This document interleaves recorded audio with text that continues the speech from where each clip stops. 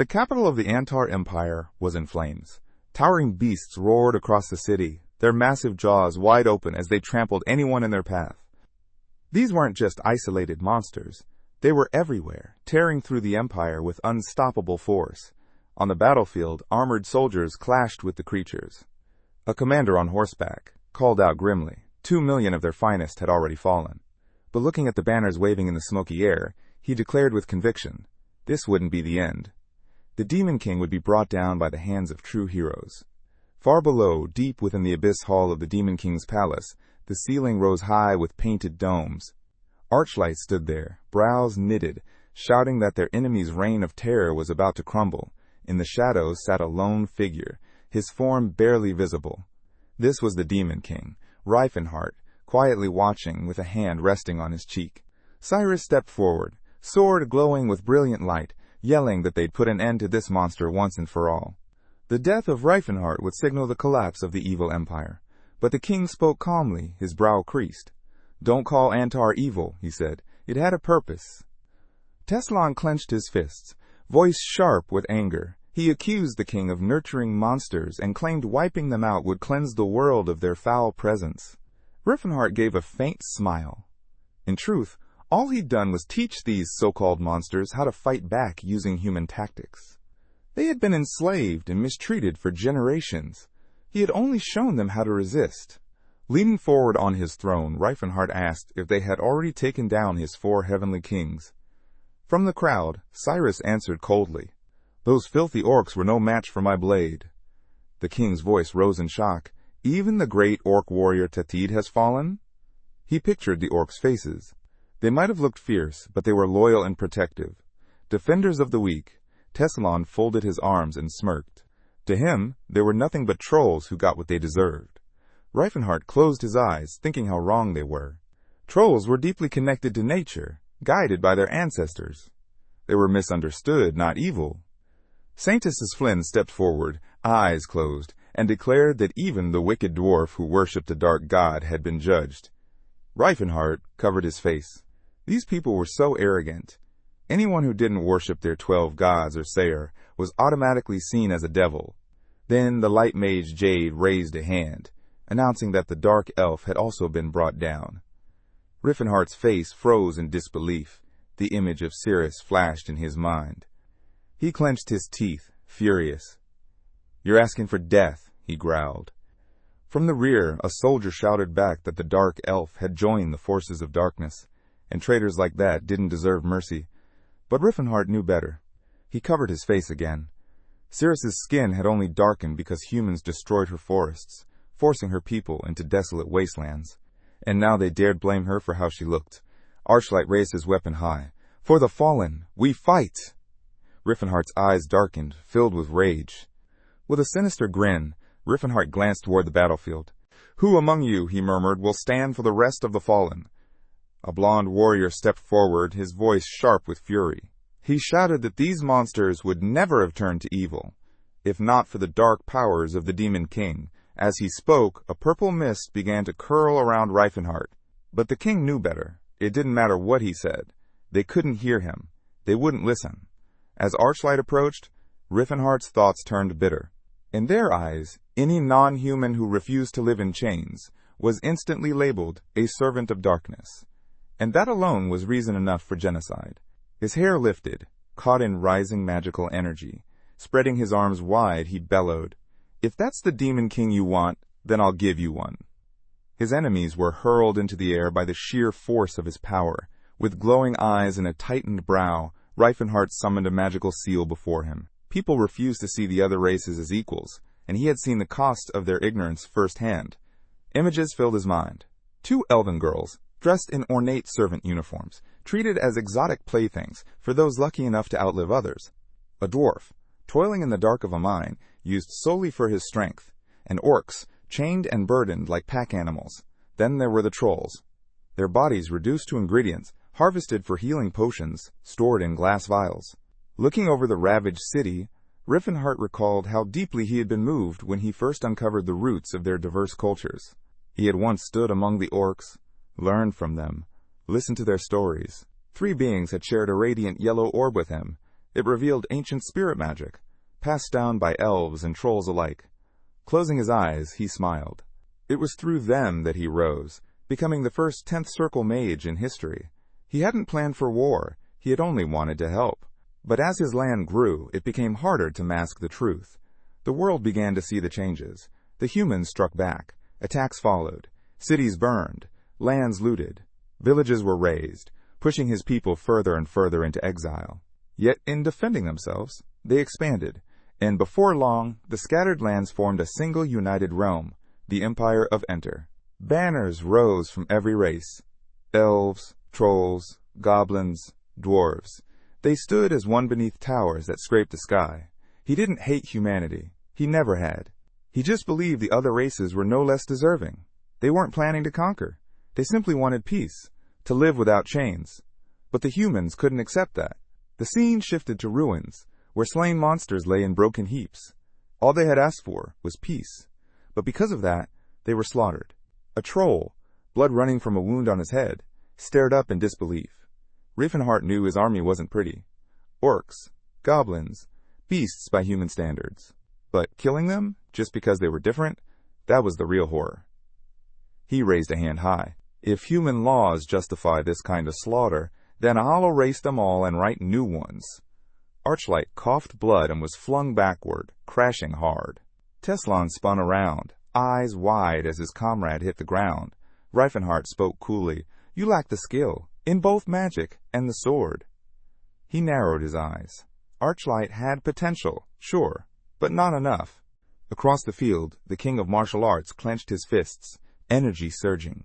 Bolts of lightning danced across his body. His strength lay in raw power. Power surged through the martial king, his body engulfed in blazing flames. Riefenhart watched carefully. The others had been easy, but this one? He was something else. The towering fighter lunged forward and slammed his fist into the ground. Riefenhart barely dodged, leaping back just in time. Then came Teslan, charging in.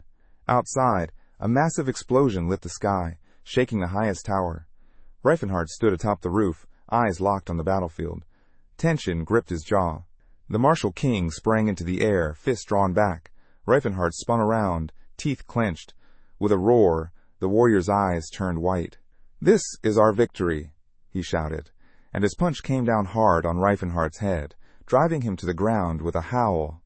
Teslan raised both arms, smug. "It's over, just as expected." Riefenhart, blood running down his face, grimaced. His spine felt shattered. He knew he had to kill them, but in this state that was impossible. Still rubbing his aching head, he heard the martial artist shout again, "Your trial starts now." Riefenhart looked up, breathing heavily. He had to admit, he lost. Teslan narrowed his eyes. "The spell is broken. You've got no hold over us now." But Riefenhart didn't relax. His jaw tightened. He wasn't ready to give up. He couldn't. The wind tore through his hair and cloak as his thoughts burned. These so-called heroes believed monsters should live as obedient slaves. And that was justice? He reached for an artifact, a powerful relic he'd found in the ancient ruins. The burly fighter scowled, his brow furrowed deep. "What are you doing?" Riefenhart's face twisted with rage. "I'm casting a regression spell," he roared. "I'll tear time apart if I have to. Let the gods deal with that." A storm of energy whipped around him as the spell activated. He wasn't even sure if it would work. But there was no turning back now. The martial king lunged at him again. Gripping the artifact, Riefenhart made a vow. He wouldn't die here. The sky lit up. The artifact pulsed with light. Teslan's fist closed in, and Riefenhart screamed. A blinding flash ripped through the empire. Red and yellow energy clashed mid-air. A shockwave exploded, followed by a blinding white light. Then, silence. Somewhere far away, birds sat calmly on tree branches. Smoke drifted from a wooden house. White curtains fluttered in the breeze. A young man opened his eyes slowly. Was he alive? His body felt strong, unusually strong. He blinked, trying to process what happened. Had the spell actually worked? He hadn't even decoded half of it. Peering out the window, he whispered, "So, time really did jump." But the scenery, it was unfamiliar. This wasn't a place he remembered from his past. Scratching his ear, he wondered, how old was he now? Outside, in front of a cozy little house tucked into a hollow, An axe rested against a stump. He stepped onto the wooden floor, glancing down at his new body. Solid, muscular. "Damn," he muttered. "Not bad." He raised a brow. "Whose body is this?" Reifenhart stared at his calloused hands, tracing the scars and hardened skin. Muscles rippled under every movement. He remembered how the elves used to swoon over him in his youth. Admired his charm, his body. He walked over to a mirror. Where was that sharp, elegant face he once had? Touching his jawline, he sighed. This wasn't just time travel. It was a full-on body swap. His red brows furrowed as he studied his new reflection. Whoever this guy was, he'd lived a rough life. Opening his mouth, Reifenhart began to wonder. What if he imagined this guy a bit broader with facial hair? Sweat trickled down Reifenhart's face as realization hit him. He looked exactly like Teslan. A voice called out his name. He turned fast. The door swung open. A towering man stepped in, sunlight behind him. "The sun's been up for a while now," he barked. He leaned forward, squinting at him. "Why are you still lazing around inside?" With hands on his hips and a big grin, the man added, "Come on, today's a great day to get started." Reifenhart went pale. The man's size alone was enough to freeze him in place, and as he stepped closer, the stranger noticed his frozen stare. "What's with the look?" he asked. "You act like you've never seen me before." He closed his eyes, exasperated. "Don't tell me you're pulling that amnesia excuse again."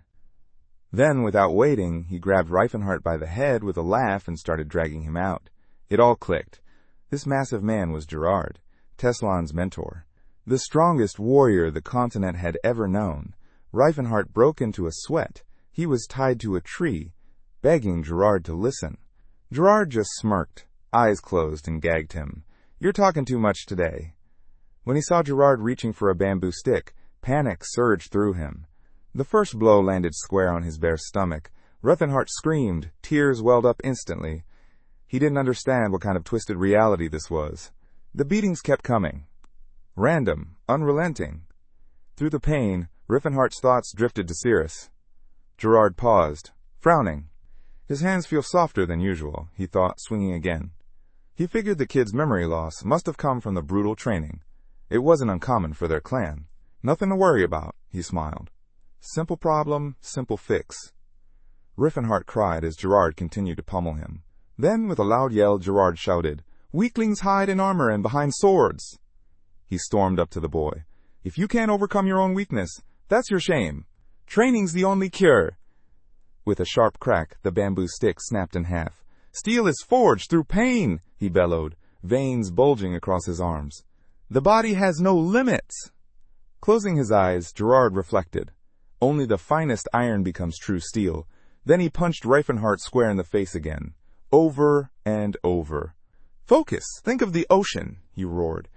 Reifenhart shut his eyes and pictured it. He and Cirrus together by the sea. His body collapsed to the ground. Finally, Gerard called it.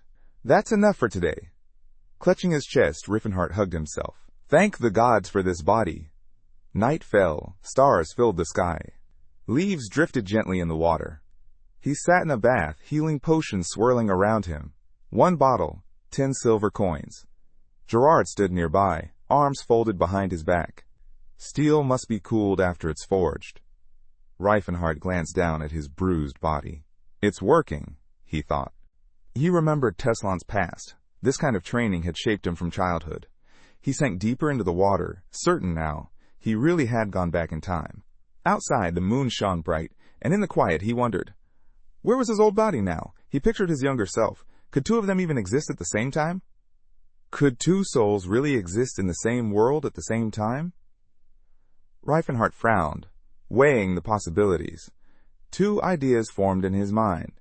He pictured 2 shadowy figures. One, his older self trapped in Teslan's body. The other, his younger self still out there somewhere in this world. With half his face underwater, he considered something else. What if the king of martial arts had ended up in his body, the body of young Reifenhart? He imagined the young, scrawny mage balancing stacks of books, trying to make sense of a world he no longer understood. Later, Reifenhart found himself standing before a massive plate piled with meat. Gerard stood nearby, booming, "Dig in!" As he bit into the food, the mentor barked, A worn-out body needs fuel. Eat up! Then they were climbing a mountain. Reifenhart was weighed down with a massive load strapped to his back, while Gerard had already reached the top, fresh, grinning, and ready to keep going. Let's get back to it, he called cheerfully. Later, Reifenhart was on the ground, doing sit-ups, drenched in sweat. He had no clue how long this madness was going to last. That night, he lay flat on the bed, drained. Tears slipped down from his tired eyes. In the corner of the room, he sat quietly, deep in thought. What would all this mean for the future? He pictured his younger self again, alone in a library, nose in a book. Souls were supposed to be unique.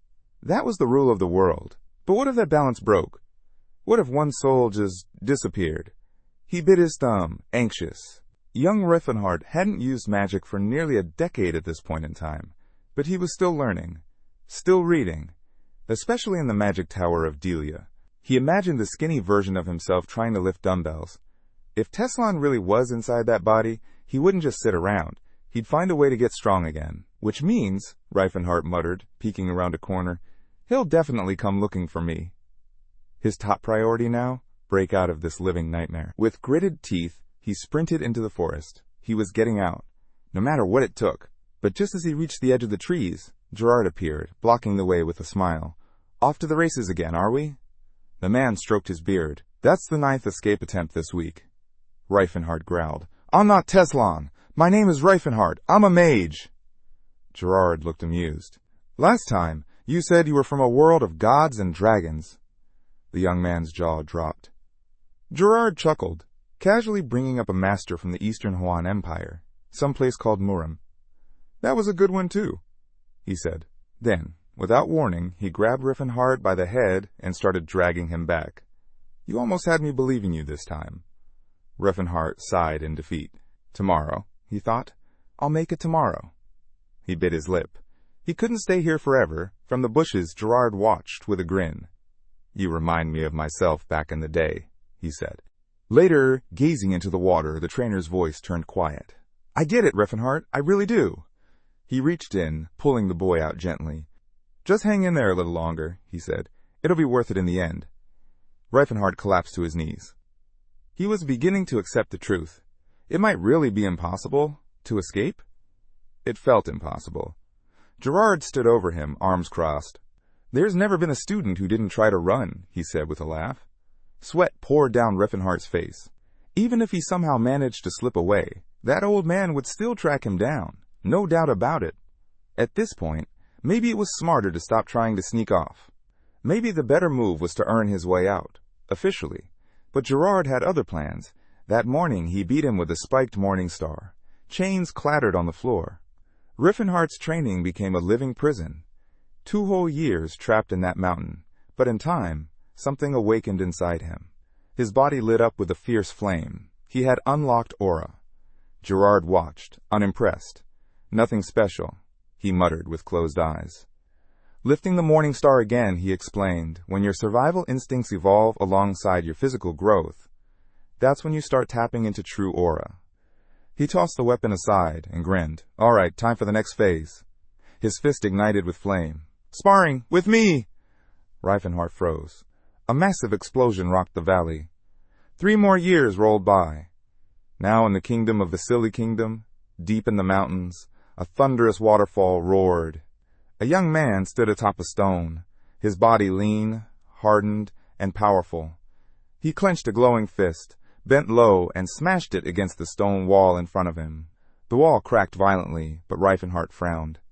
Still not enough. He stood before the fractured rock, frustrated. He had hit a ceiling. The 3rd stage was his current limit. I have to reach the 4th, he muttered. Raising his hand again, he thought about the final technique, Horn of Calamity. A legendary move said to summon 9 waves in a single blow, so powerful it could kill even a god.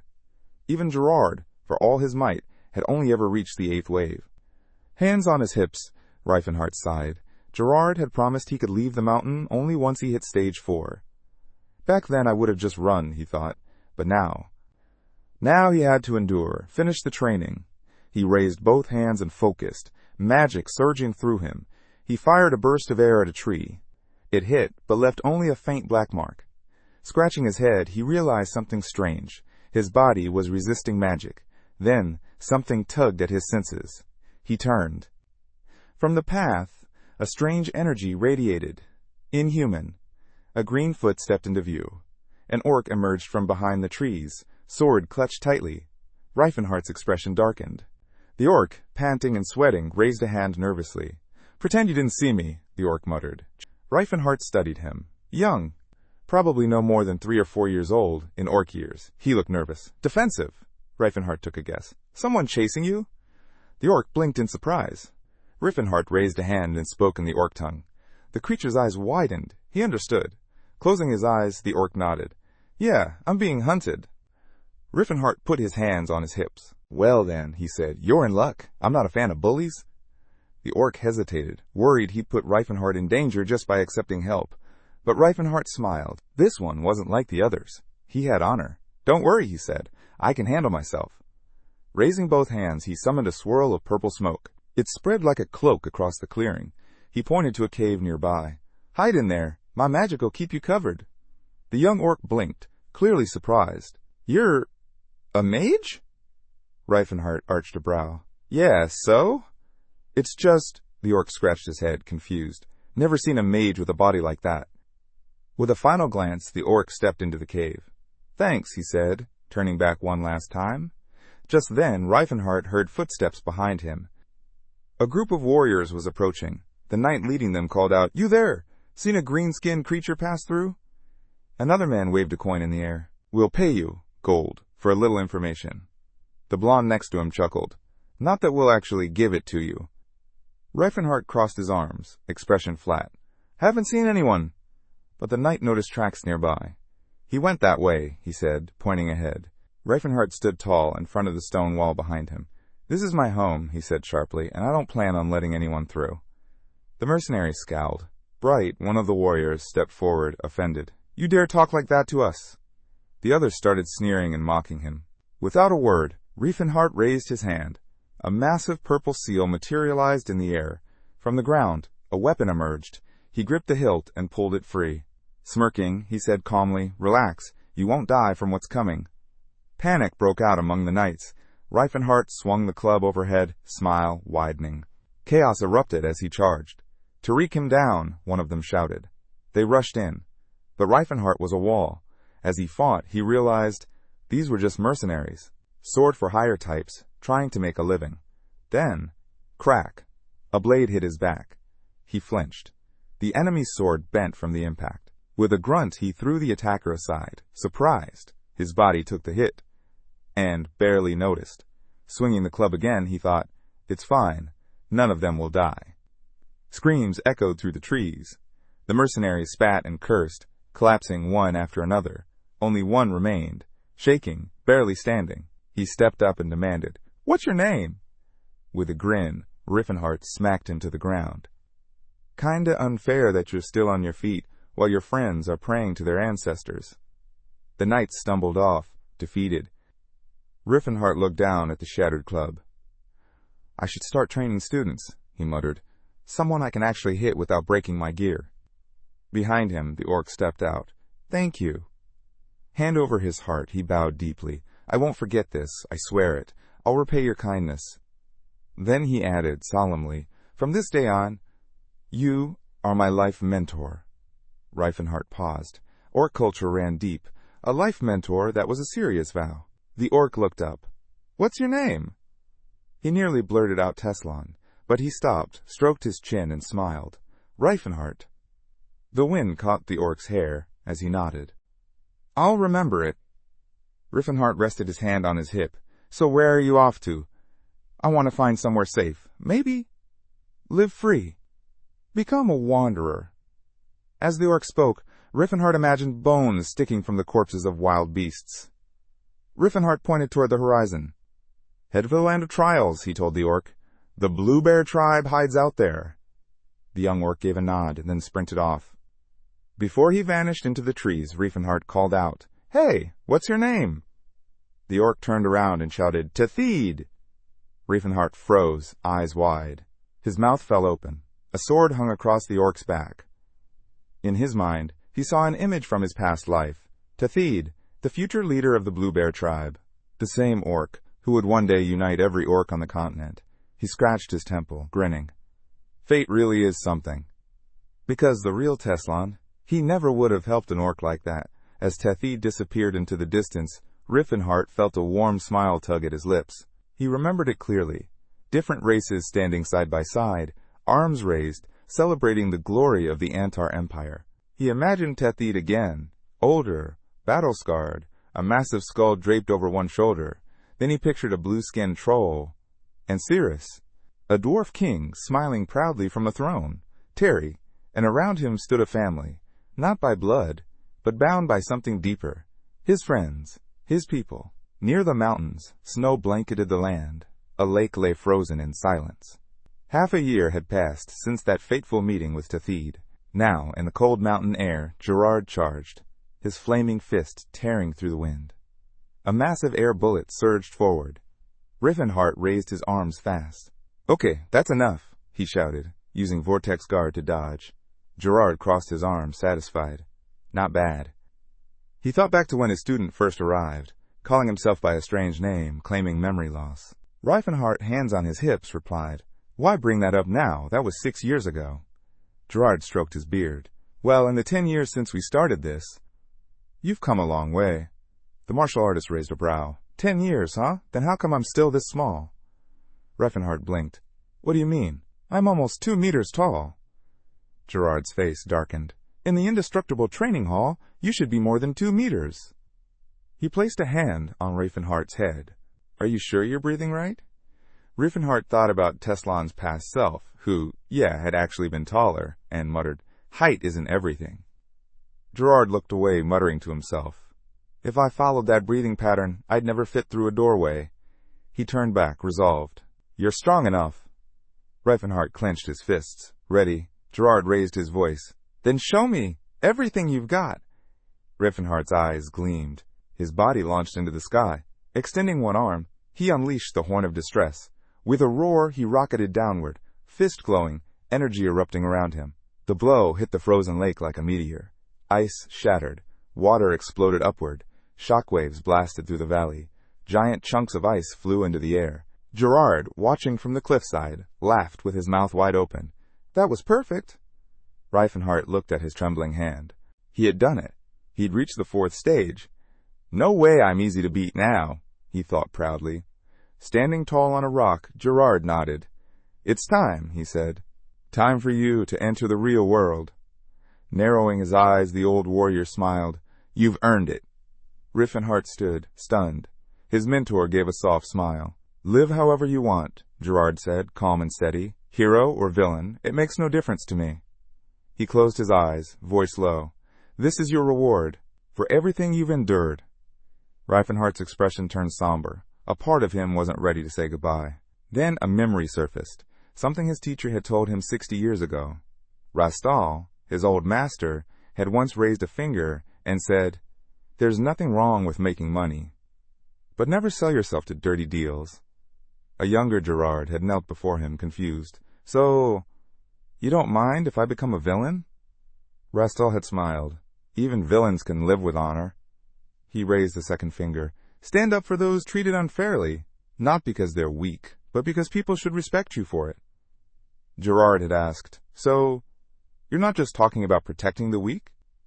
His teacher nodded. Weakness doesn't always come from injustice. You'll need to learn the difference. Then came the third finger. And above all, pass on the teachings of the unbreakable training hall. Never let them fade. Now standing in the icy wind, Gerard echoed that same message. Find a student, he said. Someone worthy. Pass it on. I'll remember that, Riefenhart replied firmly. Gerard tossed him a small bag. It's not easy. Could take a lifetime, but don't miss your chance. Riefenhart opened it. 30 silver coins. He frowned. Only 30? I thought you were rich in Vasily Kingdom. Don't you have an estate in the capital? Gerard waved it off. The clan sets the training fee. I don't touch it. Then he handed over a scroll. I've prepared a little something for you in the Settler Mountains. There's a mark on the map. Riefenhart unrolled the parchment. I'll check it out, he promised. Gerard gave a nod. If you're ever nearby, don't forget. With that, Reifenhart turned and began walking into the snowy wilderness. Each step crunched beneath his boots. He paused, glancing back. Was he really free now? Snowflakes danced around him, whipped by the wind. Suddenly, boom! An explosion echoed behind him. Mouth open, Reifenhart whipped around. What the? Gerard stood with his fist raised high. Go! With unshakable resolve. A grin stretched across the young warrior's face. The heir of the strongest techniques in this land. Reifenhart turned and ran, heart pounding, fire in his chest. Far below, the sun gleamed over the city. A villager raised a hand. Too dangerous, he muttered. The mayor stepped forward. I still have to say it. A knight gripped the hilt of his sword. What happened? An old man approached, tossing him a coin. Pay for the food. The knight looked down, confused. Is this all? The man muttered to himself. Selfish, but it should cover it. The tavern owner picked up the coin, blinking in disbelief. The knight grinned. What? First time you've seen a ducat? Another local apologized. Sorry, but that's not enough. The swordsman's jaw dropped. You think we don't know what things cost around here? Prices or not, the nobleman didn't care. He struck the village headman across the face. Don't you dare insult me, he roared. Around them, the peasants frowned. Their thoughts were clear. These weren't knights. They were thieves in armor. Bandits who had taken over their homes. Devoured every last grain and paid them just a single ducat, not even enough to cover delivery and errands. A man nearby chuckled. What's going on? Nothing, someone muttered. Everything's fine. Then Stefan strolled down the stairs, watching the scene. This, he said smugly, is why you don't go soft on peasants. His companion narrowed his eyes slightly. They don't know their place at all. Far from that chaos, a memory flashed. Reifenhart lay on a soft bed, his lover nestled beside him. He smiled. Why do you keep touching me like that? Cirrus ran her fingers along his chest. I want to, she said simply. She traced the lines of his body. You're sharp, like a blade, sculpted. Snapping back to the present, Reifenhart stared into a mirror. That old reflection, long gone. Now his frame was taller, broader, stronger. At least that much was a win. Out the window, he watched the streets below. Cirrus. She'd be around 70 now in elven years. Barely 17 by human standards. People bustled through the city. Reifenhart's expression hardened. He was somewhere south of Vasily Kingdom, and he remembered. Next year, she'd be sold at the Chatan slave auction. He scratched his chin. What should I do? He muttered. Charging in was tempting. Just break in and take her, but that would be reckless. If his magical power were disrupted, recovering it could take years. Better to handle it with money. He clenched his fist. Too bad he didn't have any. Especially now, when elves sold for insane amounts. Above him, clouds curled around the peak of an ancient obelisk. He had a powerful body, elite techniques, and future knowledge. And on the road to Chatan were ancient ruins. Find anything yet? Stefan asked. Todd sat cross-legged, eyes closed. Wait a bit longer. The boy stared out the window. Is this really it? The mage nodded. Far beyond the city stood towering mountains. Somewhere in those peaks was his ancestor's grave. As he walked the street, Reifenhart held up a map. His body was tough, ridiculously so, the kind of build a martial arts king could walk shirtless in during winter. He scowled. Artificial return. A rare technique, able to restore memories at any point in time.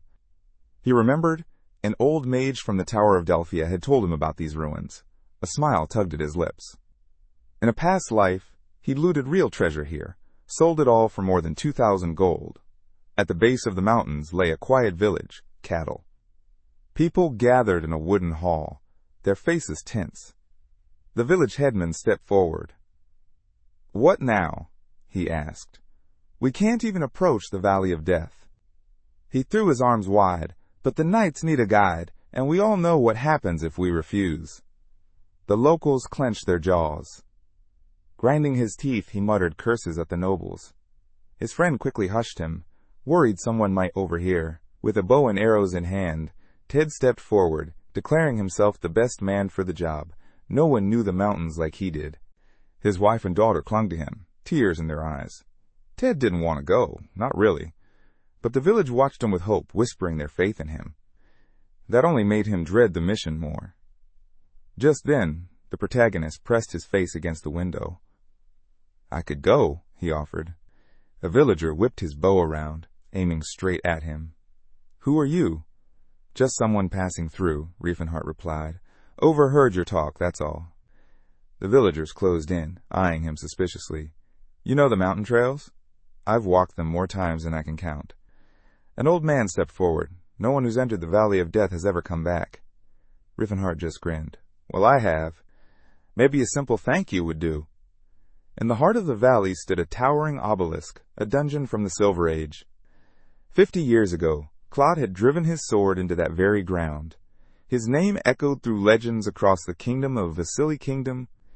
He'd marched into that cursed valley with only a squire and never returned. Worse yet, his demonic sword, Alcyon, the family's pride, was left behind. Now, a new squad, led by Stefan, advanced toward the valley. Lelcia walked beside him, calling him noble. The boy gave her a nod, grateful for the kind words. A grizzled warrior glanced their way. That slave again. Clearly, those two were closer than expected. Scylla beamed with pride. The man was shocked that someone so young could wield the blessing so easily. The Saintess closed his eyes in quiet reflection. The protagonist wasn't sure what to make of the boy. He didn't quite seem real. Tatid came over, and they exchanged a few words. Reifenhardt decided it was his turn and stepped in to join the conversation. Their eyes met. The boy felt something strange in the air between them. The man quickly covered his mouth and blushed. The boy's eyes widened, horrified by the thought that crossed his mind. Edward broke the tension. "Good choice." The warrior turned. "Are we still talking about guiding the way?" The knight confirmed it. The villagers were too afraid to take on the task. "Not surprising," the warrior muttered. "Who wouldn't be scared?" The nobleman raised an eyebrow. "Scared? When they've got imperial knights by their side?" The protagonist clenched his jaw. Typical knight, always boasting. Suddenly, a noise snapped everyone's attention skyward. Leaves rustled violently. From the trees, massive birds launched into the air. Harpies, snarling, screeching, wings wide, dived straight at them. The commander shouted, "Get ready!" One harpy lunged, claws extended. Stefan raised his sword. "How dare you strike at those blessed by seizure!" he roared. "Everyone, attack!" Tati lifted his hand. Chains of fire erupted, crashing down on the enemy. Scylla clasped his hands, calling out, "Lord Philinus, grant them strength and courage!" He watched closely, ready for what came next. Watching the battle unfold from the sidelines, Riefenhardt thought things were going surprisingly well. The boy beside him, however, wasn't impressed. From a martial artist's perspective, this guy was still far from impressive. At least Gerard never bragged without backing it up. The youth eyed him warily. Meanwhile, the orcs cowered, shielding their heads in fear. One of the harpies dove, jaws wide open. The thugs squeezed their eyes shut. Then the warrior's fist smashed into the monster's face, shattering it instantly. He stood there with his arm extended, but no one seemed to notice the blow he'd just landed. Reifenhardt's thoughts drifted. Ted, bow in hand, was supposed to die right about now. That memory lingered like a warning. Another beast lunged, tongue whipping out. Stefan slashed it down mid-attack. Around him, more monsters swarmed his men. The boy paid them no mind, focused solely on his own fight. Riefenhardt sighed. What a selfish guy. Scylla reached out and told him to get behind the trees. A harpy flapped hard, sending a volley of razor-sharp feathers flying. They struck the boy's body, but didn't leave a mark. One feather, however, hit his eye. He punched the monster hard, surprised to feel tears welling up. Even after all his brutal training, they still came. Nearby, the commander leaned on his sword and asked if the Saintess and mages were unharmed. "They're fine," Edward replied. "What about the rest?" the warrior asked coldly. The captain shrugged. "The Altion knights can handle themselves." Cheers erupted as Stefan finally gave the command to rest. The warrior turned to Tatid with a smile. "If it weren't for you, I'd be dead." Tatid raised a hand. "I've got a friend at the Delia Magic Tower." Hearing that, the protagonist tensed, eyes narrowing. He gave his name and asked, "Do we know each other?" The man raised an eyebrow. "You? With friends that high up?" Reifenhardt's heart skipped, then nearly stopped when the wizard called him sweet and adorable. Hands in his pockets, he asked cautiously how the mage had been lately. Studying, as usual, came the reply. Reifenhart frowned. Nothing odd happened to you in recent years? Not that I remember. Tathid touched his cheeks, lost in memories. Sharp nose, pretty eyes, smooth skin. The warrior sighed. This guy was obsessed with his body, but not like Gerard was. This was different. Smiling awkwardly, the warrior tried to switch gears. Has anything about me seemed off? The man just shrugged. Never really paid attention. Celine came over. You good? I'm fine, Reifenhart muttered. Check on the orcs? The boy used healing magic, but one of the thugs said they weren't hurt. A soldier scoffed, telling the saintess not to waste magic on beasts. But the orcs gave quiet thanks to the healer. Reifenhart watched them. Their gratitude. It felt more like that of pets than equals. He thought to himself, the road to rights for other races was still a long and painful one. His mood soured further when Stefan barked an order. Show us the way! The youth narrowed his eyes and pointed ahead. The boy pointed ahead. Straight, then a right, he instructed, slowing his pace as they neared a quiet pond. What's wrong with your voice? Someone asked, sensing something was off. Hours passed. Sunlight broke through the forest canopy, casting golden rays across the path. The knight furrowed his brow, listing every monster they had encountered along the way. Why are there so many on such a tiny mountain? His comrade asked. The warrior didn't answer out loud, but the truth nagged at him. He was leading them through the hardest path on purpose. Suddenly, the boy halted and shouted for everyone to stop. The fighter smirked. Shortest route, he told himself, definitely not doing this to mess with them. The commander climbed up a rock, scanning the area. He looked stunned. There, he whispered. A massive obelisk rose from the gorge before them. Claude's final resting place. Stefan grinned. That's it? Edward nodded. Pelton. A heavy mist settled over the ruins. The team moved toward the dungeon entrance and came to a halt in front of an enormous gate. Tathid raised his hand. This is it. Without hesitation, the man signaled them forward. The boy flared up and yelled for everyone to brace themselves. Reifenhart folded his hands. I'll stay here, he said. No way I'd find the village alone. The commander gave him a nod. You've done your part. We'll make sure you get back safely. That made Reifenhart smile. So the captain's not completely heartless after all. Their swords gleamed as the leader reminded them. A great man was buried in there, and they had to retrieve the demonic sword at any cost. With a roar, the knight ordered them forward. The boy gave a dry, good luck, and watched as everyone disappeared into the dungeon. He smirked. Time to take care of his own business. Vines clung to the dungeon walls. In the Silver Era, Palton was a critical military base. The tech left behind was still considered priceless. Inside, the warrior paused. This place stirred old memories. He had explored it once with Cirrus. She had pressed herself against a wall and whispered, There's a hidden passage. The walls shifted, revealing a secret room. Blushing, he wondered what they'd been thinking, sneaking into such a dangerous place. Placing a hand on the stone, Reifenhart recalled. The entrance required a reverse balance of water and earth seals. Luckily, he had a cheat sheet hidden up his sleeve. Closing his eyes, he cursed under his breath. Low mana. Again. Why is this body's brain so hopeless? But then the doors creaked open. He shrugged off his jacket and stretched. Time to see what this body can really do. A sudden scream echoed through the halls. He froze.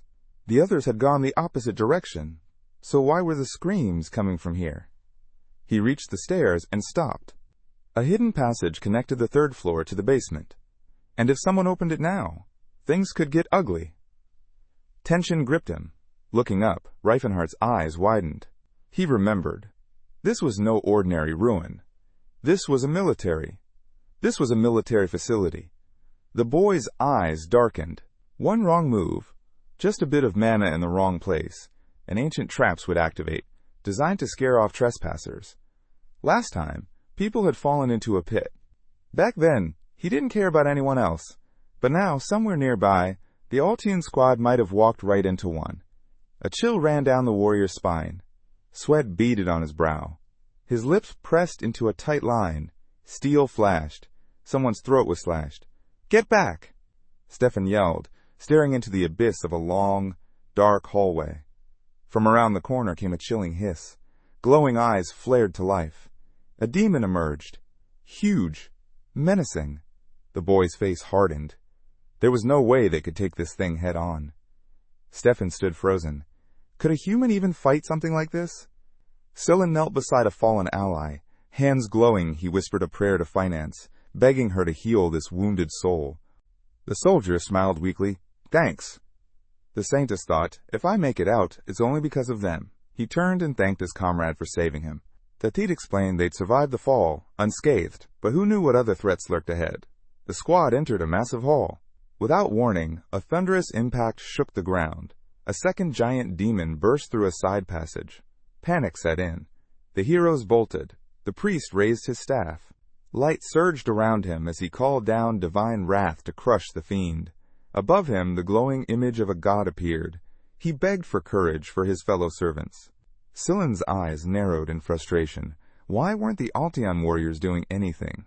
Holy energy crackled, swirling in the air. He prayed again for a flood of courage. Then, with a mighty roar, the knights charged, eyes blazing. The magician was stunned. Scylla had unleashed so much holy energy, it turned them into berserkers. Undead collided with soldiers. Steel clashed, sparks flew. The mage conjured a glowing circle. Then dozens of swords shimmered into existence above him. Lelsia leaped into the air, grabbed one mid-flight, and drove it straight through the enemy's hand. Blood splattered across her armor. The monster retaliated, slamming a punch into her chest. She stumbled, bracing herself. An elf rushed to her side, pressing a hand to the wound. "Did it help?" she asked. Stefan swung his sword, carving into the beast. "Excellent work," he praised. Nearby, the boy slashed his blade across the demon's body. Stefan turned, wiped blood from his sword, and muttered, "Pathetic creatures." Then the captain shouted for everyone to regroup. A massive explosion rocked the ceiling. Flames burst above them, and then it collapsed. From the fire stepped another monster, its body blazing. It roared, blasting soldiers backward with one swing. The knight stared it down. "We finished this.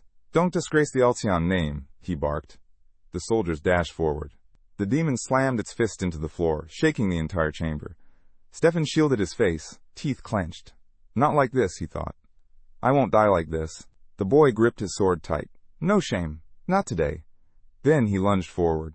And right behind him, the commander charged, eyes burning, calling himself the only true descendant of the Alteon bloodline, the commander declared, claiming his title as one of the unshakable. He drove his sword deep into the demon's shoulder. But the monster retaliated with a crushing blow to his face, launching him through the air. His body hit the ground hard, bouncing before crashing to a stop. Arms sprawled, eyes wide. He didn't move. Scylla clasped his fingers together, summoning divine power. "Finance, smite these fiends with your holy light." His staff struck down, landing a clean blow on the demon's head. The creature snapped its eyes open, blazing with rage. The Saintess froze, horror etched across his face. The demon lunged. Scylla closed his eyes, bracing for the end. But then, out of nowhere, the demon was thrown aside. The priest opened his eyes, startled.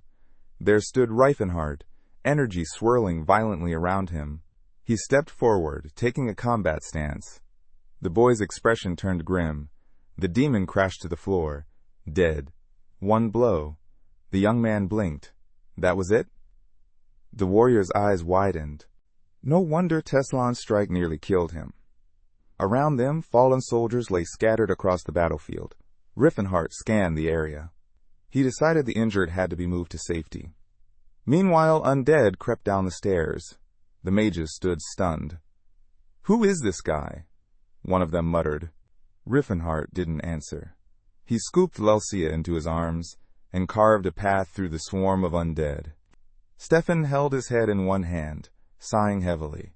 Edward stepped up. "Everything all right?" All around them, dead monsters littered the stairwell. The boy frowned. What just happened? His mouth fell open as someone filled him in. The commander turned and pointed. "Is he the martial artist?" The captain clenched a fist near his mouth. "I couldn't even recognize him. What's your name?" The boy crossed his arms. No way he could say his real name. He made one up. The knight tilted his head. "Never heard of him." "Where are you from?" Stefan asked. "No idea," the boy replied bluntly. The knight frowned. "Could this guy be just a rogue?" Not even an aristocrat? Stefan placed a hand on his shoulder. Well, thanks for finishing off the ones we weakened. Reifenhart scoffed. You really think that's all I did? Use your head. The captain glared. You speak to the Altion family with respect. Edward stepped in. Let it go. The man laughed. What do you expect from a commoner? No manners. The knight asked, Who taught you anything at all? Looking away, the fighter shrugged. I just picked things up, bits of wisdom here and there. No way I'm saying Gerard's name, he thought. Too famous. How did you get this strong? Stefan demanded. The protagonist scratched his ear. Shouldn't we be helping the wounded? The nobleman raised an eyebrow, surprised by how casually he spoke. Reifenhart pointed. They could use the help. The nobles exchanged glances. To them, the guide sounded arrogant, like he didn't even realize it. Still scratching his ear, the boy stood calmly. Edward finally nodded. That attitude is typical of someone who hold high positions and talk down to others, Edward said, eyeing him carefully. Maybe he's from a royal family. The youth glanced away. The man was beginning to understand. His arrogance wasn't random. His tone and words sounded exactly like an adult lecturing kids. Sillin walked over, curious. How tall are you? 190 centimeters, the warrior replied. The Saintess's eyes lit up.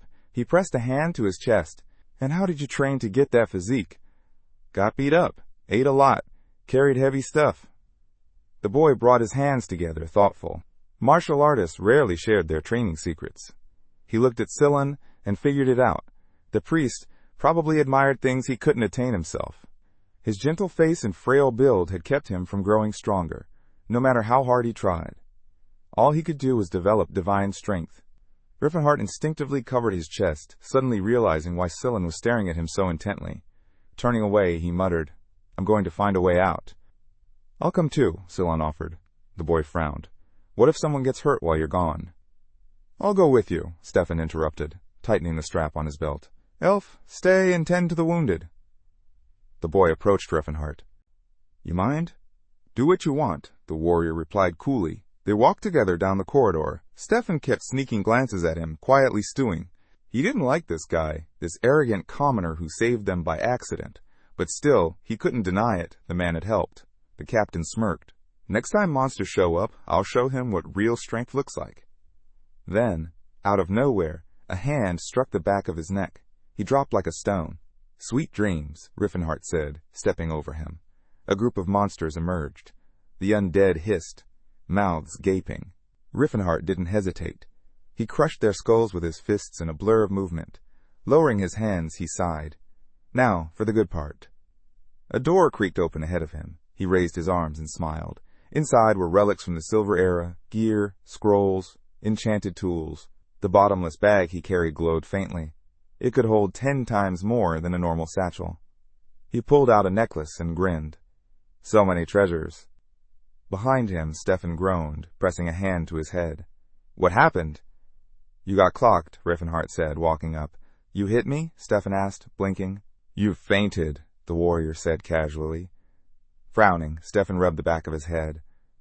This day just keeps getting worse. Thanks, I guess. No need, Reifenhart shrugged, thinking to himself. I was the one who knocked you out anyway. As if on cue, Stefan passed out again. The martial artist winced. Hope I didn't overdo it. Then he decided not to worry about it. Aristocrats always had it easy. From the floor, Stefan squinted angrily. How did I miss that? Is it just me? Reifenhart looked at the loot still left in the vault. I'll have to come back for the rest later. Above him, ivy crept along the ceiling. The group decided to return to the squad. As the soldiers moved through the corridor, Sillon walked beside Reifenhart. Are you a prince or something? He asked. With talent like yours. Reifenhart raised an eyebrow. Do normal people never stand out where you're from? The Saintess chuckled softly. It's just the way you talk. You're so naturally condescending. Even to Edward, he's over 40. The boy narrowed his eyes, pausing. I'm 22 now, he muttered. Guess I've just forgotten how to talk to people. Not many on my path lately. They stopped in front of a tall, imposing door. Stefan stepped through. Inside, a hulking demon opened its jaws, releasing a cloud of smoke. It roared, tongue slithering out, body tense with power. Reifenhart drew his sword. Of course, every place like this has a guardian. But this one he hadn't seen before. No one had taken care of it. The fighter narrowed his eyes. We need to fall back. We're not ready for this. A soldier gasped. Look, it's holding something. In the demon's hands was the demonic sword of Altion. Edward turned to his comrade. You're not seriously thinking of fighting that, are you? Stefan pulled out his weapon. Isn't it obvious? The demon snarled, lifting its massive head. Edward shouted, It's too dangerous. We should regroup at the estate and plan this properly. But Stefan's fury burned. Claude's sword defiled by a beast. He couldn't turn back now. Gritting his teeth, the knight raised his blade. We take it back. No matter what. He rallied his comrades. Reifenhart shook his head. Fool. The demon raised one arm. Within the rift, a system activated. It began correcting flaws. When it failed, it called on backup. Guardians summoned to absorb any supernatural threats. The beast let out a thunderous scream. Reifenhart's eyes sharpened. So this is the one that took Claude down and grew stronger from it. He turned to the others and shouted, It's chained. What's the fear? You're scared of a monster that can't move? Then he narrowed his gaze. You really plan to fight that thing? There's no way you're winning. Edward scoffed. Barbarian, you don't understand. Knights fight for more than just survival. Some things are worth dying for. The soldiers charged. Let's see what we're made of, the commander roared. Reifenhart stood back. And how exactly are they going to kill it? Silan raised his hands and called down blessings, divine light pouring onto his comrades. The knights landed a strong blow. Die, beast, they shouted. The demon responded by swatting them away with one claw, sending bodies flying. Reifenhart sighed, unimpressed. Told you. He sidestepped one soldier soaring toward him, then watched as the demon hurled opponents like rag dolls. Do they enjoy getting flung around? Stefan lunged again, sword slashing wildly. Still charging in like a fool, Reifenhart thought, and Edward still backing him up. Why? The boy tightened his grip and leapt into the fray. He struck. The enemy towered before them. Silan clasped his fingers, calling on finance to turn his holy staff against the demon. A burst of radiant energy shot forward, slamming into the creature. The skeleton's jaw dropped wide. Whether in pain or rage, no one could tell. Let go of that staff, the priest cried. A deafening explosion of holy light erupted in front of the monster. Above the chaos, Lelsia soared through the air. The knights charged all at once. Watching her from a distance, Reifenhart crossed his arms. She's got talent, he admitted. Might even make her number 2 on this team. Tathid raised his hands, casting a powerful spell. A vortex howled into life, swirling with violent force. Mana surged along the dungeon walls, then ignited. Chains wrapped around the monster blazed with fire, and snapped. The creature was free. Reifenhart gritted his teeth. This just got worse. The demon lunged. Its monstrous frame slammed through a group of soldiers like they were made of paper. Screaming, it barreled into the knights. Stefan lifted his sword, shouting a death sentence, but the monster struck him straight in the gut. Blood sprayed from his mouth. Stefan! Someone cried out. Clutching his chest, the captain staggered. At least he was still alive. Lelsia rushed forward again, flipping through the air in a graceful arc. She landed blow after blow, her face tight with focus. The demon's mouth lit up. Fire churned inside. A wave of flame exploded toward the squad. The soldiers dove for cover, hitting the floor just in time. Silan spread his arms as the blast erupted nearby. The boy's eyes widened in terror, pupils shrinking. At the last second, someone shielded him. The fire parted in two, roaring past them.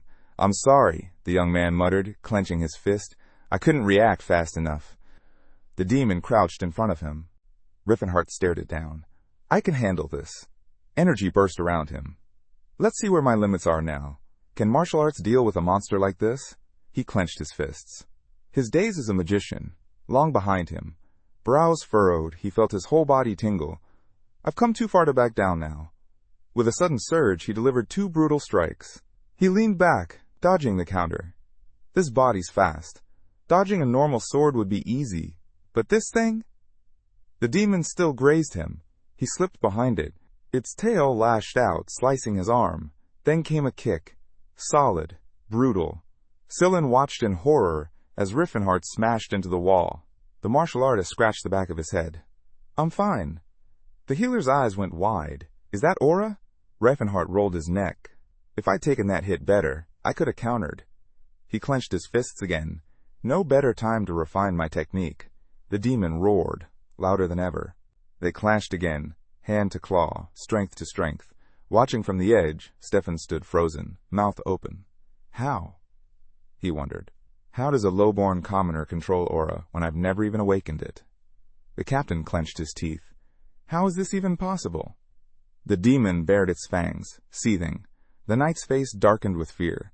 Who is this man? Reifenhart answered with his fists. One powerful punch that sent a shockwave through the air. He dodged the creature's retaliation with ease, a grin tugging at his lips. This power, I've really come a long way. With a single thunderous strike, he tore the monster's arm clean off. The demon's eyes blazed. But the dungeon didn't let its guardians fall so easily. Mana surged through the beast, forcing it to keep fighting. It opened its mouth and spewed flames. Riefenhart lunged, dodging through the inferno. Then, he caught the demon by the remaining arm, locking it in place, a perfect moment to practice his hold.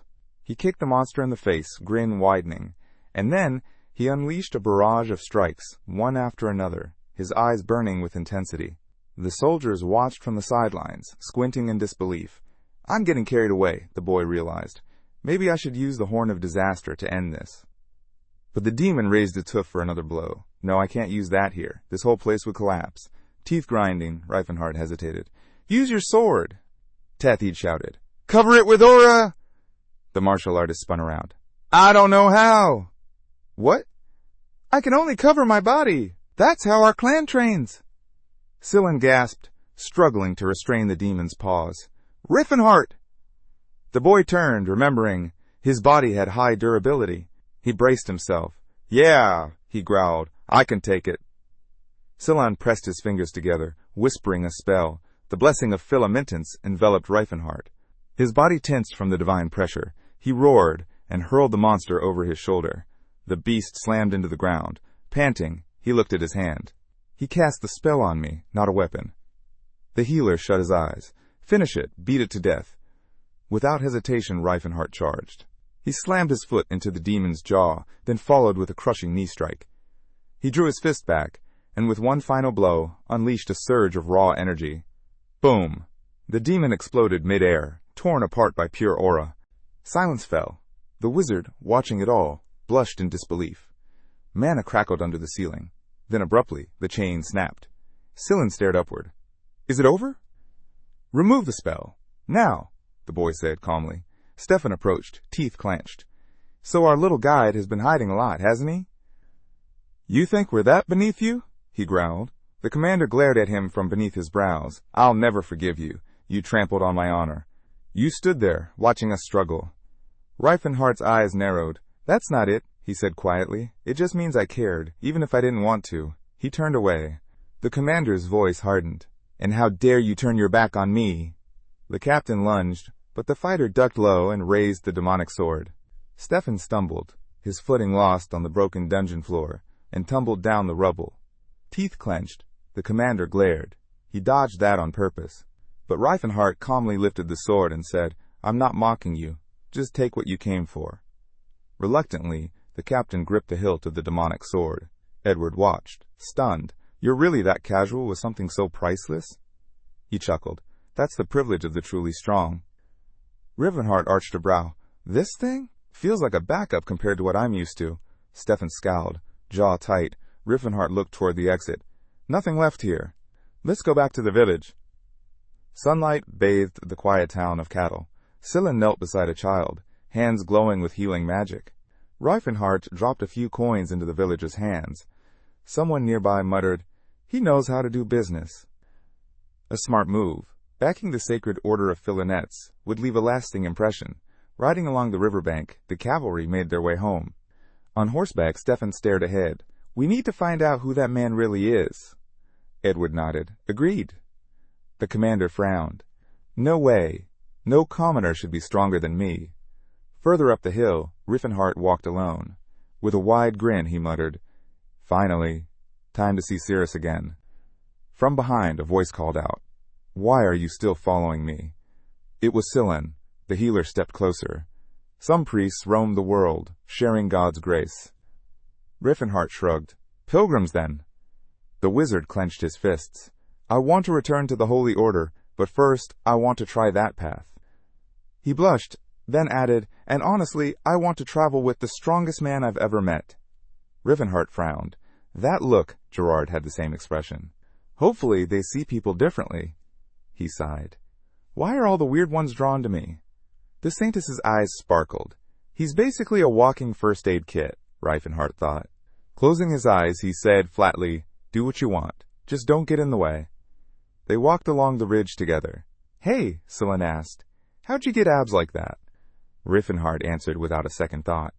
I pulled blocks of ice, took beatings every night from my mentor. Darkness fell over the city. A pale light shimmered through the palace corridors. Voices echoed. How did this even happen? A man knelt. Forgive us, master. Butler stood at the center, mouth twisted in a sneer. Elves must be loyal, body and soul. The syndicate heir placed his hands on his belt. What's the point of a slave that doesn't even understand her place? The girl stared back calmly. I was born like this. Your eyes irritate me. She lowered her head. I've had them since birth. Turned to another elf. Get me a proper slave. This one's broken. Cirrus, hand to chest, stayed silent. This was the third time she'd been returned to the market. A map unfurled. The borders of the principality began to shift. Chetan, a nation built entirely by merchants, sat high in the northern reaches of the continent. Right beside it flowed the Jura River, a vital artery that turned this region into a thriving hub of commerce. Not far from there lay Zeppelin, the capital city, and the beating heart of the trade routes. As carts rumbled down the busy streets, Scylla looked around and noticed how everyone seemed to be rushing about, caught up in their own business. The main character explained that this land was bought from the Kingdom of Graham and founded by traders. Rivenheart, watching the hustle, scowled with confidence. He was sure Cirrus had to be somewhere nearby. As they made their way through the crowd, the boy asked if they could slow down. Just then, they spotted a nobleman beating a local man. Tariq's jaw dropped as he accused the noble of smearing the name of the roof-famed trading association. The old man shielded his head while the noble casually tossed a handful of coins his way, declaring it fair payment for 30 strikes. The Saintess rushed to the injured man, asking if he was all right. The healer suggested contacting the authorities, but the man calmly began picking up the coins, saying there was no need. This money might actually help him start his own business. The wizard stared in disbelief. You're just going to let that slide for some coins? The boy reminded him, this is Chetan. Here, money rules everything. The old man quickly disappeared into the crowd. Scylla looked around, realizing he'd never seen a place quite like this. The young man told him bluntly, if you've got enough gold, you can even buy your way out of prison. The boy frowned. Then what business could you possibly have in a place like this? Crossing a stone bridge, the warrior answered, I'm here to buy something. What exactly? The Saintess asked. An intense look crossed the fighter's face. An elf. The Saintess instantly raised his hands defensively. What's wrong with you?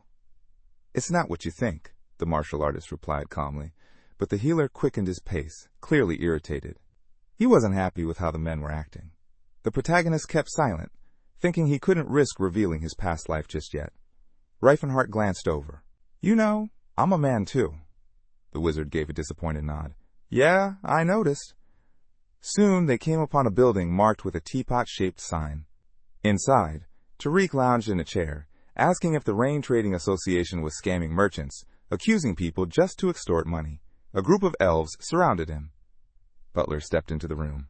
Long time no see, he said, then added, What happened to that slave you bought? Eyre, the syndicate leader, gave a crooked grin, realizing he couldn't dodge the question. I sent her back 2 weeks ago. She never listened. The trade union chief gawked. You couldn't even tame a slave? No wonder Karen didn't break the top 10. Sipping his tea, the merchant smirked. He imagined the look on his friend's face when he finally managed to tame that girl. With that, he set his sights on Elfenheim. Over the city, the clouds drifted by.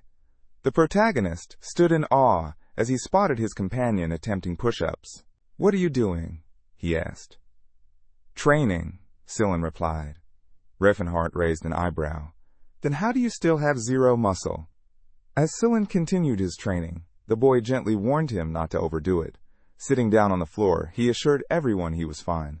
But the young man frowned when he noticed a strange glow. The Saintess gave an awkward smile. The warrior raised an eyebrow. He was starting to understand why his friend wasn't building any muscle. He pictured a pocket watch ticking backwards. Healing magic, he realized, was like reversing time. Muscles only grow through tiny tears and healing afterward, but if magic restored the body completely, it would erase that growth. With his eyes closed in concentration, the healer unknowingly returned his muscles to their pre-training state every time. The martial artist sighed. The wizard looked over. "Something wrong?" "Nothing," the protagonist replied, "but I'll show you a better training method later." Not long after, Reifenhart asked if his long hair didn't get in the way during workouts. Celine smoothed his hair down. "Doesn't matter. It grows back super fast." As they moved toward the door, the boy declared that he now had enough money. "Time to hit the slave market," he said. "I'm coming with you," the boy shouted, picturing shackled figures in his mind. The young man thought about the kinds of slaves sold at this auction: elves, orcs, and more. Each had a price tag, age group, and classification. Elves, in particular, were in high demand. Reclining on a couch, the fighter recalled another reason for their popularity. Elves had long lifespans and a much longer adolescence. The saintess mentioned that the market had been around for 300 years. The martial artist scowled. Calling this place an elven paradise was disgusting. The healer admitted he'd never seen anything like it before. The wizard blushed and wondered if elves were at least treated better than orcs. The protagonist clarified, "They're all under slave contracts. Would you like that?" Celine raised an eyebrow. "Still, maybe life under civilized care is better than struggling in the wild." Reifenhart narrowed his eyes. Exactly the kind of thinking most people have. Looking forward, the boy realized how hard it was to change a nation's mindset. That's when he decided if the world wouldn't change, he'd build an empire unlike the one from his past. Inside a room, a man greeted them and apologized for the wait. Elves greeted them with sultry smiles. Embarrassed, the boy shut his eyes. The merchant frowned. "This place isn't for her," he thought. "Why would I even bring her here?" Covering his face in frustration, the young man couldn't believe how far the forest folk had fallen. "Do you have any dark-skinned slaves?" he asked coldly. The merchant chuckled. "You've got a particular taste." The warrior turned away. "That's not what I meant." The saintess chimed in. "Didn't you say slavery was wrong?" Raising a hand, the merchant nodded. "We have one." "This way, please." They stepped into a corridor. Young girls were performing stretches and gymnastics. "They're being properly educated," the merchant explained. "That way, they'll always stay in demand." They passed women preparing food. "They're fed only the best: nuts, fruits, vegetables. Keeps their scent fresh and pleasant." The fighter scowled. "I don't need the sales pitch. Just show me the dark-skinned elf." Flustered, the merchant turned away and approached the guards. They needed room 148. Inside, slaves were locked in brutal combat. "This is our training hall," the merchant explained. "They are being groomed to become assassins." He closed his eyes for a moment. "The one you're looking for is in there." Suddenly, the martial artist began to cry. "Elsewhere." Cirrus clenched her teeth in frustration. She swung a rolled-up paper angrily inside the castle's laboratory. Meanwhile, in the same lab, the protagonist was calmly transferring liquid between flasks.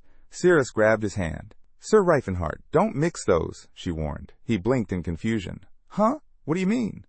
A loud boom shook the castle. The explosion lit up the sky. Even the elf screamed, "Any fool could see that would explode! Who in their right mind mixes fire flowers with stone seeds?" Still looking lost, the man scratched his head. "Sorry, guess I got distracted." "That's exactly what you said yesterday," she snapped. "And that ended in another explosion." She pulled out a handkerchief and wiped the soot off his face. Internally, she wondered why he could still look so charming, even at his age. Out loud, she sighed. "Stop moving. Your whole face is covered." The king gazed at her fondly. "Will you ever stop calling me Sir Riffenhart? Just use my name." But she looked down with a sad smile. I can't." He was about to ask why, when chaos interrupted. The castle was on fire. The king stepped out onto the balcony. Behind him, his loyal companions knelt. The orc bowed deeply. "My lord, I've come to say goodbye." The old man turned to them, puzzled. "Why those faces? It's like you've seen someone ready for the grave." Looking out at the burning palace, he took in the massive army before him, 2 million strong, gathered from every corner of the continent to take down the Demon King. "All of humanity's strength just for one battle," he whispered. The soldiers advanced in unison. The king asked, "What about the aftermath? Our nations are crippled. All this for a single fight? The orc raised his head. They never even considered acknowledging our right to exist. Darkness fell over the ruler's eyes. The warrior looked him in the face. Are you coming with us? But the old man shook his head. That's exactly why you can leave, because I'm staying. The wind tugged at his hair. Alpus, forgive me, he muttered. Even with divine backing, I still lost everything. The dwarf beside him spoke up. It wasn't divine backing, it was a prophecy. Same difference, the hero replied. He gave one last order. Stay close to the elf, let the orc clear the path. Then, cryptically, he added, the one who can cross the Diamond Man abyss and bring down the Horko pillar will soon appear. Follow him. He'll change your fate. He'll save you. The king closed his eyes, lost in memory. He recalled how surprised he'd been. He had destroyed just one shrine, and suddenly the dwarves were calling him their savior.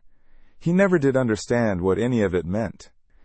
Taking a few slow steps along the balcony, he whispered a final hope, that one day they would meet again. I hope so too, the king replied softly. Stay safe. Try to survive. Sirius turned back one last time. It's time for you to go as well, the man reminded her, but she shook her head. I'm staying. I'll wait for Mr. Reifenhart. Looking at her, the king's expression softened. No one knows what fate has in store for me, if anything happens. I hope you'll find someone worthy. But she interrupted, firmly. I already told you, I'll wait. His eyes wavered. He tried again to remind her how uncertain everything was. I'll wait, she shouted, louder this time. Surprise flickered across his face, but it quickly gave way to resolve. The two embraced tightly. Back in the present, Sirius was giving it her all in the fighting ring. She moved like lightning, parrying 2 blades at once. Nearby, the slave trader watched, shaking his head. Honestly, I'm embarrassed to even show her to buyers. She's completely untamable, he muttered. Returned 3 times already. She blocked another strike with ease. She's got skills, I'll give her that. But that attitude? Total nightmare. No one wants her. I ended up using her to train other elves. At least they get a taste of real combat. He turned to the protagonist. You still want her? Without hesitation, the man nodded. Rubbing his hands together, the merchant smirked. Perverts like you, always in your own little world. Then out loud, fine. You owe me 300 gold. Sillin blinked. That's cheap. She's defective, the merchant shrugged. Honestly, I'm not even sure I should sell her. Sirius looked at Riffenhart, her expression unreadable. Are you the new master? The young man frowned. Her body bore the marks of too much pain, too many scars. He silently took off his jacket. I'll call a priest, the merchant offered. No need, Riffenhart replied. Help me with this. He gently draped the jacket over her shoulders. It's cold out. Wear this for now. What's your name? He asked. I don't have one. He wrapped a scarf around her neck. Then how about Cirrus? She looked up. Understood. Do you like it? I'll remember it. He buttoned her jacket. From now on, your full name is Cirrus Valencia. She tilted her head. Slaves don't get last names. Is that your family name? No, he said with a small smile. It's yours. Don't forget it. With warmth in his voice, Reifenhart introduced himself and his companion. Cirrus raised an eyebrow, then nodded again. Understood. Later that day, the slave trader stared at another customer, shocked. If you mean number 148, she's already been sold. Tariq's face turned pale with fury. She was bought about an hour ago, the merchant added.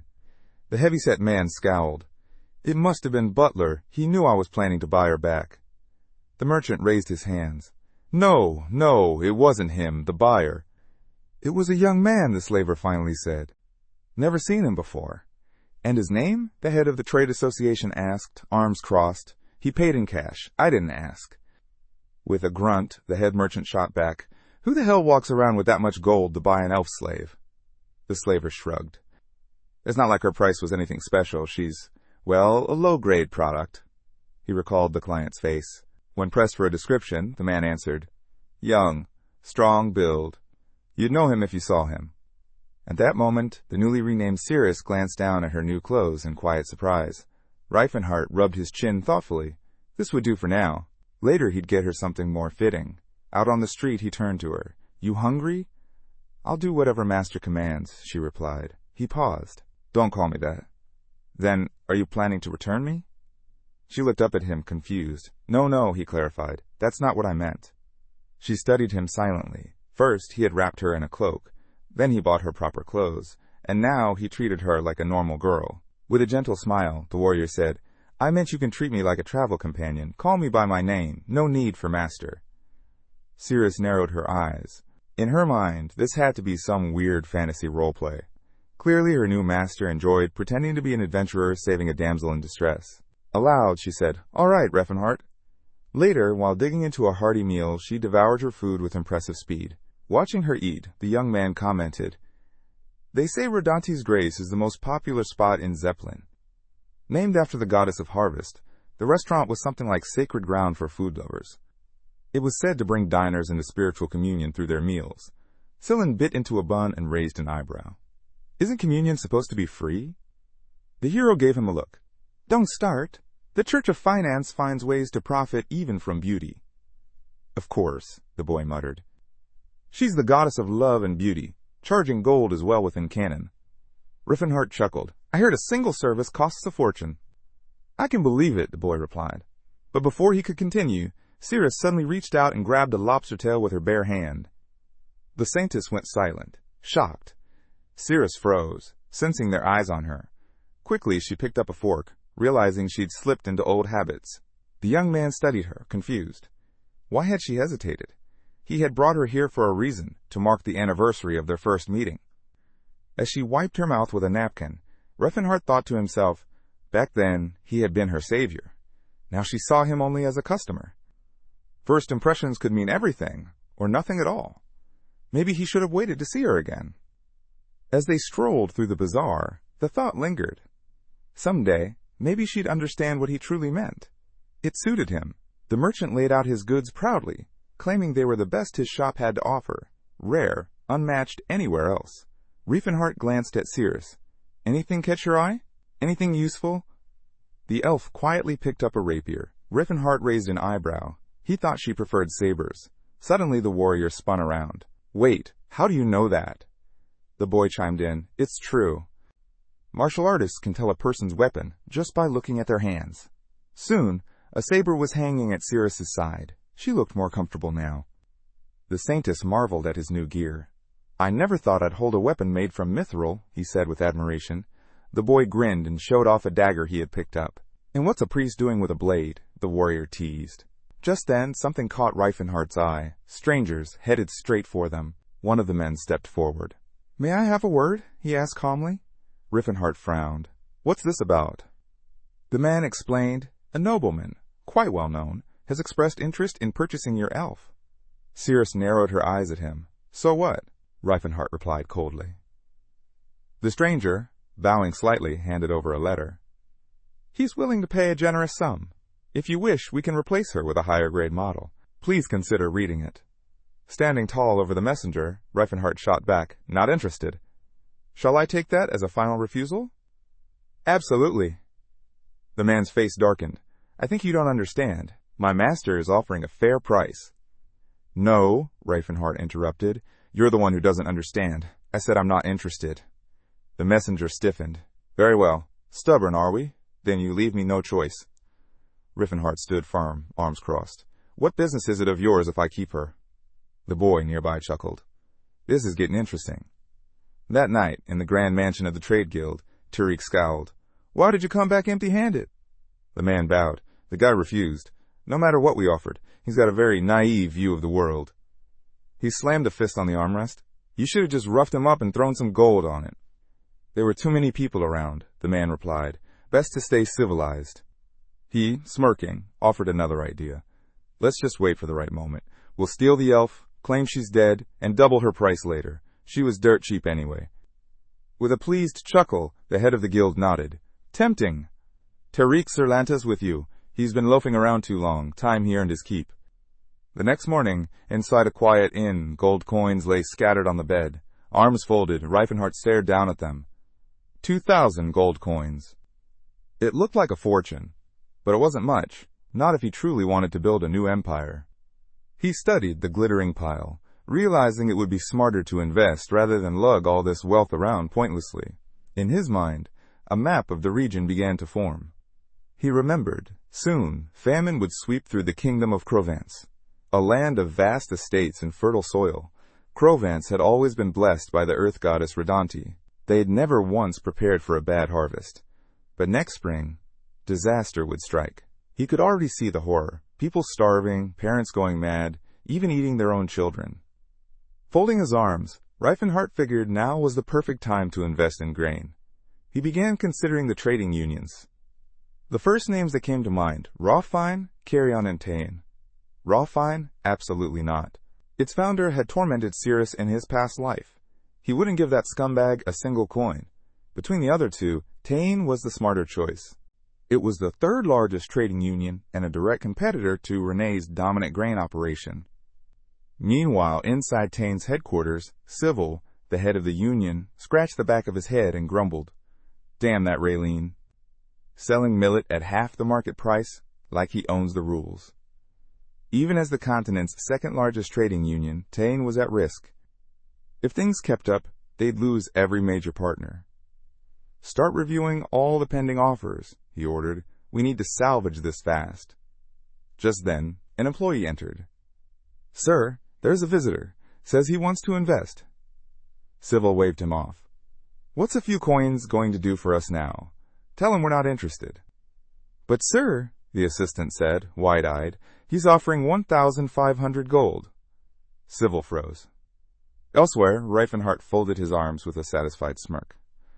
I want to invest in grain. Load up my warehouses in Provence with the spring barley harvest. Civil raised an eyebrow. Provence?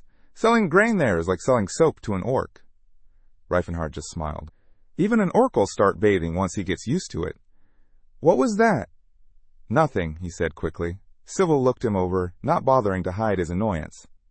It's your money, but if this fails, you take the hit. Why even risk it? Reifenhart shrugged.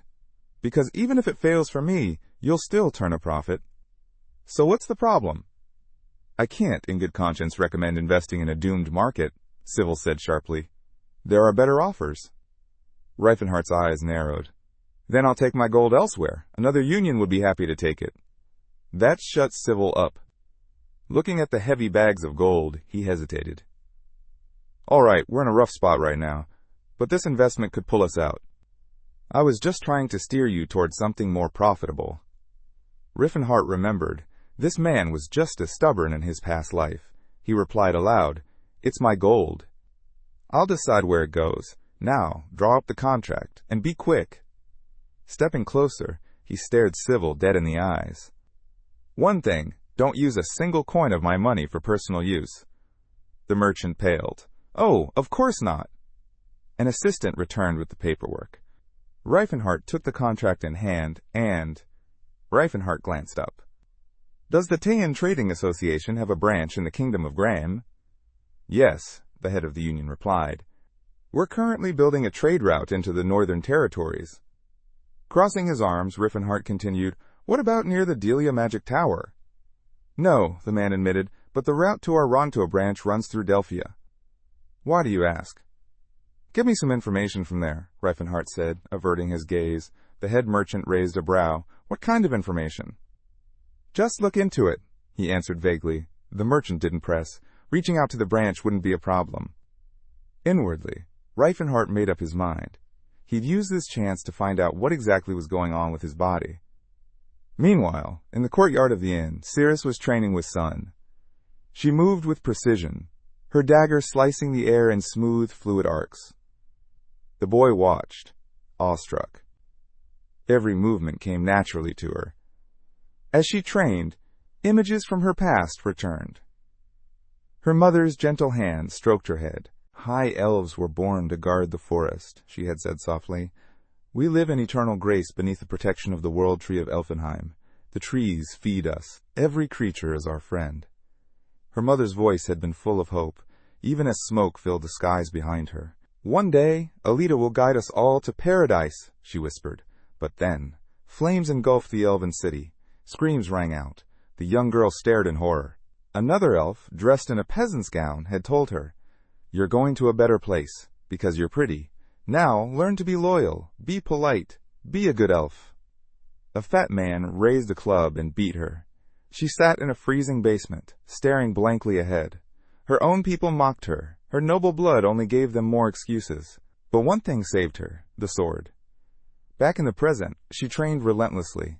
To her, all the adults who'd ever mattered wielded swords. They fought, they died, and they died with honor. That's why she loved the blade. Tears stung her eyes as she remembered her parents' final stand. Fighting desperately, never backing down. She lunged forward, faster than before. The memories faded with time, but one phrase stayed burned into her heart. "My beloved daughter, never forget your pride." Applause rang out. Sillin grinned. "That was amazing. How do you move like that?" Cirrus blinked at him. "I just try my best." "Rafini told me the same thing," the boy said, throwing a few mock punches. "Are all warriors like you?" She didn't answer. "Am I doing it right?" he asked, imitating her footwork. Then he stopped. A voice echoed from the archway. "There she is!" A crowd emerged. At the front, Romad grinned. "We're taking the slave back, to her real master." Cirrus frowned. Tarek's men entered the courtyard, spreading out. The boy stepped forward. "Who are you?" Closing his eyes, the thug smirked. "Honestly, I didn't expect someone would come to protect her. But it's too late. We've already made our move." The young priest reminded him. The elf wasn't supposed to be for sale, so why force it? The man snapped, grabbing his sword and swinging it at the boy. "You talk too much for a brat!" Before the blow could land, the female warrior blocked it with her dagger. In one swift motion, she slashed his throat. The rest of the fighters charged her, but she danced through them effortlessly, blades flashing. The elf attacked with chilling precision. Romad's face twisted in fury. How dare a slave act so bold? But as he watched her emotion, he couldn't deny. She was powerful. Meanwhile, the Saintess raised his hands in prayer, calling out to dear Philonettes to strike down these fools with her iron rod. Suddenly, the warrior had to shield the boy again. A sword came flying, slamming into a tree. The boy stared at it in horror. The squad leader, the one who'd thrown it, coldly remarked, "If the pilgrim dies, no one's gonna care." The Saintess's rage boiled over, but the girl stopped him. When he demanded to know what that monster was talking about, she simply replied, "It's fine." She stepped forward, twirling her dagger. Silent called her name. With a confident smile, she pointed the blade at the enemies. "This isn't a big deal." One of the men clenched his jaw and turned away. "Ta-ta, time to move." A tall orc stepped forward. The warrior's eyes narrowed. The orc met her gaze. "I'm working," he said. "I'll catch her." Then, almost like an apology, he added, "This is just fate." The girl sized him up. This one was different. Stronger. Could she take him? The orc lunged. Someone in the crowd barked, "Don't damage the goods."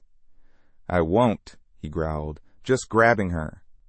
She blocked his first strike, but her eyes widened. The orc suddenly switched direction mid-swing. She dodged just in time. The blade cut the air with slicing wind. She gritted her teeth. This one was no joke. She tried to counter, but cursed herself for leaving her saber behind. Launching into the air, she went for a dive attack, but the orc met her mid-air with his blade. Watching the fight, Romad shouted in frustration, "Can't even handle one elf girl!" The big guy scowled. "Guess I'm skipping dinner again." He slammed the ground with such force it cracked the pavement and charged. She braced herself, teeth clenched. Sword raised, he came at her, but the girl didn't move. Something about her gaze, icy, unshaken. The orc hesitated. Was this a trap? Suddenly, he yanked back his blade. A split second later, her dagger slashed across his neck. Reeling, the orc realized if he hadn't pulled back just then, he might have killed her. But what would she have done if he hadn't? The elf held on to one hope. He'd make it in time. Cirrus spun around when she heard the boy scream, asking if she could stop the incoming blades. "Probably," she replied, steady and sure. Hands clasped in prayer, the Saintess shouted, "I believe in you!" He hurled a throwing knife with a snarl, cursing the boy. The blade sped toward the praying priest.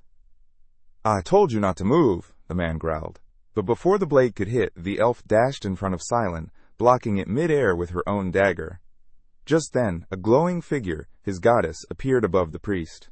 Silent pleaded to Saint Philonettes, begging her to crush their enemies with divine force. The warrior opened her mouth, ready for action. Then, from the sky, an iron rod slammed down on the attackers. A huge cloud of dust exploded through the courtyard. The boy took off running. "Holy power is meant for demons and the dead," he yelled, "but it'll buy us time. Let's go." The elf got the message. Grabbing the Saintess by his belt, she shouted his name and flung her dagger forward. It pierced the wall. Using the embedded blade as a launch point, she stepped onto it, jumped, pulled the boy close, and soared through the window, glass shattering around them. "Talk it! After them!" the villain shouted, pointing at the broken window. Another man turned and muttered, "All this chaos over one elf?" The squad leader defended himself. "She's stronger than we thought." The old man chuckled bitterly. "Even Tal couldn't catch her. That slave fought toe-to-toe with an orc warrior." Sir Lantis placed a hand on his sword. "Guess it's my turn. Where'd they go?" The moment someone pointed the direction, his body lit up. In a flash, he shot upward, soaring toward the shattered window. His scarf vanished into the darkness behind him. Romad watched, stunned. Just one leap, and the man was airborne. The old man scanned the corridor and muttered, "We've lost him." Then the squad leader snapped his fingers.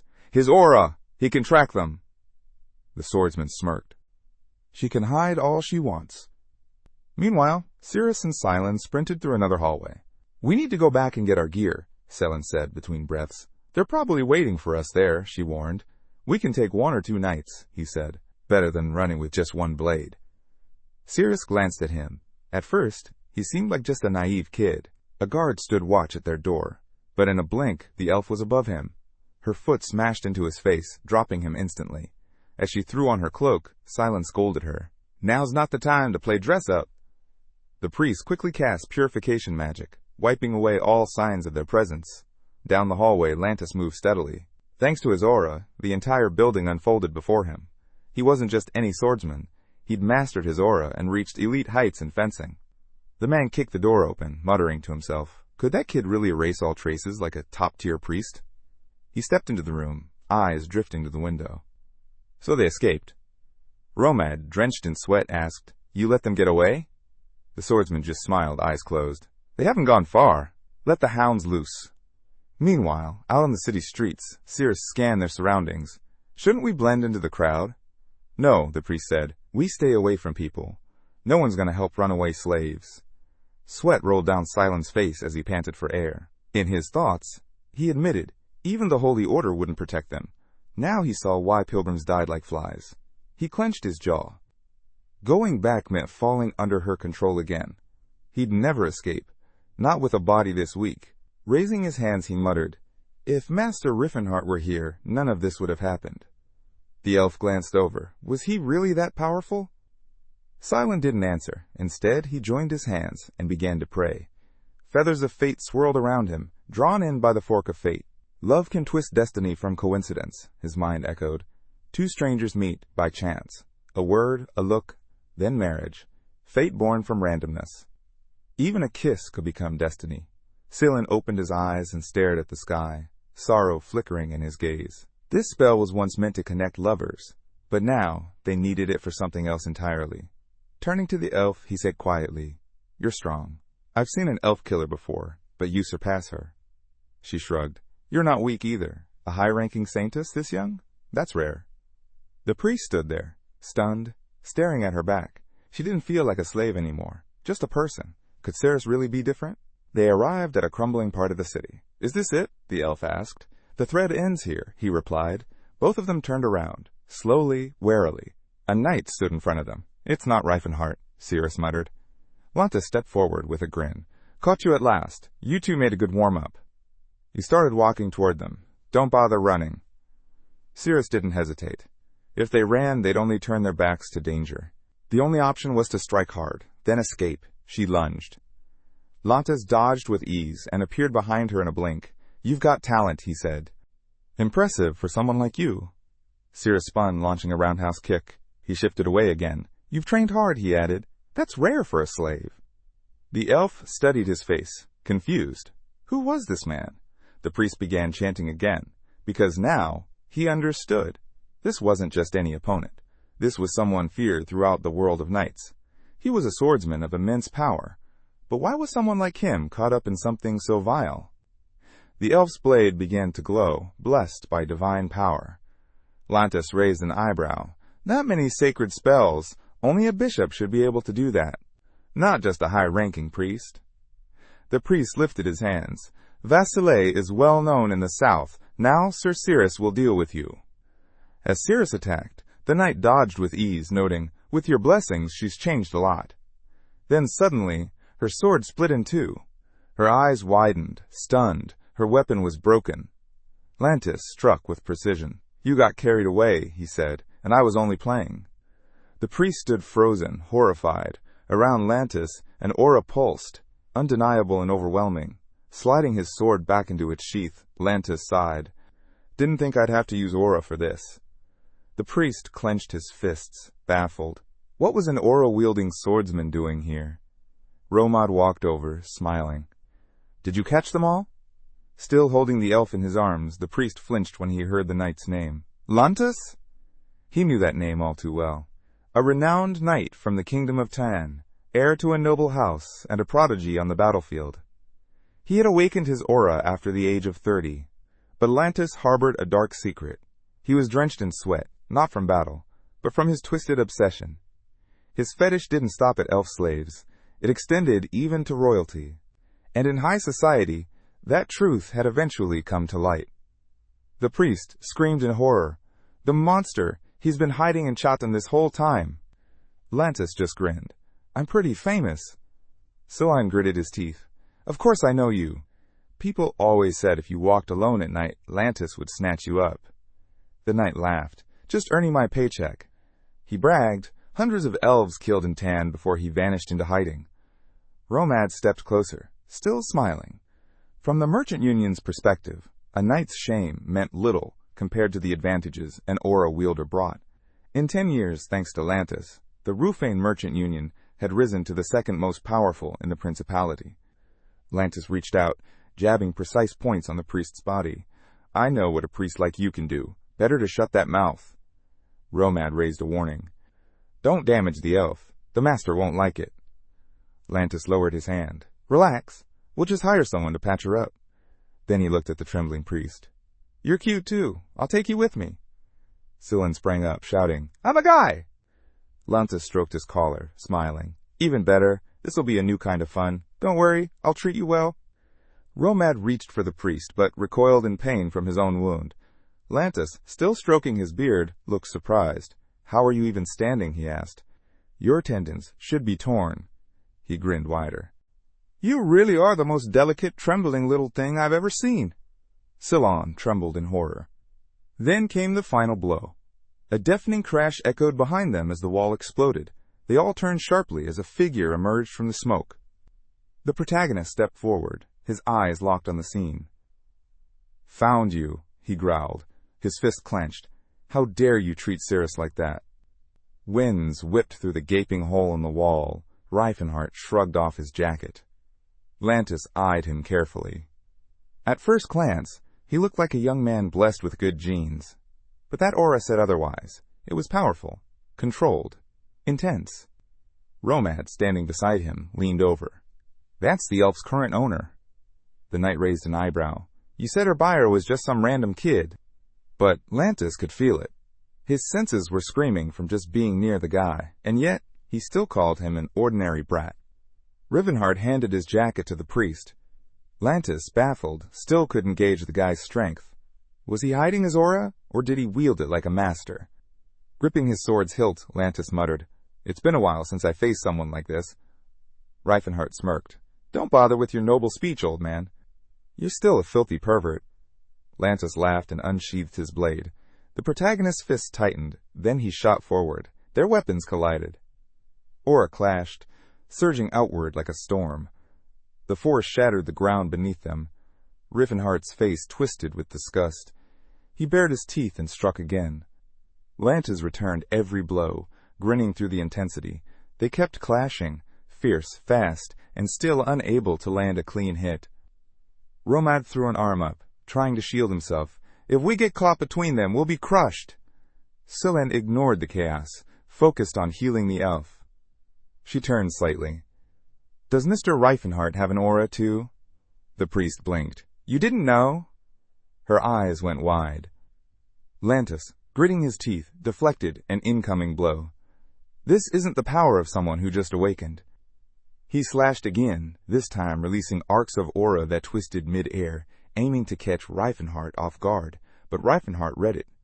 He spun and countered, striking behind himself to block the attack. Lantis stared, stunned. That level of control? Did he awaken his aura as a teen? How's he still got the face of a kid at 40? Sweat streamed down the knight's face. This is __insane. Riffenhart batted away another wave, expression tightening with anger. That pervert dared lay hands on Cirrus, and still had the nerve to be this powerful? As he repelled strike after strike, his fury grew. Martial arts was supposed to build character. What a joke. Lantis leapt onto a pillar, scowling. But even from there, his sword was swatted away with a single motion. In disbelief, he asked, Are you really a student of the King of Martial Arts, Gerard? Riffenhart didn't answer. His eyes narrowed. Aura swirled around him like a storm cloud, and Lantis couldn't stop himself from asking, why protect a slave with that kind of power? Riffenhart's energy exploded outward. His voice roared with fury. Because those you call slaves have feelings. They have a will.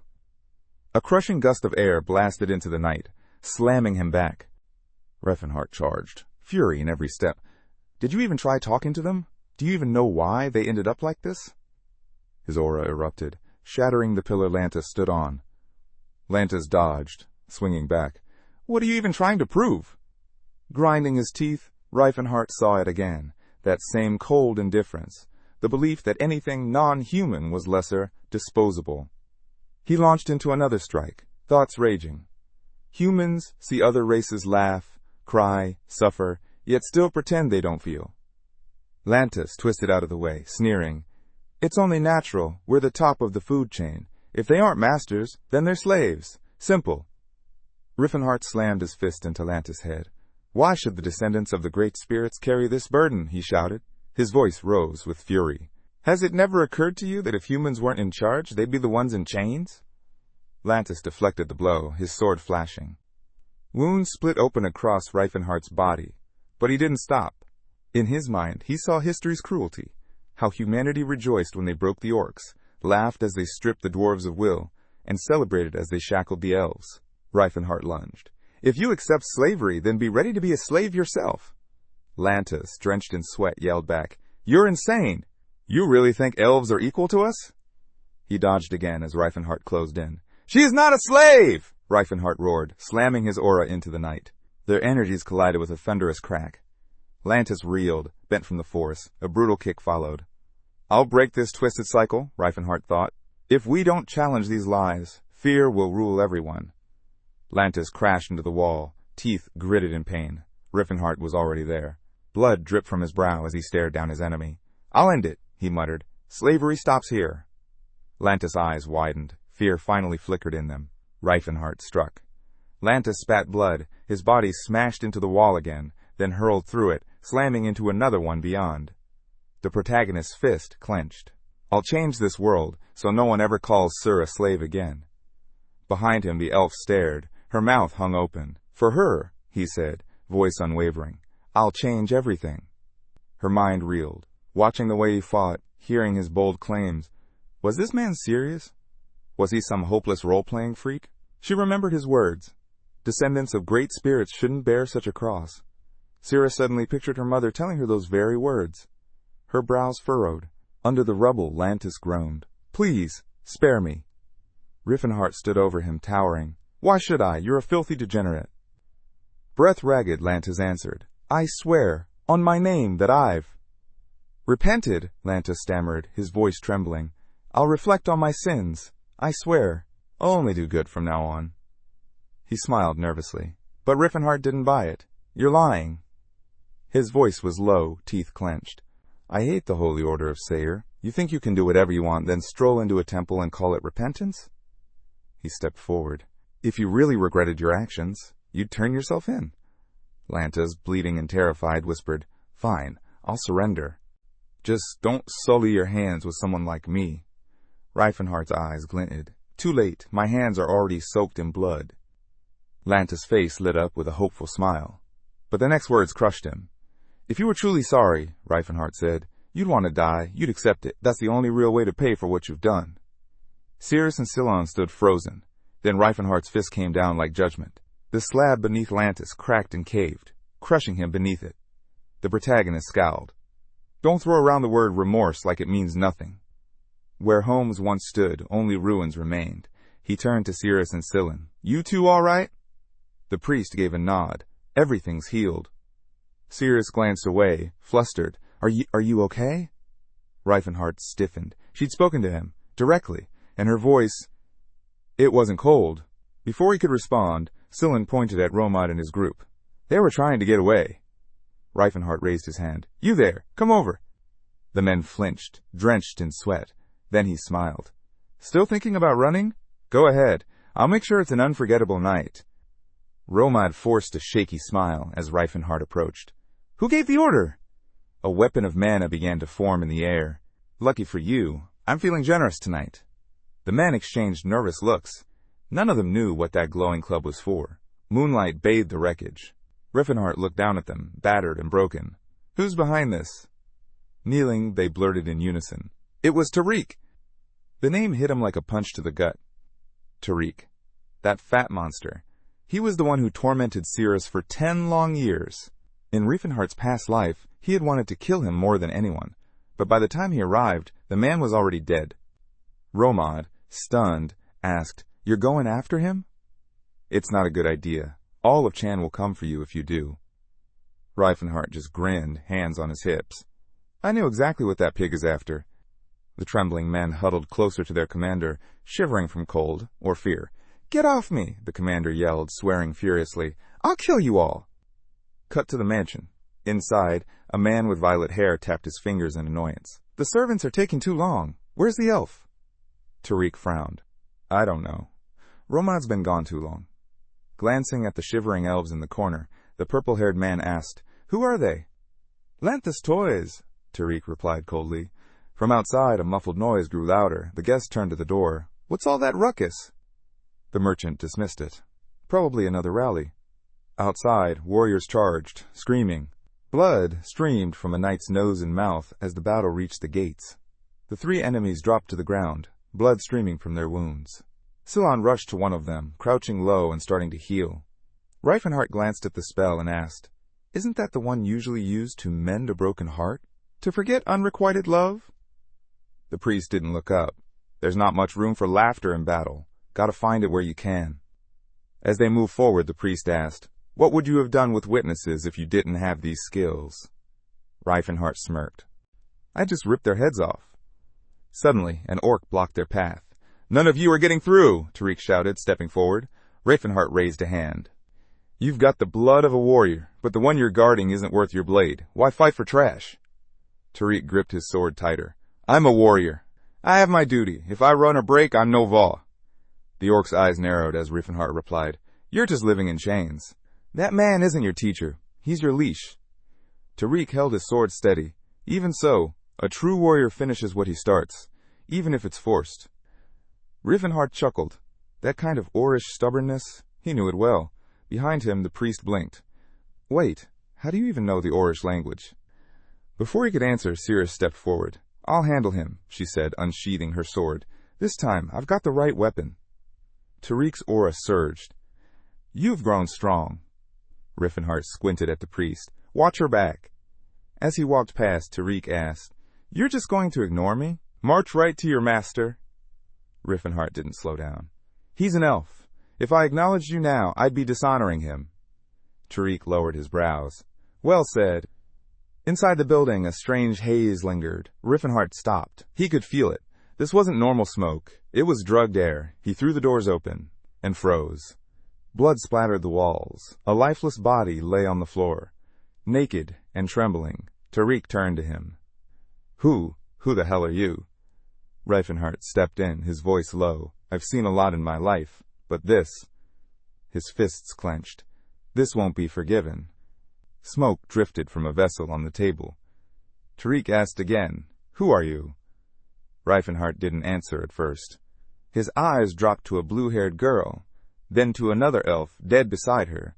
His aura pulsed. Why are there so many people in this world who don't deserve to live? Sweating, Tariq raised his hand and called for the orc servant. As Riefenhardt approached, Tariq looked up. "What do you want? Money? A spot in the market? Did the Talbin Trade Union send you?" Reifenhardt's jaw tightened. "Cyrus endured this filth for 10 years. His fist curled tighter, trembling with rage. Riefenhardt stood frozen. He'd failed. He never got to kill the fat man himself. In a sudden burst of rage, he struck the man in the stomach. Tariq collapsed to the ground in tears. Grabbing him by the hair, Riefenhardt growled, "How dare a crawling freak like you lay a hand on Cyrus?" In the corner, Tariq's guest froze, helplessly watching his companion die. Riefenhardt stood over the lifeless body. "Maybe this looks cruel, unfair even, but now I finally get it, how those I spared must have felt." The remaining man pointed at him, terrified. You're a murderer!" Reifenhardt chuckled. "And you're not?" "I've lived a righteous life," the man cried, drenched in sweat.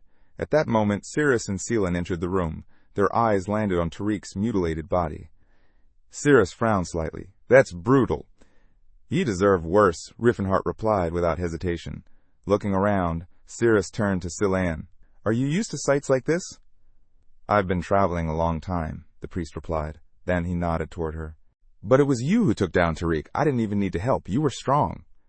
Reifenhardt scanned the room and noticed Tariq, still alive, barely breathing. Suddenly, a voice screamed. It was Butler, the slave Reifenhardt had once returned. Pointing at the elf's corpse, she shouted, "You're a child killer!" Drawing her blade, she glared. "Your life won't even begin to pay for hers." She smiled coldly. Then in a flash, blood splattered across the walls. Butler, stabbed through, reached out towards Cyrus with shaking hands. "Help me!" "Don't touch me with those filthy hands," Cyrus spat, her face full of fury. Reifenhardt watched silently, brow slightly furrowed. Elsewhere, in the stillness of a cold forest, flames danced in the night. Around the fire, freed elves and orcs gathered. Cyrus stood among them. Tariq approached quietly. "These are all the slaves from the compound," he said. Cyrus nodded. "Thank you. You did well." Seelan looked over the group. "The gender ratio's off." Cyrus's eyes settled on a woman holding a child. "Elf men and orc women. Humans don't want them." She lowered her head, lost in thought. Riefenhardt's words echoed in her memory. Maybe, just maybe, she had misjudged him. Moments later, Riefenhardt entered the clearing with a wide grin. He unrolled a scroll. "These," he said, "are their slave contracts, and the trade union's official seal." Seelan raised an eyebrow. "Where did you even find that?" Riefenhardt clenched his fist. "Safe, inside the office. Broke through the wall." Seelan sighed. "That's barbaric." Reifenhardt barked with laughter. "Haven't heard that word in 50 years. Cyrus and Elon blinked. 50 years? Reifenhardt turned, realizing he might have said too much. "Forget it." Seelan stepped closer. "Why bring the contracts?" With a small smile, Riefenhardt answered, "We'll need them." He stepped toward the fire. "Now, what do you all want?" he shouted. "If it's freedom, then I'll free you. You're no longer slaves." The elves and orcs looked at one another, stunned, uncertain, but hope was stirring. Riefenhardt quietly observed the uncertain crowd. Of course, they didn't even know what freedom meant. Behind him, Seelan stepped forward. "Are you planning to resell them?" Riefenhardt didn't turn around. "I don't sell people." As he gently pressed a leaf to the bark of a nearby tree, Seelan asked, "You really settling down? Giving up the adventurer life?" Riefenhardt placed a seal over the leaf. "This mark cancels their slave contracts. It protects them from being hunted again, at least from Tariq's grip." But even as he worked, his thoughts raced. These people, they've got no homes, no strength to defend themselves. I'm not freeing them for their sake. I'm doing it for me. Just a selfish whim. Back in the city. Reifenhardt walked into the Tan Trade Union building. Sivolt, clearly uneasy, stiffened. "Aren't those Tariq's slaves?" Reifenhardt grinned, lifting his hand. "You'll figure that out tomorrow. But for now, keep this under wraps. Quietly." Sivolt's mouth fell open as Reifenhardt continued. "Tomorrow morning, you'll hear something very interesting. But only you can uncover the truth. If the secret gets out, only you'll be suspected." Sivolt swallowed hard, watching the young man pull out a pouch and pour out 100 gold coins. His jaw dropped. Gathering the coins into a bag, he muttered, "I've got a place, far from the center. No one will know if I take them there." Reifenhardt, seated across from him, leaned in. Make sure no one touches them, and no one treats them like slaves. Sivolt nodded. 100 gold is a lot for that. Riffenhart's eyes hardened. It's not just for that. I want them educated. Sivolt raised a brow. Educated?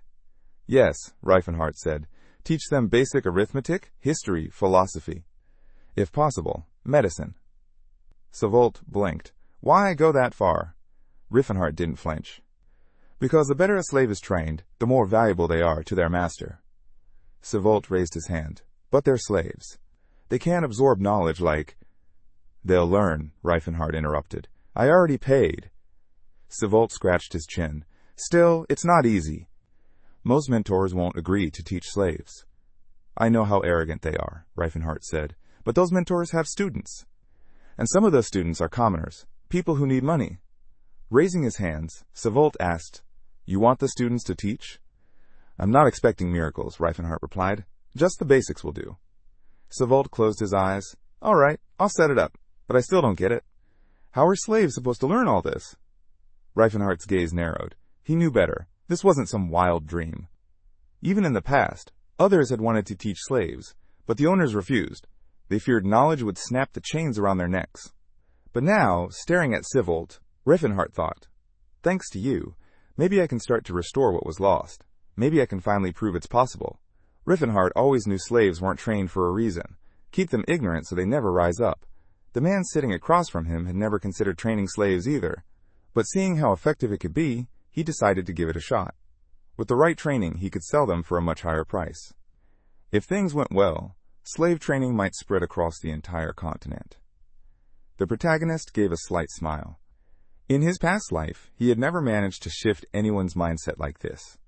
Scene change, back at the inn. Reifenhart, half-dressed, turned to Silen and asked if he had any money. Scratching his head, Silen admitted he gave all of it to Sivel without thinking. Cirrus raised her hand and asked, Should I return these clothes then? Reifenhart waved her off. No need. For the first time, Cirrus chuckled. Nobody mentioned it, but this was her first smile since they'd met. The next morning, chaos gripped the city. 2 trade union leaders had been found dead.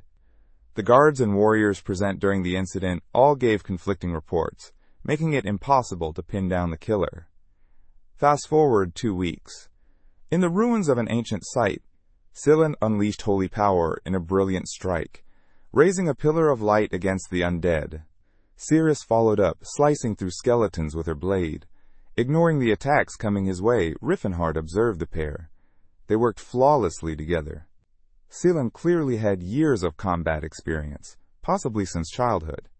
With time, he might even surpass the greatest saintess in recorded history. Reifenhart, puzzled, wondered how someone like Silen had completely flown under his radar in his previous life. Silen lowered his hands and asked, What kind of dungeon is this? These monsters are tougher than anything in Palton. Now deep in the Grime Kingdom's mountains, the group reached a sealed door.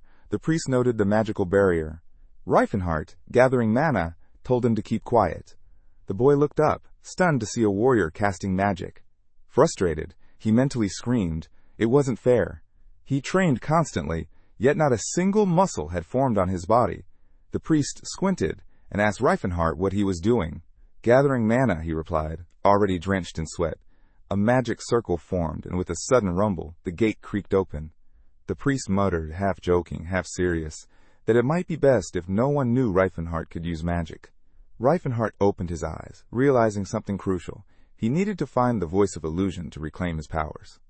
Inside, they were met not with treasure, but with a single, odd-looking stick resting on a pedestal. As they trudged back through the snow-covered mountains, Reifenhart hung his head. How could this be? He muttered.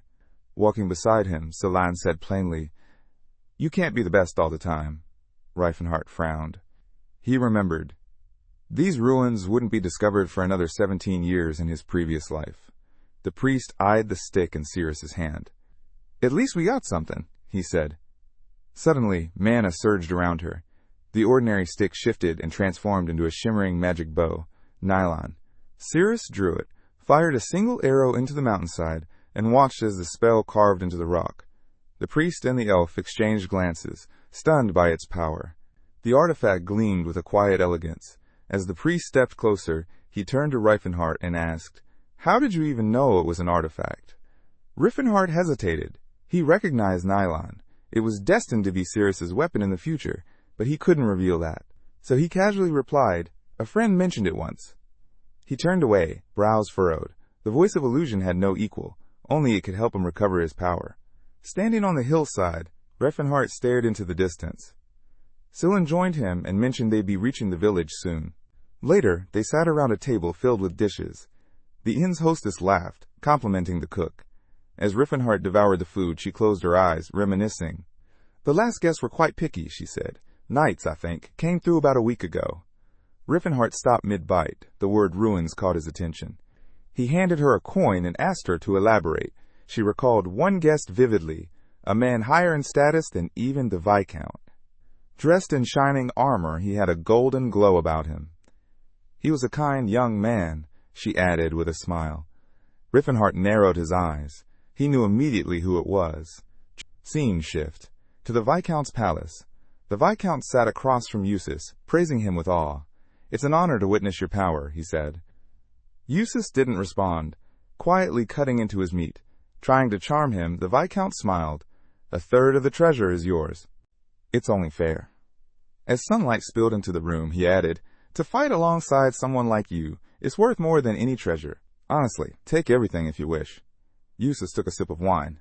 "What did you do with the adamant and orichalcum?" The Viscount shrugged. "Had my miners forge weapons." Eustace shut his eyes. Expected nothing less from the Kelburn family, known for mining. You must have talented dwarves. Waving it off, the Viscount chuckled. "Just details." Behind him, his daughter stepped forward. Smiling, he said, "I know you're married, but an introduction wouldn't hurt." Eustace's expression hardened. "I don't plan to get close to any woman except my wife." The Viscount tried again. "What about your younger brother?" Eustace froze. His grip tightened, and the wineglass shattered in his hand. "I have no younger brothers." The Viscount broke into a nervous sweat, hastily apologizing. Suddenly, a scream echoed through the hall. A servant burst in, panic in his voice. "One of the artifacts has summoned a demon." Sephiatan sent a wave through the crowd, bodies flying everywhere. Eustace stepped to the window. Among the treasures, one was a summoning artifact, his jaw clenched in fury. While knights and warriors coordinated their defense, one man calmly walked forward. Cyrus. Still and composed, Cyrus stared at the battle. He held a shield, then let it drop, and drew his sword. Red magic swirled as the mages launched ice spells. Spikes of frost surrounded the demon. Cyrus advanced with purpose. The commander, eyes wide, shouted, "What do you think you're doing?"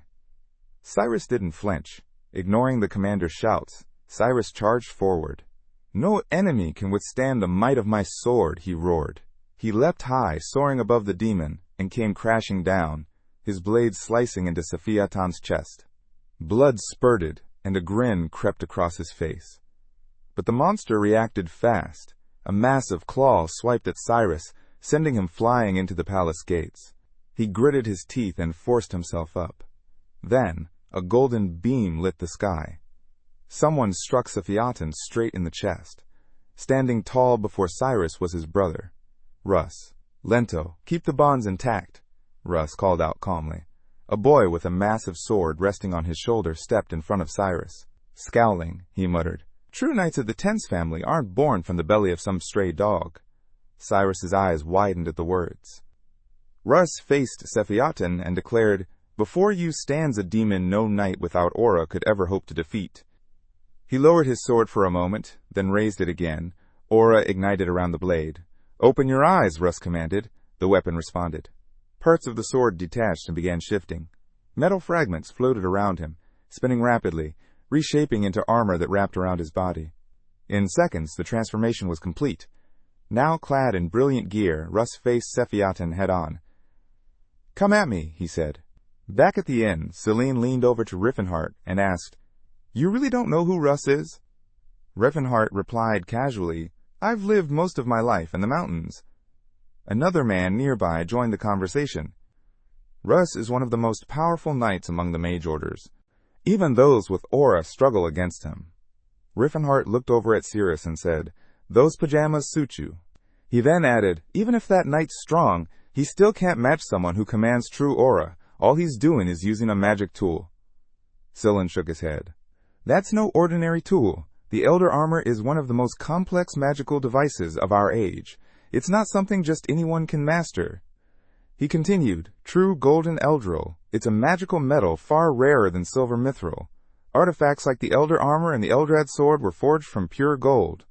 They're top-tier relics from the Silver Age." Wind began swirling around Russ as he chanted. Sephiatin let out a guttural roar. Russ launched forward, flames surging around him, his sword ignited with fire mana as he rushed at the demon. Sephiatin responded with a deafening bellow, and the two forces collided in a massive explosion. Watching from his bed, Reifenhart murmured, "The Tense family has poured generations of research into mastering Eldrad's power. Even the best tools can't compete with what they've created." With his sword resting on his shoulder, Russ pressed forward. His family had long abandoned traditional swordsmanship, relying solely on their artifact. But in terms of battlefield dominance, that choice had paid off. Poisonous mist spilled from Russ's blade. Surrounded by mana, he advanced. The Tense family knew, even if one spent a lifetime mastering swordsmanship, aura might still remain out of reach. So they chose another path. And in every generation, a golden knight was born. With fireballs swirling around him, the young knight charged straight at the demon. Each explosion echoed through the battlefield as the flames struck Sephiatin's body. Russ lifted his sword and conjured an ice spell, narrowing his eyes as he focused. Swinging his weapon a few times, he launched another assault. Sephiatin staggered, his body collapsing forward under the relentless barrage. From a distance, Cyrus watched the scene unfold, his gaze somber. High on a pillar, Russ stood firm, clad in his armor. Eustace glanced at Cyrus, a glint flickering in his eyes. Meanwhile, Reifenhart stared at the ceiling, deep in thought. Could he have beaten the demon? Sillin, seated beside him, broke the silence. "You shouldn't pick a fight with Count Tense."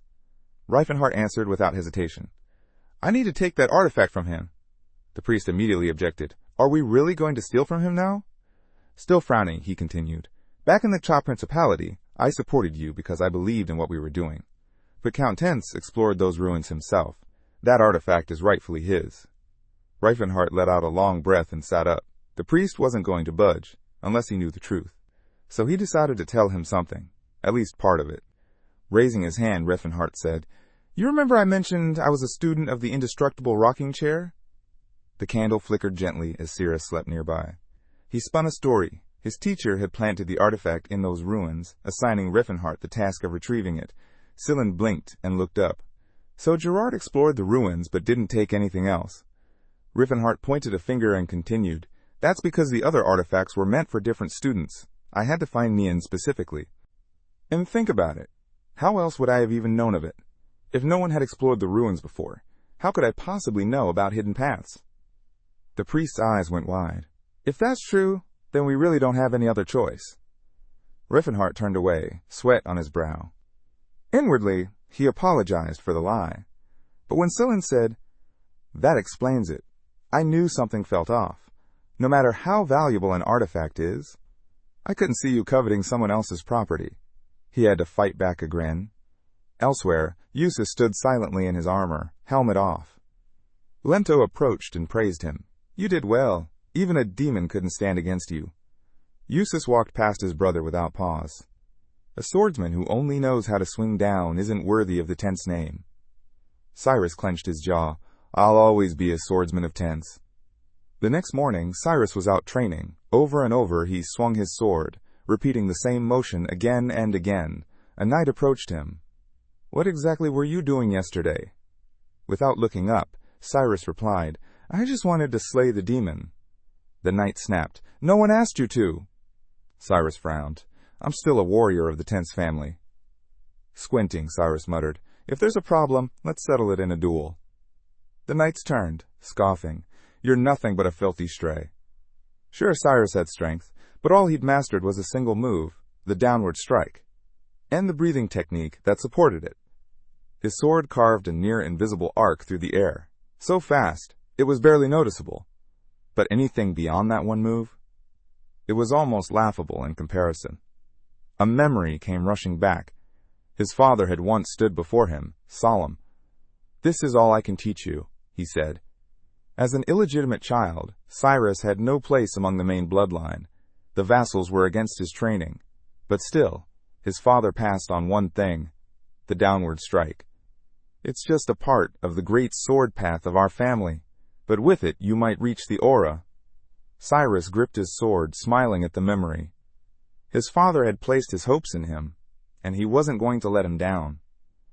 At dawn he was already training.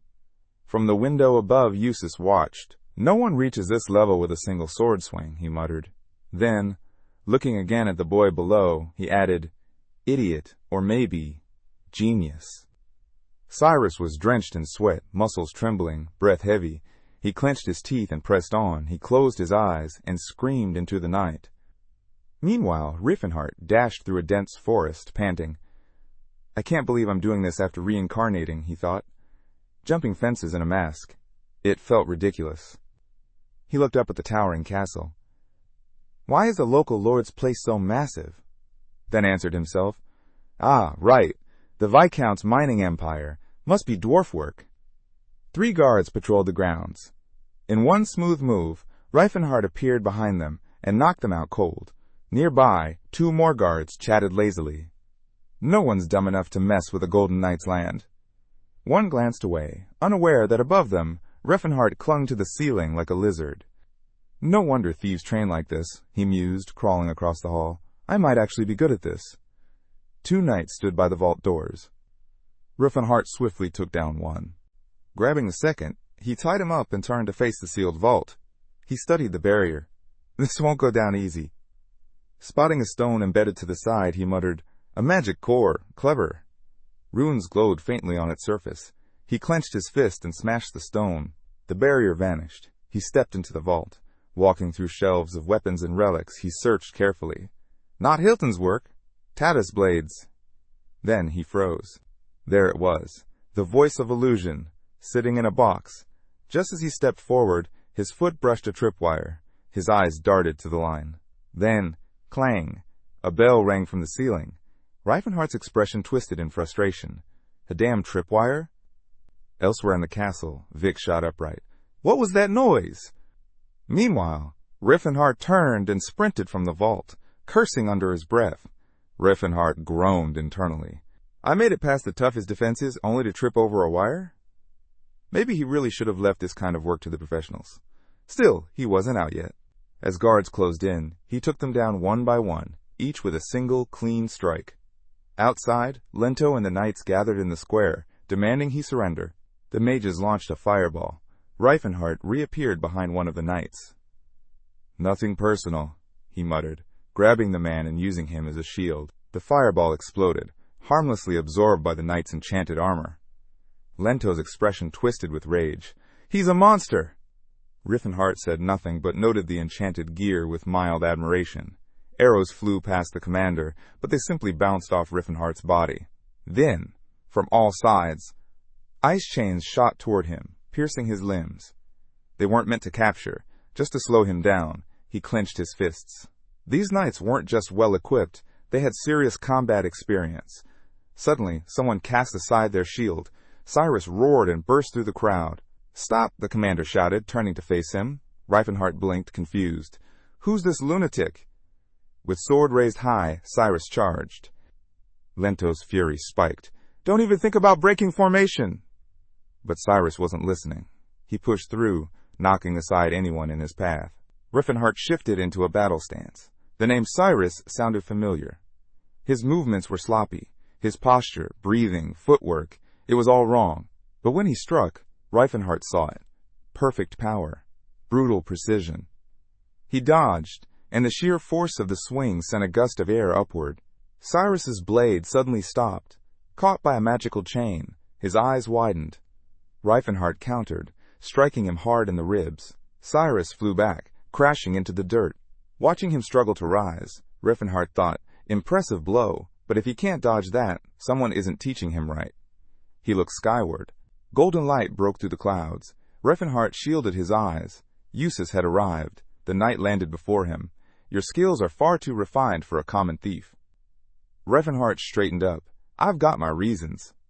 He bowed slightly. "I'll explain everything later." With that, he dashed forward. Eustace did the same.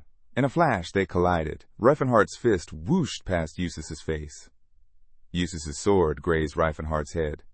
They froze mid-motion, locked in a moment of near impact. Both pulled back instantly. Wind howled between them. Lento and the other stood frozen, jaws slack. Russ slowly stood. "I missed." Reifenhart scratched his head. "Didn't land mine either." Russ extended a hand and unleashed shadow magic. Reifenhart dodged, spinning through the smoke he raised around him. The knight narrowed his eyes. "He knows the weak points of Roar of Shadows?" Out loud, he said, "You're good at resisting magic." He lunged forward again. Reifenhart evaded every strike, until suddenly he slipped through and punched Russ straight in the chest. The knight reeled back, veins bulging from the impact. Even his powerful armor hadn't absorbed it all. Enraged, Russ raised his sword and summoned twin arrows. One fire, one water. They streaked toward Reifenhart like comets. He dove to the side just in time. Reifenhart narrowly dodged another strike. The knight's sword began to glow, and suddenly a torrent of fire surged straight at him. His eyes widened. That wasn't ordinary magic. If he took that hit, he wouldn't survive. The ground erupted in flame. Smoke shot skyward, blanketing the battlefield. Then, through the haze, Reifenhart stepped forward, visibly frustrated. He rubbed his arm, stunned that his opponent could so casually cast high-level magic. The knight landed nearby, still scanning. If he blocked that hit, he'd be seriously hurt. But I didn't even see him dodge. As the smoke cleared, the knight's hand darkened with ominous mana. A poisonous mist surrounded Reifenhart. He slammed his foot once, then again, creating a whirlwind around himself. The fog vanished, swept away by the force. Without hesitation, he charged. Steel clashed. Eustace struggled to hold off the flurry of strikes. He's using aura, he realized mid-battle. With a swift tilt, Eustace redirected his sword and unleashed a barrage of mana spikes. Reifenhart narrowly dodged them, thinking, "So I was wrong. He's not some average knight. No wonder this is getting tough." Suddenly, a massive explosion echoed from within the castle. Eustace dashed forward, frustration etched into his voice. Why would someone this powerful resort to stealing? Reifenhart scowled. "I haven't even released my golden aura, and he already figured it out." Eustace narrowed his eyes. His aura must have awakened recently. He leaped into the air. "But even so, he's no match for me." Light erupted from Eustace's blade. Dozens of swords materialized in the air, each radiating blinding brilliance. Reifenhart froze, wide-eyed, as the knight charged with his weapon blazing. Bathed in the golden glow, Reifenhart raised his hands. "So you really are the Golden Knight." Eustace hesitated mid-air, just for a moment. Twin whirlwinds spun around Reifenhart's arms, his vortex guard. The blades collided. A flash of light consumed the square. Even Cyrus shielded his eyes, stunned by the blinding explosion. An instant later, the shockwave blew through the castle. From high above, Reifenhart landed on the wall, gasping, clutching a bleeding wound. Should have triggered the vortex guard sooner. Then he jumped. His body crashed through the frozen river below, ice shattering on impact. Eustace stepped to the wall's edge, gaze locked on the water. "Lento," he called, "find out exactly what that thief stole." Lento nodded as Eustace frowned. "And prepare a search team." He narrowed his eyes. There's no way someone like that dies so easily. In the middle of the night, Cirrus shot upright. Something felt off. She glanced at the window. Something's wrong. The next day, Cirrus and Scylla darted across rooftops, guards hot on their trail. Cirrus gripped Scylla tightly, guiding him through the chaos. They kept running. Scylla, clearly embarrassed, muttered, "This is humiliating. I'm a guy. You know." When a bystander pointed out which way the fugitives had gone, a knight tossed him a coin in thanks and sprinted off. A crowd of warriors had gathered on a rooftop, blocking their path. At the front stood Cyrus. He raised his voice, commanding, "Stop them!" Cirrus didn't hesitate. She drew Nylon and fired. The arrow hit its mark, striking a warrior cleanly. Nearby, Russ approached Lento. "What's going on here?" he asked. Lento replied grimly, "Unusual thieves." Russ unsheathed his sword. "Then I'll handle them myself." Scylla almost burst into tears. "Not again. I'm gonna get carried, aren't I?" Suddenly, Cirrus turned, grabbed him, and dashed off again. Above them, a knight appeared in midair. "You can't run from me," he declared. Cirrus immediately drew her sword. Russ spotted the glowing runes along the blade. His expression hardened. It wasn't an ordinary weapon. A sacred aura began to surround her. The priest, watching from afar, frowned. So that's why she had a bad feeling, and that idiot Reifenhardt's still missing. In a flash, the knight was next to Cirrus. His blow sent her flying. Eustace's eyes flickered, impressed. Cirrus gritted her teeth, bracing herself. Elsewhere, Riefenhardt stirred, bandaged from head to toe. "That hit, it really did a number on me," he muttered, rubbing his head. "Fighting the strongest armor in the world, with my hands tied, no less." He grabbed the voice of illusion and gave a crooked grin. "At least I didn't leave empty-handed." Suddenly, a dwarf entered the room. "How are you feeling?" the old man asked. Gray-bearded and bright-eyed, he introduced himself. "I'm Hethos." Standing beside the bed, Hethos warned him not to get up too quickly.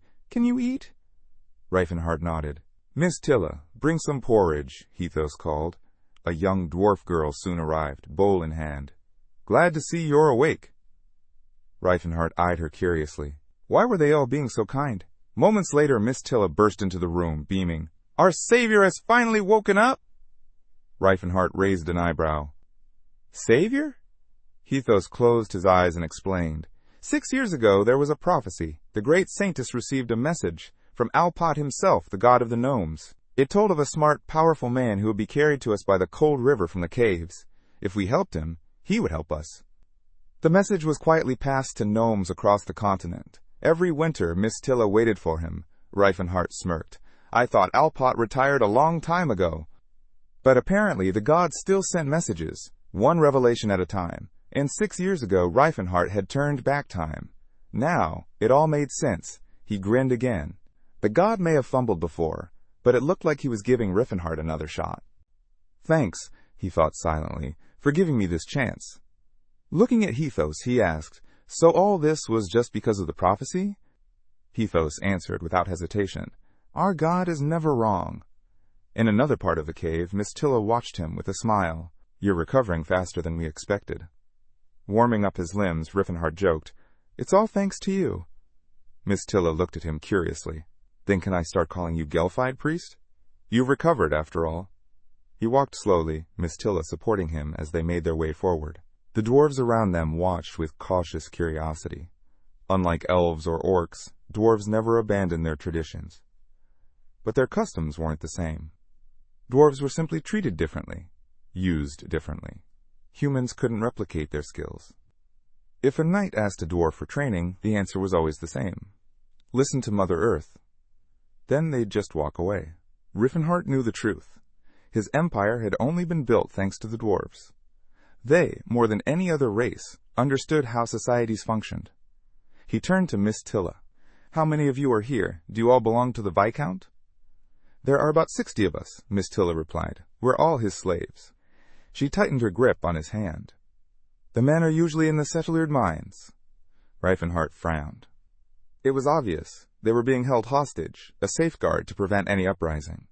Soon they arrived at the gate. Gelfide stood waiting, greeting the pair warmly. Reifenhardt nodded. "I owe it all to you."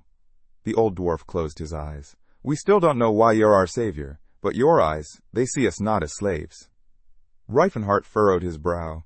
"I guess I just feel like we're alike. That's why I treat dwarves as equals." He looked down. "But changing the fate of all intelligent races, that's something else entirely." Gelfide opened his eyes. "No one knows why our God chose a human as our savior, but we believe it. That belief is our hope. That's why we'll help you with everything we've got." Reifenhardt chuckled nervously. "You're really calling me that without hesitation, huh?" "You're surprisingly calm about it," Gelfide replied. "Most people would be overwhelmed." Trying to shift the conversation, Reifenhardt asked, "What did you want to talk about?" Gelfide's tone changed.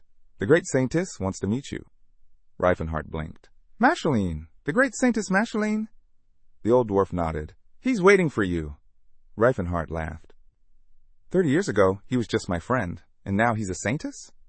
Gelfide closed his eyes again. It's strange, isn't it?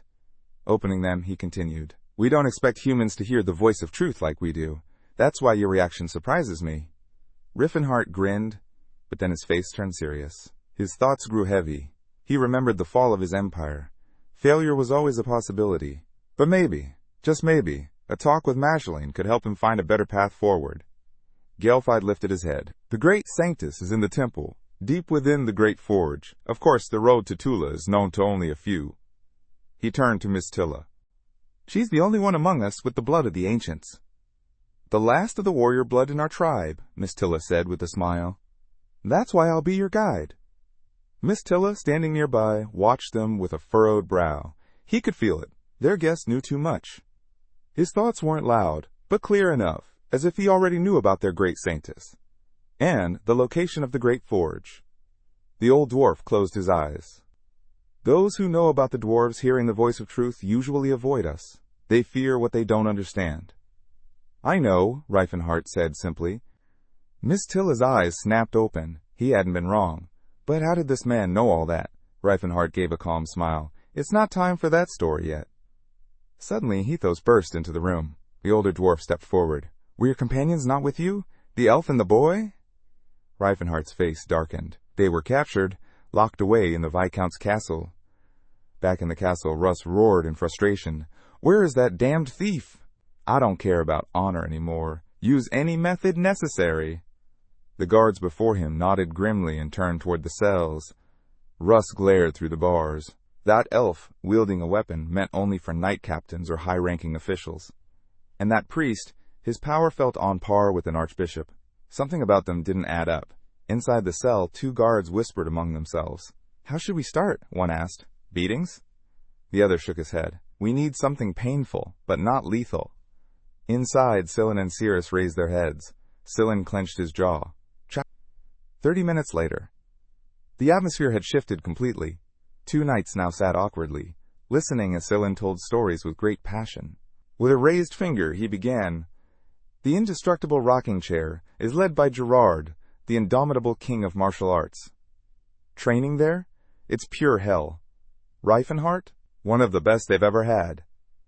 He slammed his hand down. You guys? You wouldn't even survive half of the training. You wouldn't even try.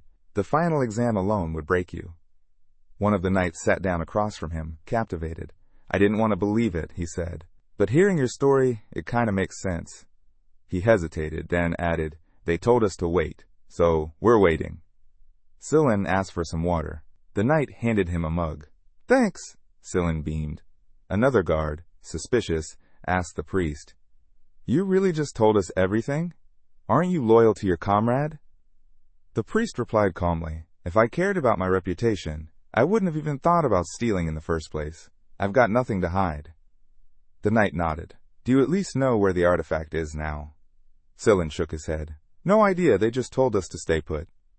The man shouted, They must have had a plan, that's why you're stalling. The priest blinked, surprised. Why would we need a plan? Not even a knight with aura can stop a good old-fashioned burglary. The guards frowned, unsure how to respond. Cut to another scene, in the snowy forest. Miss Tilla scanned the trees and said. Miss Tilla blinked in amazement. You found that deer way too easily. Reifenhart, while preparing the meat, shrugged. It's simple. Just follow the tracks. Warming his hands by the fire, he added casually, and if you're wondering, no, I don't care about silly things like hunting bands. Miss Tilla's eyes widened. He had read her mind before she even spoke. He remained completely relaxed. Laws didn't mean much to him anymore. After all, even abolishing slavery had been illegal at one point. He took a bite of meat, tearing off a piece with determination. I've got to recover fast, he muttered. Miss Tilla's mouth opened in surprise. Her eyes widened as she stared. His body had begun glowing with an aura. He was healing himself. Suddenly, Reifenhart threw a punch into the air. A blast of wind erupted from his strike, swirling briefly before dying down. Then, boom. A shock wave rippled through the air, cracking the silence. Miss Tilla turned, stunned. As the bandages on his body tore away, Reifenhart stood tall. I'm back to 100%, he said with a grin. Back at the Viscount's castle. Eustace stood at the window, frowning. He knew it now. The thief wasn't dead. And that relic? It wasn't just taken by chance. Flashback, 1 month earlier.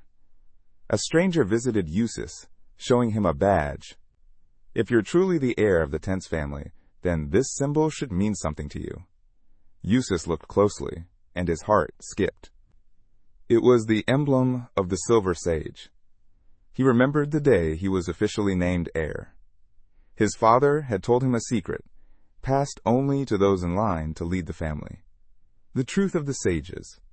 A group so ancient, so powerful, they wielded the table of the immeasurable, a force capable of toppling entire nations. Their knowledge eclipsed everything known in the current era. The young Eustace dropped to one knee. "Sage," he greeted. The man handed him a scroll. "I entrust the exploration rights of the ruins of illusion to the Tense family. Everything you find there is yours, except for one thing I'll claim."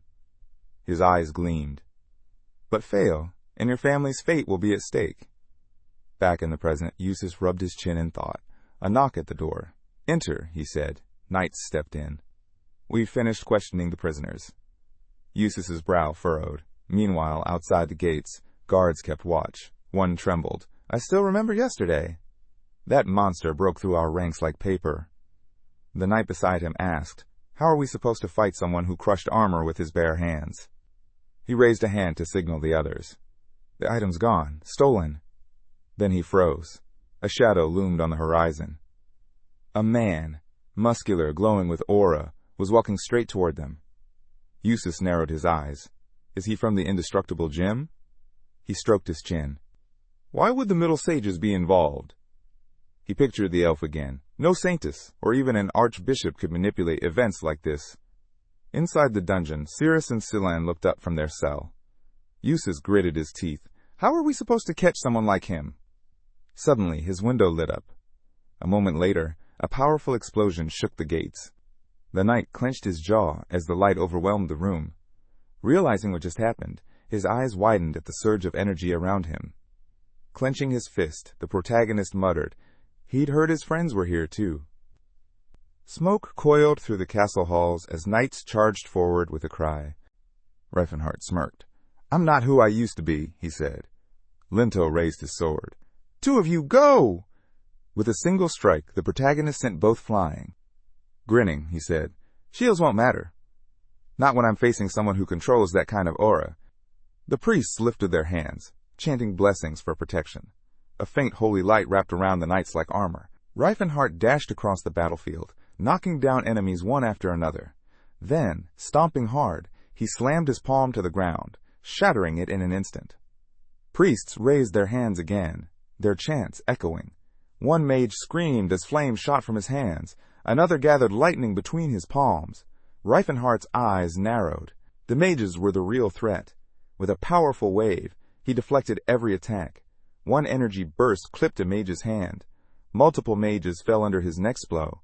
Chuckling, Reifenhart muttered, "I thought at least one of you could handle pain."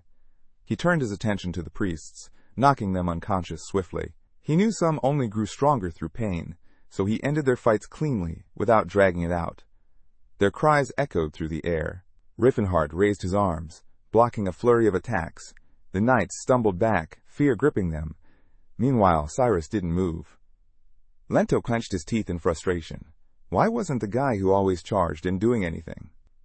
Frozen in place, Cyrus stared wide-eyed, weighed down by the power of aura. He now understood. The protagonist had complete control over it, shaping and amplifying it as needed, crushing every opponent in his path. Cyrus's eyes slowly widened. Reifenhart was a blur, darting between enemies, striking fast and true. Remembering his father, Cyrus murmured, "Now I get it. No one ever told me." He never had the chance to learn. Not like this.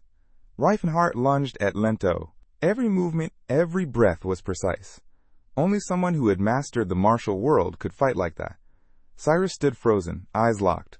This was how a warrior fought. A glow began to form around Cyrus's sword. Then manacles charged at Reifenhart. Seeing them, he scowled and dodged quickly. With a smirk, the protagonist said, "Took you long enough." Eustace stepped in front of the boy, declaring, In the name of tense, I won't forgive what you've done. He took a step forward. I saw everything you did to those knights. Arms crossed, Reifenhart replied, No need to act like a new recruit. You've been lurking in the shadows all along. He looked up, hiding behind the wall, spying. The protagonist grinned. His opponent might have power, but lacked perception. You wanted to test me first, he said, but wasn't it cruel, turning your men into punching bags? Then silence. Eustace stiffened, his expression unreadable, as whispers began to ripple through his knights. He let out a furious scream, but the protagonist just smiled. Even if you were in the shower, you should have gotten here sooner. Flustered, the knight wrapped his sword in mana. The blade shimmered as its particles scattered, transforming entirely. Watching his opponent, the knight scowled. A pillar of flame erupted around him. Raising his hand, the protagonist declared, This time, it's for real. Through the smoke and fire, the knight, now clad in new gear, burst forward. With a powerful swing, he shouted, Now you'll see the world from a dragon's height. The boy raised his sword high and dove down. The protagonist grinned. This was a true duel. Steel clashed. Sparks flew as they zipped around the battlefield, colliding over and over. The protagonist winced. His body was tough, but that blade, pure mana, was nearly unstoppable. The knight's eyes narrowed. He lifted his sword again. Reifenhart crossed his arms and braced himself, catching the full force of the next strike. Suddenly, the boy spread his arms wide and leapt upward, appearing beside the knight in a flash. Meanwhile, deep inside the castle's prison, Celine nibbled on her food. It's so loud out there. Cyrus, still holding his spoon, asked, You think Mr. Reifenhart's coming to get us? Celine smiled faintly. He'll come, I know he will. But her distant tone made it sound like she was trying to convince herself. Looking away, she muttered, I just don't get why he's always been so kind to me. Leaning back against the wall, she added, Maybe he just has a thing for elven girls.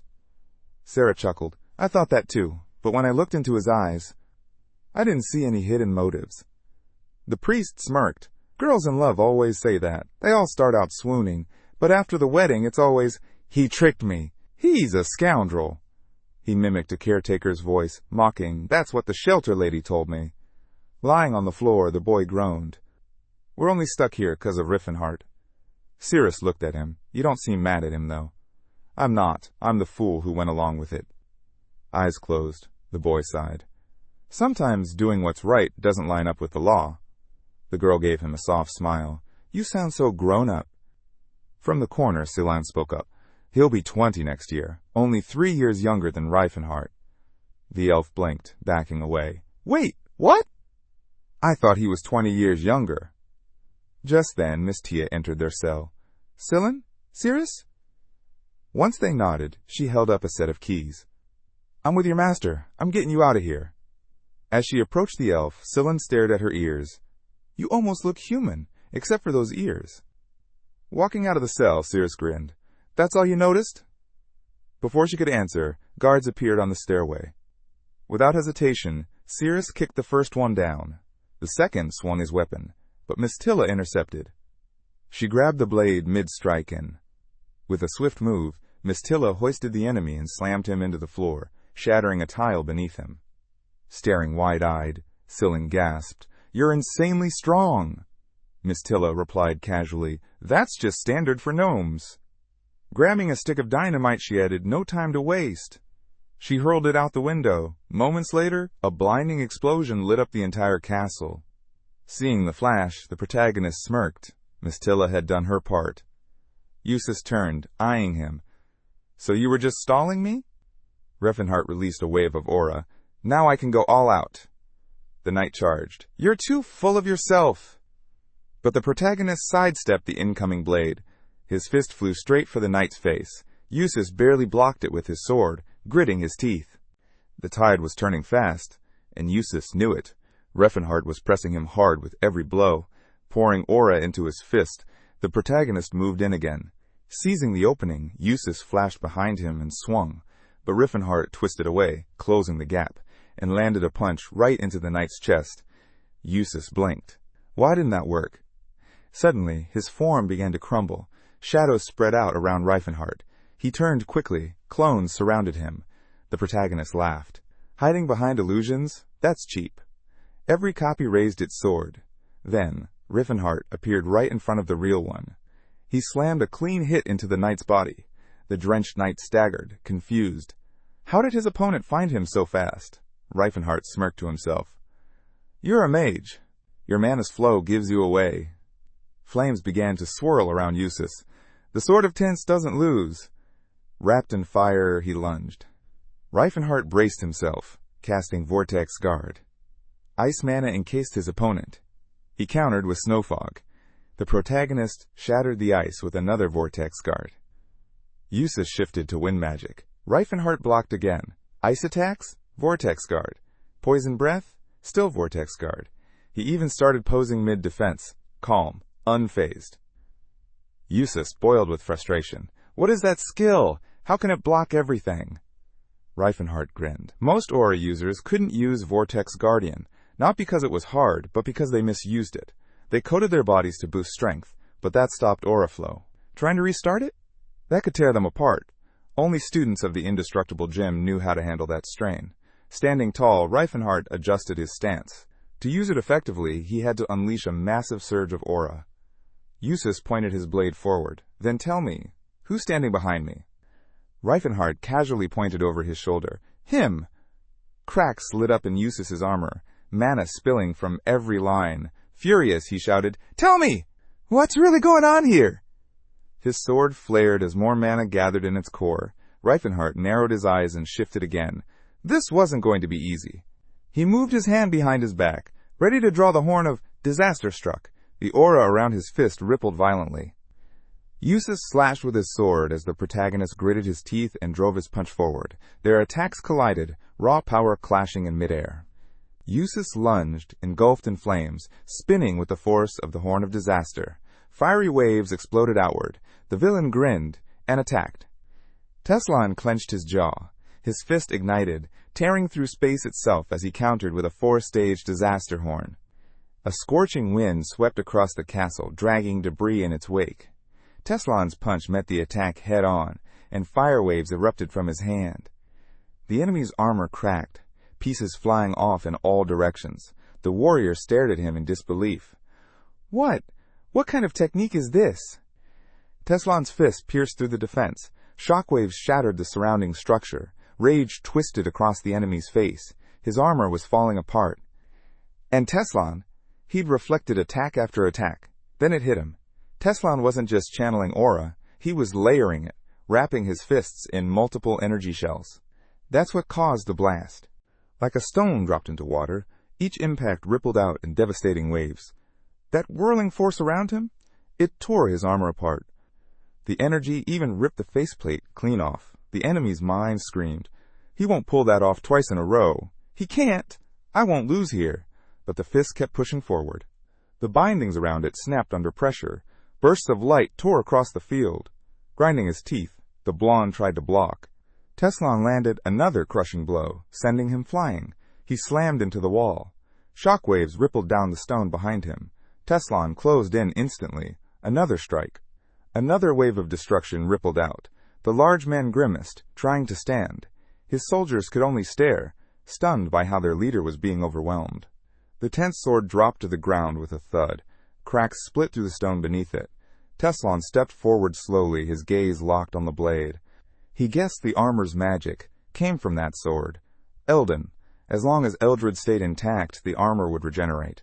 Maybe not today, but eventually, months even. He reached out, gripped the sword, and took a few more steps. Gasps echoed. He's going for the sword!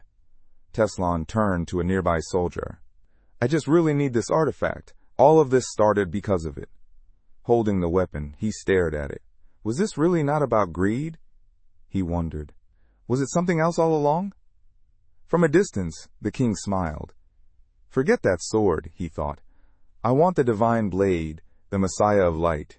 Stop right there, someone shouted, pointing the sword at Teslan. He looked up, eyes blazing. This fight isn't over. The tense sword still stood. One of the commanders turned to Russ. What are you doing? Russ stood firm. I'm from the Tense family. I won't let him get away. Face flushed with anger, the commander snapped. You're just causing more problems. I'll deal with you myself, and you're getting demoted the second this ends. But Russ wasn't listening. He charged forward. The hero eyed him calmly. This guy, he might be the real deal. The downward strike came fast, brutal. But Teslan didn't flinch. To him, the boy wasn't worth his focus. He had nothing to show off, nothing to fear. Then, a sharp flash of energy lit the air. Russ surged forward, pouring more power into his blade. Teslan's eyes widened. He barely dodged. The strike smashed into the wall behind him, blowing it apart. Teslan stood up, confused, until he noticed a fresh cut. Blood slowly ran down his side. The kid had landed a hit, a clean one. His body, which usually dodged blades on instinct, had been touched. The hero looked at Russ, now burning with intensity. No one around them could make sense of what just happened. Then Russ shouted, I'll make up for everything, for the swordsman of Tense. Teslan blinked. That glow around his sword. It looked familiar, a clear blue aura, like the crystal sky. In his mind, a voice echoed, I'll defeat the Demon King and end the Empire of Darkness.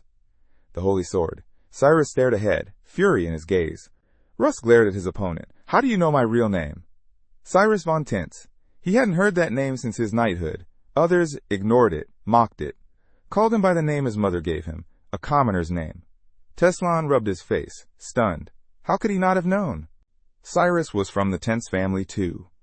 He remembered now, the old warrior who had introduced him. The weight of the Tense name rested with the Golden Knight, though history had buried him. But 30 years from now, everything would change. Thanks to the Holy Sword's rise, the family would gain nobility. He'd become a marquis. He wouldn't have to hide behind magic armor anymore. Maybe that's why he hadn't recognized the Golden Knight back then. Everyone had already forgotten him. Flushed, Russ asked again, How do you know my real name? Teslan caught the look. Embarrassment. He smiled awkwardly. Just a lucky guess. But Russ's face hardened with anger. It was written all over him. Teslan grinned. The Cyrus, he remembered, had always been cold, detached. But now? He was changing, and people do change. Russ charged again. His blade met a wall of flame. The sheer force made the floor crack beneath their feet. Teslan clenched his fist and countered. The impact made Russ stagger. He growled, his body lighting up in blue aura, and stepped back. Then, he stood tall and cloaked himself in a powerful blaze. The redhead raised his arms defensively. He's redirecting damage with aura already? He thought. Not bad for a rookie. Russ roared and charged once more. Teslan dodged, watching closely, but he couldn't read the kid's moves. They came from angles that shouldn't have existed. Erratic, wild, impossible to track. He narrowed his eyes. Nothing about Russ's fighting made sense. No rhythm, no order, and that should have made him easy to beat. But it didn't. Teslan thought back to the old combat manuals. Every style had rules, theory, structure. Even Gerard's moves were rooted in the basic forms passed down through generations at the indestructible gym. But Russ? He fought like a beast. Unpredictable, raw, relentless. Teslan backed away, but Russ kept closing in. The redhead weaved through every attack. Not a single strike landed. Despite the wild appearance of Russ's swings, he was in full control, each movement precisely measured. Not a single opening in sight. His eyes glowed with blue aura. From the outside, it looked chaotic, like he was just flailing. But Teslan saw the truth. This wasn't chaos. It was genius. A kind of brilliance that only appears once in 1,000 years. Now it made sense. They called him the Holy Sword. The same sword that had once cut down his comrades, his friends. Teslan remembered that day vividly. His master's cold stare. Have you already slain the 4 heavenly kings? He had asked. The saintess had looked back and declared, Filthy orcs aren't worthy of my blade. Then came the question that stung deeper. Even the great and noble Tethid? Russ now stood before him, attacking, calling out, For Tethid! Flames surged around Teslan as he took a firm stance. He knew what was coming. Russ shouted again, I am of the Tense line. He raised his sword overhead. A single, massive downward slash, the only technique he had trained for years, as if he was trying to split the sky in half. This was the spirit of someone destined to become his rival again. Teslan's eyes hardened. He had to end this now, before history repeated itself. He lunged forward, slamming a fiery punch into Russ's chest. As their eyes met, Teslan muttered, "I'm glad we met again." Then quietly, "Goodbye." The blow sent Russ flying. Waves of fire trailed along the path of his fall. Teslan stood still, fists burning, eyes cold. Slowly, he scanned the battlefield. Russ pushed himself up with his sword, glaring. "I'm a swordsman of tents," he growled, "and we never give up." Teslan's expression tensed. "Cyrus!" His fist clenched. That strike had been meant to end it. He had meant to kill him. Not like in the spar with Eustace or the others. This time, there was real killing intent. But Russ wasn't dead. He wasn't even down. He looked like a shell, empty, barely holding together. But still, he stood. Teslan stared. Should I kill him? He wondered. Russ pointed his sword, trembling, breathing hard. Teslan's instinct screamed for the final blow, but something inside stopped him. It wasn't just that Russ hadn't done anything wrong yet. It was the image of Cyrus's future. What if he becomes someone dear? What if I destroy something precious now? Would that be justice? Would that be right? A memory flickered Tethid, the great orc warrior. No Tethid would want vengeance for himself. If he killed Russ now, he'd steal that from him. Teslan grit his teeth. He'd be furious. He lowered his head, whispering to himself, "This isn't how it ends. If we fight again, it'll be fair." He promised silently that he'd spare him. Russ blinked, confused. "What?" A voice echoed in his mind. "Get stronger. Live." His eyes lit up with fiery determination. "I'll do it," he growled, "for Tethid's sake." In his past life, the orc had clashed with Cyrus, time and again. Those battles had shaped both of them, rivals who grew stronger with every encounter. Teslan watched his future opponent and realized part of Tethid's strength came from Russ. If he killed him now, he'd rob Tethid of that legacy. With a grim frown, he turned away. "This one belongs to Tethid." Russ lowered his sword, eyes wide with disbelief. He clenched his teeth. A scream tore from his throat as he slammed the floor in frustration. Power and rage exploded outward. Dust and debris scattered across the ground. Tears streamed down his face. In the snowy forest, under a clear sky, Mistila smiled and greeted the returning hero. He walked over to the dwarves. "I'm glad you made it out." Scylla gave a cheeky grin. "Thanks to our master, we've had a very memorable experience." He knew the path of the pilgrim wouldn't be easy, but he never imagined it would land him in prison. Frowning, the young man muttered, "At least nothing terrible happened, thank the goddess." Then his tone turned serious. "But next time, think about Cirrus. She's a young elf. It could have ended badly." Concerned, Teslan leaned toward the girl. "Are you all right?" She blushed slightly. "The knights were more polite than I expected." Teslan blinked. "Guess we were lucky this time." "But still," he thought, "I need to be more careful." Cirrus spoke up. "Did you get what you came for?" He held up the artifact. The pilgrim peered at it curiously. "What is that? Doesn't seem like something a warrior would want." Teslan gave a vague answer. "No idea. My mentor just told me to bring it back." But he wasn't being honest. Far away, atop a mountain city, ruins were being sifted through. A companion turned to him. "Are you serious?" "I saw it with my own eyes." Elsewhere, a warrior stood silently in a dim room. Abram's voice cut through the quiet. "The Tense family finally has an aura wielder." Another man frowned. "Everyone's talking about Russ." He turned to the window, eyes narrowing. Did he really awaken it? Bitterness crept in. Why would that kind of power go to him? The son of a common woman? He imagined his father smiling at Russ, praising him. The elders, too, lauding him in public while whispering behind closed doors how the family had lost its glory. And now, Russ had brought the aura back. Meanwhile, Russ sat in meditation, his sword beside him. To the family, the presence of an aura lord meant everything. Status, influence, power. The blond man's eyes widened. What about me?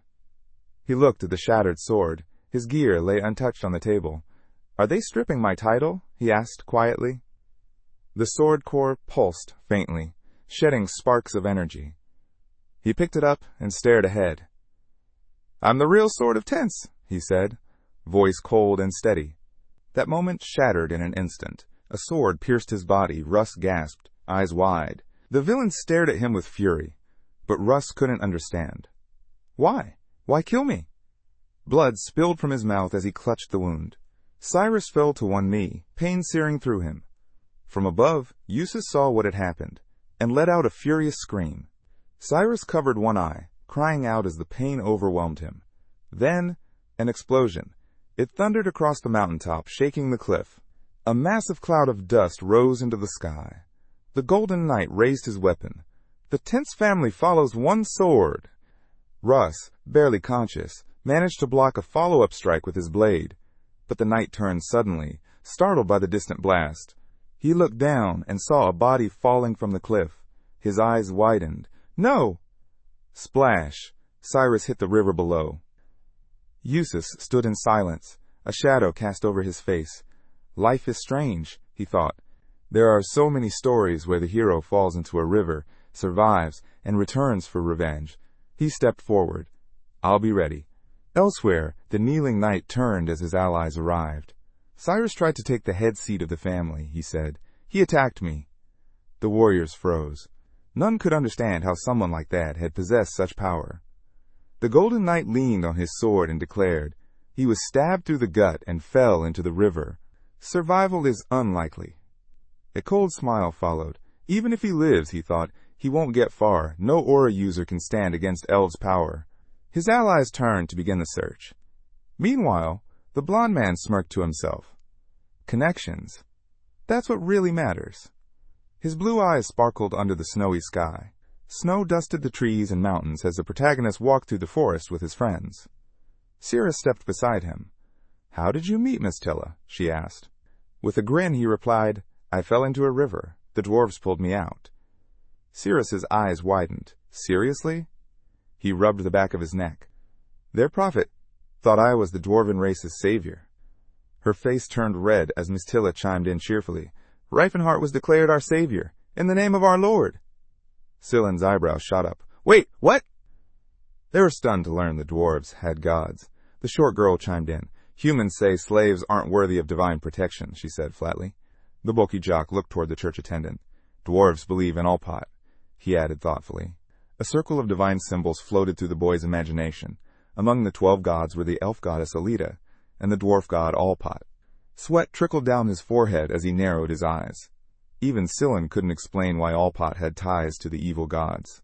Before they could dive deeper, Cirrus pointed toward the riverbank. Reifenhart, over there!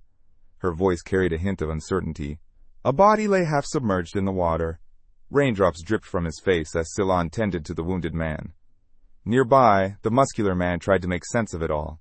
They'd stopped along the river's edge, and now this boy had appeared. Could it be part of the prophecy? The wheels of a cart creaked as it rolled forward. Inside, Cyrus stirred. His eyelids fluttered open. Slowly, he sat up and looked around at the trees. Confused. What am I doing here? He wondered. Then it hit him. His fight with his brother. The memory surged back. He imagined himself training, sword in hand. He'd always admired Eustace, hoping one day to earn his respect. But deep down, he realized his brother, the Golden Knight, never planned to recognize him at all. Cyrus leaned back against the cart's wall, covering his face, and let out a quiet laugh. The protagonist turned around, smiling. You're awake. How are you feeling? The wounded knight slowly approached Reifenhart. The redhead explained how they'd pulled him from the river. 2 horses pulled the cart through the forest. The jock spoke up. We're in Barlant Wade's territory now. It's been 3 days since Kelbrun's castle. He added, We were going to drop you at the nearest tavern, but Scyllin insisted. Your wound was too deep for a second-rate healer. Cyrus flushed at the mention of his brother. One of the Saints had told him he'd only survived thanks to his latent aura. Reifenhart shrugged with his hands in his pockets. You should be a little grateful, he said. We even bought you a cart. Cyrus bowed his head. Thank you. The protagonist crossed his arms and nodded toward Scyllin. Don't thank me. She's the one footing the bill. He smirked. Even if he becomes my enemy someday, I doubt he'd kill the one who saved his life. The knight turned away, clearly flustered. The jock asked casually, So what now? Smoke curled into the sky above the trees. Cyrus looked at the rising fire and said quietly, They've already labeled me a traitor, accused me of attacking out of greed. I can't go back. Riffenhart frowned. In the past, he challenged Russ to a duel right after awakening his aura, but this time, it's different. Cyrus stared at the night sky. If I return, I'll be disgraced. The protagonist nearly choked on his drink when the young knight suddenly asked, "Can I travel with you?" Everyone turned to him in disbelief.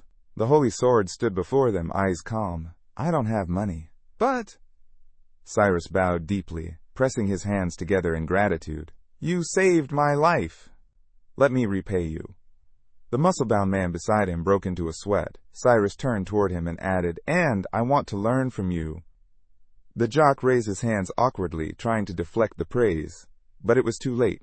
The fact that he was heir to Gerard, the martial arts king, was more than enough for Cyrus. Riffenhart closed his eyes.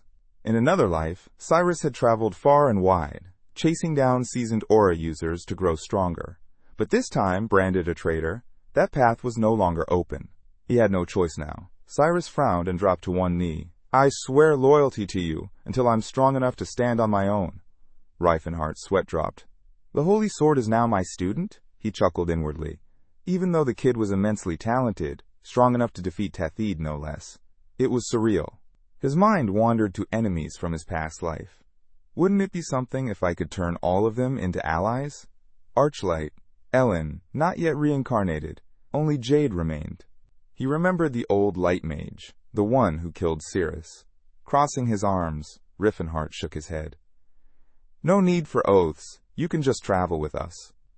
Cyrus grinned wide. "Can I call you teacher or big brother?" The sky glittered with stars above them. Riefenhart glanced upward and smirked. "I'm 5 years younger than you." Back at the castle, under the same starry sky, Eustace knelt in shame. "I'm sorry," he muttered. The silver sage stood before him, purple energy radiating from his legs. "You've disappointed me," the sage said coldly. Hands clasped behind his back, the sage added, "It wasn't even that difficult of a task." Eustace's face twisted with frustration as sweat dripped down his brow. I miscalculated," he admitted. He collapsed to the ground, face down. Even the strongest mages can't teleport here, he thought. But the Silver Sage... He sent a projection effortlessly. The Golden Knight's voice cracked as he begged for mercy.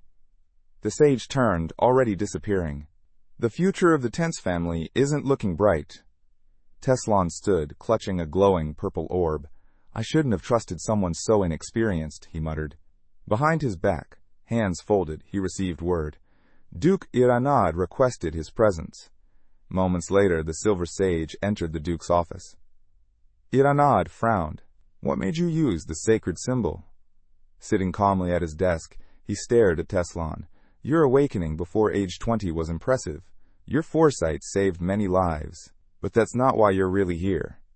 His eyes narrowed. "It's not your past contributions. It's your potential." Teslan bowed his head. "I understand." Iranad leaned on his fist. "You won't be punished this time. You caused no harm, but remember your place." The silence thickened. Then the Duke peered at him closely. "Teslan." In Riffenhart's body, the sage lifted his eyes. Quiet. Still. The gray crest of the Silver Sages shimmered. At its center, a shield. Guardians of humanity. Rulers in the shadows. Their faces, always hidden beneath hoods. Their robes and their strength were enough to sway the fate of nations. As the man strolled down the corridor, he reminded himself. He'd only just joined the Silver Sages, and for now, he was barely a footnote in their ranks. He pictured himself alongside the main character in a past life, convinced that the Demon King had been reborn. Someone had to stop him, and Teslan decided it had to be him. He stared ahead, thinking it wouldn't be easy for Riefenhart to regain mastery over magic, even with the artifact in hand. His thoughts turned to the Black Cube, a relic marked with 4 ancient symbols, known as the Voice of Illusion. Teslan narrowed his eyes. If Riefenhart was rising again, he'd be ready. He would challenge him head-on. Meanwhile, a carriage rolled through a snowy forest. Scylla guided the reins while the girls chatted in the back. Cyrus walked alongside them, musing at how mismatched the group seemed. He recalled how they drew lots, instead of dumping all the travel duties on the elven slave. The muscle man called out to his apprentice, who asked why he didn't just make the slaves handle it. He shrugged it off. "They're my friends," he said simply. They reached a river. The knight remembered hearing that some of the true martial artists were widows. As they collected water, the young man silently vowed to follow his mentor's path until he too became a swordmaster. He looked forward, thinking he'd obey the protagonist no matter what. Cyrus glanced toward the cart, wondering what the big guy was doing now. Inside, Griffenhardt held the cube, activating the relic. It pulsed with light. The beginner's trial had started. He found himself in a violet room and quickly grew bored of the setting. Tapping various controls, he cycled through new environments. Suddenly, two girls in swimsuits appeared at his side. He grinned like an idiot, then turned away, embarrassed. Bright figures dropped from above. Raising his arms, the jock deflected the attacks. A series of booms echoed overhead. Flames burst from his palm as he fought back. Griffenhardt frowned. The speed was overwhelming. The girls yelled at him to focus. Spinning around, he realized he'd missed 3 incoming strikes. Wiping sweat from his brow, he muttered that he still pulled it off. Cheers erupted around him. Sitting cross-legged, he commented on how Elysian's voice mode worked surprisingly well, though it had way too many useless settings. He pictured the purple cube again. It had once been a training device back in the Silver Age, loaded with countless configurations. Looking it over, he couldn't figure out why something like this even existed. Still, he smirked. If it could help him build mana, he'd use it. Back in the carriage, Teslan, despite his limited smarts, stuck his head out as Silen pointed ahead.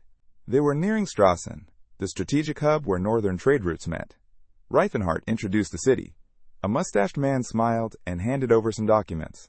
Flipping through them, Reifenhardt thought he finally had the truth about the body he now inhabited. Chapter 33. His eyes widened when he read that Teslan had lost his mind at 16, the pieces finally clicking into place. Sitting quietly in a chair, the martial arts king, now reborn in a mage's body, read the letter in silence. The muscle man muttered, half to himself, that he hoped he was wrong.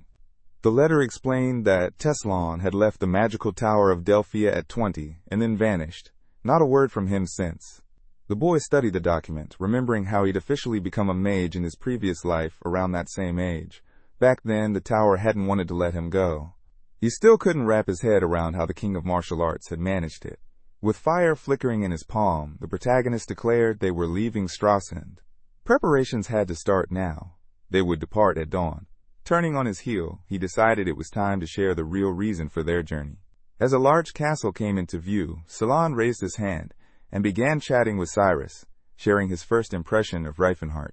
The Saintess laughed with the knight, while the muscle man watched them silently, debating whether now was the right moment. A shadow crossed his face. The others turned to him as he spoke up. "We need to talk." Crossing his arms, he dropped the bombshell. There was no Silver Age relic where they were headed. They sat down at a table, and he told them they were bound for the Settlered Mountains. The protagonist furrowed his brow. It was time to share his dream, his true goal. He raised his hand and said firmly, "I don't believe elves, dwarves, or orcs should be slaves." Silen and Cyrus stared in shock. He continued, asking them to see things the same way. The muscleman spoke with conviction. He wanted a world where slavery had no place. Miss Tilla smiled quietly, but the rest were stunned. The dwarf gave the knight a sharp look, who then asked, "Did their mentor really want these races to run wild again?" Reifenhardt frowned.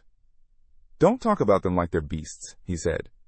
"They have minds. They feel. They think." He scratched his head awkwardly, unsure how to convince them. The muscle man looked at his apprentice and realized how most would hear his words, as if he were trying to make cows or pigs their equals.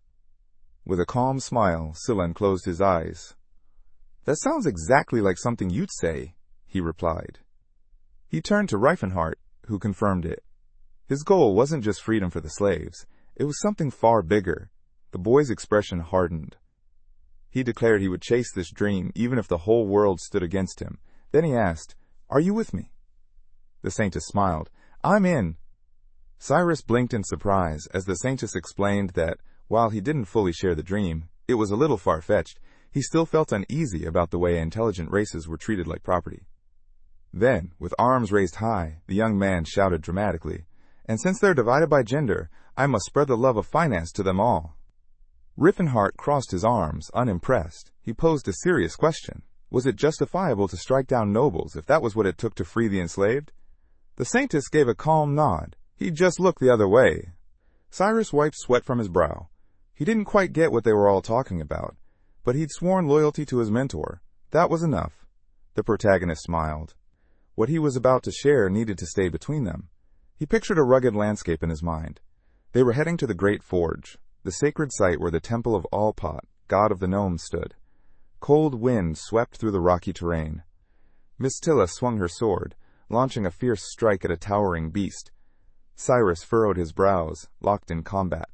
The jock tightened his grip on his armor, thinking about how gnomes could channel the earth itself, briefly boosting their strength.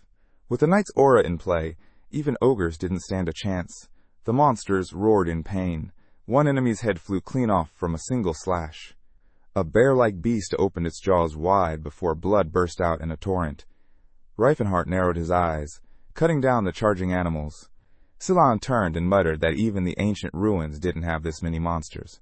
The protagonist replied, "That's exactly why the dwarves made this place their home."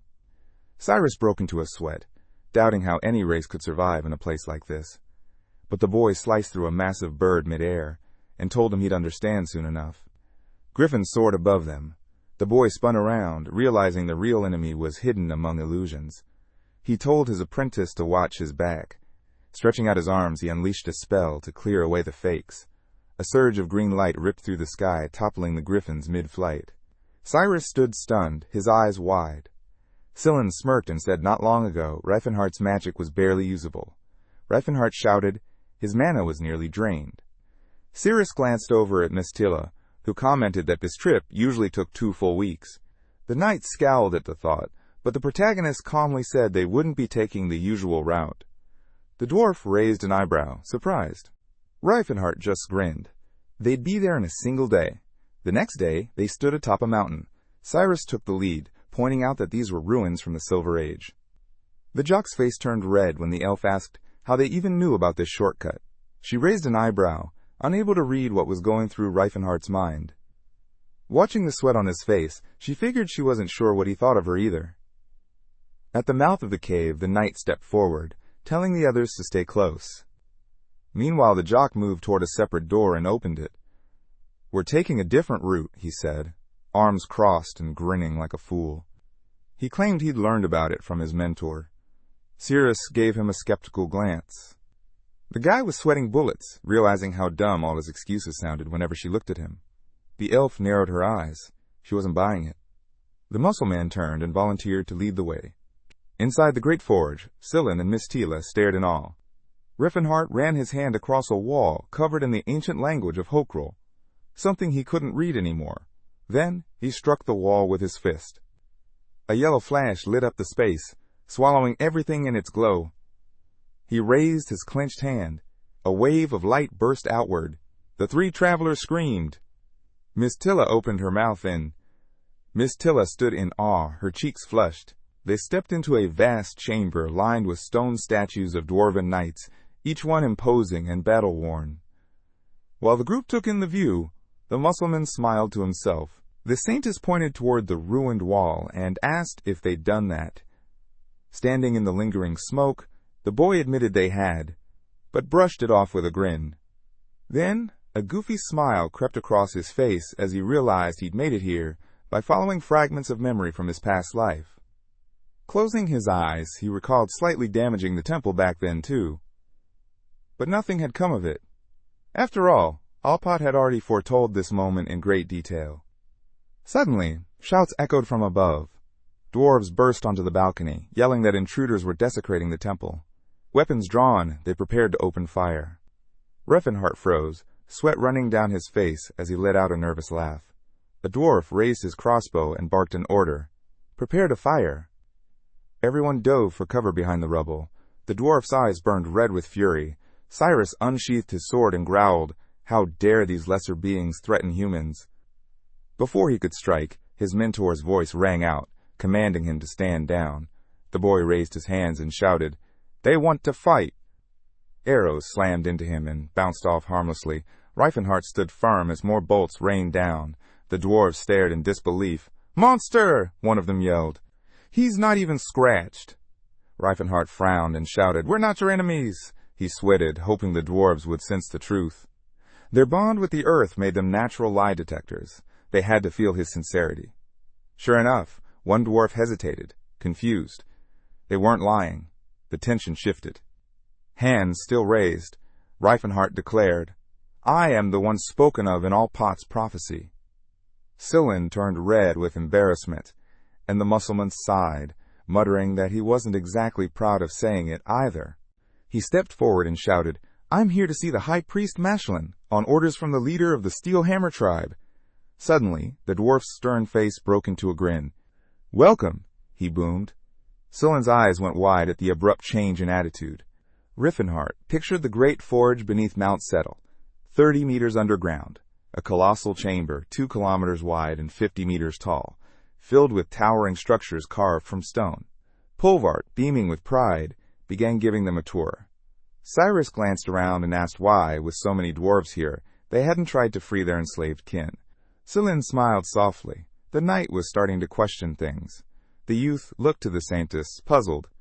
"That's exactly how these questions are born," the Saintess replied. Cyrus fell silent, deep in thought. Polvart turned and explained that they had only renovated the ruins left from the Silver Age. Reifenhart looked away, noting that the dwarves had already lived here back then. He touched a doorway and noticed how low it was.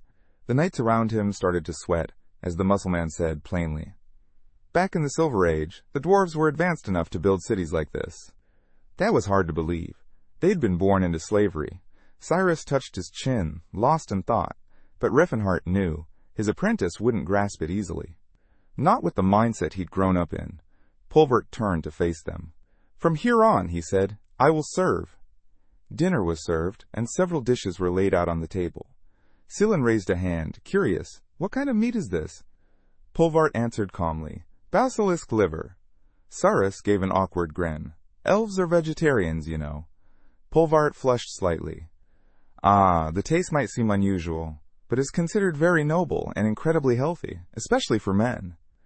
Cyrus and Miss Tilla exchanged unimpressed glances as Sillin and the jock tore into the liver like starved wolves. Then dwarf maidens entered and announced that the savior was being summoned to the central tower. Reifenhart stood, nodding. "I'll be back." They stopped at the foot of the staircase. Reifenhart assumed only the privileged could enter, but Polvart just shrugged. "I'm not restricted, I'm just lazy." Inside, stone statues lined the walls, some gripping swords, others wearing helms. The boy stepped forward, eyes widening. At the far end, an old dwarf sat atop a throne. Machlin looked up and welcomed his guest. The jock approached with hopeful eyes. Beneath the high dome, gray smoke swirled in the air. The throne had been shattered. Reifenhart lowered his head. "The king of martial arts! He was powerful." In another moment, Teslan raised his hand and vowed, "This ends today. I'll free the intelligent races from his cursed grip." He charged forward. A magician cast a spell, light erupting across the room. The fighter pushed through the glare, eyes focused. Then he blinked. The magician's black eyebrows lifted in confusion. Sitting at a table, he realized he'd nodded off again. Teslan jolted upright. "Only close my eyes for a second," he muttered, placing his hand on a pile of books. Frustrated, he clenched his fist. He'd spent 6 years grinding, mastering magic, forging powerful alliances, securing a place among the Silver Sages. And yet, it still wasn't enough. Walking to the window, he admitted it to himself. Aura and Fifth Circle spells aren't going to defeat the Demon King. He thought back to their battles. Reifenhart likely had the edge now. His body alone was a powerful weapon. Teslan scowled. The guy was probably out there, rounding up followers and regaining his strength. He folded his hands behind his back. He needed strong warriors, too. Back in the tower, a long staircase led to a stone chamber. Reifenhart stood before Machlin, his teacher, ally, and oldest friend. The elder dwarf squinted at him. "Have we met before?" Machlin asked. "I haven't left this place in over 50 years. Reifenhart stood tall. "We meet 10 years from now." Machlin broke into a nervous sweat. Was this savior? Delusional? Reifenhart let out a heavy sigh. Then, looking him square in the eyes, he said it plainly. "I've traveled through time." He raised a hand and began to share everything that had happened. His memories, his past, and the truth of who he was. The muscle man explained how the Antarius Empire had branded him the Demon King, how that war unfolded, and how it all ended with his death. The protagonist frowned. "It doesn't matter if you believe me, it's still the truth." He stood silently. Mashaline finally spoke. "I don't believe you're lying, but it's hard to accept." He stared at the man before him, brows furrowed. "I need to test it for myself, to see if you've really crossed time, or if you've simply lost your mind." The old gnome leaned in with a grin. "Let me ask you one thing," he said to his close friend, tugging at his beard. "What color is this?" Riffenhart closed his eyes and smiled. When he opened them, he looked straight at him and replied, "You don't have a beard." The dwarf chuckled and pulled the false beard from his face. It was one he'd worn in his past life. "All thanks to Allpot's blessing," he said, slipping his hands into his pockets. "In the world of dwarves, a grand beard is a mark of manliness. But me," he gave a soft laugh, "could never grow one." With a warm smile, he stepped forward. "I trust you, old friend," he said. "I'd offer you advice, but I only have one thing left to give." Then he dropped to one knee and swore loyalty to Reifenhart on behalf of all dwarves. The boy's expression grew firm. "Stand up," he said calmly.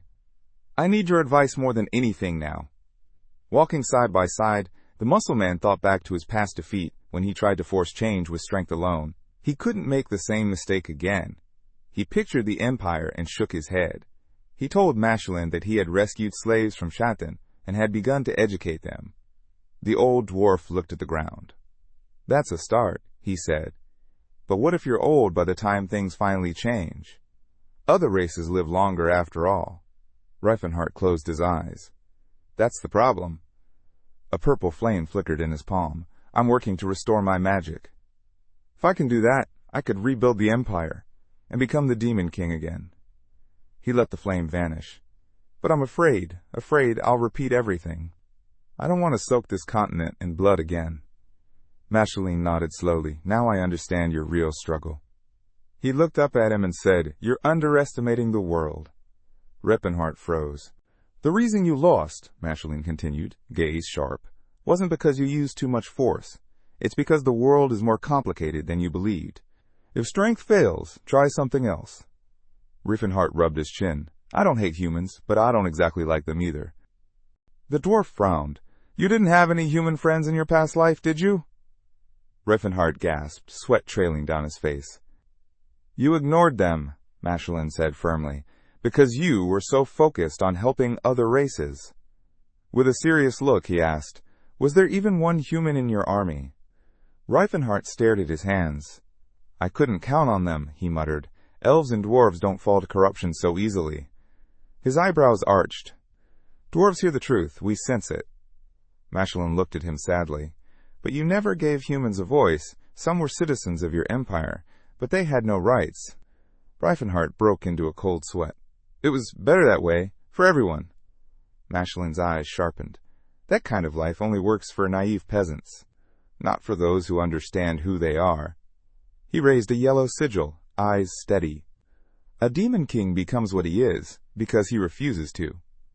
"A demon king becomes one," Mashaline said, "when he refuses to consider the world around him, and insists everything move according to his own will." Representatives of every race stood in silence around the mage. Seeing Reifenhart's stunned expression, Mashaline added, "You wanted what's best, but you definitely became a demon king." Reifenhart put a hand to his forehead. "By the time you were working under me, humans had already begun wiping out the dwarves." Mashaline's smile faded. "Then I have no right to lecture you." The jock looked frustrated. "Then what am I supposed to do?" The dwarf gestured toward the knights. "You see it as a war between humans and every other race. But you're forgetting, humans don't need another race to start killing each other." Reifenhart stared at his friend. "Don't let personal pride blind you," Mashaline warned. Above the mountains, fog rolled in thick. A massive monster bared its teeth. Dwarves surrounded it, ropes flying. Cyrus leapt up, using the seven grinding technique. He struck the dragon, but it barely flinched. Landing, the young knight grit his teeth. "Still not good enough?" he muttered. From the ridge, Cyrus fired a brilliant arrow. Green light streaked toward the beast. Then, unexpectedly, an elf turned around just in time to see Cardamite charging in, weapon raised. With one mighty leap, the dwarf's axe ignited in red aura. A single swing, and the monster's body was torn open. Cardamite grinned. Time for a feast. Cyrus and Scylla stood dumbfounded. Dwarves have aura? Neither had seen that before. 3 dwarves lit up with that same energy, and the knights broke into a sweat. It was beyond anything they'd imagined. Inside the great forge, a crowd had gathered. A full month had passed since the group's arrival, enough time to settle in. Cyrus observed the locals, fascinated by their lives, quietly hoping to learn something from them. The air was growing colder. Snowstorms howled through the peaks. Scylla closed his eyes, then suddenly shouted, "I grew a whole centimeter." Everyone laughed and cheered. The dwarves, however, looked confused. Why did humans place so much value on height? Cyrus turned serious. "Where's our teacher?" "The tower," the saintess replied. They looked toward it, wondering what Reifenhard might be doing now. At the heart of the forge, a giant steel pipe loomed. It connected to the geothermal control system. Inside, a massive lamp glowed. Merim, Reifenhard stood by its light. The Silver Age, it really was something else. Metal pipes extended across the chamber, feeding into the mechanism. He thought back. So much magical knowledge had been lost. But the teachings of Alpot endured, passed down through statues, relics, and through Magrum. Bathed in warm light, he reflected on how the gnomes' fading status had weakened their god's influence. Right now, Alpot barely had enough power to awaken Merim alone. Reifenhard summoned a blazing aura. Teslon's body, he thought, resisted mana fiercely. No matter how hard he trained, his mana reserve stayed low. That meant only one thing. He had to train his tolerance instead. He remembered the moment he brought Magrim under control, the blast of raw power that followed. That's when he invented the atomic boost. As he took off his pants, one thought ran through his mind, to reshape the very fabric of. To fully merge with the artifact, he had to synchronize completely with its power. Reifenhard stretched his arms out wide, silently, hoping no one was watching. Unbeknownst to him, a security camera blinked from the ceiling. On the other end of the screen, a group of middle-aged gnome women blushed as they admired the Mussulman's physique. All of them had been married for decades, but their cheeks turned rosy just the same. A snowy wind swept through the mountains. 40 days had passed since their arrival at the Great Forge. Red sensors around the forge began to crackle with electricity. Reifenhard extended his arms again and started casting. A dense, purple aura surged around him. Clenching his fists, he spoke with satisfaction. 5th circle summoning spell, complete. Now, all he needed was to boost his mana reserves. He folded his arms, deep in thought. Where to next? Nearby, Scylla was shivering but kept pulling himself up on a horizontal bar. He turned with a grin when the protagonist complimented his newfound muscles. The boy flexed his biceps, and the muscle man looked away, slightly uncomfortable. After putting on his robe, the saintess asked, "Are we heading out soon?" Reifenhard smiled. "Do you like it here?" Scylla turned his head. "I do. I want to share my teachings with the dwarves." Cyrus sat quietly, meditating with his sword in hand. Dwarven children pretended to duel nearby, caught up in their games. Off to the side, Cirrus sat alone, watching them. Her face rested in her hands. She was remembering the children of her homeland, how they used to laugh and play. Her eyes glimmered with something distant. Maybe she had already forgotten what that felt like. Reifenhard walked over. "What are you doing?" he asked. She didn't look up. "Just watching the kids." Sitting on the steps, she finally spoke again. "They're so carefree. But hard times will catch up eventually. Some of them won't even make it to adulthood." She turned away, her voice quieter. "It just reminded me of home." Reifenhard watched her silently. In his mind, a map appeared. He thought of Spilus, the far western edge of the Kingdom of Grime, a place where humans were forbidden to set foot. The elf turned in surprise when he asked, "Want to go visit your family?" She blushed. It would take at least 2 months to get there. But the warrior smiled. "There's a quicker way." A desert stretched out under the burning sun. Twin cliffs towered in the distance. Suddenly, a massive explosion tore through the silence. Cirrus and Reifenhard stepped out of a portal. The elf looked around in awe. This really was the land of sorrow. "We made it in seconds," Reifenhard said calmly. They stared at a swirling mass of purple energy. "Do you have to be an archmage to activate these Silver Age relics?" she asked. Sixth circle magic is enough, he answered, still a bit flustered. My mentor had a few good friends who showed me how. She stared at him. A monstrous roar echoed across the sands. The beast lunged. Riefenhart clenched his fist and launched it forward, striking the creature's head with brutal force. The sand lizard dropped instantly. These monsters are common out here, he said, brushing dust from his knuckles. Tastes good. Suddenly, a wave of darkness surged through the air, forming a shield that blocked out the sunlight, crafted by the young man himself. The enemy's body began to smolder and burn. Riefenhart stepped forward, casting a blue seal to pull water straight from the creature's blood. He moved closer to the corpse, preparing to skin it. He paused, thinking to himself how surprising it was. He'd done all this without using magic. Nearby, Cirrus stabbed a piece of meat with her blade and held it out to her friend. Try it. He bit off a large chunk and, while chewing, asked, How long till we reach the elf's home? She replied, About half a day's journey. He grinned, clearly amused by her doubt that any elves were still alive there. Cirrus stared at him, puzzled. Later that night, a bright light lit up the darkness. Then dawn came. Their journey brought them to a small settlement. The homes were identical, same color, same shape. Firewood and bowls were scattered near a cold fire pit. As the young man scanned the area, the girl remained still, hood over her head, gaze fixed forward. She said nothing, but inside her thoughts stirred. No one's here. Her eyes narrowed. I miss them, the faces of my family, the voices of those I loved, the scent, the breath of my brothers and sisters. A wind swept by, and the elf felt a strange realization. She couldn't even remember the name they once called her. She wanted to cry, but her tears had dried up, just like this desert, 50 years ago. Nearby, the warriors wiped sweat from their brows, their shame evident. He looked around at the empty homes, thinking back, the Danheims. They used to live well here. What happened? He scratched his chin. I don't recall doing anything that could have led to this. Then he turned to his friend. Do you think something's off about this village?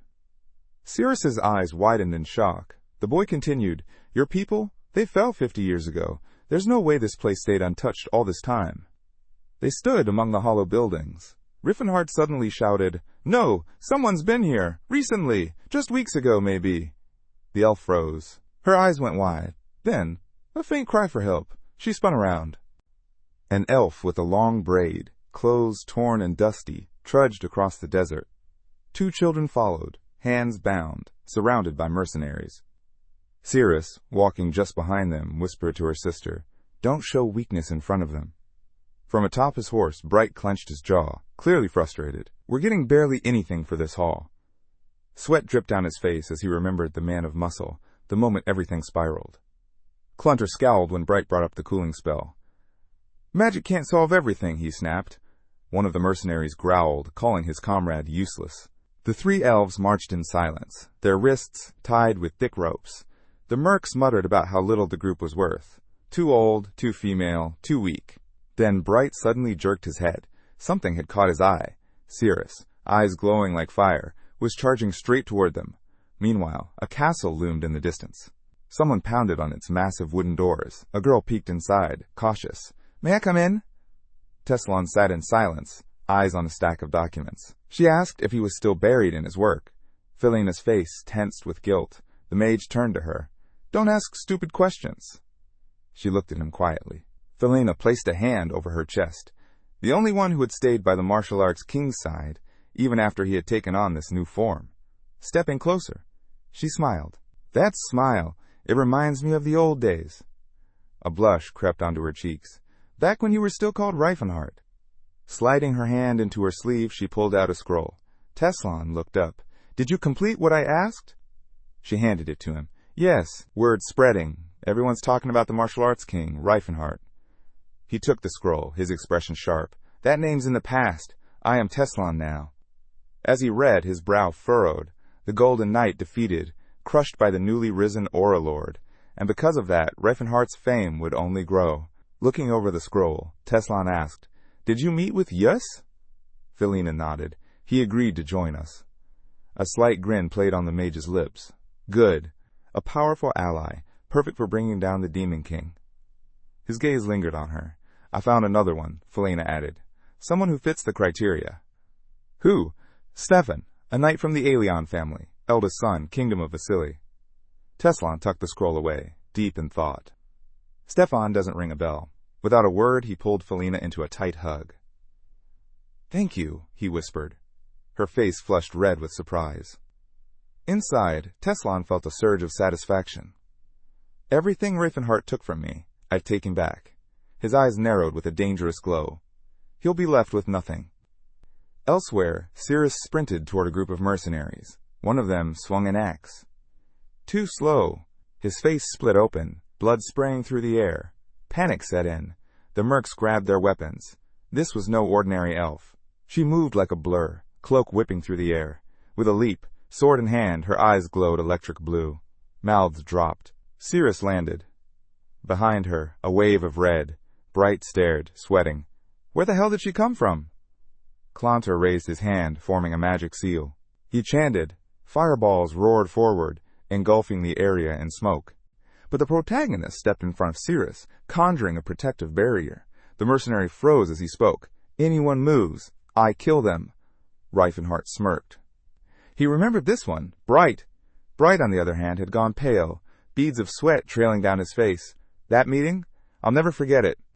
Reifenhart brushed his hair back, amused. Funny thing, memory. He walked toward him. "I've got some questions for you." Behind Bright, 3 slaves stood silently. "I won't say anything," Bright snapped. "There's no one else in captivity." The muscle man raised his hand. "That answer better be true. Your life depends on it." Bright trembled. "It's true, no one else." Reifenhart turned to Clontar, the mage. "How many elves have you killed?" Clontar's face twisted in confusion. Reifenhart's eyes lit up with fury. "About 40, the man muttered. The air shifted. Reifenhart's body blazed with orange energy. In his palm, a deep purple aura gathered. "Then you," he growled, "will pay for every drop of their blood." The enemy conjured a seal and launched an attack. A blue beam shot forward, but it couldn't pierce the protective barrier. The mercenary broke into a sweat. A mage this powerful and that young? The protagonist lifted his hand, chanting. A burst of purple light filled the air. The mercenaries collapsed. The mage stumbled, gasping, "Fine, I'll hand over the elves." Reifenhart stepped toward him. "They should have been ash by now, but I ran out of mana." Clontar panicked, yelling, "I'll give them to you, now!" But the boy waved him off. "Don't bother!" He raised his fists. Clontar cried out, lifting his arms in fear. The warrior narrowed his black brows. "This is justice for every drop of elven blood spilled!" The mage trembled, sweating.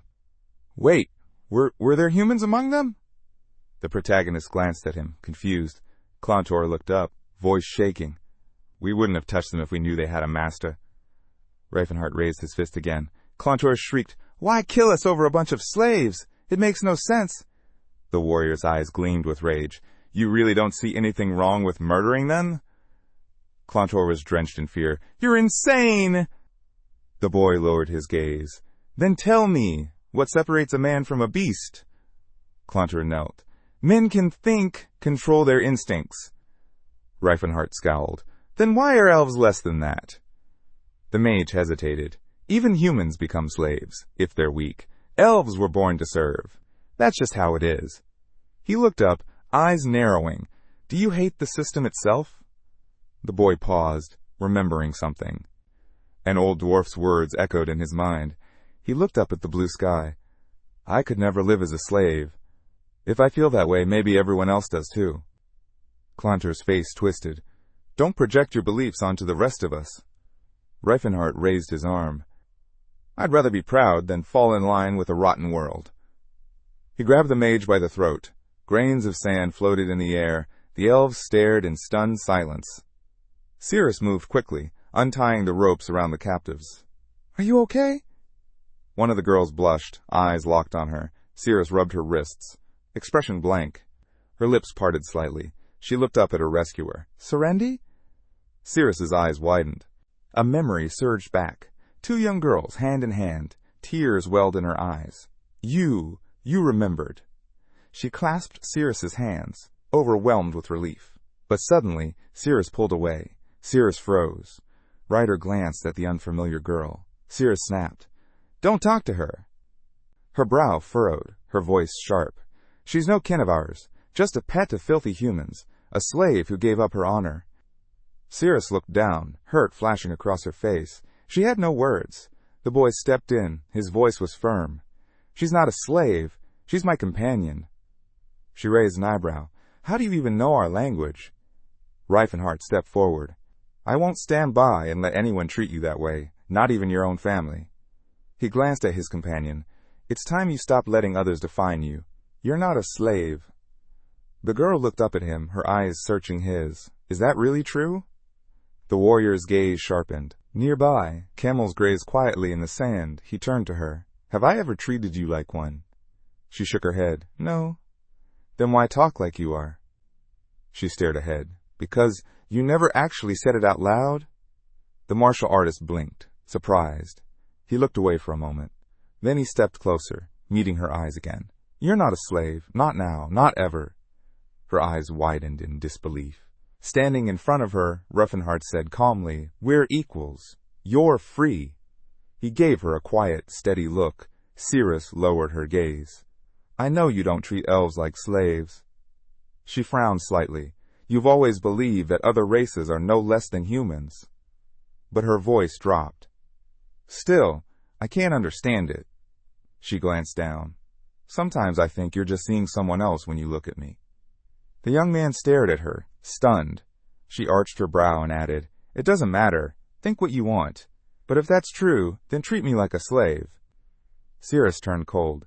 Stop pretending to be sincere. I don't need it. The warrior stood silent. A realization hit him hard. His pride in saving her was a lie. The one he saved had existed in another life. This version, he'd simply bought her.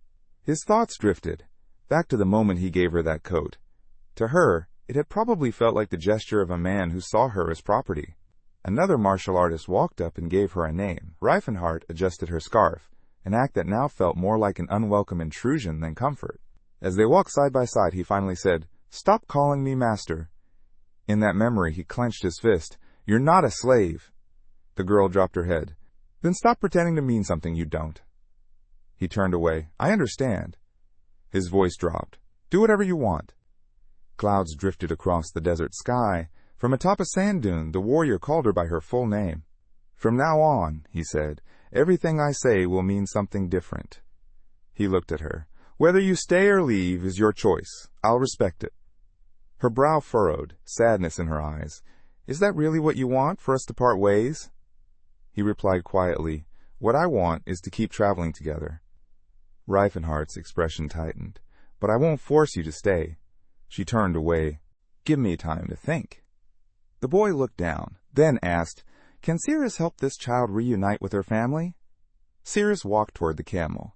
Reifenhart's voice echoed one last time. You're not a slave, not now, not ever. I swear no one else will ever find this place. I want to take you home, he said softly. The girl smiled. Then I'd shame my clan if I didn't repay the man who saved me. He looked at her closely. Is that really your final decision? She nodded. You would have found our hiding place eventually, even without my help. The martial artist grinned. Fair enough. Elves always think logically, she replied. The camels trudged forward through the golden sands. Looking ahead, Cirrus murmured, I'm sorry. Then, glancing at her friend, she added, In your place, I'd have done the same. Cirrus glanced back, smiling faintly. You met a good man. Her friend nodded. That's why. You told him your name. The elf blinked in surprise. Told him? What are you talking about? Cirrus reminded her. He just called you by your real name. Cirrus's eyes went wide. How did he know the name I'd forgotten myself? Far ahead, the young man rode toward a village, nestled deep in a rocky gorge. Inside a worn tent, a guard stepped in. Water reserves are low. We'll run out by tomorrow. Reifenhart lowered his head. Any word from the scouts? They're back. The humans they've pulled back for now. The elder lifted his gaze. May Ryle carry the souls of the fallen. A younger elf stepped forward. We can't stay here anymore. The village is too far, and with what little water we have left, we need to move. Now. He closed his eyes. We won't last long. Our location's been exposed. Then, a faint noise. He opened his eyes as a rumble echoed through the gorge. From the high cliffs, the guards spotted something. Travelers riding camels, approaching the village. Among them, elves. Reifenhart raised his hand. They're bringing a human. Stop them. The guards reached for their slingshots, aimed, and fired warning shots. The projectiles struck the sand ahead of the riders. Don't panic, the boy said to his companion. Just a warning shot. He crouched near one of the impact points, picking up a strange shard. These bullets, they're made from fused sand, he muttered. Elemental magic, definitely. He ran his fingers over the fragment. It's used to find the exact heat needed to melt sand. He stood up. Without a world tree, they can't even summon battle spirits. Cirrus frowned. He turned to her. Your tribe? They've got a high affinity for fire spirits, don't they? That's why your skin never lightened, even after being away from the desert for 50 years. She stared at him. Who told you that? He flushed and rubbed the back of his neck. A friend, someone who knows a lot about elves and dwarves. Raising his hands, he stepped forward, signaling peace. Wait, we mean no harm. The moment he spoke, slingshots launched again. More rounds hurled toward him from above. Perched high on the ravine, the guards watched in frustration. Their shots weren't working. The martial artist spread his arms, calling out, Please, just listen. I'm here in peace. I know the history of your people. Riefenhart's frown deepened. How does he? He spoke in their language, but doubts lingered in their eyes. Could an outsider really understand elven customs? A voice shouted from above, Words aren't enough to earn our trust. The boy just smiled. Expected, he thought. Then, his fist ignited in flames. The elder gasped, stunned. Cirrus frowned. What are you doing? A wave of energy burst upward into the sky like a signal flare. Reifenhart smirked. To the humans, this'll look like an attack. Still, he stood tall, hand raised high. The elder narrowed his eyes. A warrior like you doesn't need tricks. I see it now. You came here in peace. The boy turned toward Cirrus. You're home. The sun dipped low, painting the cliffs in warm orange light. Cirrus wrapped an arm around her friend. Do you think the village chief remembers you? Relhart stepped forward, arms open. His voice trembled. This is the child we lost, the day of the nightmare. Joy washed over him. Not only have you returned our people, you've brought back someone we thought was gone forever. He turned to Reifenhart. You've done us a great kindness. The warrior nodded. Then let's prepare to move. That night, the village of Dureld glowed with life. Flames danced in the center of the village. Elves circled the fire, singing, laughing. The elder raised a goblet in celebration. Shireen approached Cirrus, smiling in surprise. You still remember me? Reifenhart sat quietly against a building wall, watching the joyful reunion unfold. The girls chatted and laughed freely. He leaned on one hand, deep in thought. Now that she has a family, will she still want to leave with me? After a while, he stood and walked over to the chief. There's still something I need to do. I have a request, he said calmly. The chief's eyes narrowed slightly. Go on. I'd like Cirrus to learn elven magic. The old man raised a brow. You mean spirit magic? The warrior extended his hand, summoning a flickering fire fairy. I can't teach her what she truly needs. Only elves can guide her in this. Relhart lit a flame in his palm. We've always taught our children magic, but after losing our bond with the World Tree... He closed his hand. We're powerless now. Spirit magic can't be used in battle anymore. His eyes shifted to the guests. Still, I believe I can train her better than most. The martial artist nodded. Then I leave it to you. I'll support her however I can. He hesitated. But doesn't losing that bond feel like a disaster for your people? The elder closed his eyes. For the first time, he truly understood. This stranger saw their pain. Cirrus smiled brightly. The old man looked at her. If she chooses to stay, and if you won't leave without her, then the Dunheim tribe will welcome you as one of our own. The firelight flickered across stone walls and tents. The next morning, clouds drifted lazily across the sky. The village sat peacefully by an oasis. The young man stayed 4 more days. On the last morning, Cirrus approached her friend. You'll be able to commune with the spirits once you master spiritual magic, she said. But before that, you have to learn how to resonate with them. Cirrus looked at her hands. Resonate? She didn't say it aloud, but her eyes were full of doubt. Can anyone really do that? In just 4 days? It had taken her 3 years. Now lights danced around the elf, flickering like stars. She looked at them, wide-eyed. Did I really do it? The woman beside her stared in awe. This is unbelievable. Cirrus gazed at the glowing orbs with joy. Her time in captivity had forced her to adapt, and gave her a learning speed rivaling that of humans. Watching her, Riffenhart smiled. Looks like you've grasped the basics of spiritual magic. Do you like it? He asked. Cirrus nodded. Yes. His expression turned serious. Then, do you want to stay with me? The elf paused, eyebrows pulling together. She lowered her gaze. I want to live here, to help my people. Then she glanced back. But alone, I can't change anything. Her voice dropped. Maybe if you were nearby. Villagers passed by, walking through the peaceful streets. The young man looked at her. Then I'll change this world's order. Cirrus closed her eyes. I'll go with you, for the future of my clan. Reifenhart's face lit up. His smile stretched wider until he was grinning. Laughing, his face flushed. Then I'll change everything, for the one who chose me. A massive surge of energy shot into the sky. Cirrus jumped. What are you doing? The martial artist beamed. Sorry, I just couldn't hold it in. His eyes narrowed with purpose. Come, I want to show you your clan's future, right now. Together, they climbed a mountain trail. Why here? Relhart asked, looking around. Relhart placed his hands on his belt, eyes scanning the rocky slope. We used this spot as a temporary shelter once. Then he turned and declared, starting today, this is the new home of the Dunheim clan. What? But there's no water here, someone objected. Cirrus raised her brows in confusion as the young man turned to her. Lend me Elvenheim. She handed over the branch. Aren't you curious, he asked, how you were able to connect to the spirits so quickly? He gripped the branch tightly. You are the true heir to Elvenheim. That means you have the right to speak my name and to wield my power. Then he plunged the branch into the ground. Green energy spiraled outward, pulsing from the point of contact. He called out into the wind. Guardian of this world, awaken. Tiny green leaves bloomed along the stick. The elves around them gasped in astonishment. Reifenhart grinned as the branch began to grow, twisting into a living sapling. One man's eyes went wide. No, it can't be. From the rocky slope, water burst forth and spilled over the stone. The elder knelt by the new stream. This is a miracle. Reifenhart rested a hand on his belt, watching silently. The village chief stepped forward. She understood everything, didn't she? He looked toward the tree, fresh leaves sprouting upward. Then his expression changed. He closed his eyes, and for the first time in decades, his soul stirred. Tears welled in Relhart's eyes. This feeling, we've only ever known it in stories. It's the world tree, Elfenheim.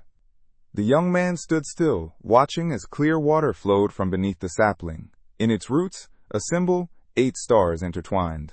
He had awakened Elvenheim's life force, anchored it in this place, and unlocked the flow of mana needed to sustain it. The energy radiating from the tree pulsed through the ground. The elder trembled. Is he really the savior Alita sent to us? Riffenhart stepped forward, calm and certain. I'm just a friend of the elves, and friends help each other. Cirrus stared at him, speechless. He turned to her. Sorry I had to use Elvenheim. I'll find you a better weapon, one worthy of you. With a confident smile, he added, time to head back, to the Great Forge. At the gate, a portal flickered with fire. Silent came running. Where have you two been? Reifenhart grinned. Hey, you've bulked up since I left. Silent beamed. We were gone longer than expected. Just then the forge burst to life as dwarves spilled out, cheering, Master, you're back! He laughed. How've you all been holding up? In response, they proudly displayed their magical progress. Tiny bursts of flame, swirling water, glowing runes. The young man nodded in approval. Excellent work. The apprentice wizards bowed low, reverent. He raised a brow, genuinely impressed. You figured out how to control mana in just 2 months? He pointed toward a thick tome. Keep relying on the book I left you. It'll guide you. Suddenly, Cyrus's mouth dropped open. You're really back. Reifenhart walked up, grinning. Learn anything while I was gone? Cyrus frowned, eyes thoughtful. It's strange. I didn't see it before, but now it's obvious. What is? Reifenhart asked, scratching his head.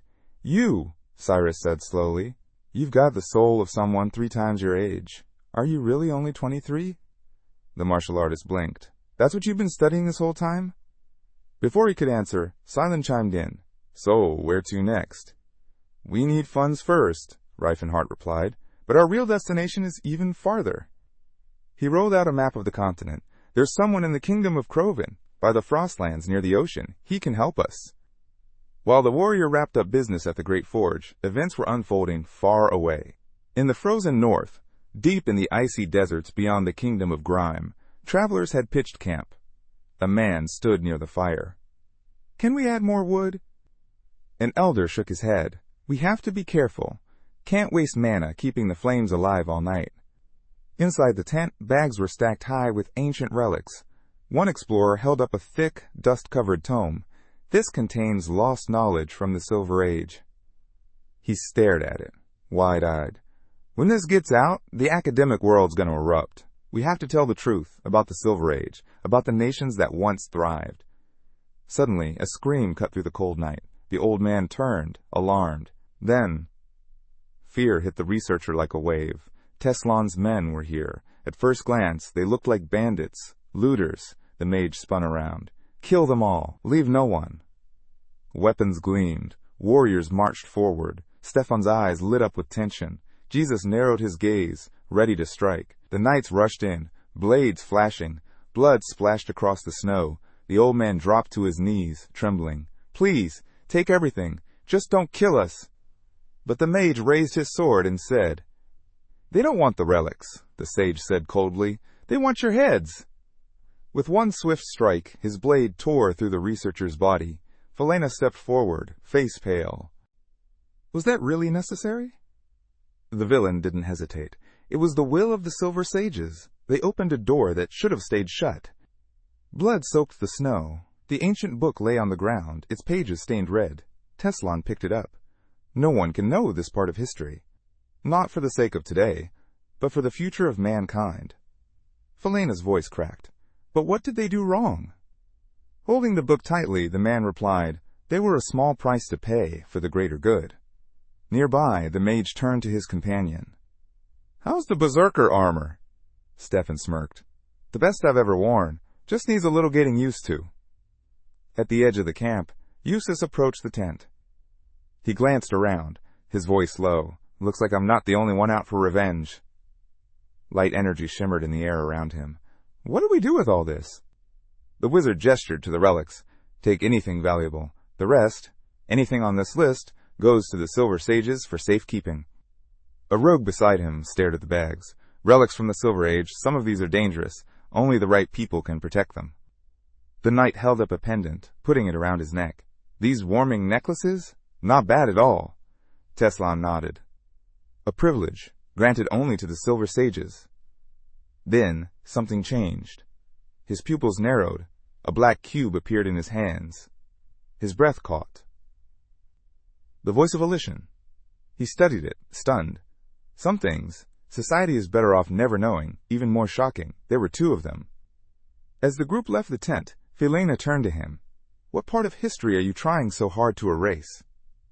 The wizard didn't flinch. Don't ask questions that don't concern you. Only we are meant to know the truth. A blizzard swept through the camp, howling winds swallowing the night. A sudden light flared in the distance, illuminating the city. The doors creaked open. Madeline glanced around, surprised. What brings a guest like you here? Cirrus stepped inside. I want the truth, all of it about Reifenhardt. Her brow furrowed. It's like he knew me, before we ever met. The way he talks, moves, even how he looks at me. He's not just some stranger. Standing in the middle of the room, she whispered, How is that possible? The dwarf hesitated. I'm not sure you'd understand. Cirrus's eyes widened. Why not? He looked away. Do you trust him? Her reply was instant, fierce. Even if he told me he was a god sent to Earth, I'd believe him. The dwarf scowled. Then answer me again. Do you truly trust that man? She blinked, surprised at his intensity. Outside, the city streets were quiet under falling snow. Inside, the young man sat alone. Reifenhardt looked up as she entered. So you know now? Cirrus hesitated. The truth was more than I ever imagined. Sometime earlier, the priest had spoken softly. That boy, he's a time traveler. Matt Lyon had introduced a mage, surrounded in swirling energy, and began the tale of a man who once tried to change the world and failed. He had returned to the past, for one reason, to make the dream he once failed to achieve come true. A knight's blade cut through the air. She wasn't just a warrior, she was a high-ranking sorceress, known among the intelligent races as the Incarnation of Elid. Cirrus lowered her eyes. "It would have been easier," she murmured, "if you'd just admitted you still loved her." The young man's gaze hardened. "Then tell me, can I still earn your forgiveness?"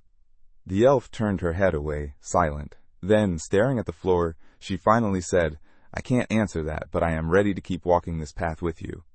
As she turned from him, a thought surfaced. He hadn't seen her for who she really was. He'd been chasing a memory, not the girl in front of him. The faint light shimmered across her white hair. She looked over her shoulder, smiled gently. "I don't hate you, you know." Back in his room, the warrior sat on the edge of the table, gaze fixed on the ceiling. His cheeks were red. Scratching the side of his head, he muttered to himself, "Is she mad or not?" Fields of wheat waved before a towering fortress. Next on their journey, the kingdom of Krovan, one of the strongest nations, known for producing more grain than any other. Inside the royal court, a young man stood tall, arms crossed. Telion, the rising heir of King Gothran, was a serious contender for the throne. But both King Gothran and his designated successor had died mysteriously in their sleep. With the throne empty, nobles gathered like vultures, tearing at the crown's remnants. Two claimants rose. Two factions formed. One raised red banners, vowing to fight for the true king. The other held blue flags, demanding blood for the true bloodline. Among them sat Yuval, mounted on horseback, turning 18 this year. He was the second prince, born of a concubine, a stain in the eyes of tradition. In another camp, Cyrus led his own forces. Fernando, heir to the powerful county of the same name, scowled. His blood wasn't royal, but it was noble enough. His green eyes burned with ambition. Now the kingdom of Krovan was locked in brutal civil war, one driven not just by politics, but by blood. A knight raised his sword. His skill and charisma had earned him widespread respect. A noble, wineglass in hand, stood nearby. Everything about him screamed nobility, except for substance. As flags collided and battle raged, half a year passed since King Gothran's death. The war for the throne had reached its peak. Far away darkness blanketed the barony of Deline. In a dimly lit room, Yuval sat quietly. How much longer will this last? He frowned. And what happened to Reddy's blessing? The second prince leaned on his arm, tired. I never wanted the throne. A girl stepped closer. You really don't want to be king? He nodded. If I say otherwise, we'll both be dead. Phenia closed her eyes, exasperated. I can't believe I fell for someone like you. He smiled, brushing her cheek. Sorry. She sighed. Well, we're safe for now. Without provisions, that final battle won't happen anytime soon. A dwarf in the corner added, If it comes to the worst, we can run. Change our names, disappear into another land. The noble laughed. A spoiled man like me doing labor? I'd die of exhaustion. She calmly replied that there was no need. She could take care of them just fine. Then she turned to her lover and said softly that even if he rose to become king, she'd still be seen as nothing more than a slave by the rest of the world. Yuval pulled her into a hug, admitting that he couldn't imagine a place where the world would ever truly see them as equals. By the window, the two shared a quiet moment and confessed their love for one another. But their peace shattered in an instant. They jolted in fear as a voice interrupted. Someone had been watching. The girl grabbed an axe, eyes scanning the shadows. Who's there? She demanded, raising the weapon defensively. From the darkness, a cloaked figure stepped out. Calmly, he introduced himself. He wasn't there to harm them. He had come to aid the true heir to the throne. The dwarf narrowed her eyes, sensing no lies. The second prince glanced at her, remembering that her kind could hear the voice of truth. But one thing was off.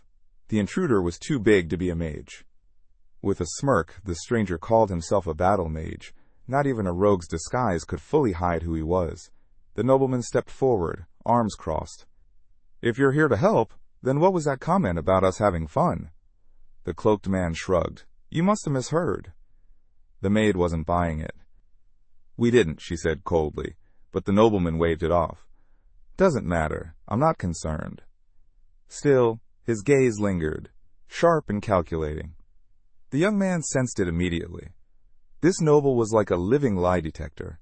He quickly clarified, "I didn't mean to offend.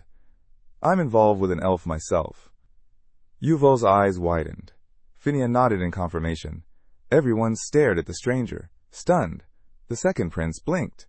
"So, there's another lunatic like me in this world?" Crossing his arms, the noble asked what exactly this man was offering. The warrior raised his hands. "Supplies. Enough provisions for your army, worth 100,000 gold." The room went silent. They were stunned. That was half the kingdom's annual budget. Tempting, but suspicious. Lifting a finger, the warrior asked, "How many Aura Lords are in your forces?" "None," came the reply. "I'll send 6 of mine." Yuval narrowed his eyes. There were fewer than 5 Aura Lords in all of Croven. He had to ask, "And what do you want in return?" Placing a hand on his chest, the martial artist responded, "Land! Once you're king, grant me land!" The second prince stared. "That's all?" The man lowered his head. "I want full control over that land, free from Croven's laws." Reifenhardt's expression turned dark. "And why?" The stranger's voice didn't waver. "I want to build a place where elves, dwarves, and orcs can live freely." Lights flickered from the windows nearby. Cirrus raised an eyebrow. "How did it go?" The boy walked up beside her. "Fine, for now, but the real trouble's just beginning." He pulled off his hood. "We can't afford to repeat the mistakes of the past. For that, our land must be recognized as legal, so the people would have no choice but to accept it." As they strolled down the street, the girl glanced over. "Did you know Juvenile in another life?" The warrior shook his head. "Today was the first time we met." Then his companion asked, "So who actually won the war for the throne?" He paused, memories flashing back. Cyrus had taken the crown. The second prince had lost his head. The woman looked up toward the sky. "This time, that won't happen," she said firmly. "That's exactly why I stepped in," the martial artist replied. Inside the house, the protagonist felt hopeful. He believed that through this struggle, humans might finally learn to see elves, dwarves, and orcs not as slaves, but as worthy allies. At the table, Cyrus leaned in. "So, how did it go?" Reifenhardt gave a small smile. "Smooth so far." The boy chuckled, thinking back. It had already been a month since they left the Great Forge, and they'd explored 10 ancient, abandoned ruins since then. "Not a bad start to the journey," he added. The knight shut his eyes for a moment. "Carrying all those relics is way harder than fighting demons," he muttered. Silent grinned. "Great for building muscle, though." The Saintess turned to his friend. "Do we even have 100,000 gold?" The boy shrugged. "We've got grain worth about that much."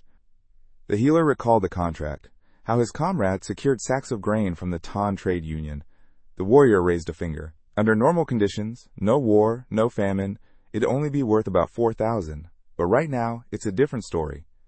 Tilla frowned. "That kinda sounds like a scam." The swordsman held up 3 fingers. "Do the elves have aura masters too? I heard only 3 of them do." The fighter took a seat. "They don't exactly get along, and I never bothered to count. Not worth it." Cyrus looked skeptical. "Then where are we getting all these aura masters from?" The martial artist answered without hesitation. "Ken and Stala will fight for us." Far to the southwest, beneath the snowy peaks of the large mountains, lay the land of trials. That's where the ancient orc tribe lived. Warriors through and through, never slaves, never savages. They were the Blue Bear tribe, proud heirs of a warrior's soul. Smiling at the thought, the protagonist remembered someone. "Tathid, I wonder how much he's grown." The boy turned, curious. "Are orcs really that strong?" Reifenhardt's eyes closed. "They're the strongest fighters I've ever seen." On a distant mountain, an orc faced down a massive wolf. His people, his tribe, were the mightiest of all living races. The ground cracked apart. Shards of earth floated like stars, each glowing with energy.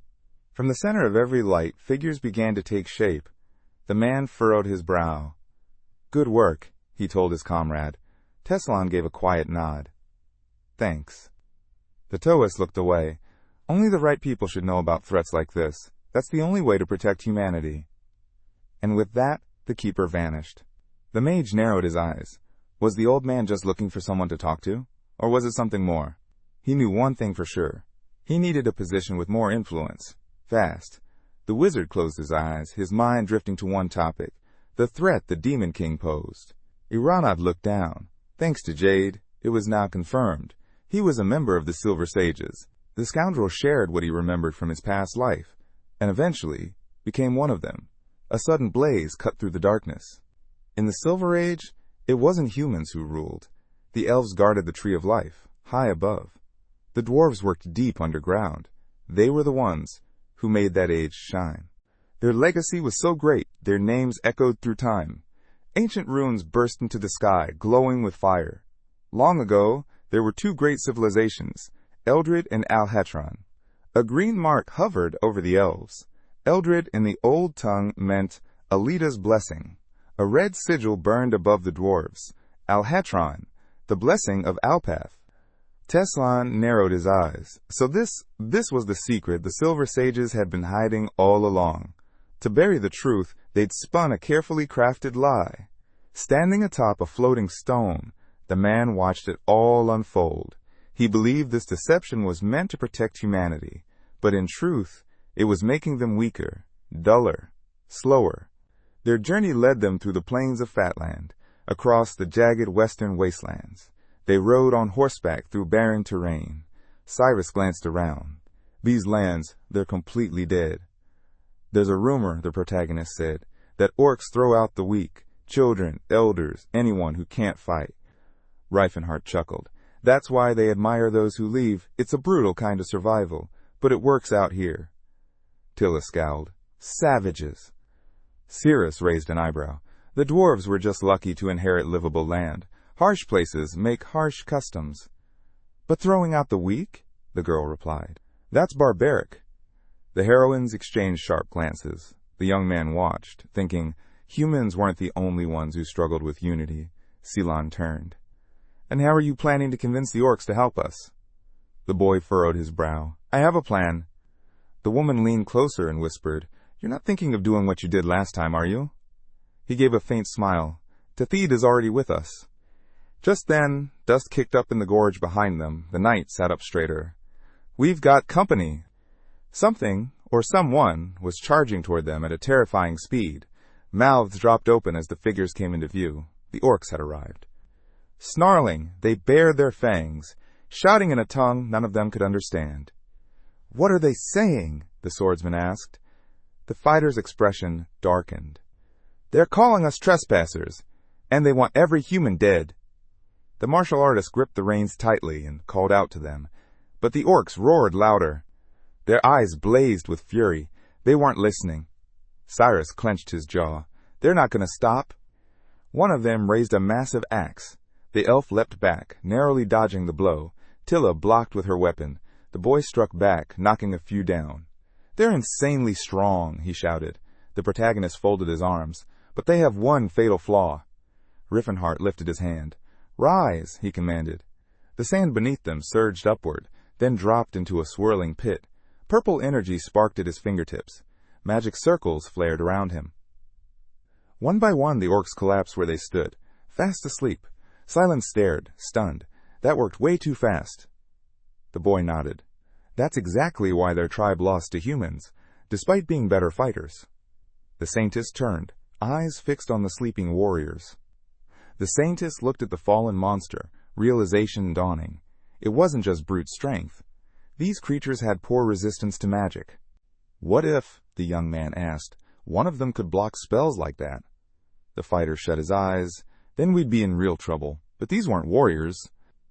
Just then, a massive worm burst from the earth, attacking one of the orcs.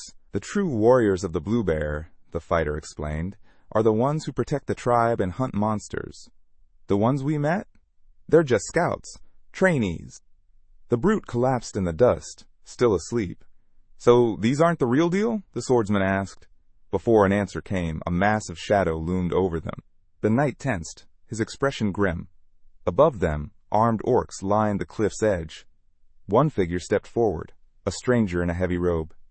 This land belongs to us, he said coldly. Humans aren't welcome. The martial artist lifted a hand in peace. We didn't come to fight. We came to speak. But the robed orc's eyes narrowed. I don't trust humans. You lie too easily. The protagonist stepped forward, arms wide. Then let me prove I'm different, with action, not words. The brute scowled. What kind of action? Clenching his fist, Reifenhart declared, a true warrior proves himself in combat. I challenge you to a ritual fight. The orcs gathered in a wide arena, preparing for battle. In their culture, ritual fights were more than combat. They were sacred, a bond, a test of honor and strength. Watching them clash, the young man frowned. Among orcs, only the strong earn trust. The only real question was whether they'd even allow a human to take part. To his surprise, the orcs grinned.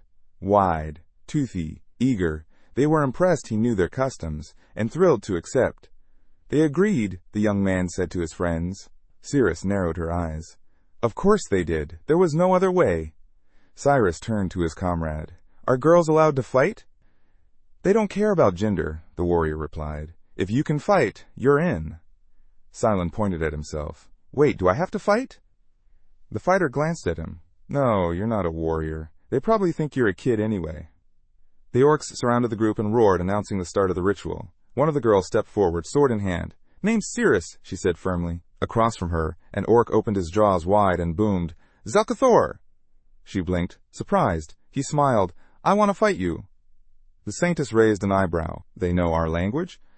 He turned to his comrade. You speak anything else? The boy shrugged. Didn't think I'd ever need to. Steel clashed. The elf swung first. The orc met her blade with his own. Blow after blow rang out through the arena. The brute squinted mid-fight. How can someone so small hit so hard? The knight stepped back, watching in awe. She's holding her own. Cirrus dodged a heavy strike. The orc slammed his blade into the earth. She ducked the next swing, then leapt, spinning mid-air, and kicked him in the head. His eyes went wide. Then he smiled. True warrior, Zelkathor roared, charging again. The elf grit her teeth. They really are what my friend said. True fighters. Nearby, the knight intercepted another attacker. Blades locked. He pushed forward, testing her stance, her grip, her resolve. Cirrus could feel it. His swordsmanship was no joke. He was the real deal. She raised her blade once more, preparing for the next clash. She quickly realized his sword wasn't that impressive on its own. Tightening her grip, she lunged forward with a powerful slash. The orc let out a thunderous roar. Suddenly, the blade in his hand began to glow. In his other hand, another, identical sword. He sliced the air in front of him, crossing both weapons to block her strike with ease. The elf's eyes widened. What was that? The orc raised both blades high. These weapons are part of my warrior's soul. The protagonist's gaze locked onto the shimmering swords. Wait, are those spirit weapons? The knight glanced back, just as Reifenhart confirmed. It's a hidden technique, known only to their tribe. Cirrus turned to him. Then tell me more, now. The boy gave a small shrug. They evolve. As the warrior grows stronger, so do the blades. Catching the hilt mid-swing, Cirrus narrowed her eyes. This wasn't just about brute strength. It was a specialized skill. You mean I have to fight like he's wielding some legendary weapon? She asked. Her friend nodded grimly. At high levels, they can even change the weapon's form. With no time to hesitate, the two clashed again. Cirrus bent back, narrowly dodging a strike, then slipped past him and slashed deep into his leg. Her eyes lit up. This is it. She spun, launching a sharp kick into his side. The knight drove his boot forward, slamming into his opponent. Cirrus followed through, her sword arcing through the air. One clean strike. Zelkathor's weapons flew from his hands. His eyes widened in disbelief. Cirrus clenched her jaw. Was that enough? She wondered. The blades spun high into the air.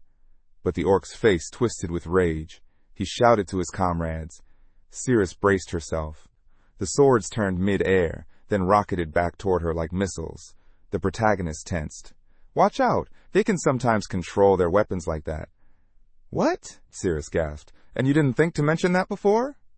The blades struck the ground with a violent crash, blasting dust into the sky. Out of the swirling cloud came both weapons, flying straight for her. They didn't pierce her, but they tore through her cloak. She landed on her feet, just as the swords dropped beside her. Zelkathor grinned. Incredible. I didn't think I'd need my comrade's strength. Cirrus scowled. So this is normal for them? Of course it was. Their tribe didn't just enhance swords. They fought as one. Spirit, steel, tradition. A part of her wanted to quit, but another part refused. She leapt back just in time to avoid a follow-up attack. I won't lose, she told herself. Not to a basic technique, even if it's theirs. Then, her eyes lit up. If he can use traditional orc methods, then why can't I use elven ones? With a sharp breath, she called upon the ancient magic of her people. Selena, she whispered, come. At once the wind shifted. A breeze spiraled upward. Then, like a flash, the spirit appeared, her faithful companion, Selena, answering the call of their bond. The protagonist's mouth dropped. That's the wind spirit? He had assumed she'd call upon the power of nylon. But no, this was different. This was mastery. Cirrus pushed off Selena's head like a springboard, launching into the sky. She rose fast, much faster than her opponent expected. His eyes followed her, stunned. The orc pointed both blades upward, but Cirrus was faster. She blocked with her saber midair, landed behind him, and pressed the edge of her blade gently to his neck. Yield, she said firmly. A beat of silence. Then the crowd erupted, fists pumping in the air, cheering the stranger's victory. Silent rushed over. You okay? Not hurt anywhere? I'm good, she replied with a nod. Riffenhart gave her a proud smile. Well done. Thank you, master, the elf said, bowing slightly. Cyrus, standing off to the side, watched her with a dark, unreadable gaze. The young priest leaned over and asked quietly, Is it okay to step on a spirit like that? Feels like she might get mad. She won't, the boy answered. Spirits are pure. They don't cling to petty things. The swordsman chuckled. Still, she really launched off her like a trampoline. The boy glanced at Cirrus. She doesn't hold back, even with her friends. Tilla planted her halberd in the ground. The herald's voice boomed. The second round of the ritual battle begins. Let the next challenger step forward. Without hesitation, she stepped up. My turn. Minutes later, the dwarf stood with her head lowered, defeated. The cloaked observer approached her calmly. You've got the spirit of a great warrior. But you're still growing. She said nothing. You didn't give yourself fully to the fight. That can be disrespectful to your opponent, he continued. Still, I get it. You didn't want to hurt them. Her expression shifted to confusion. But a true warrior, he said, must learn to harness their energy. You also underestimated your opponent's aura. Had you gone all in, you might have won. He nodded once. Let this be a lesson. Learn, improve. The girl glanced sideways at him, clearly annoyed. What's with the speech? He grinned. I said you're a good warrior, just keep pushing. She scowled, not entirely sure what to make of him. The young man turned toward Cyrus. Anyway, all's well that ends well. You're up. And hey, try not to kill anyone. I know, Cyrus replied, stepping forward. Raising his blade, he called out, I am Cirrus, the sword of Tense. I'll show you I'm worthy. The observer turned and gave a signal. From the sidelines, another figure stepped out. The ground cracked beneath her feet with every step, cloaked, armored, and steady. An orc woman entered the ring. I am Shutlin, she announced. I'll be your opponent. Cyrus blinked. A woman? The nearby orcs began to murmur. Then shout. Kuruga, they chanted, blessed by Dabata. Kuruga, the title given to those in whom the true warrior spirit dwells. Usually reserved for aura masters or spirit weapon wielders, it was a mark of the highest respect. Hearing the reaction, Cyrus raised an eyebrow. If they're this impressed by her, what would they say about Riffenhart? The atmosphere shifted as Stala released her aura. The chieftain of the Blue Bear tribe had entered the arena. Locking eyes with her, Cyrus knew one thing. She's powerful. Their auras clashed. Cyrus lunged, sword cutting through the air. But she slipped past it with a grin. Then she came at him, fast, blade in hand, no hesitation. Grinding his teeth, the swordsman quickly realized she wasn't just strong. She stood above every other orc he'd faced. She was something else entirely. The orc warrior's face lit up, not with anger, but with delight. Your techniques are impressive, she said admiringly. You're clearly talented.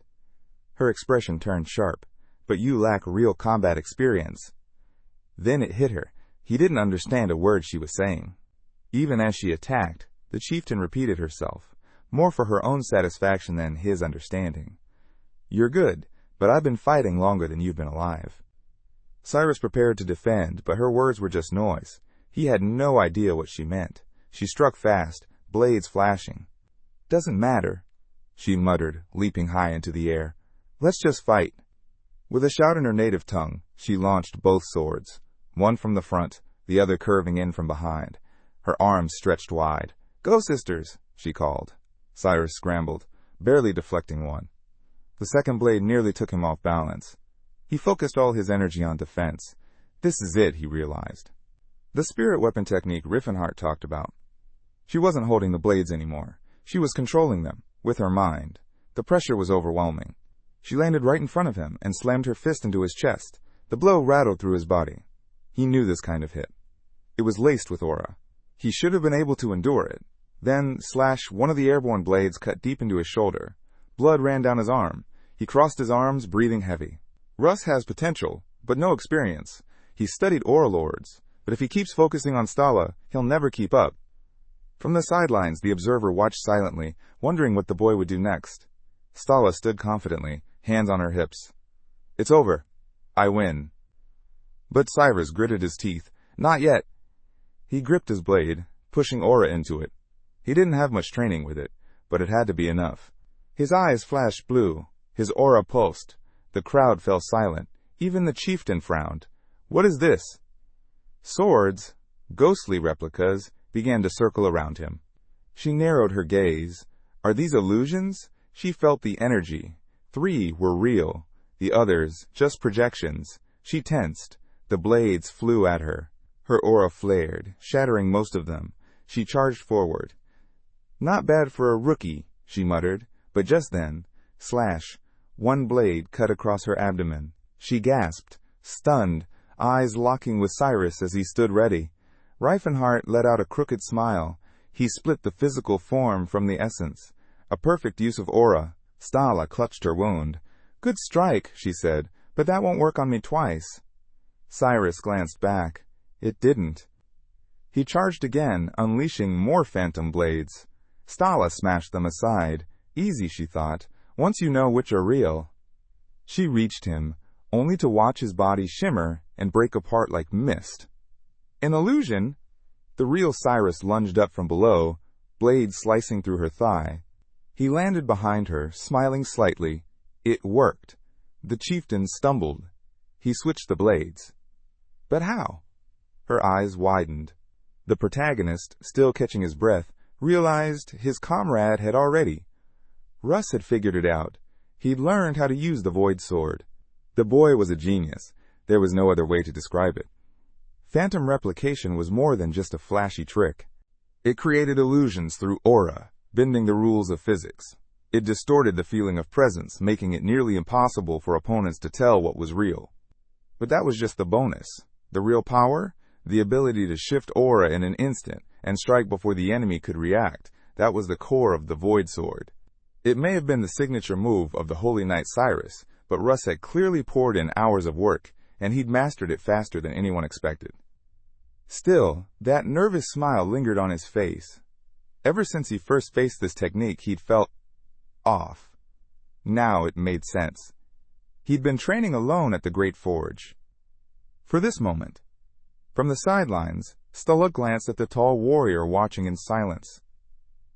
He's got it too, she thought. The warrior's spirit. If she didn't finish off this boy now, she'd lose the chance to face him. Straightening up, she grabbed her swords. "That was fun," she shouted. "But playtime's over." With a sweep of her arm, the blades soared outward, 12 of them, slicing through the air like hunting falcons. Each one stirred the wind with sharp, focused aura. The youth's eyes widened. The sky seemed to shimmer with steel. The crowd watched in awe. But none of the blades landed. They struck the earth in a wide arc around him, leaving deep, smoking furrows in the ground. The boy stood untouched. Then, calmly, he let his sword drop. Hands raised in surrender. "I yield." Stala lifted her fist into the air. "The third ritual match is ours!" The crowd roared back in approval. Later, one of the quiet fighters approached her. "Let me try that technique during training," he said. "I want to feel it for myself." She shook her head. "There's no point. Against someone like you, who dodges everything, it won't hit. You wouldn't feel its true force. But the warrior insisted. Just then, Riffenhart stepped forward. He tossed off his cloak. "I'm next," he said. Stala blinked, and to her surprise, blushed. Hot, she thought. Too hot. Honestly, there was no need for him to fight. Everyone had already been impressed. But a ritual was a ritual. He said his name loud and clear, announcing his intent to fight.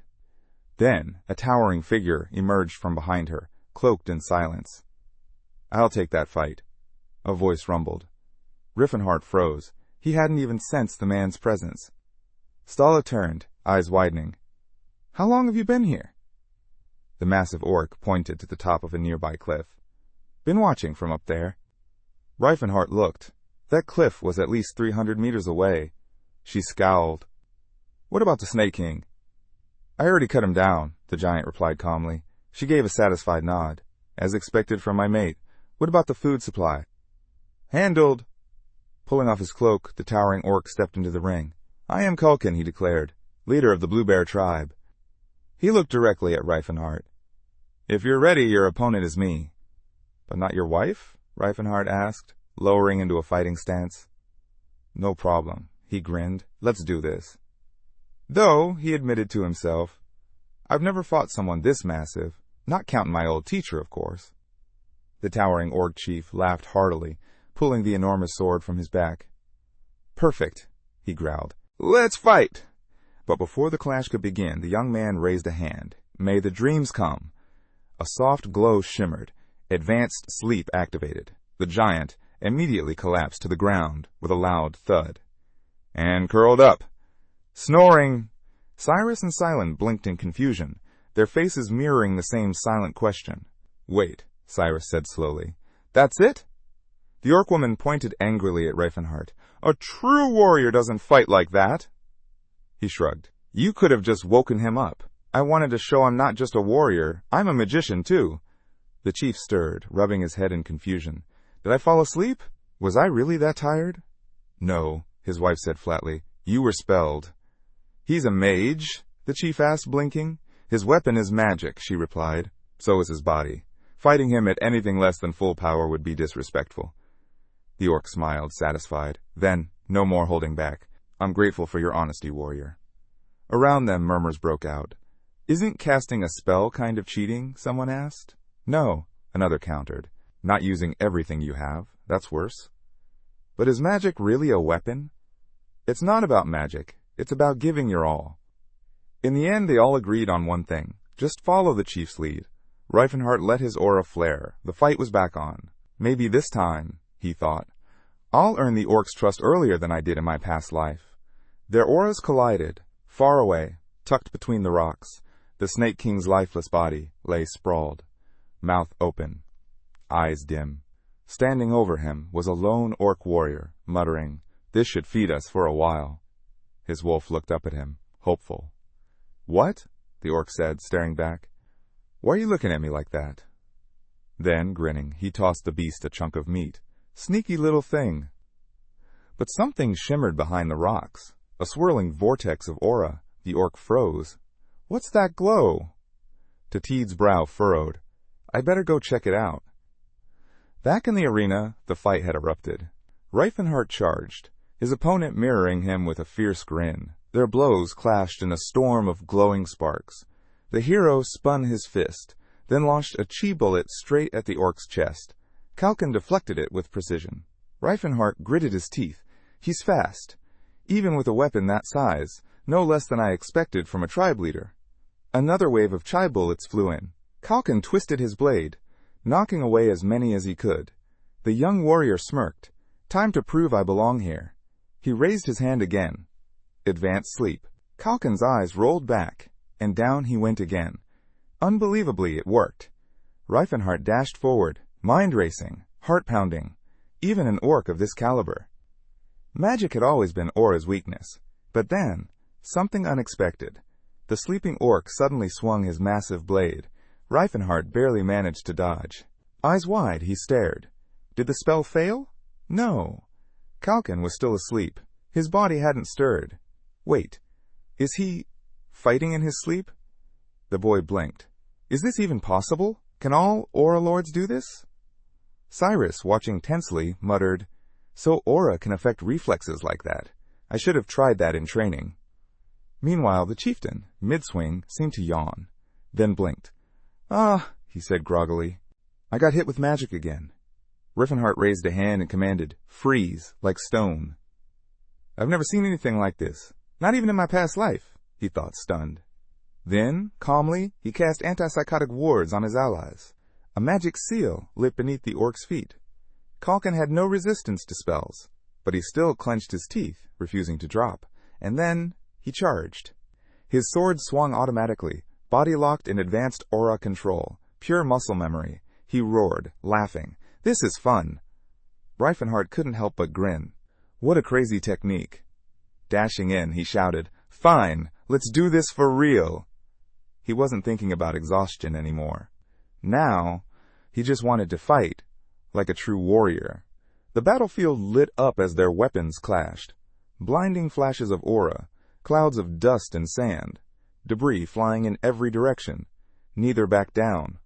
An orc watching from the edge grinned wide. This is it. Then Kalkin bellowed, Time to end this! He raised his blade. Riffenhart answered, As you wish.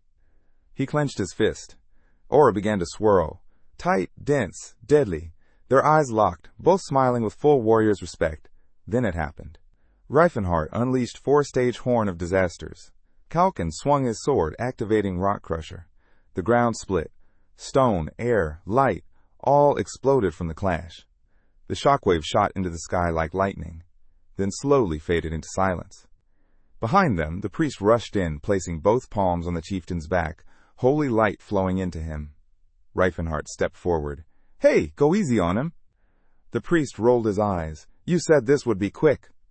At the orc's painful howl, he barked, Quit whining and get ready, rag! Stala, acting as judge, stepped forward with a sigh. It's a draw. Hands on her hips, she added, Your energies are like uterine twins. The dwarf nearby looked pale. Clenching her fists, she asked, Wait, is Phelan's healing always that painful? The annoyed priest answered, It's not the healing, it's the residual aura, still inside his body. The saintess chimed in, Aura and mana aren't the same as holy power, not entirely alien to each other, but still, not exactly a good mix. Glancing at the injured leader, the boy offered, Want me to patch you up too? Kalkin shook his head. I'll heal, don't waste it. Riffenhart blinked, then smiled. The orc looked him in the eye. You're a true warrior, he said. From this day on, you're my brother. Riffenhart turned to the sky, dark, quiet, calm now, and Kalkin added with a grunt. It was an honor to call him brother. They had already clashed blades. Now it was time to share a drink. Later, inside the chieftain's tent, the fire crackled and warm light danced off the walls. The orcs raised their goblets high, shouting for a toast. And just like that, they downed their drinks with wild grins. The priests and swordsmen exchanged a look. They understood the warriors just wanted to unwind, but something about the moment felt off. The chieftain handed a goblet to his newfound brother. One sniff, and he knew. It was drench. Strong stuff, smelled awful, but after just one sip, his face turned red. It was surprisingly good.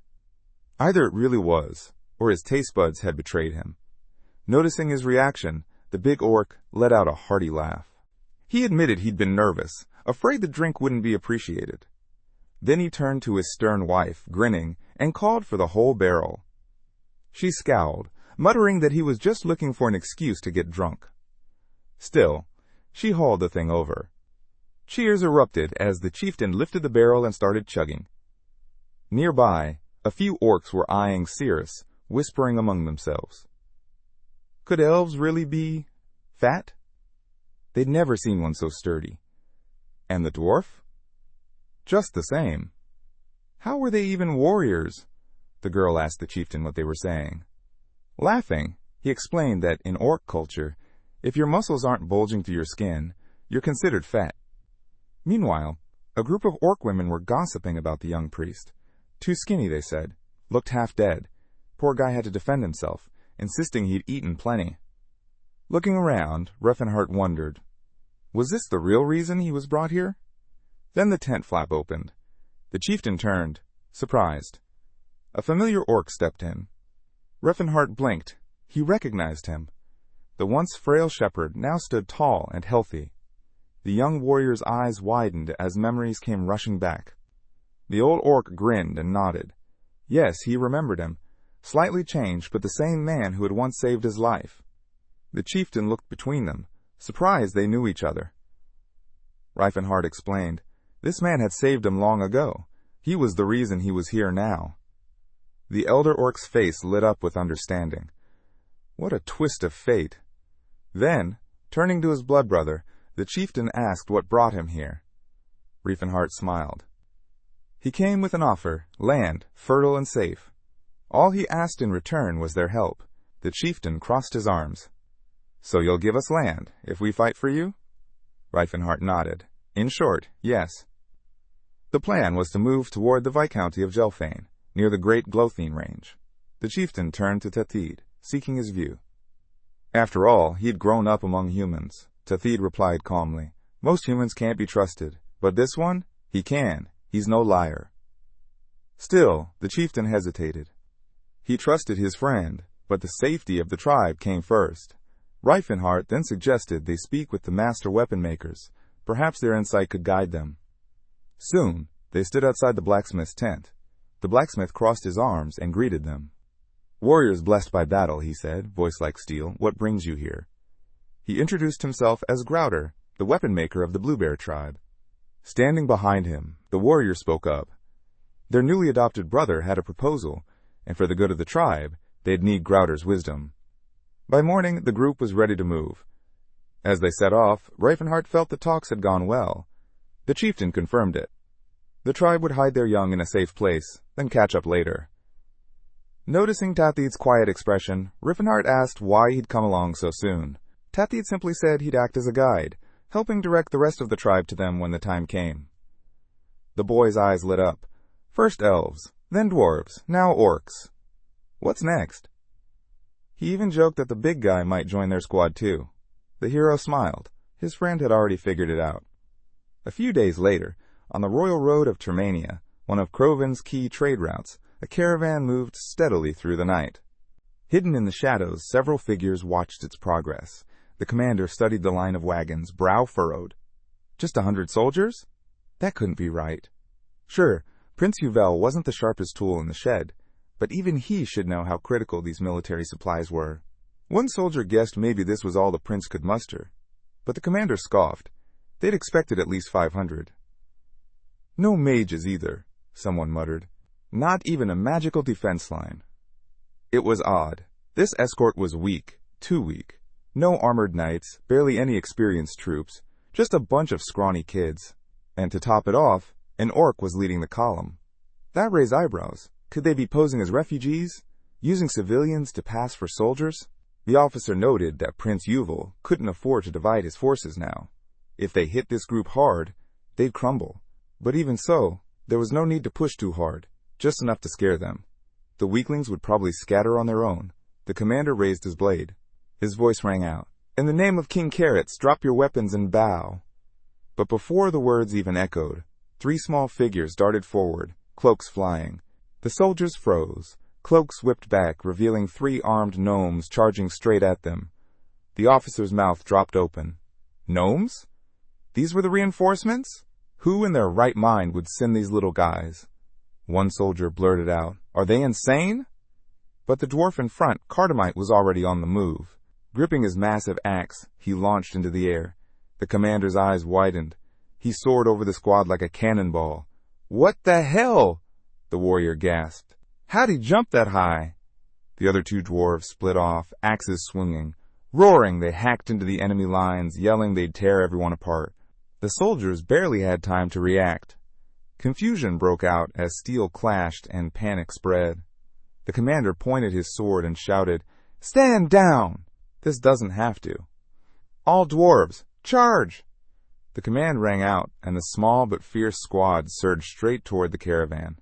One of the dwarves called out, They've got 800 infantry. That's 8 times our number. Another replied with a grin, Our savior told us not to use aura, so we'll just have to go all out the hard way. The knights advanced, but the dwarves met them head-on, cutting through their lines one after another. Despite the commander's desperate efforts to rally his troops, they were faltering. After all, they were up against gnomes. Just gnomes. What could those little freaks possibly do? Then the axe came down. Despite being only 3 in number, the dwarves tore through the enemy ranks like seasoned war machines. Their presence alone sent shockwaves through the battlefield. Watching from a distance, the protagonist smiled. Let the commander shout and rally all he wanted. It wouldn't matter. His soldiers couldn't compete. This was exactly why they were brought here. Even Silent, wide-eyed, muttered, "I never imagined gnomes could fight like that." The dwarves pushed forward, their attacks relentless. As the enemy shouted for reinforcements and ordered no retreat, Reifenhardt explained, "We knew all this in advance. The enemy didn't. They weren't prepared. Not mentally, not tactically. Besides, who would expect 3 Overlords to emerge from a squad of dwarves? Only a prophet would have seen that coming." Panic spread across the commander's face. "Who sent you?" he shouted. "If your master had a shred of honor, he wouldn't send beasts like you to kill knights." The dwarves stared him down, eyes full of disgust. One sneered, "What a pathetic worm! I can't stand this guy." Cardamite shook his head. "Nah, no use being mad at a fool." That's when Tata charged. He snatched his weapon, and the commander drew his own sword. "I won't fall to some lesser orc," he roared. But the orc's blade answered swiftly. Blood burst into the air. The fight was over. Returning to Riffenhardt, the warrior reported that the enemy commander had been taken down. Riffenhardt raised an eyebrow. "Well done." It was clear the orc hadn't changed much, not even after training with the Tan trade union. He still called him master, though Reifenhardt barely cared. What mattered was that the mission was halfway done. Elsewhere, in the barony of Dolphin, a war council gathered around a long table. Count Finia stroked his beard, brow furrowed. "I'm grateful for your help, but what you're asking is too much." Reifenhardt stared him down. Unshaken, the count continued. "You're asking us to treat slaves as real soldiers? To pay them like mercenaries?" Reifenhardt replied calmly, "They're the best troops I have." Another official huffed, brushing his beard. "Arguing with mages is pointless. They're all the same. Stubborn." Then one nobleman turned toward Cirrus. "This is ridiculous. How can you ask us to accept something like this?" Another added, "Even if they can fight, there are only 100 of them. What difference can they make?" Cirrus corrected him, "There are 126, and more are coming. The Blue Bear tribe is on the way. I brought them here as allies." That caused a stir at the table. "The gnomes, wild elves, and now orcs?" one of them scoffed. "You want us to ally with that chaos? What use are they in war? And none of them come cheap either." As the debate heated up, the nobles suggested something blunt. Why not sell the gnomes and orcs and use the money to hire real warriors? "You could go through the trade union," one of them muttered. Without lifting his gaze, the mage answered coldly, "Because you don't believe in them." The official scoffed. "Of course we don't." Then the young man leaned forward with a grin. "Then let us prove you wrong. We'll take the fortress of Sinai ourselves." Count Phineas stroked his beard again, clearly unconvinced. "The fortress?" he asked, raising a brow. "Yes," the protagonist repeated, his voice firm. The Count's expression darkened. "Are you serious? You think that rabble can pull off a siege? That one victory makes you a commander?" He slammed his hand on the table. "Sinai is guarded by Tesvalt, strongest knight in the kingdom. He wields aura like a blade." But the young hero didn't flinch. "We're strong too. Back us, and we'll deliver Prince Uvel a real victory." Another nobleman laughed. "This is madness. Typical mage. No idea what a real siege even is." That's when the prince finally broke his silence. Arms crossed, he looked at the council. "What's everyone so worked up about?" he asked plainly. One of the nobles answered carefully, "Your Highness, you're about to throw away your best slaves on a hopeless assault." But the prince leaned forward, placing both hands on the table. "They'll be more useful as soldiers than chained in a cellar." He turned to the protagonist. "Will you leave them supplies as agreed?" "Of course," the hero replied. "Just enough for a week." The prince smiled. "Perfect. That saves us most of the stockpile. 100 men don't eat much anyway." From around the table, officials began nodding. They agreed with His Highness. And more importantly, they backed Reifenhardt. Raising his hand, the prince, the rightful heir to the throne of Croven, gave the order. Sir Ravenheart, bring us victory at Sinai. The mage bowed low. It will be done. Later, back at camp, the protagonist emerged from the trees and found his companions. Did Tati leave already? He asked. The elf nodded. He and the Dark King left around 5. And the meeting? She asked. He gave a slight smile. Went as expected. But Cyrus still looked uneasy. 200 against 3,000. That's a lot. For a siege to succeed, attackers are usually supposed to outnumber defenders 3 to 1. The warriors grinned. It's not that the Knights of Croynes are weaklings, one said. They're just no match for the warriors of the Great Forge and the Blue Bear tribe. With them, another added, we've got the strongest fighters from both races. Victory's ours. And don't forget, said the swordsman, we've got 6 Aura Lords, not even counting me. A rare army, that's for sure, someone chuckled. The young priest looked around at the group, hope rising in his chest. Maybe this battle will change how I see orcs and gnomes. Just then, someone approached and added, same goes for elves. It was Elder Relhart. He stepped forward and announced proudly, Elfenheim is ours again. No more will humans look down on us. A flame ignited in the elf's palm. It roared to life, a fire spirit bursting free with a low hum. The boy's eyes widened at the sight, watching the fire twist and flicker like it was alive. That's incredible, he whispered. The elder calmly stated that, in time, the rest of the elves would come to understand. The tree of life had awakened once more. But then, both the elf and the flame spirit suddenly tensed, startled by a voice that broke through the moment, one full of amusement and curiosity. Quite the display of power, the voice said. Everyone turned to see the speaker, Prince Yuval, walking into camp with young Phinia by his side. When asked what he was doing there, the prince replied casually. Phinia wanted to meet more dwarves. While the girl wandered off to speak with her kin, Yuval approached the mage. Did everything go according to plan, he asked? And, are you confident we'll win? Of course, the magician said with a nod, though there's still plenty to prepare. Watching Phinia laugh among the dwarves, the prince softened. Even so, I'm glad she's smiling again. He turned back to the hero. You understand what we believe in. I trust you even more than my own commanders. So go ahead, do what you must. You already gave Phinia her smile back. The hero returned the smile. I won't let you down. Days later, spring arrived, and with it, war. The peace at Sinai Fortress shattered as alarm bells rang out. We're under attack! From atop the battlements, Tesvalt, arms folded, surveyed the commotion. I heard there was an assault, rushed here the moment I got word, he said. But this... One of the guards scratched his head. They looked like attackers. A small army was closing in, mostly dwarves, flanked by elves and orcs. Tesvalt narrowed his eyes. This is it? No humans in sight. Only dwarves in thick armor bearing Prince Yuval's emblem. He scoffed. So the prince thinks he can take the fortress with this? His frown deepened. Hiring proper soldiers would have cost less. Why waste so much coin? Maybe it's part of a bigger plan, someone offered. Ignoring the guess, Tesvalt barked orders. Tell the mages to get a closer look. Then gather 10 knights. Send 50 soldiers with each one. The guard hesitated. Isn't that a bit much? If it's a trap, Tesvalt snapped, those numbers guarantee we break through. The riders moved to the gates. The Aura Lord gave his final order. Kill every dwarf and elf you see, but take the elven women alive. Armed ones are probably elite assassins. Good prey. The soldiers advanced quickly. One of them muttered, This is insane.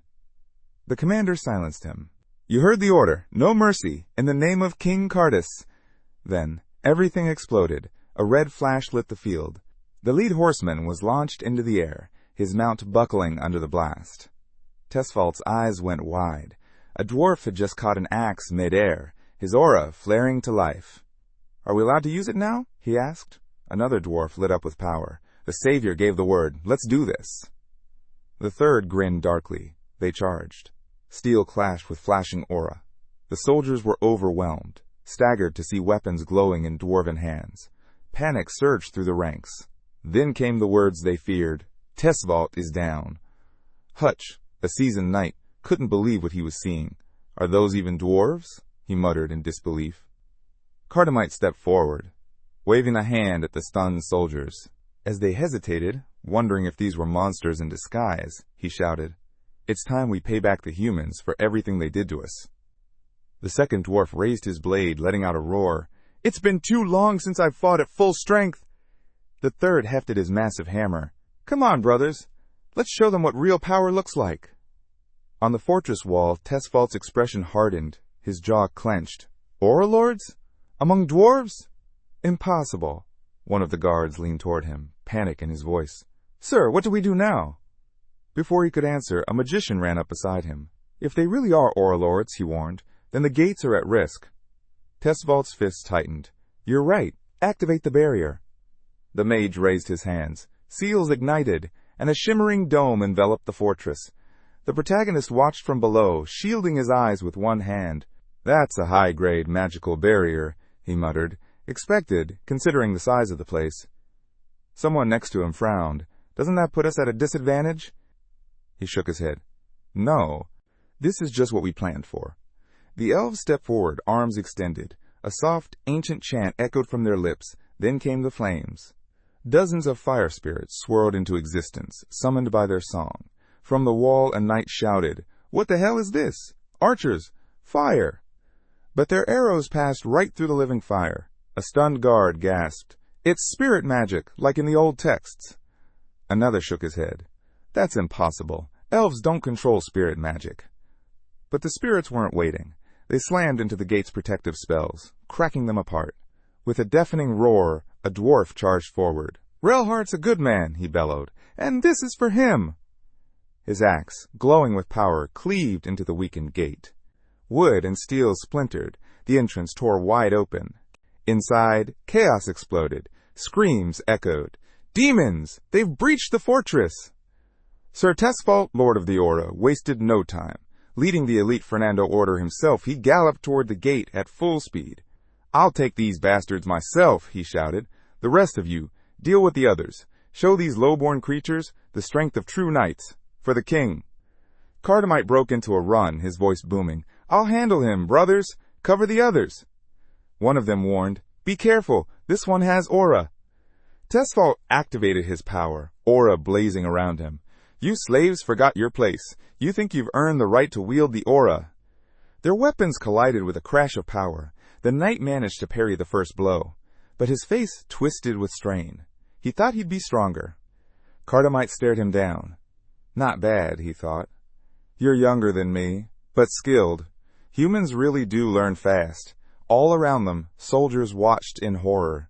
Dwarves wielding aura, holding their ground against one of the strongest knights in the kingdom? It didn't make sense. Smoke curled above the fortress. The protagonist watched it rise and smiled. Cardamite was holding his own against the best Crovan had to offer. He didn't expect him to lose. But then, he turned. The elves were exhausted, barely staying on their feet. Cyrus stood frozen, tension in every line of his face. "Master," he asked, eyes wide, "why are we just standing here?" The master answered calmly, "This is a battle for the world to witness. It's meant to show the strength of other races. We can't step in." The swordsman extended a hand to steady the young priest. "But if they lose, it all means nothing." The boy nodded. "You're right." Still, his thoughts churned. Where are the others? Just then, movement caught his eye. He spun around. There they were. The orcs had arrived. "You're late," he shouted. Gripping the reins, Tethid raised a hand in apology. "We had to avoid human patrols. But we're here now, all of us." The young man visualized the battlefield in his mind. "Teslan, you idiot. We should have seen this coming." But there was no time for complaints. Pointing toward the fortress, he called out, "Let's go, join the battle." Tethid gave a toothy grin. Behind him, 100 warriors of the Blue Bear tribe were ready to charge. Wolves growled as the command was given, "Send in the warriors of the Blue Spirit!" The ground trembled under the pounding feet of orcs as they rushed through the shattered gates. "May the skies split their blades, may their axes tear open the earth," came the cry. The orcs had seen their allies fight. Now it was their turn. "They're warriors of the Blue Spirit," someone said. "The fire in their blood is what drives them to win." The call echoed across the battlefield. Foot soldiers raised their swords. Axes gleamed in the sun. The orcs charged in, roaring their battle cries, ready to crush the enemy beneath them. "Fight until the last heartbeat! Let the spirits of war protect us!" Panic swept through the fortress ranks. No one understood where the orcs had come from. To the defenders, it felt like the monsters were multiplying. One knight tried to rally his men. "Don't lose your heads! They're just beasts!"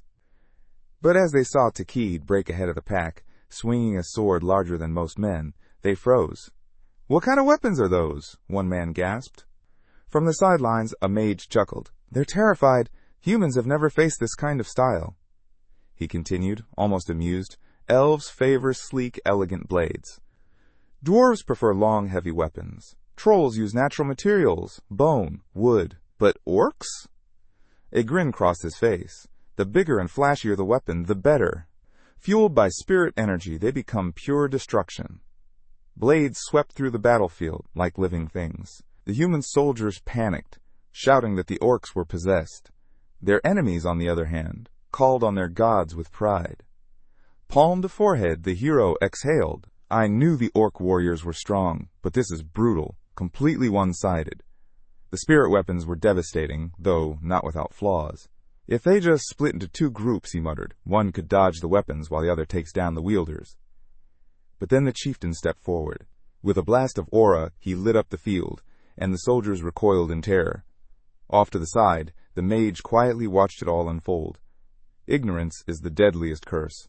The world had deceived itself, not just about the other races, but about what humans truly knew. Meanwhile, the clash between the dwarf and Tesvault intensified. Blow after blow, the knight struggled to keep up. Tesvault's thoughts raced. What in the world is happening here? Watching from above, Riffenhart turned to the young priest. "Hard to watch, isn't it?" he asked. The boy lowered his eyes and nodded. "Yes, after all, I'm still human." As Cardamite's axe cleaved through Tesvault, splitting the knight clean in half, the battlefield fell into stunned silence. Watching it unfold, the young priest finally understood.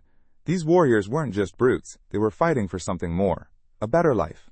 And maybe, just maybe, this war could make that future real. Raising his weapon high, Cardamite bellowed, "The enemy leader is down. Victory is ours."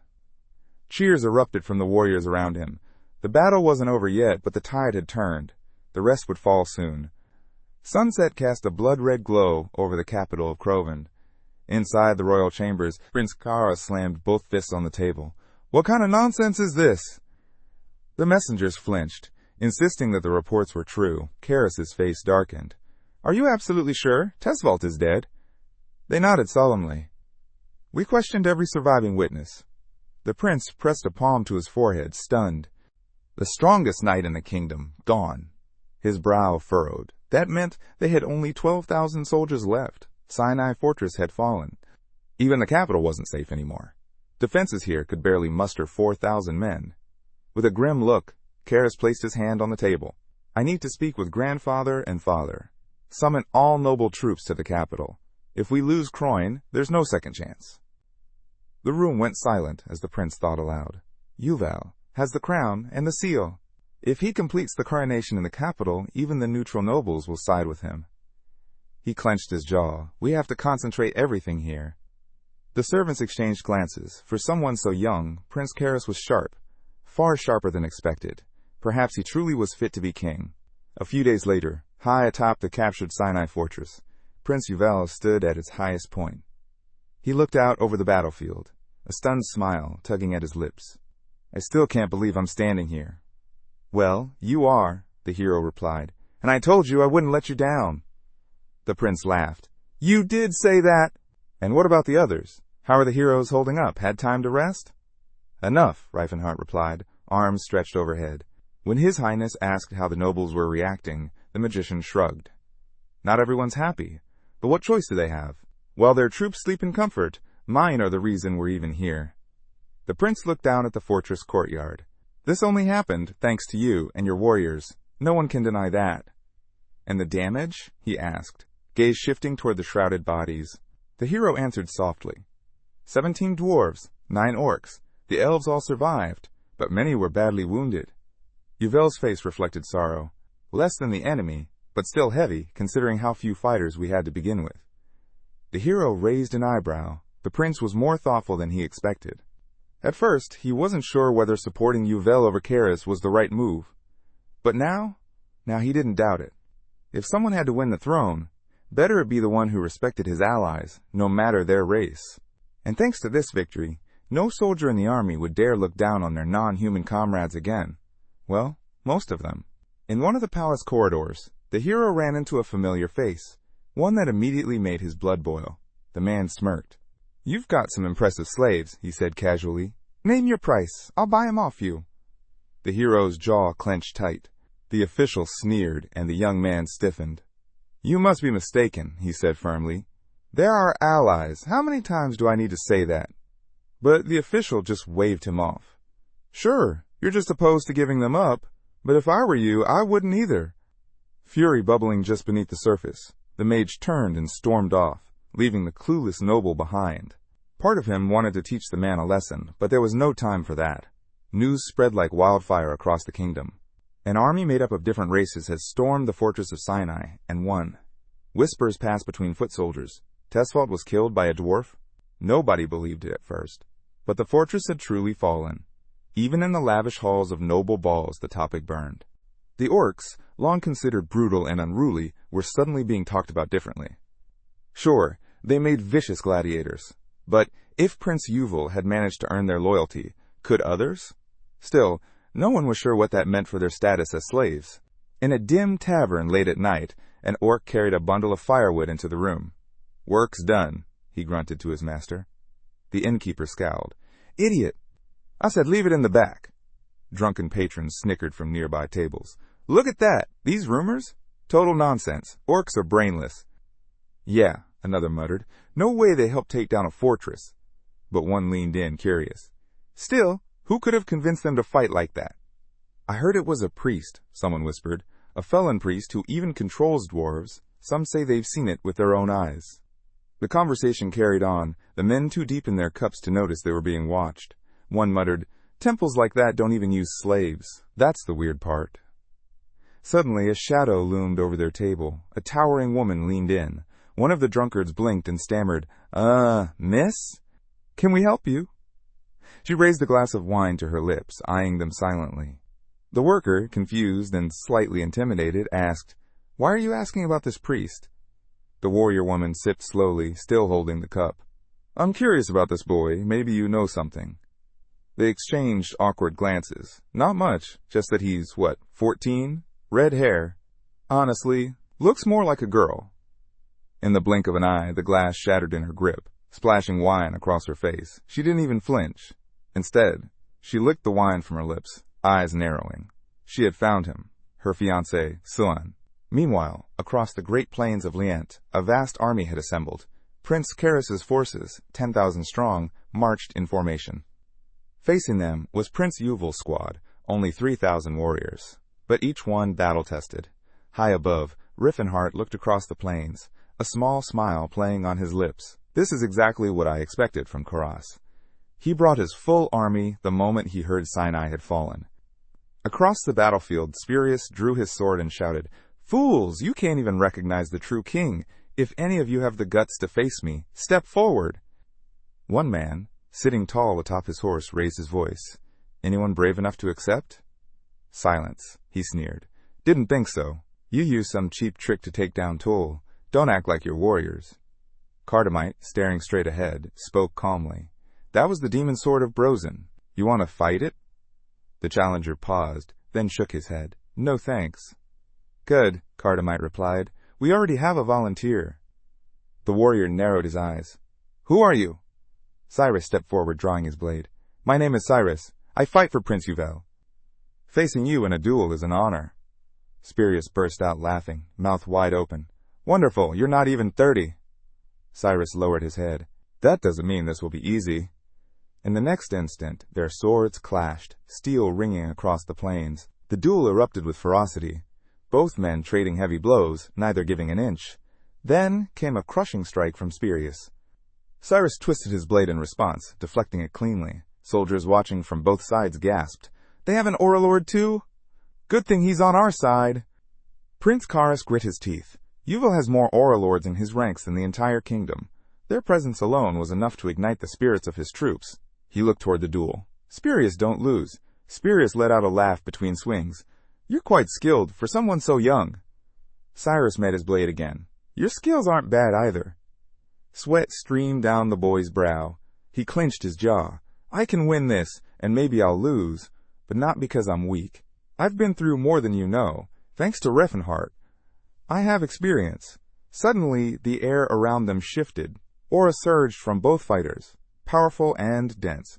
Spirius's pupils shrank. Cyrus's expression hardened. From afar, the hero watched, eyes narrowing. I sent him into battle to see what he could really do, and he's surpassing every expectation.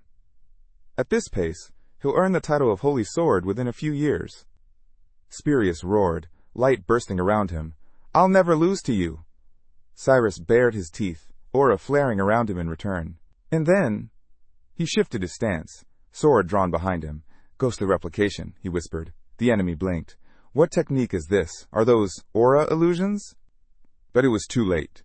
Cyrus closed the distance in a flash and pierced his opponent. Eyes wide, Spirius stumbled back and collapsed. He stared at the sky in disbelief. What was that? How do you even know that technique at your age? Cheers erupted behind Cyrus. The soldiers shouted his name in awe.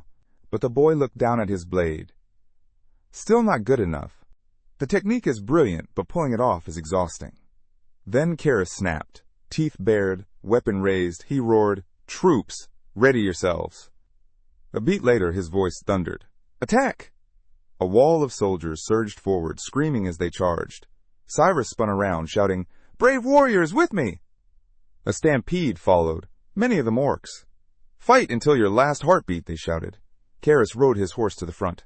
Kill the monsters! Hold the line! Use our numbers. Knock them off their mounts. But these weren't horses. From the front lines came howls. Massive wolves lunged into the fray, their riders armed and relentless. One knight, eyes wide and sweating, cried out, Those aren't horses at all! Panic rippled through the ranks. The rumors were true. Another soldier searched the battlefield. Where's the head of the special forces? What is he doing? They spotted him, blade flashing. But the man growled in frustration. I didn't even break through. How the hell did Sadin and his 1,000 men fail to break into their command line? An evil stronghold, defended by just 200 warriors, stood silent, until a swarm of fierce gnomes suddenly stormed the scene. They admitted their stubby legs made moving around a challenge, but when it came to defense, no one could match them. Then a blazing beast erupted into view, Karsa. With a single command from his gaping jaws, he cast a spell, but nothing happened. Confused, someone explained. Their magic had been sealed. Something, or someone, was cutting off their mana flow. The boy turned to the strange mage standing with them, wondering silently, who is this guy? How can he block everyone's mana like that? And if he's that powerful, why hasn't he just wiped the enemy out with one massive spell? Stretching out his hand, the young mage said calmly, I may be short on mana, but talent, I've got more than enough.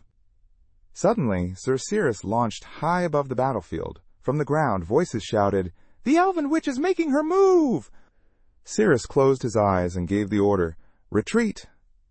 A moment later, Jive raised his weapon high, shouting, Victory is ours!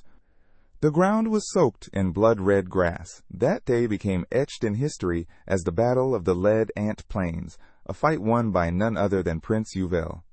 Time passed, and the county of Hendrik rose near the battlefield. Cheers rang through the air. The prince, glancing sideways, remarked, Yesterday they were singing the praises of King Dabi Karsas. Finia replied, He's holed up in Croin, getting ready for another fight. Count Vet and Barlant are planning to meet him and pledge their loyalty. With a smirk, the prince called them slippery snakes. His grandfather nearby spoke up. Harsberg and Granyard and Zelik are staying neutral. Are you thinking about trying to sway them? The young prince simply asked, Why would I? Phineas stroked his beard. A fair question. Biting his lip, the prince thought to himself, I want to be a king who actually looks after his people. It's the least I can do. Back in Hendrik County, everything changed in an instant. Axes glinted, and someone barked out an order to halt. A guard squinted ahead. Is that Sears's paladin? What's she doing here? The warrior tensed up, jaw clenched. Another muttered, She's too tall. Way too tall. High above the rooftops of Hendrik, Silent was doing push-ups, counting each rep. Nearby, Reifenhardt called out, Enough with the arms. Move on to squats. He added, Thanks to your performance in the last battle, the troops have started calling you the Red Maiden. Darting across the field, Healing the wounded, they'll never forget what they saw. Wiping the sweat from his face, the young man started squatting. The main character told him to take it easy, that he didn't need to push himself this hard. But the boy clenched his jaw and said, "I want muscle. Fast. No matter what." Hands on her hips, the saintess turned to Cirrus. "What are you doing here?" The main character shrugged. Maybe he's trying to patch things up. The elf turned to Selena and said, "Back then, it was life or death. I hope you're not still angry." Reifenhart raised an eyebrow. He had already warned her she'd be offended, but the girl brushed it off, insisting that in a few days, it would all blow over. After all, spirits didn't have the best memory, no better than a goldfish, she joked. The protagonist glanced down, asking if she truly considered herself their friend.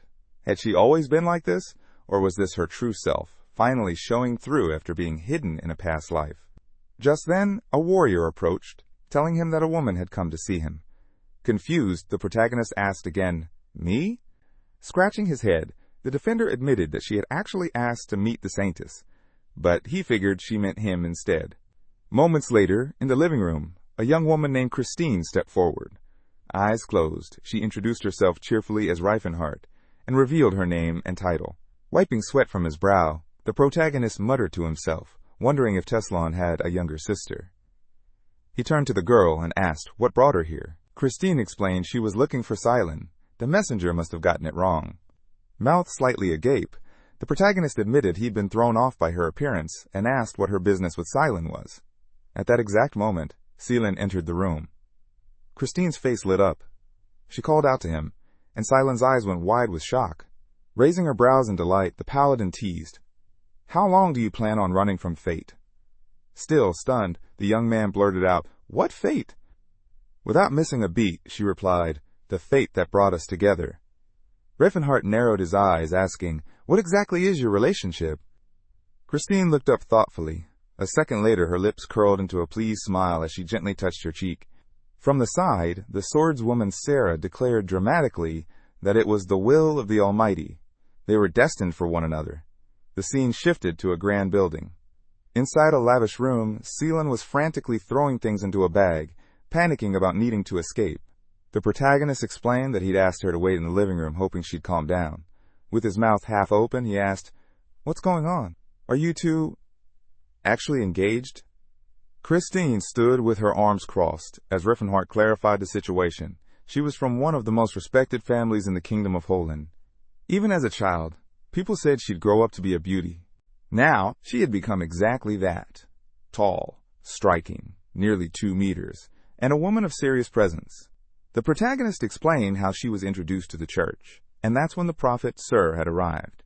It was soon revealed that she was the daughter of a noble lord, his sword, in fact, and destined to be the mother of a legendary warrior. Her fate was to unite with the man of the sun. It felt as though she stood on a mountaintop, gazing down at destiny itself. In the sacred order of Sayre, she had been named a paladin, trained as a warrior, and sent on countless missions. One of those missions eventually led her to the land of Vasily. Roses bloomed around Christine in that memory. That was where she met him, Silen. Reifenhart recalled how Silen had been tending to the wounded on the battlefield, and for Christine, that was all it took. He was her ideal. She had fallen for him at first sight. The protagonist went on, saying that when she returned to the order, she made a bold announcement. The paladin, mouth wide open in excitement, declared that the prophecy had been fulfilled because she had found the father of the future great warrior. The warrior began explaining. The holy order was in complete disarray. Unlike Christine, most of its members were ordinary folks. They couldn't possibly approve a union between a woman in her 20s and a 12-year-old boy. An elder, mouth agape, tried to reason with her. Surely she must be mistaken. Their prophesied partner couldn't be a child. The protagonist imagined Christine with that same blissful smile, her hand resting on her cheek. Then came Sarah with another oracle. The scene shifted to an unusual room. A woman calmly declared that if Christine could win the boy's heart, they would bless the union. But that wasn't the end of it. The young man added that the finance order had responded with a condition of their own. Selena scowled and muttered that things had gone completely off the rails. With sweat running down his face, Reifenhart revealed the hard truth. It was a political arrangement. The marriage would benefit both the Sayre order and the finance order. The saintess, recalling how Christine once gleefully crossed her fingers, admitted that her obsession had reached terrifying levels. She followed Cylon everywhere, always showing up no matter where he went. Digging into the past, the boy revealed that she'd even joined his pilgrimage, but not out of devotion. It was a cover. He had hoped that if she saw him living an ordinary life, she'd finally give up. The protagonist, eyes wide, asked if that was the reason behind his desperate muscle training. Cylon nodded. Sure, he'd always wanted to be strong, but after meeting Christine, it became more than that. What if she lost interest in him the moment he looked like other men? Riefenhart looked at Cylon and said, If it's her height that bothers you, that's not what's in the way, it's her. Her personality is the real issue. She's impossible. She never listens to anyone. Suddenly a girl appeared, carrying a child. The Saintess explained calmly that Christine had already chosen names for their future children. She'd planned their entire lives. The son would be called Stein and would grow up to be a paladin of the order. The daughter would be Ellen, destined to carry on the legacy of Saintess Sayer. Cylon blinked, trying to process it all. And the father? He asked. Without hesitation, she said it would be Priest Phalan. The protagonist stiffened. That's creepy. But then, something clicked. His eyes widened as he remembered something Cylon had mentioned about a daughter. Grabbing a suitcase, Cylon muttered the name Ellen again. Riefenhart stroked his chin, deep in thought. The protagonist found himself picturing a strange room, looking at the Saintess. A terrible possibility surfaced. Was he the father of Saintess Ellen? Suddenly, Saintess Sierra appeared. With fingers crossed, she declared that even the dark dwarves who worshipped the god of shadows were held accountable for their sins. Riefenhart added that she once fought the Demon King himself, and won. She could even bring the fallen back to life, far beyond the power of the High Priest Machlin, whom she personally defeated. Warriors filled the battlefield in the next memory. The protagonist's voice turned grim. This woman, this living nightmare, had caused him no end of suffering in his past life. She had once blessed an entire army, turning common soldiers into berserkers that couldn't be killed. Looking at Cylon, he was gripped by fear. Could this terrifying being actually be his daughter? Sweat ran down Riefenhart's face. No, this wasn't a joke. This was real. A magical seal appeared before them. The protagonist revealed something chilling. Ellen's divine power hadn't come naturally. It was born from an ancient forbidden spell, the Holy Grail. Even the Holy Order of Sayer had banned its use. And then came the explanation. Introducing a small child, the protagonist said that Holy Grail wasn't just a spell, it was the coded name for a sacred and taboo ritual, the union of a man and a woman within a special. The barrier, that's where it began. Once the embryo formed inside, it would begin to draw the very life force from both the mother and father. That's how the vessel, created by the Holy Grail, was born. As they walked down the corridor, the boy added, the parents must give up their lives. Only then can the Holy Grail be created. He turned to Cylon. That brother of yours, he'll destroy you. Cylon looked stunned. You're saying he'd erase the best days of my life? Riefenhart furrowed his brows, thinking to himself. It all made sense now. Cylon had to be Saintess Ellen's father. That's why no one had heard of him in the past life. Despite his incredible power, he had vanished from history. And then Riefenhart blurted, You can't marry her. Cylon's shoulders sank. Is there really anyone left? On my side? Clenching his fist, the boy announced he was leaving. Still, it was fun, hanging out with you. Where are you going? The protagonist asked quickly. Nearby, the defenders glanced at one another. One muttered, The Saintess is leaving us. Did something happen between him and the mage? Another whispered. Cylon, eyes lowered, answered quietly, I don't know what'll happen if I stay. The protagonist spoke up. You're not just some tool for the team. You're part of this. You matter. With his jaw tight, he added, Let's talk about this. You think running will solve anything? Do you really believe she'll stop chasing you if you keep running? Eyes wide, Cylon snapped back. Then what do you want me to do? Drag her out of here by force? Riefenhart, staring straight ahead, asked, Are you really leaving me? The guards around them stiffened, their eyes wide with surprise.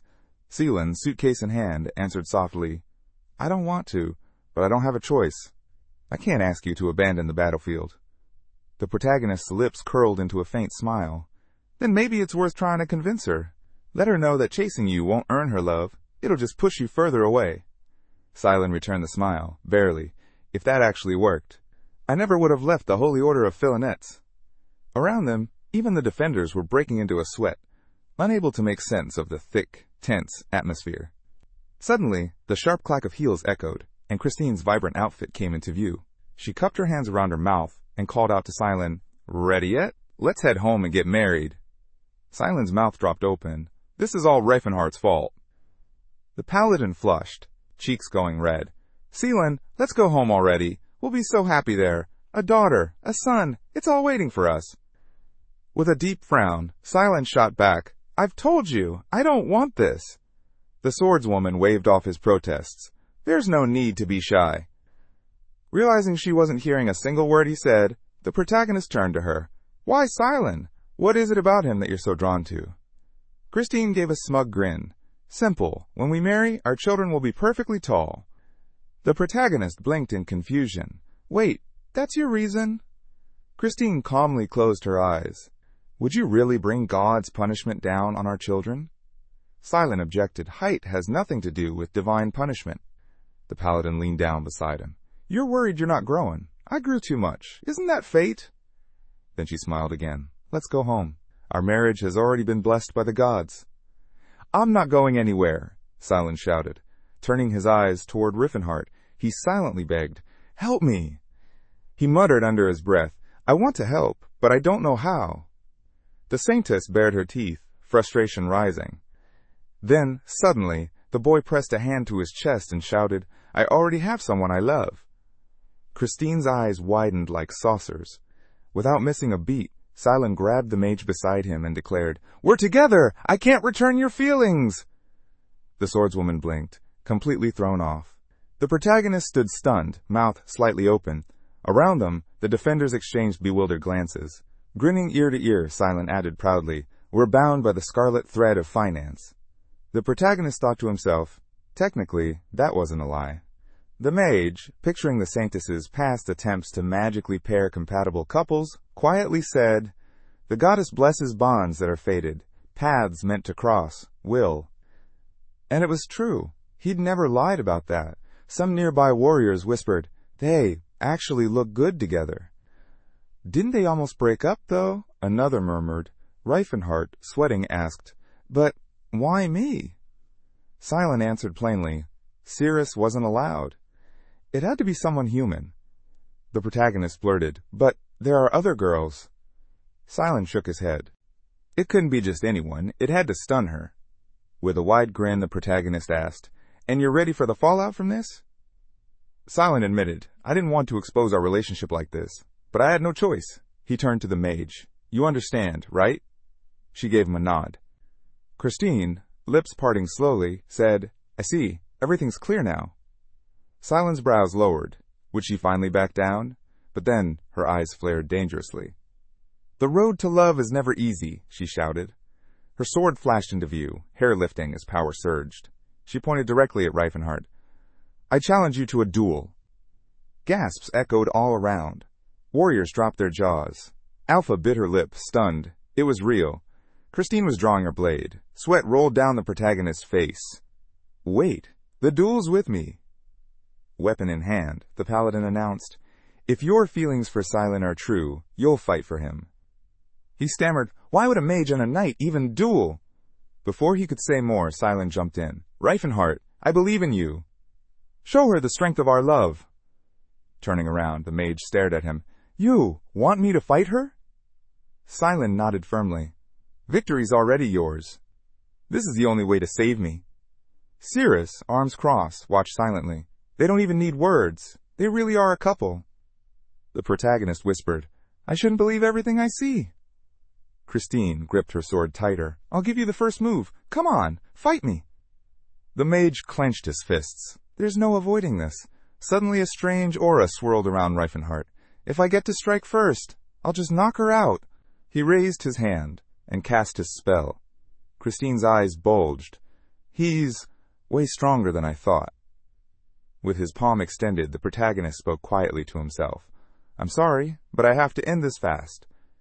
Then he unleashed it, lightning storm. Lowering his brows, he thought, "I can't kill her." So he held back, reduced the power, and thought. He was sure he could knock her out. The mage stared ahead, planning his next move, but the paladin was already calling out, arms raised. "Sayer, bless my blade with light." Around them, the defenders gasped, jaws hanging open in shock. One of them pointed at her weapon. "That's the divine sword, the one used by Sayer's elite paladins." Riffenhart, glowing with magical energy, muttered, "Only 1 in 10 paladins can even use that technique." He swallowed hard. "She's stronger than I thought." Without hesitation, he launched a flurry of spells. Moments later, arcane bullets fired toward her. Christine stood tall, hands open as if welcoming the blast. "Did you really think such weak attacks would take down a Sayer paladin?" Silent clenched his fist. "Why are you only using spells?" "I'm a mage," Reifenhart shot back. "Of course I cast spells." "Your life is on the line," Silent snapped. That hit hard. Reifenhart's eyes went wide. No more holding back. He began chanting again. This time, advanced incantations. Magic surged around him as a whirlwind of energy surrounded Christine. The swordswoman's eyes flicked side to side. Confusion. Then, a crackling sound. Ice suddenly froze over her leg. The mage shifted his stance. "That'll keep her trapped for 30 seconds, he muttered. "Let's finish this." "But then," Christine smiled, "you leave me no choice," she said calmly. "I'll have to use power Sayer never gave me." She closed her eyes. In an instant, her aura changed. Then, brows low, teeth bared, she broke free. Riffenhart's lips tightened. She shattered it with brute force. Silent, sweat beading on his face, asked, "Does she have an aura?" Christine replied, "No, I was never granted that gift." But her voice was steady. "Still, Sayer pitied me and gave me enough strength to stand against even an aura master." Reifenhart staggered back. "Where did you learn that breathing technique?" Calmly touching her chin, she answered, "Before I served Sayer, I met an old man. He said this breathing style would help me grow up strong." Placing a hand to her chest, she added, "I didn't understand it then, but now, I know. Sayer led him to me." That struck a nerve. "Wait, was that my mentor?" The mage wondered. Christine raised her sword. "Is something wrong?" Reifenhart blinked. That technique, indestructible Raka breathing. It made her this powerful, this tall. Did that old man really want to leave her without any male attention? His mouth dropped open. No, he meant well. He quickly recovered. "No problems here." Suddenly, Christine dashed forward, sword ready. "Then let's continue." Riefenhart unleashed another powerful spell. "Wings of hovering blades! Winged cutter!" Blades of light and air swirled through the battlefield. But the paladin met them head-on, sword swinging. The mage watched closely. That's definitely the rocket technique. It strengthens the body for physical growth. Clenching his jaw, Reifenhart thought, with the size she's reached, that technique really did its job. She had been actively using it for at least 10 years. Meanwhile, he had completely abandoned it. But Christine? She pushed the indestructible Raka technique to its limit, and that alone proved she had rare talent. The protagonist reasoned, if that technique worked on everyone, the Raka master would have been rich by now. There are so many people who want to be taller.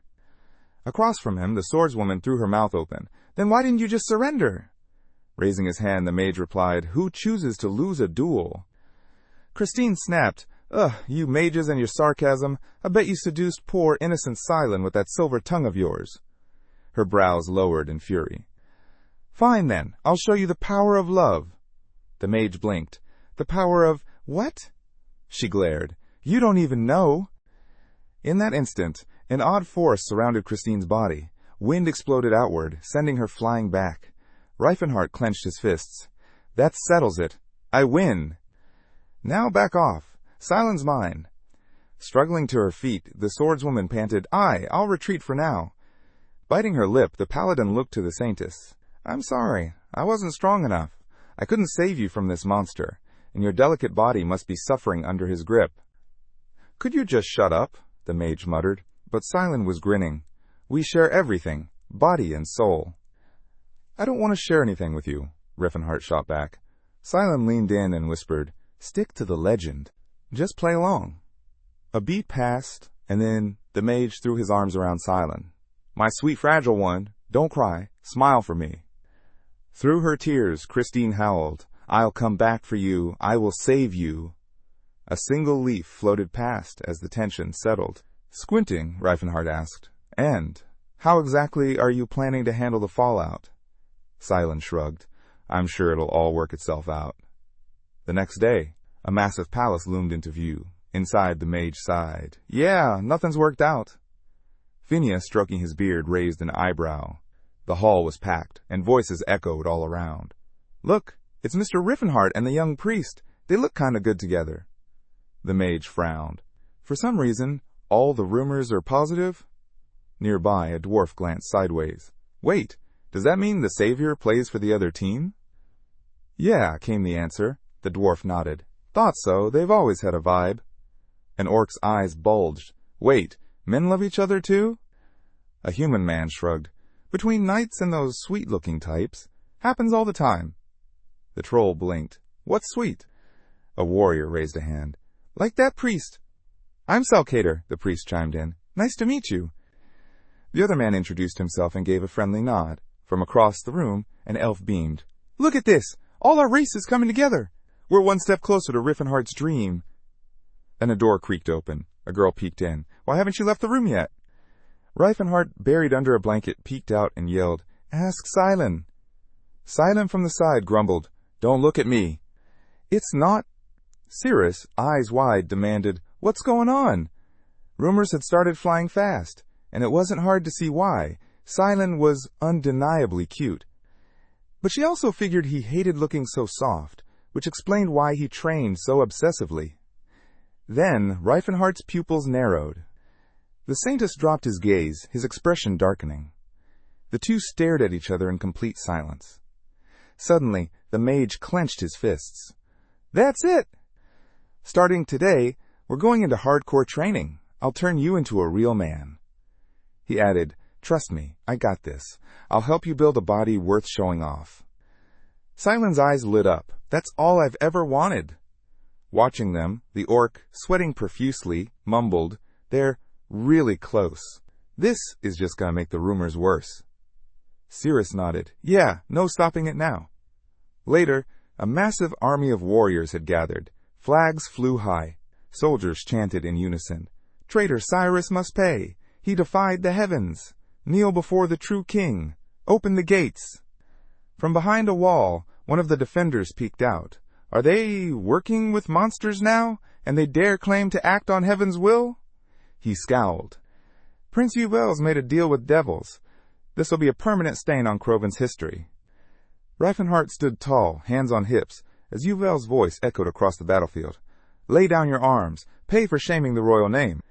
But Reifenhardt just shook his head. "What's the point in talking? This was always going to end in battle."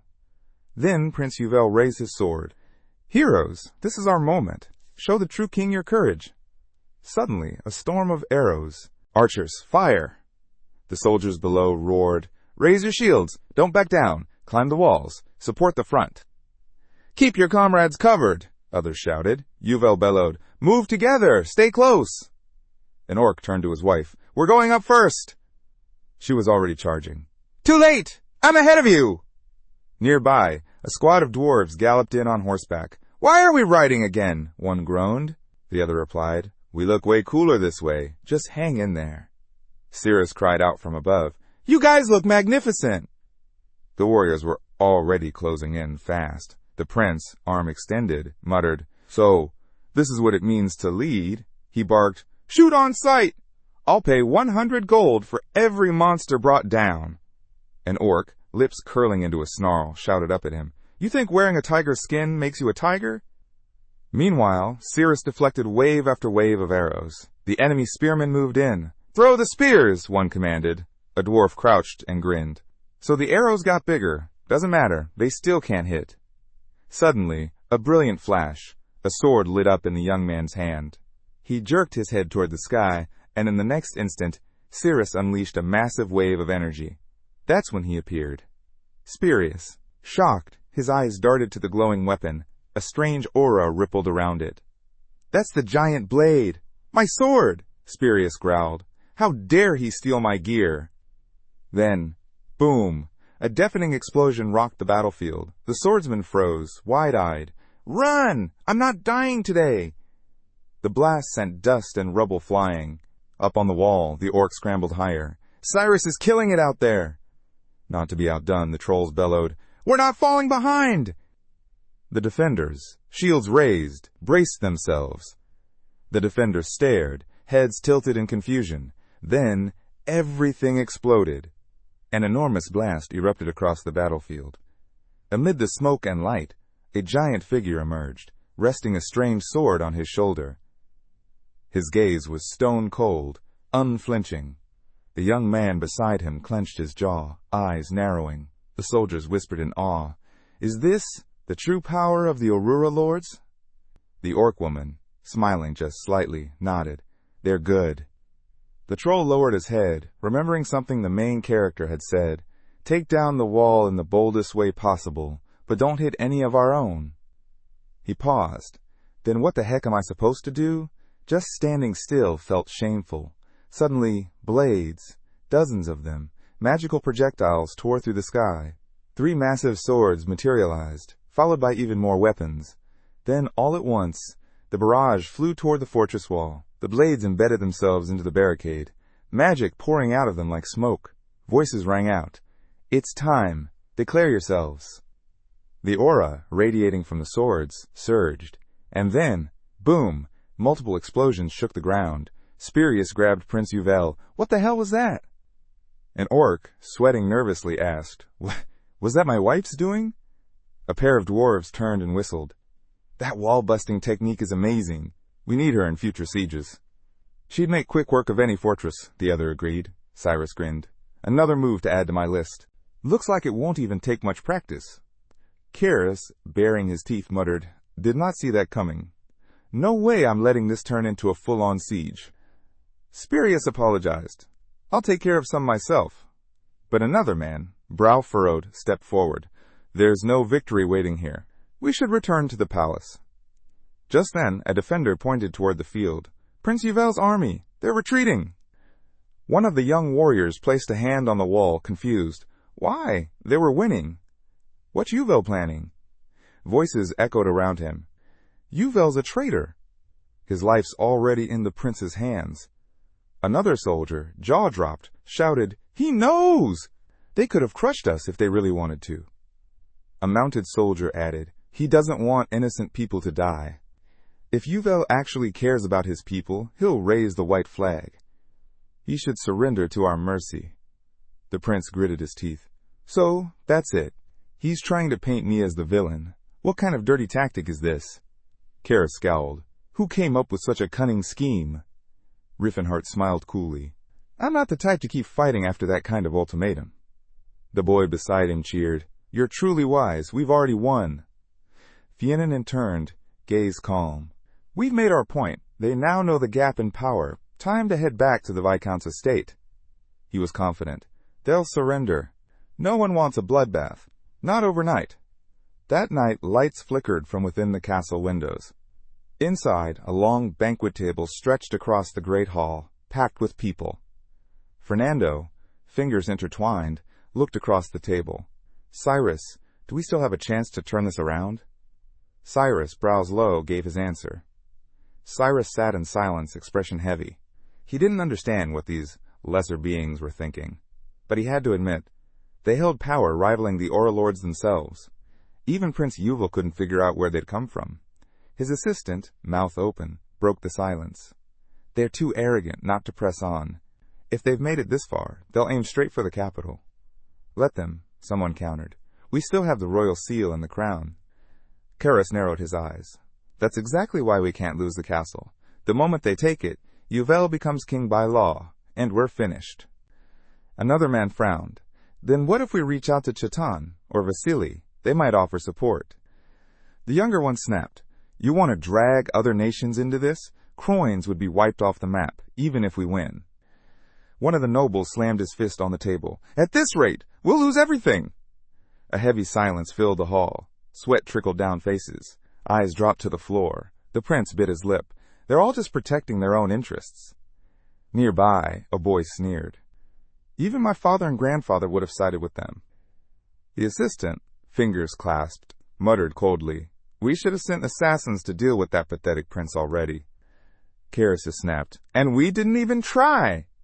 The Duke turned to Spurius. "You possess an aura. Could you do it?" Spurius shook his head. "He may be a villain, but he's still a blood descendant of the royal line. I can't."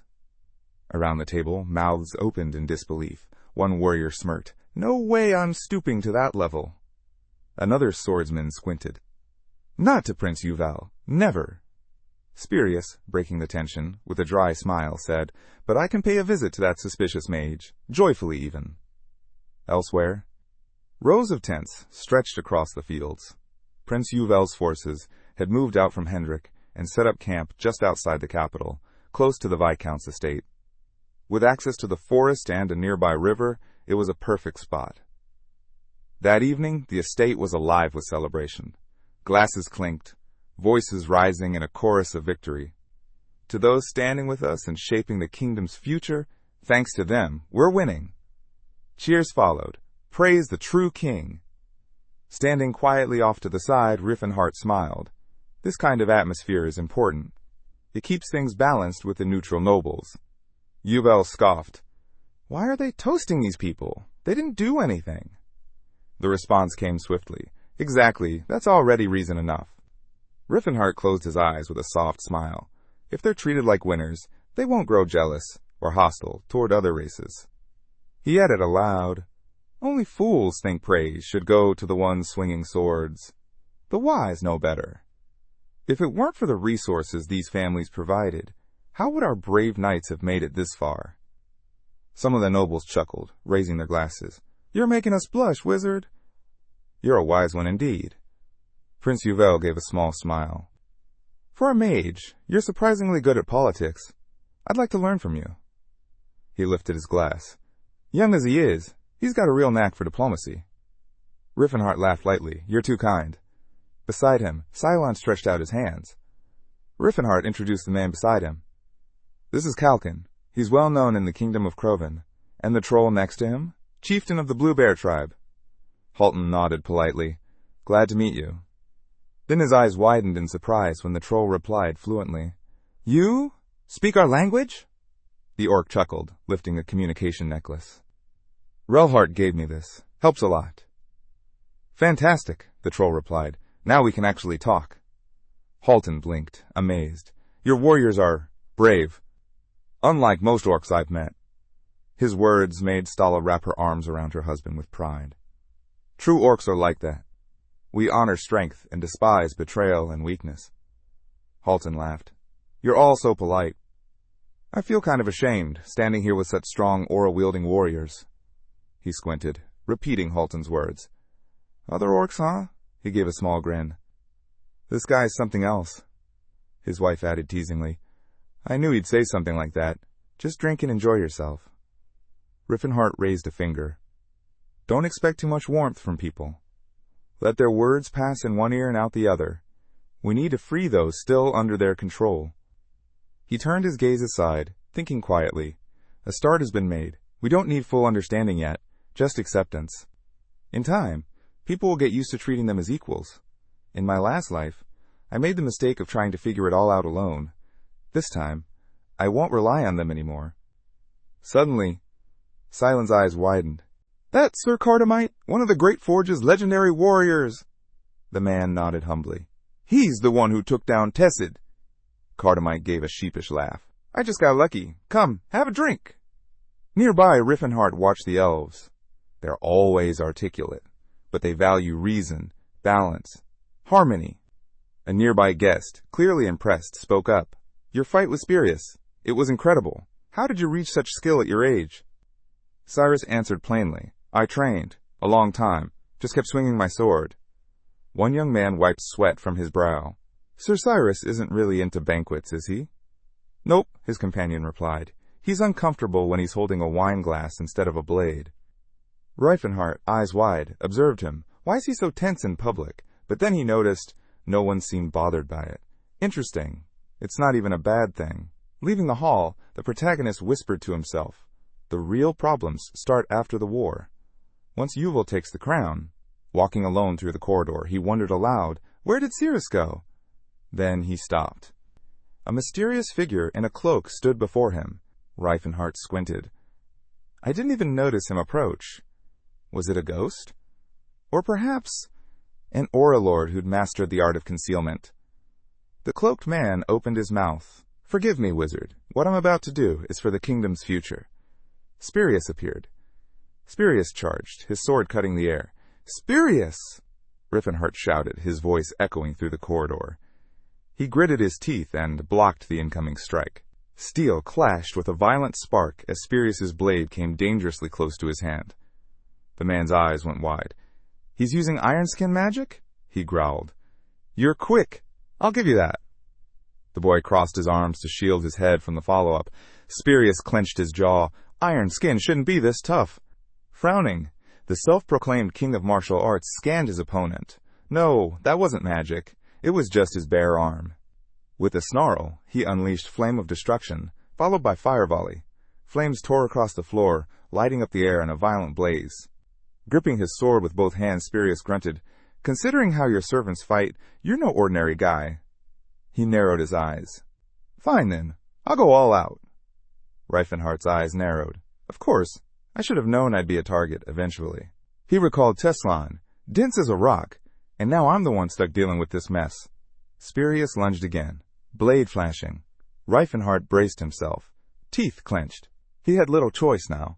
Then, crack! A blow to the stomach sent Spirius staggering back. Saliva flew from his mouth. He snarled. Those are close combat moves. Are you a battle mage? Reifenhart stayed silent, thoughts racing. Can I fool him into thinking I'm just a battle mage? If I don't use aura, maybe I can. Spirius circled him, scowling. With a build like that, it's believable. Reifenhart snapped. You do realize the estate is crawling with aura lords? If I was serious, they'd already be here. Flames curled around Spirius's sword. Let's see if you can hold out till then. Reifenhart pressed his lips together. How long can I stall without using aura? Then, with a roar, Spirius pointed his sword forward. One strike, and you're finished. Reifenhart gritted his teeth, every muscle tense. Then, Spirius froze. His pupils shrank. He saw it. Muscle. Thick muscle rippling across the mage's arm, visible through torn sleeves. Where the hell did that come from? He was stunned. There's no way he can block my aura-powered blade without a proper guard. Eyes wide, Spirius stared. His body, it's too strong. Can magic even do that? But then he shook his head. Doesn't matter. He's done either way. Before the thought could finish, the room burst into bright magical flashes. Reifenhart leapt forward, straight at him, muscles flexed under the torn fabric. He hit the ground hard, and in the same instant, reeled back his arm and slammed his elbow into Spirius's side. Spirius's eyes narrowed in shock. Then his blade, glowing with magical energy, began to pulse. An eerie light swirled around it. He raised his eyebrows, confused. What is that? He didn't know whether it was aura or something else entirely. Reifenhart, now standing tall, raised his hand. Things never go how I plan, he muttered with a smirk. Then, louder, did you really think you could beat an aura lord with normal techniques? I won't make the same mistake twice.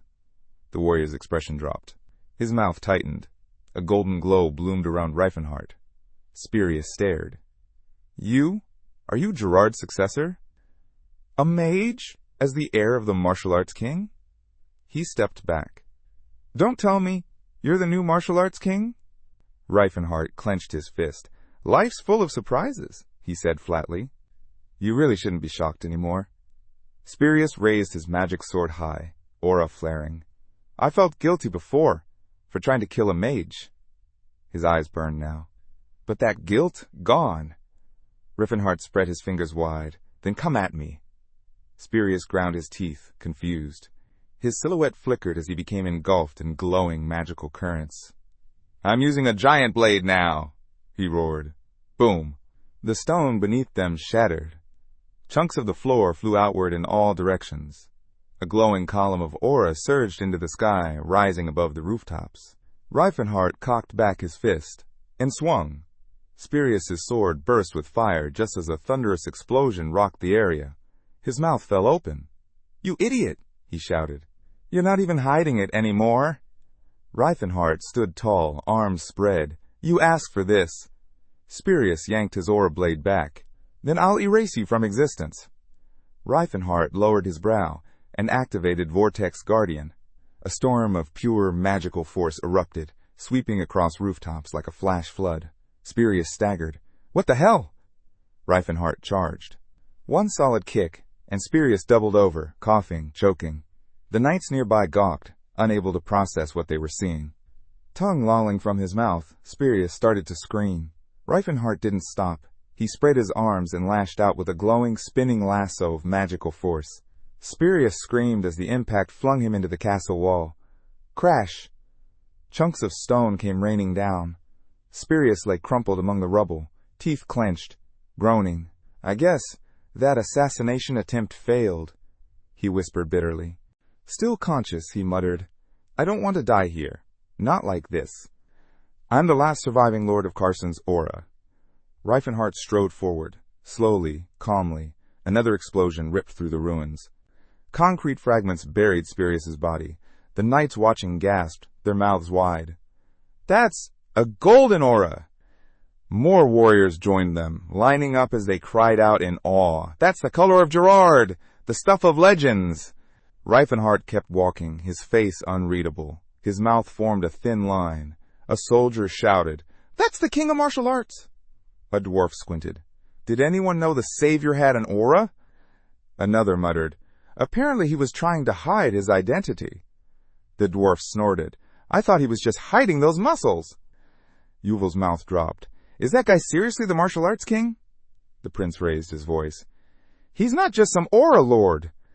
That's the disciple of the indestructible Raka. There's no room for weaklings in that lineage. Reifenhart shut his mouth tight. Yeah, that's true, he thought. The indestructible Raka would turn a weakling into minced meat. The knights all raised their hands high, chanting in praise. Reifenhart sighed inwardly. I knew they'd react like this. That's why I kept it a secret. But now, I don't know what happens next. News of Spurious's defeat reached the capital at lightning speed. The castle loomed into view. A voice murmured, So Spurious really was killed by the king of martial arts. But at least, another added, he didn't die a disgraceful death. An army of knights marched in the distance. Voices whispered, Tessid got taken out by some shorty. Maybe he wasn't so great after all. Silen's eyes widened. Eyes commented that many had already witnessed the strength of other intelligent races, yet people still looked down on them. Reifenhart responded, saying it wasn't exactly contempt, it was more like outright denial, which, in itself, wasn't always malicious. From a distance, the kingdom's territory came into view. Croyne still hadn't finished rebuilding all the walls from the last battle. Because of that, Prince Yuval entered the city without much resistance. The castle loomed tall, and the Kara's army had holed themselves up inside. The massive gates, etched with lions wearing crowns, stood firm. Yuval arched an eyebrow, quietly admitting he never thought he'd lay eyes on those gates again. Then, frowning, he added that he couldn't understand why they hadn't surrendered. Not even after 3 days. This wasn't like Cyrus at all. Based on his personality, Yuval expected a different response. But the main character suspected it wasn't Cyrus who made the call. It had to be his trusted advisors, people who had followed orders when they were winning. But now? Things had changed. His grandfather spoke up, saying there was only one option left: attack. The protagonist closed his eyes briefly, then announced that he'd go meet them himself. Silent looked stunned. You're going straight in? But the protagonist just shrugged. What's the point of hiding? Everyone already knows who I am. Reifenhart stepped toward the doors as the crowd erupted, shouting that the king of martial arts was going to war. A guard stretched out his hand and barked at the troops not to fear. He's just a man, he yelled. Fire! Arrows rained down instantly, but the protagonist frowned. He hadn't felt a thing. Moments later, a massive stone from a catapult crashed into his head. He rubbed the spot, barely reacting. That kind of stung. Fire arrows soared toward the mages. The guard then shouted for water to be poured on the attackers. Suddenly, the protagonist opened his mouth and shouted, Ah, that's refreshing. A warrior standing on the wall stared, dumbfounded. What is this guy? Then the young man's voice boomed across the battlefield. If you value your life, step away from that gate. Behind him, a knight stood tall. This man can't be broken, he declared. I'll stand with him. Riffenhart stayed silent, thinking back. He was doing the same things he had done in his past life, so why were people reacting so differently now? 2 days earlier, a man had raised an eyebrow, asking if the mysterious sage was the Martial King. When the answer came, it all made sense. Of course someone like that would attract such powerful allies. Another man in a suit widened his eyes. These orcs, were they chosen by him personally? A nearby dwarf nodded. He plans to raise them to the same level as humans. Another chimed in, saying they were nothing like the slaves they once knew, and honestly, they envied the dwarves for having a teacher like that. Looking away, the protagonist muttered that he didn't get it. Back when he was the Demon King, everyone had said those same slaves only joined him because they turned to darkness. They said magic was what gave them their strength. Cirrus commented that warriors and magicians were always treated differently. With a sly grin, the elf pointed out that anyone could pick up a sword and call themselves a warrior. But magic? That was a whole different world. It belonged to the few, the gifted. Regular folks couldn't even fake being a magician. The main character's expression darkened slightly. The girl went on, explaining that this was exactly why the Demon King was so terrifying.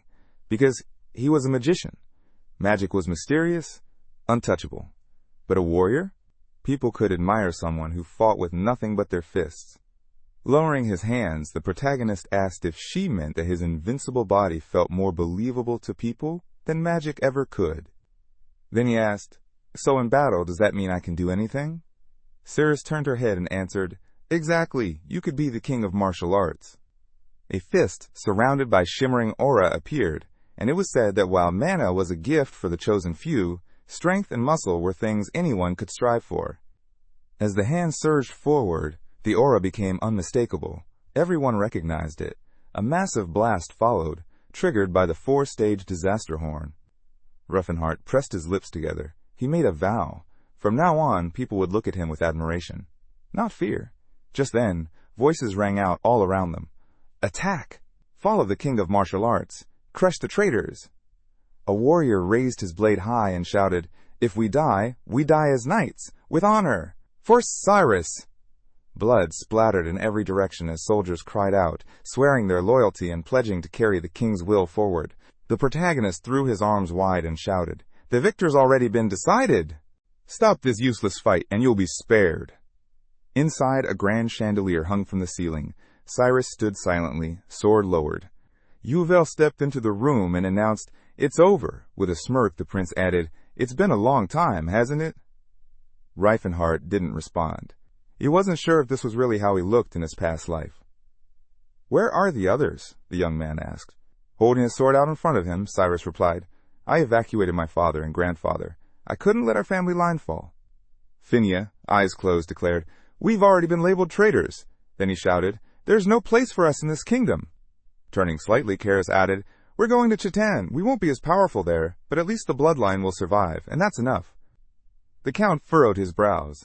"They fled to Chitan," he murmured, "just like Lanthus from the Taikan kingdom." Yuval spoke up. "Then why didn't you go with them?" The boy gave a small smirk. "What do you think?" The young man frowned, realization dawning. "I get it. If you had run, this war would have kept dragging on. You decided you'd rather die than live as their puppet king." Mouth open, the protagonist found himself unsure. Did this prince really care more about his people than his own life? Realizing that the person in front of him was his enemy made the protagonist uneasy. But he took a breath and declared, "In that case, I'll end this war myself." Cyrus grinned. "So the rumors were wrong. You're more sensitive than I thought," he said, then asked calmly, "So, which one of you plans to kill me?" The boy raised his shield and turned toward his cousin. "You're a traitor," he said, "but you're still royalty. That means your life. It ends by my hand." The count peered out from behind the prince, confused. "What are you saying?" Yuval didn't hesitate. "I know I'm no match for Karis, but at the very least, I'll show I've got the courage to stand like a king." He turned his head. "Good thing I've got the Lord of the Aura behind me. Step in if things go south." Karis forced a smile. "Then bring it on, weakling." The moment he said it, Yuval launched himself forward. Steel clashed, his sword meeting Karis's magic blade. Sparks flew as the twin brothers began their fierce duel, the rightful heir against the traitor. both swinging with everything they had. Karis let out a yell. "I heard you skipped fencing to sneak off with your gnome lover. You've been hiding skills like this all along?" With a smirk, the prince replied, "It's not that. I just never had a reason to show them." He blocked his brother's strike with his shield. An old man nearby stood stunned, mouth open. Where did the younger prince get this strength? Even Karas looked annoyed, narrowing his eyes. "How the hell are you this strong?" he demanded. "And how long do you plan on hiding behind that shield?" A knight called out, and in that moment, Yuvil countered with a heavy blow of his own. "I always thought you all looked down on me because of my title," he said mid-swing. "Turns out I'm not bad with a blade after all." Then he laughed. "Guess it helps. I grew up playing with Fenia. You needed strong legs to keep up with her." He grinned wider. "That's why I did deadlifts and squats every single day." From behind, Fenia shrieked in embarrassment, and the dwarf turned red as a beet. Even the hero blinked. Well, it wasn't wrong, he thought. The dwarf had always demanded serious physical training. Karis's expression twisted in fury. "You're telling me all this was for some dumb reason like that? You think confidence alone is enough to win?" Blow after blow, he hammered his sword into Yuvel's shield. The prince's focus wavered. All his techniques, every move, were from Fenia. Dwarf styles, but humans had a higher center of gravity. The way he fought it didn't really suit him. He looked to his ally and whispered for help. Sensing danger, the warrior dashed forward. "The prince is in trouble." Karis shouted in rage. "Why are you interfering? This is a sacred duel. Where's your honor? Is this what a noble king of martial arts does?" But the young man slammed his elbow into Karis's sword. "In the indestructible rocking chair," he muttered. "We don't give a damn about honor." Karis gritted his teeth, still trying to break through. The young man's fist glowed as it filled with aura. Then, a blinding flash burst out. The entire palace was lit up. Soldiers shielded their eyes as light exploded across the hall. Inside the palace, the old man shielded his eyes from the blinding light. As it faded, he looked ahead. The warrior stood among shattered columns.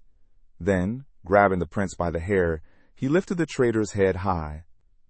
Riffenhart made it clear, the battle was over. I've taken his head. The rightful heir froze, staring at his ally in disbelief. But the shock quickly faded. His expression hardened as he turned toward the throne. Pulling out the royal seal, he gave a firm order. "Hang the traitor's head for all to see." He placed the crown upon his head. Behind him, Fenia's voice rang out, full of pride. "Long live the king!" The newly crowned monarch stood tall before his people. Around him, the crowd celebrated his coronation. One by one, those present knelt. And so, the kingdom of Krovan welcomed its new ruler, King Yuval II. Word of the Civil War's end spread like wildfire. The people were stunned. No one had expected Yuval to win. At the same time, a new name echoed across the lands. The king of martial arts, Reifenhart. The hero who defeated the Golden Knight Grime. The man who arrived in Krovan with an army made up of various intelligent races and led them to victory.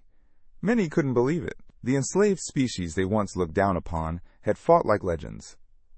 Elsewhere, in the kingdom of Grime, Teslan slammed his fist against the table as the news reached him.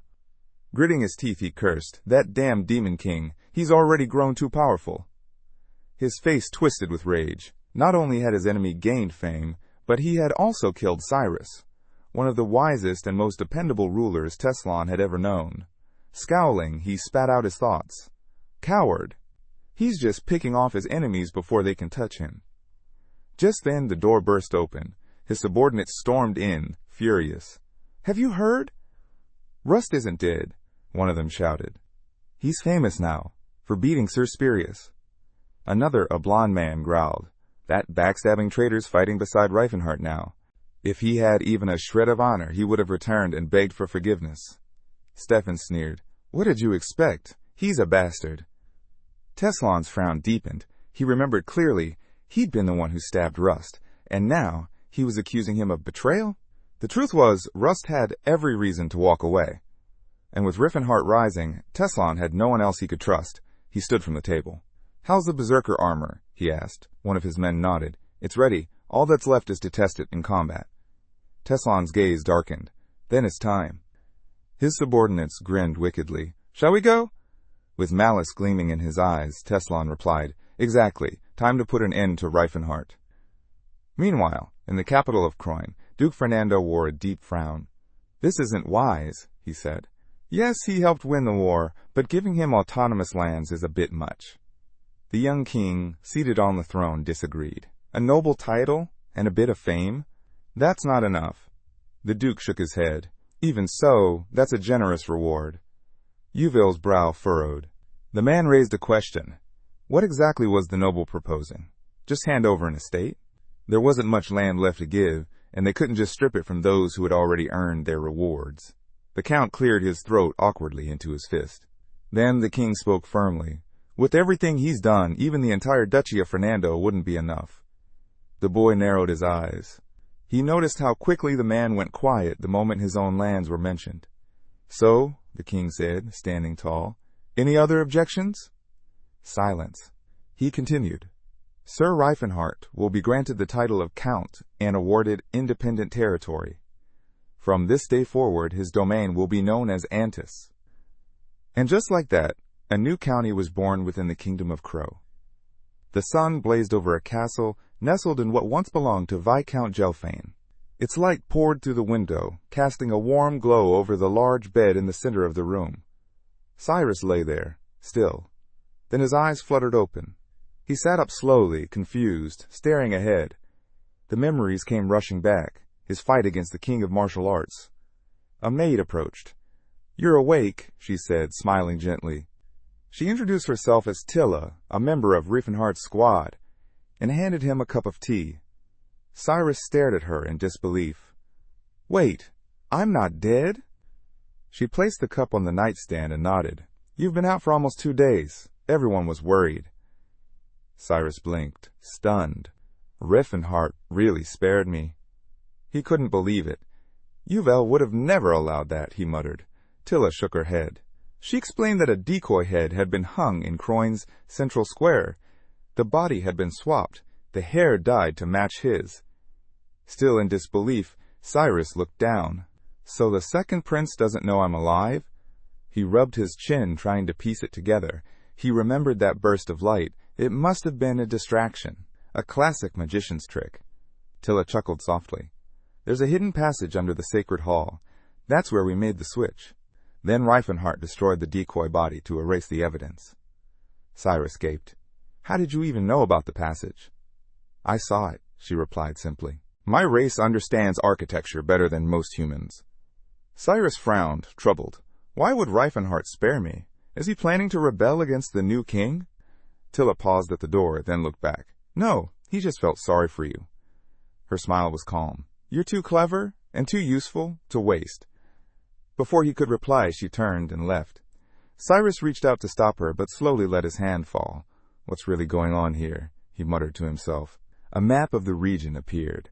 To the west of the glowing mountains lay the old territory of Gelfane. But now, a new banner waved, the flag of Antis. Too small to be a nation, but no longer just a holding. The sunlight bathed the city. Hands in his pockets, Cyrus walked through the streets. Congratulations on becoming king, he said to his old friend. The protagonist smiled. Cyrus noted that even he was living in luxury now.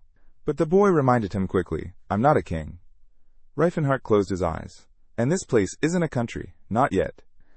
With a grin, Cyrus asked, so what's stopping us from expanding? I doubt anyone would complain if we took a few more baronies nearby. The boy shot him a sharp look. And risk losing our independence? Right now, autonomy matters more than size. He smirked. We can always take more land later.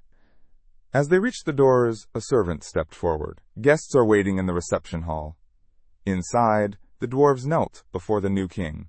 Standing beside the throne, Reifenhart guessed they were once slaves under Viscount Gelfane. You're free now, he said. You can leave whenever you want. Down in the mines, lanterns lit the tunnels. Reifenhart stood at the entrance and made it clear. The mines now belonged to him. Squinting slightly, he added, I could lease them to you. You'd have full control. He knew freedom wasn't given. It had to be earned. The miners stared at him, shocked. If you want, the protagonist said, keep working, pay rent, or buy the mines outright later. He raised a hand. All I ask is a monopoly on the equipment you make. An elder dwarf called him their savior and bowed deeply in gratitude. Reifenhart smiled. Compared to what he'd once had in his past life, this was just a sliver of land. But everything had started small, even then. Above them, a chandelier glowed softly. The dwarves sat at one end of the long table.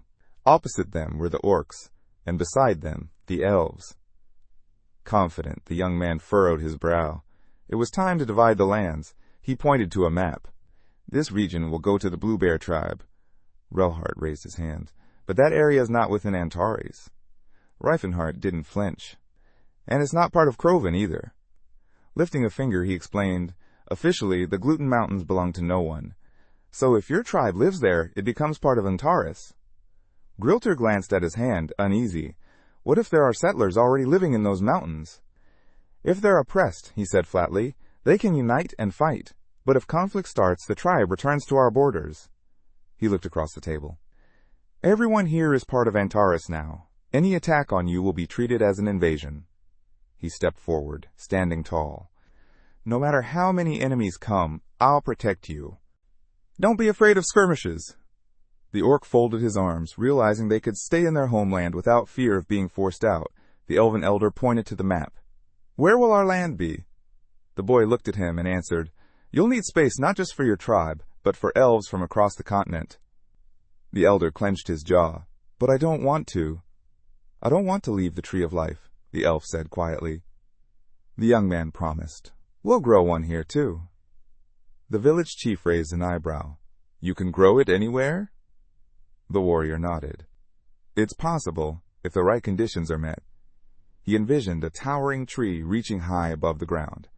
But it would need pure essence to thrive, just like Neon. Fortunately, he knew where the other seeds were. If they wanted to strengthen the elves quickly, this was their only path. The martial artist smiled. Dwarves probably don't care much about land, right? You're used to living underground. Micheline shrugged. That's true for now. But if our numbers grow, it could become a problem. The map showed that Antares was far from the Great Forge. The priest spoke up. It'd be better if we had territory closer to the settled mountains. Relhart agreed. But getting there won't be easy. We'd have to pass through human lands. Reifenhart pointed at the map. That's why I chose this spot. There's a dungeon hidden in the glowing mountains. The priest leaned in. Is there a portal to the Daiman ruins? Grinning, Reifenhart nodded. Exactly, but we'll have to clear it out first. The dwarf cracked a wide smile. Leave that to us. An elf gestured toward the map. What's this empty region between the elven and orc territories? The boy looked at it and replied confidently, That space is for those we haven't met yet. Snow fell gently over the mountains. Wind whipped through the elf's hair as she stood alone at the peak of a snow-covered summit. Fog had settled over the kingdom of Helene. A troll moved slowly through the light forest below. The woman pressed her lips together. The troll scowled. Swords jutted from the frozen earth. A month had passed since the battle of the royal heirs in the kingdom of Kroven. Leaves danced in the wind over the castle of County Antares. Cyrus clashed swords with Tathid on the training grounds. I'll strike your side this time! Cyrus shouted, swinging his blade. The orc lunged, aiming for his head. Cyrus spread his arms to regain balance, realizing it was still hard to react, even when he knew where the blow was coming. He needed to work on his footwork and fencing technique.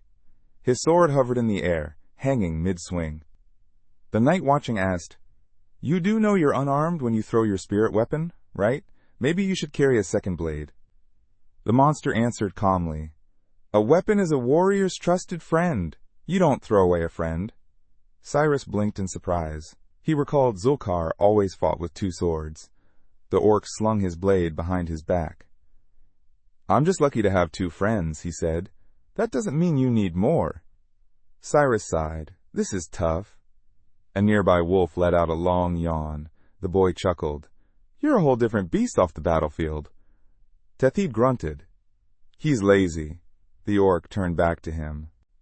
Show me the aura sword again. Energy shimmered and swirled around the blade. The monster nodded slowly. It still wasn't enough. He needed the spirit's blessing, and he was determined to earn it before their first anniversary. The swordsman closed his eyes, remembering something. I'm only 9, he whispered. The monster grinned. In human years, we're the same. Tathid drew his weapon and announced, Enough rest, let's fight. Out on the balcony, Cirrus watched as her friends continued training hard.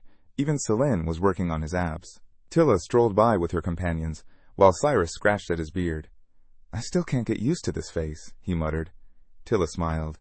"You'll have to. If anyone finds out who you really are, it'll cause serious trouble." Cyrus looked ahead. "Don't you get tired of watching me all the time?" "I'm one of the few who's not completely swamped with work," she replied casually. Meanwhile, the protagonist was still sprawled in bed.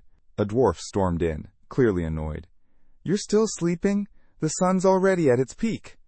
Cirrus ran up to him and teased, "Sleep too much, and you'll gain weight." Riefenhardt cracked one eye open. "That doesn't sound so bad." "Up. Now," she ordered.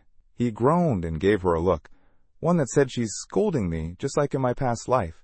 She pointed toward the table. "At least eat something." "Thanks," he said, brightening up as he sat down. A spread of dishes covered the table. He looked over the food and asked, "Why'd you cook all this yourself? You could have just asked a servant." "They've got their hands full," she answered simply. As he started eating, he decided it was time to get back to work. Things had finally settled down here. The knight sitting nearby asked, "Work? What kind?"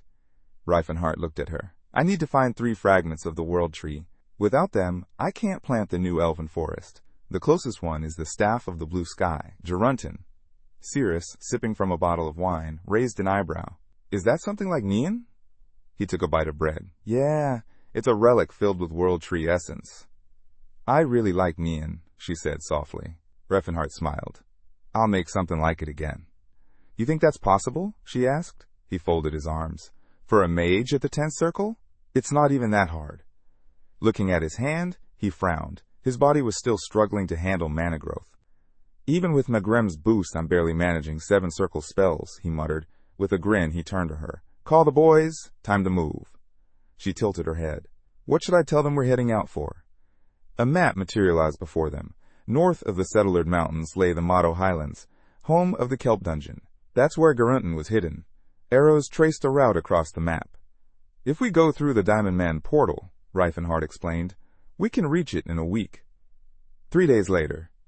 The sun dipped behind the mountains near the city of Zared. Teslan stood still, a deep frown on his face.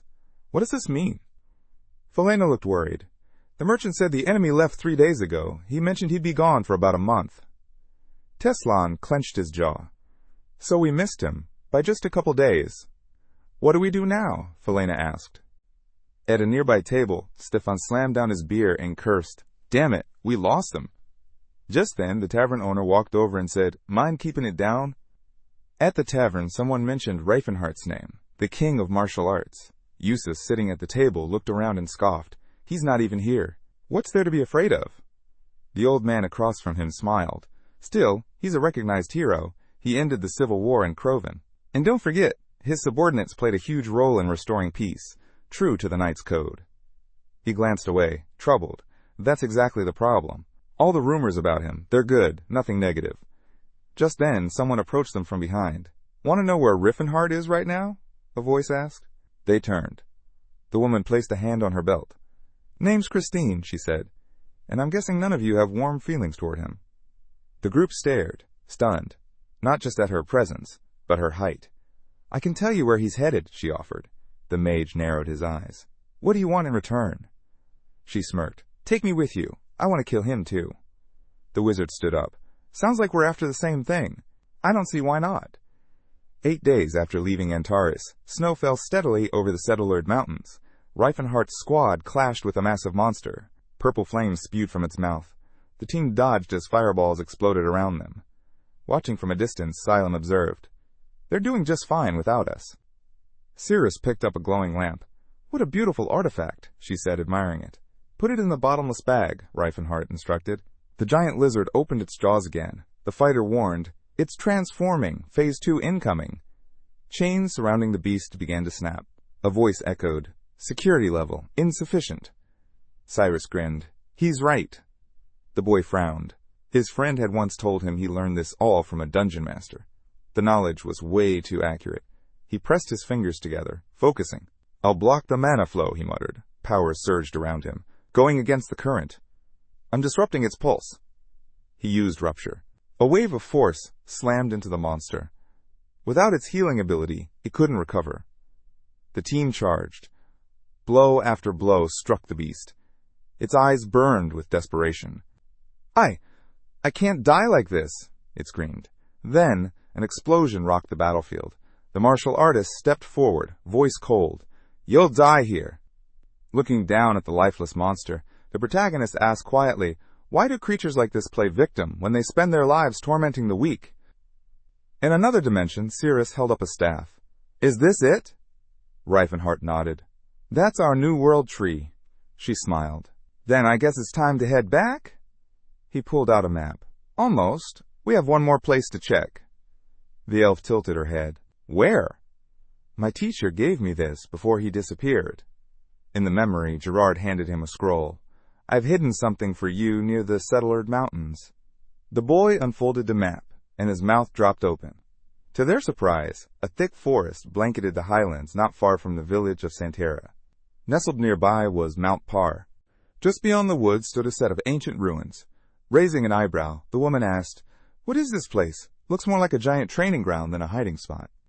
The squad stepped into the ruins. Cyrus looked around skeptically. This doesn't look like a place to stash a gift. The air was thick with something strange, an aura that didn't feel natural. Doesn't matter, the warrior said. Let's just find the gift and get out of here. Ahead stood a large, well-preserved building. The boy's brow tensed. Cyrus looked away uneasily. Simon pursed his lips, scanning the walls. The fighter raised an eyebrow. Why so tense? It's just a farewell present from my teacher. Then, snap! The ground gave way beneath them. They dropped like stones.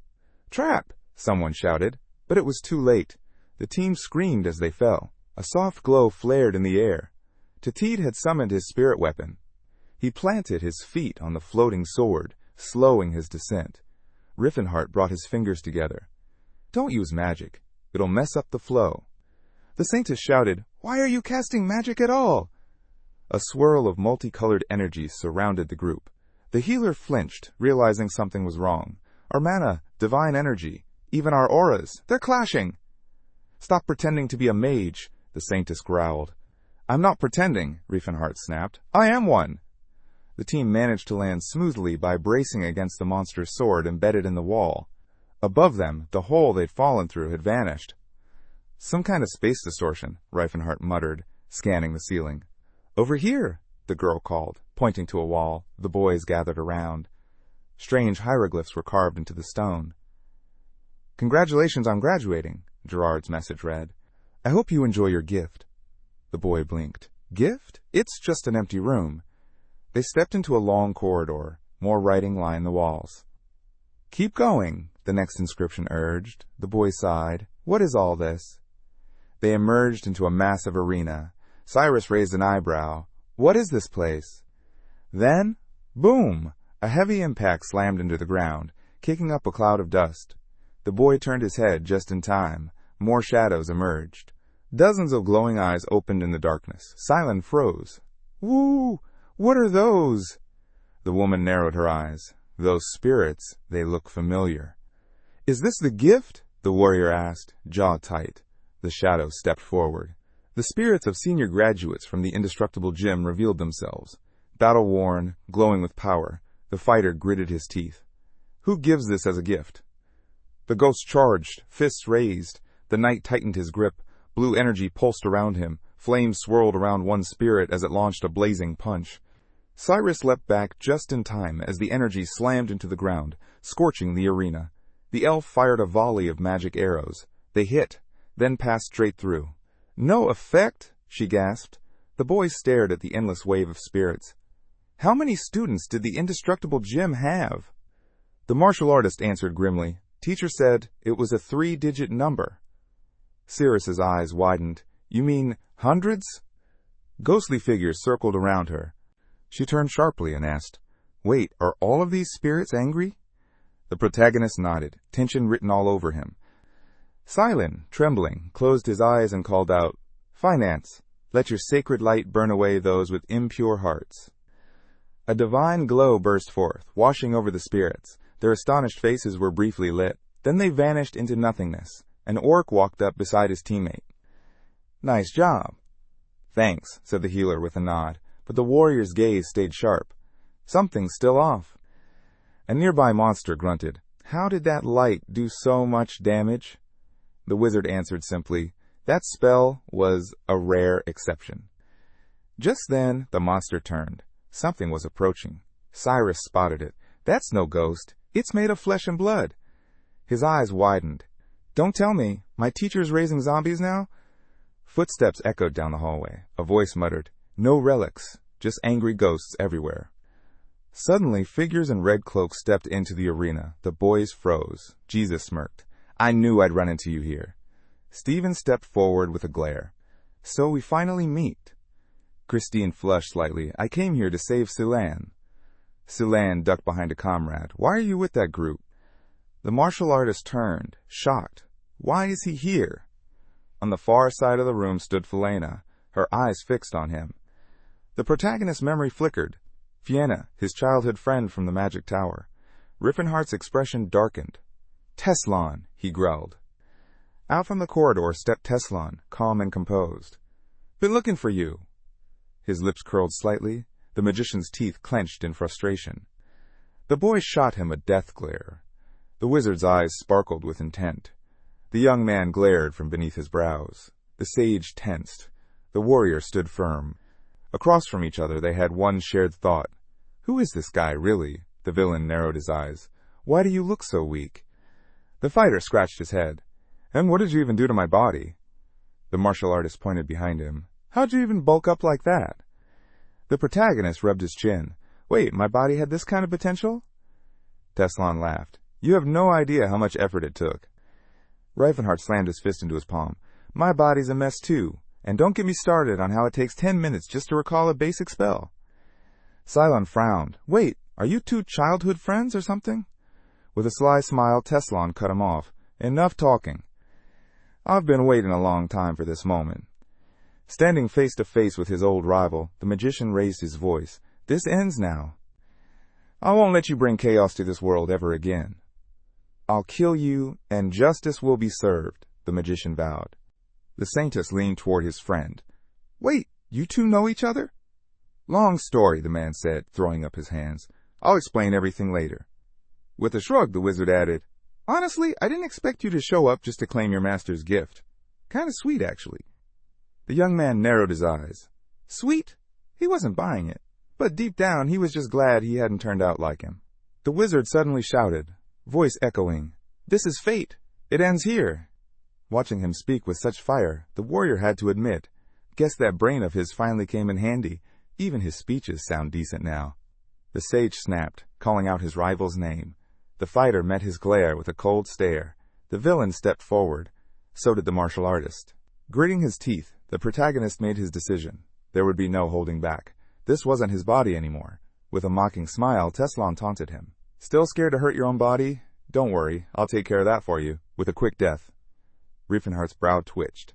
The man scowled darkly. And then, they charged. The clash exploded across the battlefield. Stefan lunged with his sword raised. Stay out of this! Tatid's voice cut through the chaos, eyes blazing. Eustace rested his sword on his shoulder. It's time I cleared my family name from the stain left by you, he muttered. Cyrus stepped forward, a blue aura radiating around him. You brought that shame on us, not me. Where's the brother who once lived for the knight's code? The man raised his blade high. Enough. The Golden Knight launched forward, aiming to show his brother the true meaning of swordsmanship. Not far off, Christine grinned wildly. I'll save you from this monster. Silent ducked behind a comrade. She's my last hope, he whispered. Felena's brows drew together. I've got to help! She sprinted toward the orc. Orcs are weak to magic, she recalled. She unleashed a torrent of fire, shaping it into a burning spear. Strike them down, she commanded. The saintess pressed his fingers together. Finance, lend me your blade of light. Push back this darkness. A glowing barrier flared up behind Tatid, blocking the fire in an instant. The sorceress gasped. What power is that? The healer's eyes went wide. He might beat me, even with our power gap. Raising his voice, he called to his god for judgment. The boy threw a punch, unleashing a barrage of high-speed spirit bullets. The magician slipped past them with ease. Too basic, he scoffed. The young man followed up with a swift kick. I thought the indestructible gym trained its followers not to dodge. I'm too fragile for that. the sage replied coolly. The warrior went for another strike. Then why dodge at all? The villain raised his hands. Magic circles swirled to life. His final move, a blinding radiance. The fighter formed a fiery shield. I can take 4 of those blasts, and I'm not even old yet. Teslan shouted, frustrated. Your vortex guard is too slow. Off to the side, the wizard stood there, completely confused. What are they even talking about? Summoning his own barrier, the martial artist prepared for the next round. The artist shouted across the battlefield, "You don't need that much aura to cast a spell. I'm ending this, right here, right now." Clenching his teeth, the man was stunned. He hadn't expected the spell to be that powerful. So the Demon King still has enough brainpower left to conjure something like this. Waves of glowing blue energy slammed into the ground. The protagonist staggered, his jaw tight. My body, it can handle this? The magician slashed through the air with his sword. Riffenhart watched, realizing he actually trained this body. The boy squinted, suddenly aware that while his body was nearly indestructible, his mind hadn't quite caught up. As he threw a punch, another thought hit him. If this drags on, my own stupidity is going to be the death of me. I've got to finish this, fast. The wizard clenched his teeth, rage flickering in his eyes. Then, unexpectedly, a grin spread across his face. The warrior's eyes shot open in alarm. With calm precision, the sage raised his sword. You really fell for something that simple? The blade's tip closed in. Then came a deafening blast. Blood sprayed across the battlefield. It splattered on the ground like red rain. A deep slash marked the martial artist's chest. His eyes lit with pain and shock. The villain lowered his blade. I embedded Vortex Guard into the strike, just to test its cutting potential. The protagonist grimaced. This body wasn't made to handle aura. Teslan's lips curled. Of course not. You never did master the indestructible gem skills, but you figured out how to cast spells using your brain. Flames flared around the blade. The man narrowed his eyes. Don't forget who you're facing, Demon King. Lifting his sword high, the mage proclaimed, I'm the king of martial arts. The wizard raised a brow. So what? Can you do something I can't? Riffenhart looked away for a moment, remembering. He once shared the title of strongest with Holy Sword Cyrus. As knights clashed above, the sage burned with anger. How could one of the continent's greatest warriors befriend someone like him? And now here he was, cut down and cast aside. Facing his old rival, the villain murmured, You were my only friend back then, but now I've got plenty. The boy chimed in. He was always awkward around people, painfully shy. The young man cracked a small smile. We weren't just old friends. Not the kind to stand around talking like strangers. Teslan narrowed his eyes. Even Felena started looking at you sideways, like she's wondering if we've known each other since childhood. He smirked. Not exactly a lie. We are from the same future. With a cruel grin, the man added, But don't get it twisted. We were never the kind of friends who'd laugh together. Suddenly, the mage threw his arms wide and shouted, I've trained endlessly to destroy you, Demon King. Flames roared around the warrior. You think that's enough? Magic won't help you here. Without hesitation, the wizard flung away his sword. You're right, magic alone won't cut it. The sage raised his arms calmly. In a real martial duel, it's not always the one with the most aura who wins. The ground beneath them cracked and split. A massive explosion rocked the battlefield. Eustace raised his sword high and shouted, Eldrin, awaken! Cyrus dodged the strike, eyes narrowing. I've seen this move already today. Holding his weapon in front of him, he growled, There's no honor in that technique at all. The boy stepped forward. And stabbing your own brother in the gut? That's honorable? The knight surged ahead. Then I'll say it now. You're no brother of mine. Meanwhile, Sir leapt onto a ghostly mount. Saran, lend me your strength, he cried. Christine raised her sword in front of her, confused. What even is this trickery? With a wide-open mouth, the paladin snapped. You bloodthirsty slave! Don't tell me, you like Zillin too? The elf blinked. Wait, what are we talking about now? The woman blushed. Ugh, he's such a heartbreaker. Without missing a beat, the girl summoned a towering fire spirit. Fight with me, she ordered. The knight slashed her sword through the air. Sayer, bless my blade! Filena's eyes narrowed suspiciously. Silent pressed his fingers together. No one can save her now. Realizing what had to be done, the girl steeled herself. We need to finish this, fast. She spun around, then froze. The sorceress's jaw dropped in terror. The villain had his opponent pinned. What are they even doing? The girl muttered. Tesson twisted the enemy's arm, annoyed. Has he never heard of freestyle wrestling? The martial artist grit his teeth, recalling his teacher's words. Don't overthink. Just hit harder. The protagonist rolled onto his stomach. How do I even attack like this? Flames burst up around him. Riffenhart realized, just shove him off. His opponent grinned. You really think I didn't see that coming? He was suddenly engulfed in fire. Waves of energy surged across the battlefield. The boy stared in shock. That was an aura clash? Mouth agape, he shouted. I've never heard of anything like this. The mage grinned. That's what happens when you train non-stop. It's not written in any book. Twisting the enemy's leg, the wizard scoffed. Even a kid has better aura control than you. He added, that sluggish vortex guard? Useless. Cut off the chi and blood flow, and it's done. The boy's eyes lit up with realization. The sage clenched his jaw in fury. The warrior narrowed his eyes, uncertain what to do. Suddenly, his eyes widened. Still lying on his stomach, he clenched his fists. Bright energy flared around them. That was it, the protagonist realized. Pretending to be the king of martial arts. That was my biggest mistake. The villain stared, stunned. With a burst of force, Reifenhart broke free. He imagined everything turning slick and slippery. Tesson rose to his feet, suddenly aware. He used a spell to reduce friction. But that's not meant for people. The guy's gaze darkened. Then again, this body was never considered fully human. In a flash, the man appeared behind him. The magician tackled the enemy, slamming him down. I actually needed the Carson technique, and I only learned it as a joke. The young man shouted, casting the exact same spell. The wizard's crazed eyes widened. No, don't let that barrier-breaking magic touch my hands. Turning around, the warrior saw it. His opponent had fully mastered magic now, and that changed everything. Did you forget what your teacher said? The man snapped. Lying flat just to survive, that's a disgrace. The sage gave a crooked smile. I'm not a student of the indestructible gym. Not in this era. A little shame is worth it if it brings peace to the continent. The fighter narrowed his eyes. Kinda hard to believe those words when you're holding someone's hand between your legs. The scoundrel yelled, You don't get it! You clearly know nothing about martial arts. Felena covered her eyes. What are they even doing? This is obscene. Christine turned her head away. It's honestly hard to watch. Sir gave a slow nod. Yeah, very hard to unsee. Tesson was sweating now, on the verge of losing it. I'm going to lose my mind. Seizing the opportunity, the protagonist slipped free from his opponent's grip. The chaos resumed as the heroes clashed once more.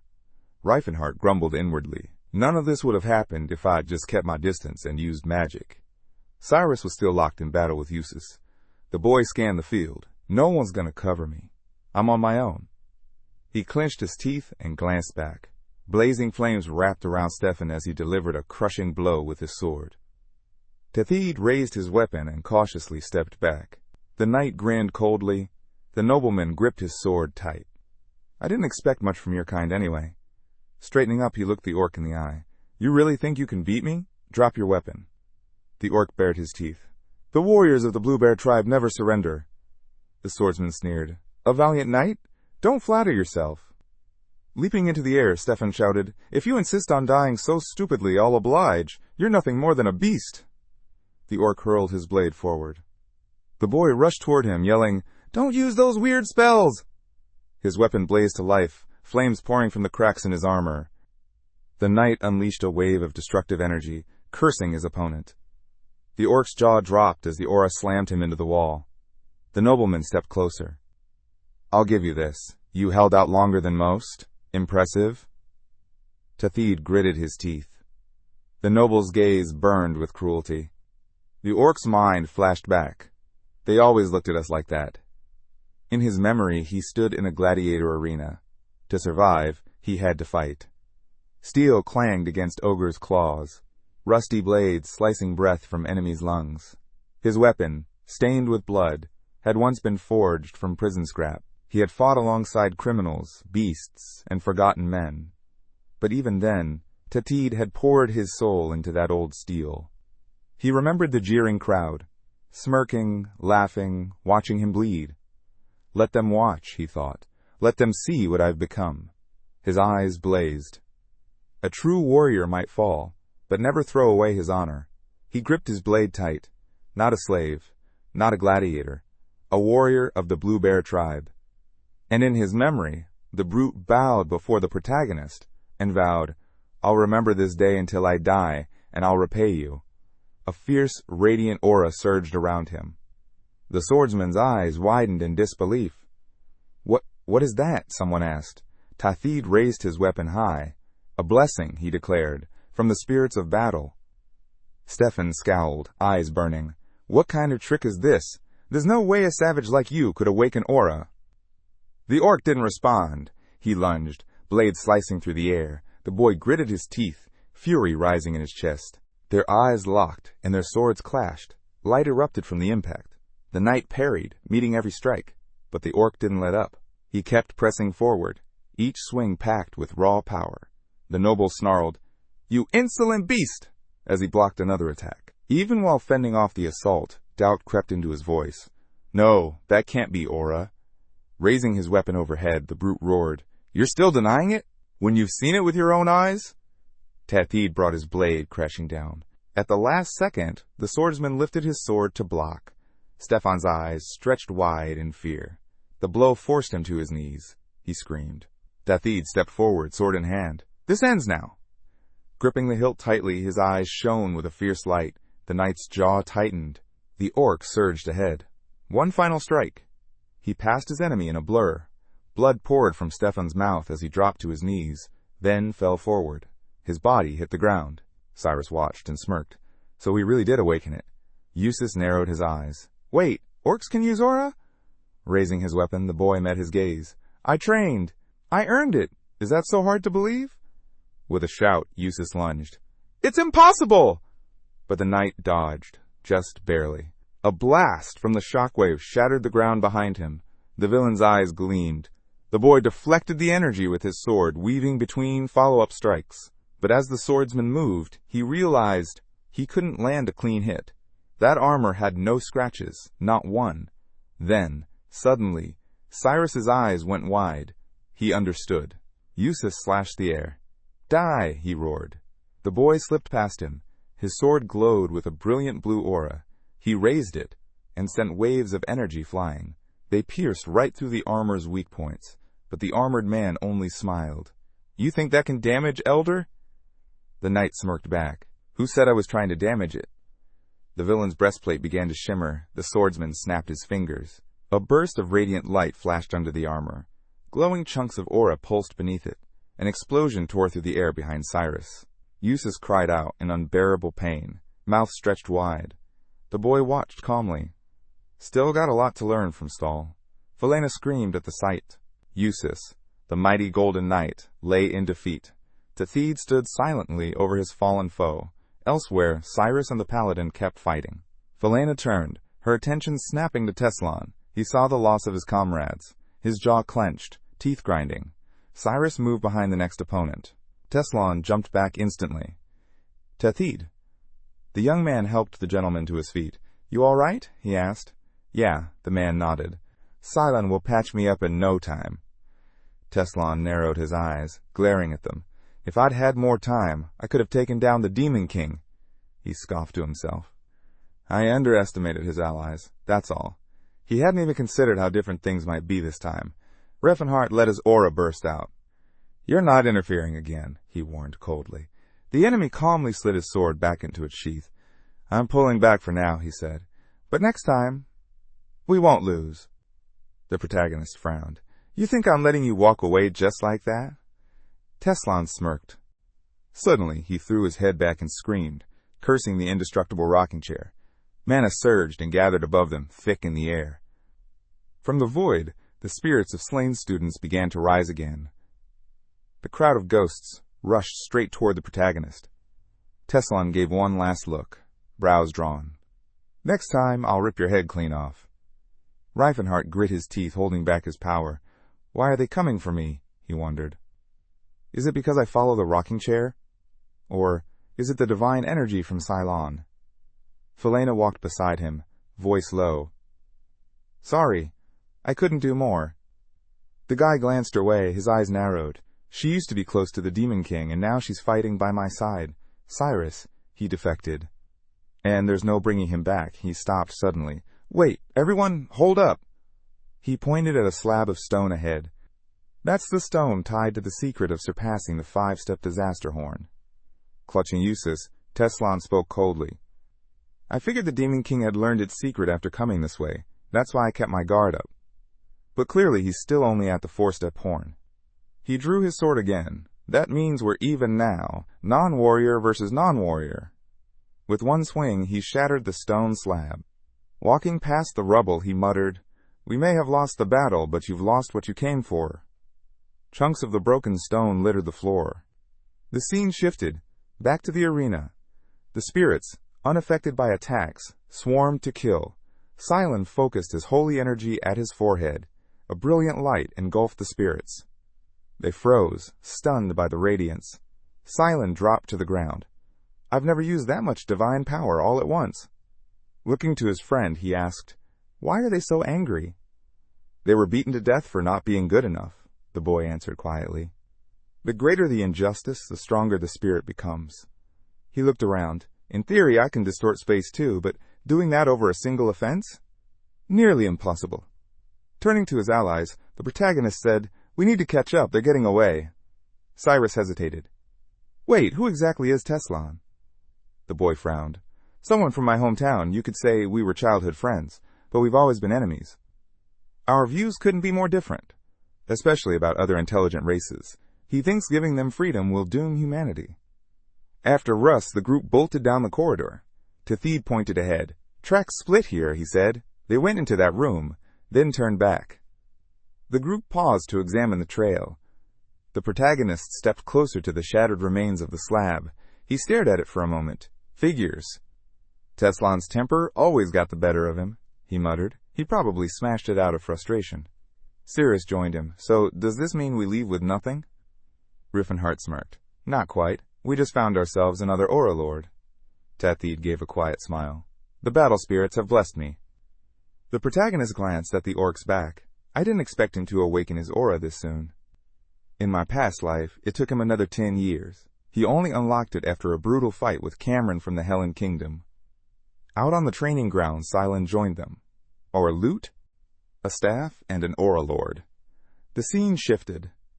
Sunlight filtered through the thick trees high in the mountains. Someone darted through the forest at full speed. Young trollings gasped for breath behind him. Utrang, we can't run anymore, they cried. The eldest of them, Utrang, kept moving. We don't have a choice. Humans are closing in. He looked back at the group. Young trolls don't regenerate like adults. Too much blood loss or exhaustion, and they'll die. If the humans catch us, they'll turn the children into potion ingredients without a second thought.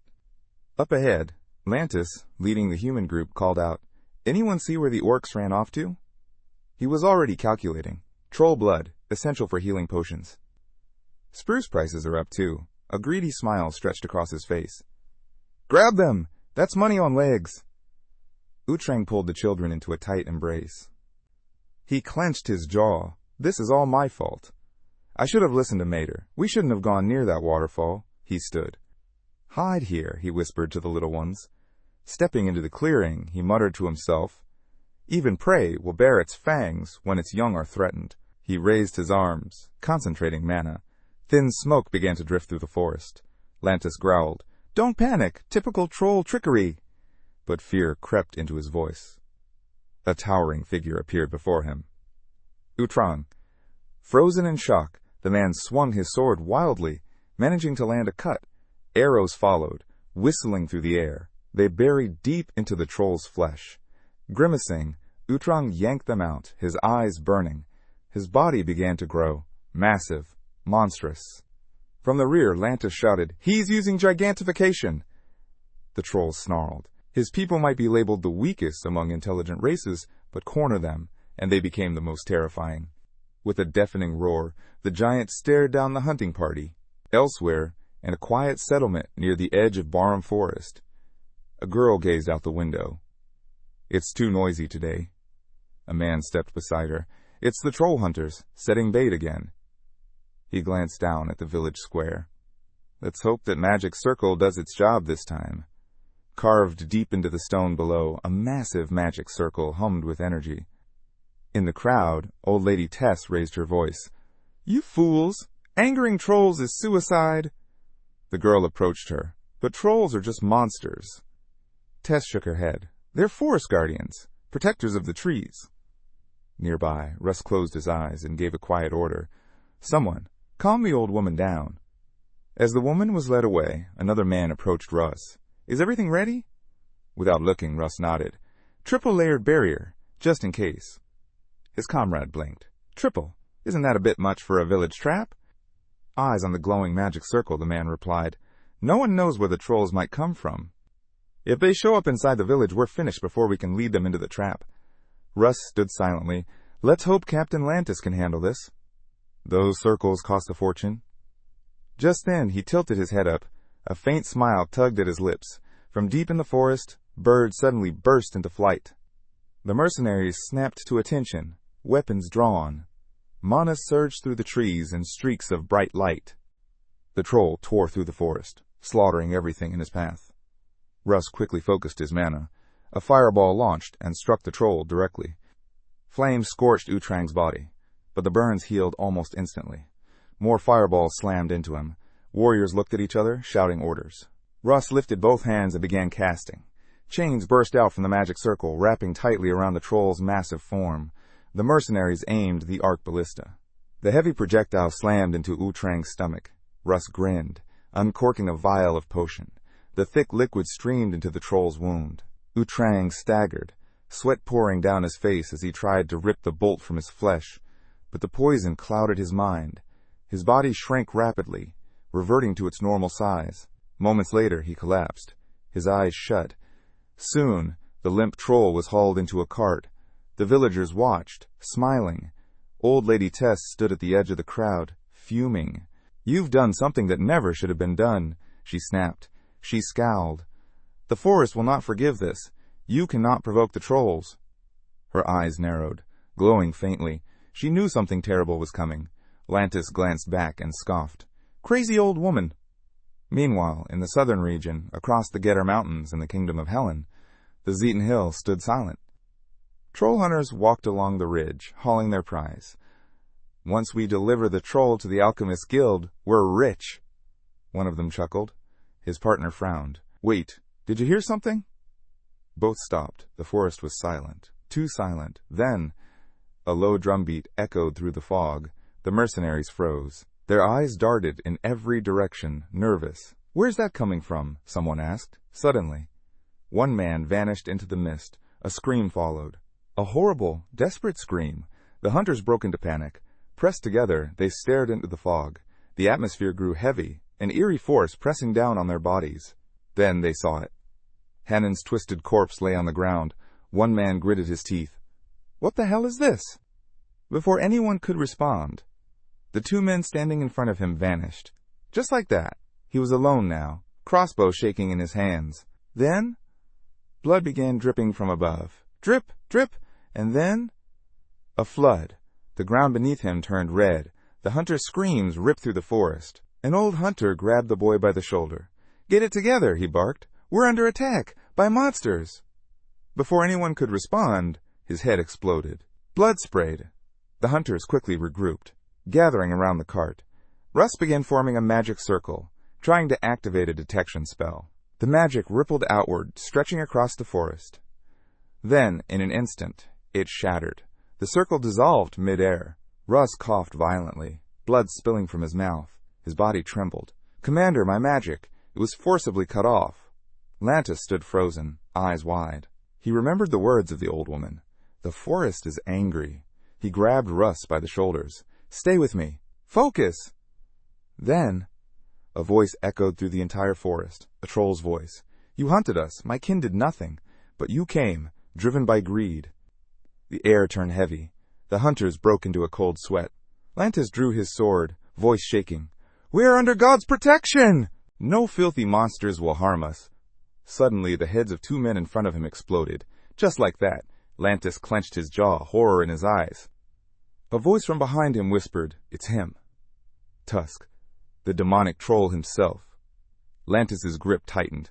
Aelka stepped into view, still pounding a drum. The commander's shoulders sagged.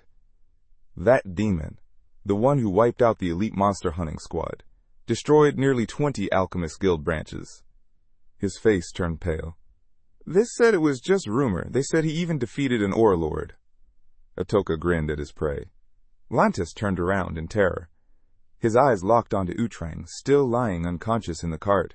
A strange calm washed over the commander. He stared blankly. The troll gently leaned his head against the man. Greed. It always blinds you, he murmured. I expected nothing less. Moments later, a cry tore through the trees. Lantis's head soared into the air. A map appeared, stretching across the screen. It was said that 7 days after the encounter with Teslan, Riffenhart and his group returned to Antares via the Diamond Man portal. A mysterious symbol flickered. The protagonist explained that after that event, many changes took place in Antares. Tents now sprawled across the land. The Blue Bear tribe settled in the Gloatin Mountains, he said. It may lead to conflict with the locals, but the banners of Antares will protect them. Stretching his fingers, he added, Duranton was successfully planted in the Elven Forest. Some of the Danheim elves have agreed to care for the new tree.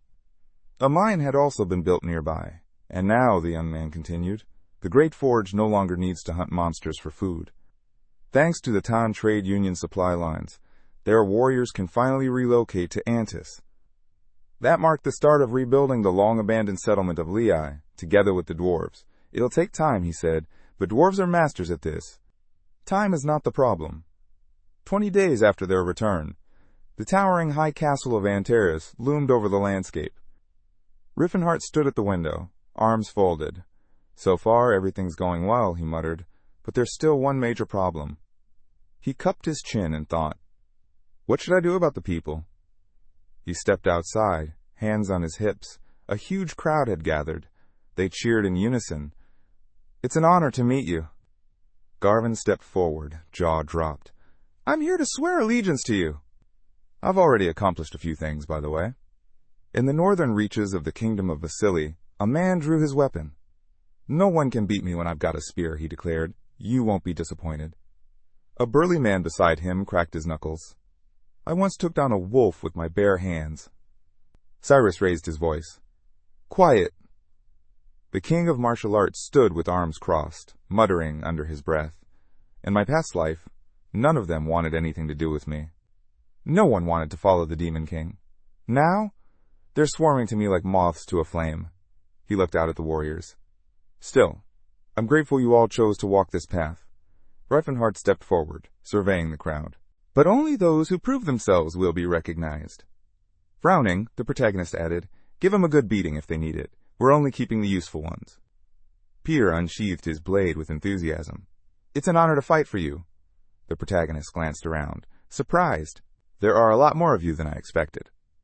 A nearby warrior reported, we've got around 20 knights, 100 standard soldiers, not counting the non-humans. Cyrus raised his sword, its edge gleaming. The mage looked them over. They don't stand a chance against 10 dwarven warriors. Still, you can't ignore people, especially the ones who accept other races. Someone eyed the troll. Wait, is it true an orc is going to evaluate us? One of the warriors laughed. You think Tathid is just some regular orc? Suddenly, the big man raised his sword. An intense aura burst from around him. The recruits froze, stunned. He has an aura? One whispered. Sweat dripped down the blonde's face. Tathid grinned at him. Riefenhart turned to the side. See any promising ones? The captain of the knightly corps stood calmly, hands behind his back. Tathid and Cyrus can pick out the skilled ones, but being a knight takes more than just ability. With a slight smile, the protagonist nodded. What about the orc? Cheetar cut in quickly. Let's not start that again. Eyes closed, the young man said firmly. Tathid is without question a worthy knight. Riefenhart added, and I want everyone to see him that way. Squinting, the youth continued. More than half our knights were once mercenaries. We can teach them proper behavior. But when there are this many of them, the meaning of the word knight gets lost. The mage raised a hand. I don't see much difference. Still, disciplined knights are better than unpredictable ones. From now on, I'll handle recruitment. The Theed and Cyrus will be kept in the loop. Sometime later, the king of martial arts opened a door. Busy today? He asked the maid. Riffenhart's eyes went wide when she told him he'd need to review all the documents. He sat at the table and sighed. Where did all this paperwork come from? Just a few months ago, I was bored out of my mind. Flora responded, What's past is past. Now hold the pen and get to work. As he picked up the paper, the protagonist muttered, Wait, are there really over 1,000 settlers now? They came from Croynes, Flora said. The crops failed, so they fled here. He leaned back in his chair and sighed. It didn't look like he'd be getting up anytime soon. Just then, an elf approached with a tray in hand, announcing she'd brought him tea. Buried under a mountain of papers, the magician muttered that he wouldn't be leaving the castle for a while. There were still dungeons to clear and 4 relics to track down. As she poured the tea, Cyrus asked who had handled imperial affairs in his previous life. No need to leave the palace back then, he replied casually. Plus, Madeline helped out. The girl tilted her head. Why not just ask him for help again? The Martial King shook his head. This isn't like before. If I dump my work on non-humans now, people will freak out. The elf, lifting her eyes, said they had a few people with solid management skills. Riffenhart agreed he'd hire someone in a heartbeat, if only he knew who to trust. He needed someone reliable so he could finally join the expeditions. He turned slightly. I need someone who understands paperwork but can also protect the castle. Cyrus perked up. What about Azriel? He chuckled. Good guy, but not exactly someone I'd trust with all my stuff. Then he smiled. Actually, I have someone else in mind. Carts rumbled in the corridor. The magician continued. He's so well read it's almost annoying. But I'd never get rid of him. The warriors, sweat trickling down their faces, whispered among themselves. He's still hanging around? Who is that guy? One asked. Don't know, another replied, but there's something noble about him. Hearing this, the prince turned his head. Even Captain Azriel admitted he didn't recognize him. Tilla, curious, asked, You a knight or something? Want to spar? He smiled faintly. Just having a look around. The dwarf jabbed a finger his way. Oh, come on, don't pretend. Who said you can't pick up a sword? He shrugged. Is it really wise to hand a weapon to a prisoner?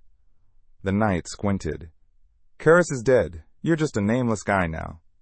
But the man seemed at ease. Tilla's eyes widened. What's going through your head? Hands folded behind his back, the prince answered, Yuvel's still a strong candidate for king. Tilla blinked. Where did that come from? He lowered his gaze. Thanks to him, I started seeing things differently. The dwarf leaned in. Seeing what exactly? The man continued. The cleverness, strength, and beauty of the other races. The woman standing here proves that. Tilla, sweat beading on her brow, raised an eyebrow. That's a bit much. Do all knights talk like this? Karis folded his arms. A second later, the prince dropped one hand, then raised the other. Karis slowly straightened his fingers. Tilla's eyes widened. And you, the prince said, looking at her, are wise and resourceful too. The dwarf lowered her hand. Not sure about the beauty part, though. He extended his fingers again. You're tough.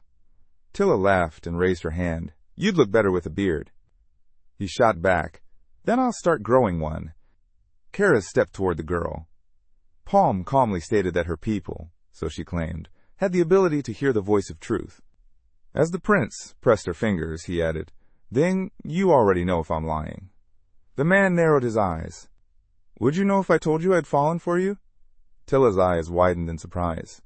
With a faint smile, Karis began to speak about dwarves and humans, until the girl cut him off. I don't care whether you're a man or a dwarf, she said firmly. Her cheeks flushed when he asked if she thought he was even capable of loving her. The sky shifted to a bright daytime hue as the prince spoke again.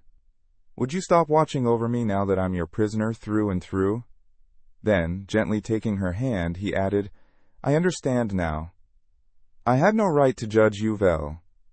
Reifenhart smirked. How are you holding up? He asked the man beside him. Karis lowered his brows.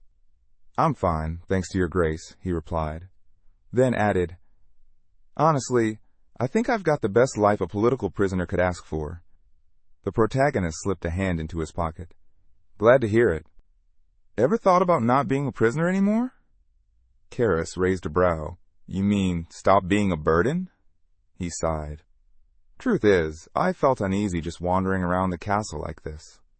The protagonist closed his eyes. I'm just relieved you understood without me having to say anything. Then he asked, would you be willing to help me out? Karis opened his mouth, thoughtful.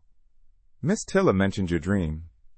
I owe you an apology. At first I thought you'd gone mad. The young man gave a faint smile. You wouldn't be the first. Even Cirrus thought I was crazy. Nearby, the maid stood holding a hefty stack of documents. Karis continued, but after spending time here I realized I was too narrow-minded. Sure, they're not human, but they haven't lost their humanity. The prince looked down. And that's not just true for elves and dwarves. A society that strips humanity from others is heading for ruin. I don't understand why that truth's been hidden for so long. Karis bowed. If change is coming, I want to be part of it. Closing his eyes, he asked, tell me what I need to do. Even if it's cleaning or paperwork, I'll do it. Reifenhart chuckled. You'd probably be begging for work even if you didn't owe me a thing. I'm glad to hear that, the protagonist replied, pulling out a finely crafted box from behind his back. Karis blinked. Is that your seal? The prince nodded. You said you could handle anything. Then be my official representative. Karis raised his eyebrows, stunned. You trust someone who used to be your enemy with that much authority? Then he hesitated. What if I change my mind? The prince frowned slightly. Any decrees stamped with this seal only affect humans. The mage, grinning from the side, asked, and if he does betray you, what then? The man pressed his lips together, clearly puzzled. Eyes closed, the prince answered calmly. He wouldn't get far. Karis smirked. After all, the only people around here were a handful of knights and some half-starved wanderers. Not exactly a crowd he feared leading. He grinned. What if I trained an army out of them? The prince lowered his brows. Then Tilla would be crying for days. Karis's grin faded. He opened his mouth, but no words came out. The prince closed his eyes again. Karis let out a quiet laugh. I'll give it everything I've got. The protagonist nodded. Then it's only right you have a name to match this new start. A fresh face should come with a new title. How about a name that's just a shorter version of Karis, he offered. Karis raised an eyebrow. Sounds like some kind of disease. He waved it off. Just call me Carl. Then, without missing a beat, Carl closed his eyes and said, Make me Chancellor. Sounds better than representative of the Count. Riffenhard agreed with a chuckle. Fine by me, the job's the same anyway. The scene shifted to a grand palace. It was said that Karis, now Carl, got to work the moment his title was confirmed. Signing stacks of papers, making decisions. The magician observed from the side. Surprisingly capable, more than I expected. Carl frowned slightly at the compliment. The prince admitted, I've had some management experience myself, but back then I was just an emperor, not someone who really understood the fine details. No matter how hard I tried, I couldn't do what you're doing now. Images of elves filled the screen. The first thing Carl did as chancellor? He spoke to the girls, found out what each one actually wanted to do, and placed them where their talents fit. That alone boosted efficiency by 30%. The view shifted to the military. The magician noted how Carl also reorganized the army. Previously, the soldiers were thrown into small 6-man units under knight command. A clumsy setup. Now? Crowds of citizens lined up near the entrance, as Reifenhard explained. Carl separated the knights and soldiers entirely. Appointed just 2 skilled captains to train them. 1 structure, 1 command. The results? Units of 100 soldiers, unified and disciplined, far stronger than before. Carl scanned through documents. The prince added, and he didn't stop there. He even studied the refugee situation in detail. That alone says he's not just skilled, he's sharp. The truly talented were brought into the administrative system. The rest, ordinary folk, were given farm work to help the region thrive. Hands on his hips, the prince admitted, I'm glad I didn't execute him. Tilla beamed. Karis is a real talent. The prince smiled. Keep an eye on him. He's the future of this place. Suddenly, Cirrus raised her hands high and cast a spell, shouting, I am the flame that cuts through darkness, the burning arrow that strikes down evil. A blazing stream of fire shot through the air and hit its mark. The elf's eyes widened. She cried out. "I did it!" the elf shouted. "It worked!" Then she turned, eyes gleaming. "Hey, do you think I've got a real knack for magic?" Reifenhart watched her with quiet amusement. For someone progressing this fast, she definitely had talent. As soon as she opened the third circle, he'd start teaching her, just like in her previous life. Just then, the maid burst out of the building. "My lord, the people you asked for, they're all waiting in the conference room." He nodded. "I'm on my way." As they walked, Cirrus asked, "What's going on with Tilla and Karis?" Eyes closed. Tilla sighed. "He's kind, sweet even, and he's improving fast." The elf drifted off into thought, her mind replaying the Chancellor's face. Then, suddenly, with a grin, she asked, "So how are you and Mr. Reifenhart doing?" Meanwhile, the protagonist buttoned up his shirt. Cirrus laughed softly. "He's more of a dad to me than anything else." Tilla blinked. "Don't say that to his face. He'll lock himself in his room again." Cirrus just shrugged. "I'm just being honest." Tilla added with a smirk, "He's like an old man trapped in a young man's body, though you'd never guess it with how fit he is." Cirrus chuckled, and the protagonist quietly pressed his lips together. Inside the conference room, Jekyll stood and greeted him with enthusiasm. "It's an honor to meet the king of martial arts." He introduced himself as a bounty hunter, then gestured to the group behind him. "We're from the Tao Ben Trade Union. Heard you were looking for us." Reifenhart smiled. "I'm glad you came. I've got something for you." He placed a photo on the table. A strikingly handsome man stared back from the page. Jekyll leaned in. "That's Teslan, an Aura Lord, still under the radar, but dangerous." His team added that Teslan traveled with two well-known names, the Paladin Christine and the Golden Knight Eustace. "Tracking them down might be the smartest move." The prince frowned. "You'll get 100 gold in advance. If you succeed, you'll get another 100. Jekyll gave a deep bow. "We'll do everything we can." The protagonist thought to himself, finding Teslan would be enough for now. An aide approached, holding out a document. "Here's this month's report from the Grand Trade Union." "Good work," the prince replied, taking it in hand. As the magician flipped through the pages, he rested his fingers on his chin, scanning the information.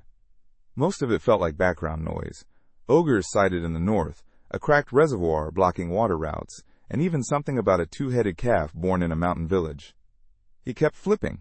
Then suddenly, his eyes narrowed. His hand froze on one particular line. Monster hunters chasing trolls in the southern region of Hein had been ambushed by something else, a legendary monster, Tusk. Most of the team had been wiped out. Only a few had survived. His mouth fell open. Tusk. That was the old nickname for Tilk. He slammed the paper down. "Get everyone. Now." The image shifted to the seaport of Kaltasan, its outline rising on the distant coast. In the southern reaches of the kingdom of Hein, the city of Castel bustled under a quiet, uneasy night. Ships bobbed in the harbor, anchored tightly to the piers. Warm light glowed through the windows of nearby homes, while women on the streets whispered amongst themselves. Looming above the city stood the imposing structure of the Southern Region Division of the Santana's Tears Alchemist Guild. Inside, candles flickered on worn tables. Shelves were cluttered with mysterious flasks, and strange alchemical instruments covered every surface. Torches blazed along the stone walls of the basement. Cages were suspended from the ceiling, small skeletal remains trapped within. Heavy chains hung like vines across the room. And in a grim line, several trolls, beaten and drained, hung like livestock. A man in a black robe glanced at one of them. "Number 3 doesn't look good," he muttered. Another alchemist turned his head. "Boost the nutrient flow. That one has to stay alive for at least another month." Gripping a hose, the man stepped forward and forced the troll to drink. "These creatures are amazing," he said. "Even if we feed them literal waste, they don't get sick." The troll coughed violently, mouth gaping. "Efficient little things," the tester added. "They're both a waste disposal system and a profit center in one body."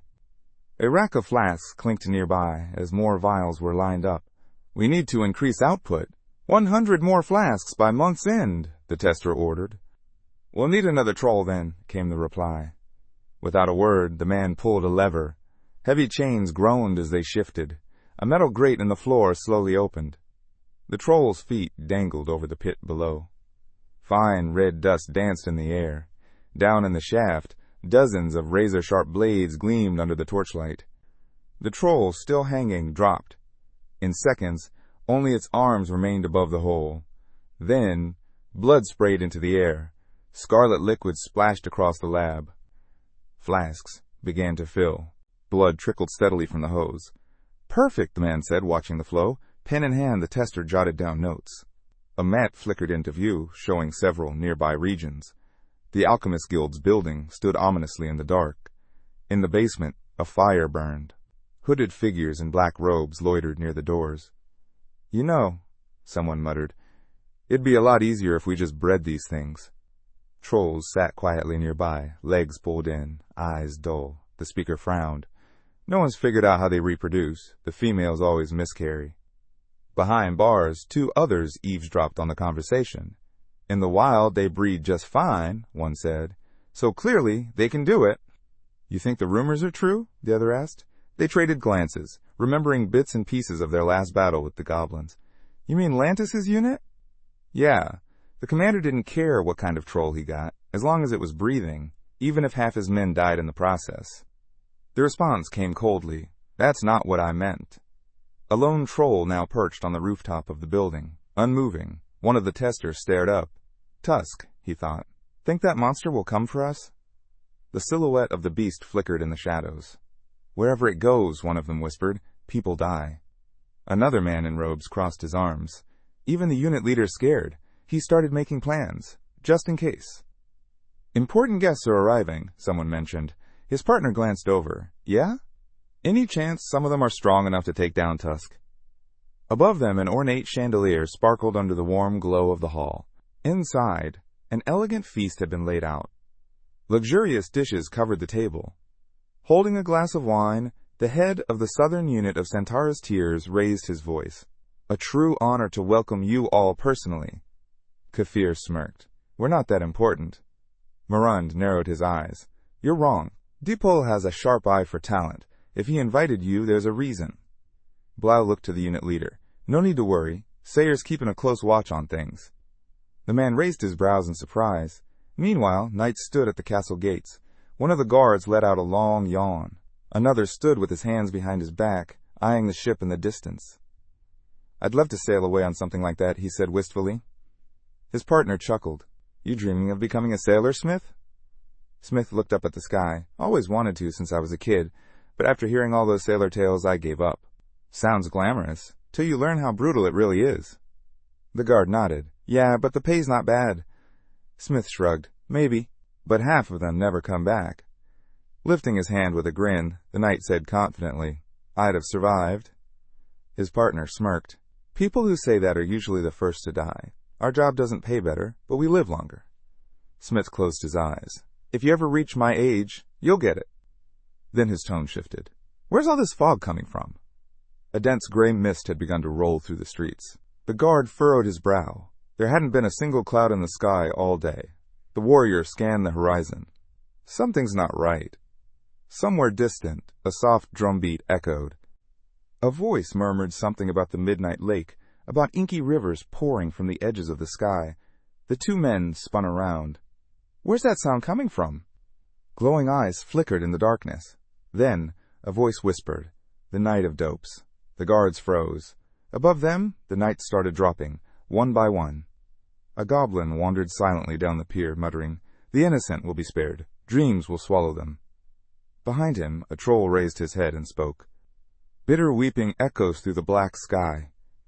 A thick white veil cloaked the air. "The fog," the monster said. "It's come." He gripped a torn cloth and continued in a slow, chilling tone. "Darkness stirs, and sleep follows close behind." Red eyes blazed to life in the mist. The goblin spoke again, voice low. "It will drift like smoke and vanish without a trace." A lantern flickered above the entrance to a house. Then, gray haze swallowed everything outside. Standing by the window, Reifenhart stared into the night. "It's been quiet, too quiet. 3 days of pure boredom." The protagonist frowned. "Well," he muttered, "looks like the fun's finally here." The gray fog howled toward the kingdom, sweeping like smoke. Above the guild's building, a swirling mist coiled through the sky. A knight collapsed, blood spurting from his mouth. Trolls stretched their arms wide. Slaughter began. And the monster approached. At the guild's entrance, the warriors cried out in shock. "It's Tusk! He's here! Whoever takes him down gets a reward. 1,000 gold!" Chaos erupted. Kafir's expression darkened. "What's all that noise?" Blay glanced toward the doors. "Think it's a thief? Or maybe something worse?" Lowering his head, Dipole gave a stiff apology. "My deepest regrets for this to happen while hosting such esteemed guests." He didn't know what was going on, but he had a sinking feeling. Eyes closed, the head of the Southern Division finally spoke. "It's likely one of the captured trolls, a breakout." But deep down, he knew the truth. Tusk had come. Clutching the back of a chair, he tried to make sense of it. Maybe the goblin was more dangerous than expected, he told himself. Surely our warriors are handling it by now. It should be over soon. Kafir suddenly leaned forward. "Would you mind if we helped?" Dipole hesitated, eyes shut. "Surely, a mere troll is no match for an aura lord like yourself. But could I really trouble my guests with such matters?" The group grinned darkly. "After that meal," one chuckled, "consider it repayment." The seventh circle mage averted his gaze. The priest of Sayre cracked a smile. Then the gray mist rolled in. The monster surged down the corridor. Guards shouted, "It's the devil's spawn!"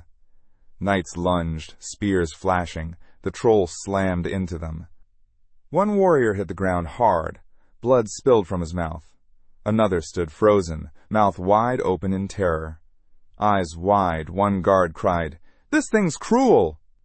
Another yelled, "Monster or not, it's still a beast." Wrapped in shredded cloth, the creature sneered, "Cruel? You speak of cruelty, yet you profit off the pain of trolls." The troll raised a hand toward the drum. "That means you'll pay in blood." The monster's voice thundered, "You've filled your vessels with life force, desecrated life itself." Suddenly, knights gasped. "Our bodies!" They dropped their weapons, swords and spears clattering to the floor. "What is this? Why can't we move? What kind of magic is this?" Madness swirled through the room. Blood droplets flew through the air. Snap! The troll flicked its fingers. A guard's eyes bulged in horror. The goblin raised a claw. Deep red blood veered sharply to the side. Snap! Another flick. Crimson liquid floated upward. In the center of the chaos, surrounded by corpses, stood the monster, draped in cloth, eyes burning bright. Someone whispered, "It's Tusk." Kafir folded his arms. "So this is the infamous creature from those monster hunter tales?" The priest nodded, uncertain. "I didn't think it actually existed." Marin muttered, "No wonder Dipole's been bending over backward for us." The seventh circle mage grinned. "Nothing in this world comes for free." Gritting his teeth, the Aura Lord asked, "So what now?" Adjusting his glasses, Blay replied, he felt cheated, but he decided to deal with that later. Right now, there was a troll standing in front of them, and it wasn't just any troll. The creature narrowed its eyes. "Strong ones, I see." Morand, hands folded behind his back, stared. "Wait, can it talk?" Kafir smirked. "Now this is interesting." Gripping his sword, the Aura Lord muttered, "Let's end this fast."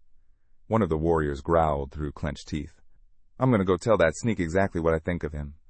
He swung his weapon with full force. Kafir, eyes wide, shouted, "Did a troll just dodge my blade? I'll cut you into pieces." In that instant, Athilka launched himself high into the air. Below, an orc and a human clashed in a brutal, blinding fight. Morand's eyes went wide with disbelief. Blaze froze, pupils dilating. "Did he just block an aura-infused strike?" someone whispered. The troll glared. "A mother's blessing is deeper than the ocean. No one can harm me." In the swirling magical energy, Athilka roared, "My body grows, stronger, faster, free of thorn-choked forests." Kafir's lips twitched upward, just slightly. Then the orc began to swing. Teeth clenched, the man thought. He's fast. The troll was already closing in. Suddenly, a blow struck the ground, sending stone shards flying. Kafir wiped the sweat from his face. "Good," he muttered. "At least I've got space now." But Athilka's red eyes lit up again. "The southern winds wake the chuts," he said. "Time for them to rise." From the ground, thick green shoots erupted, snaring Kafir's body. "What the hell is this?" he shouted. The orc charged again. Swords clashed. the Aura Lord barely blocking the next strike, until the blade sliced into his side. Kefir doubled over, blood spilling. Marund raised 2 fingers. Flame! Ignite! A magic seal blazed beneath Athilka's feet. The wizard stretched out his palm and fired. This isn't just a monster, he growled. It's something else. BL opened his mouth. Who cares about rules or codes right now? Everyone hit him. Together!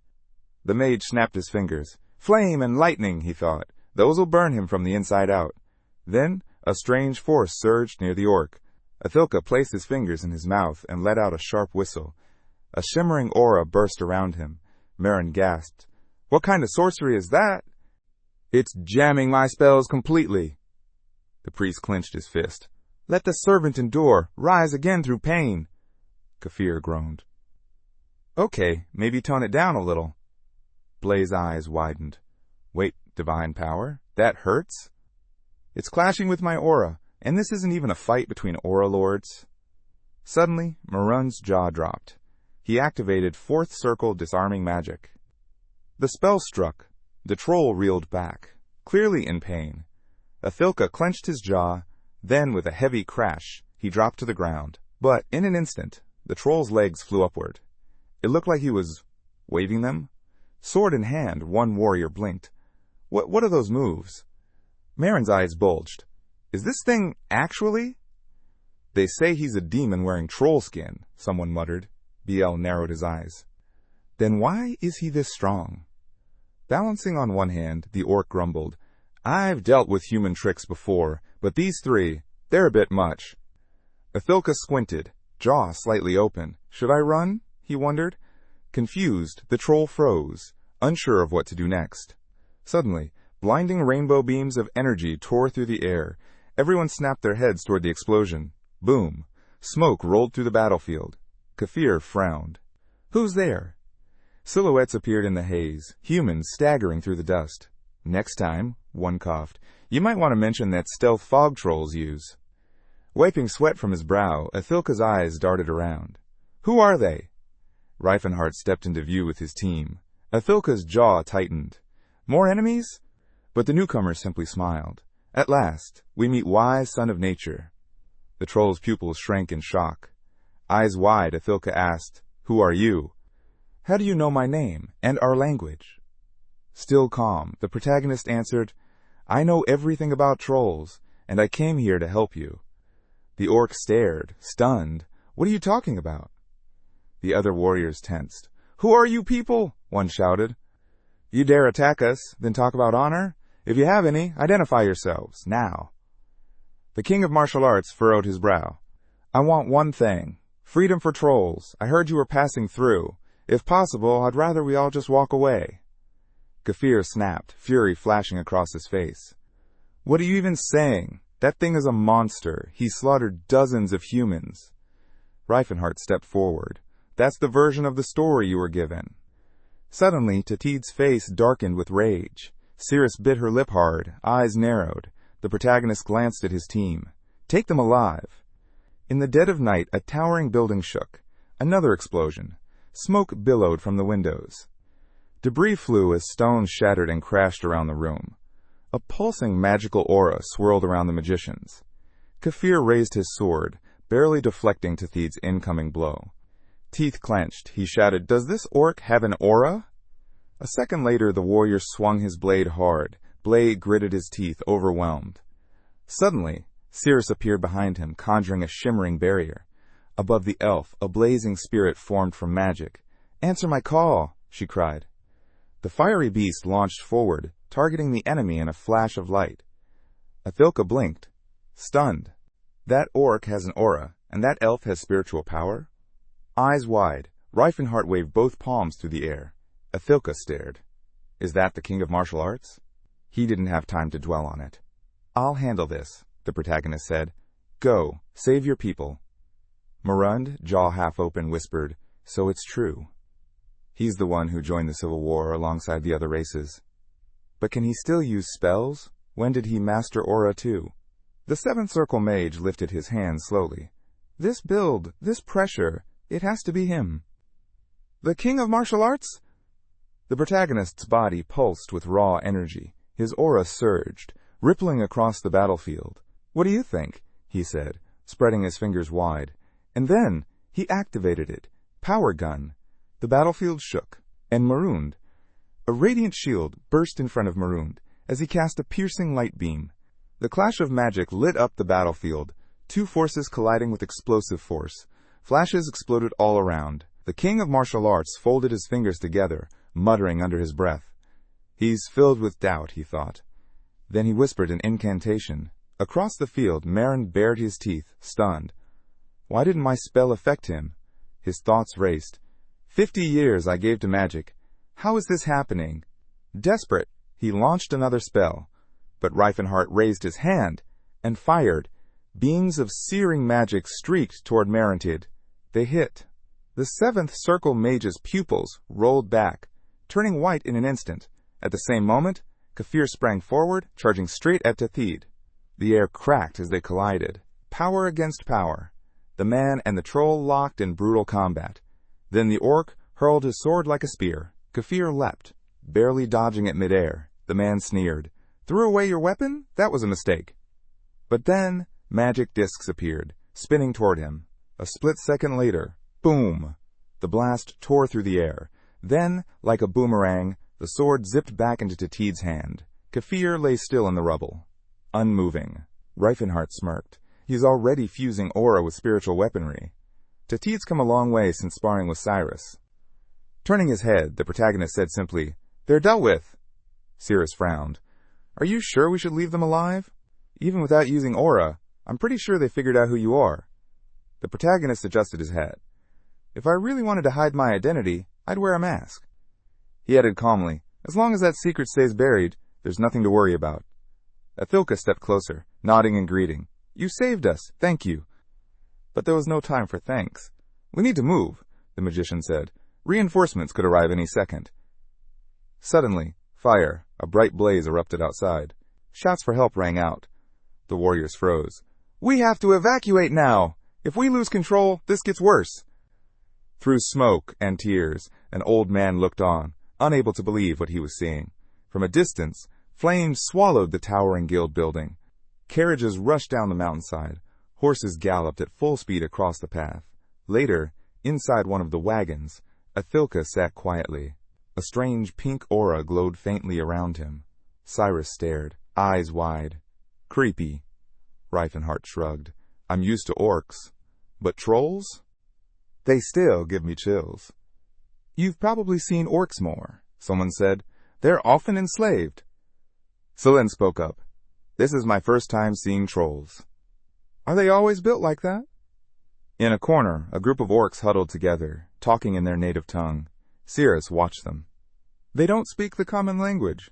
Maybe they never had a chance to learn." Suddenly, more fire. Athilka lowered his head. "I never heard rumors that the king of martial arts could use magic," he said. "I've never hidden it," the protagonist replied calmly. "But I don't know why the world insists on hiding the truth." He smiled faintly, and added, "The fact is," the protagonist said, "I am the king of martial arts. Believe it or not." Athilka lowered his brows. "How could I not believe it? I saw your aura with my own eyes." He hesitated, then asked, "Is it really true that you see other races as equals, not slaves?" The orc cracked a slight grin. "Still don't get how you know our language. Or my name." The protagonist narrowed his eyes. "There was a troll I knew once, from the Bavar tribe. Survivors from the Dar forest." He paused. "Have you heard of them?" Athilka's jaw shifted. "I've heard whispers. Once. But still, how do you know so much about us?" The night sky stretched wide above them. Reifenhart finally spoke. "If you trust me, there's something I'd like to share." Carriages rumbled in the distance. The protagonist began to explain. Slowly, clearly. He spoke of the world he dreamed of, a future he wanted to build. And something in his words must have struck a chord. Athilka's gaze sharpened. The martial artist continued. He told the tale of a terrifying troll, one who had wandered the world for decades, freeing his kin from chains, saving their lives again and again. A warrior who had slain hundreds of humans, and would kill more if he had to. But the world didn't change, he said. To them, trolls are still just monsters. His voice lowered. Anyone who ends up in human hands dies, the most brutal death imaginable. Then the mage smiled slightly. Will you help me? He added, we've already prepared land and anchories, a place where your people can live in peace. Athilka looked down. Before answering, he raised his head and asked, why do you care? You're not one of us. The king of martial arts closed his eyes. Have you ever visited the southern region of the Tikkun kingdom? Images flashed across his mind, bones piled high, skulls stacked like trophies. There was a time, he said, when the people there ate their own kind, and they did it without shame. Then he spoke of a sage, a man who walked among them, taught them to change, to rise above their blood-soaked customs. The people resisted, called it tradition, asked what right that sage had to interfere. An old man's face appeared in memory, long hair, weathered eyes. The sage answered. He watched someone dear to him be eaten. That was reason enough. Athilka listened, gaze fixed ahead. Silence smiled quietly to the side. Reifenhardt's voice softened as he spoke of the people he'd met, the ones who mattered. Tathi looked away.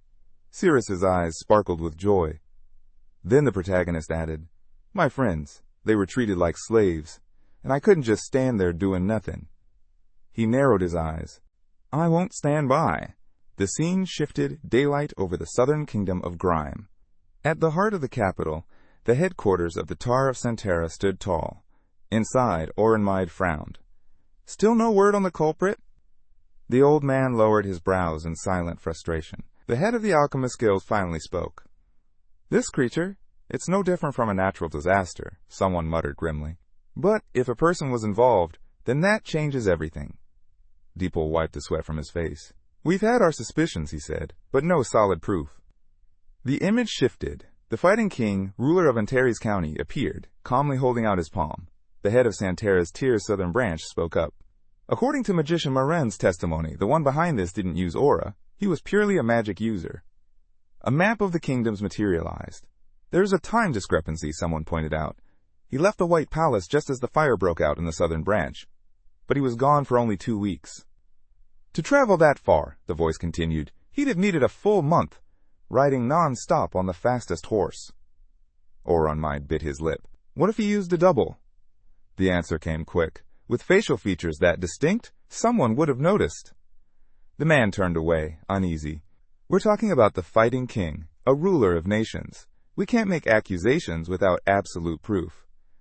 Another figure chimed in, hesitant. There are rumors. They say he saved the trolls. The head of the Alchemist Guild slapped his forehead. With all the evidence, and his history, it has to be him. He sighed. And that's a real problem. Time passed. Now the county of Antares, specifically the White Palace. In a quiet study, Reifenhardt leaned back with his hands behind his head. The alchemists must be going nuts right now, he muttered. But as long as they don't know about the spatial portals, my alibi holds. He smiled to himself. Everything's going according to plan, he whispered. Avoiding a united assault from humanity while rallying forces, that's already a win. Looking out the window, he took in the view. Everything's in place. As orange leaves danced in the wind, the magician asked himself, is it time to get serious? The scene shifted again. Minecarts rumbled through tunnels, echoing deep underground. Dwarves clutched their pickaxes tightly. A whip cracked. Quit slacking! A worker barked. If you've got energy to whine, then dig faster. A dwarf, scowling, muttered insults under his breath about humans. His partner replied grimly. They're holding my family hostage. What choice do we have? A younger worker frowned. Any sign of adamantium or orichalcum? They say Kelburn's furious, he added, so we better move. Suddenly, shouts. The boy turned toward the noise, just in time to be knocked backward. A dwarf stepped forward, hammer in hand. If it were up to me, I'd crush you where you stand. But I'm just a hired hand. I don't know you. He lowered the weapon. I won't take your life. Yustia's eyes widened. More enemies incoming! A hooded enemy stumbled backward, stunned. Where did all these dwarves come from? An old man stepped forward, conjuring a glowing magical seal. They came to free their kin. The enemy, sweat pouring down his face, gasped. A spell that suppresses magic? Are you a dwarf using magic? A heartbeat later. Crack! The girl struck. A blade struck deep into the enemy's stomach. From the shadows, a dwarf warrior raised his axe and roared, "We are the warriors of the Great Forge. The Steelhammer clan has come to free you." The captive dwarves, eyes wide, looked up as hope returned to their faces. "Come to us, one by one," the warrior called. "We'll break those magic shackles." Nearby, a wizard stretched out his fingers. "I'll release the flow. Break the barrier. We'll be free."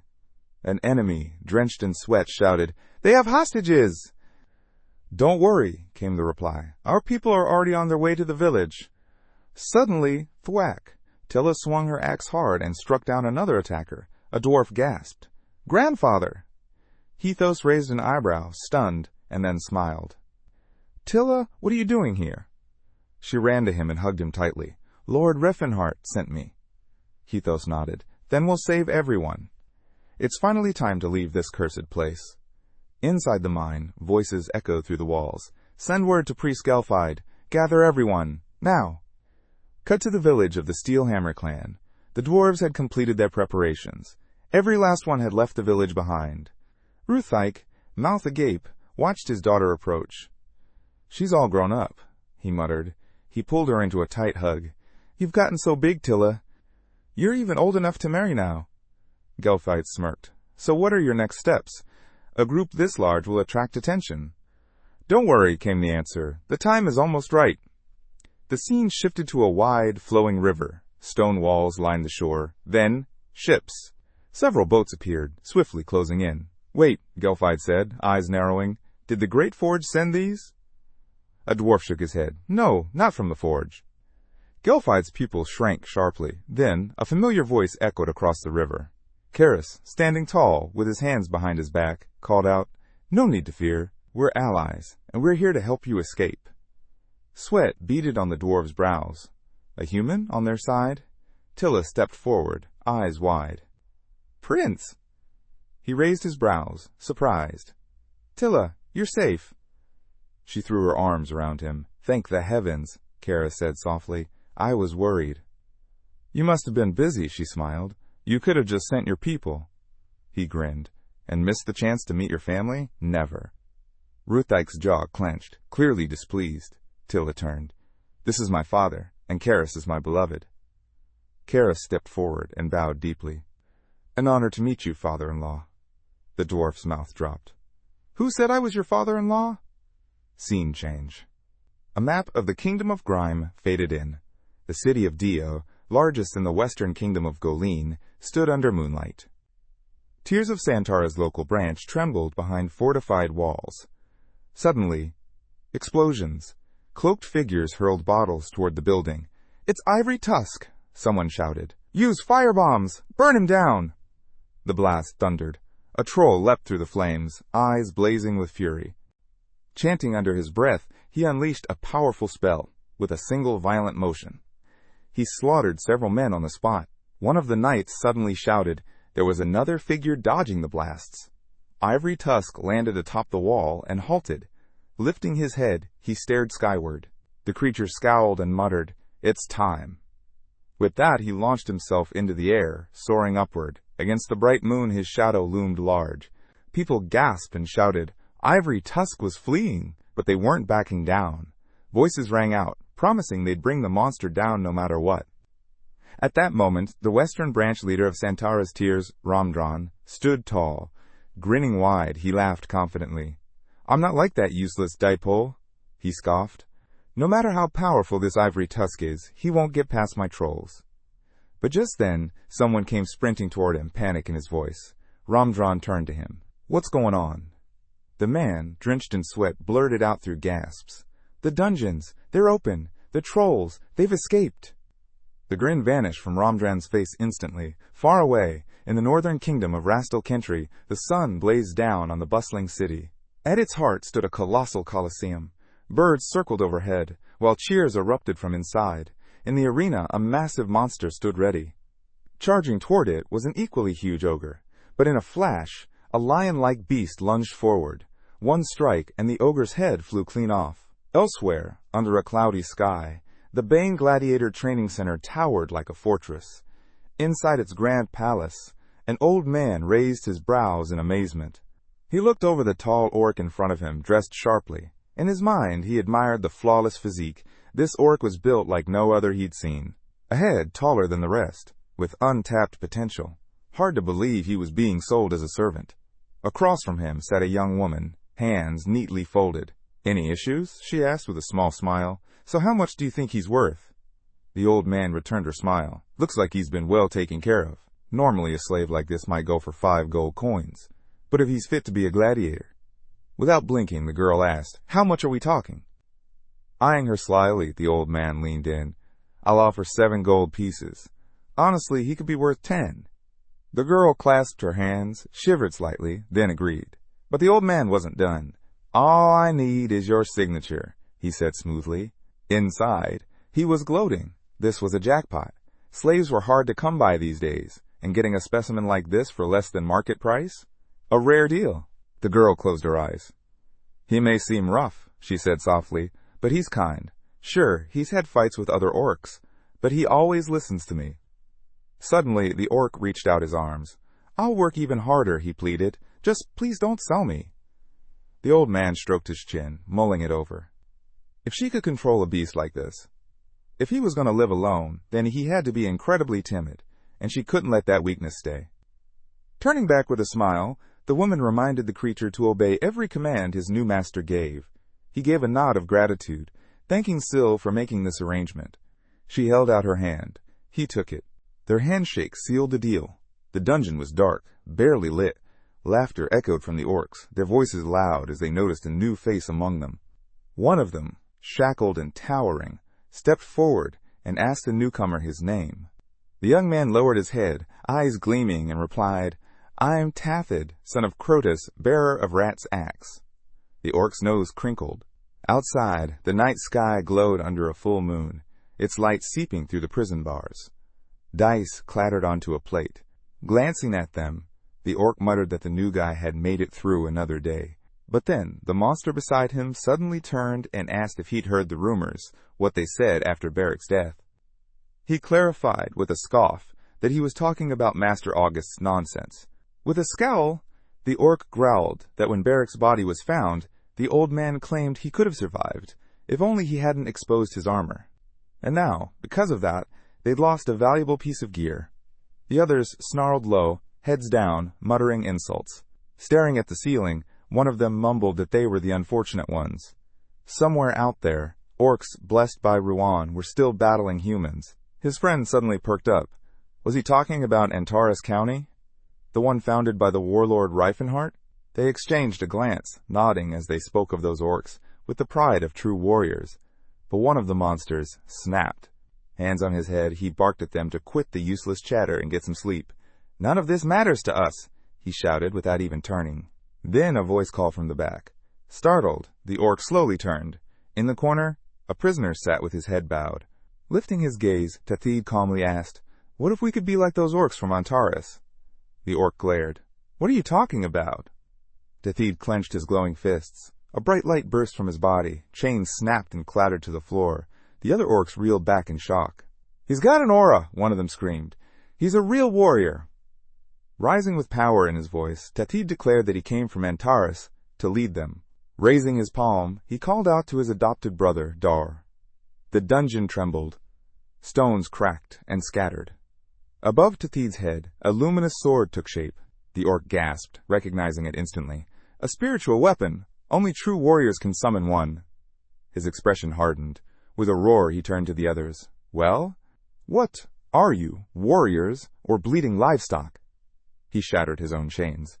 "If there's even one drop of warrior's blood in your veins," he shouted, "then rise! Take up your blades and fight!" Elsewhere, one of the orcs was in the Huron Mountains. Silent and the orc traveled toward the kingdom. The moon hung high above the palace, casting its glow on a brutal scene. Blood soaked the halls. Walls and floors drowned in crimson.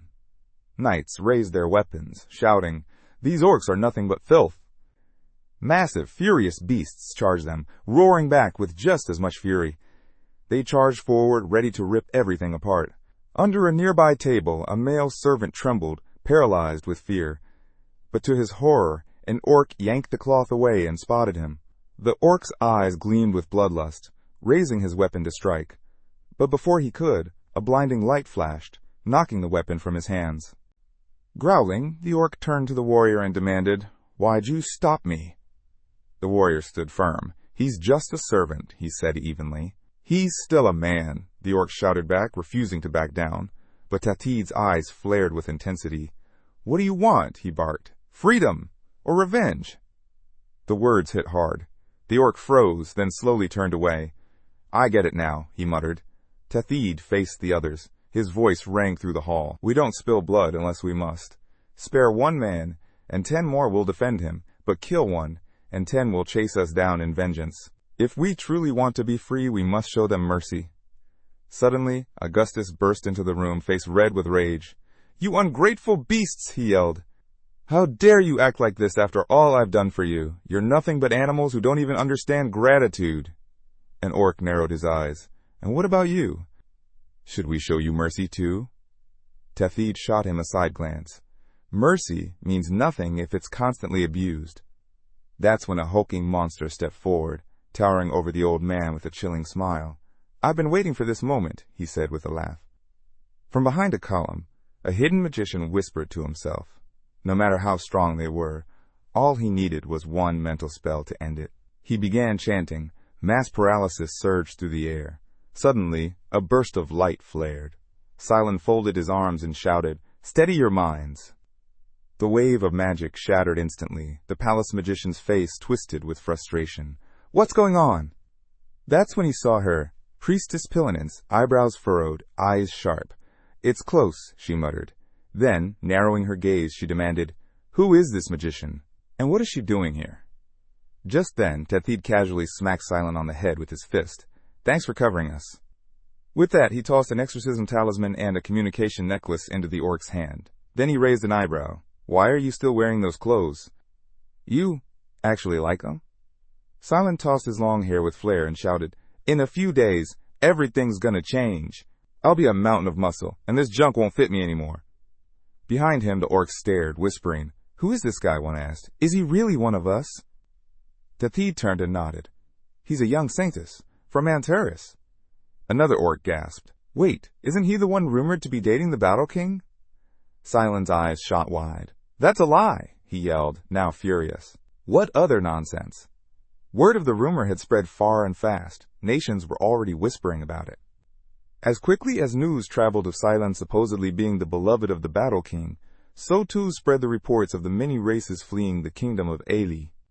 In the barren lands of Berk, dark clouds loomed over a massive palace. Inside, a crowd buzzed with activity. With a grin, a man turned to Berkheap and praised the extravagant banquet, saying such spectacles were rare even in the capital. Spreading his arms, he added, "My eyes can't get enough of this view. So many elven girls in one hall." Berkheap simply placed his hands behind his back and replied, "I'm glad you're enjoying yourself." On the table, the candle flames flickered. Tiny sparks leapt from the wicks, and then suddenly, the fire exploded. A furious dragon erupted from the candlestick and soared across the room, sending guests scrambling. The glass windows shattered as Cirrus emerged from the flames. Gasps filled the hall. Stretching out her hand, the elf called out, "Salamander! Ignatus! Burn away the lies! Let them see the true flame!" The terrified maids dropped to their knees, pleading for mercy. But Cirrus approached calmly and said, "I'm here to save you. From this moment on, you're free." She raised her hand again, commanding the earth beneath them to obey. The floor cracked open. An earth rift burst forth, scattering stone shards everywhere. Drawing her blade, Cirrus glanced at the maids and asked with a smirk, "Would you mind following my lead for a bit? We'll talk more once we're out of here." Still shaken, the elven girls nodded quickly. "Of course!" they cried and hurried after her. As they fled, Cirrus thought to herself, they didn't yet understand what freedom really meant, but once she brought them home, things would change. Behind them, angry shouts rang out, "Don't let them escape! That elf killed the varlet!" The knights turned sharply, spotting someone ahead. "Is that one of her allies?" they barked. A mage stood in their path. The crowd screamed, "Don't let him cast! Attack him from every side!" But the mage closed his eyes calmly and activated a sensory field that blanketed the kingdom. "I can feel every living being nearby," he muttered. He turned slightly, analyzing the data from the field. With that, he could pinpoint locations, predict their movement paths, and map out where they'd intersect. His thoughts honed in on the next step. Mark, aim, fire. He extended his arms. A blinding magic beam shot forward, tearing through the knights. They dropped instantly. Nearby, a boy watching trembled. "Spells like that? They actually exist?" he asked in disbelief. Reifenhart stretched out his hand, a wicked smile curling his lips. Outside, the sky was clear. Huge stones floated overhead, casting moving shadows below. The ground beneath the kingdom gleamed under a strange light, fragments of stone continuing to crumble. An old man looked out over the scene. "It's been a long time since we last met," he said, gritting his teeth. "But this time," he continued, "we've got a rather interesting topic to discuss." Turning to the others, he declared, "Let's begin."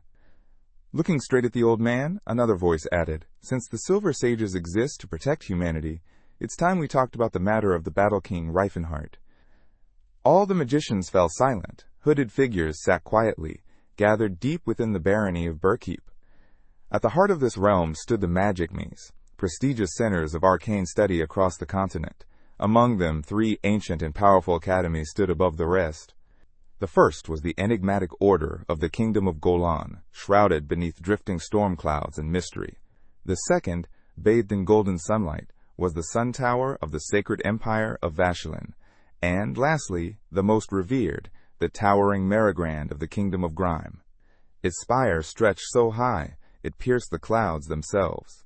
Known across the lands, this academy frequently announced breakthroughs in magical theory and relics unearthed from the Silver Age. Inside its hallowed halls, a man stood before a large audience. With one sweeping gesture, he began to speak. The stands were packed, and all eyes were fixed on him. The Archmage of the Ninth Circle looked over the crowd and shared the fruits of his research. "In my investigation of the Peat Dungeon and its artifacts," he declared, "I've made progress." Up in the stands, Teslan sat stiffly, his expression like stone. "I never imagined one of the continent's brightest minds would appear here," he muttered. "The Tower of Marigrand really is shining right now." A man beside him turned. "What's that supposed to mean? Are you saying Marigrand is in decline?" Teslan shook his head. "That's not what I meant." In his mind, he pictured the towering spire, once unmatched, now stained. Its reputation had faltered. And all because of one thing. Delia, a subordinate tower under Marigrand's name, had produced the most infamous mage in history, the ruler of a dark empire. Still watching the stage, Teslan's thoughts deepened. The tower must have felt unjustly blamed. After all, that man would have become great no matter which academy he'd joined. He pictured a younger man, a bag slung over his shoulder. He had left the Tower of Delia with nothing more than 6th Circle mastery at 27 years old. A shockingly low level for someone with such immense potential. The mages at Delia had feared him. They'd refused to train him past the 4th Circle. But once Reifenhart stepped into the world beyond, his power surged like a storm. Teslan remembered him clearly, his past life's main character. Year after year, Reifenhart shattered, record after record. By 30, he had already become an Archmage of the 9th Circle. Had he been properly trained? He would have reached that level before 20. Teslan sighed. "Why am I still stuck in the 6th Circle? I've got the mind for it." His voice faded into thought. Suddenly, his focus snapped back to the stage. His eyes narrowed. Atra stood calmly, hand lowered, continuing his speech. "Many of the artifacts I studied are already familiar to our world," he said. "But this is different." He raised a necklace for all to see. "This artifact keeps its wearer's body temperature perfectly balanced, and it can alter their body permanently, though we haven't discovered how to activate it yet." Before he could finish, Teslan turned toward the Duke, eyes sharp. "Is that it? The forbidden item?" The Duke gave a slow nod. "Correct." Teslan kept his gaze locked. Something wasn't right. "That's the same artifact he used in the Frozen Lands," Teslan said quietly, then asked, "Will you let me speak openly about it?" Illard shot him a sideways glance. "Artris is a 9th Circle mage. His sudden death would raise far too many questions," he said bluntly. "And if things don't unfold exactly as planned, someone might uncover the Silver Sages." He frowned, pausing before adding, "He doesn't know much yet, so there's no need to silence him. Not now." With that, the man handed the artifact to Teslan. One more warming necklace won't hurt us. Teslan took it, then noticed an object shaped like a mirror. His brow lifted. Is that the window of truth? The one that reads emotional states through body reactions? The answer came with a nod. Exactly, and you should memorize the faces you see now. Odds are high one of these people is wearing a warming necklace. Images began to flicker in the mirror's reflection, people's faces appearing one by one. As they exited, Teslan looked over at the man beside him. Your whole Silver Sage's strategy seems wildly inefficient. The man didn't flinch. You, of all people, should understand. Fooling a handful of people for a moment is easy. Fooling the entire world forever? That's something else entirely. Approaching a large door, he added. It's only because of our caution that the world still knows nothing about us. The Duke opened the door, shooting Teslan another glance. And we intend to keep it that way, because if the world ever found out there's a group watching over them, humanity would collapse under the weight of it. Their footsteps echoed through the long corridor. Iranad's voice remained steady. The Silver Sages aren't rulers, and we're not tyrants. We protect from the shadows. That's our role. Teslan narrowed his eyes. Then why is the warming necklace considered forbidden? It doesn't seem that dangerous. Walking ahead, the Duke replied, You're not wrong. But we can't allow magic that alters the human body. Without looking back, his voice grew sharp. That path leads directly to the temptation of immortality. Teslan clenched his jaw. He knew there were limits to what he could learn right now. But still, his thoughts wandered. How did the sages maintain such a vast information network? At first, he assumed they had spies in every nation, or that the magic towers were feeding them intel. But they knew things even about people with whom they had no known contact. His mind returned to the man presenting the warming necklace. Even the sages hadn't stopped that reveal. Their network was vast, almost unbelievable, but not flawless. Still, it irritated him. He had infiltrated their organization, yet they continued to treat him like an outsider. Far from the island where the kingdom stood, floating stones hung suspended in the sky. A massive barrier surrounded the entire area. Inside, a man stood before an assembly. It's been a long time since we last gathered, he said, surveying the room. This time, he continued, we've got quite the fascinating issue to address. With purpose, he placed his hands on the chair. The room fell silent as the speaker stepped forward and declared, As the Silver Sages, guardians of humanity, it's time we address the matter of eliminating the Martial King, Riffenhart. Schutlin crossed his arms. He's a rat, he spat, poisoning the order of this world. Archlight raised a hand, a slight smile tugging at his lips. Hardly fair to call an aura wielder like him a rat. Across the table, the Daos laced his fingers together. The Martial King is no ordinary fighter. He's a well-known aura master, and when someone like that gains influence, especially among Ninth Circle archmages and other elites, it gets messy. If we're not careful in how we handle him, people will start asking questions. He leaned forward. Perhaps it's best we start by dismantling his circle. Take out those around him first. Archlight chuckled. Funny hearing that from the one who let Sage Leon into our ranks. The old man glanced over at him. Leon already knew we existed. No sense in denying someone who already aligns with our values.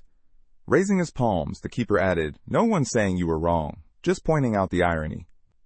A voice cut in sharply. One of the hooded men looked up and warned, Mind your words, we're not discussing just anyone. This is Riefenhart. The tension thickened. The Daos nodded. At first I thought the Martial King was just another eccentric, but no, his behavior, it's calculated, intentional. A woman added, He's not someone obsessed with other races. That much is clear. He has his own vision for the world, and he's committed to it. The Guardian turned his gaze aside. He's young, but his convictions are strong. Clear, beliefs like that don't come from nowhere. He paused, brows furrowed. You only reach that level of clarity through deep thought, rational structure, a system. The old man's eyes widened. Wait, are you saying the boy had a mentor? Someone taught him these ideas? Looking around at the other Guardians, the man added, Then we should find that mentor too. From beneath his cloak, he pulled out a small object. Rivenhart has already made his mark on this continent. He placed 2 hemispheres on the table. One of the Guardians stood. We can't afford to wait any longer. Archlight placed his hand over the object. Schutlin looked up. Have we reached a decision? The room grew still. One Guardian's lips curled into a smile. Eyes narrowed across the table. The women frowned, locking onto the center. The old man froze, fear flashing across his face. Archlight smirked. The older woman stared forward. One girl smiled faintly. A guardian's expression twisted into a grin. Beneath one hood, a delicate face remained hidden. A young girl beneath the cloak. From the dais, a voice finally said, "It appears we have." Without looking up, Shutlin spoke with finality. "In the name of the Silver Sages, the protectors of humanity, I declare the Battle King Reifenhardt a threat to be eliminated." Instantly, the spheres erupted in a burst of light. Shutlin continued, and with him, anyone and everyone tied to him. Far away, the Holy Empire of Ashland's banner fluttered. Its symbol shimmered beneath the brightening sky. The sun blazed high over a nation steeped in over 1,000 years of legacy. Its name whispered with reverence across the continent. The Holy Empire of Ashland. Though its borders weren't much larger than those of Graham, Helen, Rastal, or Tikon, its population, power, and influence stood unmatched. It proudly bore the title of the strongest nation on the continent. They called it the land blessed by the Lord Sayer, forever bathed in golden sunlight. It was the only nation the papacy had ever granted the right to call itself an empire, chosen to lead all of humanity. And at its heart stood the sacred stronghold of the Sayer order, the papal pantheon. The Temple of Sayer, in the eastern reaches of the empire, within the territory of Count George.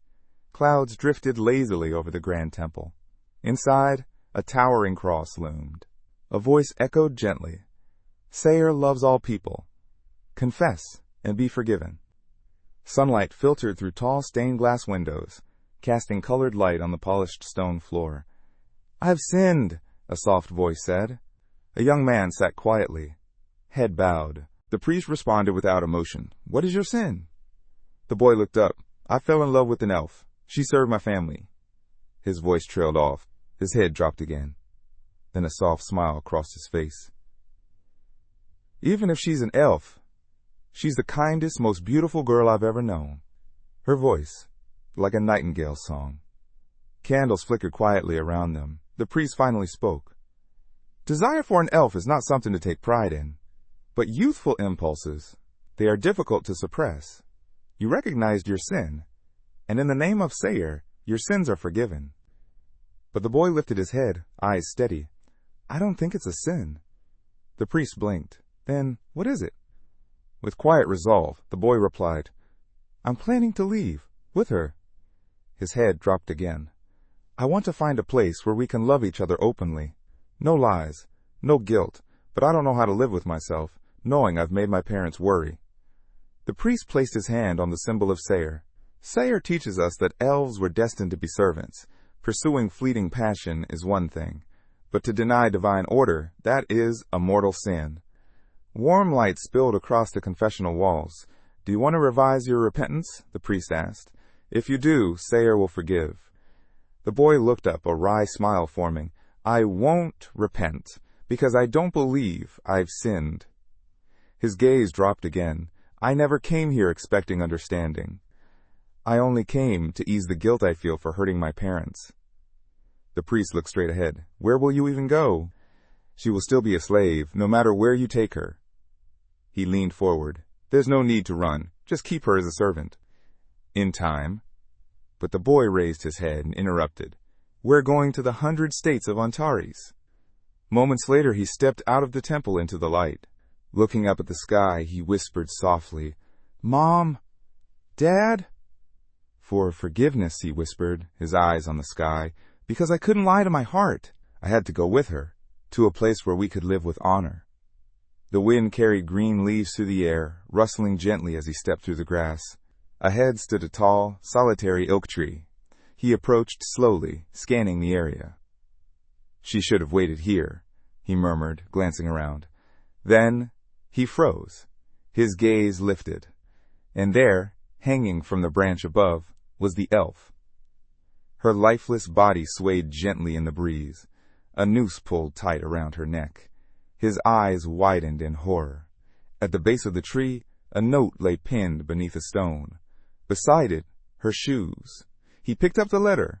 Her handwriting was soft and trembling. She wrote that she was just an elf, too lowborn to deserve his love. Staying with him, she said, would only bring the gods' wrath. Their souls would be damned, burned forever in the fires of hell. She begged him to find someone else, a noble woman, someone worthy of standing at his side, someone of his own kind. She asked his forgiveness for having tempted him. Still staring upward, the boy's hands trembled. Tears poured down his cheeks, and he screamed, loud and broken. The wind pressed harder now, leaves tearing through the sky. Far away, ships glided along the Huron River, which marked the boundary between the Helian and Takon kingdoms. On the edge of a cliff stood a small wooden house. Inside, a girl looked up. "Finally finished," she whispered, holding up a sheet of paper. She stared at her words, wondering, would anyone change after reading this? Outside in the garden, a priestess studied the manuscript. "I can't see the orc slaves in the gardens as mere beasts," she said quietly.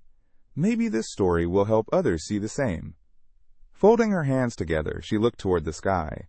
"The Holy Order teaches something else, but I believe this is what Sayer truly wants us to learn." Suddenly, the door slammed open. A man stood there, eyes locked onto hers. Trudy stood slowly, introducing herself as a follower of Sayer. "What brings you here?" she asked. But the man didn't answer. His eyes had already dropped to the table. He spotted the pages, the words she'd written. His face twisted into a scowl. Trudy's heart pounded. Fear crept into her chest. Then the man's eyes lit up. "It's you," he muttered. "I knew it was you." In that moment, fire erupted. Flames consumed the house, walls, roof, everything. Trees nearby caught instantly. Within minutes, the blaze reduced the home and the girl inside to ash. Clear skies still stretched above. Floating stones hovered over the kingdom's borders. In a distant chamber, shelves overflowed with magical spheres. Bright bulbs lined the walls.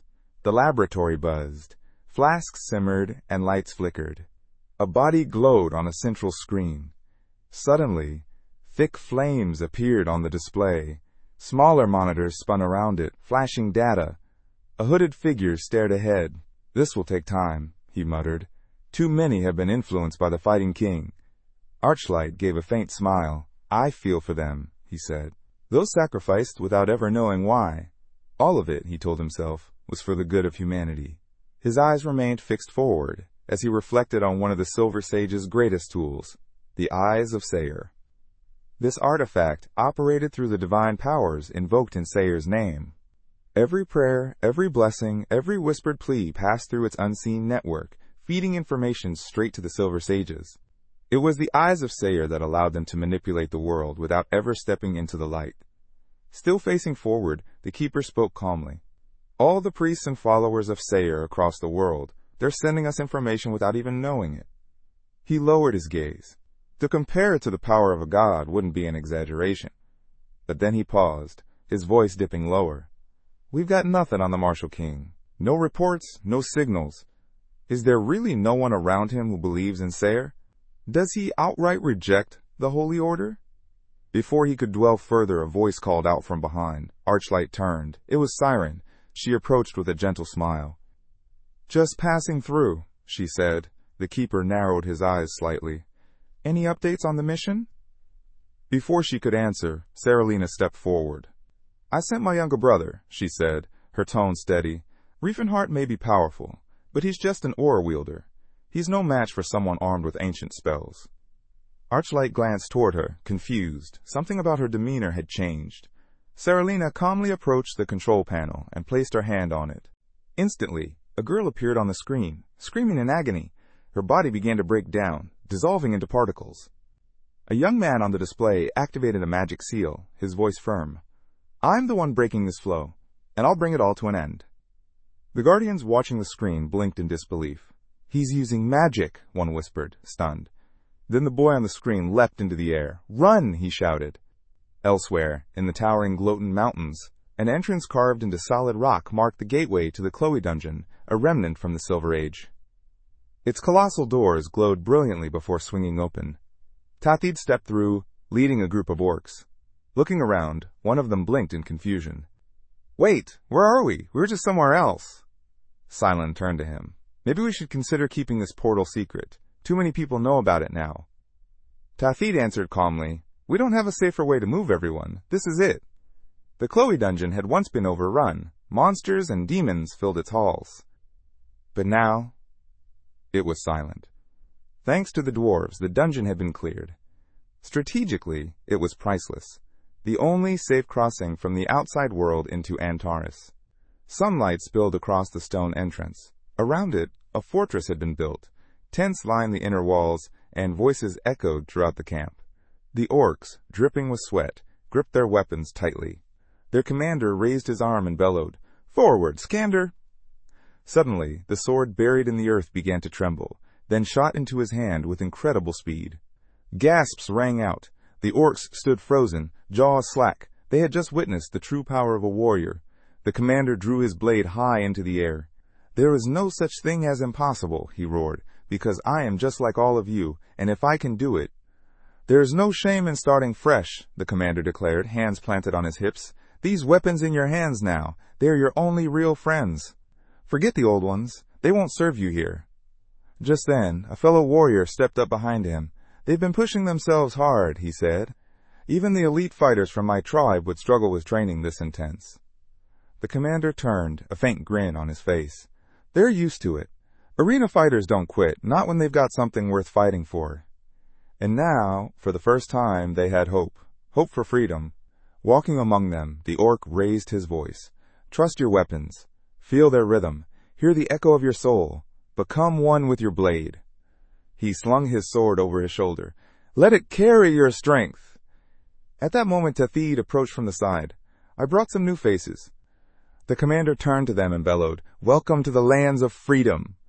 Silence stepped forward. "Is Ryfen in the castle?" The orc shook his head. "He's gone to the battlefield." Silent raised a brow. "Another war already?" Black smoke curled into the sky. Knights thundered across the land, shouting, "The Barlent's orders! Wipe out everything that breathes!"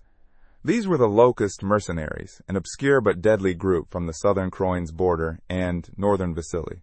Known for accepting any job, they never left it unfinished. Bodies lined the streets. Survivors knelt, weeping, begging for their lives. The mercenaries smiled as they struck them down one by one. One of them approached a trembling girl holding a child. "You're pretty," he sneered. "Pretty for a peasant. Guess that makes me lucky." She begged him for mercy. He laughed cruelly. "Sorry, mercy ain't in my dictionary." Before he could finish, his head dropped to the ground. Eyes wide with shock, the girl and child looked up to see Cirrus standing there, sword in hand. "Run," she said softly. The mercenaries turned in rage. "Who the hell did that? Was it the elf?" Cirrus lowered into a fighting stance. Only then did the mercenaries recognize her. This was the elf who had ended countless knights during the Croyne Civil War. One of them stepped forward, eyes narrowing. "What kind of savage group is this?" Riffenhurt clenched his fists. "Your sins won't be washed away, not even in blood." Bright flames surged around his hand. The knights backed up, fear in their eyes. He raised his arm, then fired a blazing cannon shot. The blast sent them flying in every direction. Cirrus stepped forward, extending her blade. "Fill it," she said to the boy. The knights scrambled back onto their horses, shouting, "She's just an elf, nothing to be afraid of." Cirrus didn't flinch. She waved her weapon, and from it Galen was released. Her spirit. Galen snapped her fingers and launched forward. Cirrus smiled. "Thanks."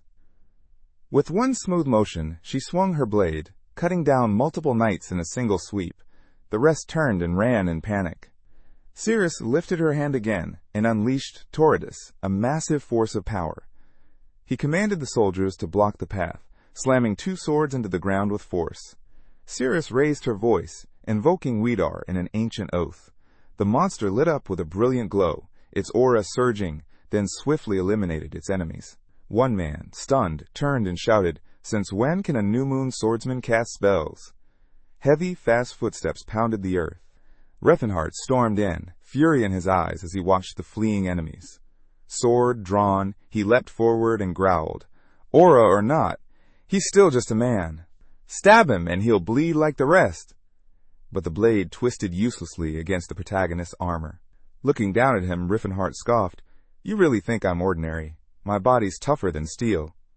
He pulled his fist back, suddenly engulfed in flames. Terror washed over the knight's face. In a flash, the protagonist unleashed Zero Strike. Blood sprayed through the air, splattering the other knights. He gripped the defeated man's head, ignoring his plea for mercy, and crushed his skull before he could finish a word. The remaining knights threw up their hands in panic. "We were just following Barlant Cheetah's orders." Grinding his teeth, the protagonist snapped back. "And you think that excuses the blood on your blades? The cries of the innocent?" The road ahead cleared. Moments later, fresh blood splattered the dirt. Turning slightly, Riffenhart muttered, "Barlant Chairs has truly lost it. He's working with filth now." Cirrus glanced away. "He knows exactly who he's dealing with," she said quietly. In his mind, the protagonist pictured Barlant Cheetars and Barlant. It was a power struggle between two noble houses. Once Cheetars recruited thousands of mercenaries, he wasted no time invading Barlant's land. Within a week, half the territory was reduced to ruin. Surveying the bloodied landscape, the protagonist clenched his jaw.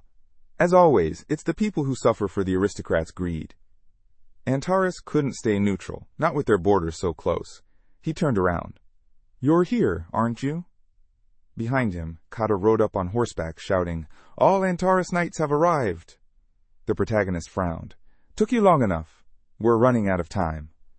Facing his troops, Riffenhart raised his voice. "From this moment on, Antares joins the war." With fists clenched and eyes sharp, he stared toward the battlefield. A new war had begun. Meanwhile, in another corner of the kingdom, Barlant Cheetars scowled. A powerful figure in Kroin's southern region, his wealth came from fertile lands and the bustling Zared trade hub. He was also Barlant's long-standing rival. Cheaters came from an ancient bloodline, unlike Barlant, whose family rose through wealth, not nobility. Cheaters often sneered at the thought that money alone could buy a noble title. He glanced sideways at his rival, irritation simmering. Their rivalry had reached a breaking point during the kingdom's fight for the throne. House Barlant had thrown their support behind Prince Yuval from the very beginning. Barlant Cheaters, on the other hand, stayed neutral. His loyalty was with Sir Grandard. Only later did he pledge his support to the prince. Berlin, heir to House Barlant, smiled to himself. "Let's see them act high and mighty now." Jack, the heir to Cheetars, clenched his jaw. "Arrogant little worm." What started as insults between the two heirs turned into a full-blown argument at a noble gathering in Kroin.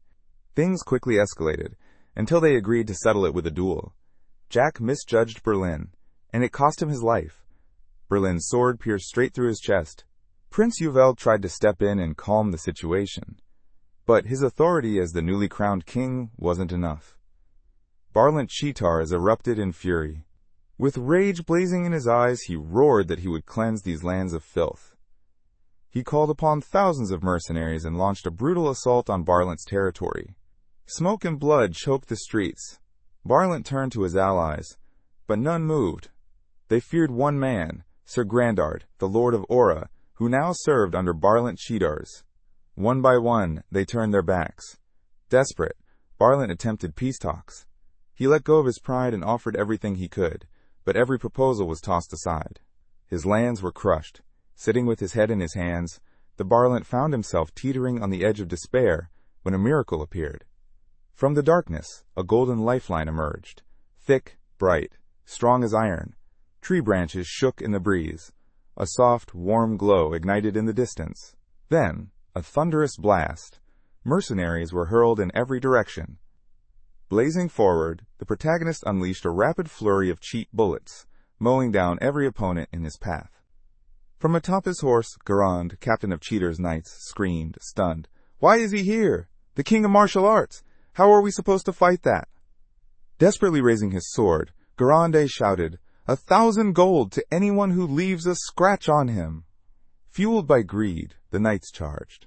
But the protagonist dashed straight into the fight, roaring, "You sell lives like coins, and now you're mad when yours are traded just the same?" He tore through them like wildfire. Mercenaries, crazed by the reward, rushed him, screaming, "Just one hit, 1,000 gold!" Leaping into the air, Reifenhart muttered, "Idiots." Then he struck with Avalanche Kick, a crushing wave that exploded across the battlefield. One mercenary stumbled backward, horrified.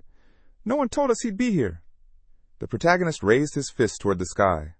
"You think you can harm the king of martial arts?" The ground began to rumble with the thunder of hooves. Chetar raised his blade. "Antares Knights, cut down everything in front of you." Barlant's voice rang out across the chaos. "Stand your ground! This is our fight!" He yanked back the reins and shouted, "Pull back!"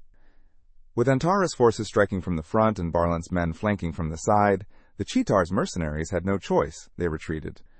As the dust settled, Cirrus lowered her head and mumbled, "Why is he always shirtless?" Riffenhart blinked. "It's more comfortable?" Suddenly the elf closed her eyes and sighed. "That still doesn't make it okay to walk around practically naked. The view is way too much." Clenching his fist, the protagonist asked, "Well, what about my handwriting? Is it good enough for the king of martial arts?" She grinned. "You're definitely the true heir to the indestructible gem." Barlant stepped forward, extending his hand. "If it weren't for you, Reifenhart, we wouldn't have stood a chance." Reifenhart smiled. "I just did what any ally should." His thoughts drifted for a moment. The alliance with Barlant had been sealed 2 weeks ago through a single letter. In it 3 conditions were laid out. Barlant had read it over carefully, puzzled. He understood the part about dividing territory. But the other terms, the abolition of slavery, and the immediate recognition of all freed slaves as equal citizens under Antares law, made him hesitate. At the time, Riffenhart had sensed the hesitation. Barlant had questions, plenty of them, but in the end he agreed. He didn't really have a choice. Alliance formed. With arms crossed, Riffenhart considered it. This was, of course, a strategic move, a way to alert other sentient forces to the regime change and to expand his borders. But having a righteous cause for war was important too. He'd made that crystal clear to himself after living through one lifetime already. Now, in Naw's Canyon, between 2 squads, a single figure stood in silence. The protagonist furrowed his brow and called out, "If you want to live, run now." The knights hesitated, nervous. "How are we supposed to fight him?" Their commander turned his head sharply. "Forget your doubts. Anyone who flees will be punished." With that, the knights charged. He might be called the king of martial arts, but he's still just a man. Riffenhart's eyes lit up with rage. Flames burst into his hand as he raised it high. "If you won't run," he roared, "you won't live to see tomorrow." Flames shot into the sky. One knight froze, voice shaking. What kind of human can do that? What kind of man can shatter the heavens with one strike? But the command came. "Attack!" The protagonist rolled his eyes. "So, no retreat?" Scanning their faces, Riffenhart realized they weren't real soldiers. Not knights, not mercenaries, just regular people forced into battle. He released a brilliant aura. "I'll go easy on you," he muttered. "You won't die from this." With rapid, precise strikes, he knocked them down, one by one. A man in the back frowned. They're no match for him. But they don't need to win. They just need to buy time, and this cocky bastard always rushes to the front. He smirked. From the crowd, someone shouted, "That arrogance will be your downfall, Reifenhart." A group of armed knights aimed their weapons. "Even the king of martial arts can't survive a direct ballista shot." They fired. Suddenly, sharp blasts rang out. Reifenhart turned toward the sound with a smile. Tossing his sticks upward, he clenched his fist and ducked, raising one hand. Direct cannon volley. A roaring blast erupted. One man's eyes widened in total shock. The people could only watch. The crowd froze in fear, thinking it was over for them. Meanwhile, the protagonist calmly approached the fortress of Tan. He raised a finger and pointed. "That's her, an elven witch." Cirrus, unfazed, summoned her power.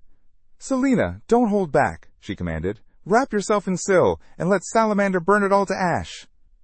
The protagonist watched her with a faint smile. She'd grown so much stronger. She stood tall, confidently commanding most of the great 7 spirits, leaving out only those of light and darkness. Her voice rang with authority, and her swords danced through the air. Even the leader of the Danheim tribe would hesitate before trying to command the spirits of fire and wind like she did. Elvenheim, the legendary world tree, had always chosen its guardian personally, selecting the strongest elf to wield unmatched power. That guardian wasn't just a protector of the tree. They became the leader of all elves, entrusted with the fate of their people. Now in front of that colossal tree, an elf stood with folded arms. Earlier that year, deep in the Spalot Desert, where the Danheim tribe lived, the world tree Nian had been planted. It had quickly sprouted, and by summer, another world tree Gerenting had emerged as a symbol of the mighty Gotten River, casting its immense shadow over the city. When Gerenting reconnected with Nian, it engraved a name deep into its core, Cirrus. By merging with the tree's systems, the trees themselves had declared her not just their guardian, but leader of all elves. The protagonist's gaze sharpened. Finally, his efforts were bearing fruit. The mercenaries' carts exploded into fragments. Flames raged, and Cirrus stood defiant in the heart of the chaos. Far away, in the rocky stronghold of the Hundar Post, the central command center of Barlant Cheddar's territory, word of defeat arrived. In the grand palace nestled between the cliffs, Barlant cheaters flew into a rage. "What do you mean they crossed the native canyon?" The mercenary before him trembled, drenched in sweat. He bowed his head. "We did everything we could. Our forces weren't enough." Grinding his teeth, the Barlant turned away. They were crushed, scattered, forced all the way back to Hundar. Even Grandard, the Aura knight I trusted, abandoned us. He stormed down the corridor, muttering, "You're my last hope now." Inside the room, a frightened girl flinched as the man reached out to touch her face. But suddenly he turned, voice low and cold. "We were interrupted." Too soon. Barlant appeared before him. The man's lips curled into a smile. "So you've arrived." Extending his hand, he glanced at the girl and added with a sneer, "Your daughter's grown into quite the beauty, but that's to be expected. Greenhouse flowers always smell sweeter than weeds." Barlant looked down at the floor, disgusted, shameless. First the maids, now his own daughter. Still, he delivered the news. "The king of martial arts is headed this way. Fast. He'll strike any moment." Jade shut his eyes. "So, it's come to this," he murmured. "As I said before, the only way to kill the—" A golden aura shimmered around him, but to make it truly unstoppable, he'd need to invest a lot more diamonds. Jade opened his eyes and smirked. "So, is everything ready?" Soon after, Antares' army stood lined up before the towering walls of Barlant Cheetar's stronghold. The knights were fully armed, tension crackling in the air. Commands rang out. "Load the catapults! Prepare for a full assault! Ladders in position!" Today, the steel fortress of Hundar Post would fall. A captain raised his sword. "Second volley! Fire!" The catapult shots slammed into buildings and walls with pinpoint accuracy. As another shell was loaded, a knight growled, "Keep firing!" The Chaytor's family treated even peasants like dirt. They deserved to vanish. Chaytor raised his blade and shouted, "This is our moment! Let's show our master what courage looks like." On the battlements, one of Chaytor's knights lifted a cauldron of boiling oil. Exactly what I expected from the king of martial arts lackeys. So easy to read. He dumped the scalding oil down. Below, a boy narrowed his eyes. "Nymphia, come to me." The spirit darted forward, ready to strike. Cirrus turned sharply. "Is the swordswoman of the new moon nearby? Watch out!" Off to the side, a knight sneered. "Too much honor for a worthless elf." Cirrus spun around in horror, just in time to dodge a searing beam of light. A seventh circle light punishment spell had been cast. Dropping lower, she gripped her weapon tightly, eyes scanning the distance. Was that a seventh circle spell? Hovering in the air, the enemy sneered. "The contract only asked me to kill Reifenhart, but taking you out too? Consider it a bonus." He raised his hand and unleashed a burst of photon light. Cirrus didn't flinch. "Terrarius, shield, now!" The spirit rushed forward, blocking the attack. The enemy raised an eyebrow. "So that's spirit magic? Impressive." Cirrus frowned. It was close. Too close. They never expected an enemy this dangerous to show up. A crooked grin formed on his face. Then he began chanting something under his breath. Reifenhart's expression shifted. He shouted, "Cirrus!" Lifting his head, he cursed. This was supposed to be a clean conquest. Where the hell did this guy come from? Suddenly, he spotted a catapult nearby. Sprinting up to the operator, he asked, "Can you launch me?" The knight blinked. "You can't just ride a catapult. It's not meant for humans. It can't handle more than 100 kilograms. Stripping off his armor, Reifenhart shouted, "Good thing, I've been cutting weight." As the enemy's chanting continued, he launched a wind bomb and weight distortion spell toward Cirrus. In a flash, he appeared behind her, palm glowing with light. Cirrus whirled around, just in time to see a blinding ray of energy coming straight at her. She shouted, "Ignatius!" A wall of blazing fire erupted, encasing her in a protective inferno. The attacker stumbled back. She blocked that too?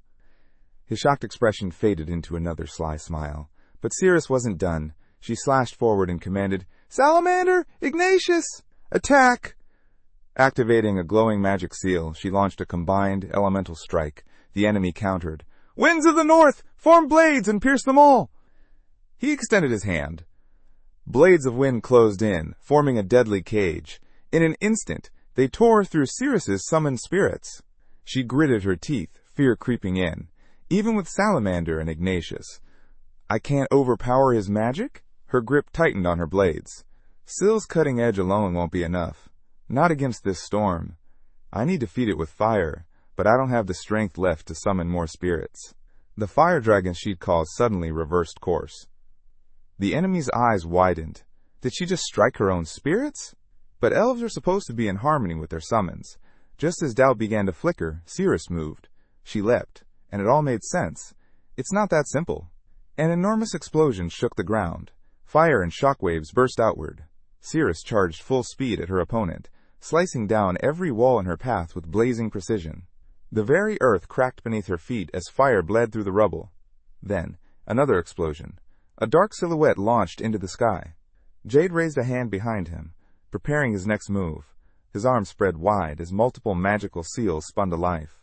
A sudden gust of wind howled past Cirrus, followed by a sharp pain. Blood sprayed from her hand, then another slash. Her leg was cut cleanly by an invisible force. Jade gritted his teeth and pressed the attack.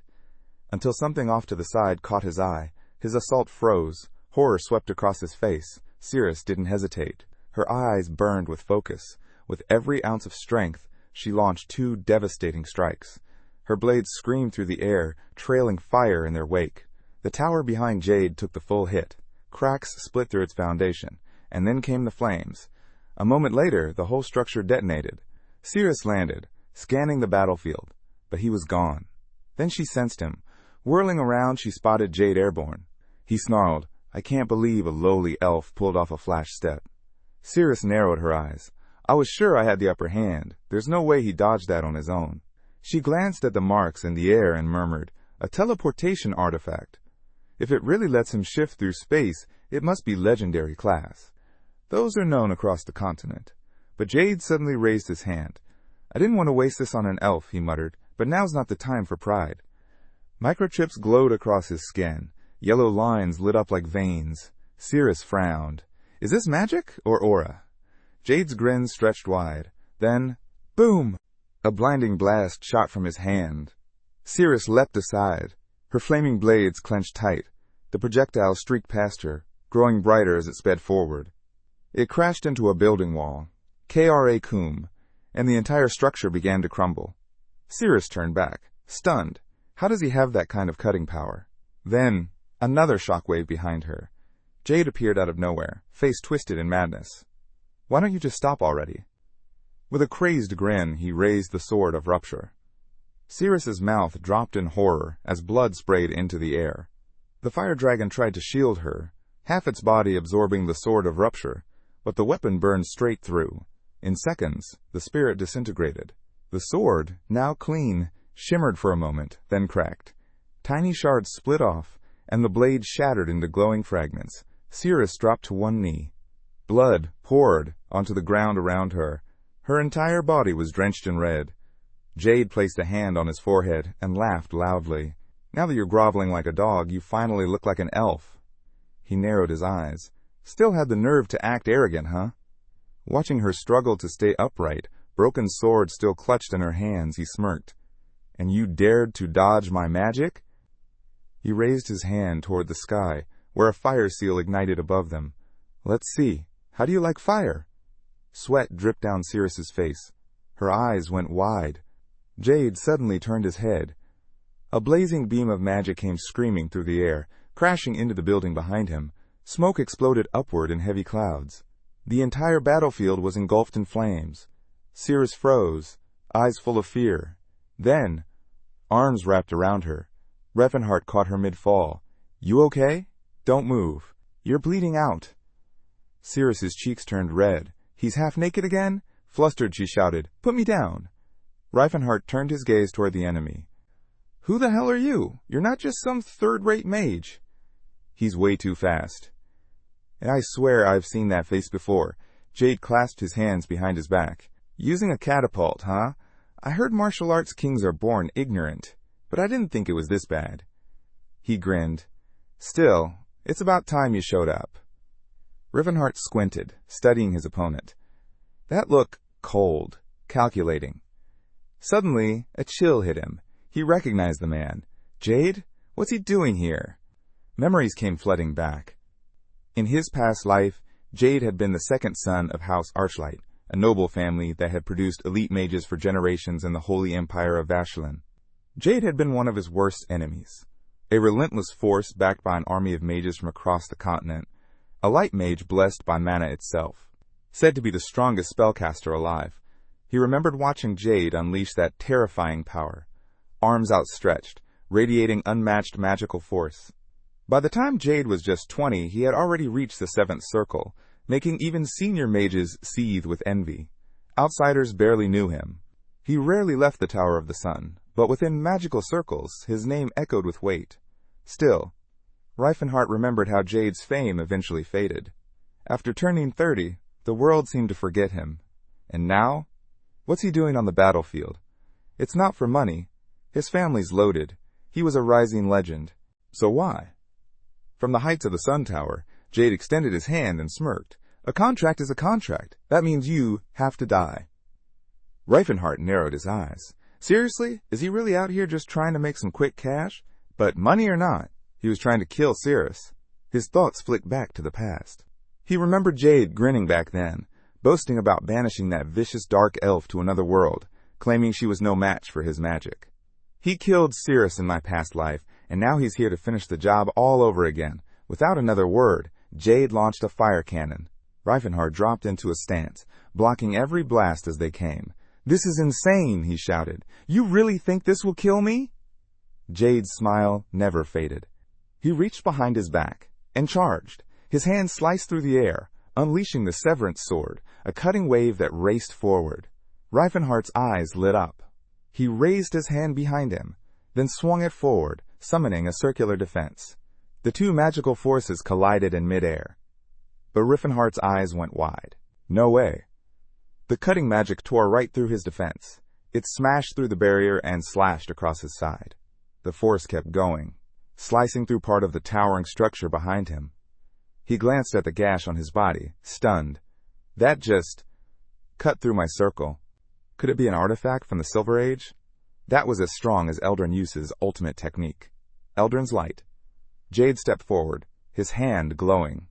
Even a Battle King's helpless against ancient relics, he said coolly. Reifenhart stood, jaw tight. It activated instantly. That glove, could it be stronger than Eldrin's? But I don't remember Jade ever having an artifact like that. Without hesitating, he threw a punch, unleashing a flurry of rapid-fire bullets. Jade responded instantly, his palm outstretched. A shimmering anti-gun barrier formed, stopping every shot. But in the next instant, a foot came flying at his face. Try this instead, Reifenhart roared. The kick hit like a cannon. A powerful shockwave rippled through the battlefield. Jade was knocked airborne. As he tumbled back, Reifenhart caught a glimpse of something glowing on his opponent's feet. Movement boots. Where did he get those? His mind flashed back. A mysterious killer, cloaked in black. Not particularly strong, yet unstoppable. Neither Cirrus nor Tethid could beat him. He moved, using artifacts no one had seen before. Back in the present, Reifenhart's focus locked on the boots. Teleportation. Short range. That's how she lost. Just then, Jade let out a laugh. A warrior will never beat a mage, especially one who keeps his distance. With his eyes glowing and hand raised, Jade chanted. With a flick, he summoned a storm of ice blades, hurling them forward like a blizzard of daggers. Reifenhart didn't flinch. Fire exploded from his arms as he burned through most of the incoming blades. Jade watched calmly. Didn't work, he said, eyes gleaming. The elf and her spirits, sure, they were dangerous. But the Battle King? There's no way he can dodge this. Jade raised his sword again, Severance, and unleashed another fierce arc of power. Without hesitation, Reifenhart lifted his hand, teeth clenched. I didn't want to use this. This is my domain, he muttered. And I don't let intruders through. Magic sigils began to glow around him. A deep purple aura surged, wrapping around his body like a storm about to break. At that moment, he activated the spell. The powerful magical wave exploded outward. The ice blades hurtling toward him froze in mid-air, then changed color and crumbled into fragments. Severance's sword strike kept coming until the aura touched it too. It froze, shifted color, then shattered into shards. Jade's eyes widened in disbelief. What? Did you just alter my spell? Cold sweat ran down his face. No, impossible. A fighting king using magic? Reifenhardt stood tall, one hand still raised, bathed in magical light. He frowned. I didn't want to go this far. A fighting king using magic draws too much attention. But something worse might happen if I don't. Suddenly, his body rippled. In the blink of an eye, he was right next to Jade. He struck fast, but Jade reacted just in time, teleporting backward and forming a summoning net. Reifenhardt turned and shouted, "Cancel!" The nets dissolved instantly. Jade gritted his teeth, stunned. He responded with chains of light, glowing restraints above Reifenhardt's head. He slammed his palm to the ground, casting a sticky, viscous trap. But Reifenhardt threw his arms wide, shattering every spell around him. Jade stared, horrified. Is he just canceling everything? Is he insane? Or is the world just upside down now? Eyes burning, Reifenhardt charged again. Jade launched multiple severance swords, slicing the air toward him. Reifenhardt chuckled. Powerful, I'll give you that, but they're light-based. He held up his hands. Mirror reflection. The attacks rebounded off an invisible barrier and flew back, tearing through the battlefield. Jade braced himself, deflecting his own technique. This brainless jock is using more advanced magic than me, and I'm a seventh circle mage. What followed was pure chaos. A furious clash erupted, two masters of magic in open combat. Explosions tore through the battlefield as the sky lit up with blinding flashes. Terrified mercenaries scattered until a searing blast engulfed them from behind. Fire, wind, and magic turned everything to dust. Reifenhardt, blood dripping, pushed forward through the chaos. That damn artifact. It's a problem, he thought. In my past life, I'd have crushed it with a shockwave. But this time? He clenched his fist, eyes glowing. I don't care. His hand ignited with fierce, magical energy. He hurled it into the air. Dispersal blow! Jade grit his teeth and screamed. Is he really throwing? What kind of insane ability was that? Jade barely had time to think. Reifenhardt was already above him. He looked up, and in that instant, teleportation magic flared around him. From above, Reifenhardt smirked. So, you can hop around. Neat trick. Jade teleported to the top of a nearby tower. But before he could even catch his breath, shock filled his face. Reifenhardt had already targeted the location. With a roaring avalanche blow, he obliterated the entire area. Doesn't matter where you run, Reifenhardt thought. I'll just destroy everything within your radius. Boom. A massive explosion ripped through the landscape, flattening everything within reach. Mercenaries were blasted backward. Cirrus shielded her face as debris flew. Jade, caught in the shockwave, screamed in agony as flames lashed his body. His artifact flew off, smoke trailing behind it. Out of the thick smoke, Reifenhardt emerged. Cirrus always said she had a lot of flaws, but fighting me is worse. He narrowed his eyes. Anyone unfamiliar with the boots of movement wouldn't have lasted even this long. Jade collapsed against a pile of stone, gasping for breath. I've always kept aura users at bay. My spells, my distance. That's how I win. He looked up at Reifenhardt in disbelief. But you used the same strategy against me. Reifenhardt thought back. Of course. That's exactly what Jade used on Cirrus back then. She had those same boots. He recalled how after the assassin incident, Cirrus began using the boots of movement, and every time she activated them, Jade bombarded her with large area spells to keep her pinned, so I flipped it. Just as the thought finished, Jade was suddenly behind him, poised to strike. But then, horror flashed across his face. His legs, gone, were flying through the air. Reifenhardt turned with his arms still extended. Still trying to be a nuisance? He stepped forward. Not like you'll be using those boots again. Jade hit the ground hard, teeth clenched, eyes wide with shock. Reifenhardt bent down and picked up the boots of displacement. I was going to let him die, he thought. But now, I'm disgusted. If these were originally mine, then that killer from my past life must have been connected to the Archlight House. The memories surged. Back then, I had gear I'd never even seen before, stuff I didn't understand, even with all my dungeon experience. But after breaking it down, I created 10th circle magic. That assassin gave me the clue. This time, that clue's still alive. Reifenhart stepped closer, hand outstretched. I won't kill you. Not yet. I've got some questions first. Jade groaned, crawling away. I have to escape. I can't let this end here. I only managed to steal 3 of them, with my brother's help. I can't afford to lose one now. He pulled out a shimmering feather of return. It pulsed with blinding light. This'll teleport me to the preset location. As the light filled the field, Reifenhart raised a hand. Wait, what the hell is that? Jade smirked, eyes gleaming with cruel satisfaction. A sharp glint of light flashed in Reifenhart's eyes. He saw something. With a fierce swing, he struck the air with all his strength. The force of the blow sent Jade's bag flying from the ground, spiraling through the air. Reifenhart gritted his teeth. Chapter 83. Looking down at the familiar emblem in his hand, Reifenhart knew that something bigger was happening in the shadows. In his past life, he had found the same emblem on the dead body of the person who was sent to assassinate him. Seeing the emblem again meant that his life was in danger once again. There was no time to play it safe. He needed to find out how this emblem was connected to the Archlight household. Back at the destroyed walls of the city, everyone was celebrating their victory. At long last, they had successfully defeated Baron Shatters. Looking around, Reifenhart had a satisfied smile on his face. The war was over. They had won. Suddenly, something in the rubble caught his eye. It was a limitless bag. It looked familiar to Reifenhart. Maybe it had belonged to Jade.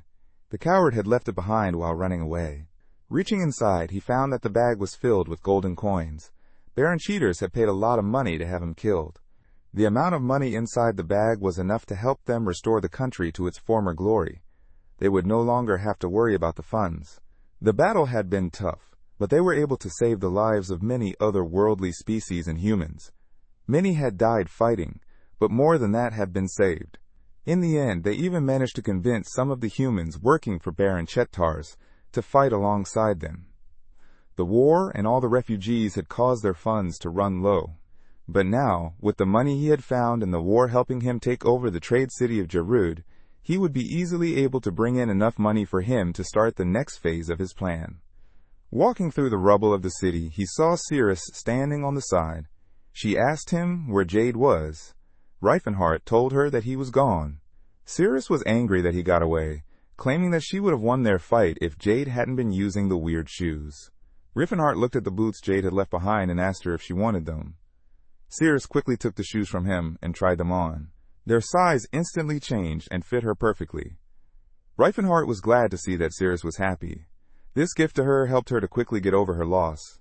But their work wasn't done. There were still more soldiers of Baron Cheatars that they had to take care of. So he gathered all of the soldiers around him and told them to get ready to fight. Next, they would take over the Hunder Guard.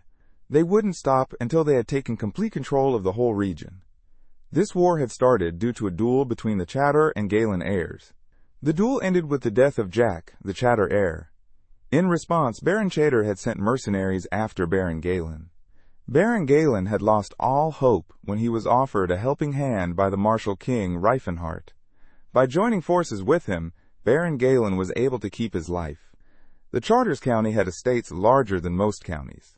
Antares County wasn't even considered a county by many people. But by joining forces with the Galen County, Reifenhart was able to take over half of the Chater County. He wanted to take over all of the area, but Carl advised him to be cautious. If they took over so much land in such a short time, then the other nobles would become cautious of them. Reifenhart agreed. For now, they controlled the trade city of Jarud, and with it, they would easily be able to recover all the resources they lost in the war. Soon, a year had passed. By spring, Reifenhart had set his sights on the southeastern region of Fetland. The land was a vast grassland, bad for farming, so there were no rulers. Instead, it was a place where nomads gathered to hunt and trade. Nomads were divided into multiple tribes. Many nobles had tried to unite with the nomads and use them for their military, but they were all rejected. The grasslands were surrounded by mountains on all sides, making it hard for anyone to invade them. The nomads had no need to invade others, so they didn't think of uniting. For years, there had been no wars in Fetland. But now, Antares forces were threatening the tribes of Fetland. To protect their home, all the leaders of different tribes decided to join forces. They managed to gather an army of 10,000 soldiers. Their backs were protected by the Wolf Mountains behind them. Even with such a huge army, the leaders weren't confident they could easily defeat the monsters in Reifenhardt's army. Reifenhardt's army was led by 3 orc chiefs, Hadartham, Kalkin, and Kinjir. Cyrus gave the tribe's people a chance to surrender, but when the leaders declined, Kalkin raised his great sword and charged forward on his dire wolf. He used aura to easily cut down multiple of his enemies.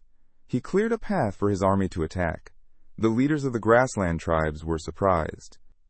They had heard rumors that 3 orcs in Reifenhardt's army could use aura, but it was still a shock to see it in real life. Quickly, they ordered the mages in their army to use a spell to put them to sleep. The mages gathered together and used their wide-ranging sleep spell, Mass Sleep. Soon, all the orcs in Reifenhardt's army were asleep on the battlefield. To their shock, a shout came from the other side of the battlefield as the dwarves on Reifenhardt's side used divine power to protect the minds of the orcs from the sleep spell. The leaders were left shocked as everyone knew the orcs didn't believe in a god. Kalkin charged forward again, ordering his men to take down their enemies as a sacrifice to their ancestors. The Blue Bear Orc tribe was the first one to start expanding in the grassland. They were soon joined by the leaders of the Brown Bear and the Greyhawk tribe, once they were asked to help by Kalkin. Seeing them make progress and take control of the land so quickly, the White Wolf and Black Coyote joined them as well. The leaders of the grassland tribes had tried to ask the nobles for help. It wasn't unusual for the orcs to attack the grassland.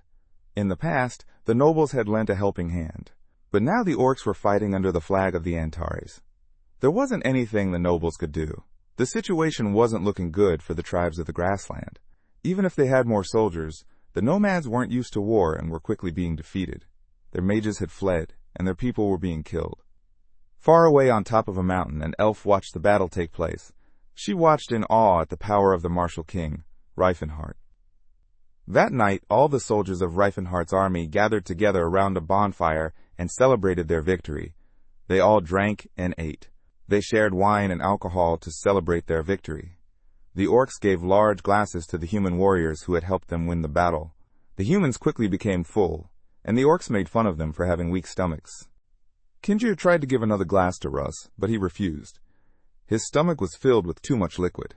Kinjir took the glass back and drank it himself. Kinkle stepped forward and offered meat to Russ, but he refused that as well. Azrael came up behind them and told the orcs that he would share a drink with them. Azrael was the only one able to keep up with orcs' speed of drinking. Kinjir was impressed by this and tried to punch him on the shoulder. His attack was stopped by Russ. He reminded Kinjir that humans weren't as strong as orcs, and Azrael could have been badly injured. Kinjir apologized before the duo felt a strange aura coming from the mountains surrounding their camp. Someone was calling out to them. Another aura was in the area, and they needed to check if they were friendly or would cause trouble for them. The 3 orc warriors and Russ gathered their weapons and went to check who it was. They made their way to a cave in the mountain and called out for the aura user inside to come out. They were shocked to see a warrior elf walk out from the darkness. Elves were peaceful creatures, so to see a warrior elf was rare. Suddenly, the elf took out her sword, engulfed in a white aura, and attacked Hadartham. The attack was blocked by Kalkin. Russ tried to jump into the battle but was stopped by the other 2 orcs. They told him that the elf and Kalkin were engaged in a duel, so there wasn't anything they could do to stop them. Russ asked if they should worry about her being an enemy, but Kinjir said it was possible she was just passing by when she crossed paths with them. Russ anxiously watched the battle between the 2 aura users. The elf was easily able to deflect Kalkin's serial attack. He wondered if he would be able to learn something new from their fight. Kalkin was impressed by the elf. She was able to easily keep up with him. She deflected his attacks with ease, as if she knew where he was going to attack from next. She moved around with grace. It didn't look like she was fighting. It looked like she was dancing around him, the cold dance of an assassin. He was impressed, but he wasn't going to lose the fight. He threw his great sword at her as a distraction. She dodged the blade easily, but the attacks that Sword let out were harder to dodge. The elf was forced to put up a shield to defend herself. Then, as she was busy deflecting the attacks, he used his move, bare-fisted scale cracking, to launch a powerful attack at her. The elf narrowly dodged the attack as the mountain behind her shattered. The three on the side were greatly impressed by the fight, and wondered if they would be able to fight the elf next. Suddenly, the air around them became freezing. Russ watched in shock as the elf infused her aura with ice elemental magic. She used her powers to freeze Culkin's legs. The orc warrior was greatly impressed by her use of powers, and the elf stopped the fight. Culkin was left confused, but the elf explained that she only wanted to prove herself as a warrior. Culkin agreed that she was a great warrior. The elf smiled as she had accomplished her mission. She had heard that to earn an orc's trust, you needed to fight them. She hadn't truly believed the person, but had decided to try it anyway. He hadn't expected her to be so blunt, and explain her plan to them. The elf put her sword away and turned towards the aura users properly. She introduced herself as Inia, the head of the Stylia clan. She looked behind her as more elves appeared from inside the cave. Inia introduced her people and explained that they came all the way from the frozen lands of the north. They had heard that the person who had resurrected the World Tree was within the Antares County. They had all come from the north to meet this famous warrior. She turned to the aura users. Her gaze was cold, and there was a bright glint in her eyes. She asked for their help to meet with him. Far north, in the unnamed region of the Fetlands, the mountains were filled with ice, snow, and cold rivers. It was a rough region between the coastal side of the Fetlands and the Golden Mountains. In this secluded region was the Stylia clan, hidden away from the eyes of the rest of humanity. In his past life, Riffenhart was the youngest person ever to have mastered the ninth circle. By age 30, he had reached the last tier of magic there was. The only other person who had managed to do so was Dreja, but the old mage had died a few years ago. It had taken Dreja 70 years of his life to reach the ninth circle. Compared to him, Riefenhart's achievement was shocking to everyone. All the leaders from multiple countries had tried to scout him out, but he declined all of their offers. He knew that there was a circle higher than the ninth circle, and he wanted to achieve it. Until then, he traveled across the land with Cirrus and explored dungeons. 3 years had passed since he disappeared from the world and was now staying at the Stylia clan alongside Cirrus. He was loved by all the villagers. The females of the village often came up to him and gave him gifts. As he was one of the few males there, they all flirted with him to get his attention. One afternoon, 2 elves came up to him and offered him food and clothing. Riefenhart tried to decline it, but in the end took the warm clothes. Suddenly he felt someone staring at him. He turned around to see Cirrus standing behind him. She was glaring at him, jealous that he was getting so much attention from the others. Riefenhart walked up to her and gave her a kiss on the cheek. He assured her that he didn't care about the other elves. The only elf he wanted in his life was Cirrus. Cirrus blushed as she looked away.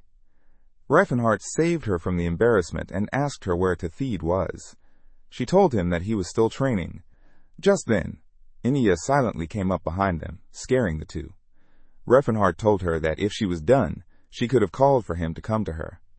Inia explained to him that it was the task of the person who had the job to go and ask for help. She saw that they were surrounded by the villagers, who were staring at Riefenhart. She glared at them until they went away. She glared and accused him of corrupting his people. Riefenhart tried to explain that he hadn't done anything. Inia didn't listen. Instead, she wondered what her people saw in him. He was too skinny for her to take an interest in him. Riefenhart told her that not everyone looks like her. She ignored his words and asked him if he could resurrect the World Tree. Riefenhart smiled as he took out a seed of pure light. He explained that it was Gennaros. It was taken from the essence of the World Tree. It would help them create hope and restore the World Tree. Now, in this new life, Riefenhart admired the World Tree that he was able to restore. He walked around the newly built town with Cirrus. They both discussed how far the elves had come since the tree was restored.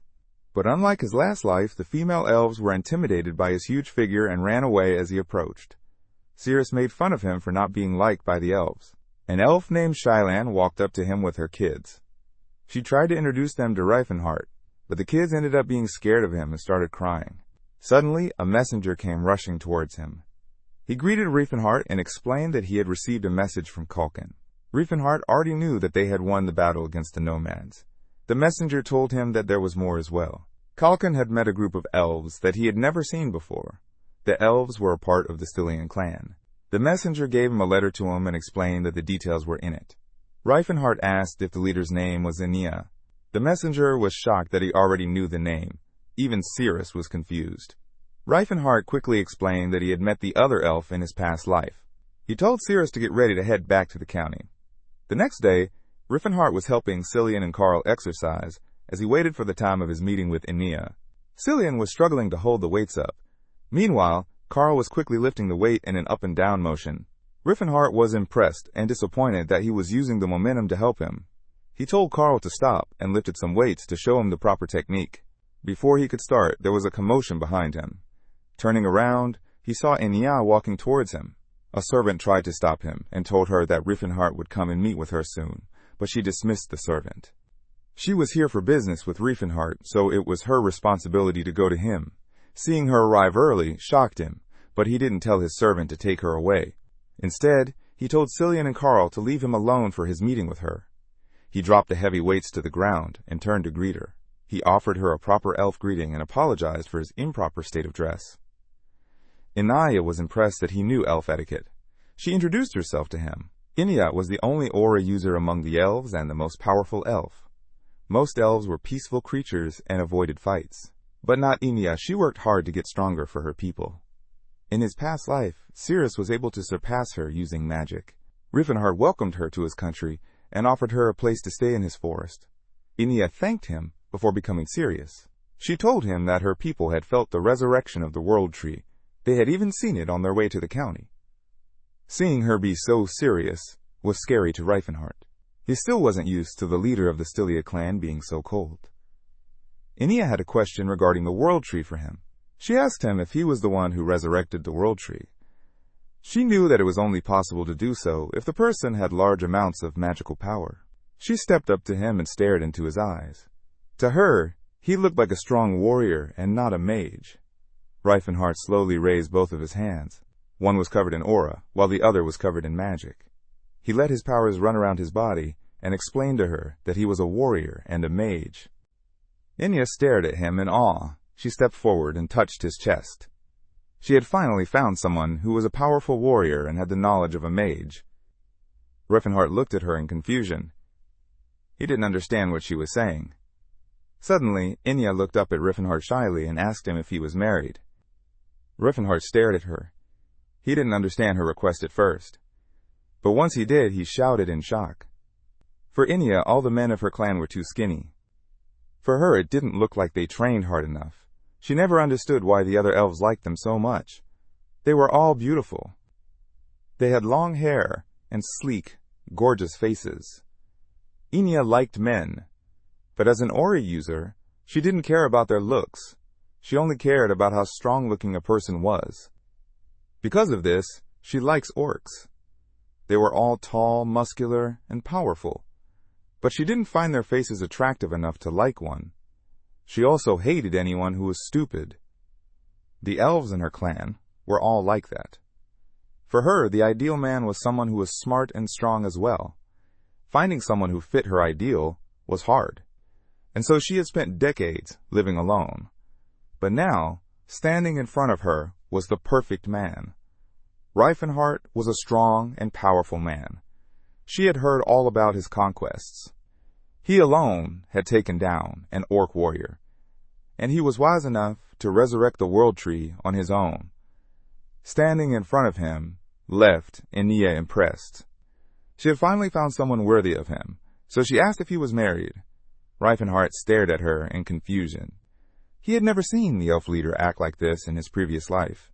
He told her that he wasn't married, but there was someone he wanted to marry. Enia didn't let this deter him. He wasn't married yet, and she had a chance to win him over. She thanked him for letting her clan stay within his territory and promised all of their resources to him. Reifenhart promised to take good care of her people as well. With that, Enia turned around and told him she had to help her people settle in. On her way out, she daydreamed about Reifenhart. Suddenly, she ran into Cillian. He introduced himself to her. Upon hearing his name, Enia's vibes totally changed. She had heard about Reifenhart having a lover with that name. She told Cillian that she wouldn't lose to him and left. Soon, More and more groups of otherworldly species started migrating to Antares County. The troll's guru, Athilka, traveled all around the world, saving others like him, and sending them all to Antares. The others were suspicious at first. They had all been treated badly by humans in the past. But Athilka was famous among all the trolls for saving them. They had also heard the rumors about Antares, so they decided to trust him. Slowly, hundreds of trolls moved to the Golden Mountains. Over time, the trolls made a village for themselves and called it Trolliad. Reifenhart was going around the village, showing Inya and Cirrus everything. Cirrus was impressed by everything around her. She had never seen so many buildings using glass. In Antares County, they only ever used glass in their temples and castles. He explained that the trolls had advanced skills when it came to working with dirt. They can easily change the soil using sorcery to turn it into glass. The dwarves were masters of stone and steel. The elves were masters of making cloth and woodwork. Finally, the orcs were great with leather. Just like the others, the trolls were masters of working with soil. The trolls respected the soil and used sorcery to create objects with it. Everything in their household was made out of soil. Their craftsmanship was so great that an everyday item to a troll was considered a masterpiece by other species. Humans believed that they were the most advanced species, but they were nothing compared to others. In his past life, he had only been able to reach the 10th circle by learning from the trolls and learning the changing spell technique. With its help, he was able to create the spell known as Nuclear Burst. And yet his technique was nothing compared to the trolls. They could easily change the soil into concrete just by stepping on it. They walked around town as Reifenhart explained the culture of the trolls to the two elves with him. Inya hugged his arm and told him that she was impressed that he knew so much about other cultures. Reifenhart was still confused. He didn't know why she was being so friendly to him in this life. Cirrus watched them from the side. She was angry at the other women for being so close to Reifenhart. But there wasn't anything she could do about it. She had no claim over him as she wasn't dating him. She remembered introducing herself to Inya yesterday. As soon as she had said her name, Inya had called her the one that Reifenhart saw as a sister. The words were shocking to her, a little hurtful too. But there wasn't a way for Cirrus to correct her, not without revealing her feelings for Reifenhart. But that didn't mean that she couldn't be jealous of Inya stealing all of Reifenhart's attention. Suddenly, a troll came up to them and informed Reifenhart that the ritual of birth would begin soon. He asked Reifenhart to join as well. Reifenhart agreed, and all of them slowly made their way towards the ritual ground outside the village. The area was filled with trolls, all excited for the birth ritual to take place. Reifenhart warned the two women with him to be respectful. Being invited to a birth ritual was a high honor. It meant that the trolls considered them friends. They didn't want to ruin this chance to bond with the trolls more. Suddenly, the trolls started playing drums. The shaman on top of the pyramid started calling out to the female trolls and the gods. Athilka slowly made his way to the top as the others watched him with awe. Once on top, he slowly lay down on the stone table. The shaman stepped forward with a blade in his hands. Slowly the other trolls started chanting. Suddenly he brought the knife down and stabbed Athilka in the chest. Cirrus and Inya were left shocked. They couldn't believe that the trolls had killed Athilka, the one that had saved and brought them here. Reifenhart stared at it all with a neutral face. Cirrus and Inya tried to step forward and stop the ritual, but Reifenhart stopped them. He explained that life and death were the same, and between the two, there was hope. The hope becomes the future, and lights up the dark path ahead. They stared as Athilka's heart rose up into the sky and transformed into a ball of energy. Slowly, he began explaining the birth ritual to the two elves. The trolls had powerful regeneration. This made it hard for them to have children. The fetus inside a troll doesn't have regeneration powers, so it wouldn't be able to survive being born. But if a powerful troll sorcerer sacrificed his heart to bless the fetus, then the baby could safely be born. In ancient times, trolls gave birth by eating the hearts of their husbands. But now they knew how to use sorcery. They no longer needed to rely on sacrificing their husbands. This, however, had a side effect. In ancient times, trolls could give birth to 7 or even 8 children, but now they could only give birth to 1 or 2 at a time. Even after his explanation, Cirrus looked at the trolls with caution. She thought it was a bad choice if they had to sacrifice a powerful sorcerer every time. Riefenhardt told her to keep watching the ritual. Suddenly, a burst of magic came from Athilka as a new heart formed and slowly lowered itself into his body. Cirrus watched, shocked, as the powerful regeneration of Troll came into effect in front of her. Riefenhardt told her that this level of regeneration was only possible for a guru troll. It was nearly impossible to kill a guru as powerful as Athilka. Only after eliminating his regeneration power or by chopping him into multiple tiny pieces would someone be able to kill him. There were legends that a guru could resurrect from the ashes of his own body, but Athilka wasn't at that level yet. In his previous life, Riefenhardt had killed Athilka using a powerful move called the Spiral Guard. Riefenhardt hadn't had to kill him in this life, and for that, he was glad. Suddenly the shaman shouted from on top of the tower that the ritual was completed and they could now celebrate. Inia let out a sigh. He told Riefenhardt that she had been worried for the guru. Riefenhardt told her that it was normal to mistake the birth ritual for a sacrifice ritual. Just then, Athilka came down and greeted the trio. Athilka thanked Riefenhardt for attending the ritual. The Martial King called it an honor. The guru was shocked that he had been so understanding of their ritual. He knew how the troll's customs looked to those who weren't used to it. Riefenhardt laughed nervously as he remembered that he had called the ritual barbaric in his last life. He made an excuse to Athilka that he had heard about the ritual before. Cirrus stepped forward and said that she had been left shocked at what she saw. She got angry at Riefenhardt for not warning them on time. He explained that he wanted them to experience it for themselves. What he didn't say was that he wanted to suffer as he had. Just then, Inia stepped forward and introduced herself to Athilka. She offered a cloth called the Snow Elven Silk to Athilka as a gift for their clans to get along in the future. Athilka happily took the gift. Watching his reaction, Inia knew she was doing the right thing. If she wanted to be close to Riefenhardt, she first needed to get on the good side of all those around him. Athilka looked to the side and saw Cirrus standing there sadly. He turned to Riefenhardt and offered to let him come and listen to the song of the trolls. The song warned Riefenhardt, the fire, about getting too close to Inia, the snow. There were better options around him than her, but Riefenhardt didn't understand it at all. The next day at the castle, Inia offered lots of food for Riefenhardt to eat. He quickly and easily ate all the food. Inia told him that she had brought lots of food to prevent him from eating less. She tried flirting with him by flaunting the cooking, but Riefenhardt instantly recognized Thalia's cooking. He asked Inia to thank her. Inia looked at him in shock as he completely ignored her flirting. Just then, Cirrus walked in, holding more food for him. Riefenhardt asked her to bring it over, and invited her to eat with him. But when Cirrus saw Inia standing next to Riefenhardt, she became angry and quickly left, saying that she wasn't hungry. That afternoon, Inia walked around the castle with her advisor, Serfel. He asked her if she really liked Riefenhardt so much that she lost sleep over him.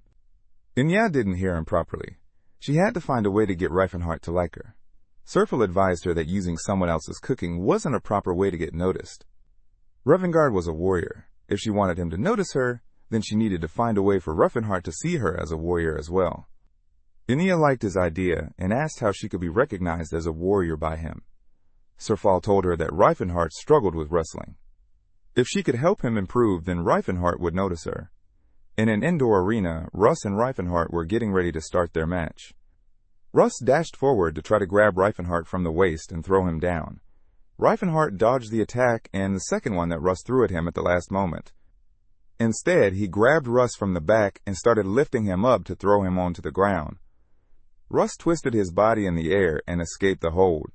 The two continued to wrestle. They grabbed at each other to try to throw the other to the ground, but they were both evenly matched. In the end, they called off the match and stood to catch their breath. Russ congratulated Riefenhardt for improving so quickly. There was a large gap between their strengths now. He had taught Riefenhardt everything he had learned as a knight. There wasn't anything else he could teach him. Riefenhardt asked if he was ready to go against Teslan. Russ explained that Teslan knew proper ground techniques, so he wasn't sure how good Riefenhardt would do against him. He advised him to learn a few techniques before fighting Teslan. Riefenhardt wondered if he could hire a professional to teach him. Suddenly, Inia called out to him from behind. She explained that she knew a few grounding techniques and offered to teach him. She offered to show him her skills in a fight. Riefenhardt wasn't sure if he should take her offer. He was much larger than Inia, which would give him an advantage. Enya assured him that it wouldn't matter. Even Russ encouraged him to fight against her. Reluctantly, he agreed and stepped into the middle of the arena to wrestle. The two aura users activated their auras as they got ready to fight. Riffenhart wasn't sure what to expect from Enya. He had never fought against her in his past life. He didn't know how skilled she was. But now he was a warrior as well. He would find out just how strong she is. Started the fight by trying to grab Enya. She jumped into the air and threw a kick towards his head. He blocked the attack with his arm, but Enya took that as an advantage and wrapped her legs around his arm. She used her body weight to pull him down. Riffenhart recognized the move as a move from Karzian Jiu-Jitsu. He tried to stop her, but it was too late. Enya had wrapped herself around his arm, making it hard for him to move or get up. Unable to get out, he asked Enya to teach him how to escape the hold. She taught him the proper way, and soon he was free. Once he was free, she asked if he wanted to learn from her. Riefenhart agreed as they got ready for another round. Enya took this as a chance to run her hands all over his muscles. She made an excuse that she was just checking his physical potential, leaving Riefenhart flustered. Russ watched the two from the side. He was excited to see how much he could learn from watching the other two wrestle. The Settlar trade route connected the Graham Kingdom and the Chatan Principality. This route was used by the Mall Merchants Guild. They handled all the goods and luxuries on this route, but most of their profits came from trading otherworldly species slaves. The merchants hired mercenaries while transporting the slaves through the long route between the two countries. They didn't want anything to happen to their valuables. As the mercenaries made their way through the forest, a shout came from behind. The noble who was traveling with them told them to hurry and quickly leave the area. The mercenaries explained to him that traveling with slaves took time.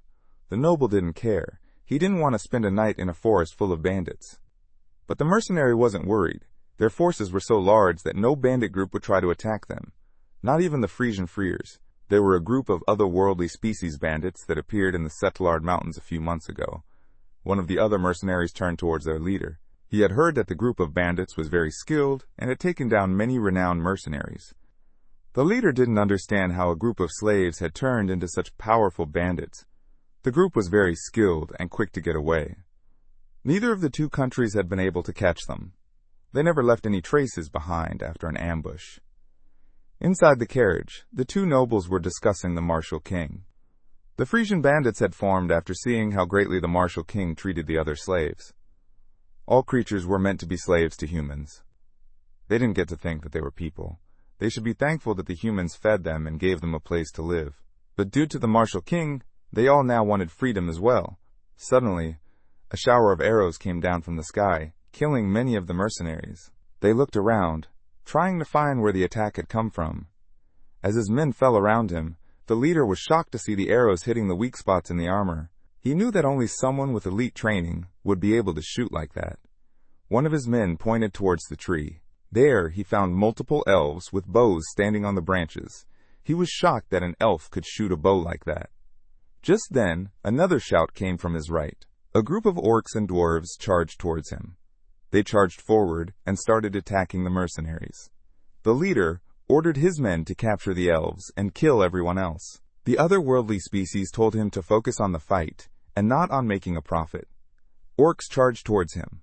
The leader was able to dodge the attack, but was soon cut down by a dwarf. Suddenly, a group of Chatan mage knights entered the battle. They shouted to everyone to surrender as they activated their magic. The bandits weren't worried. Dwarves and orcs activated their aura, causing the soldiers to get scared and run away from the battle. Soon, all the mercenaries and nobles were killed. The different slave species were freed. The orc turned towards the others and told them that they could live freely now. They all looked at him in confusion. Slavery was everything they had known all their life. They didn't know what freedom was, or what it meant. The orc knew what they were feeling. He had been a slave once as well. He knew it would take time. But then a kid jumped towards his mother and started cheering. The other creatures also followed his example. Soon, all of them were celebrating their freedom. They wouldn't have to be treated poorly anymore. They would be able to live happily now. Far away in a research facility, a mage looked towards the body of Jade inside a large tube filled with liquid. They had been able to recover his body and heal him back to his full strength. Soon enough, he would wake up and would be able to go back to missions again. The mage hadn't expected the Martial King to be so powerful. She had expected that Jade would be able to successfully assassinate him. But they had been proven wrong. They hadn't expected him to be able to use magic too. The emblem that Jade had taken with him was given to all their assassins, so they would be able to kill their targets in a single strike. It didn't matter if the opponent was a mage, an aura user, a saint, or something else. They weren't a match for a Sage of Silvers. But someone who uses both aura and magic like Ravenheart is rare. They wouldn't be able to take him out using a single or even two assassins. They would need to use multiple assassins at once. But that option wasn't possible. If the plan failed, they would be put at risk. Reifengard also had other aura users in his army. It would make their plan even more difficult. This assassination would be impossible for the Sage of Silvers to do on their own. They needed the help of another organization. She needed to find Sage Leston. Far in the forest, Teslan was practicing his latest moves. He used the move, Spiral Blade, to shoot a beam of fire into the air at full speed. Felena praised him for mastering the move so quickly. If he kept improving at this speed, then he would be able to defeat the Martial King soon. Teslan didn't pay her much attention. He couldn't stop now. He needed to improve so he could take down Reifenhart before he reached the 10th circle. He had found Reifenhart's weakness during their last fight, but he still hadn't been able to defeat him. Instead, he had taught Reifenhart about the weakness as well. Now, he had no other choice but to improve his skills. Teslan held up his blade again and concentrated his aura around it. Slowly, a ring of energy formed around the sword as he used Calamity Storm. Putting more energy, he added another ring to the sword, completing the second layer. The move was powerful, strong enough to defeat most of his enemies, but he needed to be stronger so he could take on Reifenhart, so he put even more energy into the blade, slowly forming another ring. But just as the last ring was about to complete, the energy bounced back towards his hand. The sword was sent flying away to the side. Teslan stared at the sword in anger. He couldn't believe that this weak body was unable to perform a simple, triple-layer sword technique. Felena tried to calm him down and get him to relax. She told him that it would take time for him to improve his skills. But this only made Teslan angrier. He didn't have time. The longer he took to improve, the larger the gap between him and Reifenhart would become. Suddenly, a girl approached them. She introduced herself as Saraline. She told him that the Sage of Silvers needed his help. Back at the Antares castle, Reifenhart was put into another chokehold by Enia. He tried to escape it, but was unsuccessful. Enia took this opportunity to ogle and touch all of his muscles. From the side, Cirrus angrily watched the two wrestle. She had heard that the leader of the Stylian elf clan was harsh and cold, but with Reifenhart, she acted so open and warm. Suddenly, Tilla came up to Cirrus and asked her why she was so angry. Cirrus tried to deny it, but Tilla already knew the truth. She told Cirrus to hurry because Reifenhart was very popular. One day soon, one of the other girls would become his girlfriend. Tilla explained that he was the perfect man in the eyes of the elves. The orcs also liked him because of his muscular body. The maids of the castle were also impressed by him. Even Cillian was working hard to become like him. This caused Cirrus to wonder if he really was that popular. Tilla told her to hurry, or else she would regret losing Reifenhart to Enya. This made Cirrus angrier as she tried to come up with a plan to get Reifenhart's attention. Seeing her plan work, Tilla stood up and told Cirrus that she had to leave for her date with Carl. Tilla was impressed at how much Carl had improved, and how much muscle he had gained. Cirrus didn't understand why she liked muscular men so much. Their nation already had a bad reputation. But with the orc warriors Carl and the Warrior King, they were now known as people obsessed with combat arts. Tilla ignored her and wished her luck before leaving for her date. She told Cirrus not to lose. Those words ignited the competitive spark inside Cirrus. She would not lose to Enia. That evening, Reifenhart was meditating in his room. His mana had greatly improved, but he still wasn't strong enough to reach the 8th circle. But now he had half of his powers from his last life back. Suddenly, Enia entered the room. She asked Reifenhart if he was tired from all of the training. She offered to give him a massage she had learnt. She told him to lie down on his bed while she prepared everything. Reifenhart was left confused by her behavior. The Enia he had known in his past life hadn't been like this. She was cold. She wasn't warm and helpful. He didn't know how to act around this new Inya. He asked why she was doing this for him. Inya replied that all of this was thanks to him helping her people and restoring the world tree. Inya climbed onto Refinhart's back while he lay on the bed. She took out a bottle of oil and spread it all over his back. When asked, Inya explained that she had gotten it from the Holy Order. She remembered a few days ago she had confronted Cillian and told him that she would become Refinhart's lover. The boy had been left shocked. He couldn't believe that the rumor about him and Refinhart was still being spread. He knew the only way the rumor would stop was if Refinhart got married. So he told Inya that it was all a misunderstanding. He told her that he would help her get closer to Refinhart and had given her the oil. Back in the room, Inya spread the oil and gently massaged Refinhart. He still couldn't believe that this was the Ice Queen he had met in his last life. But there was something strange about the massage to him. It felt weird to him, and he couldn't properly relax. Suddenly, Inya used her ice magic to cool down his body, making him feel better. Just then, the door to his room slammed open as Cirrus walked in. She explained that she was here to help Inya. The two girls glared at each other as Refinhart wondered if the two had become friends. Inya asked Cirrus if she knew how to give a proper massage. The other elf smiled and told her yes. Inya didn't know that she had learned the skill while she was a slave. Outside the door, Cillian watched all of it happen. He didn't care who became Refinhart's wife. He just wanted the rumors about him to end. The scene inside didn't improve. The temperature of the room dropped as the two elves continued to glare at each other. Both silently dared the other to make a move on Refinhart. The Martial King was oblivious to the fight going on behind him. Back at his estate, Tessalon poured tea for himself and for Caroline. Caroline told him that she needed a reason to go after the Martial King. If she went after him after their last assassination attempt had failed, then people would become suspicious of them. Tessalon already had a feud with the Refinhart, so it would be easy to go after the Martial King under his name, so she had come all the way here to ask for his help. Tessalon was glad to see that the Sages of Silvers were finally taking action against Refinhart. They needed to end the threat as quickly as possible, even when he wasn't at his full power. The Sage of Silver would need more than one assassin to defeat the Martial King. They didn't know about his past life. They didn't fully understand how powerful Refinhart could become one day. Behind them, his group was working hard to become stronger. Caroline turned towards them and asked if his friends would be enough to take on Refinhart. Tessalon stared at them. Eustace and Stefan were borrowing power from magical items. Their own powers were low. It would take them time to improve. Christine was unskilled compared to the others, and she didn't properly fit in with their group. Their final member, Felena, was the most trustworthy. At her young age, she was able to reach the 6th circle. She was a genius among mages.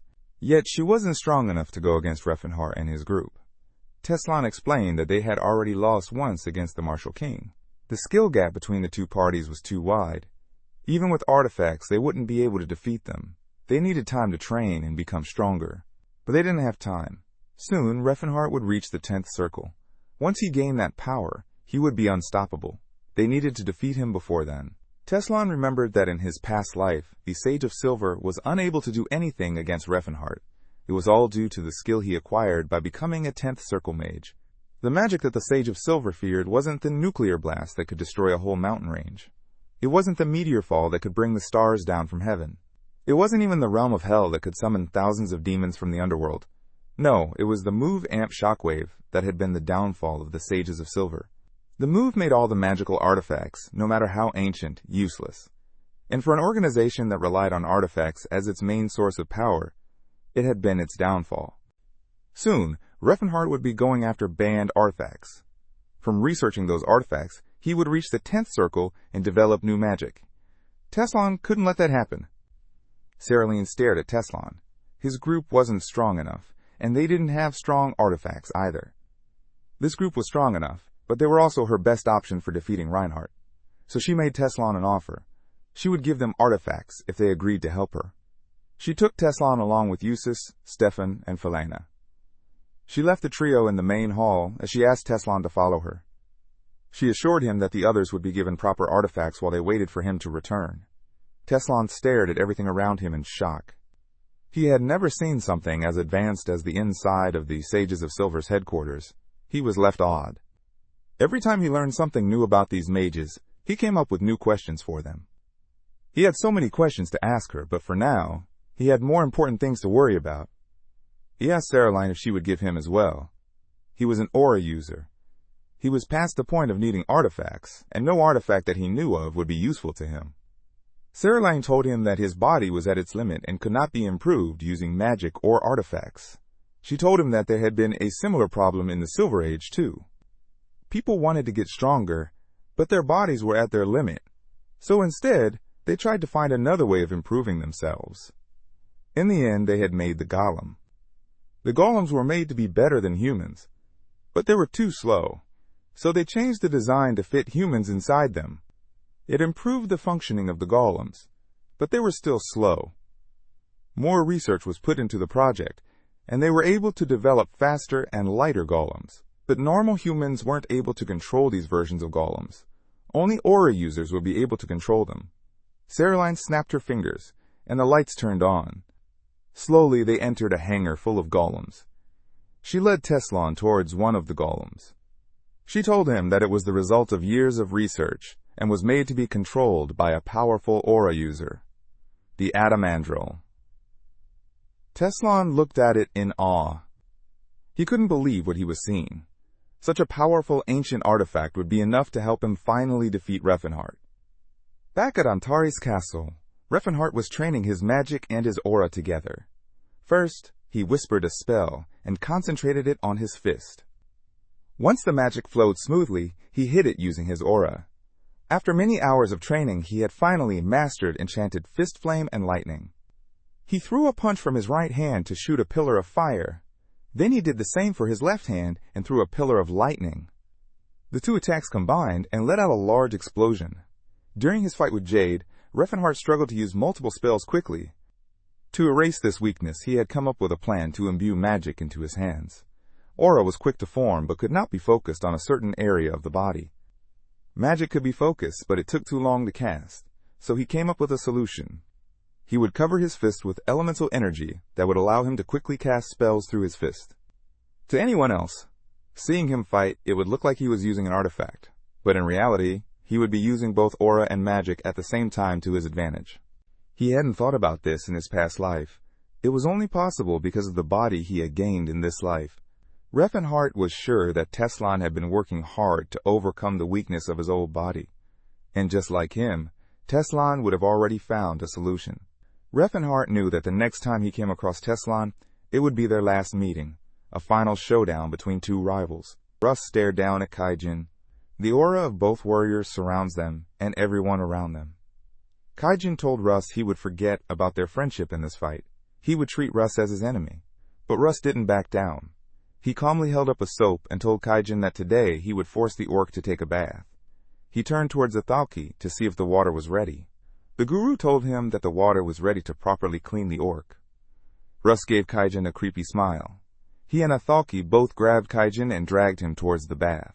Soon they had scrubbed the orc and had him shining brightly. Kalkin watched Kaijin suffer the great humiliation. He had also gone through the same thing. Refinhart was impressed that Russ had been able to get the orcs to take baths. Later, he went with Cirrus to meet up with Mashlin. The dwarf was inside the castle, grooming his beard that he had taken off his face. Seeing the two enter the room, he quickly placed the beard back on his face. Cirrus told him that everyone knew dwarves' beards were fake, and he didn't need to be afraid that someone would see him without them. Michelin told her that it was the same as being seen naked for them. He asked Refinhart why he had come to see him. Refinhart explained that it was time for them to attack the kingdom of Chatan. Chatan was the continent's best commercial nation. It was the center of all trade. Everything common, precious, valuable, and priceless passed through the city. Its capital, Zeppelin, was responsible for the majority of the slave trade happening around the continent. If they were able to capture Zeppelin, they would be able to double their population of otherworldly species. It had been a long time since they had done any type of expansion for their county. Now was the perfect time for them to attack Zeppelin and take over. If they took control of the Zeppelin, it would affect the slave trade all over the continent. Refinhart explained that his last action before starting his empire was to take over Chatan. The events of his past came to him easily. He easily explained everything to his most trusted people. They didn't judge him for his actions. They only supported him. Even now, Michelin was more concerned about helping him take over Zeppelin than he was about Refenhardt's past. They needed a plan to attack Zeppelin and free otherworldly species like them from a life of slavery. Refenhardt explained that he knew, in his mind, where everything in the city was. He explained that there were 6 different elf-slave auctions, 12 orc auctions, and 7 dwarven auction houses. There was only one alchemist guild in the city, but it was large. It would easily contain 50 or more trolls. Athilka had also researched the guild, but he wasn't able to say anything about what he found. The mission was too dangerous for him to go there on his own. Zeppelin wasn't an easy target for them. All the auction houses were located inside the city. The city was filled with 100,000 soldiers and mercenaries. There were also 10,000 elite knights and mage swordsmen who were a part of their army, but they had an advantage against the soldiers. They had no discipline. They didn't take orders from anyone. No one had proper control over the army. Walking in felt like a death trap. But Refenhardt couldn't leave otherworldly people to suffer there alone. He wanted to help them. He wanted to get them out of there as soon as possible. Michelin asked how he had been able to take over the other city in his past life. Refenhardt laughed as he remembered he had thrown a whole meteor at the city and its leaders. He had then used Amp Shockwave to nullify the magic of all the mage swordsmen. He had used illusion to make them believe they were being followed by the undead. Finally, he had killed all of them using soldiers of hell. In the end, they had suffered 0 losses. Michelin asked how large the attack from his meteor attack was. Refenhardt explained that any one of those could easily wipe out the city. Cirrus asked him how many people died in that battle. Refenhardt explained that there were only 10,000. Cirrus was surprised that he had only killed so few people. But Refenhardt wasn't done. He completed his sentence. There had been only 10,000 survivors. Hearing this, Michelin and Cirrus finally believed that he had been a demon king in his previous life. But Refenhardt didn't suffer the humiliation alone. He told them that Michelin was the one who came up with the plan. But he couldn't use the same plan as before. His mana wasn't as strong as it was in his last life. He also didn't want to become everyone's enemy again. Michelin thought for a moment, then told Refenhardt that he wouldn't be able to help with this plan. They needed the help of another human, who would know exactly how the people of Zeppelin operated and would be able to take them down. And so, Cirrus and Refenhardt went to Karl. They explained their plan of attacking Zeppelin and asked him to help them plan. They didn't plan on taking over Zeppelin.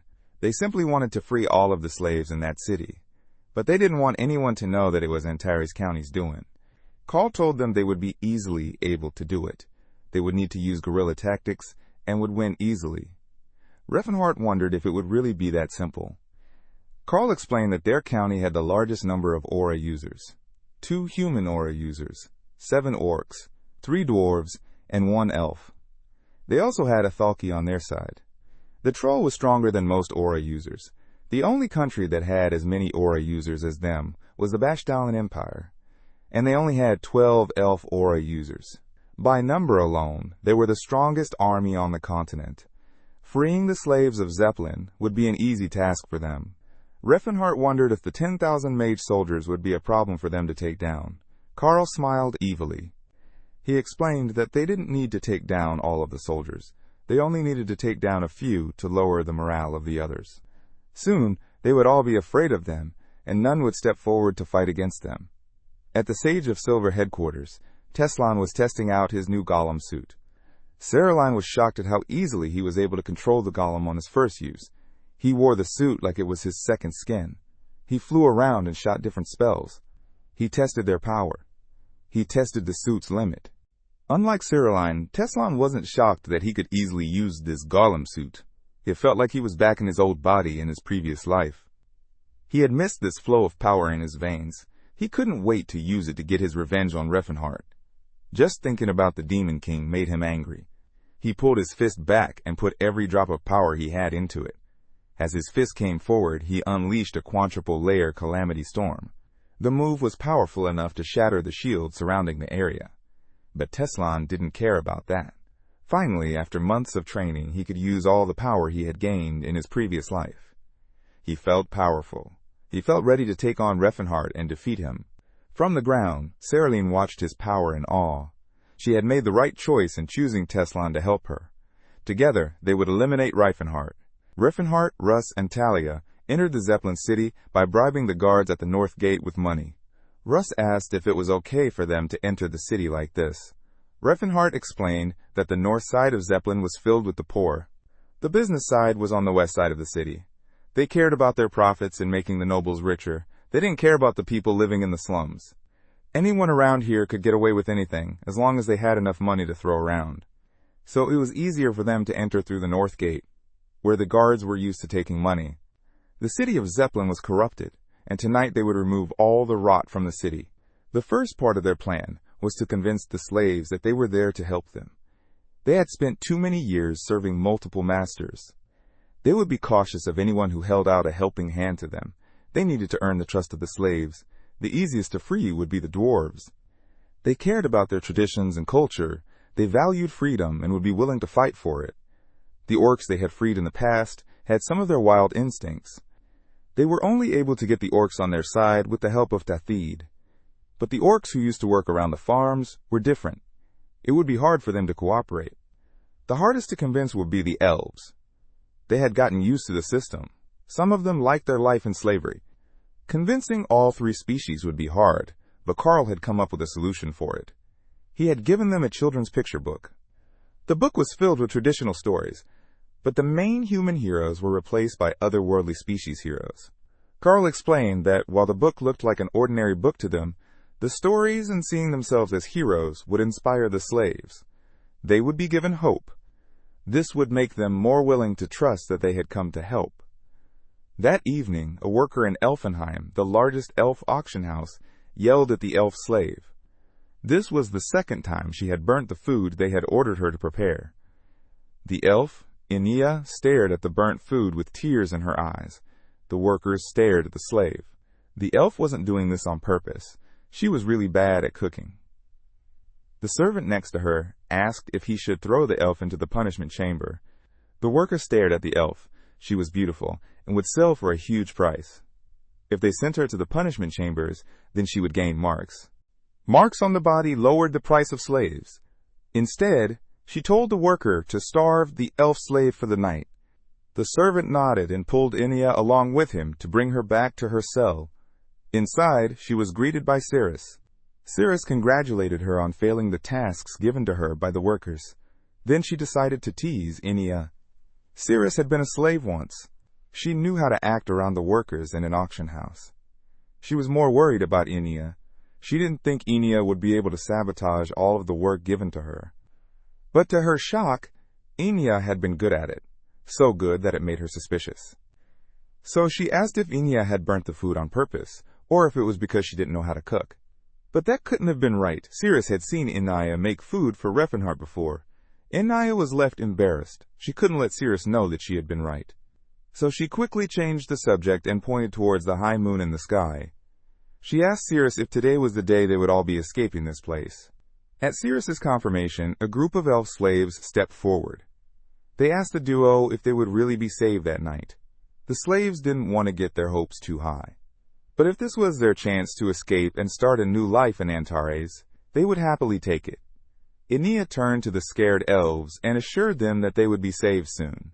Above ground, Reifenhart, Russ, and Talia were slowly making their way towards the castle in the middle of the city. Reifenhart had used his move Infravision to help them see in the dark. Talia was left impressed by this new type of magic. Reifenhart explained that it was a type of magic used by elves, so humans didn't know about it. He led the trio forward, and soon they came across multiple guards standing outside the path to the castle wall. Most of the Zeppelin guards were standing on the path. They were all ready to stop any intruders and take them down. Russ asked Reifenhart if they should attack the guards now, but Reifenhart stopped him. The guards all had a magic signal on them. It would go off if the guard were killed. Luckily, Reifenhart knew a spell to defuse the signal. Tilla tried to stop him because there were barriers around to detect if any magic was used. Reifenhart smirked and told her they would never be able to detect his magic. He used a mana force field around the enemy guards. The force field would disrupt the mana flowing around and hide all of their tracks. The move was a powerful move that he had learned after mastering every type of barrier there was in this world. Once the barrier was set, Riffenhart turned towards Russ, and together the two charged towards their enemies. All the enemies had fallen to the ground before they could even blink. The trio repeated the process a few more times until they safely reached the castle walls. Their next goal was to get to the other side of the walls without using aura. If they used aura, they would immediately be detected. They also needed to avoid the knight's captain, who was also an aura user. Riffenhart assured the two that they didn't need to go to the other side of the wall.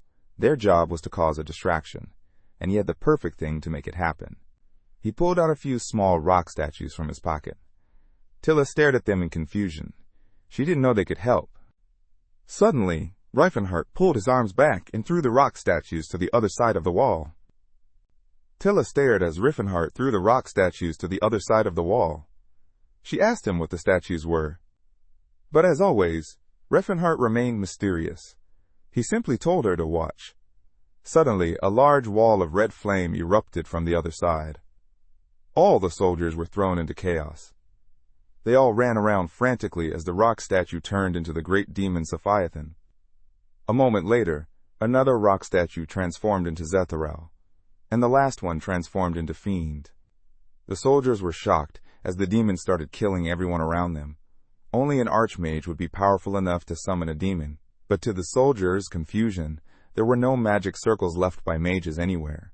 They couldn't figure out how the demon had been summoned there. They were all running around frantically, trying to fight for their life and survive.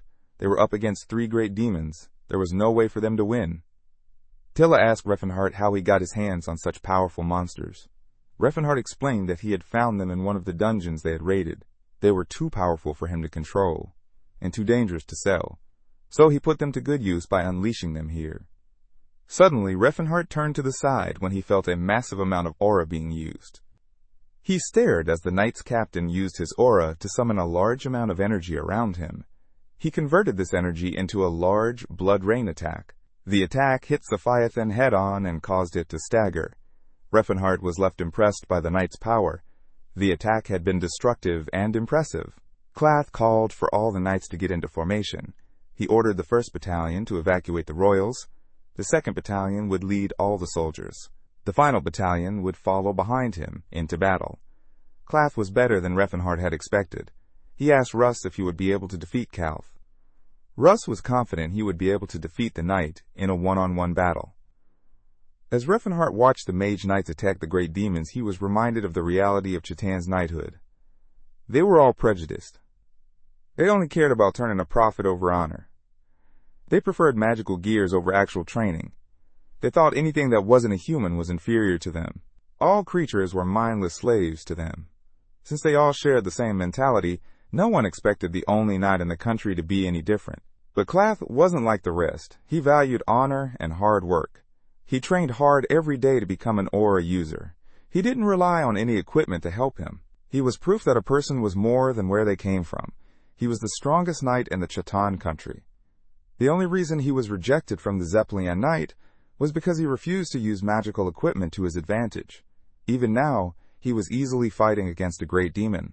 He slashed his greatsword downwards and left a huge gash on the demon's arm. This infuriated Sophiathan. The great demon summoned all of its energy and released a huge wall of flame. Riefenhart turned to Talia and Russ. This was their signal to leave. From this point on, the demons would be too unpredictable. They couldn't stay and watch as it all happened without being caught in the fight. The 3 quickly turned and ran away. Far away, a soldier outside the orc slave auction house stared at the wall of fire rising high in the sky.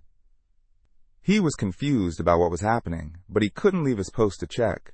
Suddenly, the door behind him opened as Kanji stepped out. The soldier told the orcs to go back inside. He didn't want to punish them, but if the others saw them out of their cages, he would be forced to punish them. Kanji talked to the other orc from Antares. They wondered if they should spare the soldier for being decent. The 2 decided to knock the soldier out. Once the guard was taken care of, Kanji stepped outside and gestured for the other orcs to follow him as well.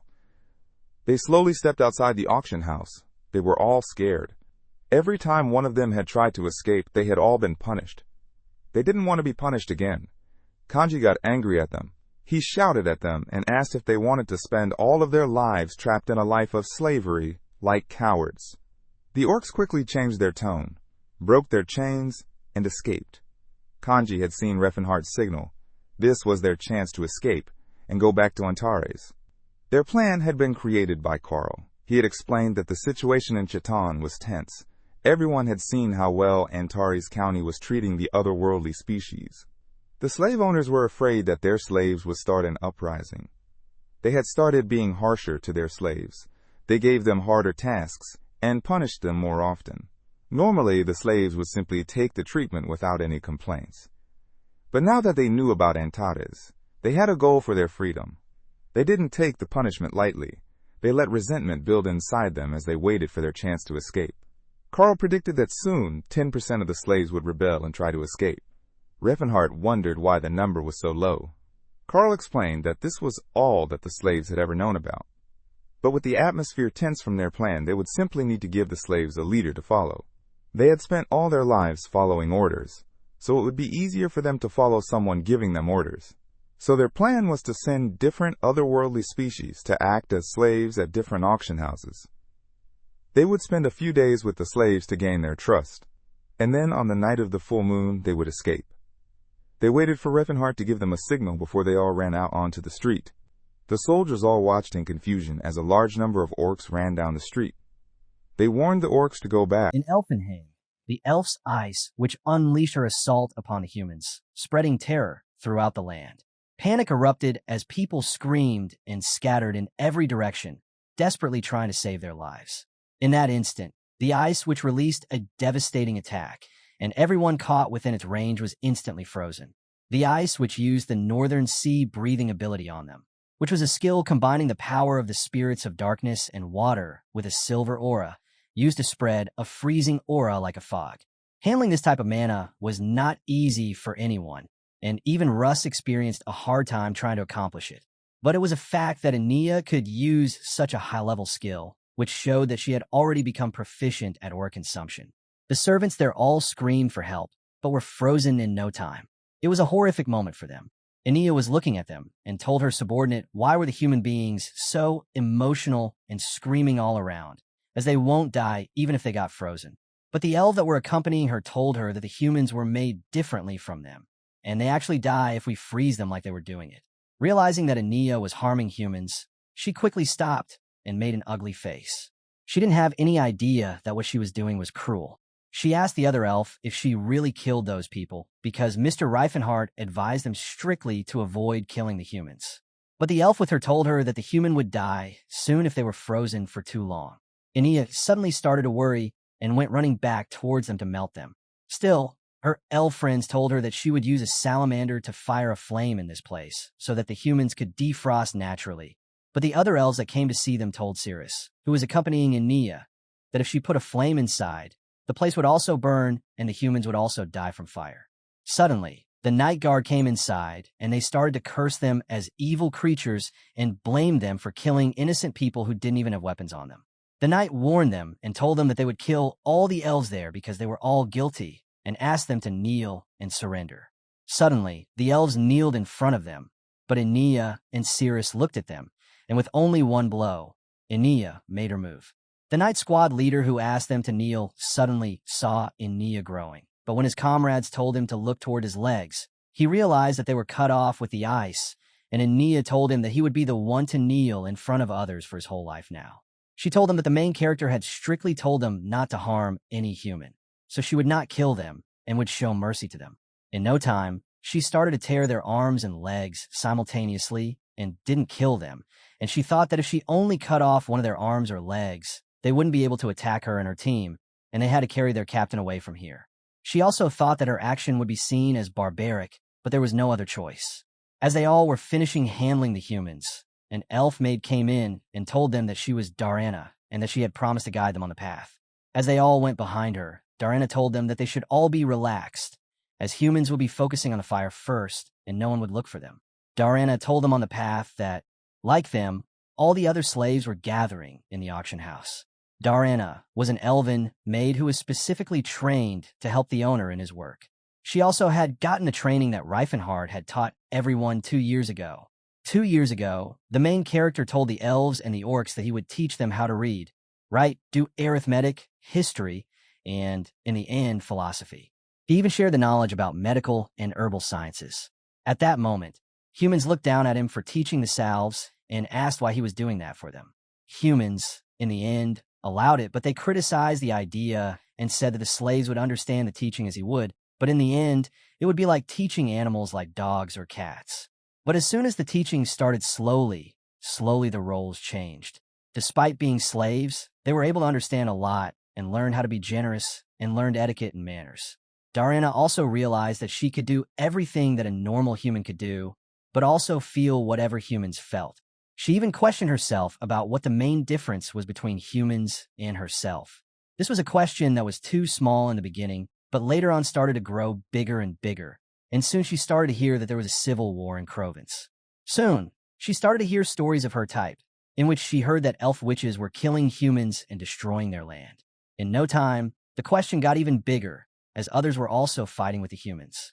Now, she was not the only one with the question that everyone who was once a human slave asked themselves. Several slaves who were in the Zeppelin had already started to gather and share their thoughts. While the chaos was going on, some slaves were brought to a room filled with weapons. They were all glad to hold a sword in their hand after such a long time, and even told each other that the swords were not actually that bad, even though they were made by humans. Some of them were so huge that the sword fitted in their hands, but the armor was too small for them, and someone told them to only wear the armor on the shoulders and chest. Elf Arnie, the Lather merchant, a guilt lower-ranked accountant and storage manager, was the one who had guided them on the path towards the weapons, and she was glad to help them, and she was sure that the other weapon storerooms would also be open for the other slaves to get weapons out of them. As the chaos was going on, the main character was looking at the chaos in the place. He thought that the ones who always wanted to escape the place were finally running there for their freedom. He realized the history was changing, and he screamed that the ones who were crazy would now feel the change as well, while his comrades looked at him and thought that he had gone crazy. Russ thought that the main character had always done things that were not getting into his mind. While all this chaos was going on, the humans were scared and looked inside. Even the children who were curious were told to close the windows and stay inside. Now, the secret gathering the slaves had been holding for questions before was for something much bigger. They were now planning for a revolution. The city was all in chaos, and the fire was spreading all over. The orcs that were running for their freedom were tired of running, and a few of them complained that they were out of breath. But the ones who were still energetic assured them to stay strong and wait for a while. Some of them even told that the moon was in position, and it told them that it was time, and they needed to hurry if they wanted to get out and get their freedom. One of the elves told Karagar Hadartham, the leader of the orcs, that they needed to slow down because many people in them were slowing down, which could cause them to be left behind, but he told them that it would be a disaster if the army were released, and they had no time to waste. The elves still tried to persuade him by assuring him that there was still some time left, and they should take a rest. Still, the leader was not convinced. He didn't want to waste a single second just to slow down his freedom, but then the army blocked their path. The knights told them that there was no way for them to go, and they should surrender if they wanted to live. They even taunted the slaves that if the army was tricked so easily, it would let them leave. Karagar thought that he felt something was coming in their path, but still he didn't believe his senses and knew that it was an army or someone else. He thought that there were a lot of people in the city, and only 100 soldiers were in front of them, and only 20 archers were on the building. He challenged the army. Did they think that they could stop them with only 100 men? And also told them that even if they saw through their plan, what could they do to stop them? He told the soldiers that now they were standing in front of him and decided to fight, so they should be ready to be killed by his hand, while he used his aura and changed his appearance to grow stronger. He asked the soldiers if they had any fighting spirit in them. The captain of the army was shocked as he recalled that he had only heard that there was an orc who used the aura, and now he was standing in front of him to fight. The Zeppelin Knight assured themselves that more than 1,000 men were coming to surround the area, and they had the situation under control. Knights even warned the slaves that whatever the matter was, and even if they were a lot stronger, they could not protect everyone, and so they should just surrender so no lives could be wasted. Karagar, upon hearing the warning, asked them when the 1,000 men were coming to help them. While the main character knew that no 1,000 men were coming to save the knights this time.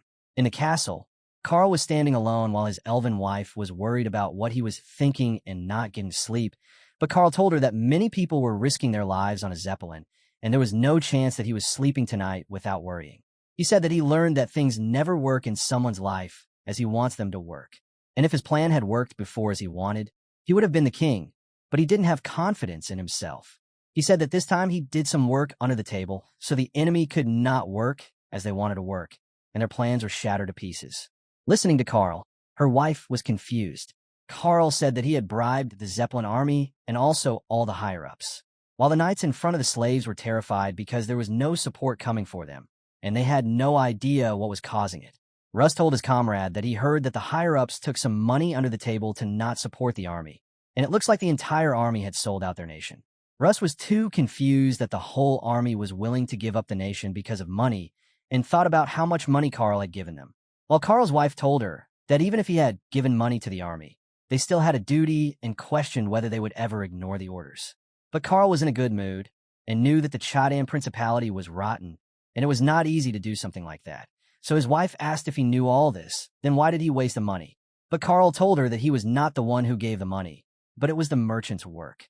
In reality, the troops that were guarding the Zeppelin were already getting money from the merchants, and when Carl requisitioned these merchants with money to give them, it boosted the amount.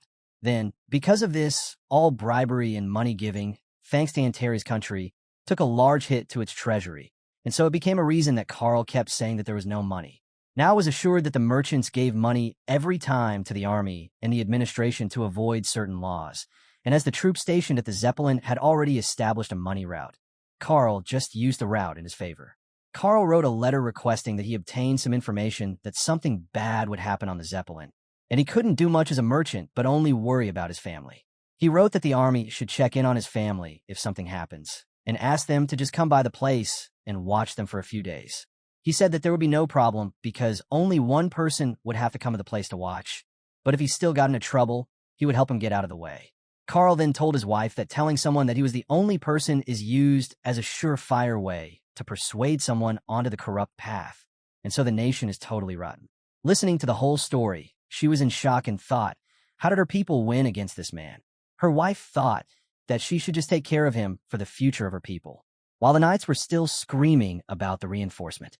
But the slaves and the others were already prepared to work as they had planned and decided to get rid of the army. While this was all happening, Graham's Golden Knight arrived there and thought that his nation was totally rotten, and he attacked the orcs and other slaves. Russ saw him and thought that he would be dangerous, while Graham told Russ that it had been a long time since they last saw each other. The Golden Knight also realized that the Martial King was also here and spoke that the Sayer had blessed him.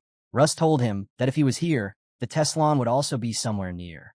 The Golden Knight replied to him that Teslon was searching for him in the western part of Zeppelin and also told him that Teslon had thought that he was with a female elf.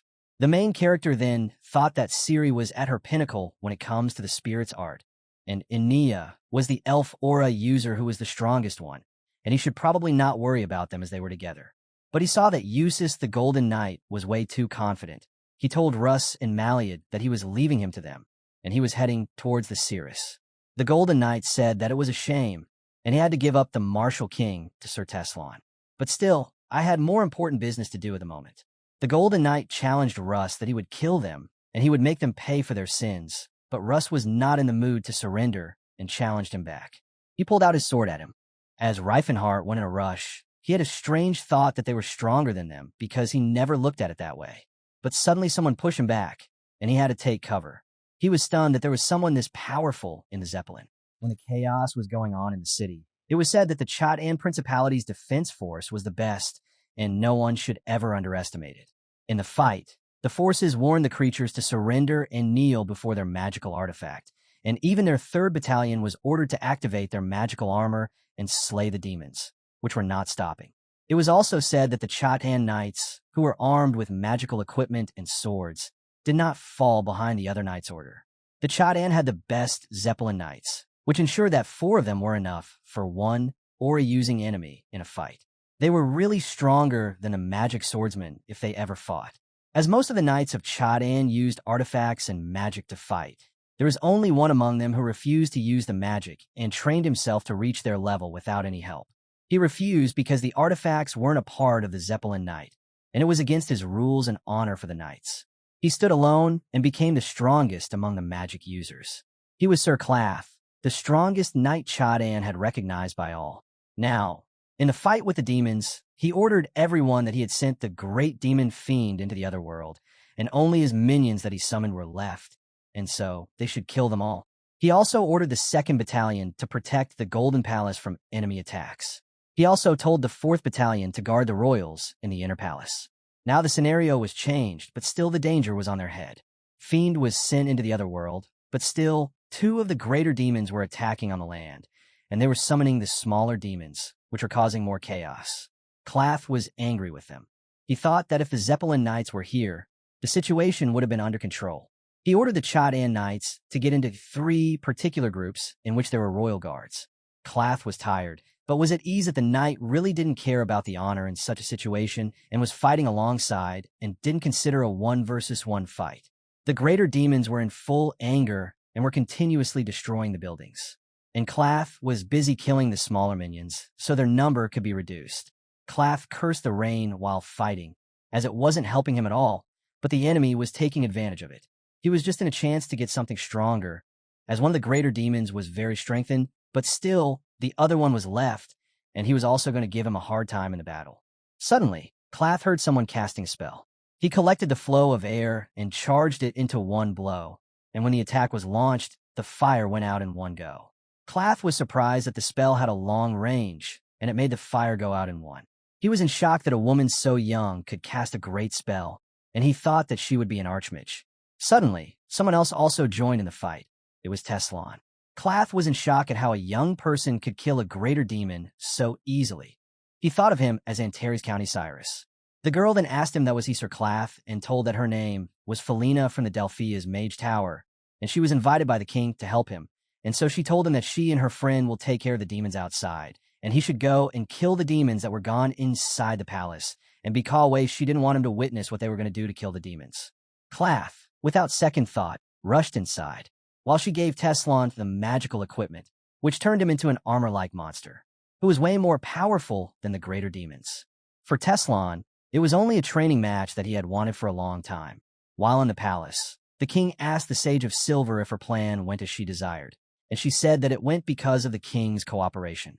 The king told her that because of her plan, the Zeppelin took great damage, and if he had known that something like this would happen to the nation, he would have prepared something to stop it before the time.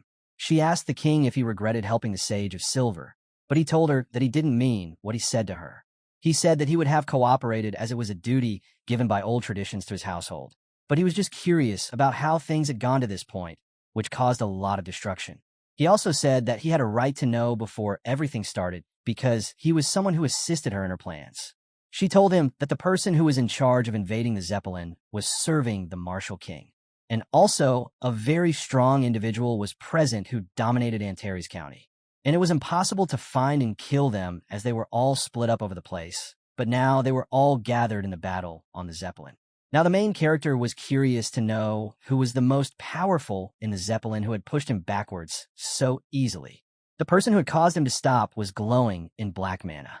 He called his name Reifenhart and was glad that he had finally met him. But Reifenhart was looking quite at him. He wanted a deep thought, and he asked him who he was.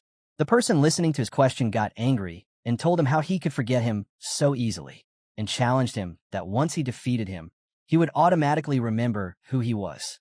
The main character then asked him if he was wearing a berserker armor or what it was called, and asked if he was Stefan, as he was with Teslan a year back, and thought that he would still be working with Teslan in the battle.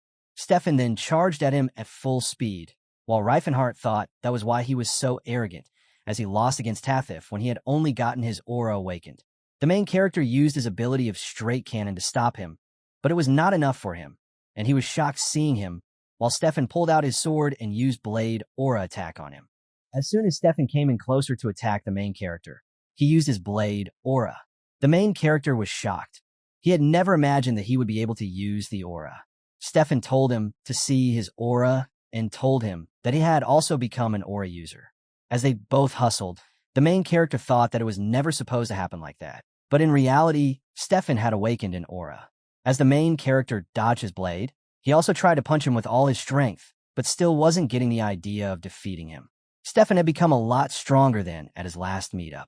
They both were moving with a lot of speed and even landing punches on each other. Mostly the punches were landed on Stefan by Reifenhart. But even after throwing blood all over the place, Stefan was energetic and more egoistic than before. There was no stopping him at the moment, and the main character was getting exhausted because of him. Stefan looked at him and started to laugh, and he screamed that he could do it all day and endure his attacks, as many as he could lay on him. While he mocked the main character, he started to use more and more aura and turned himself into a fully armored human being. He was in so much rage that even the main character had doubts that he could defeat him. The main character only thought the armor that he was wearing was a special grade 1 and was similar to Eldred armor. But still, he didn't believe that it was getting power through magic at all. The main character believed that Stefan was using some other technique to give power to his armor and reminded himself that he couldn't in a million years manifest aura by using his magic.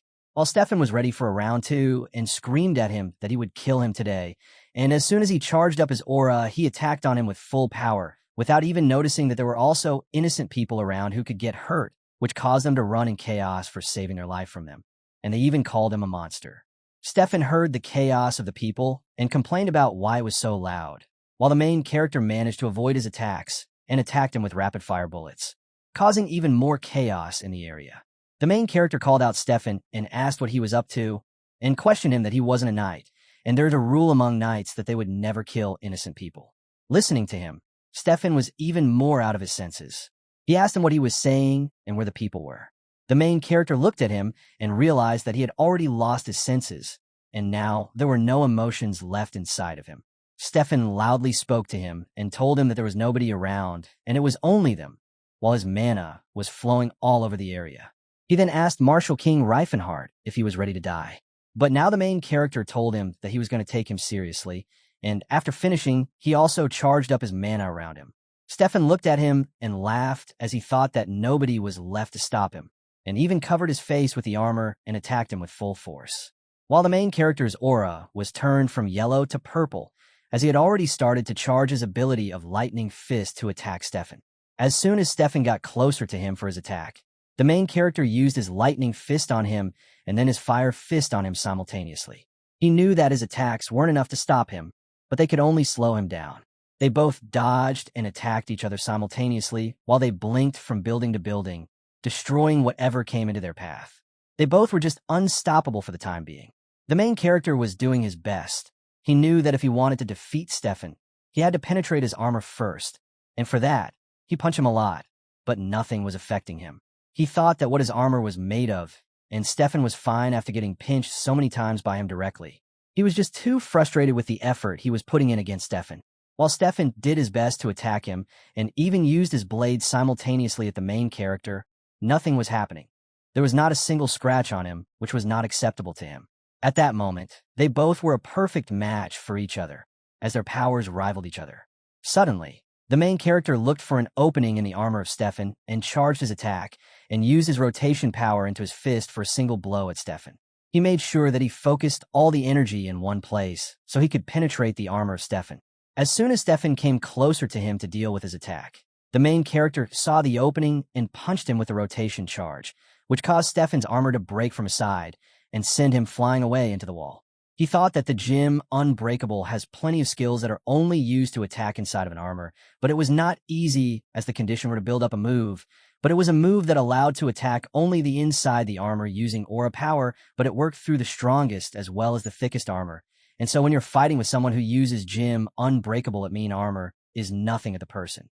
Steven then got up from the attack and said that it didn't even hurt him and there was no pain on one side of his face, where the armor was broken and his mouth was bleeding, but still, there was devilish laughter. Suddenly, he blinked in front of Reifenhardt, and the main character was caught off guard. He didn't have any idea that Stefan was this fast, even after he got hit by his powerful attack, which even broke his armor. After the main character used his gem Unbreakable ability on Stefan, he was successful in landing a huge amount of damage on him, which even caused one side of Stefan's armor to break, but it was not enough to stop him. Stefan got up from the broken wall and told the protagonist that the attack he had just used on him did not affect him, and it wasn't even hurting him at all. Then suddenly, in a blink, he came in front of the main character at an enormous speed, which the main character couldn't even see. He attacked him, but the main character dodged it at the last second. Stefan asked him why he dodged the attack and told him that he thought that a gem breakable user didn't dodge the attack and called him coward. The main character then replied to him that he was glad that he was arrogant and not ashamed of his move, but he taunted him that he wasn't the one who got his brainwashed by the enemy and started to go berserk. Suddenly, the main character noticed that there was a darkness drain and a forced abyssal awakening in his armor, and told him that he was trying to understand this all the time, what kind of trickery he was using to deceive him. The main character started to curse him for being crazy for burning his life force away to use aura. He thought that he was crazy, and it was suicide, as it was dark magic to wrongly use the life force of a person and convert it to use the aura. The main character was ashamed that he noticed it too late because he should have gotten the hint when Stefan called the armor the berserk armor. The protagonist thought that things like these were useless for a person because they didn't even give sufficient aura to the user, but still used a lot of the person's life force. And such things could only be used when you became stronger than a normal person, because only then could somebody handle such damage inside their own body. But still, he thought that the peak of getting strong was to become an aura user, but there was no point in using such dark equipment at all. Reifenhart then realized that Stefan was a person who first would have gone to learn how to use the aura, but the enemy eventually made him dependent on such a technique. The main character then asked Stefan if he was aware of what the armor was doing to him, and told him that it was eating away at his life. But it was too late. Stefan had totally lost his senses. He replied to him that now it didn't matter at all to him. Listening to Stefan, the main character screamed at him that he was crazy and he could just become an aura user by training for a year and practicing it. But Stefan replied that he didn't want to waste his time, and he decided to regain his honor like a true knight and wanted to die victorious and didn't want to spend his life like an insect in shame. The main character told him that he was wrong because there was no honor in getting a win by using such magical armor for a knight.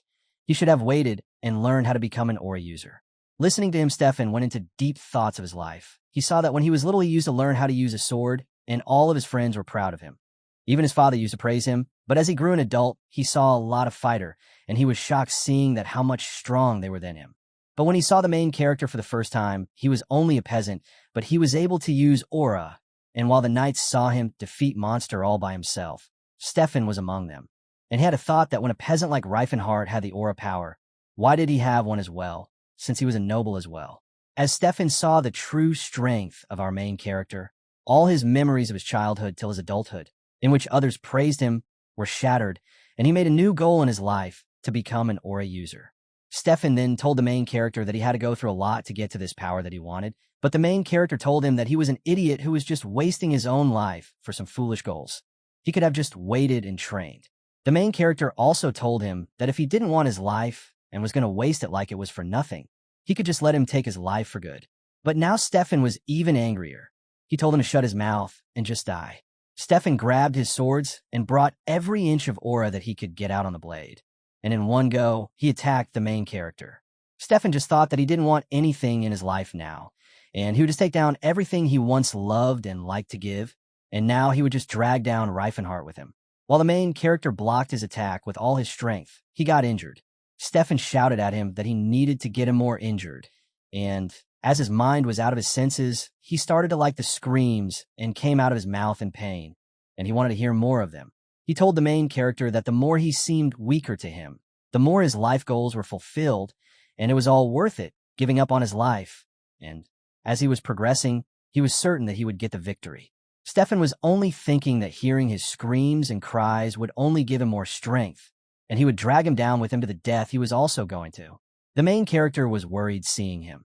He knew that his organs were getting messed up from the earlier attacks, but still, his movement was quite fast and precise, which made him realize that his body was half dead. They both simultaneously attack each other, and the aura around them was flowing. While the main character knew that it was no use now, as his aura manifestation had no meaning left, and suddenly Stefan realized that his attacks were now useless, and they were doing no damage to the protagonist.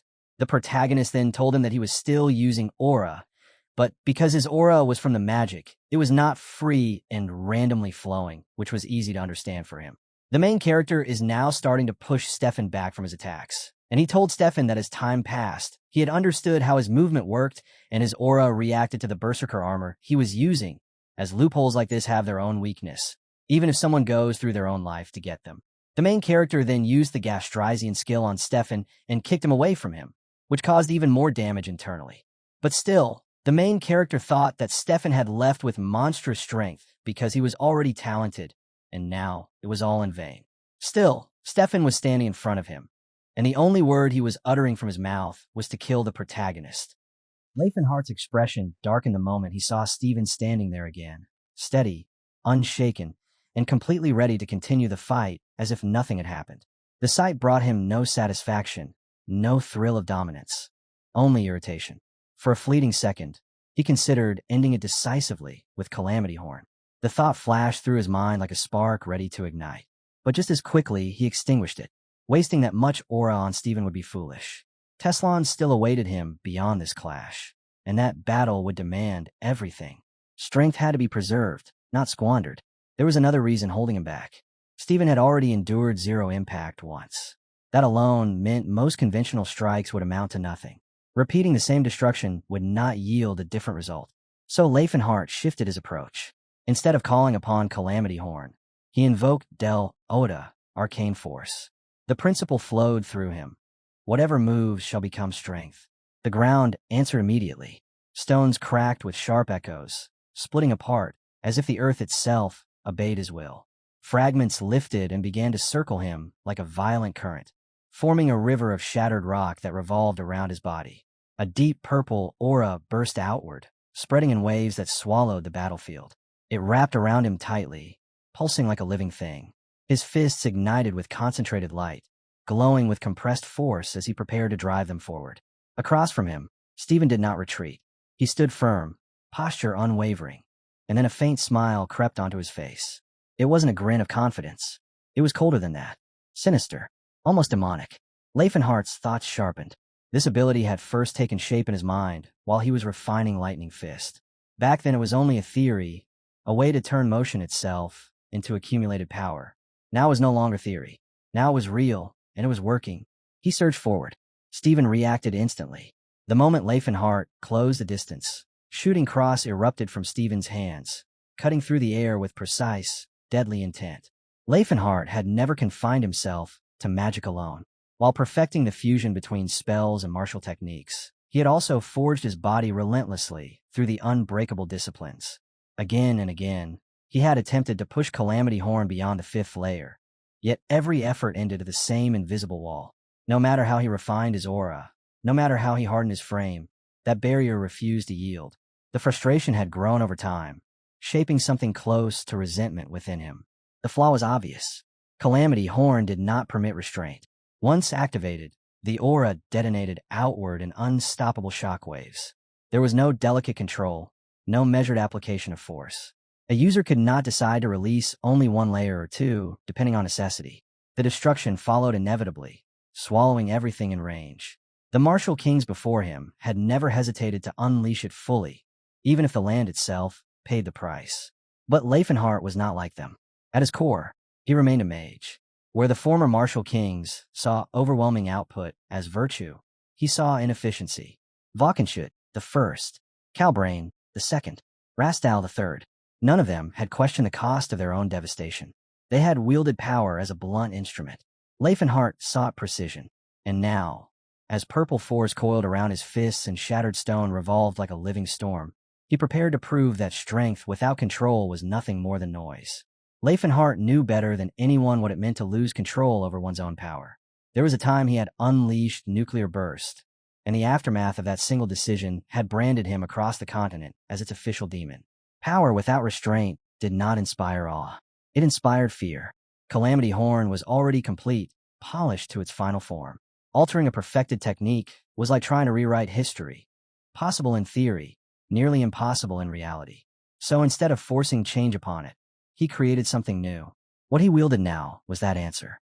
It devoured almost the same amount of aura as rapid-fire chi bullet. Its raw destructive force could not rival Calamity Horn, but that was never the point. It expanded his reach. It gave him precision. By converting mana into physical force through the same principle behind Lightning Fist, then layering it with artificial aura to generate a cascading ripple, he forged a different kind of devastation. Hybrid Calamity Horn. His fist shot forward without hesitation. The air ruptured. Everything in its path was shredded apart before the blow crashed straight into Stephen's body. In that instant, something fractured inside Stephen. Fragments of memory surfaced uninvited. A disorienting sensation gripped him. as though his own existence had begun to blur. Ever since Leifenhart stepped into his path, every achievement, every victory Stephen had earned felt as though it had been erased, nullified. Sir Russ was still fighting, his gaze locked onto Eldrin. The transformation had completed. Eldrin no longer resembled the man from moments ago.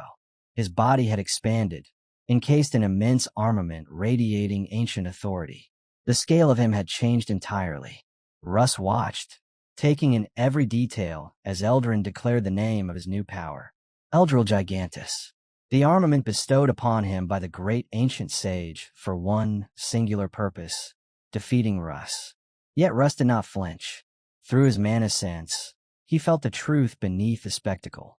Despite the massive change in appearance, the core had not shifted. The essence remained the same. In the very next instant, Eldrin launched forward, charging head-on with overwhelming weight. Russ answered without hesitation. 7 stars erupted again, cutting into him with precise force. The blow landed. Eldrin did not slow. He continued forward as if nothing had struck him at all. His voice thundered across the battlefield. His previous defeat, he admitted, had been due to weak defense. That flaw no longer existed. The armor now wrapped around him was an invincible fortress. Russ's aura would not break it. He did not claim speed. He did not boast superior offense. But he could reinforce his defense endlessly. And this time he would not fall. Russ felt it first in his bones. Every strike he unleashed vanished into Eldrin's armor, as if the metal itself devoured impact. Shock waves that should have torn steel apart were swallowed whole. And even the joints, normally the weakest points, were sealed tight, guarded by something unseen and untouchable. Then Eldrin threw his head back and roared. In the next breath, countless blasts erupted from his body, tearing through the surroundings and turning the battlefield into a storm of ruin. For a split second, Russ's mind blurred. The pressure, the overwhelming defense. It felt like standing before Leifenhart Hyungnim all over again. Youth is choosing a method like this made no sense. Reckless, brutal, completely unlike him. But there was no time to unravel that mystery. The Zeppelin had to be abandoned. The non-human races had to be evacuated. Now, Russ forced his thoughts to move faster than the chaos around him, searching for a single opening, a single idea. But his mind returned nothing. At the west gate of the Zeppelin, the man guarding that side caught sight of Ania and immediately asked if she had made it safely. The elf answered that there had been interference on the way, though nothing critical. He gave a short nod and admitted he had encountered something similar. She explained that their enemies had acted strangely, boasting about reinforcements on the way. It had unsettled her, yet no one had appeared. He responded that he had been told an aura user would show up as well, but the threat had remained empty. They agreed there was no reason to linger.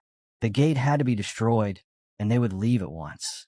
Magic gathered at their fingertips as they moved to shatter the city's exit. Then, without warning, a violent shot tore through the air and slammed toward the gate. Both froze in shock before instantly understanding. An aura user. Concealed. Waiting. Yet the man beside the elf did not panic. Instead, his expression steadied. If an aura user had finally stepped forward, then events were unfolding as expected. In his mind, that meant the larger plan was in motion. The elf's eyes shifted forward as a lone figure emerged. A man with a sword stood before them, gaze cold, voice sharper than steel. He ridiculed the entire situation, sneering that the country was useless, that plans meant nothing when fools failed to execute them properly. He spat blame in every direction, claiming everything had been ruined beyond repair. The elf girl's voice cut through the tension, warning everyone to stay alert. She reminded them that this was the same man who had once fought Lord Leifenhart to a standstill. Another elf swallowed hard, realizing this opponent was no ordinary warrior. Steel slid from scabbards. Magic swirled. They braced themselves. The swordsman looked at them as if they were insects, lips curling with mockery. He asked what exactly they thought they were preparing for. Survival? Victory? No, he told them plainly. They were merely arranging themselves to die. Then, without raising his voice, he gave a single command. Felina, surround them. Felina's voice rose into the air as she began the incantation. Cast 1 grade Pantera, and with each syllable the mana around her twisted violently. A radiant golden circle flared beneath her feet, expanding outward in sharp, intricate lines. Then she tore open what mages call the crimson curtain that severs heaven and earth. The space ahead split with a burning shimmer, and in the next instant a colossal wall of fire surged upward. Heat exploded across the battlefield. The flames did not crawl, they roared. Those caught within its reach felt their skins sting as they scrambled to evade the advancing inferno. The elves stared in disbelief. The firewall was wrong. It stretched far beyond normal proportions, 7 times larger than any standard casting. That alone told them everything. The woman standing behind, it was no ordinary mage. Voices rang out from within their ranks, sharp and commanding. Hold formation. Do not panic. If order collapses, casualties will multiply. They were warned again and again not to scatter. Spirit magic rose as instructed, forming layered defenses to blunt the scorching heat pressing against them. Then something far more dangerous revealed itself. An artifact was brought forth, an object so secret its name was forbidden even among the Silver Sages. The Staff of Multiduplication, a relic capable of replicating a single spell 7-fold, not enhancing it, not modifying it, duplicating it perfectly. Felina's firewall did not remain singular. It multiplied. 1 became 7. 7 towering walls of flame erupted in succession, each identical to the first, sealing the battlefield inside a furnace. The man at her side glanced toward her without lowering his guard and asked if she had already expended 2 charges. Only 3 uses remained, did they not? Felina answered calmly. Yes. After those 3, the staff would exhaust its mana and require time to replenish. It cannot be used again immediately. 3 would be enough, he decided. This battle would not last longer than that. Felina's gaze shifted beyond the blaze. Where were the other soldiers? By now, they should have completed the encirclement of the slaves. The timing was precise. He replied that they should have done so already. Elsewhere, while Carl had executed his bribery to tilt events from the shadows, Tesserin had laid groundwork of his own. He had planned to sabotage the escape by exploiting the Silver Sage's unmatched information network. The trap had been prepared in advance, designed to trigger at the perfect moment. Yet something was wrong. Even after activation, the Zeppelin forces had not moved according to prediction. The Silver Sages possessed technology that could dissect secrets layer by layer. Yet even they had failed to uncover the full design Antares County had set in motion. A portion of the truth remained hidden beyond their reach. Felina's eyes narrowed slightly. Could the enemy have tampered with them from within? Some unseen manipulation buried inside their own ranks. The man's expression hardened. What kind of trick could twist a situation this thoroughly? In the end, Felina dismissed the confusion as irrelevant. Schemes, interference, hidden variables. None of it changed the core objective. The Demon King was the key. Capture the female elf, and the entire conflict would collapse in on itself. But before the flames could finish tightening their grip, something shifted inside the inferno. From within the raging walls of fire, the ice elf stepped forward and unleashed her power. A surge of frost erupted outward, swallowing the blaze in an instant. The towering walls of flame that had turned the battlefield into a furnace vanished, as if erased.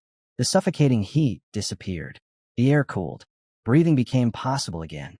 Relief washed over those trapped moments earlier.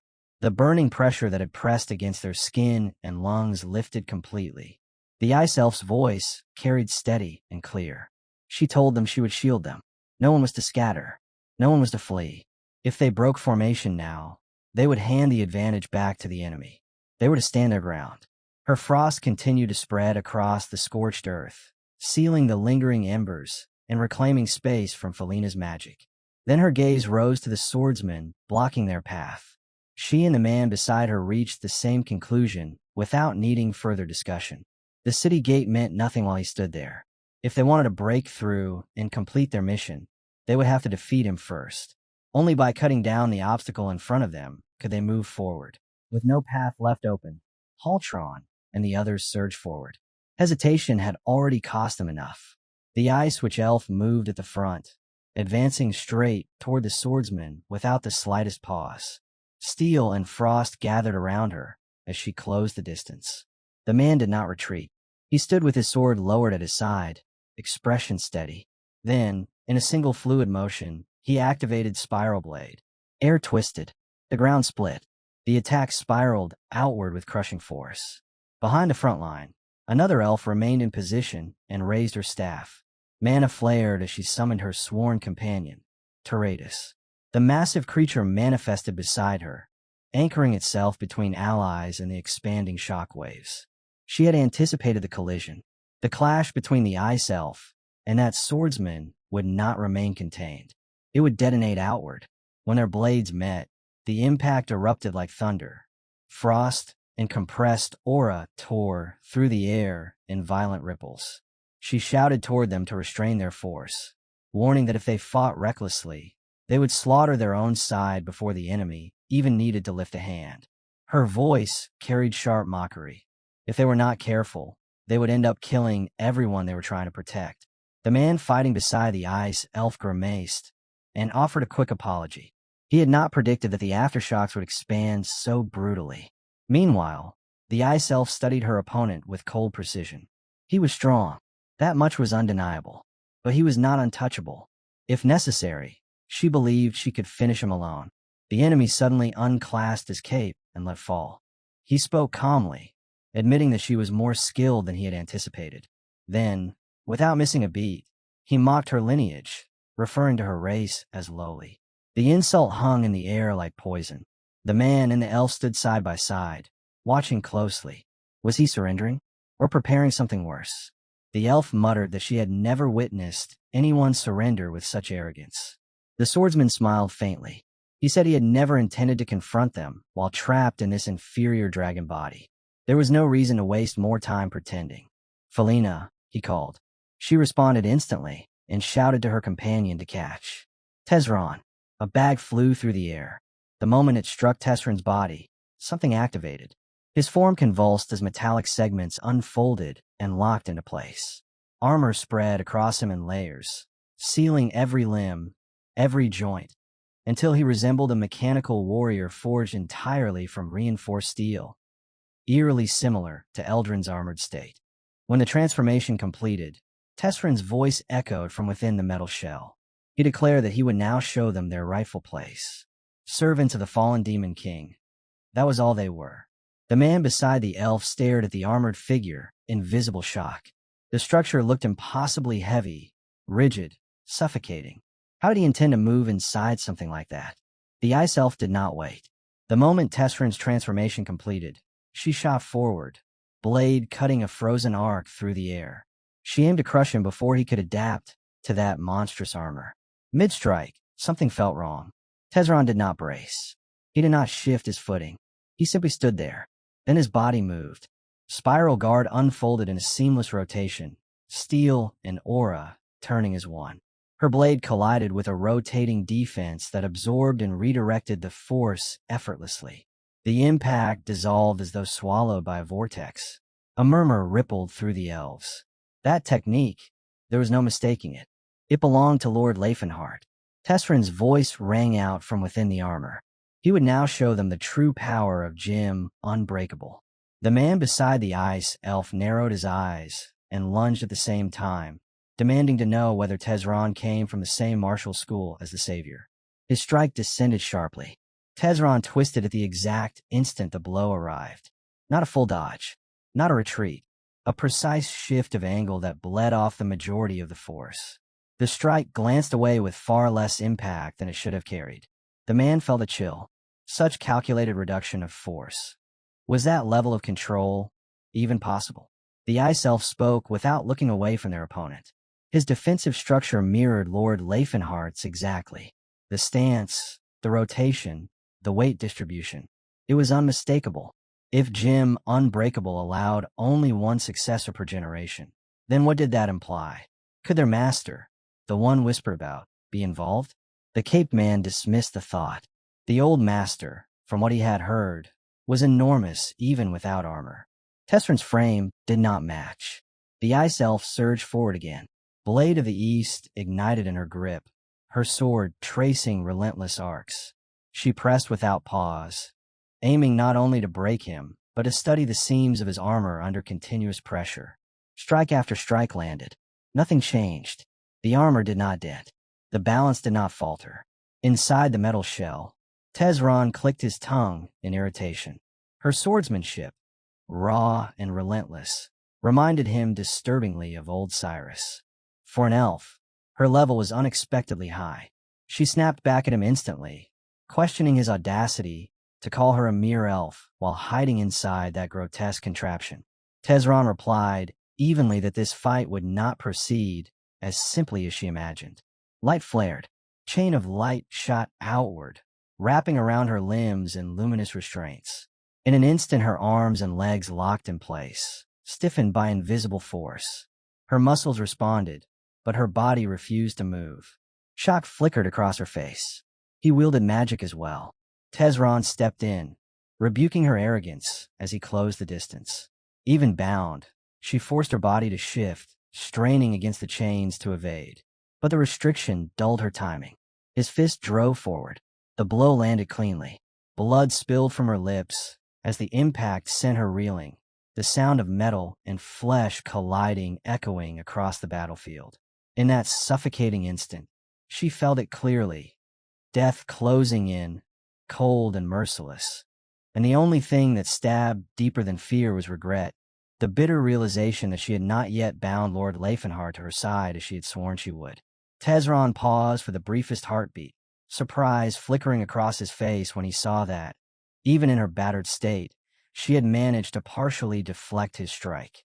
A low, almost impressed sound escaped him as he admitted she was enduring far better than expected, and with unsettling calm he declared that he wanted to see just how much longer she could withstand him.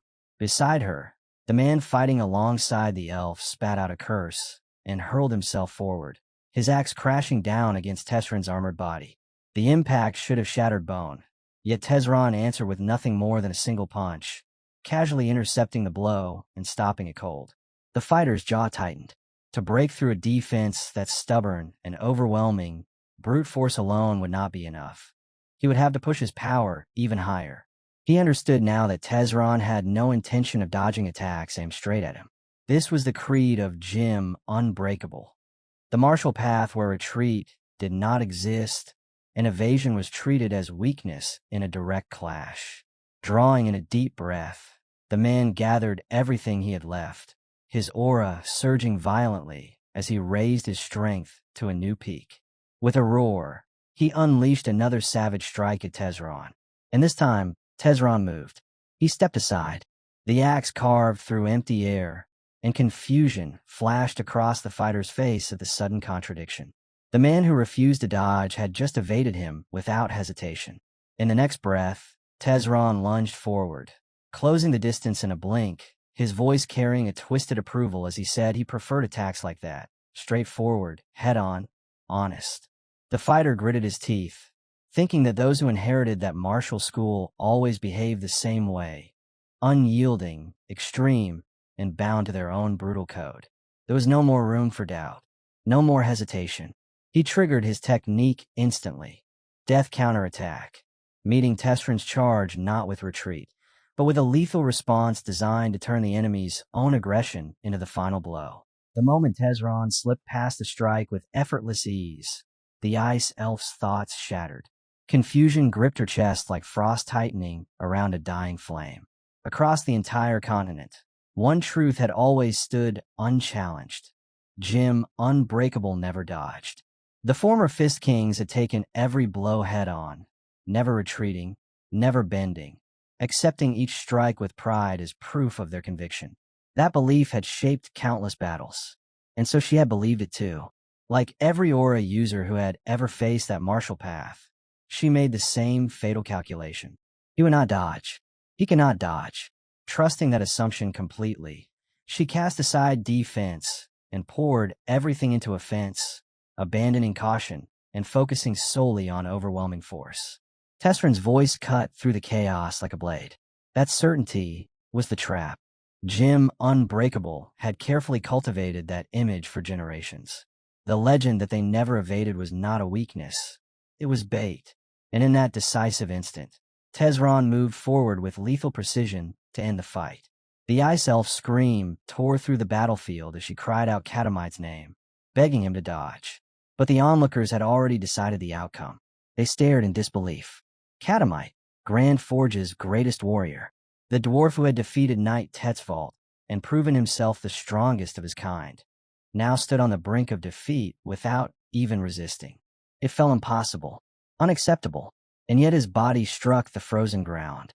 Motionless, Tezron regarded the fallen dwarf calmly, almost thoughtfully, and remarked that this result had not been part of the original design, but it was still acceptable. Not entirely bad. With chilling composure, he ordered preparations to begin for the bait that would lure the Demon King into their grasp. The elf who remained in his path tightened her grip on her blades, muttering that the swords would likely shatter again. The smiths of Grand Forge would surely curse her for it. A faint, bitter thought crossed her mind, that she might vanish from this world before the steel even broke. Tessrin's gaze drifted for a moment, reflecting that it had been a long time since he had crossed fists with the Demon King's mistress, the goddess of madness, Valencia. When she unleashed her insanity across the battlefield, soldiers had fallen in droves, minds shattered before their bodies. But those memories were useless now. He dismissed them. There was no reason to resist. His voice rang out with authority as he commanded the elves to kneel, promising to spare their lives if they submitted. The elf answered with fire in her eyes. She told him to be silent. Then she called upon Ignatius, Udar, and Mjolnir, invoking their power as she prepared to continue the fight, even if it meant standing alone against the impossible. Tezron looked down at her struggle and let out a low, mocking laugh, asking if that pitiful display was truly the full extent of her power when spirits were said to command strength far beyond this. Without giving her a breath to recover, he activated Zero Impact. The force erased her attack as if it had never existed. The elf's eyes widened in disbelief at how effortlessly he had nullified everything she had poured into that strike. He told her calmly that he wanted her alive, which was the only reason she was still breathing, and that he was deliberately restraining himself. Then his aura shifted again, and he released Kinsi-Reiking Blast. The impact struck like a falling mountain, hurling her backward through the air. She crashed down hard, her body trembling as she struggled to even remain upright, her feet barely finding balance on the frozen ground. Watching from the side, the ice elf understood immediately what he intended. He wanted her captured, a hostage, bait. The realization burned through her hesitation. That outcome could never be allowed. Forcing breath back into her lungs, she pushed herself up once more, though her body screamed in protest. Tessrin's expression flickered with genuine surprise that she still had the will to stand.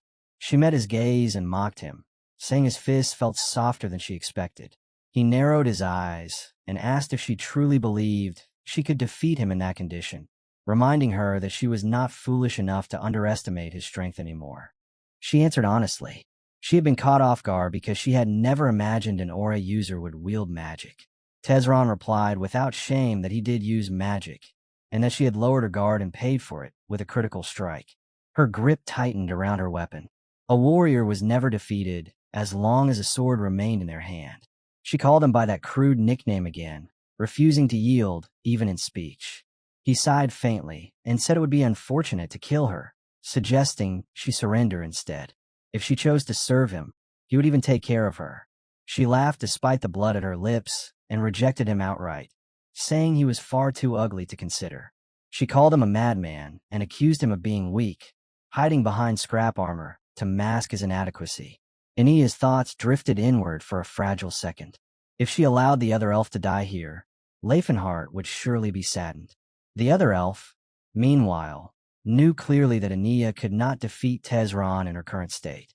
Then another thought pierced her heart. Would Leifenhart grieve if she herself died? The answer hurt more than her wounds. Regret washed over her. There were still so many things she had wanted to do beside him, moments she had imagined sharing, paths not yet walked. And now everything was narrowing toward a single, final exchange. She understood perfectly that she could not win like this. But if she had to fall, she would not fall empty-handed. Even if it cost her life, she resolved to take one of Tessrin's arms with her before the end. Tezron felt it before he fully saw it.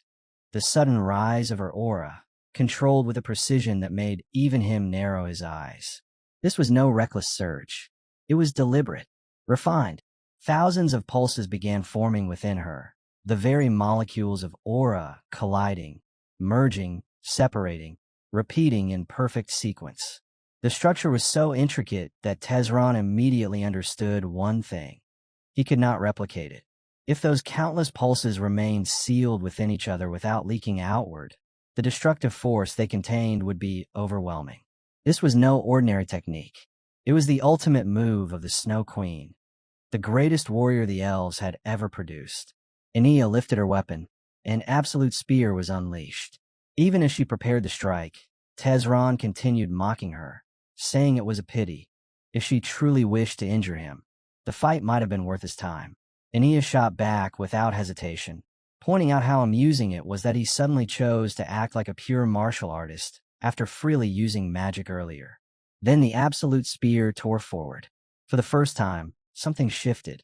Tezron's expression changed. The force approaching him was not something to casually absorb. For a fleeting instant, genuine shock crossed his face. He even thought of his own Kinsi-Reiking blast, and whether it would be enough. And then, the air distorted. At the decisive moment, the Demon King Leifenhart appeared directly before him. The Snow Queen's eyes widened, emotion flooding through her all at once.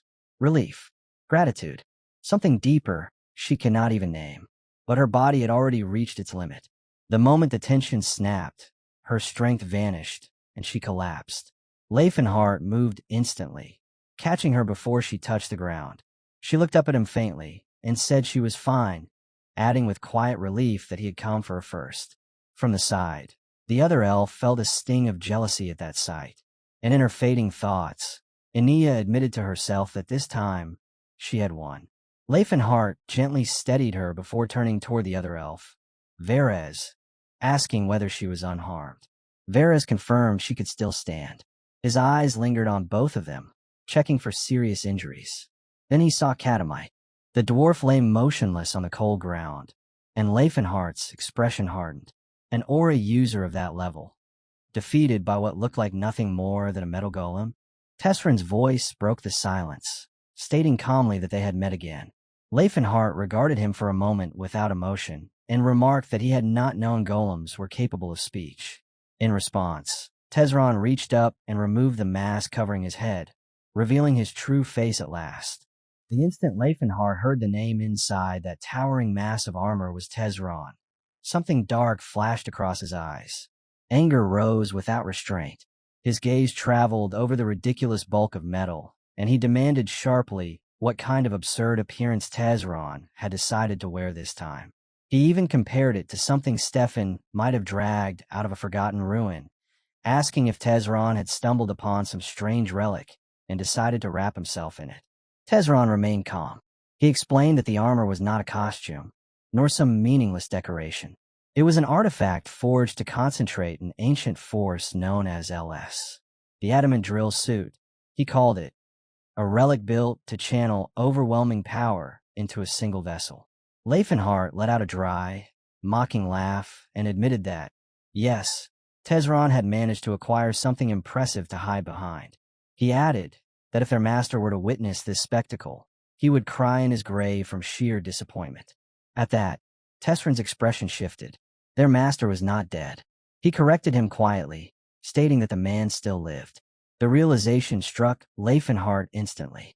He understood that his thoughts had slipped past his guard and escaped his mouth without permission. A subtle embarrassment brushed against him, but he gave no outward sign. Instead, he simply observed that Tezron seemed to have fallen into quite a state. Tezron's voice hardened. Everything he did was for humanity's future. If he had to endure humiliation or were an unsightly shell to achieve that goal, it meant nothing.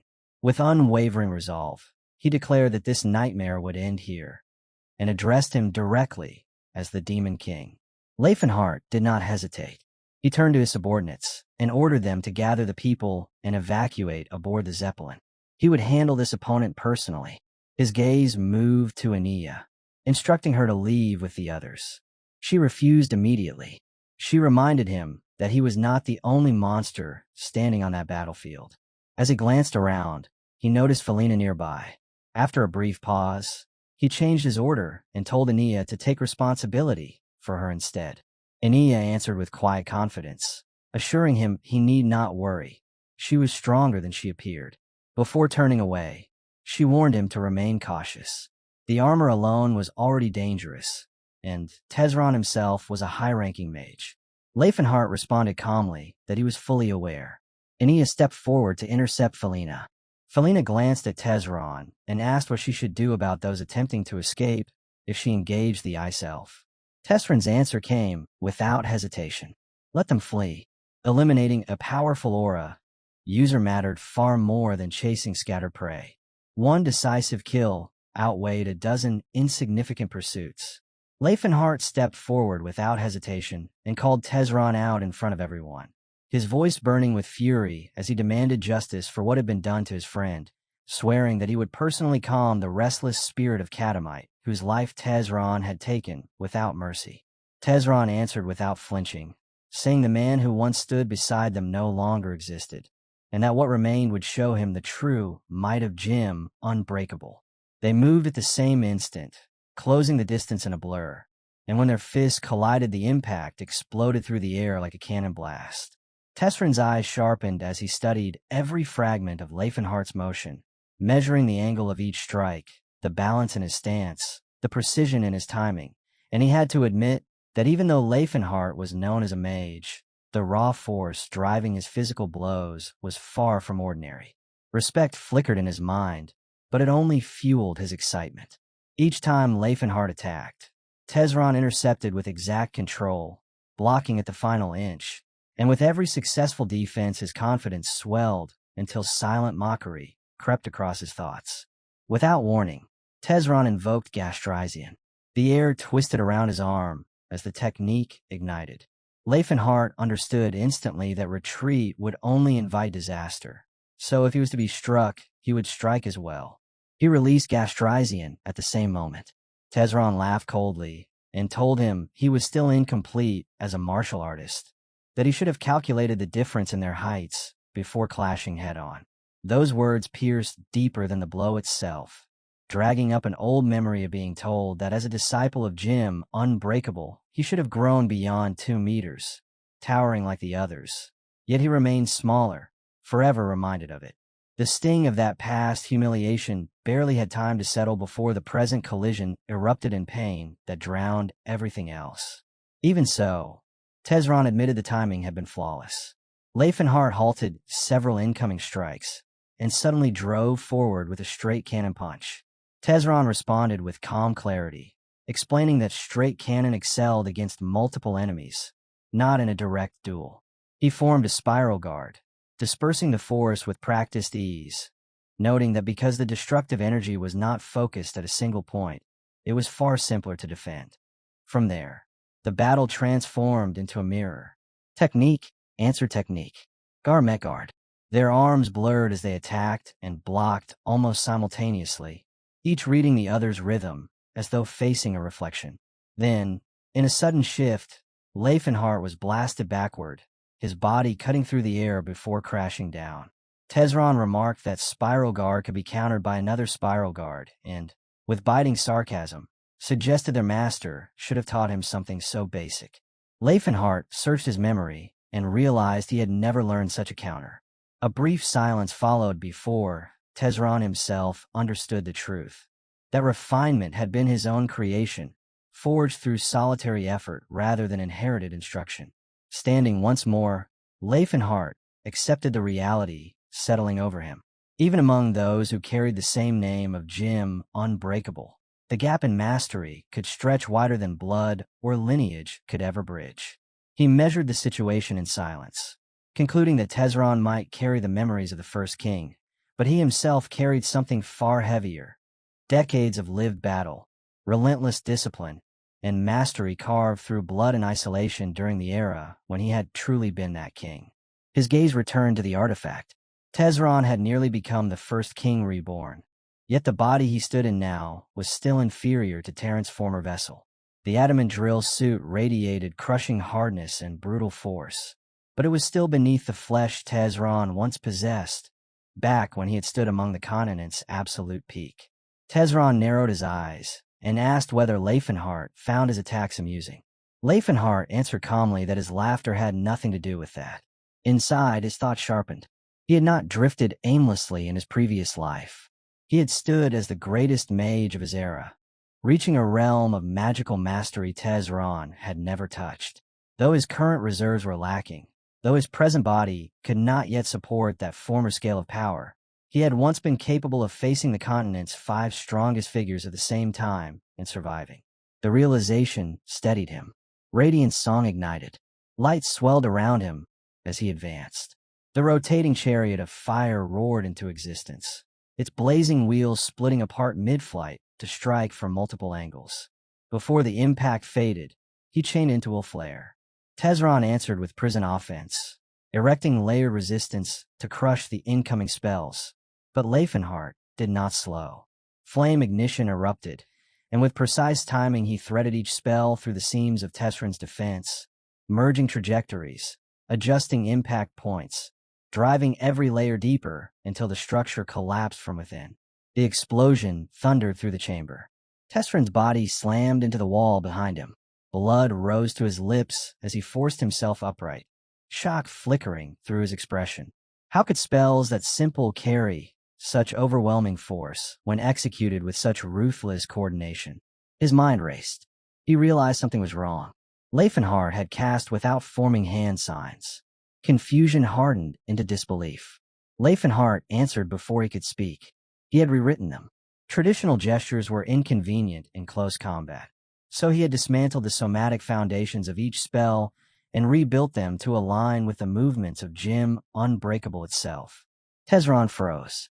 The fundamental motions of their martial school, breathing patterns, pivots, thrusts, guards, had been converted into the casting framework of high-tier magic.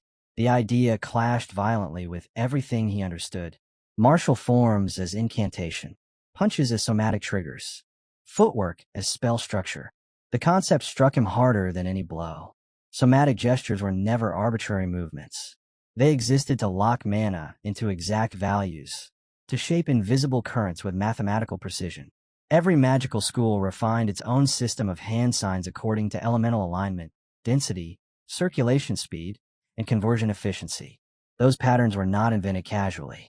They were carved through centuries of trial, error, sacrifice, and theory. Generations of archmages had spent lifetimes polishing angles of wrists, spacing of fingers, the rhythm of breath between motions, all to squeeze the highest efficiency from mana flow. And yet before Tezron stood one man who, within a fraction of that time, had dismantled those accumulated traditions and rebuilt them from the ground up. Not refined, rewritten. Leifenhart had taken forms designed for martial destruction and converted them into casting matrices. He had overwritten centuries of orthodoxy with personal logic. Every strike carried calibrated mana ratios. Every pivot regulated flow. Every guard restructured output pathways. The foundation of magic itself had been bent to synchronize with Jim Unbreakable. Tezron felt the impact of that realization settle deep in his chest. Shock came first, cold and sharp. Then something darker followed, grim satisfaction. The being before him was no ordinary opponent struggling for strength. He was a distortion in the structure of power itself. In that instant, Tezron reached a final conclusion. Leifenhart's continued existence was not a rivalry. It was a catastrophic threat to humanity. Leifenhart raised his voice and declared that he was coming. And before the echo faded, Link Key, striking blast tore forward. He closed the distance in a flash, layering explosion and ice in seamless succession to restrict Tezron's movement, then released our tear-frozen orb without the slightest delay. The chain was so tight, so perfectly timed, that Tezron felt as though every step he might take had already been rehearsed and anticipated. One instant of freezing would be enough to decide everything. Darkness dropped. Barrier of dark swallowed his vision. Tezron identified it immediately as a low-tier interference spell meant to cloud sight, and he refused to be shaken. Aura perception did not rely on eyes alone. Blinding him would not decide the exchange. Leifenhart had already calculated that. Hide mana stream activated. The surrounding currents went silent. The usual tremor of circulating mana vanished from Tessrin's senses. It was not merely darkness now. It was absence. For a martial lineage to weaponize concealment and misdirection with such refinement, while layering high-speed spellcraft into close combat, struck Tezron as both unusual and disturbingly deliberate. Flame cannon roared out of the void. At the same time, Gastrizian ignited. The two forces interlocked into a fused assault that pressed against him from overlapping vectors. Continuous pressure. No breathing space. Tezron recognized that remaining reactive meant collapse. He had to restore clarity. Dispel magic burst outward, tearing through the obscuring veil and reopening his perception to the mana flow around him. In that exact instant, Leifenhart's voice cut through the air, rebuking him for daring to use magic in his presence. Double cancellation spell followed immediately, striking at Tessrin's attempt to stabilize. Leifenhart advanced again, fists driving forward without hesitation. Tezron realized he had been cornered the moment his side had been taken. A brief lapse had cascaded in a disadvantage. Across from him, Leifenhart assessed the adamant drill armor with cold precision. The structure was dense, brutally resilient. Surface damage would accomplish nothing. Victory required penetration, cracking the shell and reaching the core beneath. Then the distance vanished. Tezron stepped in and, with a single decisive motion, touched Leifenhart's face. The impact detonated through him. He was hurled backward and crashed to the ground, vision rattling, breath torn from his lungs. Lying there, he analyzed without panic. He had forged his body through relentless hand-to-hand training. He had even developed a method to fuse magic and aura into unified force. Yet despite that preparation, despite innovation and discipline, he had still been driven into a position of disadvantage. Tezron steadied his breathing and admitted a hard truth to himself. He had once believed that the moment he acquired the adamant drill suit, victory over the Demon King would become inevitable. The suit granted overwhelming physical might, a body forged in reinforced hardness and crushing output. Yet Leifenhart stood before him without any artifact, without external enhancement, and still matched him step for step. That reality pressed heavier than any wound. He recognized the talent in front of him, recognized that if time were allowed to stretch further, he could not predict what kind of existence Leifenhart would evolve into. Even so, he anchored his resolve. This was where it had to end. He would defeat him here and secure humanity's future with his own hands. Across from him, Leifenhart felt only exhaustion at those words. The so-called future of humanity had become a hollow refrain repeated by every opponent who stood in his way. He decided the battle would not drag on any longer. He surged forward again, driving strike after strike into the adamant drill armor, searching for fractures, for structural weakness, for a seam to exploit. The impacts thundered, but the armor endured. Ordinary techniques were not enough. Tezron remained composed beneath the assault, confident in the resilience of his reinforced frame. Options narrowed. Calamity Horn. The final edge. Leifenhart tested angles, manipulated debris with controlled force, attempting to disrupt balance and create a decisive opening. Tezron dismissed the maneuver as crude. In response, Leifenhart refined his approach. He reshaped the spiral guard unit, compressing it into a drill configuration through extraordinary aura precision. Even Tezron could not deny the mastery in that transformation. It was elegant, controlled, and lethal. Leifenhart stepped in to deliver Calamity Horn. Tezron moved first. He burst forward, shattering the delicate timing required for the technique's full activation. His fist struck Leifenhart's face cleanly, driving him backward once more. The interruption was minimal in motion, yet devastating in consequence. Leifenhart understood immediately. He had lost the exact frame needed to unleash the skill at peak output. He shifted without hesitation. Ki blast detonated outward. Tezron saw the transition and silently acknowledged it. When Calamity Horn failed to manifest, Leifenhart did not stall or retreat. He pivoted instantly to range pressure. Jim Unbreakable was never limited to fists alone. Ki bullets traveled as condensed aura projectiles. Ki blast erupted outward as a violent, expanding shockwave. Ki cannon surged forward like artillery. Calamity Horn, though classified as close range, carried such overwhelming force that distance became irrelevant once it was fully realized. Tezron declared that he would never allow Calamity Horn to be executed first. If Leifenhart claimed lineage from Jim Unbreakable, then he should meet him head-on with bold certainty, not hesitation. Their blows collided again and again. Leifenhart blocked the relentless assault, but anger coiled tighter within him with every exchange. Then, without warning, he saw it. Tezron had already invoked Calamity Horn, and the technique was aimed straight at him. In that single heartbeat, Leifenhart understood the truth. The initiative was gone. The first move no longer belonged to him. He had fallen a step behind, and against someone like Tezron, a single step was enough to decide everything. As Tezron closed the distance, the pressure intensified. Leifenhart focused sharply, sensing the structure of the technique unfolding before him. One layer, two, three, four, and then the fifth revealed itself like a final blade hidden within the storm. 5 folds. The realization struck him heavily. The gap between fourfold and fivefold was not a minor increase. It was a chasm, a qualitative leap in destructive force and control. He himself stood at fourfold. Yes, he could execute a hybrid variation of Calamity Horn, twisting into a more flexible form, but deep down he knew the truth. It was an adaptation, not an evolution. In raw output, in sheer crushing dominance, it was inferior. No matter how refined his control was, the foundation itself remained weaker. For a fleeting moment, doubt surfaced.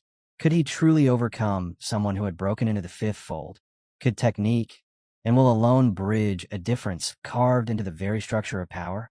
But that hesitation did not last. Leifenhart understood something even more terrifying. If he continued to defend at this pace, if he allowed Tezron to dictate the rhythm, defeat would not just be possible. It would be inevitable.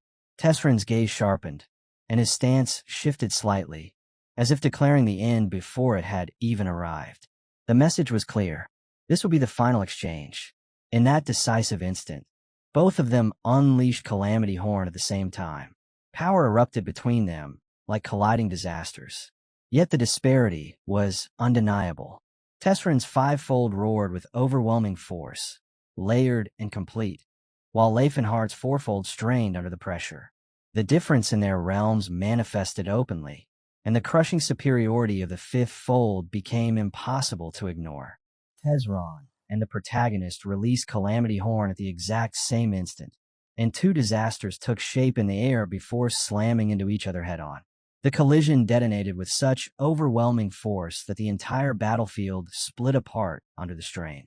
The ground fractured in jagged lines, stone erupting upward as if the earth itself were screaming. The air shook violently, compressed, and then blasted outward in waves that tore through everything in reach. Destruction rippled in every direction, leaving nothing untouched. When the shockwave cleared, Leifenhart's body was already airborne. He was hurled backward without mercy, crashing hard into a solid wall that shattered on impact. Dust and debris swallowed him as cracks spidered across the surface where he struck. Tezron, in contrast, remained standing at the center of the devastation. His cloak fluttered, his stance firm, but his eyes narrowed slightly. He understood how close that exchange had truly been. In that critical heartbeat before impact, Tezron had reacted on pure instinct. Magic had wrapped around his body in a defensive layer, reinforcing his flesh and bones against the incoming annihilation. He had not hesitated. Survival had demanded immediate action, and he had obeyed. As the echoes of the clash faded, a realization settled in his mind. If Leifenhart could somaticize and harmonize every other movement with his power, aligning body and force as one seamless flow, then there was no reason that same mastery could not extend to Calamity Horn itself. Tezron knew the truth. He had not won through superiority alone. He had narrowly escaped instant death. And a narrow escape was not safety. It was only a postponement. Amid the ruins, Leifenhart lay against the broken wall, pain spreading through his entire body. Each breath felt heavy, scraping through his chest as though weighed down by stone. Slowly, he lifted his gaze toward the sky, and within that haze of agony, something stirred. A strange sensation, unfamiliar yet immense, began to rise from deep inside him. It was the lingering presence of destruction itself, the horn that shatters all things. The Calamity Horn. In the distance, the remnants of their collision still burned and twisted. He replayed the moment in perfect clarity, the instant his fourfold Calamity Horn had met Tessrin's fivefold force. The structure of the impact, the layering of power, the imbalance, every detail returned to him with terrifying precision. Then happened.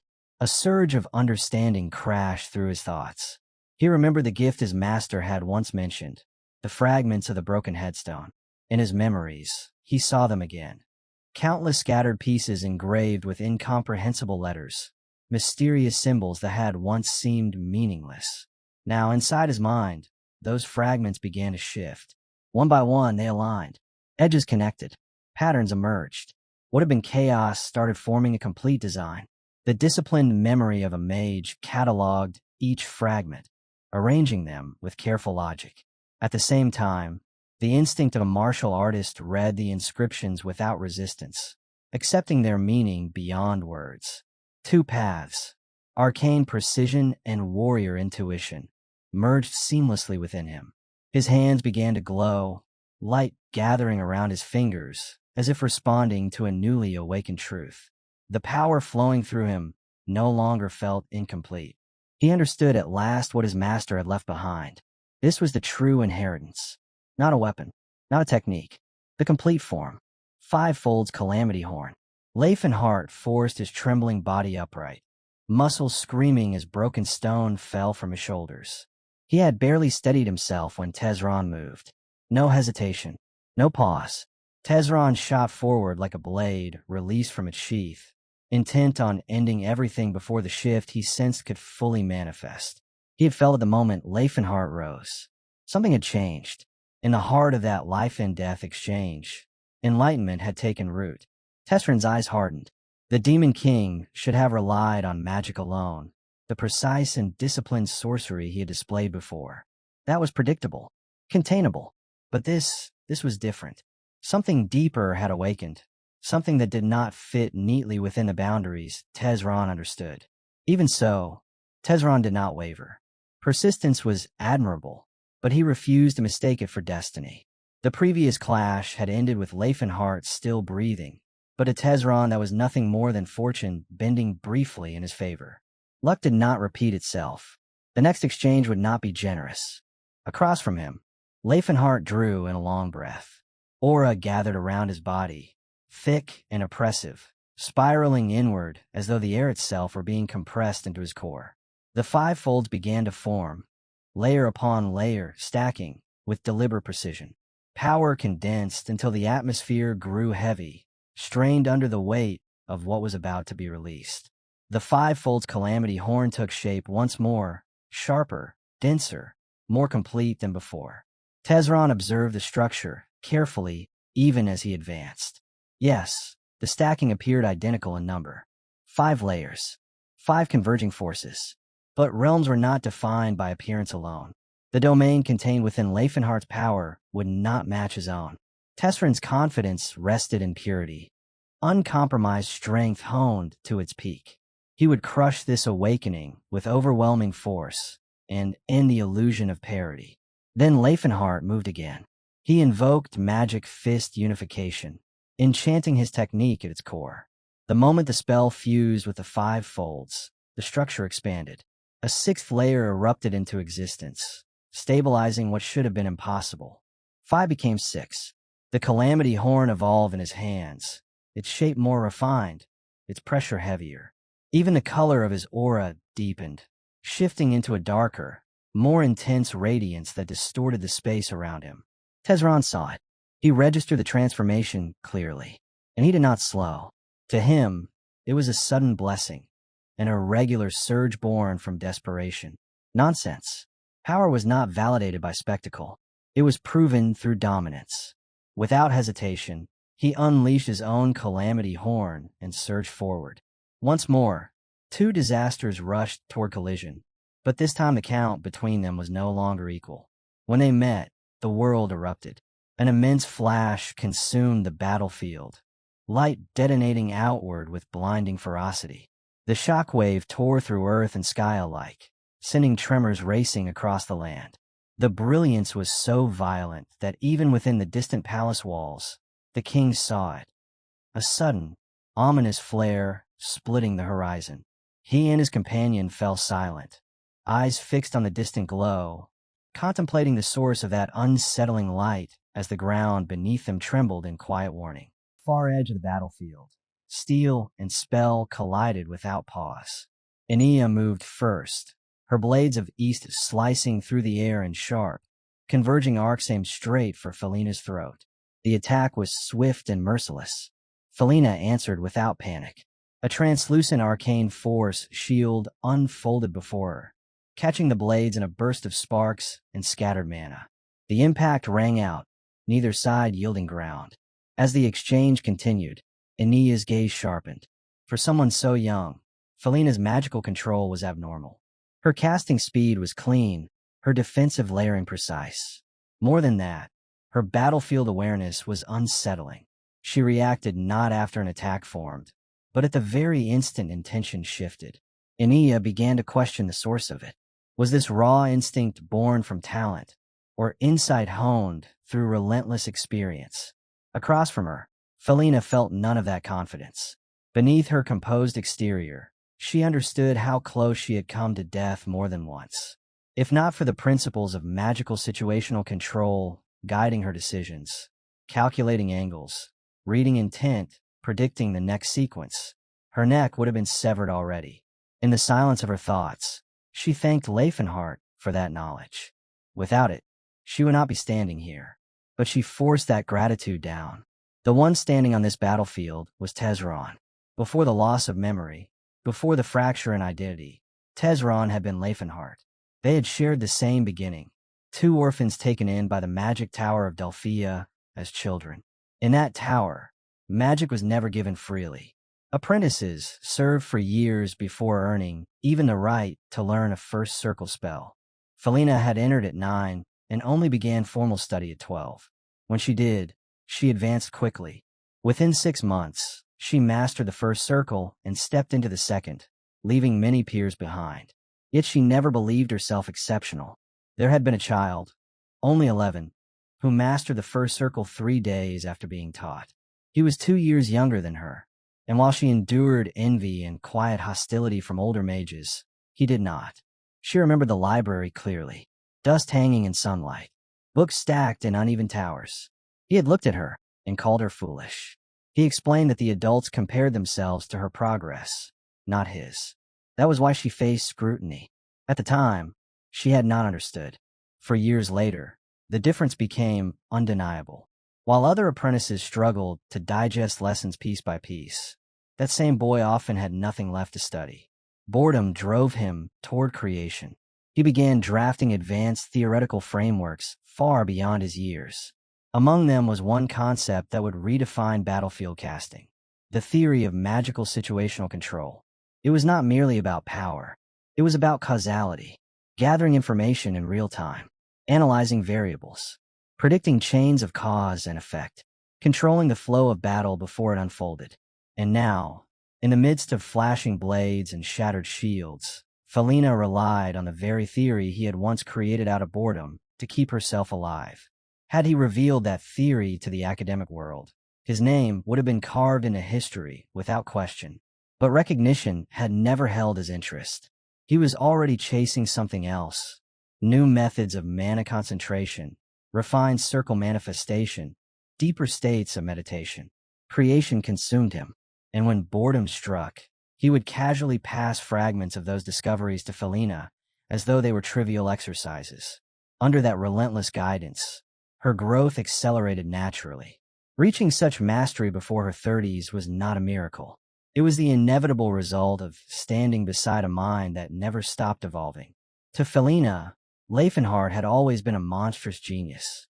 Memory loss, transformation into an aura user, none of that erased what he once was.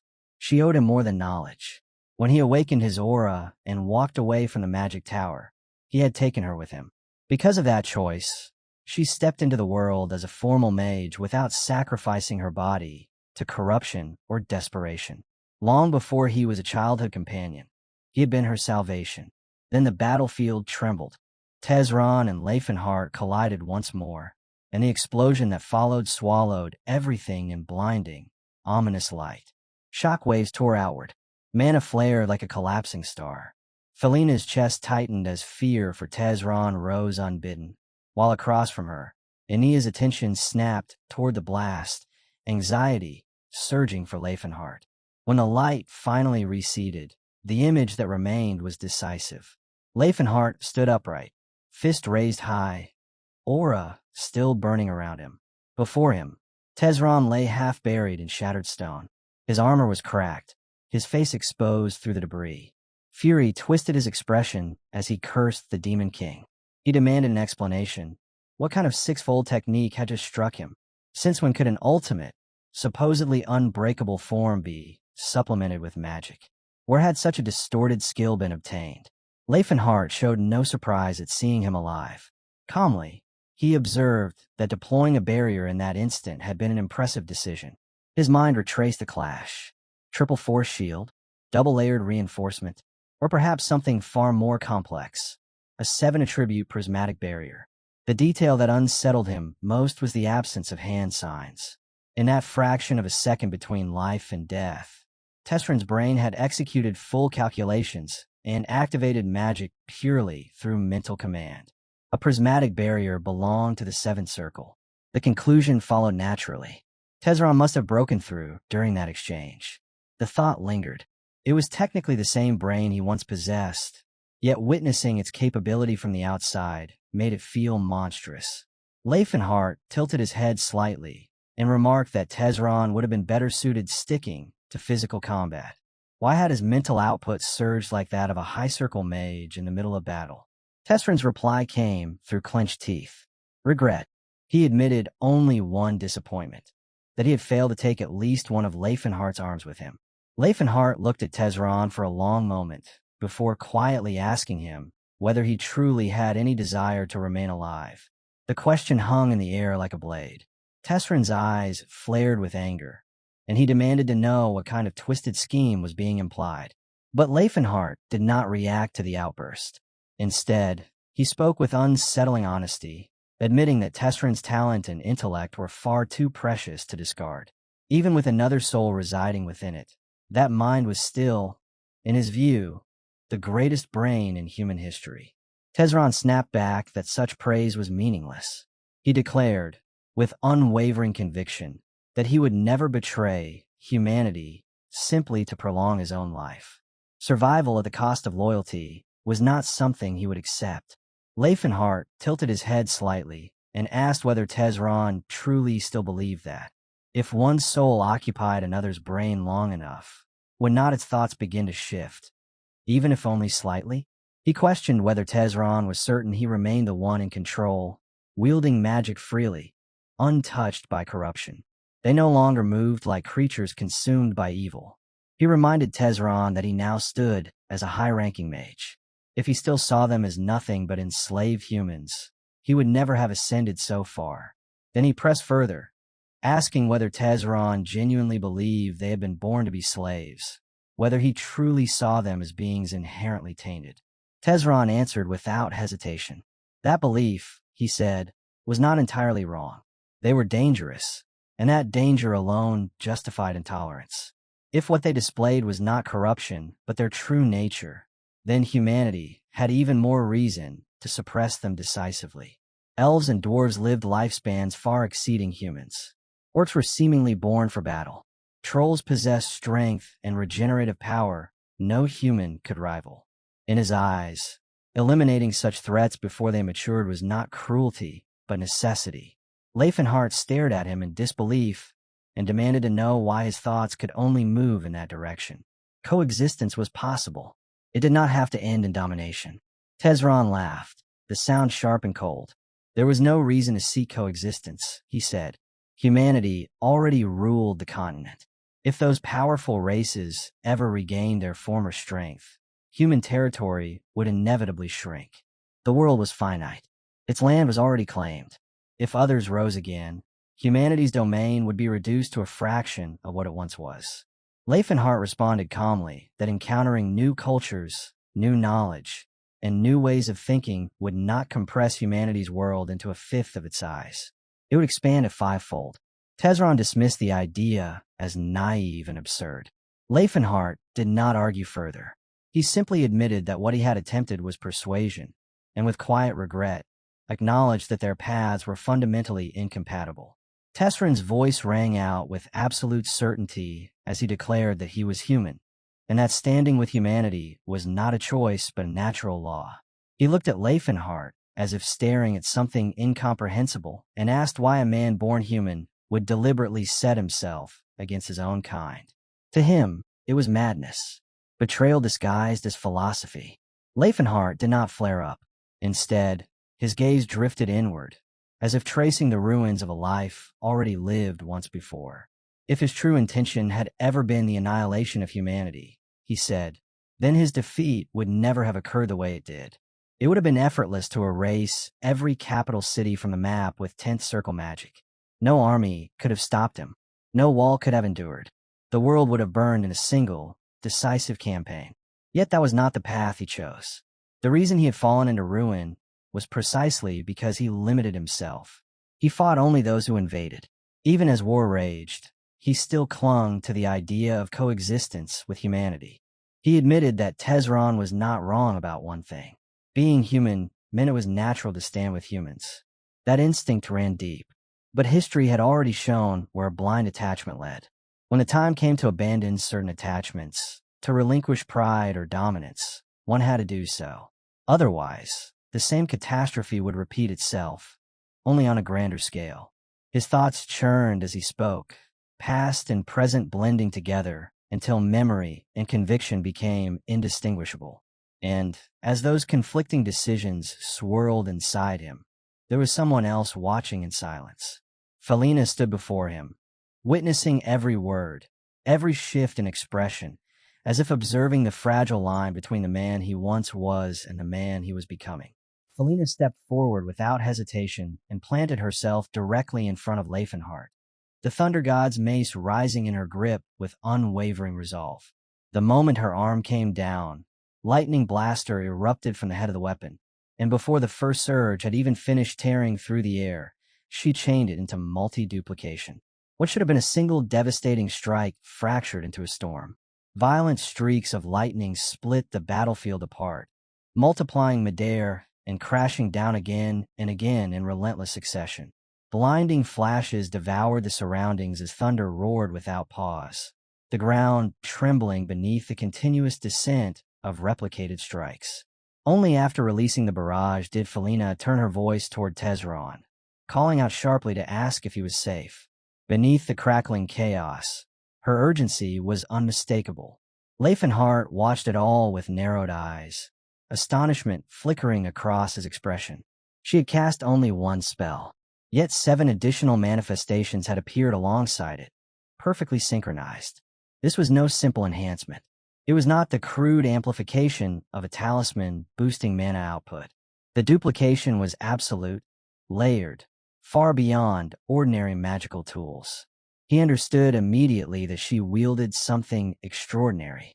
Felina's gaze snapped back to him as she ordered him to step away from Tesron, her warning firm and unyielding. Not a single finger, she said, was to touch him. Her posture remained defensive, but there was no tremor in it. Leifenhart regarded her in silence, and for a fleeting moment, sadness surfaced in his eyes as he measured the strength of her resolve. Then Felina felt it, a chill of realization. He knew her name. The knowledge unsettled her more than the battle itself. If he knew that much, perhaps his intentions were not as simple as slaughter. If she maneuvered carefully, there might still be a thin path to escape. In that same instant, Leifenhart sensed a subtle shift in mana. She was activating something else. Before he could respond, a brilliant flash detonated in front of him.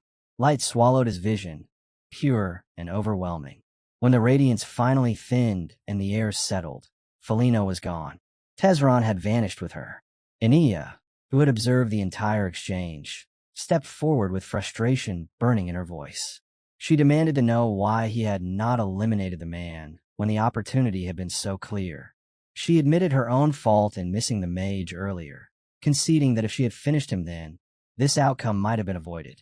If Leifenhart had struck decisively, the rescue would never have occurred. Again she pressed him, questioning his hesitation, wondering aloud whether he had intended to persuade Tesron instead of ending him on the spot. Leifenhart stood in silence, unable to produce a clean answer.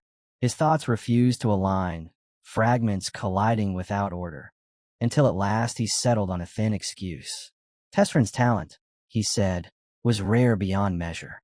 Destroying such a mind would be wasteful. Enia regarded him carefully and mentioned that she knew the story of Chancellor Karl. Once an enemy, later an ally. If a man like that could change sides, then perhaps this was the same intention. Perhaps Leifenhart had sought to persuade Tesron, just as Karl had once been persuaded. Leifenhart's expression hardened. He reminded her that Tesron had killed Katamite, that she herself had died by his hand as well. Enia turned her back to him, her voice calm and unshaken. As a swordsman, she said, defeat carried frustration, but not injustice. Katamite had been a proud warrior. He would not have blamed the one who struck him down. She admitted she had only been curious about Leifenhart's attempt at persuasion. In that moment, she wondered, had Katamite's death crossed his mind?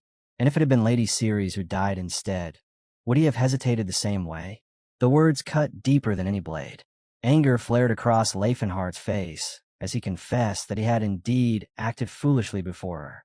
Enia watched him in silence, and the more she observed, the stranger he seemed. His tone, his hesitation, the fracture in his gaze. It felt as though two different wills coexisted within a single body, struggling for dominance beneath the same name. Far to the south, in Zeppelin's downtown district, Russ clashed fiercely with Eldrin. Eldrin's voice carried mockery as he demanded to know how long Russ intended to keep dodging without daring to face him head-on. Russ clicked his tongue in irritation, calculating how much longer Eldrin's magical reserves could possibly endure. He made his move at last. 7 stars burst forth in a sharp, disciplined sequence, followed immediately by gigantic blade, descending with crushing force. The technique struck with precision and strength, yet the outcome remained unchanged. The power dispersed without carving any real advantage. Frustration surged. Russ called out to youths within Eldrin, criticizing the way he fought. Where had all that refined swordsmanship gone? What stood before him now looked less like mastery and more like brute savagery. Youths replied evenly that swordsmanship had always been a means to one end, victory. If this approach secured that result, then it was the correct one. Russ scoffed, accusing him of boasting while leaning entirely on the strength of an artifact. To depend so completely on borrowed power, he implied, was something a true swordsman should feel ashamed of. Youths brushed off the accusation and told Russ to stop talking nonsense. If he intended to condemn the use of tools, then he should discard his own sword first. The logic was simple and merciless. Russ felt it instantly. Gigantic Blade had failed. 7 stars had achieved nothing. Without allowing himself to hesitate, he shifted his stance and brought down Thunder Drop with explosive force. Youths watched and commented coldly that Russ had begun to rely on meaningless flailing. The result proved him right. Thunder Drop struck, yet its impact was even weaker than the previous techniques. Russ understood the truth in that instant. He could replicate Sir Cocken's form, but without the body forged through the same brutal discipline, the technique was hollow. Power required foundation. He had imitated the shape, but lacked the substance. There were still lessons from Hyungnim and Sir Cocken's that he had not fully absorbed. He calculated quickly. Sir Malroyd was locked in battle against the Zeppelin Knights. Reinforcement would not come. That left only one crude, but partially effective option. The method that had at least left a faint mark before. Perhaps another crushing blow, delivered with absolute commitment, could break the balance. Youths asked mockingly what small trick Russ intended to attempt next. Russ steadied his breathing and reached a harsh conclusion. Only one vulnerable point existed: the eyes. Youths laughed again, noting how much slower Russ had become. Fatigue was evident in every movement. Before the taunt could settle, Russ exploded forward with Phantom Divine, the strike cutting through the air with sudden ferocity. Yet Euthys slipped aside with controlled precision and called him a fool. Aiming for the eyes was predictable, obvious, ineffective. Then Euthys moved. Light Eldril surged outward in a blinding arc. The attack connected directly with Russ, and searing pain tore through his body as if every nerve had ignited at once. The force crushed his balance and drove the air from his lungs. In that suspended instant, as agony swallowed his senses, Russ understood with brutal clarity. There was nowhere left to retreat.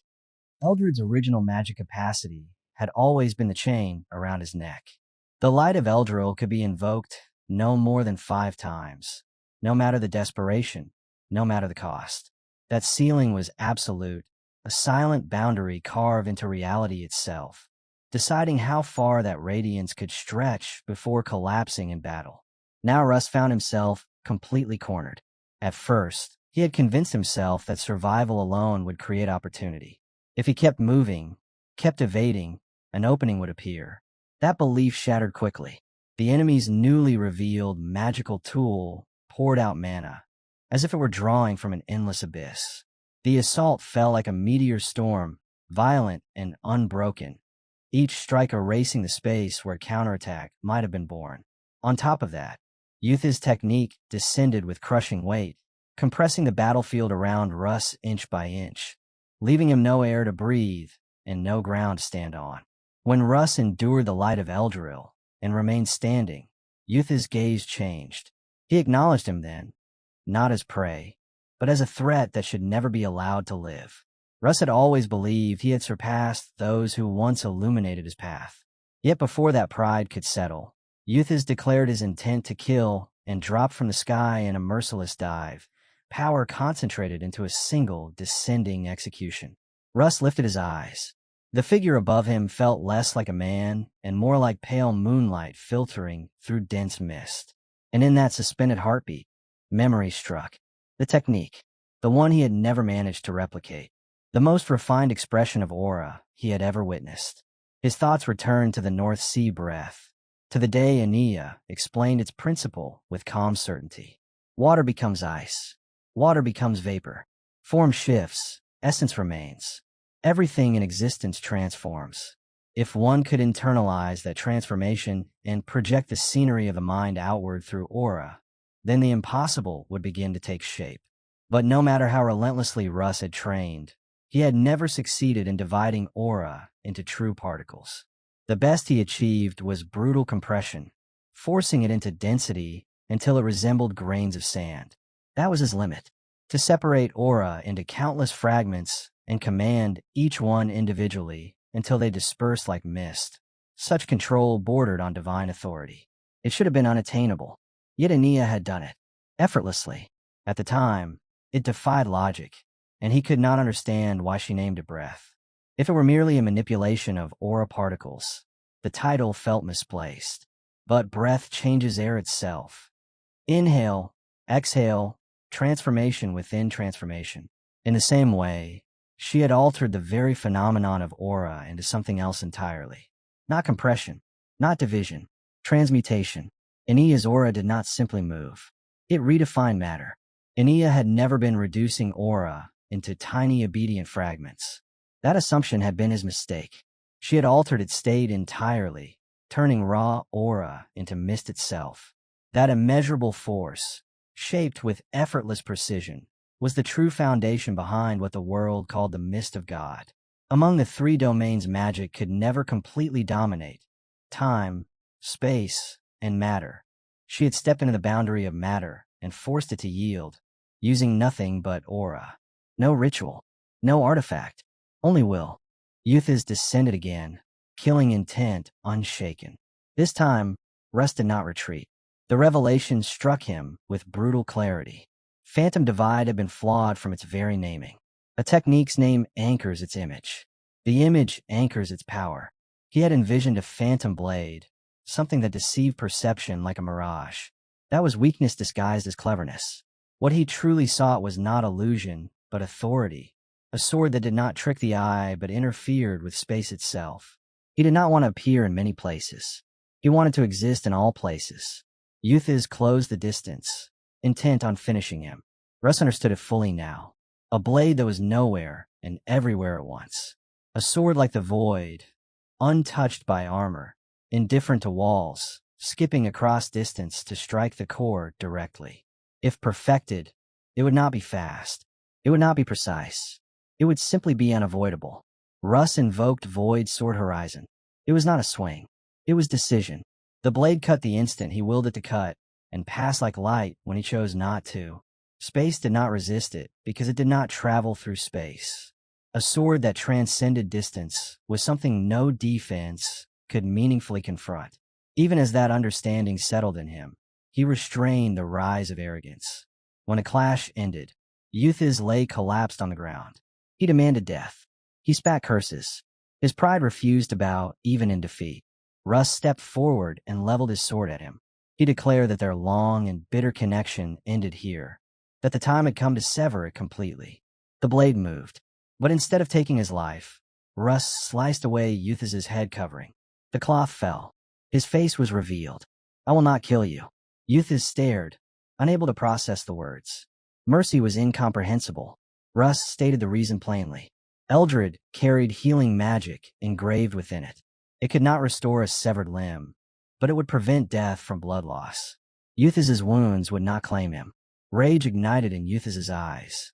To be spared felt worse than execution. Russ made it clear. This was not forgiveness, not compassion, not sentiment. He was leaving him alive for the sake of the Tense family. Russ looked down at Yutha's and reminded him what his death would mean for the woman waiting behind him.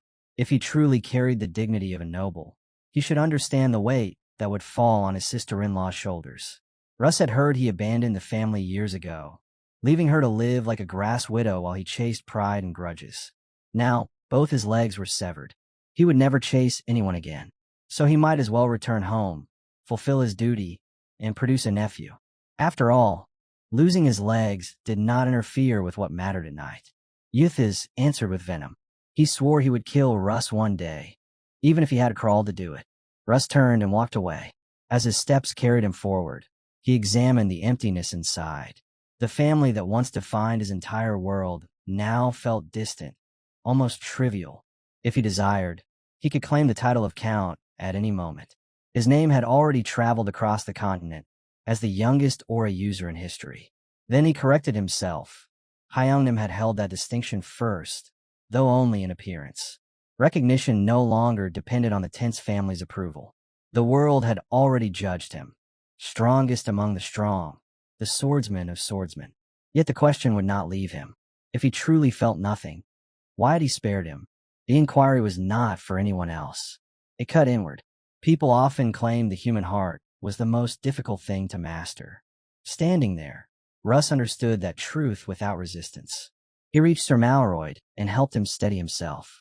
The knight expressed his gratitude, admitting the opposition had been harsher than anticipated. Russ replied evenly that lingering was dangerous. They needed to move. He asked about Collab. Sir Malroyd clarified, asking if he meant the young saint. Elsewhere, Scylla trembled with fury at Philanens for abandoning her. Before she could act on that anger, Sayer wrapped her arms tightly around her and declared that rescue had arrived. Scylla felt the solid strength of muscles trained through relentless effort. Yet that strength only reinforced the cage trapping her. She could not pry herself free. Sayer's tone softened into affection. She confessed love openly, pressing closer. Heat rose to Scylla's face despite her resistance.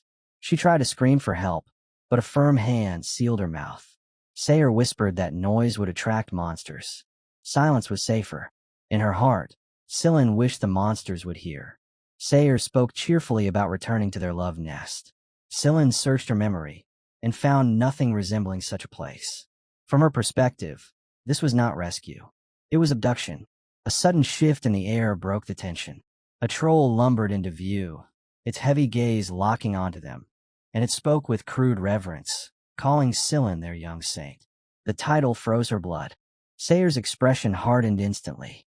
The warmth vanished from her eyes, replaced by sharp, territorial fury. She turned her glare toward the troll, silent but lethal, as if daring it to take another step closer. Scylla struggled within the iron grip, trying to force out a cry for help. Her body twisted, Her lungs burned, but Sayer's hand remained sealed over her mouth, smothering every sound before it could escape. Scylla twisted against the grip, forcing air through her lungs, trying to shape words through the barrier of flesh and fear. She needed the troll to understand. She was not an ally.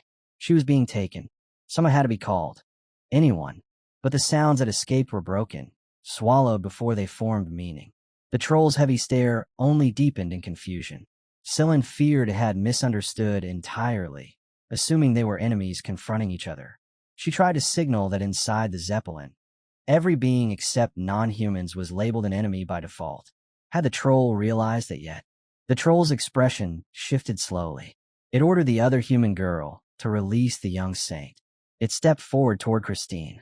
Scylla strained harder, urging Christine with her eyes to retreat and call reinforcements immediately.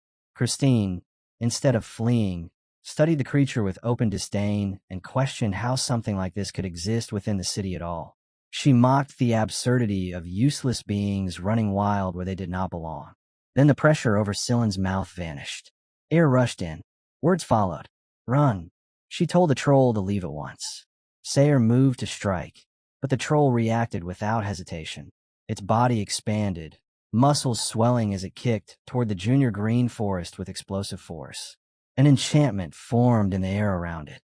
In response, Sayer flung Scylla backward to clear the space. Christine flinched in shock, immediately demanding to know if Scylla had been injured, insisting she had not initiated the attack. Even as the troll laughed, low and unbothered, the troll introduced herself. She was Atilka's Paguru, Titama. The word struck Scylla's memory. Paguru, successor. In troll language, it meant the one chosen to inherit the path. This was not merely a wandering shaman. Titama was Atilka's successor. Scylla's thought sharpened. Trolls did not worship gods. They did not divide themselves into priests, warriors, or mages. Their culture revolved around spirit and nature, without hierarchy of divinity. Among them existed only gurus, shamans who pursued perfect harmony with the natural order. Every structure they built, every birth, every harvest depended on shamanistic power. A guru was healer, priest, high priest, warrior, and chief combined. And Titama was not just a guru. She was heir to a great one, respected even among her own kind. To stand as Atilka's successor meant strength far beyond the ordinary. Titama stepped forward again. Scylla steadied herself and called out to her deliberately. The troll answered, addressing her once more as the young saint. Scylla corrected her. She could call her Scylla. Titama accepted the name, though irritation flickered in her eyes. Names were not meant to be spoken so lightly. Scylla pointed toward Sayer and stated clearly that the woman before them was their enemy. Titama nodded. She already knew. Christine's eyes darkened the moment the troll stepped closer to Scylla, jealousy twisting her expression as she coldly accused the creature of trying to seduce him. And before anyone could respond, Sayer's blade flashed from its sheath with a sharp metallic cry. But Scylla's attention locked onto something else entirely.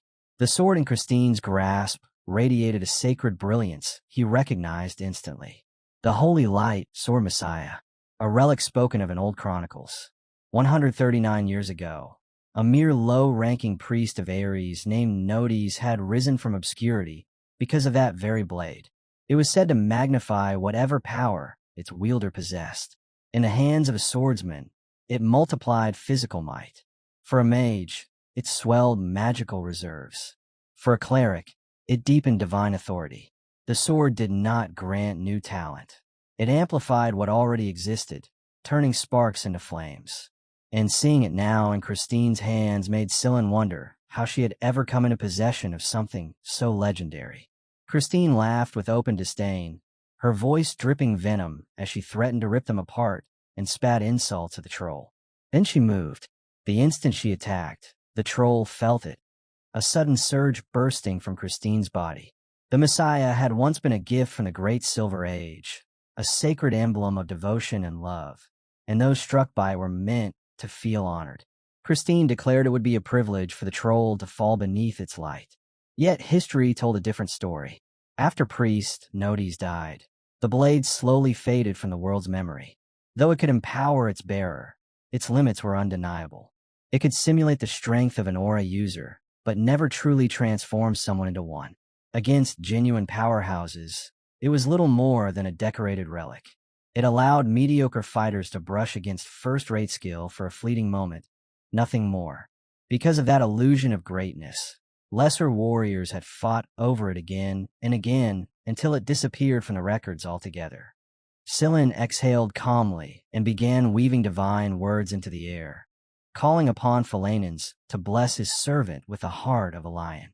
He asked for the arms of a giant to wield the blade, the piercing sight of a hawk, and the unyielding legs of a bull to crush the enemy. Light flowed into the troll like liquid fire. Her body grew lighter, stronger, sharper in every sense. She looked at Christine and announced plainly that she had become stronger. Christine answered with nothing but another insult, calling her a filthy troll. Sillen's voice hardened.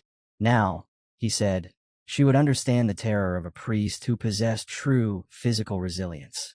He ordered Titama to end this while he maintained support from behind. And even with the holy light sword Messiah blazing in her grip, Christine had not reached the realm of a true aura user. A second-rate fighter was challenging what now stood as first-rate. If she had faced a genuine master, the gap would have crushed her instantly. Titama's base skill had already matched Christine's, but under Sillen's extraordinary enhancement, she stepped into top-tier territory, and the balance of the battlefield shifted decisively. Sillen did not hesitate. Another chant slipped from her lips as she summoned the blessing of the flags. And at once Titama felt the wind coil around her limbs, her speed surging to a level that blurred the ground beneath her feet. Among the Silver Sages, the Messiah was never ranked as a supreme treasure. To them, it was useful, adaptable, but hardly extraordinary. Christine, however, could not accept what was unfolding before her eyes. Even with the holy light, sword blazing in her grip, someone was standing against her. The blade had been forged for universal wielders, its output rivaling many forbidden artifacts in raw comparison. It had never been meant to shield its bearer from interference, nor to seal away outside influence. It amplified. It did not protect pride. Frustration cracked through Christine's composure. Tears welled in her eyes as she shouted that Sillen was cheating her. The accusation left Sillen momentarily bewildered, but Christine's voice trembled as she confessed what she truly believed, that only by overcoming trials like this could she prove herself worthy, earn recognition, and one day stand beside Sillen as an equal. Then, without another word, she turned and fled. Titama blinked, clearly confused by the human's strange declaration, but Sillen dismissed it with a quiet instruction to ignore her. That was simply how she behaved.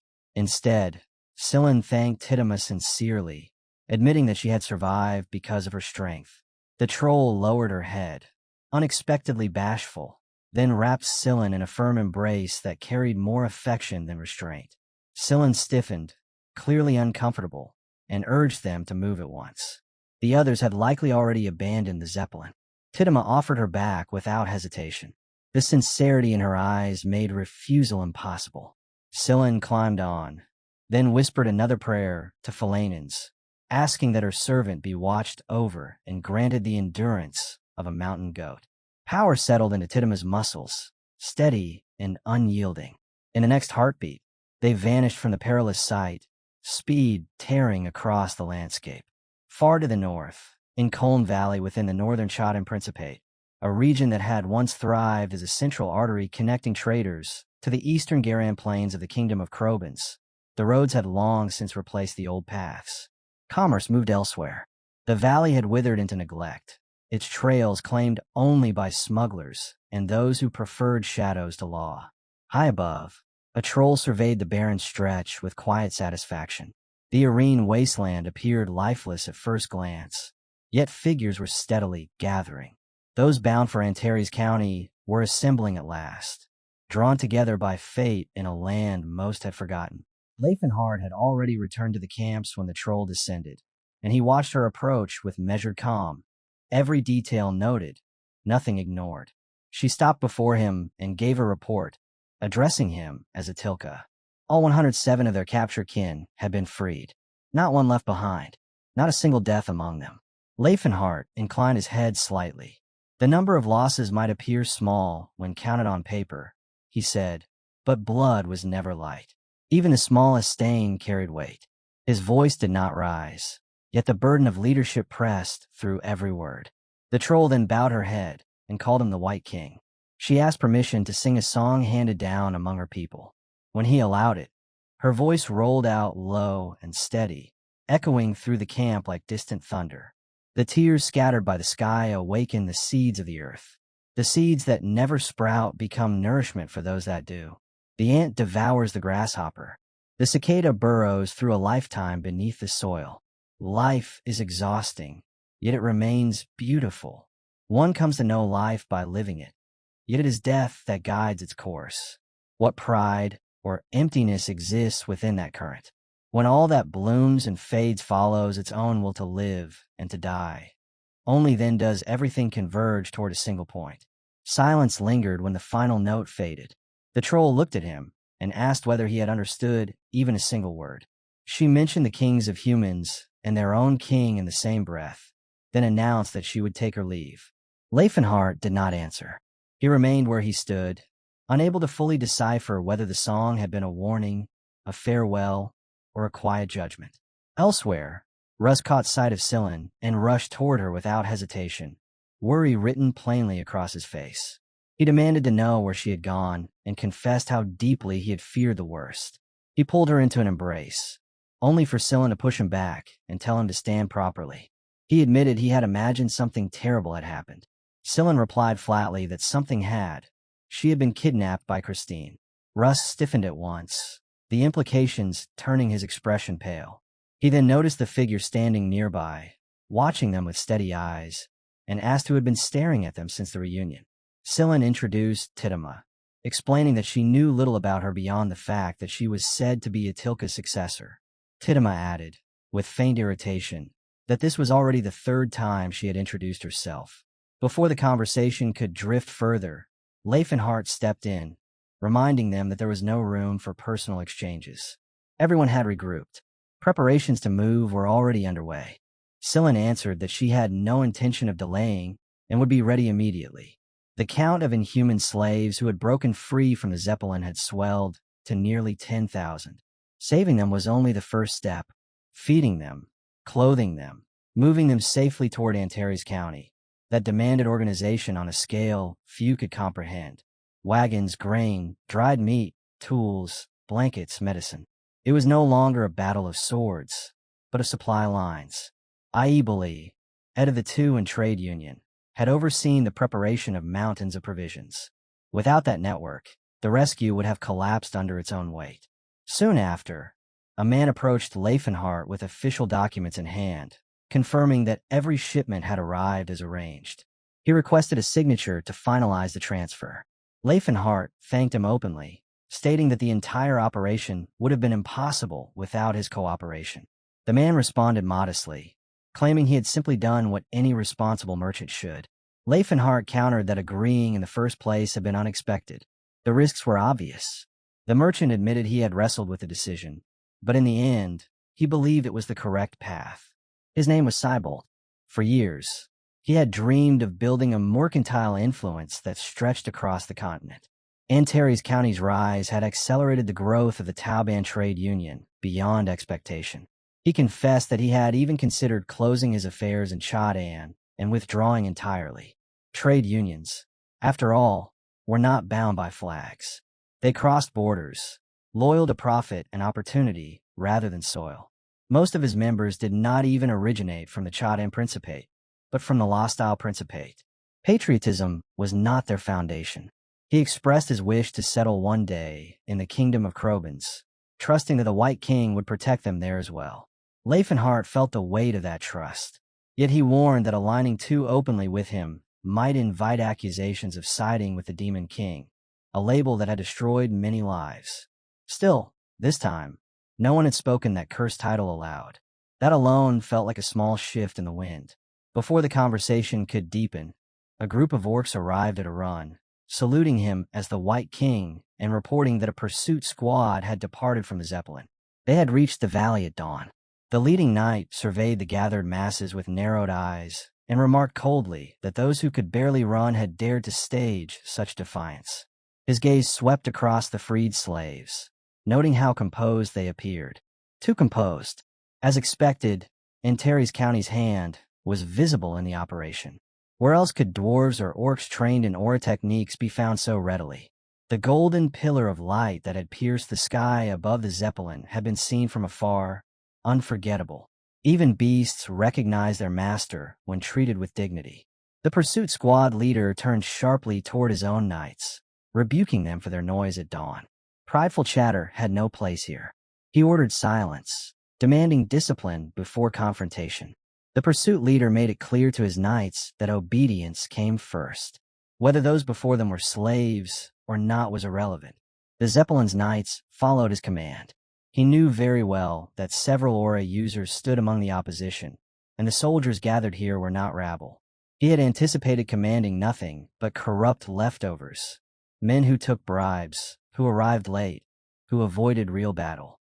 Instead, he now faced the army tied to the name of the Fist King. That was no trivial assignment. The protagonist turned to the elves and demanded numbers. The answer came quickly: 7,000 to 8,000 in total. 800 to 1,000 Knight-class troops. 2,000 cavalry. The rest infantry. Leifenhart listened without a flicker of concern. The absence of mages was what mattered. That detail brought him quiet relief. When the elves asked what he had done about them, he explained plainly. 3 days south of the Zeppelin lay a village where certain assets of his had been placed. A lure crafted precisely for a mage's mind. Anything with true arcane curiosity would be unable to ignore it. Recognition dawned on the elves' faces as they remembered the incident. Strategy layered within strategy. Leifenhart added, almost casually, that he had once stood as a 10-circle archmage. The revelation settled heavily. Genius was not accidental. The enemy force halted within clear sight and issued their demand. All non-human races were to surrender immediately. Any resistance would result in slaughter. No exceptions. Leifenhart stepped forward before anyone else could react. His voice was steady as he assured the gathered masses that not a single hair on their heads would be harmed. The opposing commander studied him carefully. Gerald, over 80 years old, must be the Fist King of this generation. Strength acknowledged. Even so, one body could not shield 10,000. He offered terms: surrender, or leave now and abandon the slaves, and there would be no pursuit. The knights behind him murmured in confusion, unsure why such leniency was even spoken. Klatt silenced them. He understood. Leifenhart would never walk away. If retreat had been his intention, this operation would never have begun. Leifenhart's laughter carried across the field at the suggestion of fleeing. Frustration hardened the enemy leader's expression. He ordered his forces forward, commanding them to display the principality's might. The knights moved as one, activating strength, haste, armor guard, sharpness, demon eyes. Aura flared across the formation like ignited steel. Klatt did not deny reality. Whatever their shortcomings, the Zeppelin Knights were the strongest military force within the Principality. And even if they fell, the Chaden Knights and thousands more stood behind them. Aura users did not hide forever. Leifenhart and his allies formed ranks, elves poised with lethal grace, orcs grounded like living fortresses, trolls standing broad and unyielding. The opposing knights recognized it instantly. Blade Aura, Antares Aura users of formidable caliber. Leifenhart raised his voice, declaring that in the name of miracles, he carried the will of countless people. He stood not as a single warrior, but as the embodiment of their wish to survive. And he would defend them, here, now, against anyone. As the battle exploded in emotion, Leifenhart's voice cut through the noise as he issued his orders, sending Russ and Ania straight into the fray. Russ answered instantly, igniting 7 stars and tearing forward with overwhelming force, while Ania advanced beside him with Tundra's blade, the freezing edge carving devastation across the battlefield. Watching the opening strike take effect, Leifenhart brought Malroyd and Solid into the assault. Earth resonance thundered outward, shockwaves ripping through the formation of the Zeppelin Knights.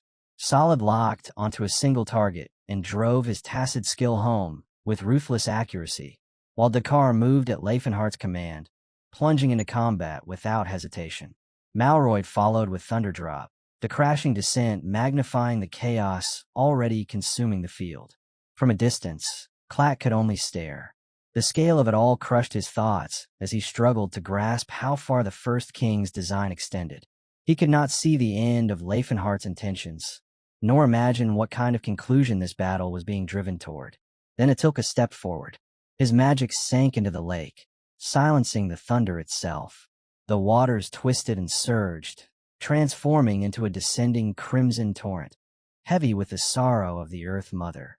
The knights faltered, minds reeling as they failed to understand the phenomenon unfolding before them. Suspicion spread through their ranks. Whispers that the First King was sacrificing his own forces, perhaps even the slaves, to fuel some hidden and sinister stratagem. None of them could foresee what was coming next. Red swallowed the battlefield as steel clashed and formations broke.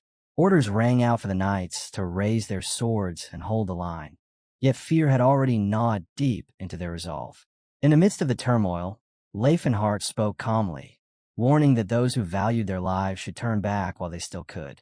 Klatt shouted in response, forcing his voice through the panic, insisting that there were only 9 enemies they needed to defeat. The words failed to steady them.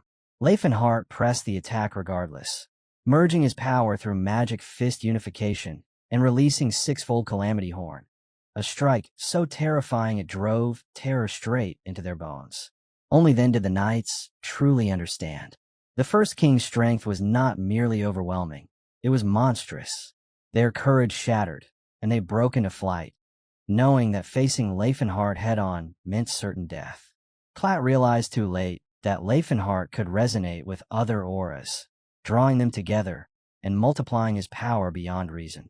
With a single blow, the battlefield itself gave way. The land split apart, cliffs hundreds of meters tall collapsing as if they were nothing. Screams echoed as the remaining knights found themselves trapped, the ground falling away on every side. They could not comprehend how such destruction was possible, even for the greatest warriors.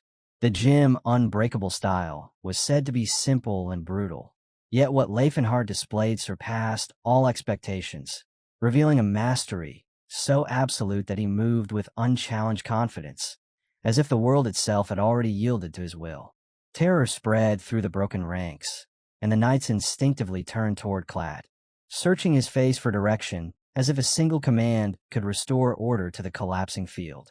Before he could answer, Leifenhart's laughter rolled across the ruins, sharp and merciless, daring them to cross the shattered ground if they possessed even a fragment of courage. The challenge struck like a slap. The orcs, fired by their savior's confidence, gripped their weapons and stepped forward, convinced that victory was no longer a distant hope, but something within reach.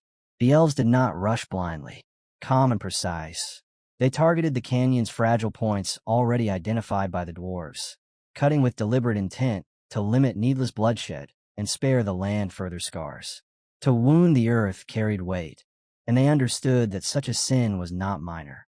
What unfolded was not chaos without design, but destruction shaped by mastery. The dwarves bent the terrain with practiced understanding, guiding fractures and collapses exactly where they were needed. Leifenhart, who in his days as an archmage had reduced mountains to rubble, applied that same experience with ruthless clarity. Added to this was an uncompromising conviction shared among them all. If an obstacle stood in their path, it would be removed, regardless of its scale. The result was a spectacle both magnificent and horrifying, a calculated ruin forged from knowledge and raw strength intertwined. When the fighting ended, Leifenhart ordered a withdrawal. Even if a pursuit force dared to follow, the ravaged landscape would delay them for at least half a month, more than enough time to fortify and prepare. He declared with certainty that the kingdom of Krobans would soon understand the cost of provoking him. Word spread rapidly across the continent that the Lord of Antares, the First King Leifenhart, had struck Zeppelin and freed its slaves. Attention shifted toward this single act. The ruler who had forged the merging nation of Antares had defeated the wealthy power of Chaadan, and the tale ignited the imaginations of those who longed to become heroes. Praise was not universal. Many condemned his actions as reckless and lawless, branding him little more than a bandit who trespassed without declaration and seized wealth at will. They warned that his ideology threatened the fragile balance of the continent. Freeing the slaves was one matter. Granting them citizenship directly challenged the foundations of established authority. Yet beneath the criticism, something changed. Commanders and observers who had long harbored silent doubts about slavery began to speak his name differently. Liberation Leifenhart. Opinions remained divided, arguments fierce, but one fact stood beyond dispute. The world had shifted, and the order that once seemed unbreakable would never return to what it had been. A full month had passed since the liberation of the Zeppelin, and within the White King's castle of Antares County, a man stood in silence, reading a letter line by line, as if weighing the future of an entire continent in his hands. None of the contents surprised him. As expected, the dwarves were the quickest to settle. Under High Priest McKellen's steady leadership, they had already secured their designated territory and begun laying the foundations of a new homeland. When the dwarves first faced the mountain range chosen for them, admiration overtook even their hardened expressions. The ridges were vast, the stone rich and promising. Talk immediately shifted from appreciation to construction. Questions rose about when work should begin. A few dwarves, unable to remain idle, asked whether there were mines nearby, their hands restless and their bodies craving labor. One elder advised restraint, reminding them that rest came first. He spoke of abundant deposits of cementarium rumored to lie beneath the range, and assured them that additional workers would soon arrive to support the grand undertaking. The promise of deep veins and coordinated effort quieted their impatience. The letter continued. The trolls presented no difficulty. Most of the scattered tribes across the continent had already placed themselves under Antares County's protection. Atilka and Tittima stood before a colossal tree and recognized it at once. Trollriad, their former home.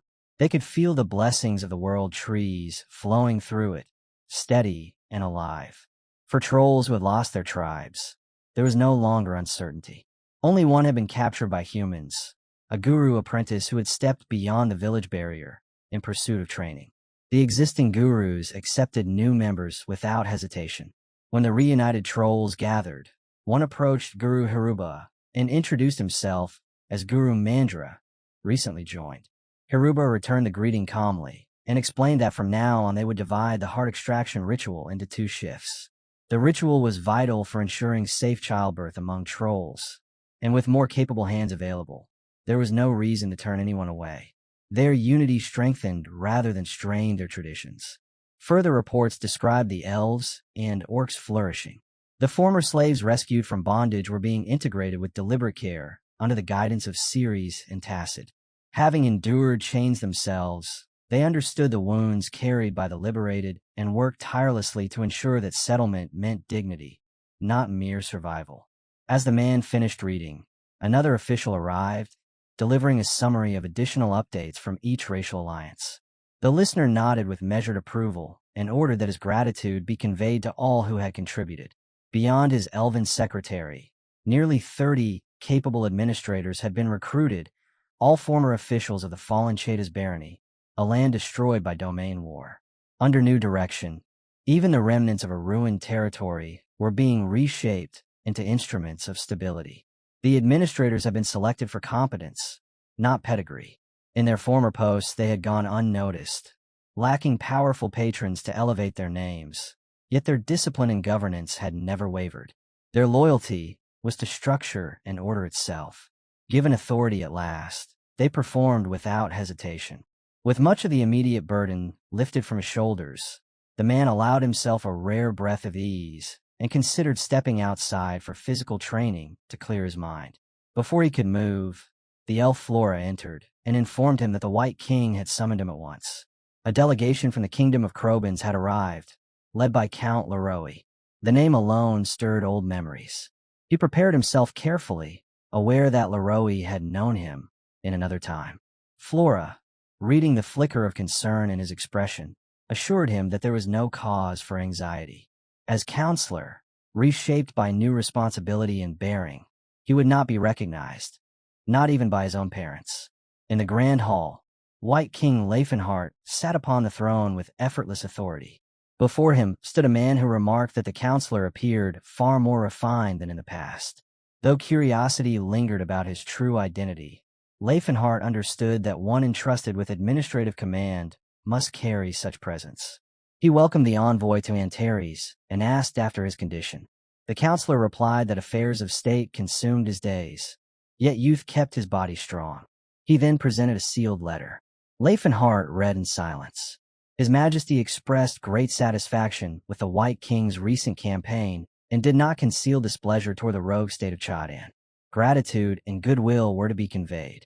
The letter went further, declaring disgust toward the Chaadan Principate and openly praising the liberation. Should interference continue, enthusiastic support would follow. When Leifenhart asked how Chaadan had responded, the counselor reported immediate outrage. Nathan II, king of Chaadan, had issued a fierce denunciation of Krobans for allowing passage and tacitly endorsing the first king's actions. He demanded the return of the freed slaves, compensation for losses, and threatened war if justice was not delivered to his satisfaction. Yet the Principate itself treated the proclamation with limited seriousness. Certain hawkish nobles even welcomed the possibility of conflict, anticipating another clash with the formidable warrior of Antares. Leifenhart accepted the prospect without visible concern. If battle came, it would be met. As the counselor concluded his visit and prepared to depart, he conveyed that the majority of Krobans' nobility viewed Antares County favorably. Leifenhart acknowledged this calmly. At the present level of alignment, the kingdom of Krobans stood as a reliable ally. The counselor added with a faint trace of irony that the ever-mischievous Yubel would support the White King regardless of politics, even if his reasons were as personal as securing his own marriage. Power had lifted Yubel to the throne, yet he remained unable to hold a wedding, restrained by the authority of his father-in-law. Leifenhart stated that within 3 years, the obstacle should be resolved through the most humanitarian and peaceful means available. The counselor answered without hesitation that such persuasion could be achieved within that span. Attention shifted to the broader continent. When asked about the reactions of other nations, the counselor confirmed that the situation had been handled carefully. In the kingdom of Graeme, whose capital stood at Tempierad, Viscount Perron returned from his mission and reported directly to King Hyde, El Graeme II. The king questioned him about Antares County's stance. Perron replied that the White King, despite his fearsome reputation, had acted with measured reason. As proof, he presented the gifts sent from Antares, tokens of friendship acknowledging the disturbance caused by a neighboring power. The treasures drew visible astonishment. Their value reflected considerable effort and sacrifice. Murmurs spread among attendants, some remarking that even the famed Fist King seemed cautious before his majesty. Others scoffed that such conduct aligned with the martial school's unbreakable style, suggesting habit rather than submission. Perron clarified that while the initial actions had been rash, the matter was now sufficiently settled and unlikely to escalate further. The king weighed the situation. Antares County had triggered the escape of slaves and unsettled the continent, yet it had neither invaded the Chaadan Principate outright nor claimed slaves for itself. One attendant observed that the hostility was directed solely at Chaadan, giving Graeme no cause to intervene or spill blood. The king considered the possible stance of the Silver Sages, though their existence could not be disclosed to those present. In the end, he resolved to leave events undisturbed, trusting that the Silver Sages would comprehend the reasoning behind his decision. Elsewhere, the counselor understood that gifts to Graeme were not generosity alone, but strategy. Similar offerings were dispatched to every kingdom that had sent envoys, and responses mirrored Graeme's measured approval.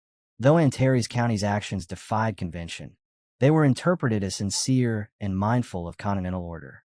Acceptance followed where hostility might have grown. Privately, the counselor reflected on the strain this diplomacy imposed. Preparing treasures worthy of each kingdom demanded resources the county could scarcely spare, yet the cost of neglect would have been far greater. Not a single coin of gold or bar of silver was needed, and that was precisely what made the gesture dangerous. The gifts that crossed borders were not treasures dug from mines, but pieces of identity carved from blood and culture. The elves sent bolts of elven silk so fine that light seemed to glide across it. The orcs delivered hardened leather crafts shaped by hands that had known war and wilderness. The dwarves offered weapons balanced to perfection, and ceramics fired in ancient kilns that carried the weight of mountains. Within Antares County, these were ordinary goods, seen in markets and workshops every day. Outside its borders, they were rarities whispered about, but almost never touched. Gathering enough of them was no simple task, yet the effect they produced far exceeded the shallow glitter of precious metals. When Leifenhart heard the full design, a faint smile formed as though he were arranging pieces across a grand board. Antares County had publicly sworn to abandon wars of conquest. For now, that promise seemed small, almost naive, but he understood scale. A county could become more. Influence could spread quietly, and when it did, that pledge would carry weight far beyond its origin. With the counselors standing beside him, the old bitterness from former battlefields no longer pressed so heavily on his conscience. Memories from another life surfaced without mercy. Karl, who now ruled as Emperor of the Kingdom of Krobans, had once stood at the center of humanity's fractured alliances and forced them into unity. His talent eclipsed most. Though unmatched on the battlefield, his true strength had been political will. He was human to the core, yet he labored for the prosperity of other races without a trace of resentment. That alone set him apart. Karl only laughed when the matter of loyalty was raised, saying that with Miss Tilla at his side, the question itself sounded absurd. Leifenhart did not argue.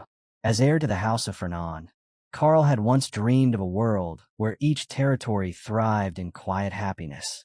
When the crown settled upon his head, that dream narrowed to the people of Krobans. Now it had expanded again. The races he once separated in thought had merged into a single word in his mind: people. His ambition was no longer confined to a kingdom, but to a world where all could stand without fear beside one another. Hearing that, Leifenhart felt the last thread of hesitation snap. Far away, in the imperial capital of the Holy Bastillan Empire, fury took a different shape. Emperor Land stared at the treasures sent from Antares County and ordered them thrown into the flames. To him, the gesture reeked of insult. He would not be bought like some petty lord dazzled by foreign trinkets. He declared the act beneath even beasts. As Emperor Keepold Prime Bastillanai, he vowed to crush any who dared imagine themselves kings while standing among creatures he deemed inferior. In the Holy Bastillan Empire, rage was no longer hidden behind ceremony. The king's temper flared openly at the mere idea that anyone believed wealth could bury intention. To him, gold was not diplomacy, it was camouflage. The thought that Antares County would neither bend nor correct its course was an insult layered upon defiance. Voices in the court rose in unison, condemning Antares without restraint. They argued that the county had cast aside the teachings of Sayre and willingly stepped onto a road of transgression. Sayre's doctrine was clear. Humans were shaped as masters of all creation under divine will. To ignore that principle was not simple disagreement. It was rebellion against the natural order the empire upheld. Such insolence, they declared, demanded correction. Some among the council pressed further, insisting that Antares must be guided back through Sayre's doctrine, even if that guidance required conquest. Yet not all were blinded by fury. Several ministers spoke with colder logic. The empire lay far from Antares County, and any military move would stretch supply lines thin. More importantly, aggression would almost certainly provoke the Kingdom of Krobans, a declared ally of Antares. A single strike could ignite a broader conflict. They also warned that other nations might interpret imperial retaliation as excess rather than justice. An empire that overreached risked weakening its moral claim to authority. Beyond imperial borders, the commercial giant Chadan continued to thrive under Bastillan's protection. Through layers of intermediary trade, the Chadan Principate accumulated staggering profit, siphoning wealth from every direction. Its prosperity was undeniable, but so was the resentment it inspired. No state remained untouched by its influence, and many felt quietly drained by its reach. Still, open hostility was rare, restrained by the shadow of imperial backing. When Antares struck at Chatan's standing, murmurs of satisfaction spread across the continent. Recognition of Leifenhart's actions did not stem from allegiance to Antares. It was born from shared disdain for Shatan's dominance. The kingdom of Talcan moved swiftly. Publicly, it expressed goodwill and dispatched return gifts, presenting a balanced face of diplomacy. Privately, the motives were less subtle. Sir Lantas, an aura user once tied to Talcan, had brought humiliation upon the kingdom. When the Chatan Principate refused cooperation in his arrest, and instead accepted his exile, relations between Talcan and Chatan fractured. Now that Antares had dealt Chatan a decisive blow, admiration came easily. Within the Imperial Council, another concern surfaced. The response of other religious orders could not be ignored. Antares County was not devoid of faith beyond Sayre. Priests of Ledantai and Philanans lived and preached within its lands.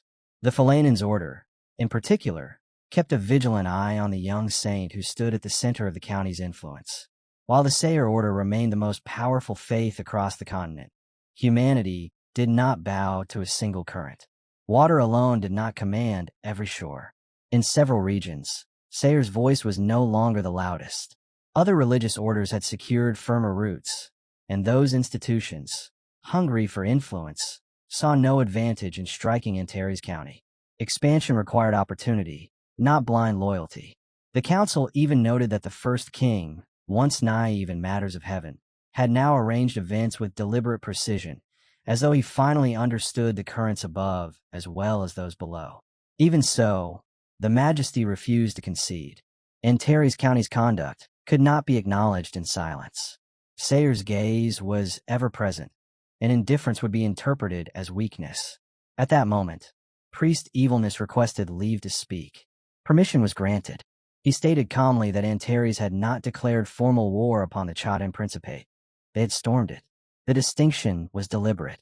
When pressed, he explained that Antares was not a sprawling nation with endless fields and countless subjects. It was compact, concentrated.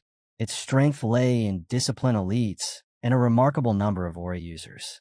With such forces, a small unit could accomplish what armies required thousands to attempt. The Majesty weighed the words but dismissed the implication. The Empire's might dwarfed that of any county. Priest Evilness did not dispute imperial strength. Instead, he warned that mirroring Antares' method would conflict with Sayre's justice. To punish them by replicating their act would stain the Empire's claim to righteousness. Others in the chamber grew impatient, urging that the arrogant first king be summoned and made an example of under Sayre's law, so that order would be restored and defiance crushed publicly. Elsewhere, in the Green Kingdom, calculation replaced outrage. The Majesty there understood the burden of standing between greater powers, rarely granted the stage to elevate his own prestige. This incident appeared as an opening. His officials reported that gifts from Antares County had been accepted. Publicly, that was harmless.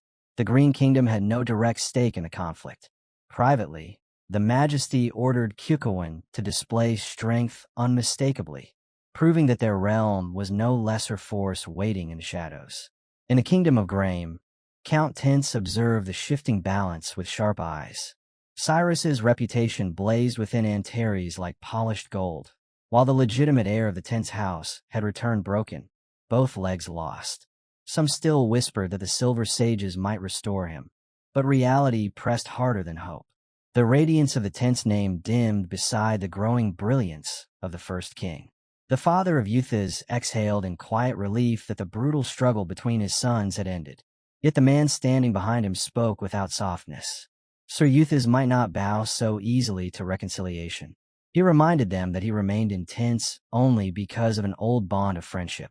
If necessity demanded it, his blade would not hesitate to cut down another son. Within the Margraviate of Altaion, grief did not hide behind pride. A father stood beneath his banners and mourned the son who had been cut down by a merciless hand. He admitted that the boy had arrived late to honor and carried the stain of being called a scoundrel, yet talent had burned in him unmistakably. If that blade had been guided with discipline instead of chaos, the family name might have risen to undying glory. This plea, he stressed, was not an echo of the Empire's summons. It was personal. He directed it to Sir Walgran alone. Walgran answered without hesitation. He would not sit idle while the wicked strutted beneath the sky. Those who failed to recognize its vastness would be struck down, and their punishment would be delivered as a gift. At dawn, a royal messenger climbed a mountain where Sir Whirl trained alone, steel flashing against the wind. The decree was presented with trembling hands. Whirl's response was sharp.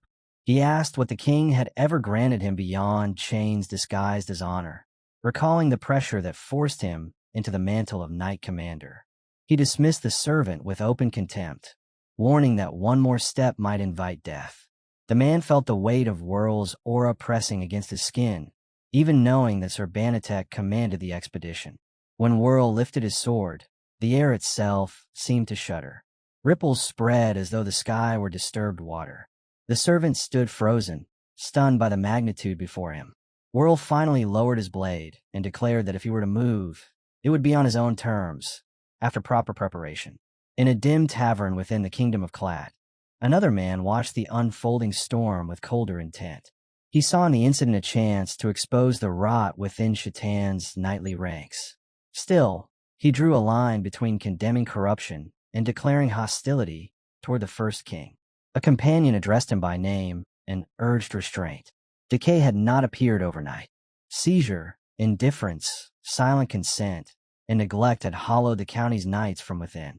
Yet once the price of theft and cowardly flight became visible, even the proud knights of the Chaden Principate would be forced to confront themselves. Far to the west, in the Krobin's empire, the king sat upon his throne as a priest delivered unwelcome words. The empire intended to draw Sir Grandiad, Krobin's own aura user, into the coming expedition. Anger surfaced immediately. Antares County stood as Krobin's ally, and such a demand was an insult. The priest argued that borders were distant, that relations between Krobins and the Empire carried obligations, and that the king's long-standing affinity for dwarves could ease tensions. The Majesty rejected the reasoning outright. Krobins would not intervene in a conflict that was not its own, nor would it be swayed by gifts dressed as diplomacy. The priest's reaction was not measured. It was absolute. In atonement for daring to assume the Majesty might accept even a modest offering, he ordered the dwarves slain. To him, the stain was not in refusal, but in the presumption that Bashdalin could be approached so casually. He swore that never again would rejected gifts be permitted to touch imperial soil. The next tribute, he declared, would not be humble or symbolic. It would be something worthy of pleasing King Yubel himself. That night, the tone shifted behind closed doors. Yubel held a dwarf in his arms and commended her performance. Before the court, he had played his role flawlessly, projecting distance and authority. She reminded him that such theatrics were unnecessary in her presence. Yet beneath the praise lay unease. The current of events was accelerating, threatening to exceed careful design. Even so, she remained confident that Sir Leifenhart would endure whatever storm gathered. Yubel admitted that until every matter was formally settled and publicly recognized, he would not truly stand as king in full legitimacy. Only then could their wedding proceed without shadow. Elsewhere, within the Vatican pantheon, authority flowed in solemn ritual. The Pope addressed the gathered faithful and entrusted complete control of the sacred mission to Guardian Tazriel. In private, Tazriel regarded the summons as minor in appearance, hardly worth his direct attention. Yet he understood that small sparks could ignite movements of lasting consequence. For the sake of the greater design, he accepted the mandate without hesitation. The county's king remained a disciple of Jatald, a link that ensured obedience, continuity, and a clear line of spiritual allegiance within their ranks. Inside the vast kitchens of Antares County Palace, steam curled into the air as Flora stood over the stove like a general commanding a battlefield, her patience thinning by the second, while she ordered Ania to add exactly 2 spoonfuls of sugar to the sauce, no more and no less. Ania, however, had already tampered with the recipe, calmly insisting that the flavor felt wrong and that she trusted her instincts more than measurements. Flora shut that down instantly, declaring that cooking was not guesswork, but discipline, a craft built on precision, not impulse. The moment she caught the faint scent of something scorched, she moved without hesitation, scraped the ruined portion straight into the bin, and told Ania to start over. Ania did not retreat. She simply straightened her posture and declared she would try again. Flora narrowed her eyes and demanded to know what experience she even had. Enia admitted she used to cook well, though that had been 10 years ago, back when she concealed her identity while traveling among humans. She reminded Flora that during those days, she had even been praised for her jerky. Flora responded dryly that she also remembered the same period, especially the chaotic stews and strange pots Enia used to assemble at random. Somehow, after days of hardship, those meals had tasted remarkable to exhausted companions. Even so, Flora concluded that for the next day's lunch, it would be safer if Enia simply prepared sandwiches. At least bread would not burn. Far from the kitchens, near the White Palace, the barren training grounds trembled under the weight of two warriors colliding. Leifenhart stepped forward and fired a straight cannon-like strike toward Russ, the blast cutting through the air with brutal clarity. Russ blocked and commented that such a move worked better against crowds than in single combat. Without pause, he answered with his gigantic blade, the strike roaring toward Leifenhart. Steel and aura clashed, dust rising in violent spirals. Leifenhart calmly remarked that he had yet to reveal the technique designed to truly trap his opponent. The next instant, he released the link key striking blast, a compressed surge that chased Russ as he twisted away to evade it. Their exchange did not slow. Blows connected, ground cracked, and the air itself seemed to vibrate. When they finally paused, both men were breathing harder, but there was no fatigue in their eyes. Russ admitted it had been a long time since he felt such a satisfying workout. Leifenhart agreed, stating that the sparring cleared his mind. Russ then brought up Tilla, the head maid, who constantly scolded them for destroying the palace interior during indoor sessions. Leifenhart acknowledged her diligence and stated that the open wasteland suited him better. No walls to shatter, no ceilings to collapse. Russ suggested another round. They stepped back in a stance without further words. At the edge of the field, Flora and Enia watched, cheering loudly, their voices rising each time Leifenhart pressed the advantage. The orcs observing the match muttered that the duel seemed unfair to Russ and began shouting encouragement for him instead. That support struck deeper than expected. Russ felt a surge of resolve, especially when he spotted Scylla among the spectators, calling out his name. Tidima stood nearby, hands over her ears, clearly overwhelmed by the thunder of each collision. Enia eventually waved everyone over, announcing that the sandwiches were ready. Even amid dust, shattered stone, and ringing steel, the smell of fresh bread drifted across the training ground, briefly grounding the chaos in something ordinary. Ceres stepped forward with her own basket and calmly stated that she had brought food as well. Enia did not hesitate. She offered her share without reservation. Compliments followed, quiet but sincere, each acknowledging the effort behind the other's cooking. What had moments ago felt sharp and competitive softened into something unexpectedly warm. Still, not everyone remained unaffected. Some compared flavors silently, measuring texture, balance, and presentation, and a subtle rivalry flickered beneath polite smiles. Then he appeared behind Enia, without warning, eyes settling on the spread as though it were a battlefield assessment. He commented on the feast and reached straight into Ceres' basket to sample her food first. Enia quickly reminded him that she had prepared sandwiches too, her voice bright with expectation. Ceres watched him carefully, wondering how such a refined archmage could act with such casual boldness, while Enia interpreted the same act differently, convinced that only a genuine man enjoyed food without pretense. As the group ate, Scylla leaned closer to Russ and confessed that she had been genuinely afraid when she encountered Christine aboard the Zeppelin. Christine had acquired a messiah, forcing Scylla to release her own power in response.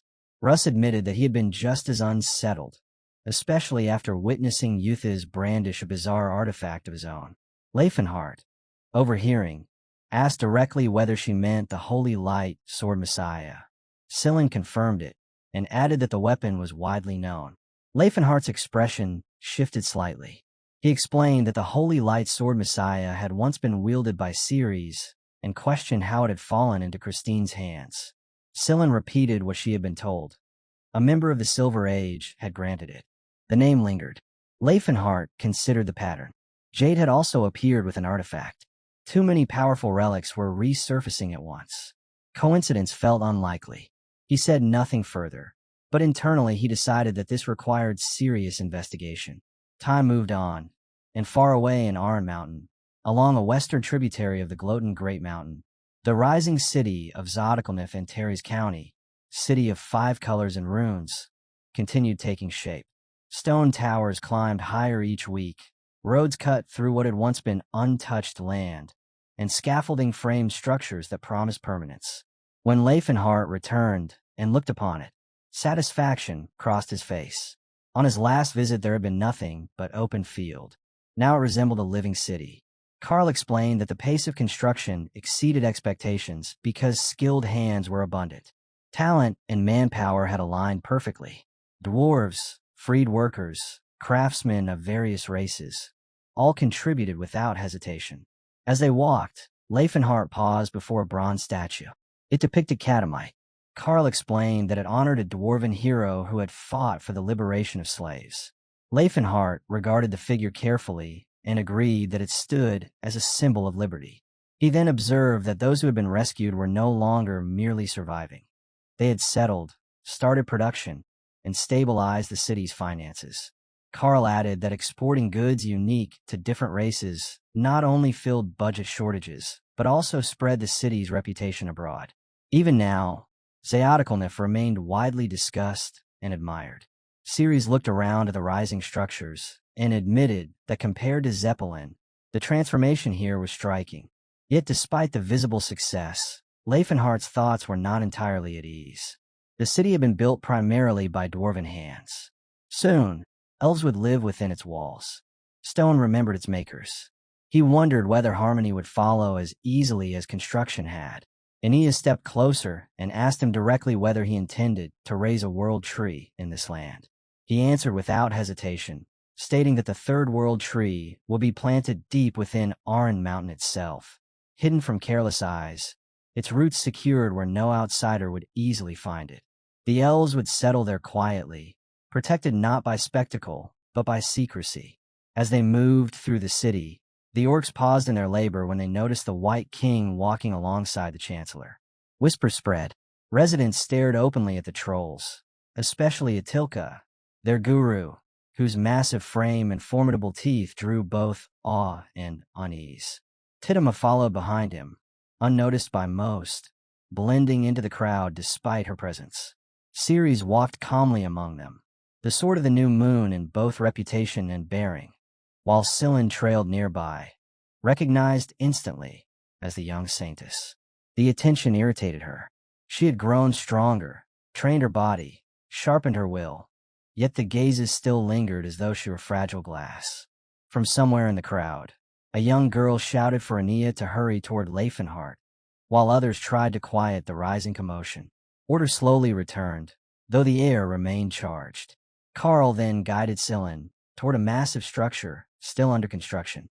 Stone pillars rose from the foundation, scaffolding wrapped around unfinished walls, and sunlight filtered through skeletal arches. He explained that this would become the Philanen's grand temple of Ereningrad. Scylla's composure broke. Pride flooded her expression as she took in the scale of it. As Archbishop, the sight meant more than ceremony. It meant permanence. Leifenhart watched her reaction and offered congratulations, remarking that carrying such overwhelming responsibility and debt at her age was no small burden. He then turned to Carl and commended the precision and scale of his work. Carl laughed lightly and remarked that perhaps the city should have been named after Leifenhart instead. The suggestion made him visibly uncomfortable, and he dismissed it at once. Before the moment could settle, a servant hurried toward them carrying a sealed message. He announced that it came from Zared. Carl asked what it contained. The servant replied that it was a letter from the magic tower and passed it forward.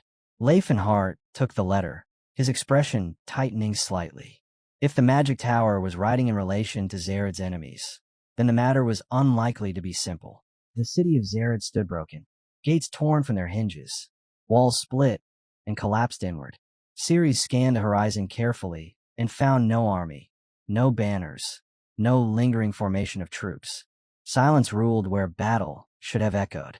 Aeneas studied the streets and stated that if a full army had marched through, the ground would be scarred with tracks, camps, supply traces. None of that existed. This was not the footprint of tens of thousands. It was something sharper. Leifenhart's anger surfaced without restraint. He calculated the angles of impact, the pattern of collapse, and questioned from which direction the strike had begun. If it had come from the front, the kingdom of Bacilli, or the Bashtalan Empire, would have been the logical source. He dismissed it immediately. Any imperial force would have needed to cross Bacilli first. Such movement could not have gone unnoticed, nor could it have occurred this swiftly. Aeneas' gaze settled on the city hall, the heart of Zered's administration. The structure had been cleaved cleanly in two, not shattered by siege weapons, not burned, split. The cut was precise and brutal. Aura.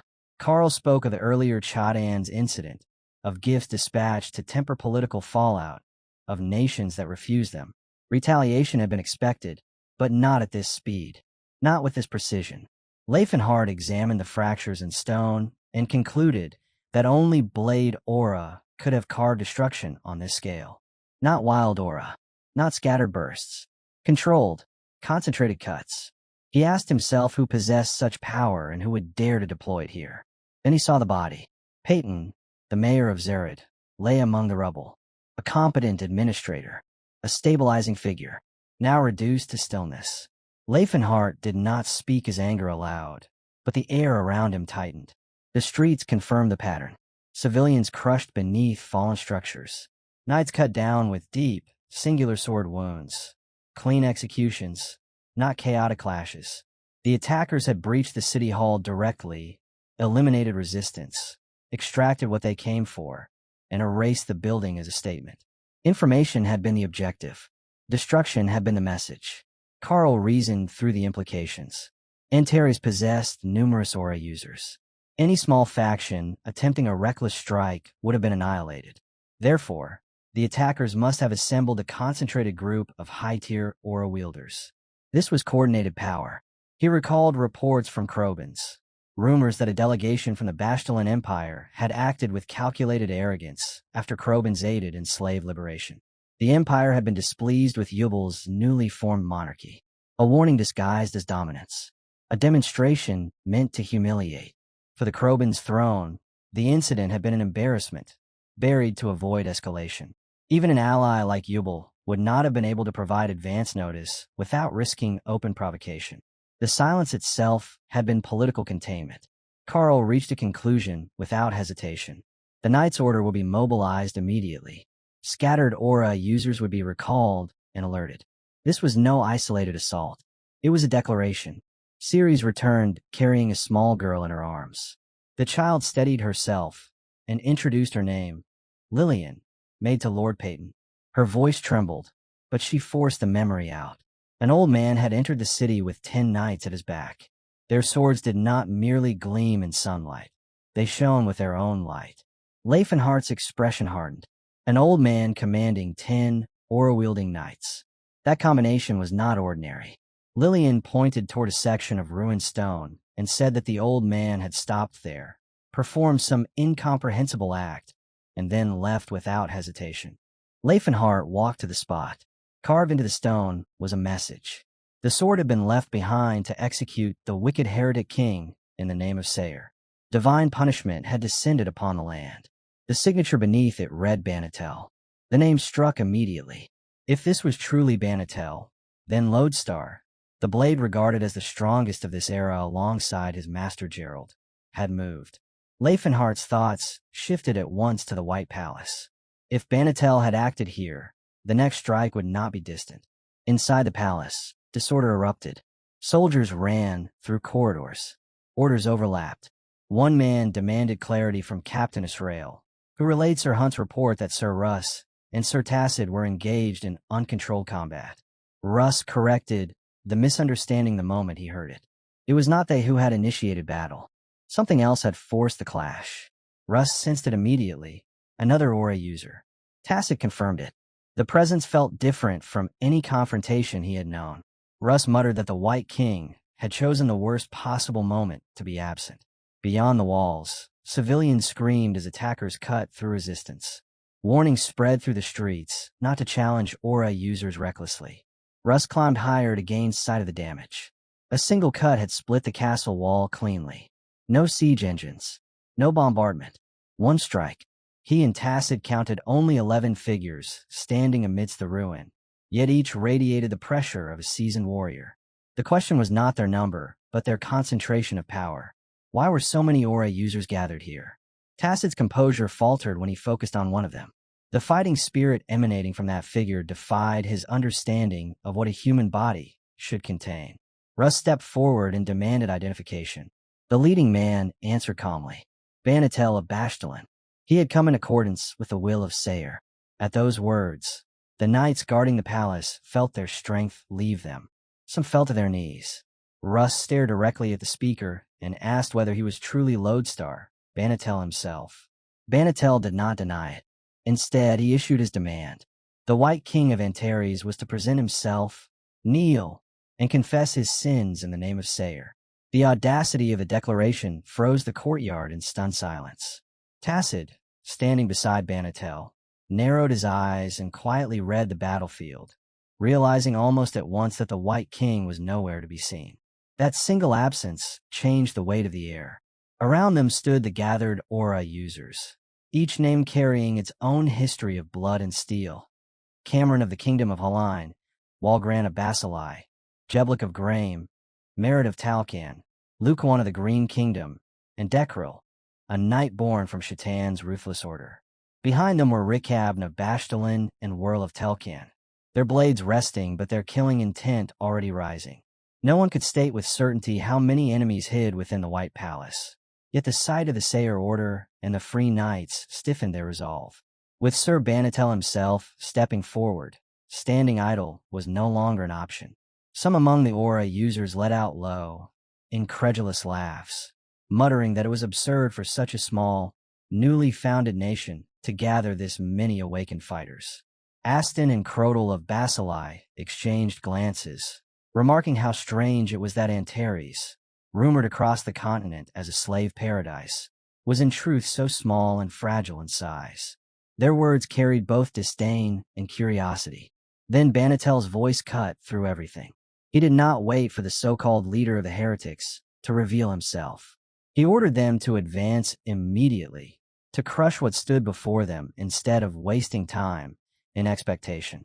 For a brief second, silence lingered. Many of these men had awakened their aura decades ago. For 20 years they had carved their names into battlefields, yet rarely had anyone spoken to them in such a commanding tone, not even their own fathers in their youth. And yet, instead of bristling, they accepted it. One by one, their expressions hardened. They would clear the immediate threat first. Pride could wait. Blood could not.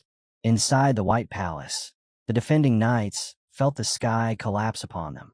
Blade aura ignited across the courtyard as multiple aura users advanced at once, their combined pressure crashing down like a tidal wave. Asrael watched in disbelief. On their side stood only Sir Russ and Sir Tacit as awakened swords. Opposing them were some of the continent's most feared blades, led by the sword lodestar himself, Banatel. The realization struck him cold. Even if every aura user Antares possessed were gathered here, they might still struggle to endure this assault. The White Palace was no longer a fortress. It was a battlefield waiting to be swallowed. Asrael felt a cold clarity settle over him and wondered if this courtyard would become the place where his story ended. Russ did not deny the reality pressing down on them. He admitted there was no path left except the one Tacit chose. Tacit answered with the same unspoken question hanging in the air, mirroring the doubt neither of them could escape. Even if Leifenhart and the others moved without rest, it would still take half a day to reach them. Half a day against this gathering of monsters. The weight of that measure alone was suffocating. Tacit's gaze swept across the opposing ranks, and a grim thought surfaced. Humans were terrifying. They searched across every race just to secure a handful of worthy warriors. Yet among themselves they could produce 10 such fighters whenever they wished. That abundance alone was a weapon. Without another word, Russ and Tacit stepped forward onto the battlefield. Retreat was no longer a concept. Russ let his aura flare violently and roared his name into the open sky, declaring himself the sword of Tense and Chris of Antares. Tacit followed, voice steady as iron, proclaiming himself a warrior of the Blue Bear tribe. Together they issued a direct challenge, calling for single combat. Banatel's laughter answered them. He dismissed the declaration as childish noise, shallow bravado from men cornered by reality. Yet the knights behind Russ immediately understood what had just happened. This was deliberate. A duel was not pride, it was strategy. Even Israel, shaken as he was, felt a flicker of admiration. It was a sharp move under impossible pressure. Across the field, several aura users frowned. The possibility crept into their minds that this was nothing more than a calculated attempt to stall. Russ measured the gamble in silence. The code of chivalry still held power among knights. A formal challenge could not be ignored without staining one's name. They needed time. Nothing more, nothing less. And a figure as lofty as Banatel would never stoop to clash blades with a junior far beneath him. Banatel turned his head toward his own aura users and asked, almost lazily, who would step forward to teach these fools a lesson. The chosen warrior hesitated. One-on-one might have been manageable, but under the scrutiny of so many watching eyes, against opponents who radiated neither fear nor weakness, the margin for error narrowed sharply. Banatel's expression hardened. He mocked their hesitation, scorned their concern for reputation, and declared that such trivial lackeys were unworthy of his notice. Then he corrected himself. Only he would answer. Only he, Banatel of Bashdalin, would step forward. The declaration crashed in a Russ like a physical blow, and for a brief instant his spirit wavered. Tacit turned toward him and spoke evenly, reminding him that this outcome was expected from the beginning. This was the role they had chosen. Russ had heard the name Banatel since the days he first gripped a blade, a title whispered with equal parts awe and resignation. The sword lodestar, the absolute power, a man praised across the continent as the strongest among swordsmen. And now that very figure stood before him, not as a distant legend, but as an opponent drawing steel. Banatel gave them no courtesy of distance. He ordered Russ and Tacit to attack at once. No ceremony, no restraint. The two warriors answered without hesitation, their auras erupting into the open air. Russ felt the sting of pride as he stepped forward, aware that striking together could be judged dishonorable. Yet he crushed that thought instantly. This was not a duel for glory. This was a fight for Antares. Tacit spoke bluntly, cutting through any lingering hesitation. Charging alone would be suicide. Dakar, his sword companion, had not been forged for waste. If they were to fall, they would fall striking with everything they had. They advanced, and the world shifted. Banatel's aura expanded like a tidal surge. It slammed into them before steel even met steel, forcing both Russ and Tacit back several steps. The pressure was suffocating, vast beyond reason. Russ felt in his bones. This was not merely strength. It was dominance refined over decades. The thought struck them both at once. Could a human truly release such overwhelming force? Banatel's eyes narrowed slightly, and for a brief second, there was something almost appreciative in his gaze. He acknowledged their footwork, their timing, the sharpness in their execution. Then his blade moved. Russ and Tacit were driven into constant motion. Banatel's strikes were neither flashy nor exaggerated. Each swing cut through space with precise inevitability. They dodged, deflected, shifted angles in rapid succession. From the rear, the Knights of Antares felt their breath catch in their throats. Russ was blocking blows from Banatel himself. The mere fact that he remained standing felt extraordinary. Yet something felt wrong. Banatel's swordsmanship was direct, almost too direct. No unnecessary flourishes, no elaborate patterns. It felt as though he were toying with them. Yet beneath that simplicity lurked an unbearable weight. Even in what seemed casual motion, there was gravity. He was not careless. He was controlled. The tidal sword lodestar flickered in Russ's mind. Had it been inflated over time? Or was the truth far more terrifying? Tacit moved first. He unleashed the attack strike of the blue, aura flashing in a cold, concentrated arc. Russ followed without pause, executing falling blossoms. Blue light erupted twice from Tacit's blade, scattering into petals of aura that shimmered deceptively through the air. The true force was concealed within those petals, hidden until the final instant. Russ synchronized perfectly, releasing his full bloom technique, his aura flaring outward in layered bursts meant to overwhelm from multiple angles at once. For a heartbeat, the battlefield held its breath. Then Banatel's blade shifted slightly. There was no violent clash, no dramatic recoil. Their swords did not even reach his body. Both techniques were stopped cleanly, dismantled before they could truly unfold. The petals dispersed uselessly. The blooming aura faded without effect. Russ and Tacit felt the shock hit them deeper than any physical blow. Banatel's expression changed, not with strain, but with faint irritation. His voice carried a trace of disbelief as he looked at them and asked what exactly they thought they had accomplished in that fleeting moment. Banatel watched them with sharpened interest. The way those two brats layered their techniques, the control in their wrists, the timing in their breath. None of it was accidental. He admitted it inwardly. They were geniuses. Most aura users were born with some measure of talent, but what they displayed went beyond raw gift. Passive aura, he reflected, was nothing more than an unconscious reaction, a defensive stirring that responded to threat without deliberate thought. Yet somehow these two manipulated flow and pressure with surgical precision. No matter how he dissected it, the refinement in their execution was difficult to explain. Russ, meanwhile, felt genuine disbelief.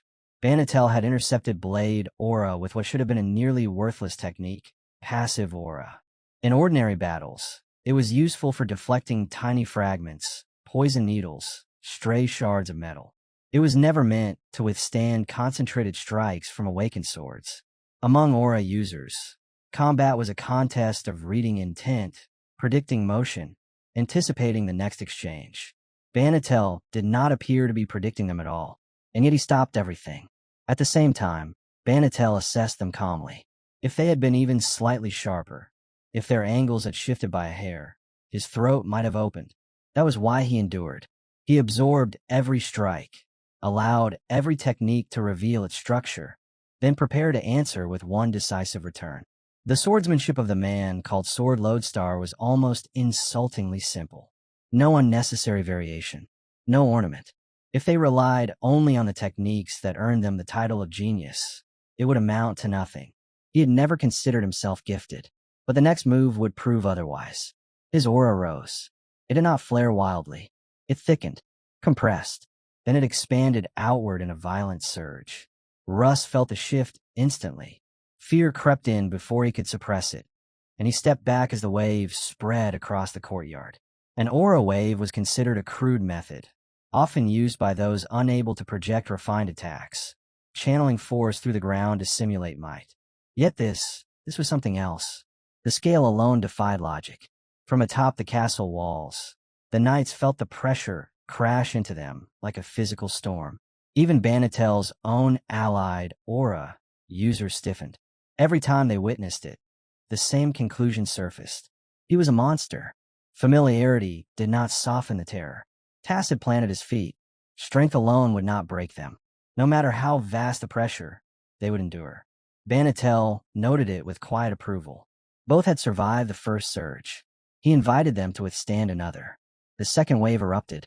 Russ and Tacit held their ground again, muscles straining, aura grinding against the flood of power. Banatel allowed himself a thin smile. Their skill was undeniable. Their control over aura was exceptional. But refinement meant little when crushed beneath overwhelming force. Russ and Tacit felt the pressure deepen with every passing breath. Banatel did not slow. He did not waver. Aura continued to pour from him as though he had no limit, as though depletion was a concept that applied only to lesser men. The strain on their bodies grew heavier by the second. Across the field, the opposing aura users exchanged grim remarks. Such reckless output would tear the battlefield apart. Stone cracked. Sections of the courtyard collapsed. Those caught beneath falling debris were dragged away for treatment, blood mixing with dust. The knights stationed near the outer walls understood the risk immediately and withdrew deeper into the White Palace, seeking distance from structures that might crumble under the continuous shockwaves. The aura users watched with sharpened focus. This battlefield had become something else entirely. It was no longer meant for ordinary soldiers. It belonged to aura users alone. Friend and foe alike stood within a space shaped purely by their level of combat. It suited them perfectly, yet confusion lingered among them. Banatel was not displaying brilliance or innovation. There were no intricate sequences, no layered deception. His methods were basic, almost primitive. He was not a genius, and yet he was undeniably monstrous. The sky itself trembled faintly as his attacks rippled upward, distorting the air in visible waves. Several aura users had expected to witness techniques worth studying, hoping to grasp new insights from the sword lodestar. Instead, they found nothing to dissect. Only fundamentals. Only scale. Russ understood. Banatel's strength did not arise from complexity or refined manipulation. It came from something far more brutal. An atrocious quantity of mana. Overwhelming. Crushing. Endless. In his youth, Banatel had never stood out as extraordinary. He was not one of those martial prodigies who absorbed 10 teachings at once or mastered in a single day what others required 10 days to comprehend. Combat was fluid. Opponents did not move in predictable patterns. Techniques had to bend with circumstance. Banatel struggled with that. He could perform what he was taught, but if an opponent deviated even slightly from expectation, his blade would cut empty air.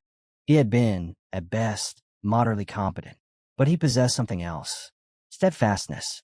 Once shown a technique, he would repeat only that. No variation. No experimentation. He would practice the same downward strike again and again. While ordinary warriors, even awakened aura users, would grow weary after 1,000 repetitions, losing precision as fatigue set in, Banatel did not change. His concentration never fractured. The first strike and the 1,000th strike were identical. Through repetition alone, he refined the most basic aura skills beyond ordinary limits. He did not expand outward. He deepened downward, again and again, for 30 years, without deviation, without distraction, without seeking novelty. Now that foundation stood before them as an ocean of power. Tacit understood it at last. The man standing before them was not simply strong. Banatel was something else entirely, a creature whose very presence distorted the battlefield. Russ saw it too. Close combat had already revealed its limits, and he knew they could not keep trading blows like this. Banatel's control over aura looked almost primitive at first glance. No complex formations, no elaborate techniques, yet every surge carried crushing weight. So Russ shifted his approach. 7 stars ignited in his grasp, its pattern unfolding with sharp precision, while Tacit answered with Wolf Fong, driving forward with feral determination. Their attacks collided against Banatel, and stopped. Not slowed, not redirected, simply erased. Banatel shattered their aura as if it were fragile glass. Russ felt the shock run through him. Tacit felt something colder, comprehension. This was not refinement. This was dominance through sheer magnitude. Russ snapped at him, demanding something deeper, something worthy of the sword lodestar. But even as the words left his mouth, he saw the flaw. A profound technique would only give Banatel more substance to crush. Against that endless torrent of aura, complexity meant nothing. Distance offered no salvation. Ranged assaults dissolved before reaching him. The conclusion formed between them without being spoken. They would have to close in again. Banatel watched their movement and laughed, comparing them to insects buzzing in panic. Then his voice cut through the air as he invoked spirit, aura, telekinesis. The pressure descended instantly. Space itself felt seized. Their evasive steps faltered, their bodies trembling under invisible force. Russ and Tacit stood frozen for a fraction of a breath, overwhelmed by the immensity of it, realizing they were about to witness what true power did when it decided to end the chase. Far from the clash of blades and collapsing earth, in a quiet chamber filled with water and pale light, a body lay suspended in silence.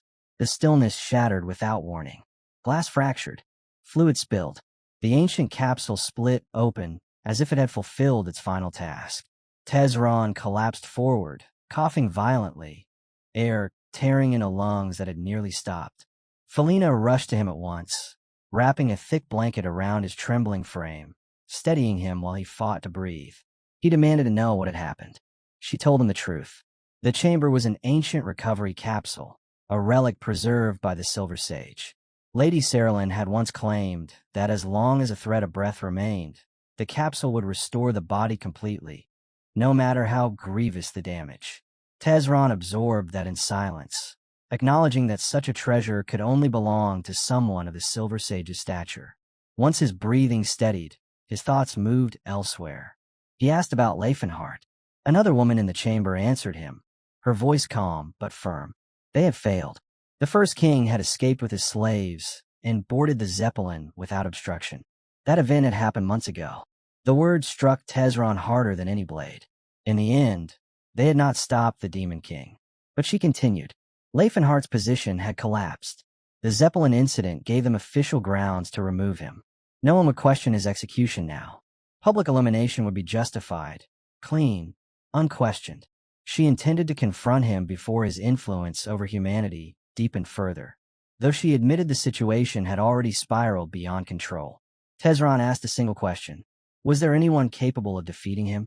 The answer did not point toward the Silver Sage. It pointed toward the Bastionan Empire. The continent's strongest swordsman had stepped forward. Sword Lodestar Banatel. Tezron paused. In this flow of time, Banatel still lived. A faint laugh escaped him, low and almost hollow. The women around him mistook it for relief and asked whether that was not good news. Tezron only thought one thing. If Banatel was moving, then Leifenhart's end was near, unless something impossible intervened. Back on the battlefield, Russ launched himself forward without hesitation. His blade aimed straight for Banatel's guard. Ordinary aura techniques dissolved on contact. None could surpass the Sword Lodestar's passive Arlyra, a defense that existed without thought, automatically intercepting every threat. It was as though the world itself refused to allow a strike to reach him. Russ shifted instantly. Void Sword Horizon activated. Space folded along the edge of his blade, and a clean line carved across Banatel's neck. Shock rippled outward. Those watching could not comprehend what they had seen. Even Banatel's eyes widened for the briefest moment as blood traced the cut. Then his aura surged, and the wound sealed as if it had never existed. Russ lowered his blade slightly, frustration tightening his grip. The strike had been flawless, the timing precise, the angle absolute. Yet even that was not enough to overcome the Sword Lodestar's passive aura.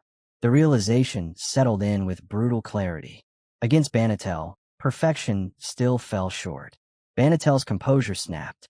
Rage surged through him as he declared that Russ would not leave this battlefield alive. His aura flared violently, no longer restrained, pouring outward in waves that bent the air and crushed the ground beneath it. The battlefield trembled under the sheer pressure. He acknowledged Russ with cold irritation, stating that it was rare to encounter someone so young capable of wielding such a technique. Had that strike carried even slightly more force, Russ would have died instantly. Tacit felt the conclusion settle into his bones. This was the end.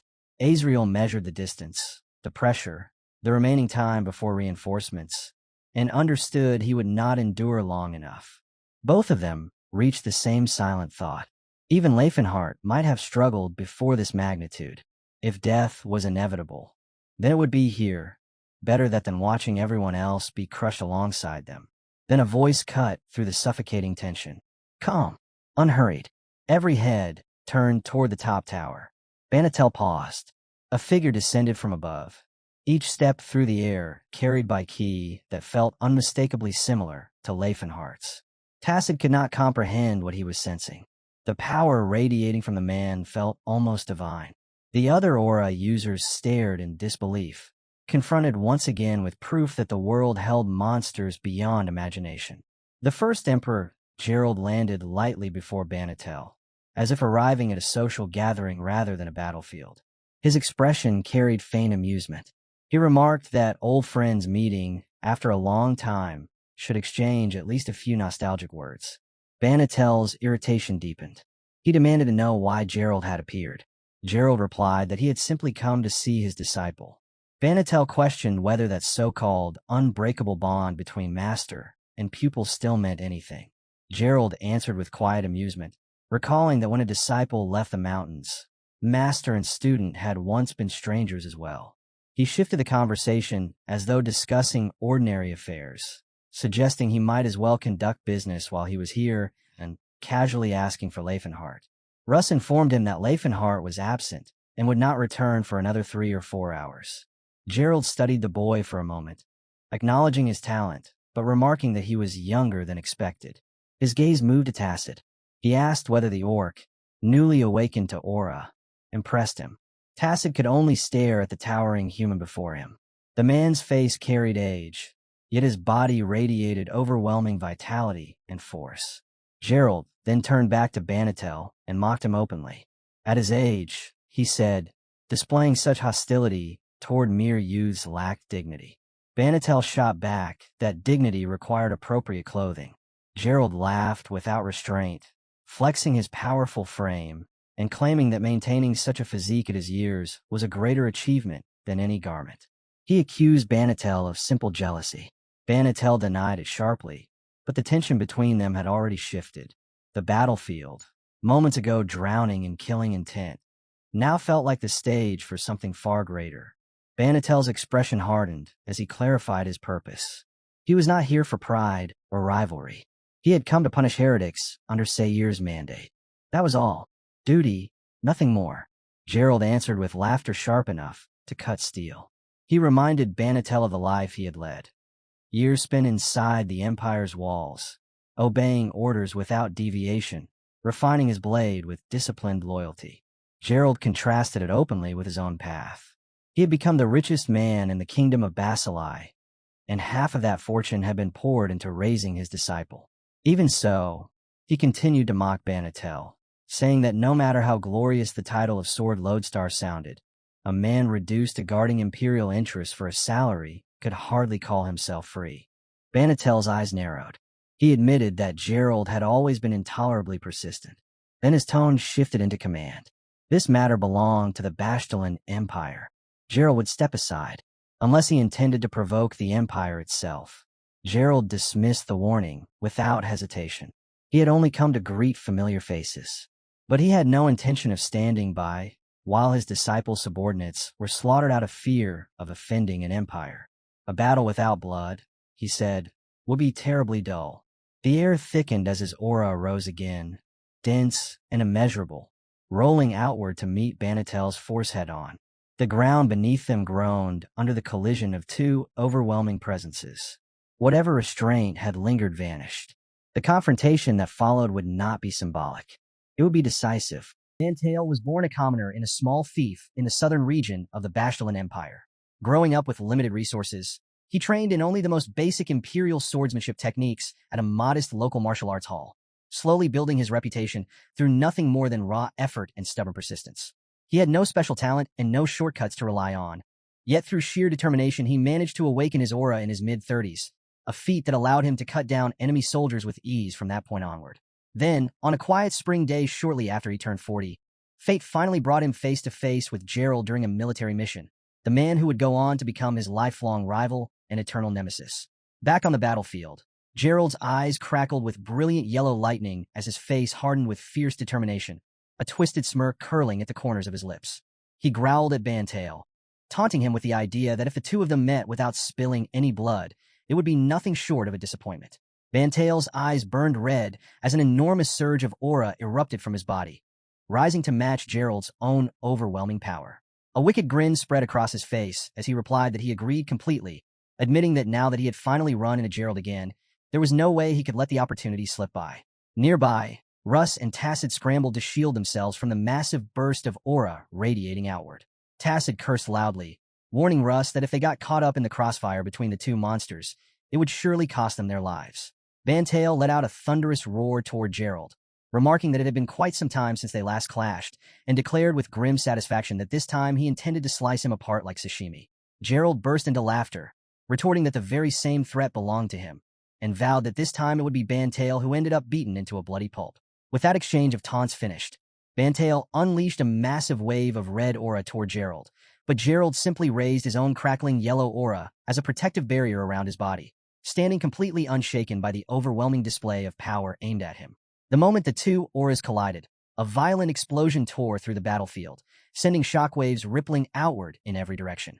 The other aura users watching from a safe distance struggled to brace themselves against the relentless force of the blast, cursing under their breath at the terrifying power wielded by these two monstrous fighters. Standing at the very center of the surging red aura, Bantail called out to Gerald once more, remarking that it felt like more than 10 years had passed since they had last fought like this.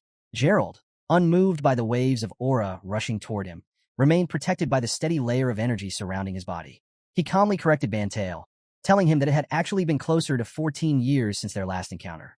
Bantail showed no sign of slowing his assault, and as the attacks continued, massive chunks of rubble began flying wildly across the battlefield. Standing off to the side, Asrael raised his shield to protect himself from the incoming debris, muttering under his breath that it seemed almost impossible for a human being, someone just like him, to possess this kind of raw strength. Behind him, a soldier cried out in terror at the devastation unfolding before his eyes, screaming for everyone to flee as the castle walls began collapsing around them. As Gerald and Bantail closed the distance between themselves, Gerald steadily increased his aura output to match Bantail's rising power. The two auras clashed violently the closer they came, forming a sharp, distinct boundary of yellow and red energy between them. Gerald called out to Bantail, praising him for how much stronger he had grown, and asked whether his total aura volume had increased even further since their last meeting. Bantail shot back that it looked like Gerald had done nothing but foolishly bulk up his body in the years since. Gerald grinned and asked whether this exchange counted as a proper greeting after all the time they had spent apart. Bantail replied that, as expected, only someone like Gerald could truly give him the sense of impact he craved. Gerald's eyes narrowed sharply as he raised his fist, now surging with a tightly gathered yellow aura, and growled that it was time for them to stop playing around and get serious. Bantail answered with a defiant roar, threatening to kill Gerald outright as he readied himself for an even fiercer exchange. Gerald lunged forward with a powerful punch aimed straight at Bantail, who swung his sword up just in time to block the blow. The blade managed to pierce through Gerald's aura guard and made direct contact with his stomach, yet Gerald's body remained completely unharmed. He grinned and explained that at his current level, he did not even need to rely on his spiral guard to withstand something like that. Bantail, impressed despite himself, remarked that Gerald had somehow broken through his aura guard using nothing but his bare body to block the attack, praising him for growing even tougher than he remembered from their last battle. Gerald laughed heartily and fired back that Bantail, on the other hand, had not sharpened his skills at all. Bantail pulled his sword back and admitted with a shrug that Gerald was right, since he had never really learned how to refine his technique in that way. Gripping his sword tightly with both hands, he began channeling even more aura into the blade, silently telling himself that if one strike wasn't enough to bring Gerald down, then he would simply need to land 10 more. Calling upon one of the fundamental Imperial swordsmanship techniques, the 8-directional slash, Bantail unleashed the attack toward Gerald. Gerald spread his arms wide and took the assault head-on, using his spiral guard to gather the incoming slashes of aura into a swirling vortex in front of him. He laughed loudly, mocking Bantail for still relying on nothing but the basics. Even as he grinned with confidence, Gerald privately admitted to himself that Bantail, despite being unable to properly execute the standard 8-hit combo, had somehow managed to land all 8 strikes simultaneously, a feat that no one else could accomplish. He concluded that a man like that had to be even more simple-minded and reckless than someone completely unbreakable. With that thought, Gerald released the gathered aura, triggering 8 small explosions that burst harmlessly above the battlefield, well away from where he stood. Bantail pressed forward with another swift strike, aiming directly for Gerald's stomach. Caught off guard by the sudden attack, Gerald barely managed to dodge in time. He countered by kicking Bantail's sword arm, successfully knocking the blade off course. Bantail recovered quickly, however, and managed to jab his sword into Gerald's cheek. Even though the blade was infused with red aura, it failed to leave so much as a scratch.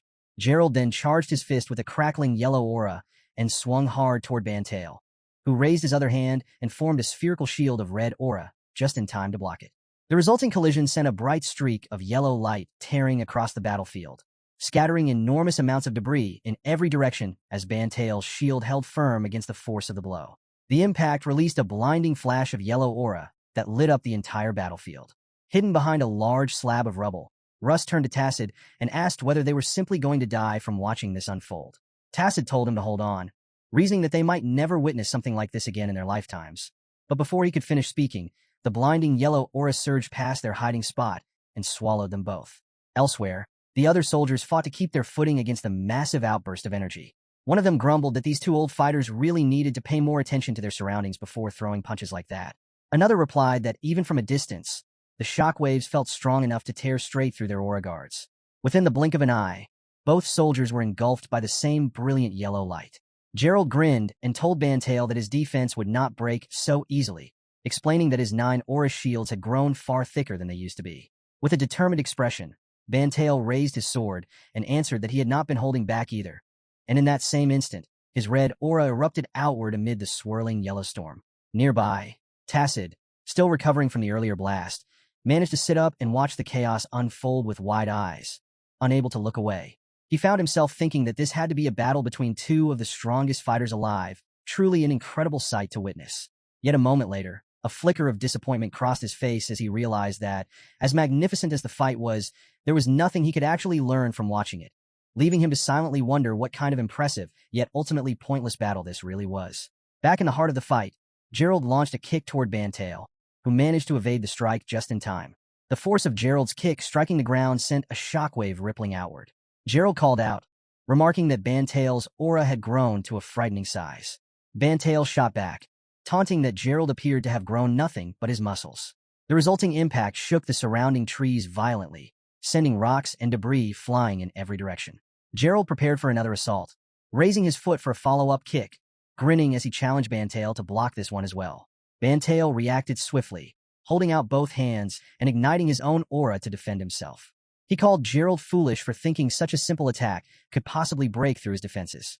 After successfully deflecting the kick, Bantail pointed his sword toward Gerald, the blade now glowing brighter as it absorbed even more of his aura. Activating his piercing strike technique, he declared that he intended to drive the blade straight through Gerald's heart. Gerald burst into laughter and stood his ground, telling Bantail that he would take the attack head-on without moving an inch. As Bantail's strike closed in, Gerald activated his double spiral guard technique, redirecting the incoming aura into a controlled, swirling vortex before him. The unfamiliar technique caught Bantail completely off guard, leaving him stunned as he realized he had never seen Gerald use anything like it before. Gerald grinned triumphantly, growling that this proved he had not been holding back either. Raising both arms to his sides, crackling with yellow aura, he clenched one fist tightly as the energy gathered and intensified around it. Gritting his teeth, he drew back his arm and unleashed his signature technique, Zero Impact, driving his fist forward with tremendous force. Bantail raised his hands just in time to form an aura guard, bracing himself against the incoming attack, but the sheer volume of yellow aura tore straight through his shield, shattering it into pieces. The sheer force of Gerald's attack tore through Bantail's shield, shattering it into countless tiny fragments in an instant. Bantail stood frozen for a moment, genuinely stunned that Gerald had managed to break through all 9 layers of his aura defense. Yet before the follow-up blow could reach him, Bantail quickly deployed a fresh aura guard, calling out to Gerald that he had not expected to be forced into using it again so soon. He raised his hand as the newly formed barrier absorbed the relentless wave of aura crashing against him. The two forces strained against each other for a long moment before Bantail finally managed to push Gerald back. Still standing upright, Gerald was dragged across the ground by the sheer momentum, his feet carving deep grooves into the earth and sending up fresh clouds of rubble as he skidded to a stop. Once he came to a halt, Gerald found himself silently wondering how Bantail had managed to activate a second aura guard in such a short span of time. He admitted, somewhat reluctantly, that Bantail truly was skilled, muttering that this fight was going to take longer than he expected. Bantail emerged from the settling dust and debris and told him that he was the only rival worth fighting. Gerald laughed and pointed a finger at him, warning him not to speak as though they were equals, reminding him that he had beaten him once, long ago. Bantail's face flushed with embarrassment as he shouted back that the loss did not count. Gerald Cromprotes, though it was difficult to tell simply by looking at him, had actually been born into a noble household within the Vasily kingdom. It was thanks to the former Martial King Rastal that his entire fate had been changed forever. Back when Gerald was only 11 years old, Rastal had come across him playing alone in the courtyard of his family's mansion. Without hesitation, Rastal lifted the young boy up by his sides, tears streaming down his face as he wept with overwhelming relief at having finally found him. Gerald froze in the man's grip, confused and visibly nervous as Rastal studied him carefully from every angle. When Rastal asked who he was, the boy managed to answer that his name was Gerald, of the Protes household. Still carrying him tucked beneath one arm, Rastal marched straight into the Protes mansion, kicking the door open and demanding that Gerald's parents hand over their son, promising that he would personally raise him to become the next Martial King. The Protes household carried a long and proud history of martial arts in the western regions of Vasily, and it was considered a tremendous honor for the strongest man of that era to take in their son as his personal disciple. The one problem, however, was the unsettling reputation surrounding Rastow, who was widely known by the nickname Jim Unbreakable, infamous for having trained and lost countless disciples through his brutally harsh methods. Gerald's parents stared up at the towering figure before them with visible unease, unsure of how to respond. Rastow offered his congratulations and announced that if their son joined his sect, he would gain immense power, then swung his fist through the air as a demonstration, sending a massive shockwave of aura crashing into the mansion wall and causing a thunderous explosion. His unusual method of persuasion worked immediately, and the Proteus family wasted no time agreeing to let him take their son away for training. During his first year of training, Gerald cried constantly, convinced that his parents had simply been unable to handle raising him and had sold him off instead, a belief that, embarrassingly enough, was not entirely wrong. By his second year, he no longer had time to cry at all, too consumed with the struggle simply to survive each day. By the end of the third year, he could barely remember his parents' faces and thought only of finding a way to escape. After 8 grueling years of relentless training, he finally awakened his aura, and for the first time, he felt genuine gratitude toward his master. At the age of 22, he mastered the quadruple-layer Calamity Horn and left the mountain behind for good. He visited his family briefly afterward, staying only 3 days before setting off once more.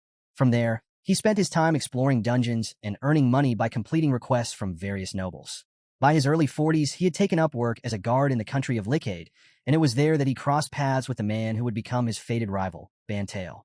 At the time, Bantail's swordsmanship had been laughably simple, yet he had somehow already awakened his aura.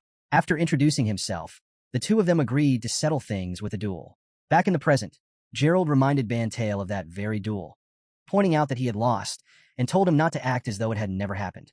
Bantail's face turned an even deeper shade of red as he jabbed a finger toward Gerald, loudly insisting that the loss had happened before he earned the title of Sword Saint, and that Gerald had simply been fortunate enough to meet a good mentor early in life.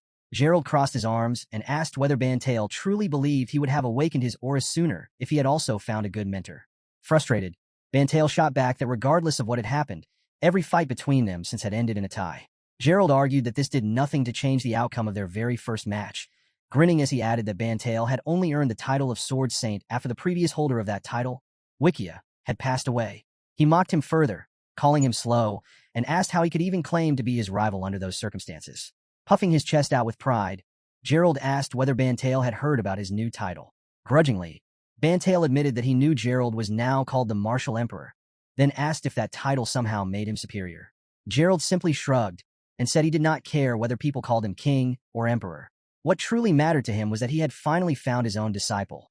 He shouted the final part with such intensity that a yellow aura burst violently around his body, declaring with genuine excitement that he could now fight Bantail without holding anything back. Bantail responded by flaring his own aura to match, declaring that this was exactly what he wanted to hear, and reminding Gerald that nobody cared about the past, since the only thing that truly mattered was who won the final fight between them. Gerald dropped into a crouch, preparing to launch himself forward, admitting that he was not entirely sure what Bantail had said earlier, but that he agreed completely with that last statement. With that, the two of them shot upward into the sky together, streaks of yellow and red aura trailing behind them as they collided once more in midair. 14 years earlier, during their final duel in the southern reaches of the Vasily Kingdom, Gerald had knelt on one knee before a young boy, gripping the child's shoulders tightly with both hands. Confused and uneasy, the boy addressed him as grandfather and asked why he was crying. With tears streaming down his face, Gerald told him it was nothing and asked for his name. The boy hesitated for a moment, clearly puzzled by the question, before answering that his name was Tessalon. Bantail had always thrown himself into their duels with everything he had, holding nothing back, since he had nothing left to lose even if he died in the process. Gerald, on the other hand, carried the responsibility of finding a successor, and because of that duty, he had never been able to fight with his full strength. Now that he finally had a disciple of his own, however, Gerald was free to give everything he had to this fight. Overflowing with aura, he drove his fist into Bantail's face as their duel raged on. Meanwhile, elsewhere on the battlefield, Captain Israel called out to his soldiers, urging them to remember everything that Lord Reifenhard, Sir Russ, and Sir Tacit had done for them. He instructed everyone to treat the ongoing chaos as though the aura users were simply training in the training hall, nothing more.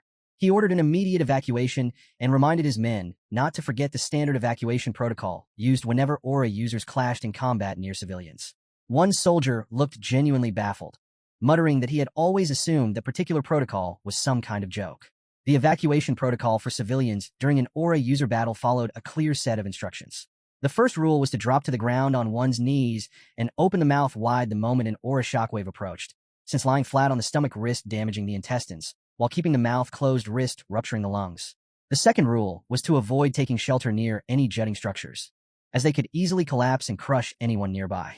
The third rule was to stay well clear of hanging decorations or furniture that might fall, with buildings featuring plenty of sturdy pillars and walls recommended as the safest places to wait out the danger.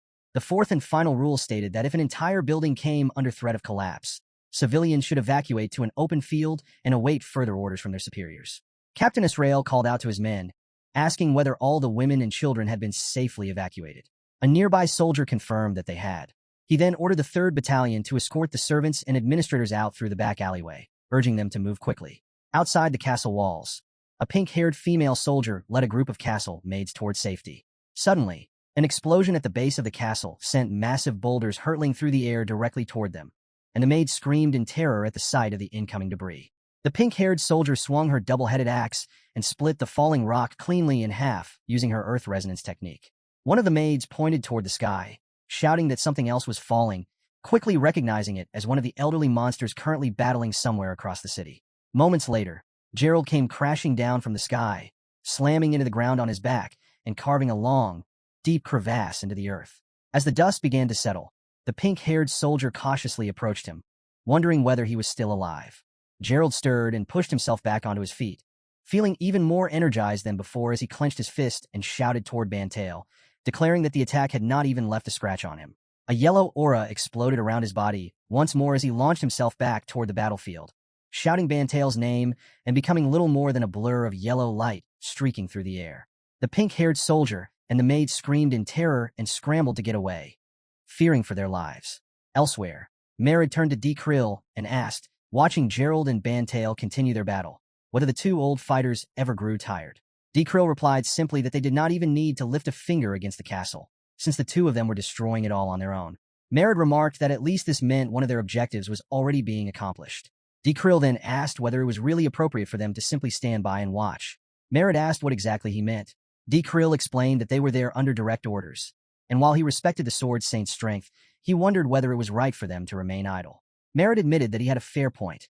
D. Krill agreed, adding that the Sword Saint was the Sword Saint, and they were themselves, meaning they would let him settle things with the Martial Emperor while they focused on their own assigned duty, which was to claim the heads of Sir Russ and Sir Tacit.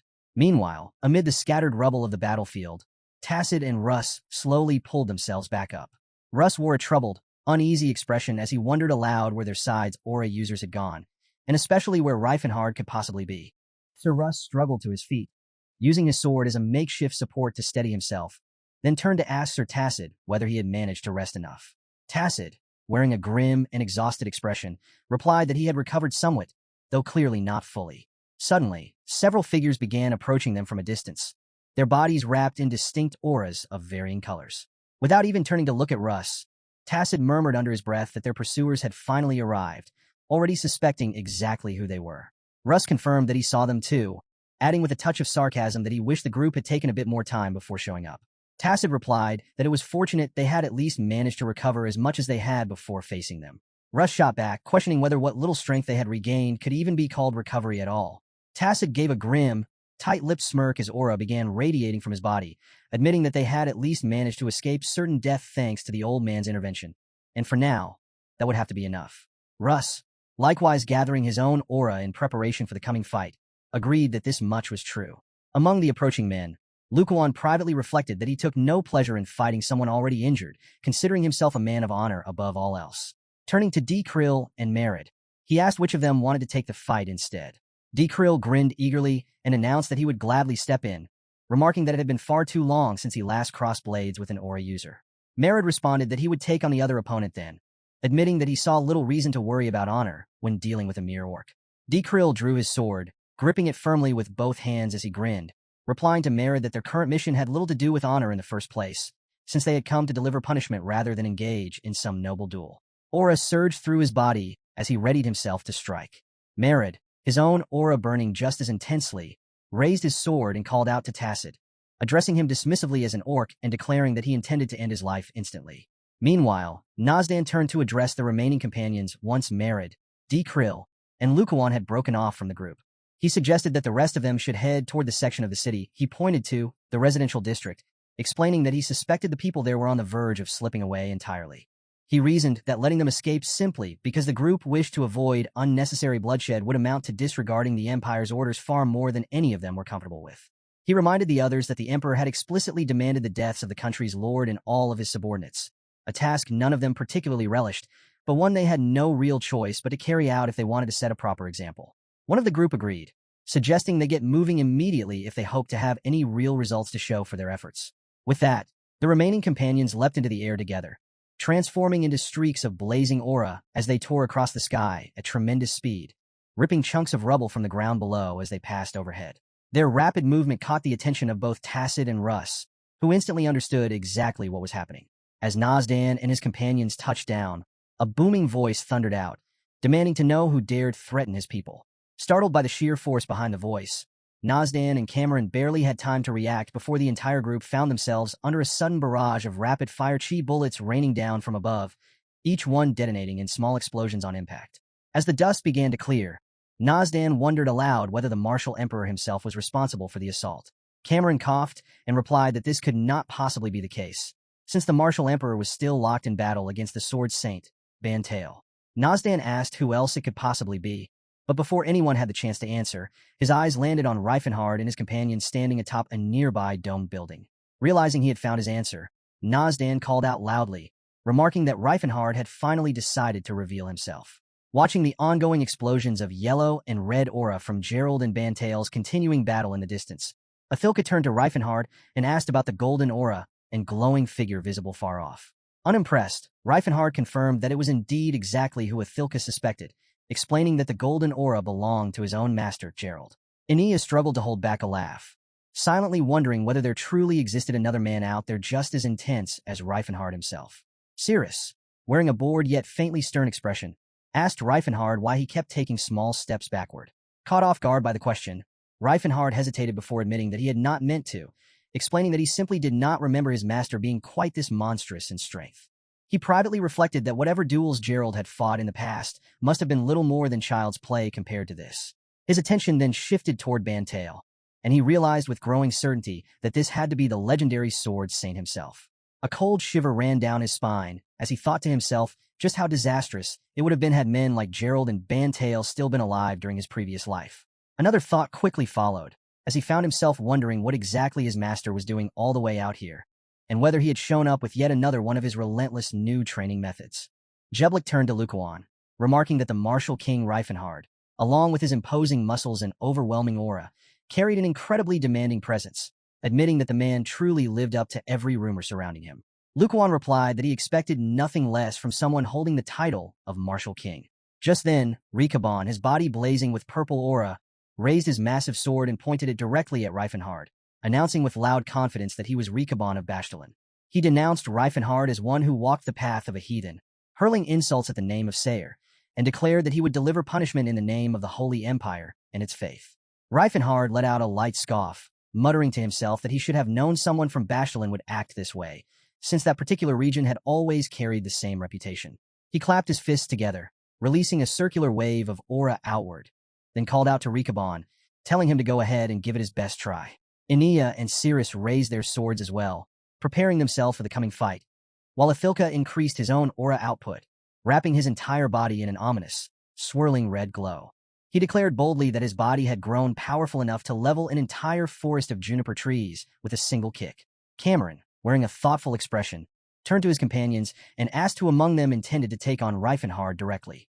Rikaban, visibly annoyed, cursed silently to himself, growing tired of the same question being repeated.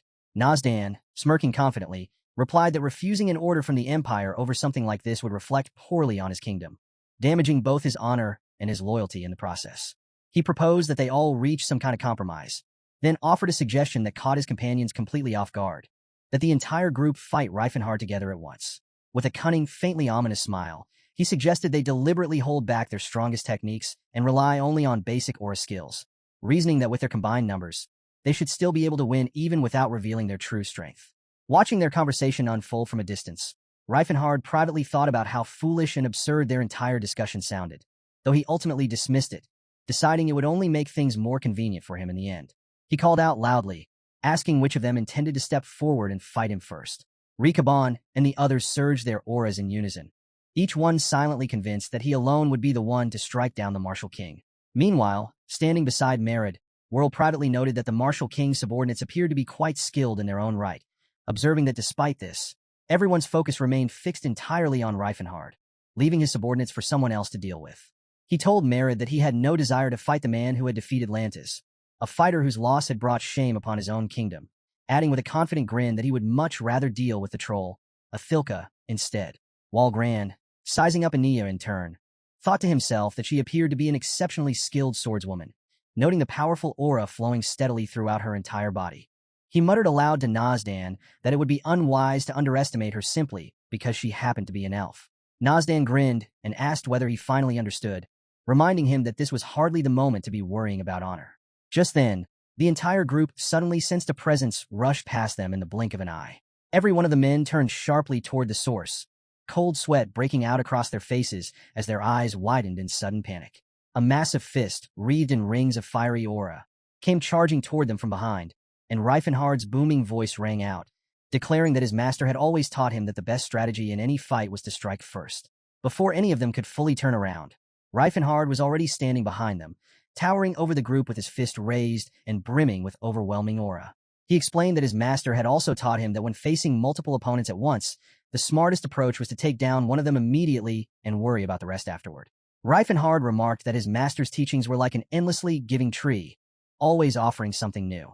Privately, he reminded himself that the first to strike would be the first to win, resolving to take down one opponent before turning his attention to the others. He drove his fist forward into the group from behind, and all any of them could do was curse and stare helplessly at the incoming blow.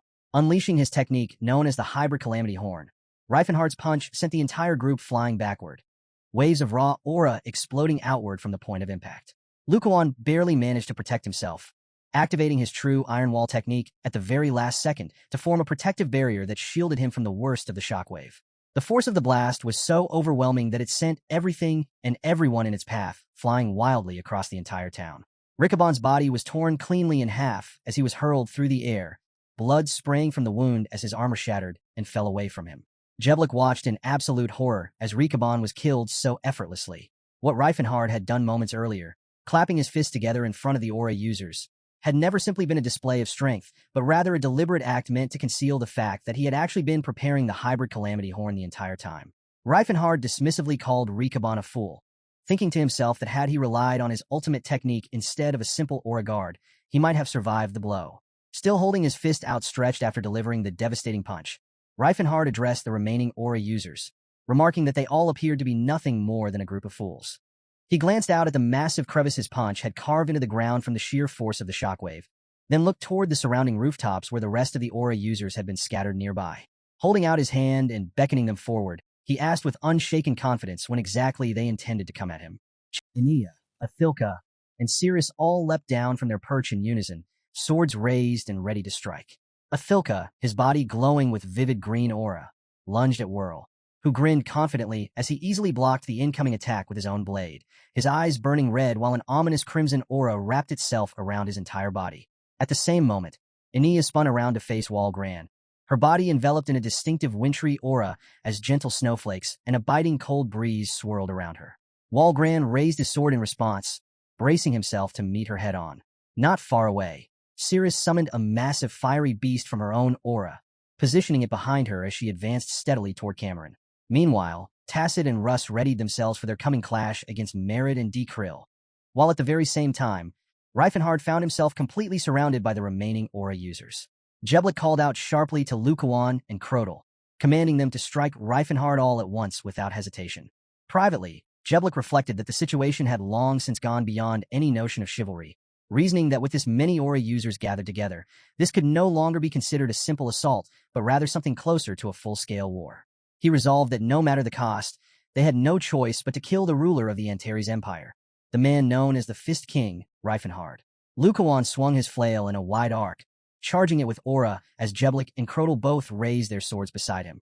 The three men launched a fully coordinated attack against Reifenhard all at once.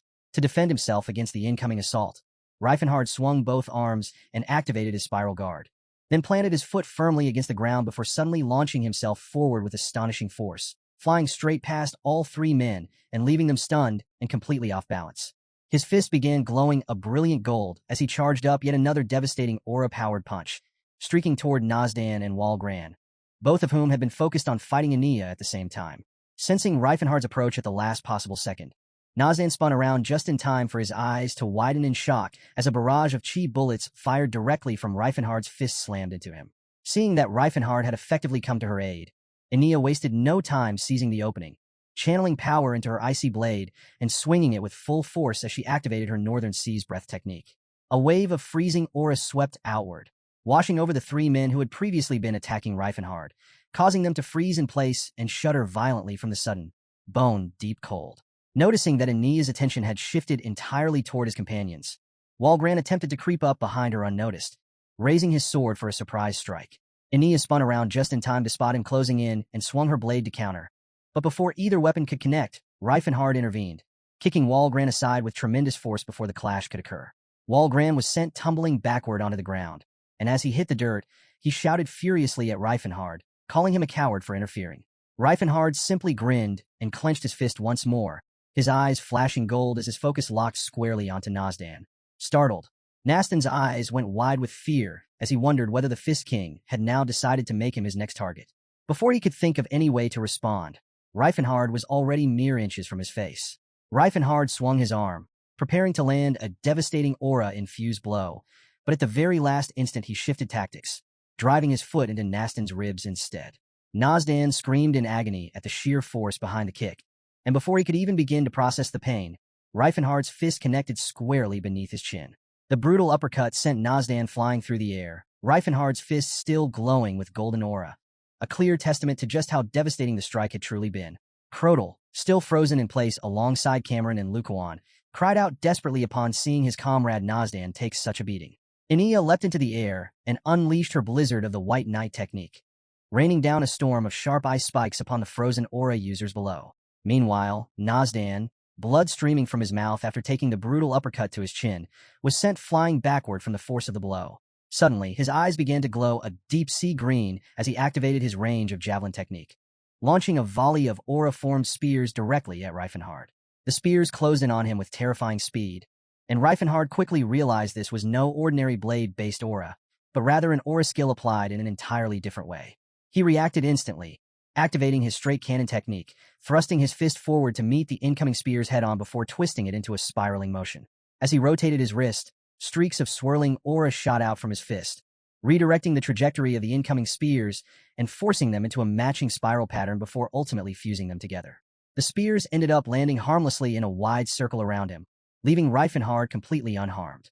As thick smoke rose from the resulting explosions, Nazdan managed to land safely on his feet atop a nearby rooftop, cursing himself under his breath for having been forced to reveal his hands so early. Suddenly, Nazdan heard a voice behind him calling out to him, addressing him as a young man and offering a strange apology. Before he could even turn to see who it was, Athilka dropped down from above and slammed Nazdan face first into the rooftop, then immediately backflipped away to avoid the approaching whirl, who cursed loudly at Athilka, calling him a wicked monster for the ambush. Still pinned with his face against the roof, Nazdan shouted angrily, demanding to know who Athilka thought he was even aiming for when he was standing right there. Athilka calmly whispered an incantation, murmuring that in the spring breeze a sprout grows, biting its tongue, and instantly a tangle of vines burst up from the ground and shot toward Whirl. Caught completely off guard, Whirl could do nothing but stand frozen as the vines wrapped tightly around his body, and he struggled helplessly against them, unable to break free. Still frozen in place from Ania's technique, Crodel shouted furiously at Reifenhard, accusing him of ambushing someone who was not even his intended opponent and demanding to know what kind of cowardly behavior that was for a man claiming the title of Fist King. Reifenhard calmly pointed out that this had never been a one-on-one duel to begin with, questioning why it should matter who exactly he chose to strike down. Ania spoke up angrily as well, pointing out that it was their own side who had ganged up first, and yet somehow they still had the nerve to call anyone else a coward. Walgrand, clearly frustrated, shouted at Reifenhard, asking whether he had any pride left as a martial artist, striking someone from behind while their guard was down, and demanding to know if he truly intended to keep resorting to such petty, dishonorable tactics as the so-called Fist King. Reifenhard, comically unbothered and looking thoroughly bored by the accusation, casually picked at his nose with one finger, and simply confirmed that yes, he absolutely intended to keep doing exactly that, a response that only made Walgran angrier. Furious, Walgran demanded to know if Reifenhard planned to keep behaving this foolishly, and challenged him, saying that if he was not a complete idiot, it was about time he started using his real strength as well. Jeblik agreed with his companion, remarking that this was no longer the moment to be holding anything back. Lukuan agreed as well, adding that since they were all about to reveal their trump cards regardless, there was nothing left to lose at this point. All at once, despite still being frozen in place, the group began emitting an aura of their own, wrapping their bodies in it as though powering themselves up for what was to come. Reifenhard cracked his knuckles, bracing himself for the real fight ahead, while Ania remarked that things were finally about to get serious. Reifenhard replied confidently that he had actually been hoping to rough up a few more of them first before things escalated. Lukuan, spinning his flail with tremendous speed, stepped forward and launched an attack against Reifenhard, sending the weighted head of the flail hurtling toward him using a technique he called Ring of the Morning Star. The head of the flail, wrapped in a brilliant, powerful aura, shot straight toward Reifenhard, and to his genuine surprise, the weapon managed to pierce directly through his spiral guard. Reifenhard was left visibly shocked, having always believed his spiral guard to be completely impenetrable, and found himself wondering whether Lukuan had somehow adjusted the flail's rotation speed and direction to perfectly synchronize with the guard's own spinning defense. The Morning Star made solid contact with Reifenhard's chest, tearing open a deep gash across his skin that immediately began to bleed. Stunned, he questioned aloud whether a technique capable of something like that had truly existed all along. At that moment, Reifenhard came to the sobering realization that now that all of his opponents were finally fighting with their aura skills at full strength, this battle had stopped being any kind of joke. The Grin Kingdom was a small, mountainous nation nestled between the Halline Kingdom and the Bashtelan Empire. Because monsters appeared there so frequently, the vast majority of its population had grown skilled in combat, particularly with heavy weapons well-suited for hunting down such creatures. Lukuan of the Grin Kingdom was one such knight, forged by that very environment. Swinging his Morning Star, Lukuan called out to Reifenhard, genuinely surprised that he had managed to take the attack head-on and still remained standing without issue. Jeblik stepped forward, his sword raised high and ready to strike, telling Lukuan that Reifenhard was, after all, the Martial King trained under Jim Unbreakable, and that he should have expected nothing less. Activating his Aura Cross technique, Jeblik used his spear to carve a glowing cross of aura in the air before him, then charged straight toward Reifenhard. The cross merged seamlessly with the tip of his spear as he unleashed his technique called Cross Pentagon, a brilliant flash of purple aura erupting around him as he closed the distance at incredible speed. At the very last possible moment, Reifenhard managed to dodge the incoming strike. Jeblik sailed past him, crashing directly into a nearby stone wall and shattering it into pieces upon impact. Reifenhard grinned to himself, privately acknowledging that had the attack actually landed, he almost certainly would not have survived it, though he had dodged just enough to escape with only a shallow scratch. Without wasting a moment, he swerved around to strike Jeblik from behind, throwing his full strength into the punch. Jeblik managed to block the blow with his sword, but the sheer force behind the attack sent a violent shockwave of wind rippling outward, shattering his helmet into fragments. Realizing that he had not even been struck directly, and that the shockwave alone carried that much destructive power, Jeblik understood in that instant just how badly they had underestimated their opponent by choosing to rely on nothing but basic aura skills. After delivering the blow, Reifenhard crouched low, his breathing growing heavier and more labored from the exertion, blood still trickling from the wounds he had sustained earlier. He acknowledged grimly to himself that bringing these opponents down was not going to be an easy task. Meanwhile, Ania drew in a deep breath and activated her Northern Seas breath combined with Blade of the Eastern Land, swooping down from above to strike the still frozen aura users below.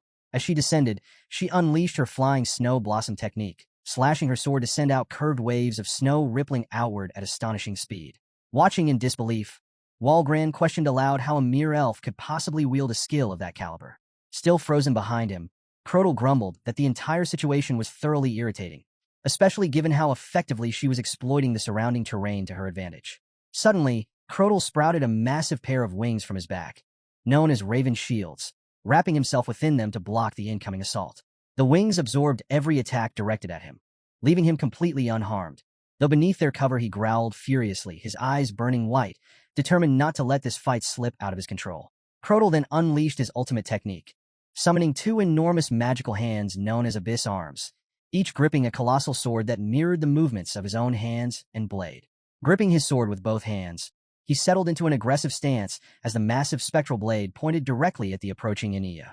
Realizing there seemed to be no end in sight to this exchange, Enia knew she needed to bring it to a close as quickly as possible. She swung her sword, forming a spiraling current of icy aura, and launched it toward Crodal, but he deflected the spiraling attack with ease using his towering magical sword. Growing thoroughly fed up with Enia's persistence, Walgran cursed under his breath, declaring loudly that he no longer cared where she had come from, insisting that she would not be able to handle what came next. He pointed his sword directly at her and activated his technique called Twinkle Star, sending brilliant streaks of green aura shooting upward into the sky like a cascade of falling stars in reverse. Meanwhile, in her own battle against Cameron, Cirrus glanced over toward where her comrades were locked in combat, reflecting that everyone around her was fighting with everything they had, and that she needed to find some way to contribute as well, even knowing that the best she could realistically manage was stalling for time against a single opponent. Standing amid the scattered flames, Cameron rested his sword casually against his shoulder and asked Cirrus whether she was already finished, wondering aloud if she had nothing more impressive left to show him. Deciding it was finally time to raise her game, Cirrus cursed aloud and called out for Mjolnir to emerge. A massive, fiery purple beast materialized before her, gripping an enormous hammer in both of its front hands. Elsewhere, Reifenhard and Lukawan continued trading powerful blows in their own ongoing duel, until suddenly a flash of purple aura caught Reifenhard off guard as Cirrus abruptly appeared directly in front of him. She apologized profusely for the interruption, and Reifenhard simply told her it was fine, urging her not to worry about him. Still locked in her fierce battle against Crodal, Enia called out to Cirrus, warning her that intervening here was far too dangerous and urging her to stay back. Cameron leapt up onto the head of Cirrus's summoned beast and drove his sword straight down into it, calling out to her that she clearly did not seem interested in fighting properly, and that if she was simply trying to buy time, he had no intention of allowing it, adding that he would rather turn his attention toward the ivory tusk, Athilka, instead. Under the force of his strike, the summoned beast began breaking apart into pieces. Cirrus leapt into the air, blades drawn, silently acknowledging to herself that she simply could not keep pace with the speed of these seasoned aura users, yet knowing all the same that she needed to find some way to support her team. She appeared suddenly behind Walgran, aiming one of her swords at his back for a surprise strike, but before she could land the blow, he spun around and slashed his own blade through the air, sending claw-like streaks of aura tearing toward her. Cirrus watched in stunned disbelief, her mouth falling open at the sheer speed of his reflexes. She managed to block the attack with her sword, though the force of it sent her stumbling backward. Unimpressed, Enia found herself wondering whether Cirrus was genuinely trying to help them at all. Feeling increasingly lost and utterly useless, Cirrus admitted to herself with growing unease that she had never realized just how weak she truly was compared to a real aura user, coming to the painful realization that she was offering little real help in this fight. She wondered just how much more training it would take before she could ever hope to match the strength of the others around her, and found herself questioning whether the future Reifenhard had once spoken of, one where she would stand as the strongest among all elves rather than Enia, was even a realistic possibility anymore. She thought bitterly that Enia, a fighter who had reached such heights through sheer power alone, was clearly the one who truly deserved a place standing beside Reifenhard. Meanwhile, Athilka and Whirl continued their own clash, blades ringing as they struck one another again and again. Whirl reflected privately that if the fight dragged on much longer, even the finest blade would eventually suffer damage, and he knew he could not allow this exchange to continue indefinitely. Sheathing his current weapon, he switched to his other sword, grinning with a mischievous glint in his eyes. Activating his technique, known as Tempest Stab, a massive surge of red aura gathered around him, condensing into the sharpened tip of a spear as he lunged at Athilka. Athilka managed to dodge the attack just in time, but unfortunately for Whirl, the near miss brought him dangerously close, and Athilka's jaw snapped open wide, revealing a mouth lined with razor-sharp teeth as he bit down and tore across Whirl's neck, sending blood spilling out immediately. Clutching the side of his neck, Whirl thought grimly to himself just how monstrous Athilka truly was, striking straight for a vital point without the slightest trace of hesitation. He muttered that he would have surely passed out had he been even a moment slower in stopping the bleeding.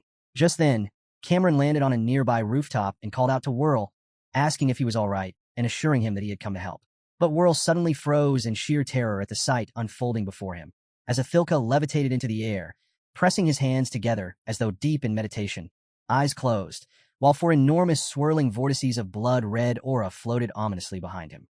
He began reciting another incantation, declaring that the sky full of terror shall strike down upon them, returning them to sand and dust, becoming the hammer of destruction itself. The four swirling aura tornadoes surged toward the two men with tremendous speed and force, tearing the very ground apart beneath them as they approached. Cameron shouted out, acknowledging that this was exactly what one would expect from the ivory tusk, admitting that the legend surrounding Athilka had clearly not been exaggerated in the slightest. Bracing himself, Cameron activated his half-moon slash, readying his falling moon technique as he prepared to face Athilka head-on. As Cameron's half-moon slash closed in on him, Athilka simply leapt over the attack with ease, avoiding any damage entirely. His eyes blazed a brilliant red as he recited yet another incantation, calling out for it to become his blood and flesh. A dark, ominous red aura surged violently from his body as he activated his sorcery of blood restraint technique, gathering the emitted energy into a swirling, condensed sphere. Cameron stood utterly baffled by what he was witnessing, unable to comprehend how Athilka's wounds had sealed shut in an instant, especially without any use of aura whatsoever. He found it almost impossible to believe that a troll could possess this level of regenerative ability. Athilka lunged toward Cameron, attempting to sweep his legs out from under him with a low kick, but Cameron managed to dodge, leaping upward at the very last moment. The two of them continued their exchange, Athilka repeatedly trying to land a strike with his sword while Cameron, relying on quick footwork and careful maneuvering, managed to evade every single attempt. As the fight wore on, Cameron found himself recalling something Kaffir had once told him, that even with two other fighters at his side, Kaffir believed there was still no realistic way three men combined could bring Athilka down. Kaffir, hailing from the Halline Kingdom, had once fought Athilka himself, much like Cameron was doing now. Cameron had heard the story secondhand from Kaffir, but he had never imagined the troll's strength could truly be this overwhelming in person. In many ways, this came down to a fundamental problem of matchups. A priest could suppress a troll's sorcery through the use of holy spells, while a mage could restrict it using advanced magical techniques. An aura user, however, had no real means of countering a troll's sorcery at all, which made it far more convenient, and considerably more dangerous, for Athilka to seek out battles specifically against aura users like them. Whirl appeared suddenly at Cameron's side as they moved, warning him that the opponent they were facing was nothing short of a monster, and that whatever techniques Cameron typically used against human enemies simply would not apply here. Cameron admitted that Athilka's attacks were unlike anything he had encountered before. Just then, Athilka raked his own sharp claws across his chest, tearing open a deep wound as glowing red flesh became visible beneath his torn blue skin. Cameron and Whirl could only stare in stunned disbelief at the sight unfolding before them. Athilka was fully aware that entering a berserk state was a double-edged sword, one that could never be undone once activated. He understood clearly that in exchange for a massive multiplication of strength, he would sacrifice nearly all sense of reason. Even so, he believed that through the power of his sorcery, he could retain some measure of control even in that heightened state, a secret technique that he alone had ever managed to develop. In the next moment, his entire body began to transform, ominous glowing red markings spreading across his blue skin like tattoos etching themselves into place, his hair bleaching to pure white as his frame swelled to a truly massive size. He towered over the two men, who stood frozen in place, utterly unable to process what they were seeing unfold in front of them. Yet rather than turning his newfound power against them, Athilka spun on his heel and took off sprinting in the opposite direction, leaving both men trembling where they stood. Privately, he told himself that he had no time to waste dealing with these two, warning himself that the fragile balance they had all barely managed to maintain was on the verge of collapsing, and that the weakest point in their entire formation was Russ and Tacid, currently locked in battle against Dekrill and Merid. Elsewhere, Tacid and Dekrill continued trading fierce blows in their aura-fueled sword fight. Dekrill remarked to Tacid that he had heard orc swordsmen were supposed to be fairly capable, yet found this particular showing somewhat pitiful by comparison. Tacid grunted in response, retorting that it was more than a little embarrassing for Dekrill to keep dragging this out while everyone else around them was fighting for their very lives. Merid, currently facing off against Russ, agreed with his companion, adding that they could not afford to waste any more time on these two younger fighters. As Athilka closed in on the location of Russ and Tacid, only a single thought occupied his mind, that he had to save them both no matter what it cost him. Watching Athilka's retreating form from a distance, Cameron shouted to Whirl, asking whether the monster was heading straight for where Merid and Dekrill were currently fighting. Whirl told him that he would take off in pursuit, instructing Cameron instead to head toward wherever the Martial King happened to be. Back at the ongoing fight, Russ had begun to feel genuinely worn down, sweat dripping steadily down his face as he silently acknowledged that his aura reserves were running dangerously low. Tacid, caught in much the same predicament, found himself wondering whether this might truly be the end for both of them. Suddenly, a massive shadow loomed over Dekrill and Merid from behind, and the two men barely managed to turn and leap aside in time to avoid Athilka, who came crashing down directly where they had been standing only a moment before, clearly intending to eliminate both of them in a single devastating blow. Tacid and Russ stood frozen, staring in awe at Athilka's monstrous new form, barely able to ask aloud whether this was truly him. Athilka simply growled at them, ordering them to get out of there immediately. A moment later, a pair of hands reached out and grabbed both of them by the back of the neck, hoisting them up and pulling them clear of the battlefield entirely. The hands belonged to Cirrus, who carried them both to safety. Russ watched the chaos unfolding below with an expression caught somewhere between determination and worry, though he said nothing. Beneath them, Athilka charged headlong into battle against Dekrill and Merid. Once the three of them finally landed safely, Russ muttered aloud that he had genuinely believed they had grown quite strong by this point.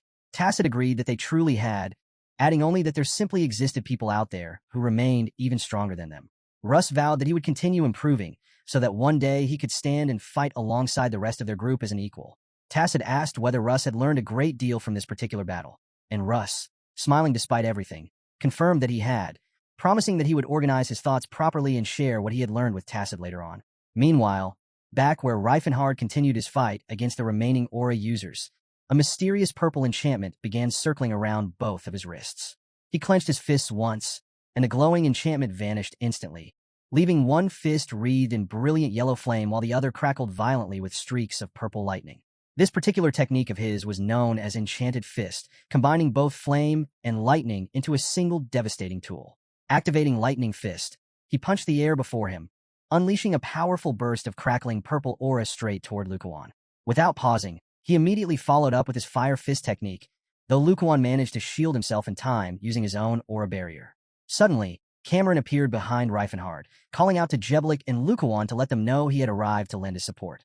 The moment he skidded to a stop, however, he noticed something distinctly strange about Reifenhard and the nature of his abilities, quietly wondering whether the man might actually be using magic rather than pure aura. Drawing his blade, he prepared to engage Reifenhard directly. For his part, Reifenhard silently reflected that even if he tried to disguise his true nature by skipping the usual verbal incantations required for spellcasting, mana and aura were fundamentally different energies, and he found himself wondering whether the group had already begun to suspect he was secretly a mage. He raised both fists, readying himself to strike. Much to Reifenhard's amusement, however, Lukuan called out to Cameron in a distinctly nervous tone, warning him that Reifenhard appeared to be wielding some kind of strange artifact. Reifenhard had to awkwardly stifle his own laughter, privately noting with some satisfaction that Lukuan genuinely seemed frightened of him. Just then, Jeblik roared furiously at Reifenhard, calling him out for relying on tools despite supposedly holding the title of Martial King, demanding to know just how far the once great Jim Unbreakable had fallen to resort to such methods. He reminded Reifenhard that his own master was watching this fight unfold nearby, warning him that behaving this way would only bring shame upon both himself and his master. Reifenhard paid no attention to the accusation, instead proceeding to summon multiple magical arrays around himself, one launching bursts of fire called Flame Bolt, another releasing icy aura known as Frozen Arrow, and a third unleashing gusts of wind called Wind Spear.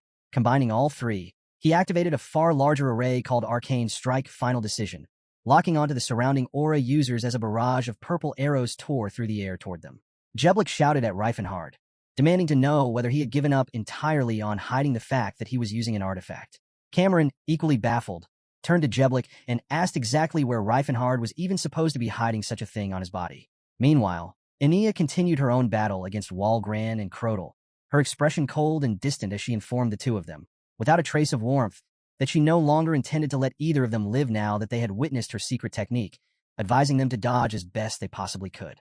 She swung her sword and unleashed her absolute spear technique, forming a massive, spiked glacier that extended from the tip of her blade, brilliant white aura swirling and gathering at its point before she launched the freezing energy directly toward them. Both men reacted instantly to the threat. Walgran raised his sword against the incoming attack, casting his destroyer technique to send multiple waves of aura rippling out from his blade, while at the same moment Crodel slashed his own sword and unleashed his Dark Near technique, hurling a glowing orb of aura through the air like a cannonball aimed straight at the oncoming assault. But the sheer, overwhelming power behind Ania's attack rendered both of their counters utterly useless, her icy aura sweeping violently across the nearby buildings of the town and encasing both Crodel and Walgran completely in ice, freezing them solid into lifeless sculptures. Moments later, a powerful gust of wind tore through, shredding both frozen figures into countless pieces. The immense wave of ice thundered through the town like an unstoppable avalanche. Feeling the ice crunch beneath his own foot, Reifenhard turned around in genuine surprise, wondering to himself whether Ania had always possessed this level of raw strength. He recalled that in her past life she had actually been weaker than Cirrus. His mind drifted back to when he had first met her, back when he had been gathering information on spirit magic somewhere in the northern seas, and then again later, after he had already established the Antares Empire and was in the midst of conquering the continent. By that point in time, she had already passed well beyond her prime. During the era of the Dark Empire Antares, the entire world had turned its efforts toward annihilating every otherworldly species it could find, and Aeneas had fought relentlessly to protect her fellow elves from human aggression. Over the course of that struggle, she had personally killed 7 aura users, though every single battle left her carrying fresh wounds and lingering illnesses. Those injuries never fully healed, and by the time she finally joined the Empire, she was operating at barely half the strength she had once wielded at her true peak. Despite everything she had endured, she never once allowed her weakness to show, remaining every bit as composed and formidable as her title, the Snow Queen, demanded. In the final stages of the war, she ultimately met an honorable death, overwhelmed at last by dozens of powerful enemies at once. Reflecting on all of this, Reifenhard realized that, more importantly than anything else, he had simply lacked the eye for martial skill back then, having still been nothing more than a mage himself at the time, and he found himself quietly wondering why Aeneas' swordsmanship looked so strangely familiar to him now. It had been quite some time since Aeneas first joined Reifenhard's squad, and aside from that one occasion when he had seen her employ a bit of improvised grappling, this was truly the first time he had ever witnessed her genuine skill on display. Much to Aeneas' disappointment, Crodel, despite being encased entirely in ice, still let out a low groaning sound, almost as though cursing her from within his frozen prison. Aeneas remarked that she had intended to freeze both of them completely, yet somehow one had managed to survive. Watching her closely, Reifenhard found himself racking his brain, trying to recall any elf swordsman who might have used sword arts similar to hers. A few names came to mind, but their appearances were simply too different to match. Behind him, unnoticed, Lukuan raised his morning star, preparing to strike while Reifenhard's attention remained elsewhere. He swung the weapon toward Reifenhard with tremendous force, but Reifenhard immediately ducked low and darted to the side, narrowly avoiding the weapon's deadly arc. He activated his technique, known as Gaia Breaker, aura beginning to gather densely around his clenched fist. Privately, Reifenhard reasoned that since the aura users had just unleashed such large-scale techniques, they likely would not be able to follow up with another powerful skill so soon afterward. Deciding to press the advantage, he rushed forward, fist raised and ready to strike. Pulling his arm back, golden-yellow aura began swirling around his wrist like a set of glowing bangles, steadily charging his devastating punch with even more power. Weaving carefully to stay clear of Reifenhard's range, Cameron found himself wondering just how the man still had so many techniques left in reserve. He privately reasoned that if Reifenhard was attempting to channel even more magic through his hidden artifact, it simply would not work a second time. Cameron swung his sword and activated his half-moon slash, fading moon technique, carving large glowing arcs of aura through the air before launching a massive aura spear directly through the center of them. The arcs themselves transformed into smaller spears, spinning in formation around the larger central spear as they closed in on their target.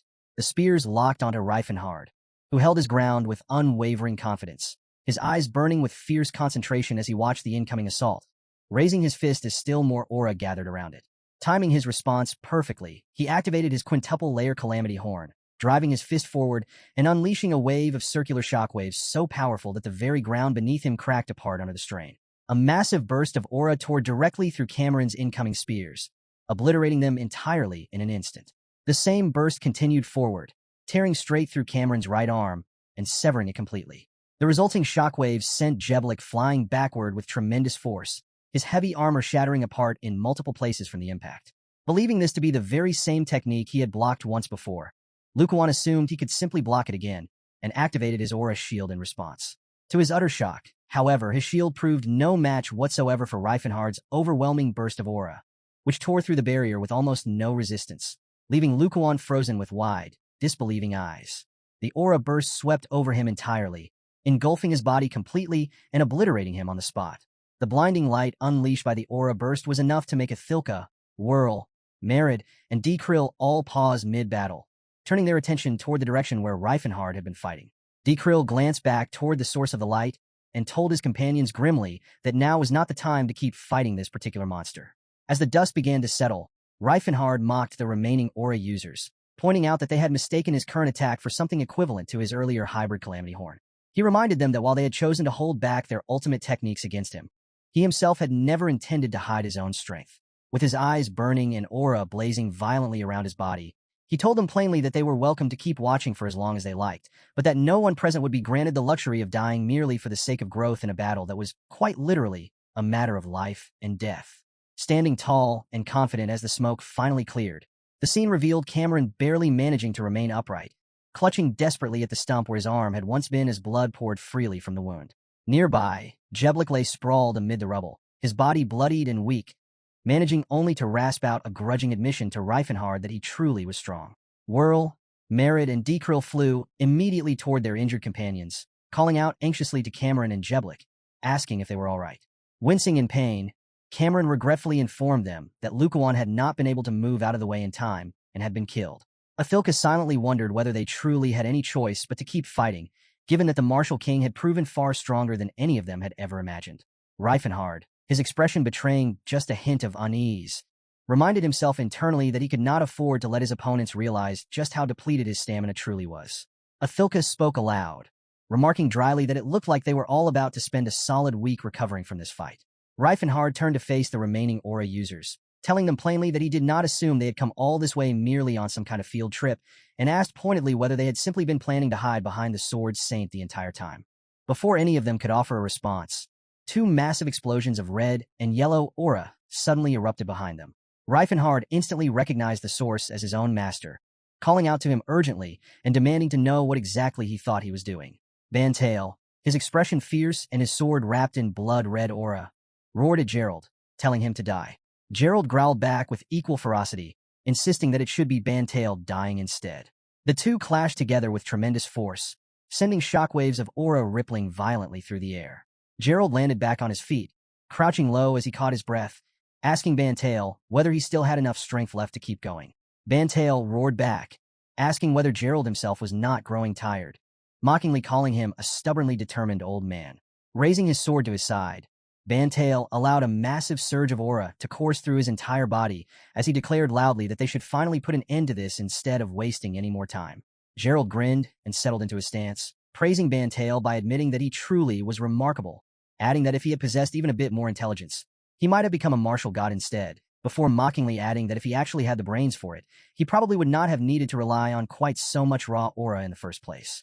Legend spoke of a colossal deity who held up the entire world, standing between the heavenly realm of Arius and the earthly realm of Redantai, a being known as Atlas, embodiment of willpower and the mountains themselves. Bantail, in that moment, seemed to embody exactly such a legend. An overwhelming surge of aura burst upward from his body, painting the sky above a deep blood red, the streak of energy appearing to stretch directly from the earth itself up into the heavens.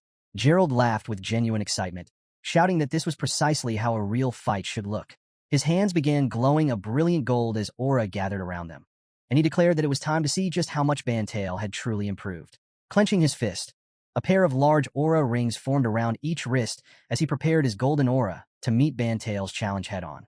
The ground beneath Gerald began crumbling as he gathered an immense concentration of aura into a single fist. The kind of power capable of bending trees and crushing boulders was amplified far beyond that, now strong enough to shatter bridges and pierce straight through solid cliffs, a force powerful enough to smash through fortress walls in a single blow, a technique fittingly known as the fortress-breaking fist. Sensing that Gerald had reached his 8th layer, Bantail roared out that of course Gerald had grown stronger over the years. Gripping his sword tightly, he activated his ultimate technique, known as ultimate concentration.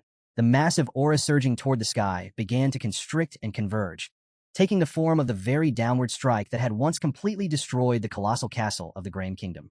The condensed aura formed into a massive blade attached directly to Bantail's sword, and he proudly announced that this technique, known as Castle Slaying Sword, Atlas Pillar, was precisely what would counter Gerald's Calamity Horn. He called out to Gerald, declaring that it was finally time to fight for real. Having gathered a massive sphere of aura in his own hand, Gerald grinned and prepared to strike, admitting that this was shaping up to be truly exciting, and agreeing wholeheartedly to Bantail's challenge. Both men dug their feet into the ground and launched themselves toward one another with overwhelming force and speed. Gerald initiated his Apocalypse Stinger technique, while simultaneously countering with his 8th layer Calamity Horn, driving his raised fist forward and unleashing waves of aura shockwaves directly at Bantail. Watching from the sidelines in stunned disbelief, Reifenhard tried to shield his eyes against the fierce winds tearing through the area, muttering aloud in confusion about what exactly the two old men thought they were doing.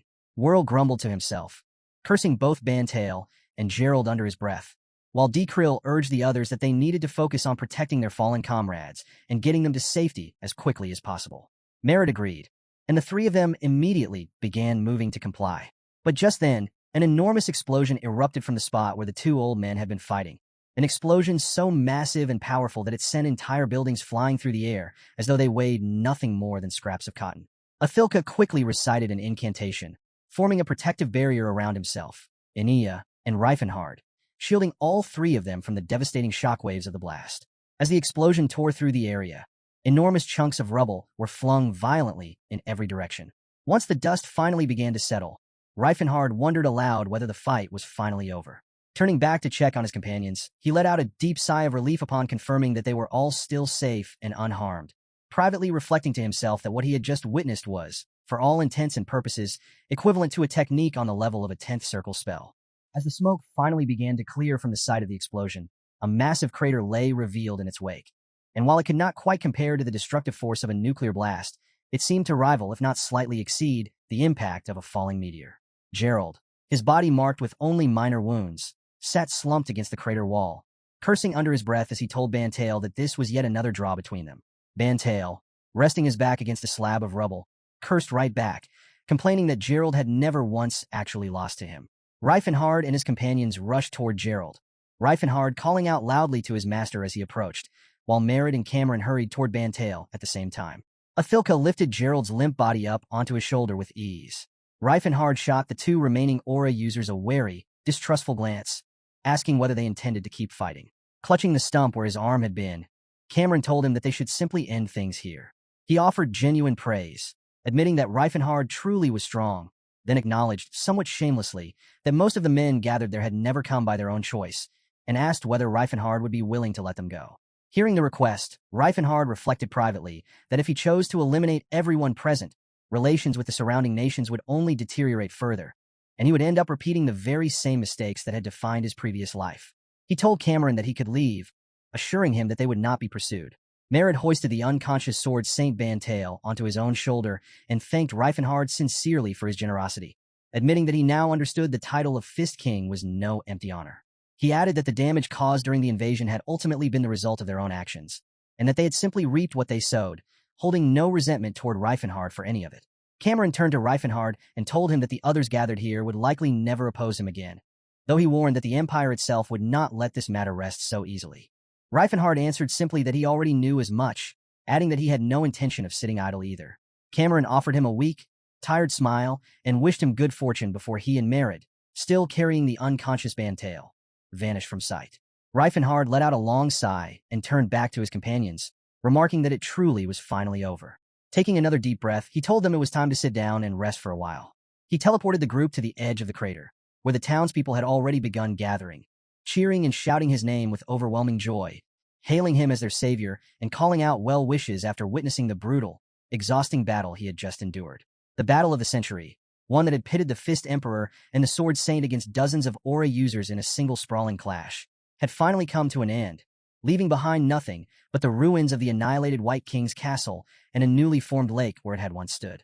Meanwhile, within the Holy Bastionland Empire, inside the imperial capital known as Emperorland, a group of men stood arranged in two straight lines along the red carpet stretching toward the throne of Leopold Frame Bastionland, Emperor of the Bastionland Empire.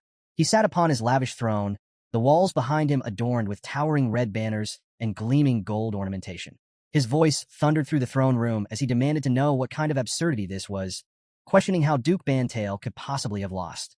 He called Count Ejulns forward, demanding confirmation that it had truly been the Fist Emperor Gerald responsible.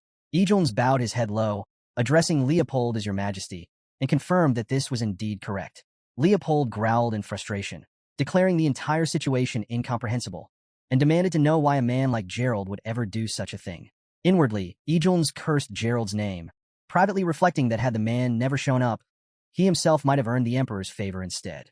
He silently questioned why a reckless old man like Gerald would suddenly act in a way he never had before.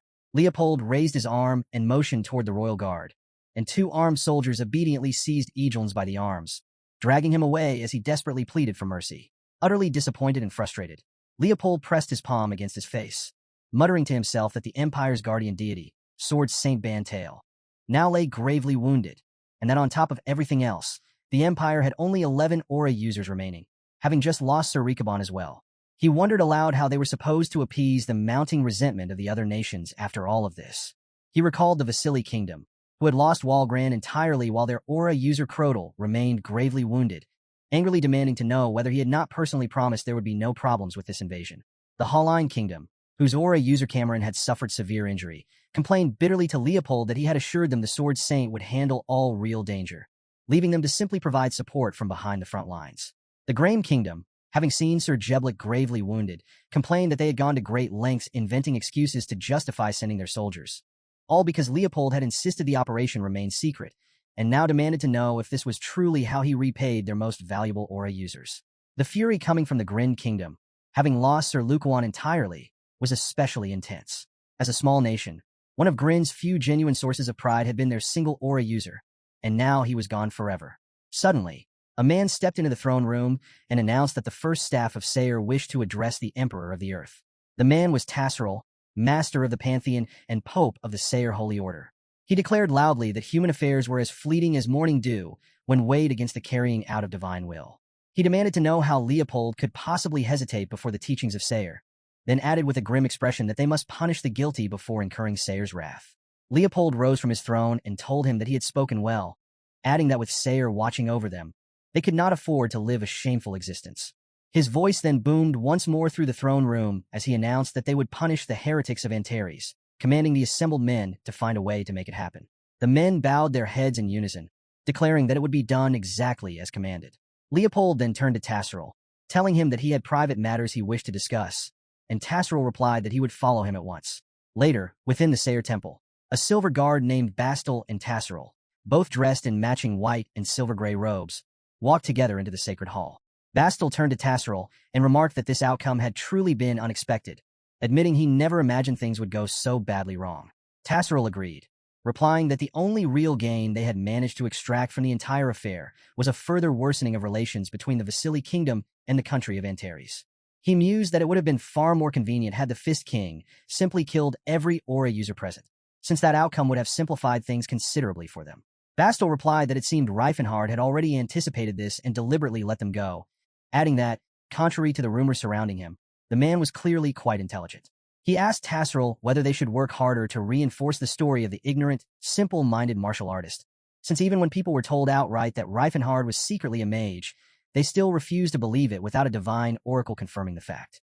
The two of them made their way toward an ancient artifact capable of transmitting information across vast distances, arriving at a circle of lavish thrones arranged around a raised platform with a circular table at its center, where several other men already sat waiting. Bastel addressed one of them, a fellow guardian of silver named Ludium, demanding angrily to know the meaning of all this, reminding him that he had personally promised to handle the Fist Emperor Gerald himself. He demanded to know why, given everything that had gone so terribly wrong, the man was still alive. Ludium calmly replied that every silver assassin he had dispatched had been defeated without exception. Bastel pressed further, asking whether Gerald was not simply an aura user like any other, pointing out that no matter how strong he was, he possessed no magical power at all, and demanding to know how they had still failed to kill him. Ludium explained that he had provided all the designated equipment strictly according to regulation, following the official manual for handling aura users to the letter, yet none of it had proven effective. Bastel replied that it seemed they would now need to authorize the use of top-grade forbidden items. Ludium shot back, asking whether Bastel truly expected him to provide even more resources after everything that had already been lost, and demanded to know if he had any real sense of how much they had already sacrificed. Tasserel then turned his attention to another guardian of silver named Saraline, demanding to know what exactly she had been doing, and reminding her that she had personally claimed she could assassinate the Fist King herself. Bastel agreed, pressing her for an answer, pointing out that they had even mobilized Reifenhard's own collaborator, the outsider Sage Leston, despite the considerable risk of exposure, and had gone so far as to provide the adamantral suit for the mission. Saraline answered nervously that the task had proven far more difficult than she had anticipated. She glanced briefly to the side before locking eyes with both men directly. Then, without warning, she snapped at them, demanding to know exactly who they thought they were glaring at like that, before turning her sharpest words specifically toward Leopold, reminding him bluntly that she had raised him herself, back when she was still changing his diapers. Leopold answered nervously, asking whether this was not supposed to be a formal guardian meeting, and questioning why she was bringing up such personal, worldly matters here. Tasserel stepped in to intervene, asking what good it did anyone to keep assigning blame at this point, and suggesting that what truly mattered now was deciding their next course of action. Leopold continued, stating that regardless of past failures, they could now officially mobilize the full worldly forces of the Empire against the Fist King. Tasserel turned to Saraline, suggesting that she continue her efforts to eliminate him. With a determined expression, Saraline confirmed that this had already been her intention, adding that the only individuals currently qualified to use silver artifacts, aside from Sage Leston, were Sage Brectus and members of the RX series, and noted that Sage Leston still retained considerable value regardless. She declared that they had now reached their final conclusion on the matter and snapped her fingers. Instantly, the temple walls around her began to dissolve, replaced by the golden walls of an ornate castle chamber materializing in their place. Saraline stepped out of the now empty palace room and began walking down the corridor, asking a nearby maid where Sir Tessalon could currently be found. The blonde maid, addressing her respectfully as Lady Erend, replied that he had gone to the restricted training area. Saraline continued on her way, telling the two maids nearby that everything was fine now and that they were free to return to their duties. As she walked off, the two maids watched her go, one of them wondering aloud why the young lady chose to remain in these remote mountains at her age, remarking that she was, after all, the daughter of the prestigious Astinople ducal house. The other added that with Lady Erend's remarkable beauty, men would eagerly line up for her attention even within the capital itself. The first maid speculated that she might even end up meeting the crown prince someday, prompting the other to ask whether the crown prince was not already turning 40 this very year. Deep within the back mountains of the Astinople ducal summer villa, Tessalon sat shirtless upon a stone platform, deep in meditation, a thin layer of purple aura shimmering faintly around his body. He reflected privately that he had already mastered most of the seventh circle, remarking to himself that it was only fitting for someone possessing the mind of the Demon King, since once he truly set his focus on something, his progress came remarkably fast. He reminded himself that no matter what anyone else might say, this body belonged to history's greatest mage, and he could not afford to squander such an extraordinary weapon by failing to use it properly. Without turning around, he called out to the approaching Saraline, remarking that she had finally arrived, and asked what punishment had ultimately been decided during the meeting. Saraline replied that, for the time being, they had agreed to grant him and his companions one more chance, adding that the Guardians themselves also bore some responsibility for having failed to accurately measure their opponent's true strength. Tessalon replied that this was unfortunate, noting that their odds would have been considerably better had the adamandrel suit remained intact. Placing her hands on her hips, Saraline told him she would try to see what could be done about that, though she could not yet offer him any definite promise. She then asked Tessalon how the others were doing. He informed her that Sir Eustace had finished recovering his leg and had already returned to House Tents, while Lady Christine was continuing her training in an effort to master the Messiah technique. He added that the greatest achievement so far clearly belonged to Felina, whose magical prowess had grown so remarkable that anyone watching her fight would easily mistake her for a full-fledged archmage, and that she was currently training alone in a quiet, secluded location. Saraline remarked that Lady Felina seemed to have already grown quite accustomed to wielding the staff of replication. Privately, she found herself wondering whether magical ability could truly improve at such an astonishing pace naturally, quietly suspecting that Felina might be relying on other forbidden items to achieve such rapid growth. Tessalon continued, remarking that Sage Leston possessed excellent judgment, and that it was no surprise he had so strongly recommended Lady Felina in the first place. Privately, however, Tessalon reflected that he had secretly retained Aleutian's voice while carrying out the Silver Sage's orders back in Freeze Land, fully aware that he could never allow Saraline to discover that he had used a forbidden item of his own. Meanwhile, the small cube resting in Felina's lap slowly began to shift shape, emitting a faint pulse of purple aura. Opening her eyes from her meditation, she murmured a quiet command for the cube to activate. The cube split open, and in an instant, her surroundings transformed entirely into a rocky, volcanic landscape, leaving her standing atop a narrow cliff edge with a massive pool of molten lava and jagged rock stretching out just beneath her feet. Gripping her staff tightly, Felina reaffirmed her resolve to grow stronger, driven by her determination to help Tessalon in whatever way she could.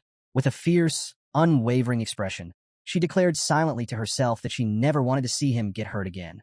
In the mountainous new capital of the Antares County, Aranan Grad, within the massive white palace known as Garak, Hall of Abyss, Reifenhard woke up and let out a loud, satisfied yawn as he stretched in the courtyard, surrounded on all sides by rows of tents.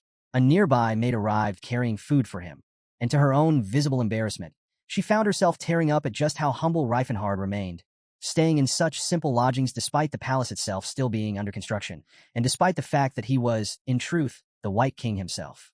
Pausing mid-stretch, Reifenhard replied that he was perfectly fine with the arrangement, admitting honestly that it had not been nearly as uncomfortable as one might assume. He explained that while the tent might appear simple at first glance, it was actually an item of remarkably high quality. The maid gently tried to argue that he was still the king of the entire nation regardless.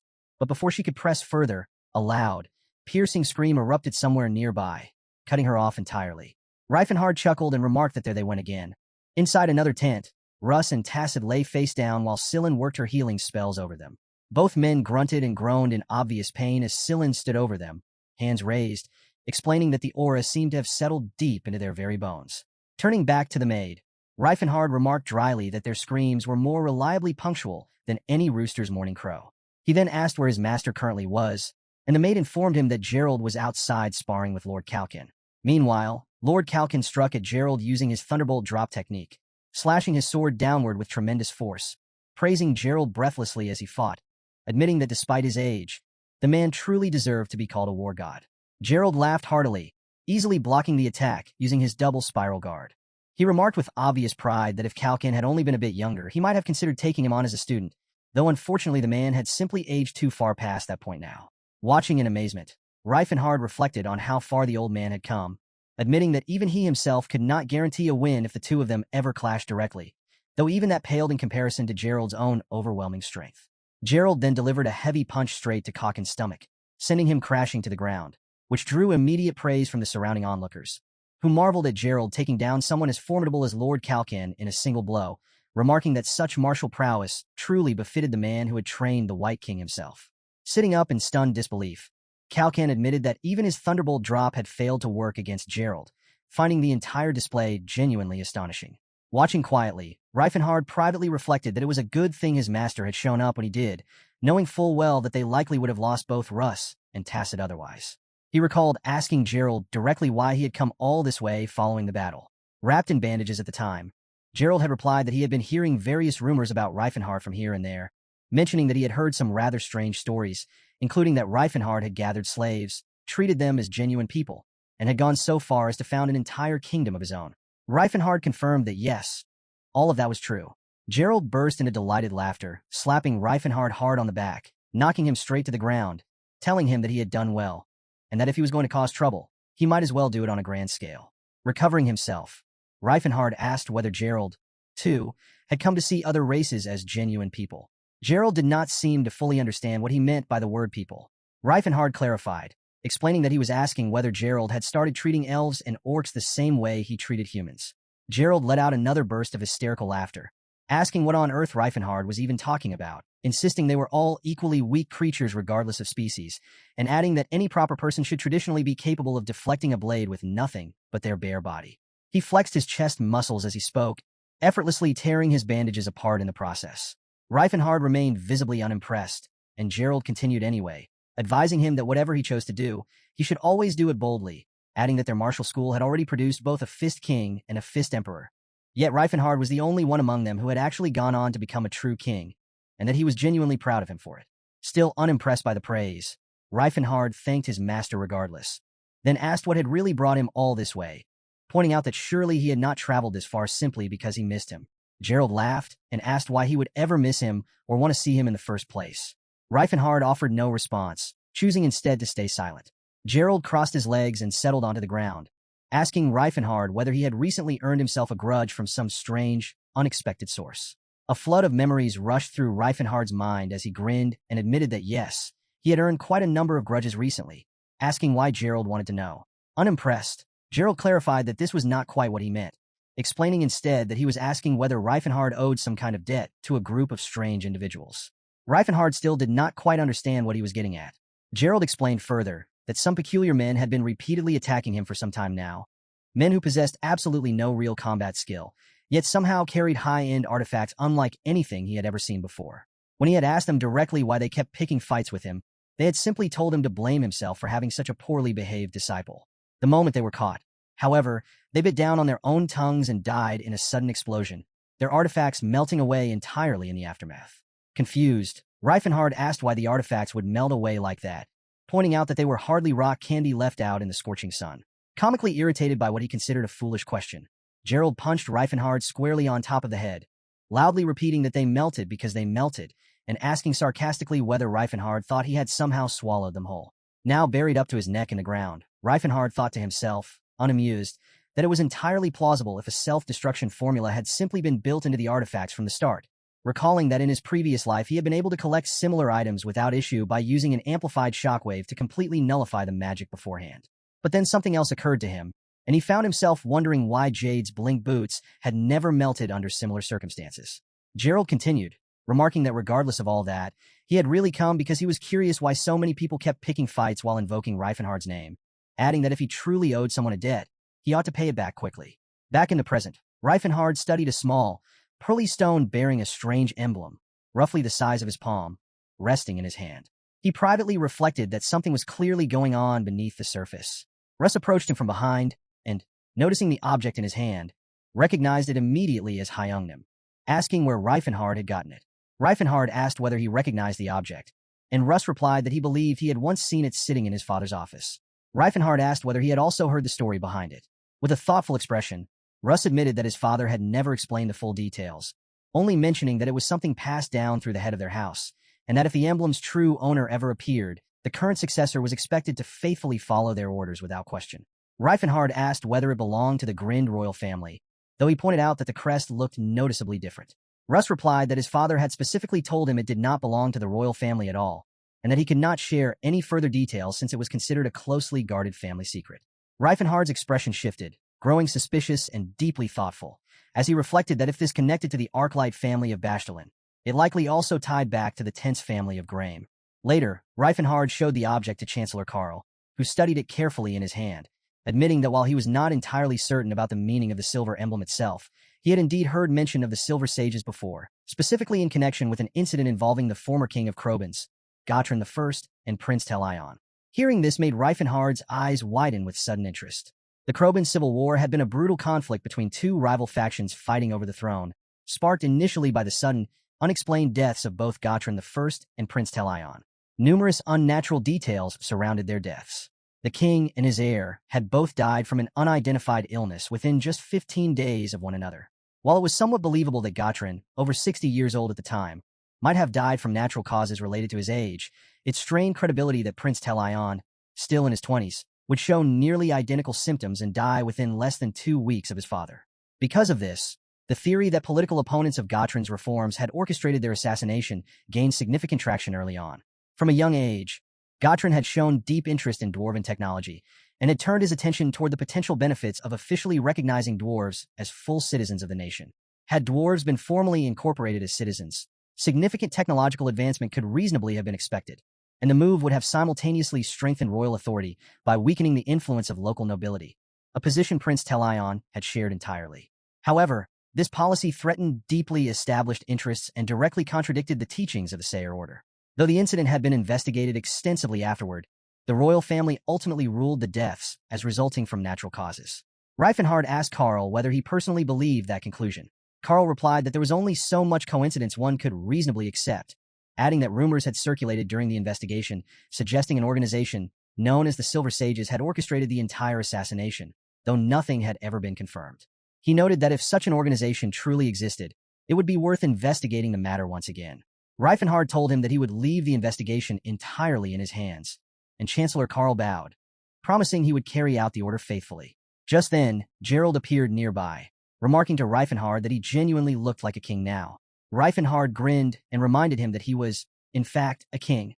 Gerald chuckled, admitting he never imagined someone clever enough to actually play the part of king would emerge from their martial school, joking that he had now lived long enough to see everything.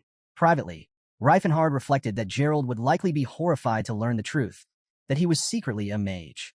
Gerald continued, adding that what had worried him more than anything was how small Reifenhard used to be, though he admitted his disciple actually looked the part now, insisting that a real man should naturally be big. Internally, Reifenhard grumbled at the jab about his height, silently reflecting that his growth had not even stopped yet, and that he already stood at 205 centimeters, weighing in at 150 kilograms. Hesitantly, Reifenhard asked Gerald whether he might consider staying here for a while, protecting the country until it had a chance to properly stabilize. Gerald placed his hands on his hips and pushed back, questioning why he should bother staying to protect any of this. Reifenhard felt genuinely dumbfounded by the response, having assumed his master would at least be willing to do this much out of care for his own disciple. He then pointed out that he knew Gerald was currently busy searching for a new disciple, and asked whether properly taking care of the disciple he already had might actually prove far more valuable toward continuing their martial lineage. Displeased, Gerald told him that was not the point at all, questioning what that had to do with anything, and asking whether it would not be embarrassing for him to keep seeking out his old master's help after having already descended from the mountain on his own. Reifenhard told him it was not a matter of embarrassment at all. But before he could continue, Karl interrupted, bowing respectfully as he addressed Gerald directly, asking whether the Fist Emperor might be willing to guard the White Palace while Reifenhard remained occupied elsewhere in Erenangrad. He clarified that this was not merely a personal favor requested by the Fist King's disciple, but an official request made in the name of Antares County itself. Reifenhard sighed, privately thinking that it made the whole arrangement sound as though it had been his own idea from the start. Karl continued, promising that they would provide full room and board, along with a payment of 100 gold coins per day. Gerald agreed readily, declaring that the arrangement suited him fine. Grinning as he examined the terms of the agreement, he loudly declared that a man who worked hard yet failed to receive his fair share was no man at all, but merely a pushover. He laughed heartily, telling Reifenhard that he was proud of him for having made so much money. Behind Gerald's back, Karl and Reifenhard exchanged a quiet, comical whispered exchange, debating whether the treasury could realistically afford such an expense, with Karl assuring him that they could manage to squeeze out that much. Karl explained to Reifenhard that the Empire already paid the sword lodestar 1,000 gold coins every month, and that compared to that, the cost of hiring a genuine superhuman like the Fist Emperor was hardly excessive. Reifenhard argued that 3,000 gold coins was still an extraordinary sum, more than enough to sustain 5,000 soldiers for an entire month. With a bright grin spreading across his face, Gerald declared that he intended to take this opportunity to see whether there were any useful individuals worth training among the other races besides humans, admitting he had never really paid them much attention before. Reifenhard cheerfully encouraged him, telling him that he genuinely looked forward to helping him in that effort, though he wore a warm smile on his face. Internally, Reifenhard reflected that he needed to locate the artifacts of the four guardian gods as quickly as possible, knowing that if he kept employing this old man indefinitely, his country's finances would inevitably collapse under the strain.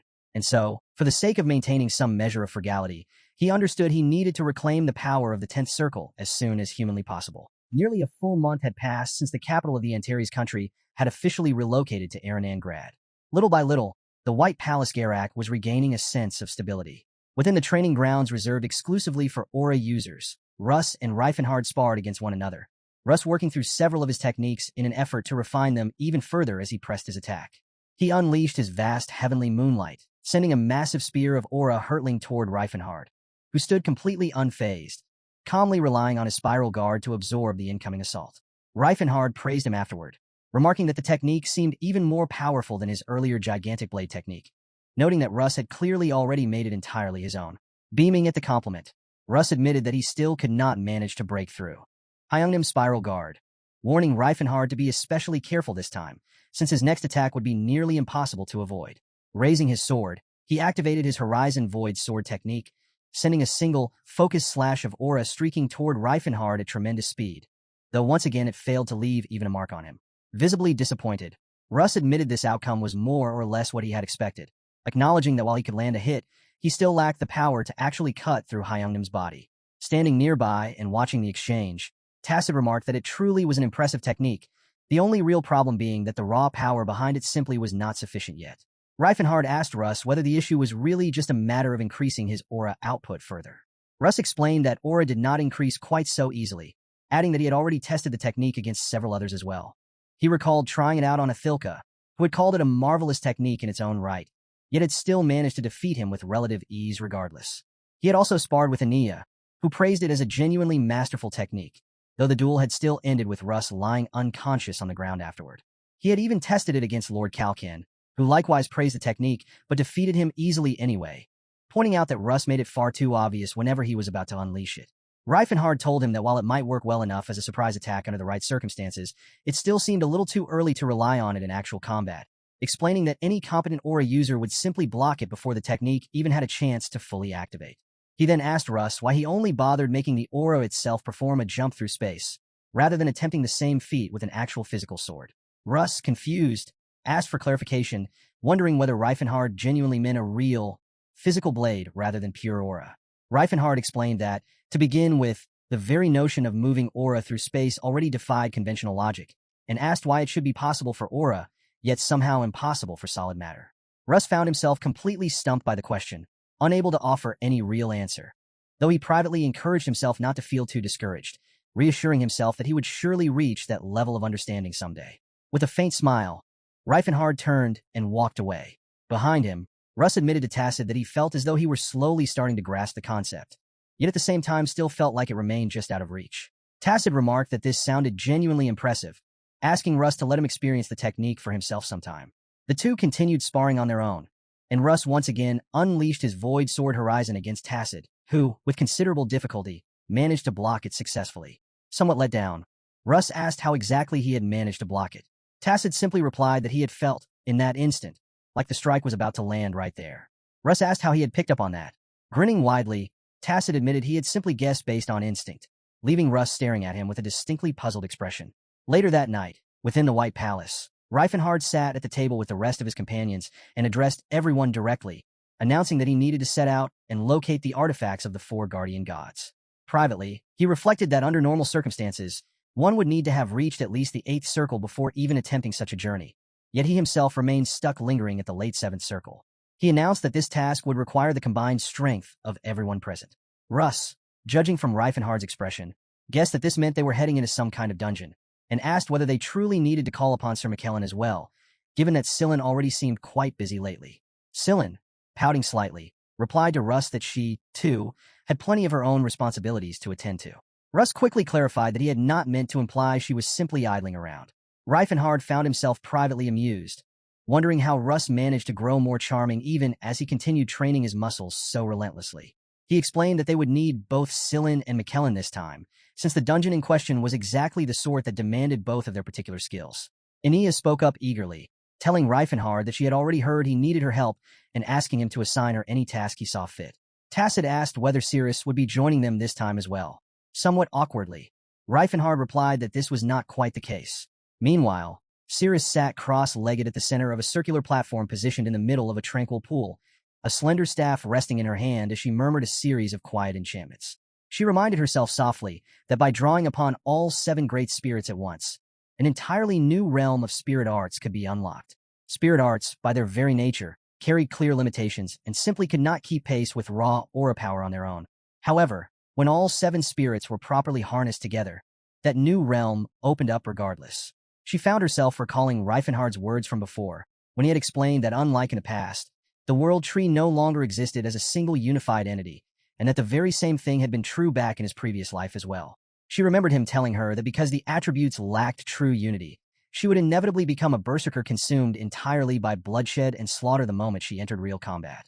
She recalled him explaining that he had simply linked together 7 separate world trees in an attempt to replicate a similar effect, though as a result, the unity between attributes could never be guaranteed the way it would be through the true world tree, Elvenheim.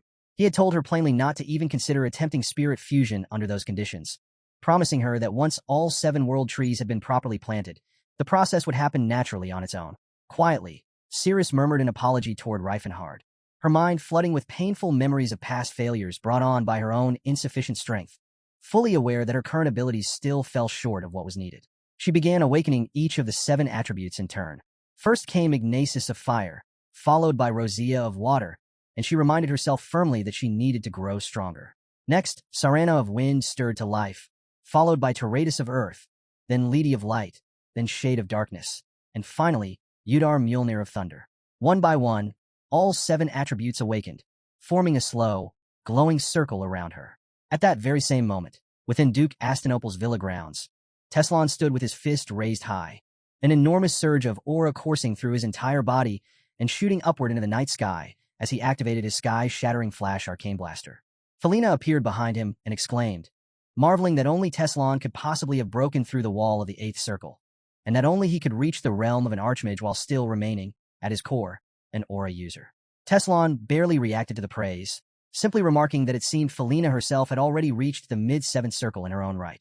Felina smiled warmly, insisting that all of it was thanks entirely to him, and admitting that she still had a long way left to go. Privately, Teslan reflected that she possessed a genuinely sharp mind, and that her appearance certainly was not lacking either, realizing as the thought crossed his mind that he had not held a woman since returning to this timeline.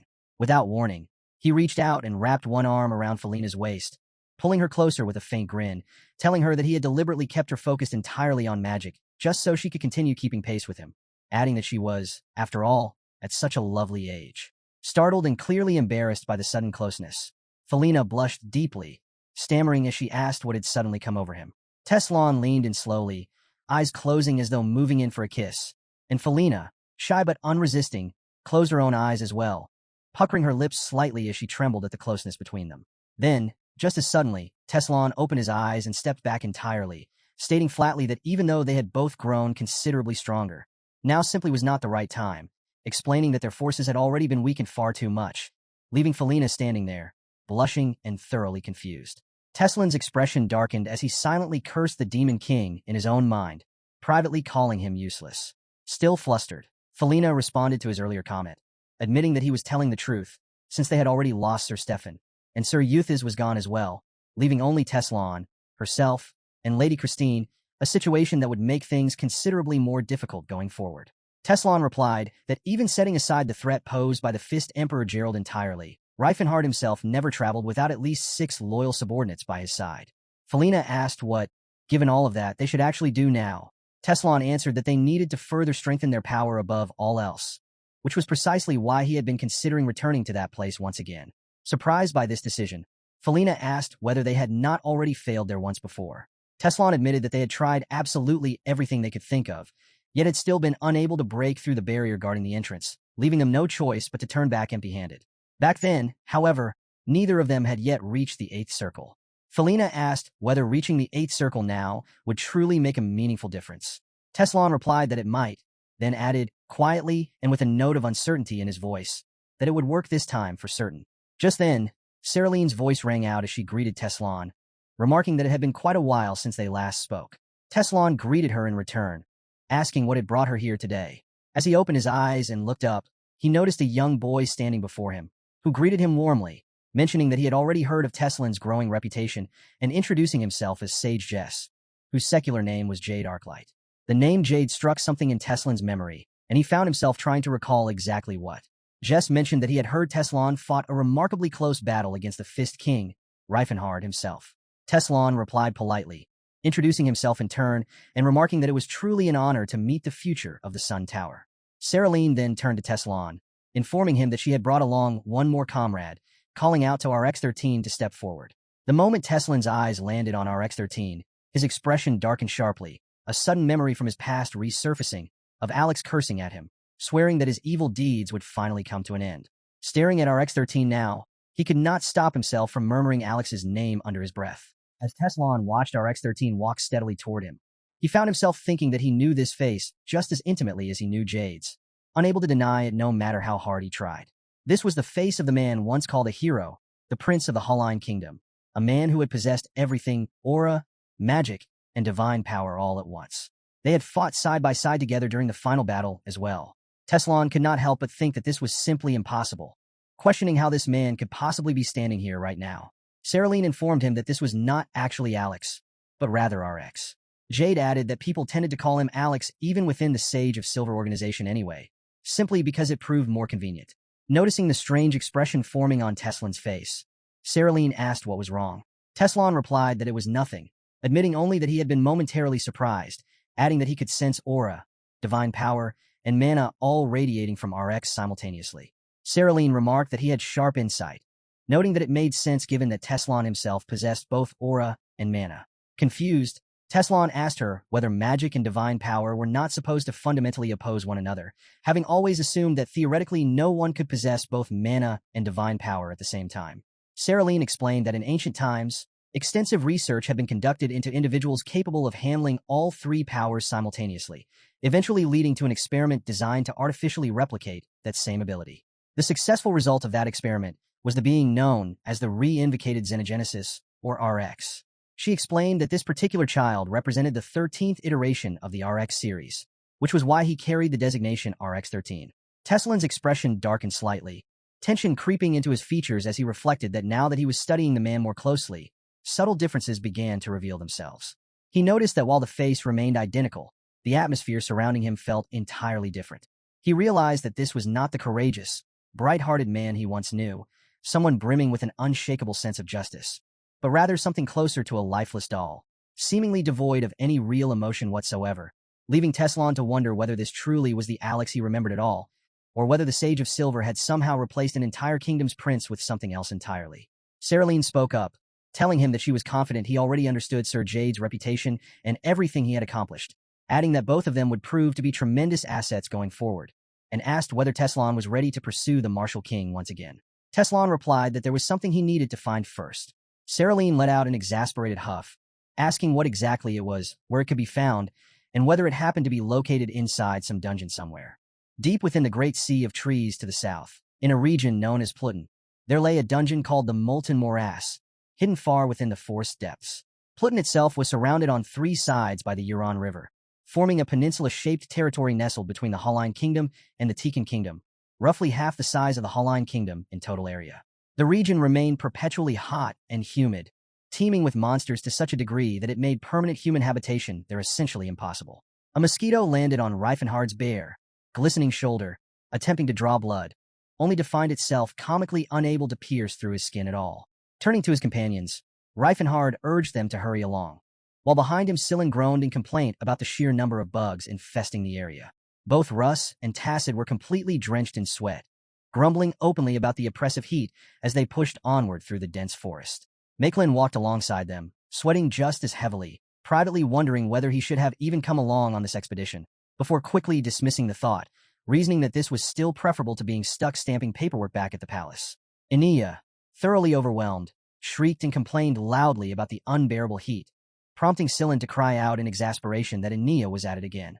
Scylla and Makelin both pressed close beside her, hoping to take advantage of her ice-based powers to escape the worst of the heat, but Enia shrieked once more, demanding they stay away from her since they themselves were far too warm. Privately, she found herself wondering why these two kept clinging to her instead of the one person she actually wanted nearby, Reifenhard. She called out to him, asking whether he was not feeling the heat as well. Noticing that Enia was using her own abilities to keep herself cool, Reifenhard simply told her that she should focus on conserving her strength instead, reminding her that they still had a long journey ahead of them. Reifenhard smiled contentedly to himself, reflecting that this particular body truly was remarkable, feeling none of the usual toll the oppressive heat would normally take, especially compared to how much harder this same journey had been the last time he made it. Swinging from a nearby tree, Arakaka pointed ahead, telling Reifenhard that this was indeed the correct path, and that a stream lay just up ahead. Reifenhard privately reflected that it had been a wise decision to bring her along this time, wondering whether he ought to have hired a proper guide during his previous journey through this region as well. Arakaka called out to Scylla, urging her to come this way. Exhausted from the heat, Scylla asked why, but stepped forward regardless, only for a massive purple snake to suddenly rear up in front of her. Arakaka burst into laughter at how easily Scylla had walked straight into her prank. A few hours later, the entire group sat gathered around a campfire, roasting the meat of that very same enormous snake over the open flames. Everyone settled in to eat except for Scylla, who remained furious at Arakaka for using her as bait to capture the creature in the first place, refusing to touch a single bite. Makelin remarked to Reifenhard that it had already been 23 days since they first departed from Aranan Grad. Reifenhard replied that they still had roughly 2 more weeks of travel remaining. Enia reacted with comic disbelief at just how much more time lay ahead of them. Reifenhard explained that they might need to stop briefly at Arakaka's tribal village along the way, meaning they would be taking things at a somewhat slower pace. Makelin asked Reifenhard whether he expected to fully regain his original powers once they located the relic of the 4 guardian symbols. Reifenhard admitted honestly that he did not know for certain, explaining that his current circumstances differed significantly from those of his previous life.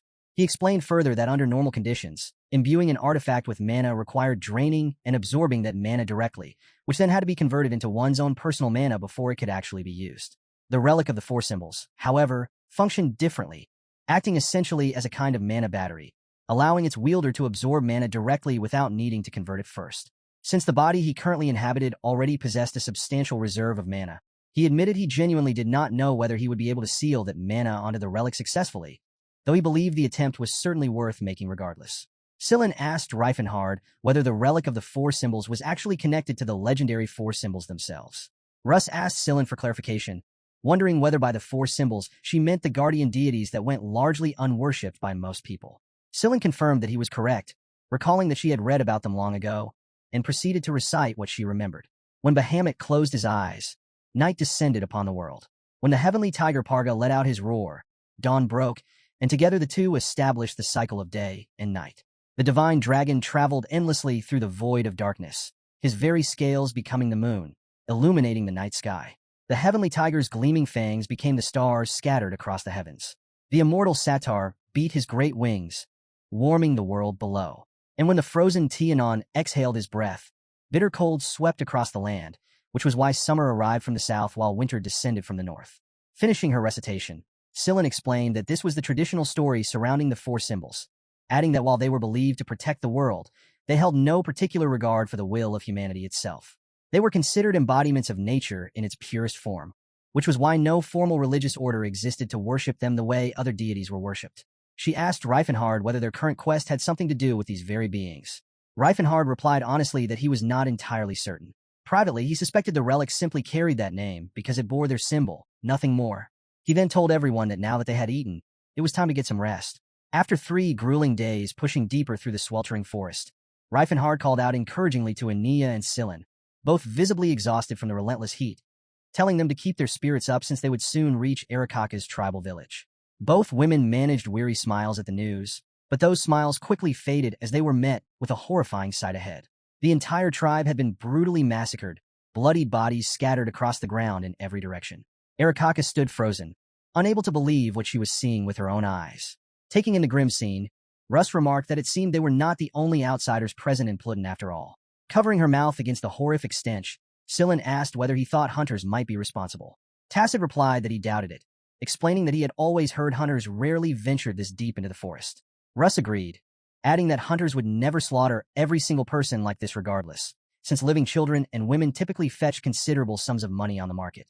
Ania called out to Reifenhard, pointing toward the ground and noting traces of aura still lingering there, explaining that it was not simply blade aura, but rather some kind of combination technique, one that felt remarkably similar to Reifenhard's own fire fist or lightning fist. Hearing this, only one person came to Reifenhard's mind as a possible culprit, Teslan, though he quickly reminded himself that Teslan should not yet be capable of combining aura and magic together at this stage. Ania added that she was certain this was not simply pure aura, even though she could not identify exactly who might have used it. Reifenhard found himself recalling that there had once been someone capable of wielding both aura and magic simultaneously, that one hero from his past who had managed to combine all 3 powers together. He remembered that the man had never been particularly proficient at it, strong enough to belong among that legendary group of 5, yet still the weakest member of that group by a considerable margin. Considering the current timeline, he reasoned that neither the Saintess Ellen nor Alex should even exist yet. Ellen should not appear at all so long as Scylla behaved herself, given that she was believed to be Scylla's future child, while Alex himself had still been in his early 20s during that era, meaning he should not have been born yet either. The magic lingering over the corpses was unmistakably an 8th circle spell known as Chain of Genocide, one that used blood itself as its vessel. Reifenhard found himself wondering how there could possibly exist an aura user capable of casting 8th circle spells while also combining aura and magic together, and could not shake the growing suspicion that this might represent an entirely new enemy altogether. Meanwhile, as she made her way through the forest, Felina asked Teslan whether it had truly been necessary to kill every single one of them, pointing out that there had been infants among the dead as well. Teslan replied simply that it was no different from exterminating insects. Jade agreed, adding that if one allowed rats to remain undisturbed within their own home, they would inevitably breed and multiply, forcing one to eventually kill them all anyway in order to keep the home clean. Christine chimed in, remarking that these plated suits truly were impressive, noting that they felt no heat whatsoever while wearing them. Felina asked whether an artifact with the opposite effect existed as well. Jade explained that the Sage of Silver organization was not composed of developers, but rather beneficiaries, meaning they lacked the capability to actually create artifacts themselves. Teslan remarked that they needed to move faster than Reifenhard, admitting he was not entirely certain what the object was, though it had once been referred to as the Demon King's treasure. Felina asked whether he suspected Reifenhard's group might already be here as well. Teslan replied that it seemed impossible for them to have arrived already. Jade grumbled about the sheer amount of vegetation blocking their path, gesturing toward the dense trees and plants surrounding them, and asked Teslan whether he had mentioned they still had 3 more days of walking ahead. He then ordered Alex to clear the path forward. Obediently, Alex drew his sword, and with a burst of vividly colored, shimmering aura, he sliced effortlessly through the massive tree blocking their way, carving a clean path through the forest with almost no visible effort. Jade remarked on how remarkably useful it was to surround aura with mana while reinforcing it further with divine power. Slightly unsettled by the sheer display of power, Teslan admitted that he still found it difficult to think of Alex as human. Jade replied simply that of course he could not, since the man was not human at all. As Reifenhard and his group continued pressing forward through the dense forest, he channeled electrically charged mana to wipe out the swarms of mosquitoes surrounding them. Scylla asked him why, if he had access to something called an electric charge barrier, He had not simply used it from the very beginning. Reifenhard explained that he could not afford to waste mana so carelessly, reminding her that while magic was capable of accomplishing nearly anything, it was still far from limitless. As they continued their journey, they eventually reached Lead Ant Whale, the largest volcano on the entire continent, and at its base they found an entrance sealed off by strange, futuristic barriers blocking their way into the molten morass dungeon. Makelin asked Reifenhard whether this was indeed the entrance they were looking for. Reifenhard confirmed that it was, explaining that this marked the entrance to the dungeon housing the relic of the four symbols. Though to be more precise, it was not the official entrance at all, but rather something closer to a crack in the dungeon's outer wall. Russ asked whether they simply needed to disperse the energy currently blocking their path. Reifenhard, unimpressed, replied that yes, that was exactly what they needed to do, if it were only that simple. Russ activated his half-moon slash and struck at the barrier with his sword several times in succession, but after repeated attempts, he eventually gave up entirely. Reifenhard asked him whether he genuinely believed that breaking through with nothing but raw physical strength would have been that easy, pointing out that if it truly were, he would have already tried it himself long ago. Cracking his shoulders, he prepared himself for the task ahead, instructing Ania, Makelin, and Sillin to take their positions. He clapped his fists together, releasing an incredible surge of colorful aura and mana that filled the air around them. Charging his fists further, they began glowing a brilliant gold as he activated his Fist Demon Union technique. Sillin extended her hands and began channeling her own abilities, while Makelin intertwined his fingers and murmured a quiet incantation of his own. With his arms spread wide and both fists brimming with aura and mana, Reifenhard stepped forward toward the sealed entrance. Ania summoned Rosea and Shade, commanding them to follow her lead as she pointed her sword directly at the barrier. With one fist burning purple and the other glowing blue, Reifenhard announced that he was ready to attempt the breach, and with both fists raised high, he stepped toward the barrier. He moved his fist in a slow, deliberate circular motion before activating Zero Impact, converging the gathered aura and mana in his hands into a single devastating blast aimed directly at the barrier, triggering a massive explosion on impact. The shield cracked violently before finally shattering into countless tiny fragments. Reifenhard grinned triumphantly, admitting that he had only ever thought this would be theoretically possible. Behind him, Russ and Tacit cheered happily, thrilled that the attempt had actually succeeded. Turning back to the rest of the group, Reifenhard called out for everyone to move forward. As they stepped into the dungeon, they found themselves standing within a clearly man-made stone corridor. Sillin eagerly asked Reifenhard to quickly explain how they were supposed to navigate their way through this place. Reifenhard simply admitted that he did not know yet. Sillin looked surprised by the answer, though not particularly upset, and Russ asked why he would not know something like that, to which Reifenhard replied plainly that he had never actually been to this specific location before. Sillin pointed out that Reifenhard had always seemed to know his way through unfamiliar places in the past regardless. Reifenhard tried to explain to her that he had never originally learned anything about this particular dungeon, meaning none of them actually knew anything about what lay ahead. As they made their way deeper into the dungeon, they encountered a steady stream of terrifying creatures, though Sillin effortlessly blasted each one aside with her powers as they appeared. Makelin used his Dear All-Path ability to help clear away any remaining monsters that crossed their path, working alongside Sillin, who handled every threat that came her way without so much as breaking a sweat. Watching her work, Reifenhard found himself reflecting on the irony that a saint like Makelin turned out to be the strongest fighter in a place like this. After some time had passed, Sillin asked Reifenhard how much farther they still had to go. Slightly irritated by how spoiled everyone seemed to be acting, Reifenhard admitted he genuinely did not know how much distance remained. Arakaka pointed towards something in the distance, indicating a sign posted nearby. Ania studied the sign and remarked that it did not appear to function as any kind of guide. Arakaka added that she herself could not read what it said, though she noted that it appeared to be written in her own tribe's ancient language.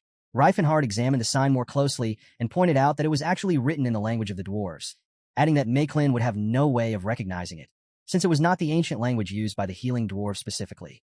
Staring at the sign, Reifenhard found himself wondering why it would even be placed here in the first place. Tacit asked what it actually said, prompting Reifenhard to recite its contents aloud. It warned that one who twisted the clear laws of the world in order to deceive the eyes of fate, one who moved against the natural flow and dwelled beneath laws that defied the very heavens themselves, should beware, for such a person who twisted time and space represented an unacceptable wrongness. A flood of memories from his past lives rushed through Reifenhard's mind as he silently recognized this as the incantation used for a spell capable of regressing time and space itself. Reifenhard's expression grew visibly thoughtful as he wondered why such a warning would be written here of all places. Concerned, Ania asked what was wrong. Reifenhard replied that it was nothing, then reached out and removed the sign from the wall entirely. Startled, Enia immediately asked what he thought he was doing. Suddenly, Reifenhard sensed something and turned to the others, informing them that it seemed they were not the only ones present in this dungeon. Makelin asked what had led him to that conclusion. Reifenhard offered no direct answer, simply adding that there were clearly others exploring this place as well. Meanwhile, over with Teslin's squad, Alex activated a powerful magical array, summoning the biting winds of the north to form a blade of ice, striking down the dungeon's monsters and freezing them solid in their tracks. Felina used her own magical array to summon the same northern winds, transforming them into a fine, swirling powder as she unleashed her frozen crystal storm technique, conjuring a violent tornado that tore mercilessly through the surrounding monsters. Grinning, Teslon declared that it was finally his turn, and activating his own array, he unleashed his plasma tempest, sending a powerful blast of aura tearing through the remaining enemies in one sweeping motion. Watching Teslon's overwhelming display of power, Jade privately reflected that this was the strength of 8th Circle magic, genuinely impressed that Teslon had managed to reach such heights while still fundamentally remaining an aura user. Felina praised Jade in turn, telling him that the rumors surrounding him were clearly true, and that he truly was remarkable. Unbeknownst to her, however, Jade found himself distinctly displeased by her praise, feeling a quiet stab of jealousy that she, too, had reached such a high level, privately concluding that these people around him were genuinely dangerous. Noticing the sour, suspicious look briefly crossing Jade's face, Teslon made a questioning sound.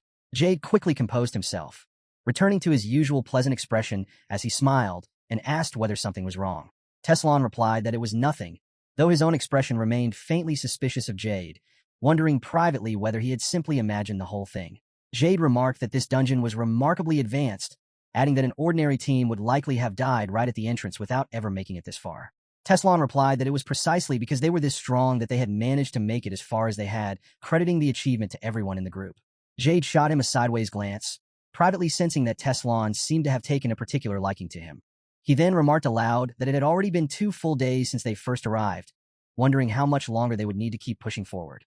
Suddenly, a massive, fiery skeletal figure materialized directly in front of Reifenhard and his group, arms folded across its chest as it commanded them to halt immediately, branding them unauthorized invaders.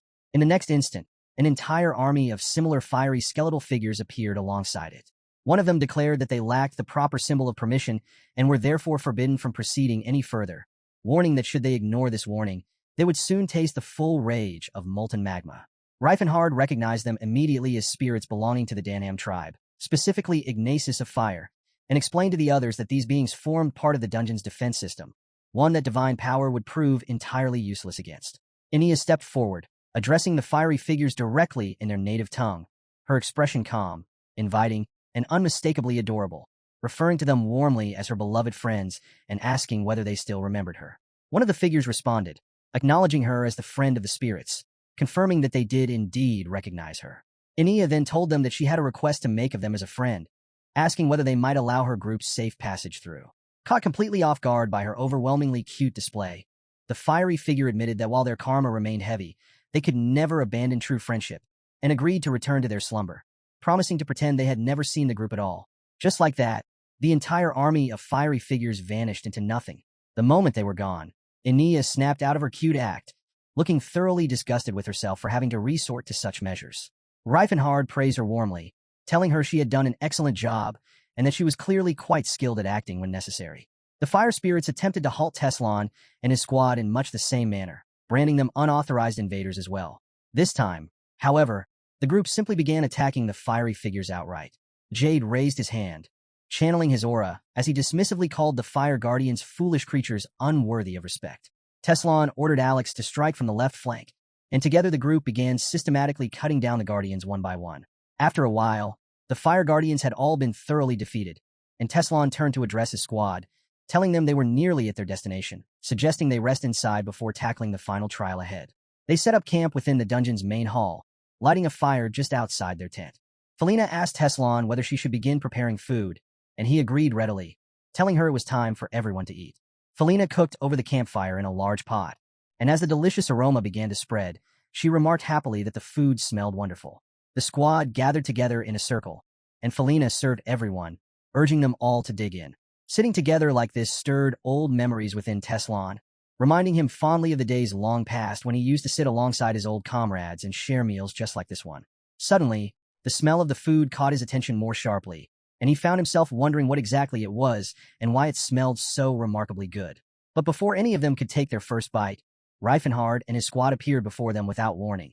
Reifenhard himself looking thoroughly confused by what he had just stumbled upon. Teslan and his squad turned to look at him with equally puzzled expressions.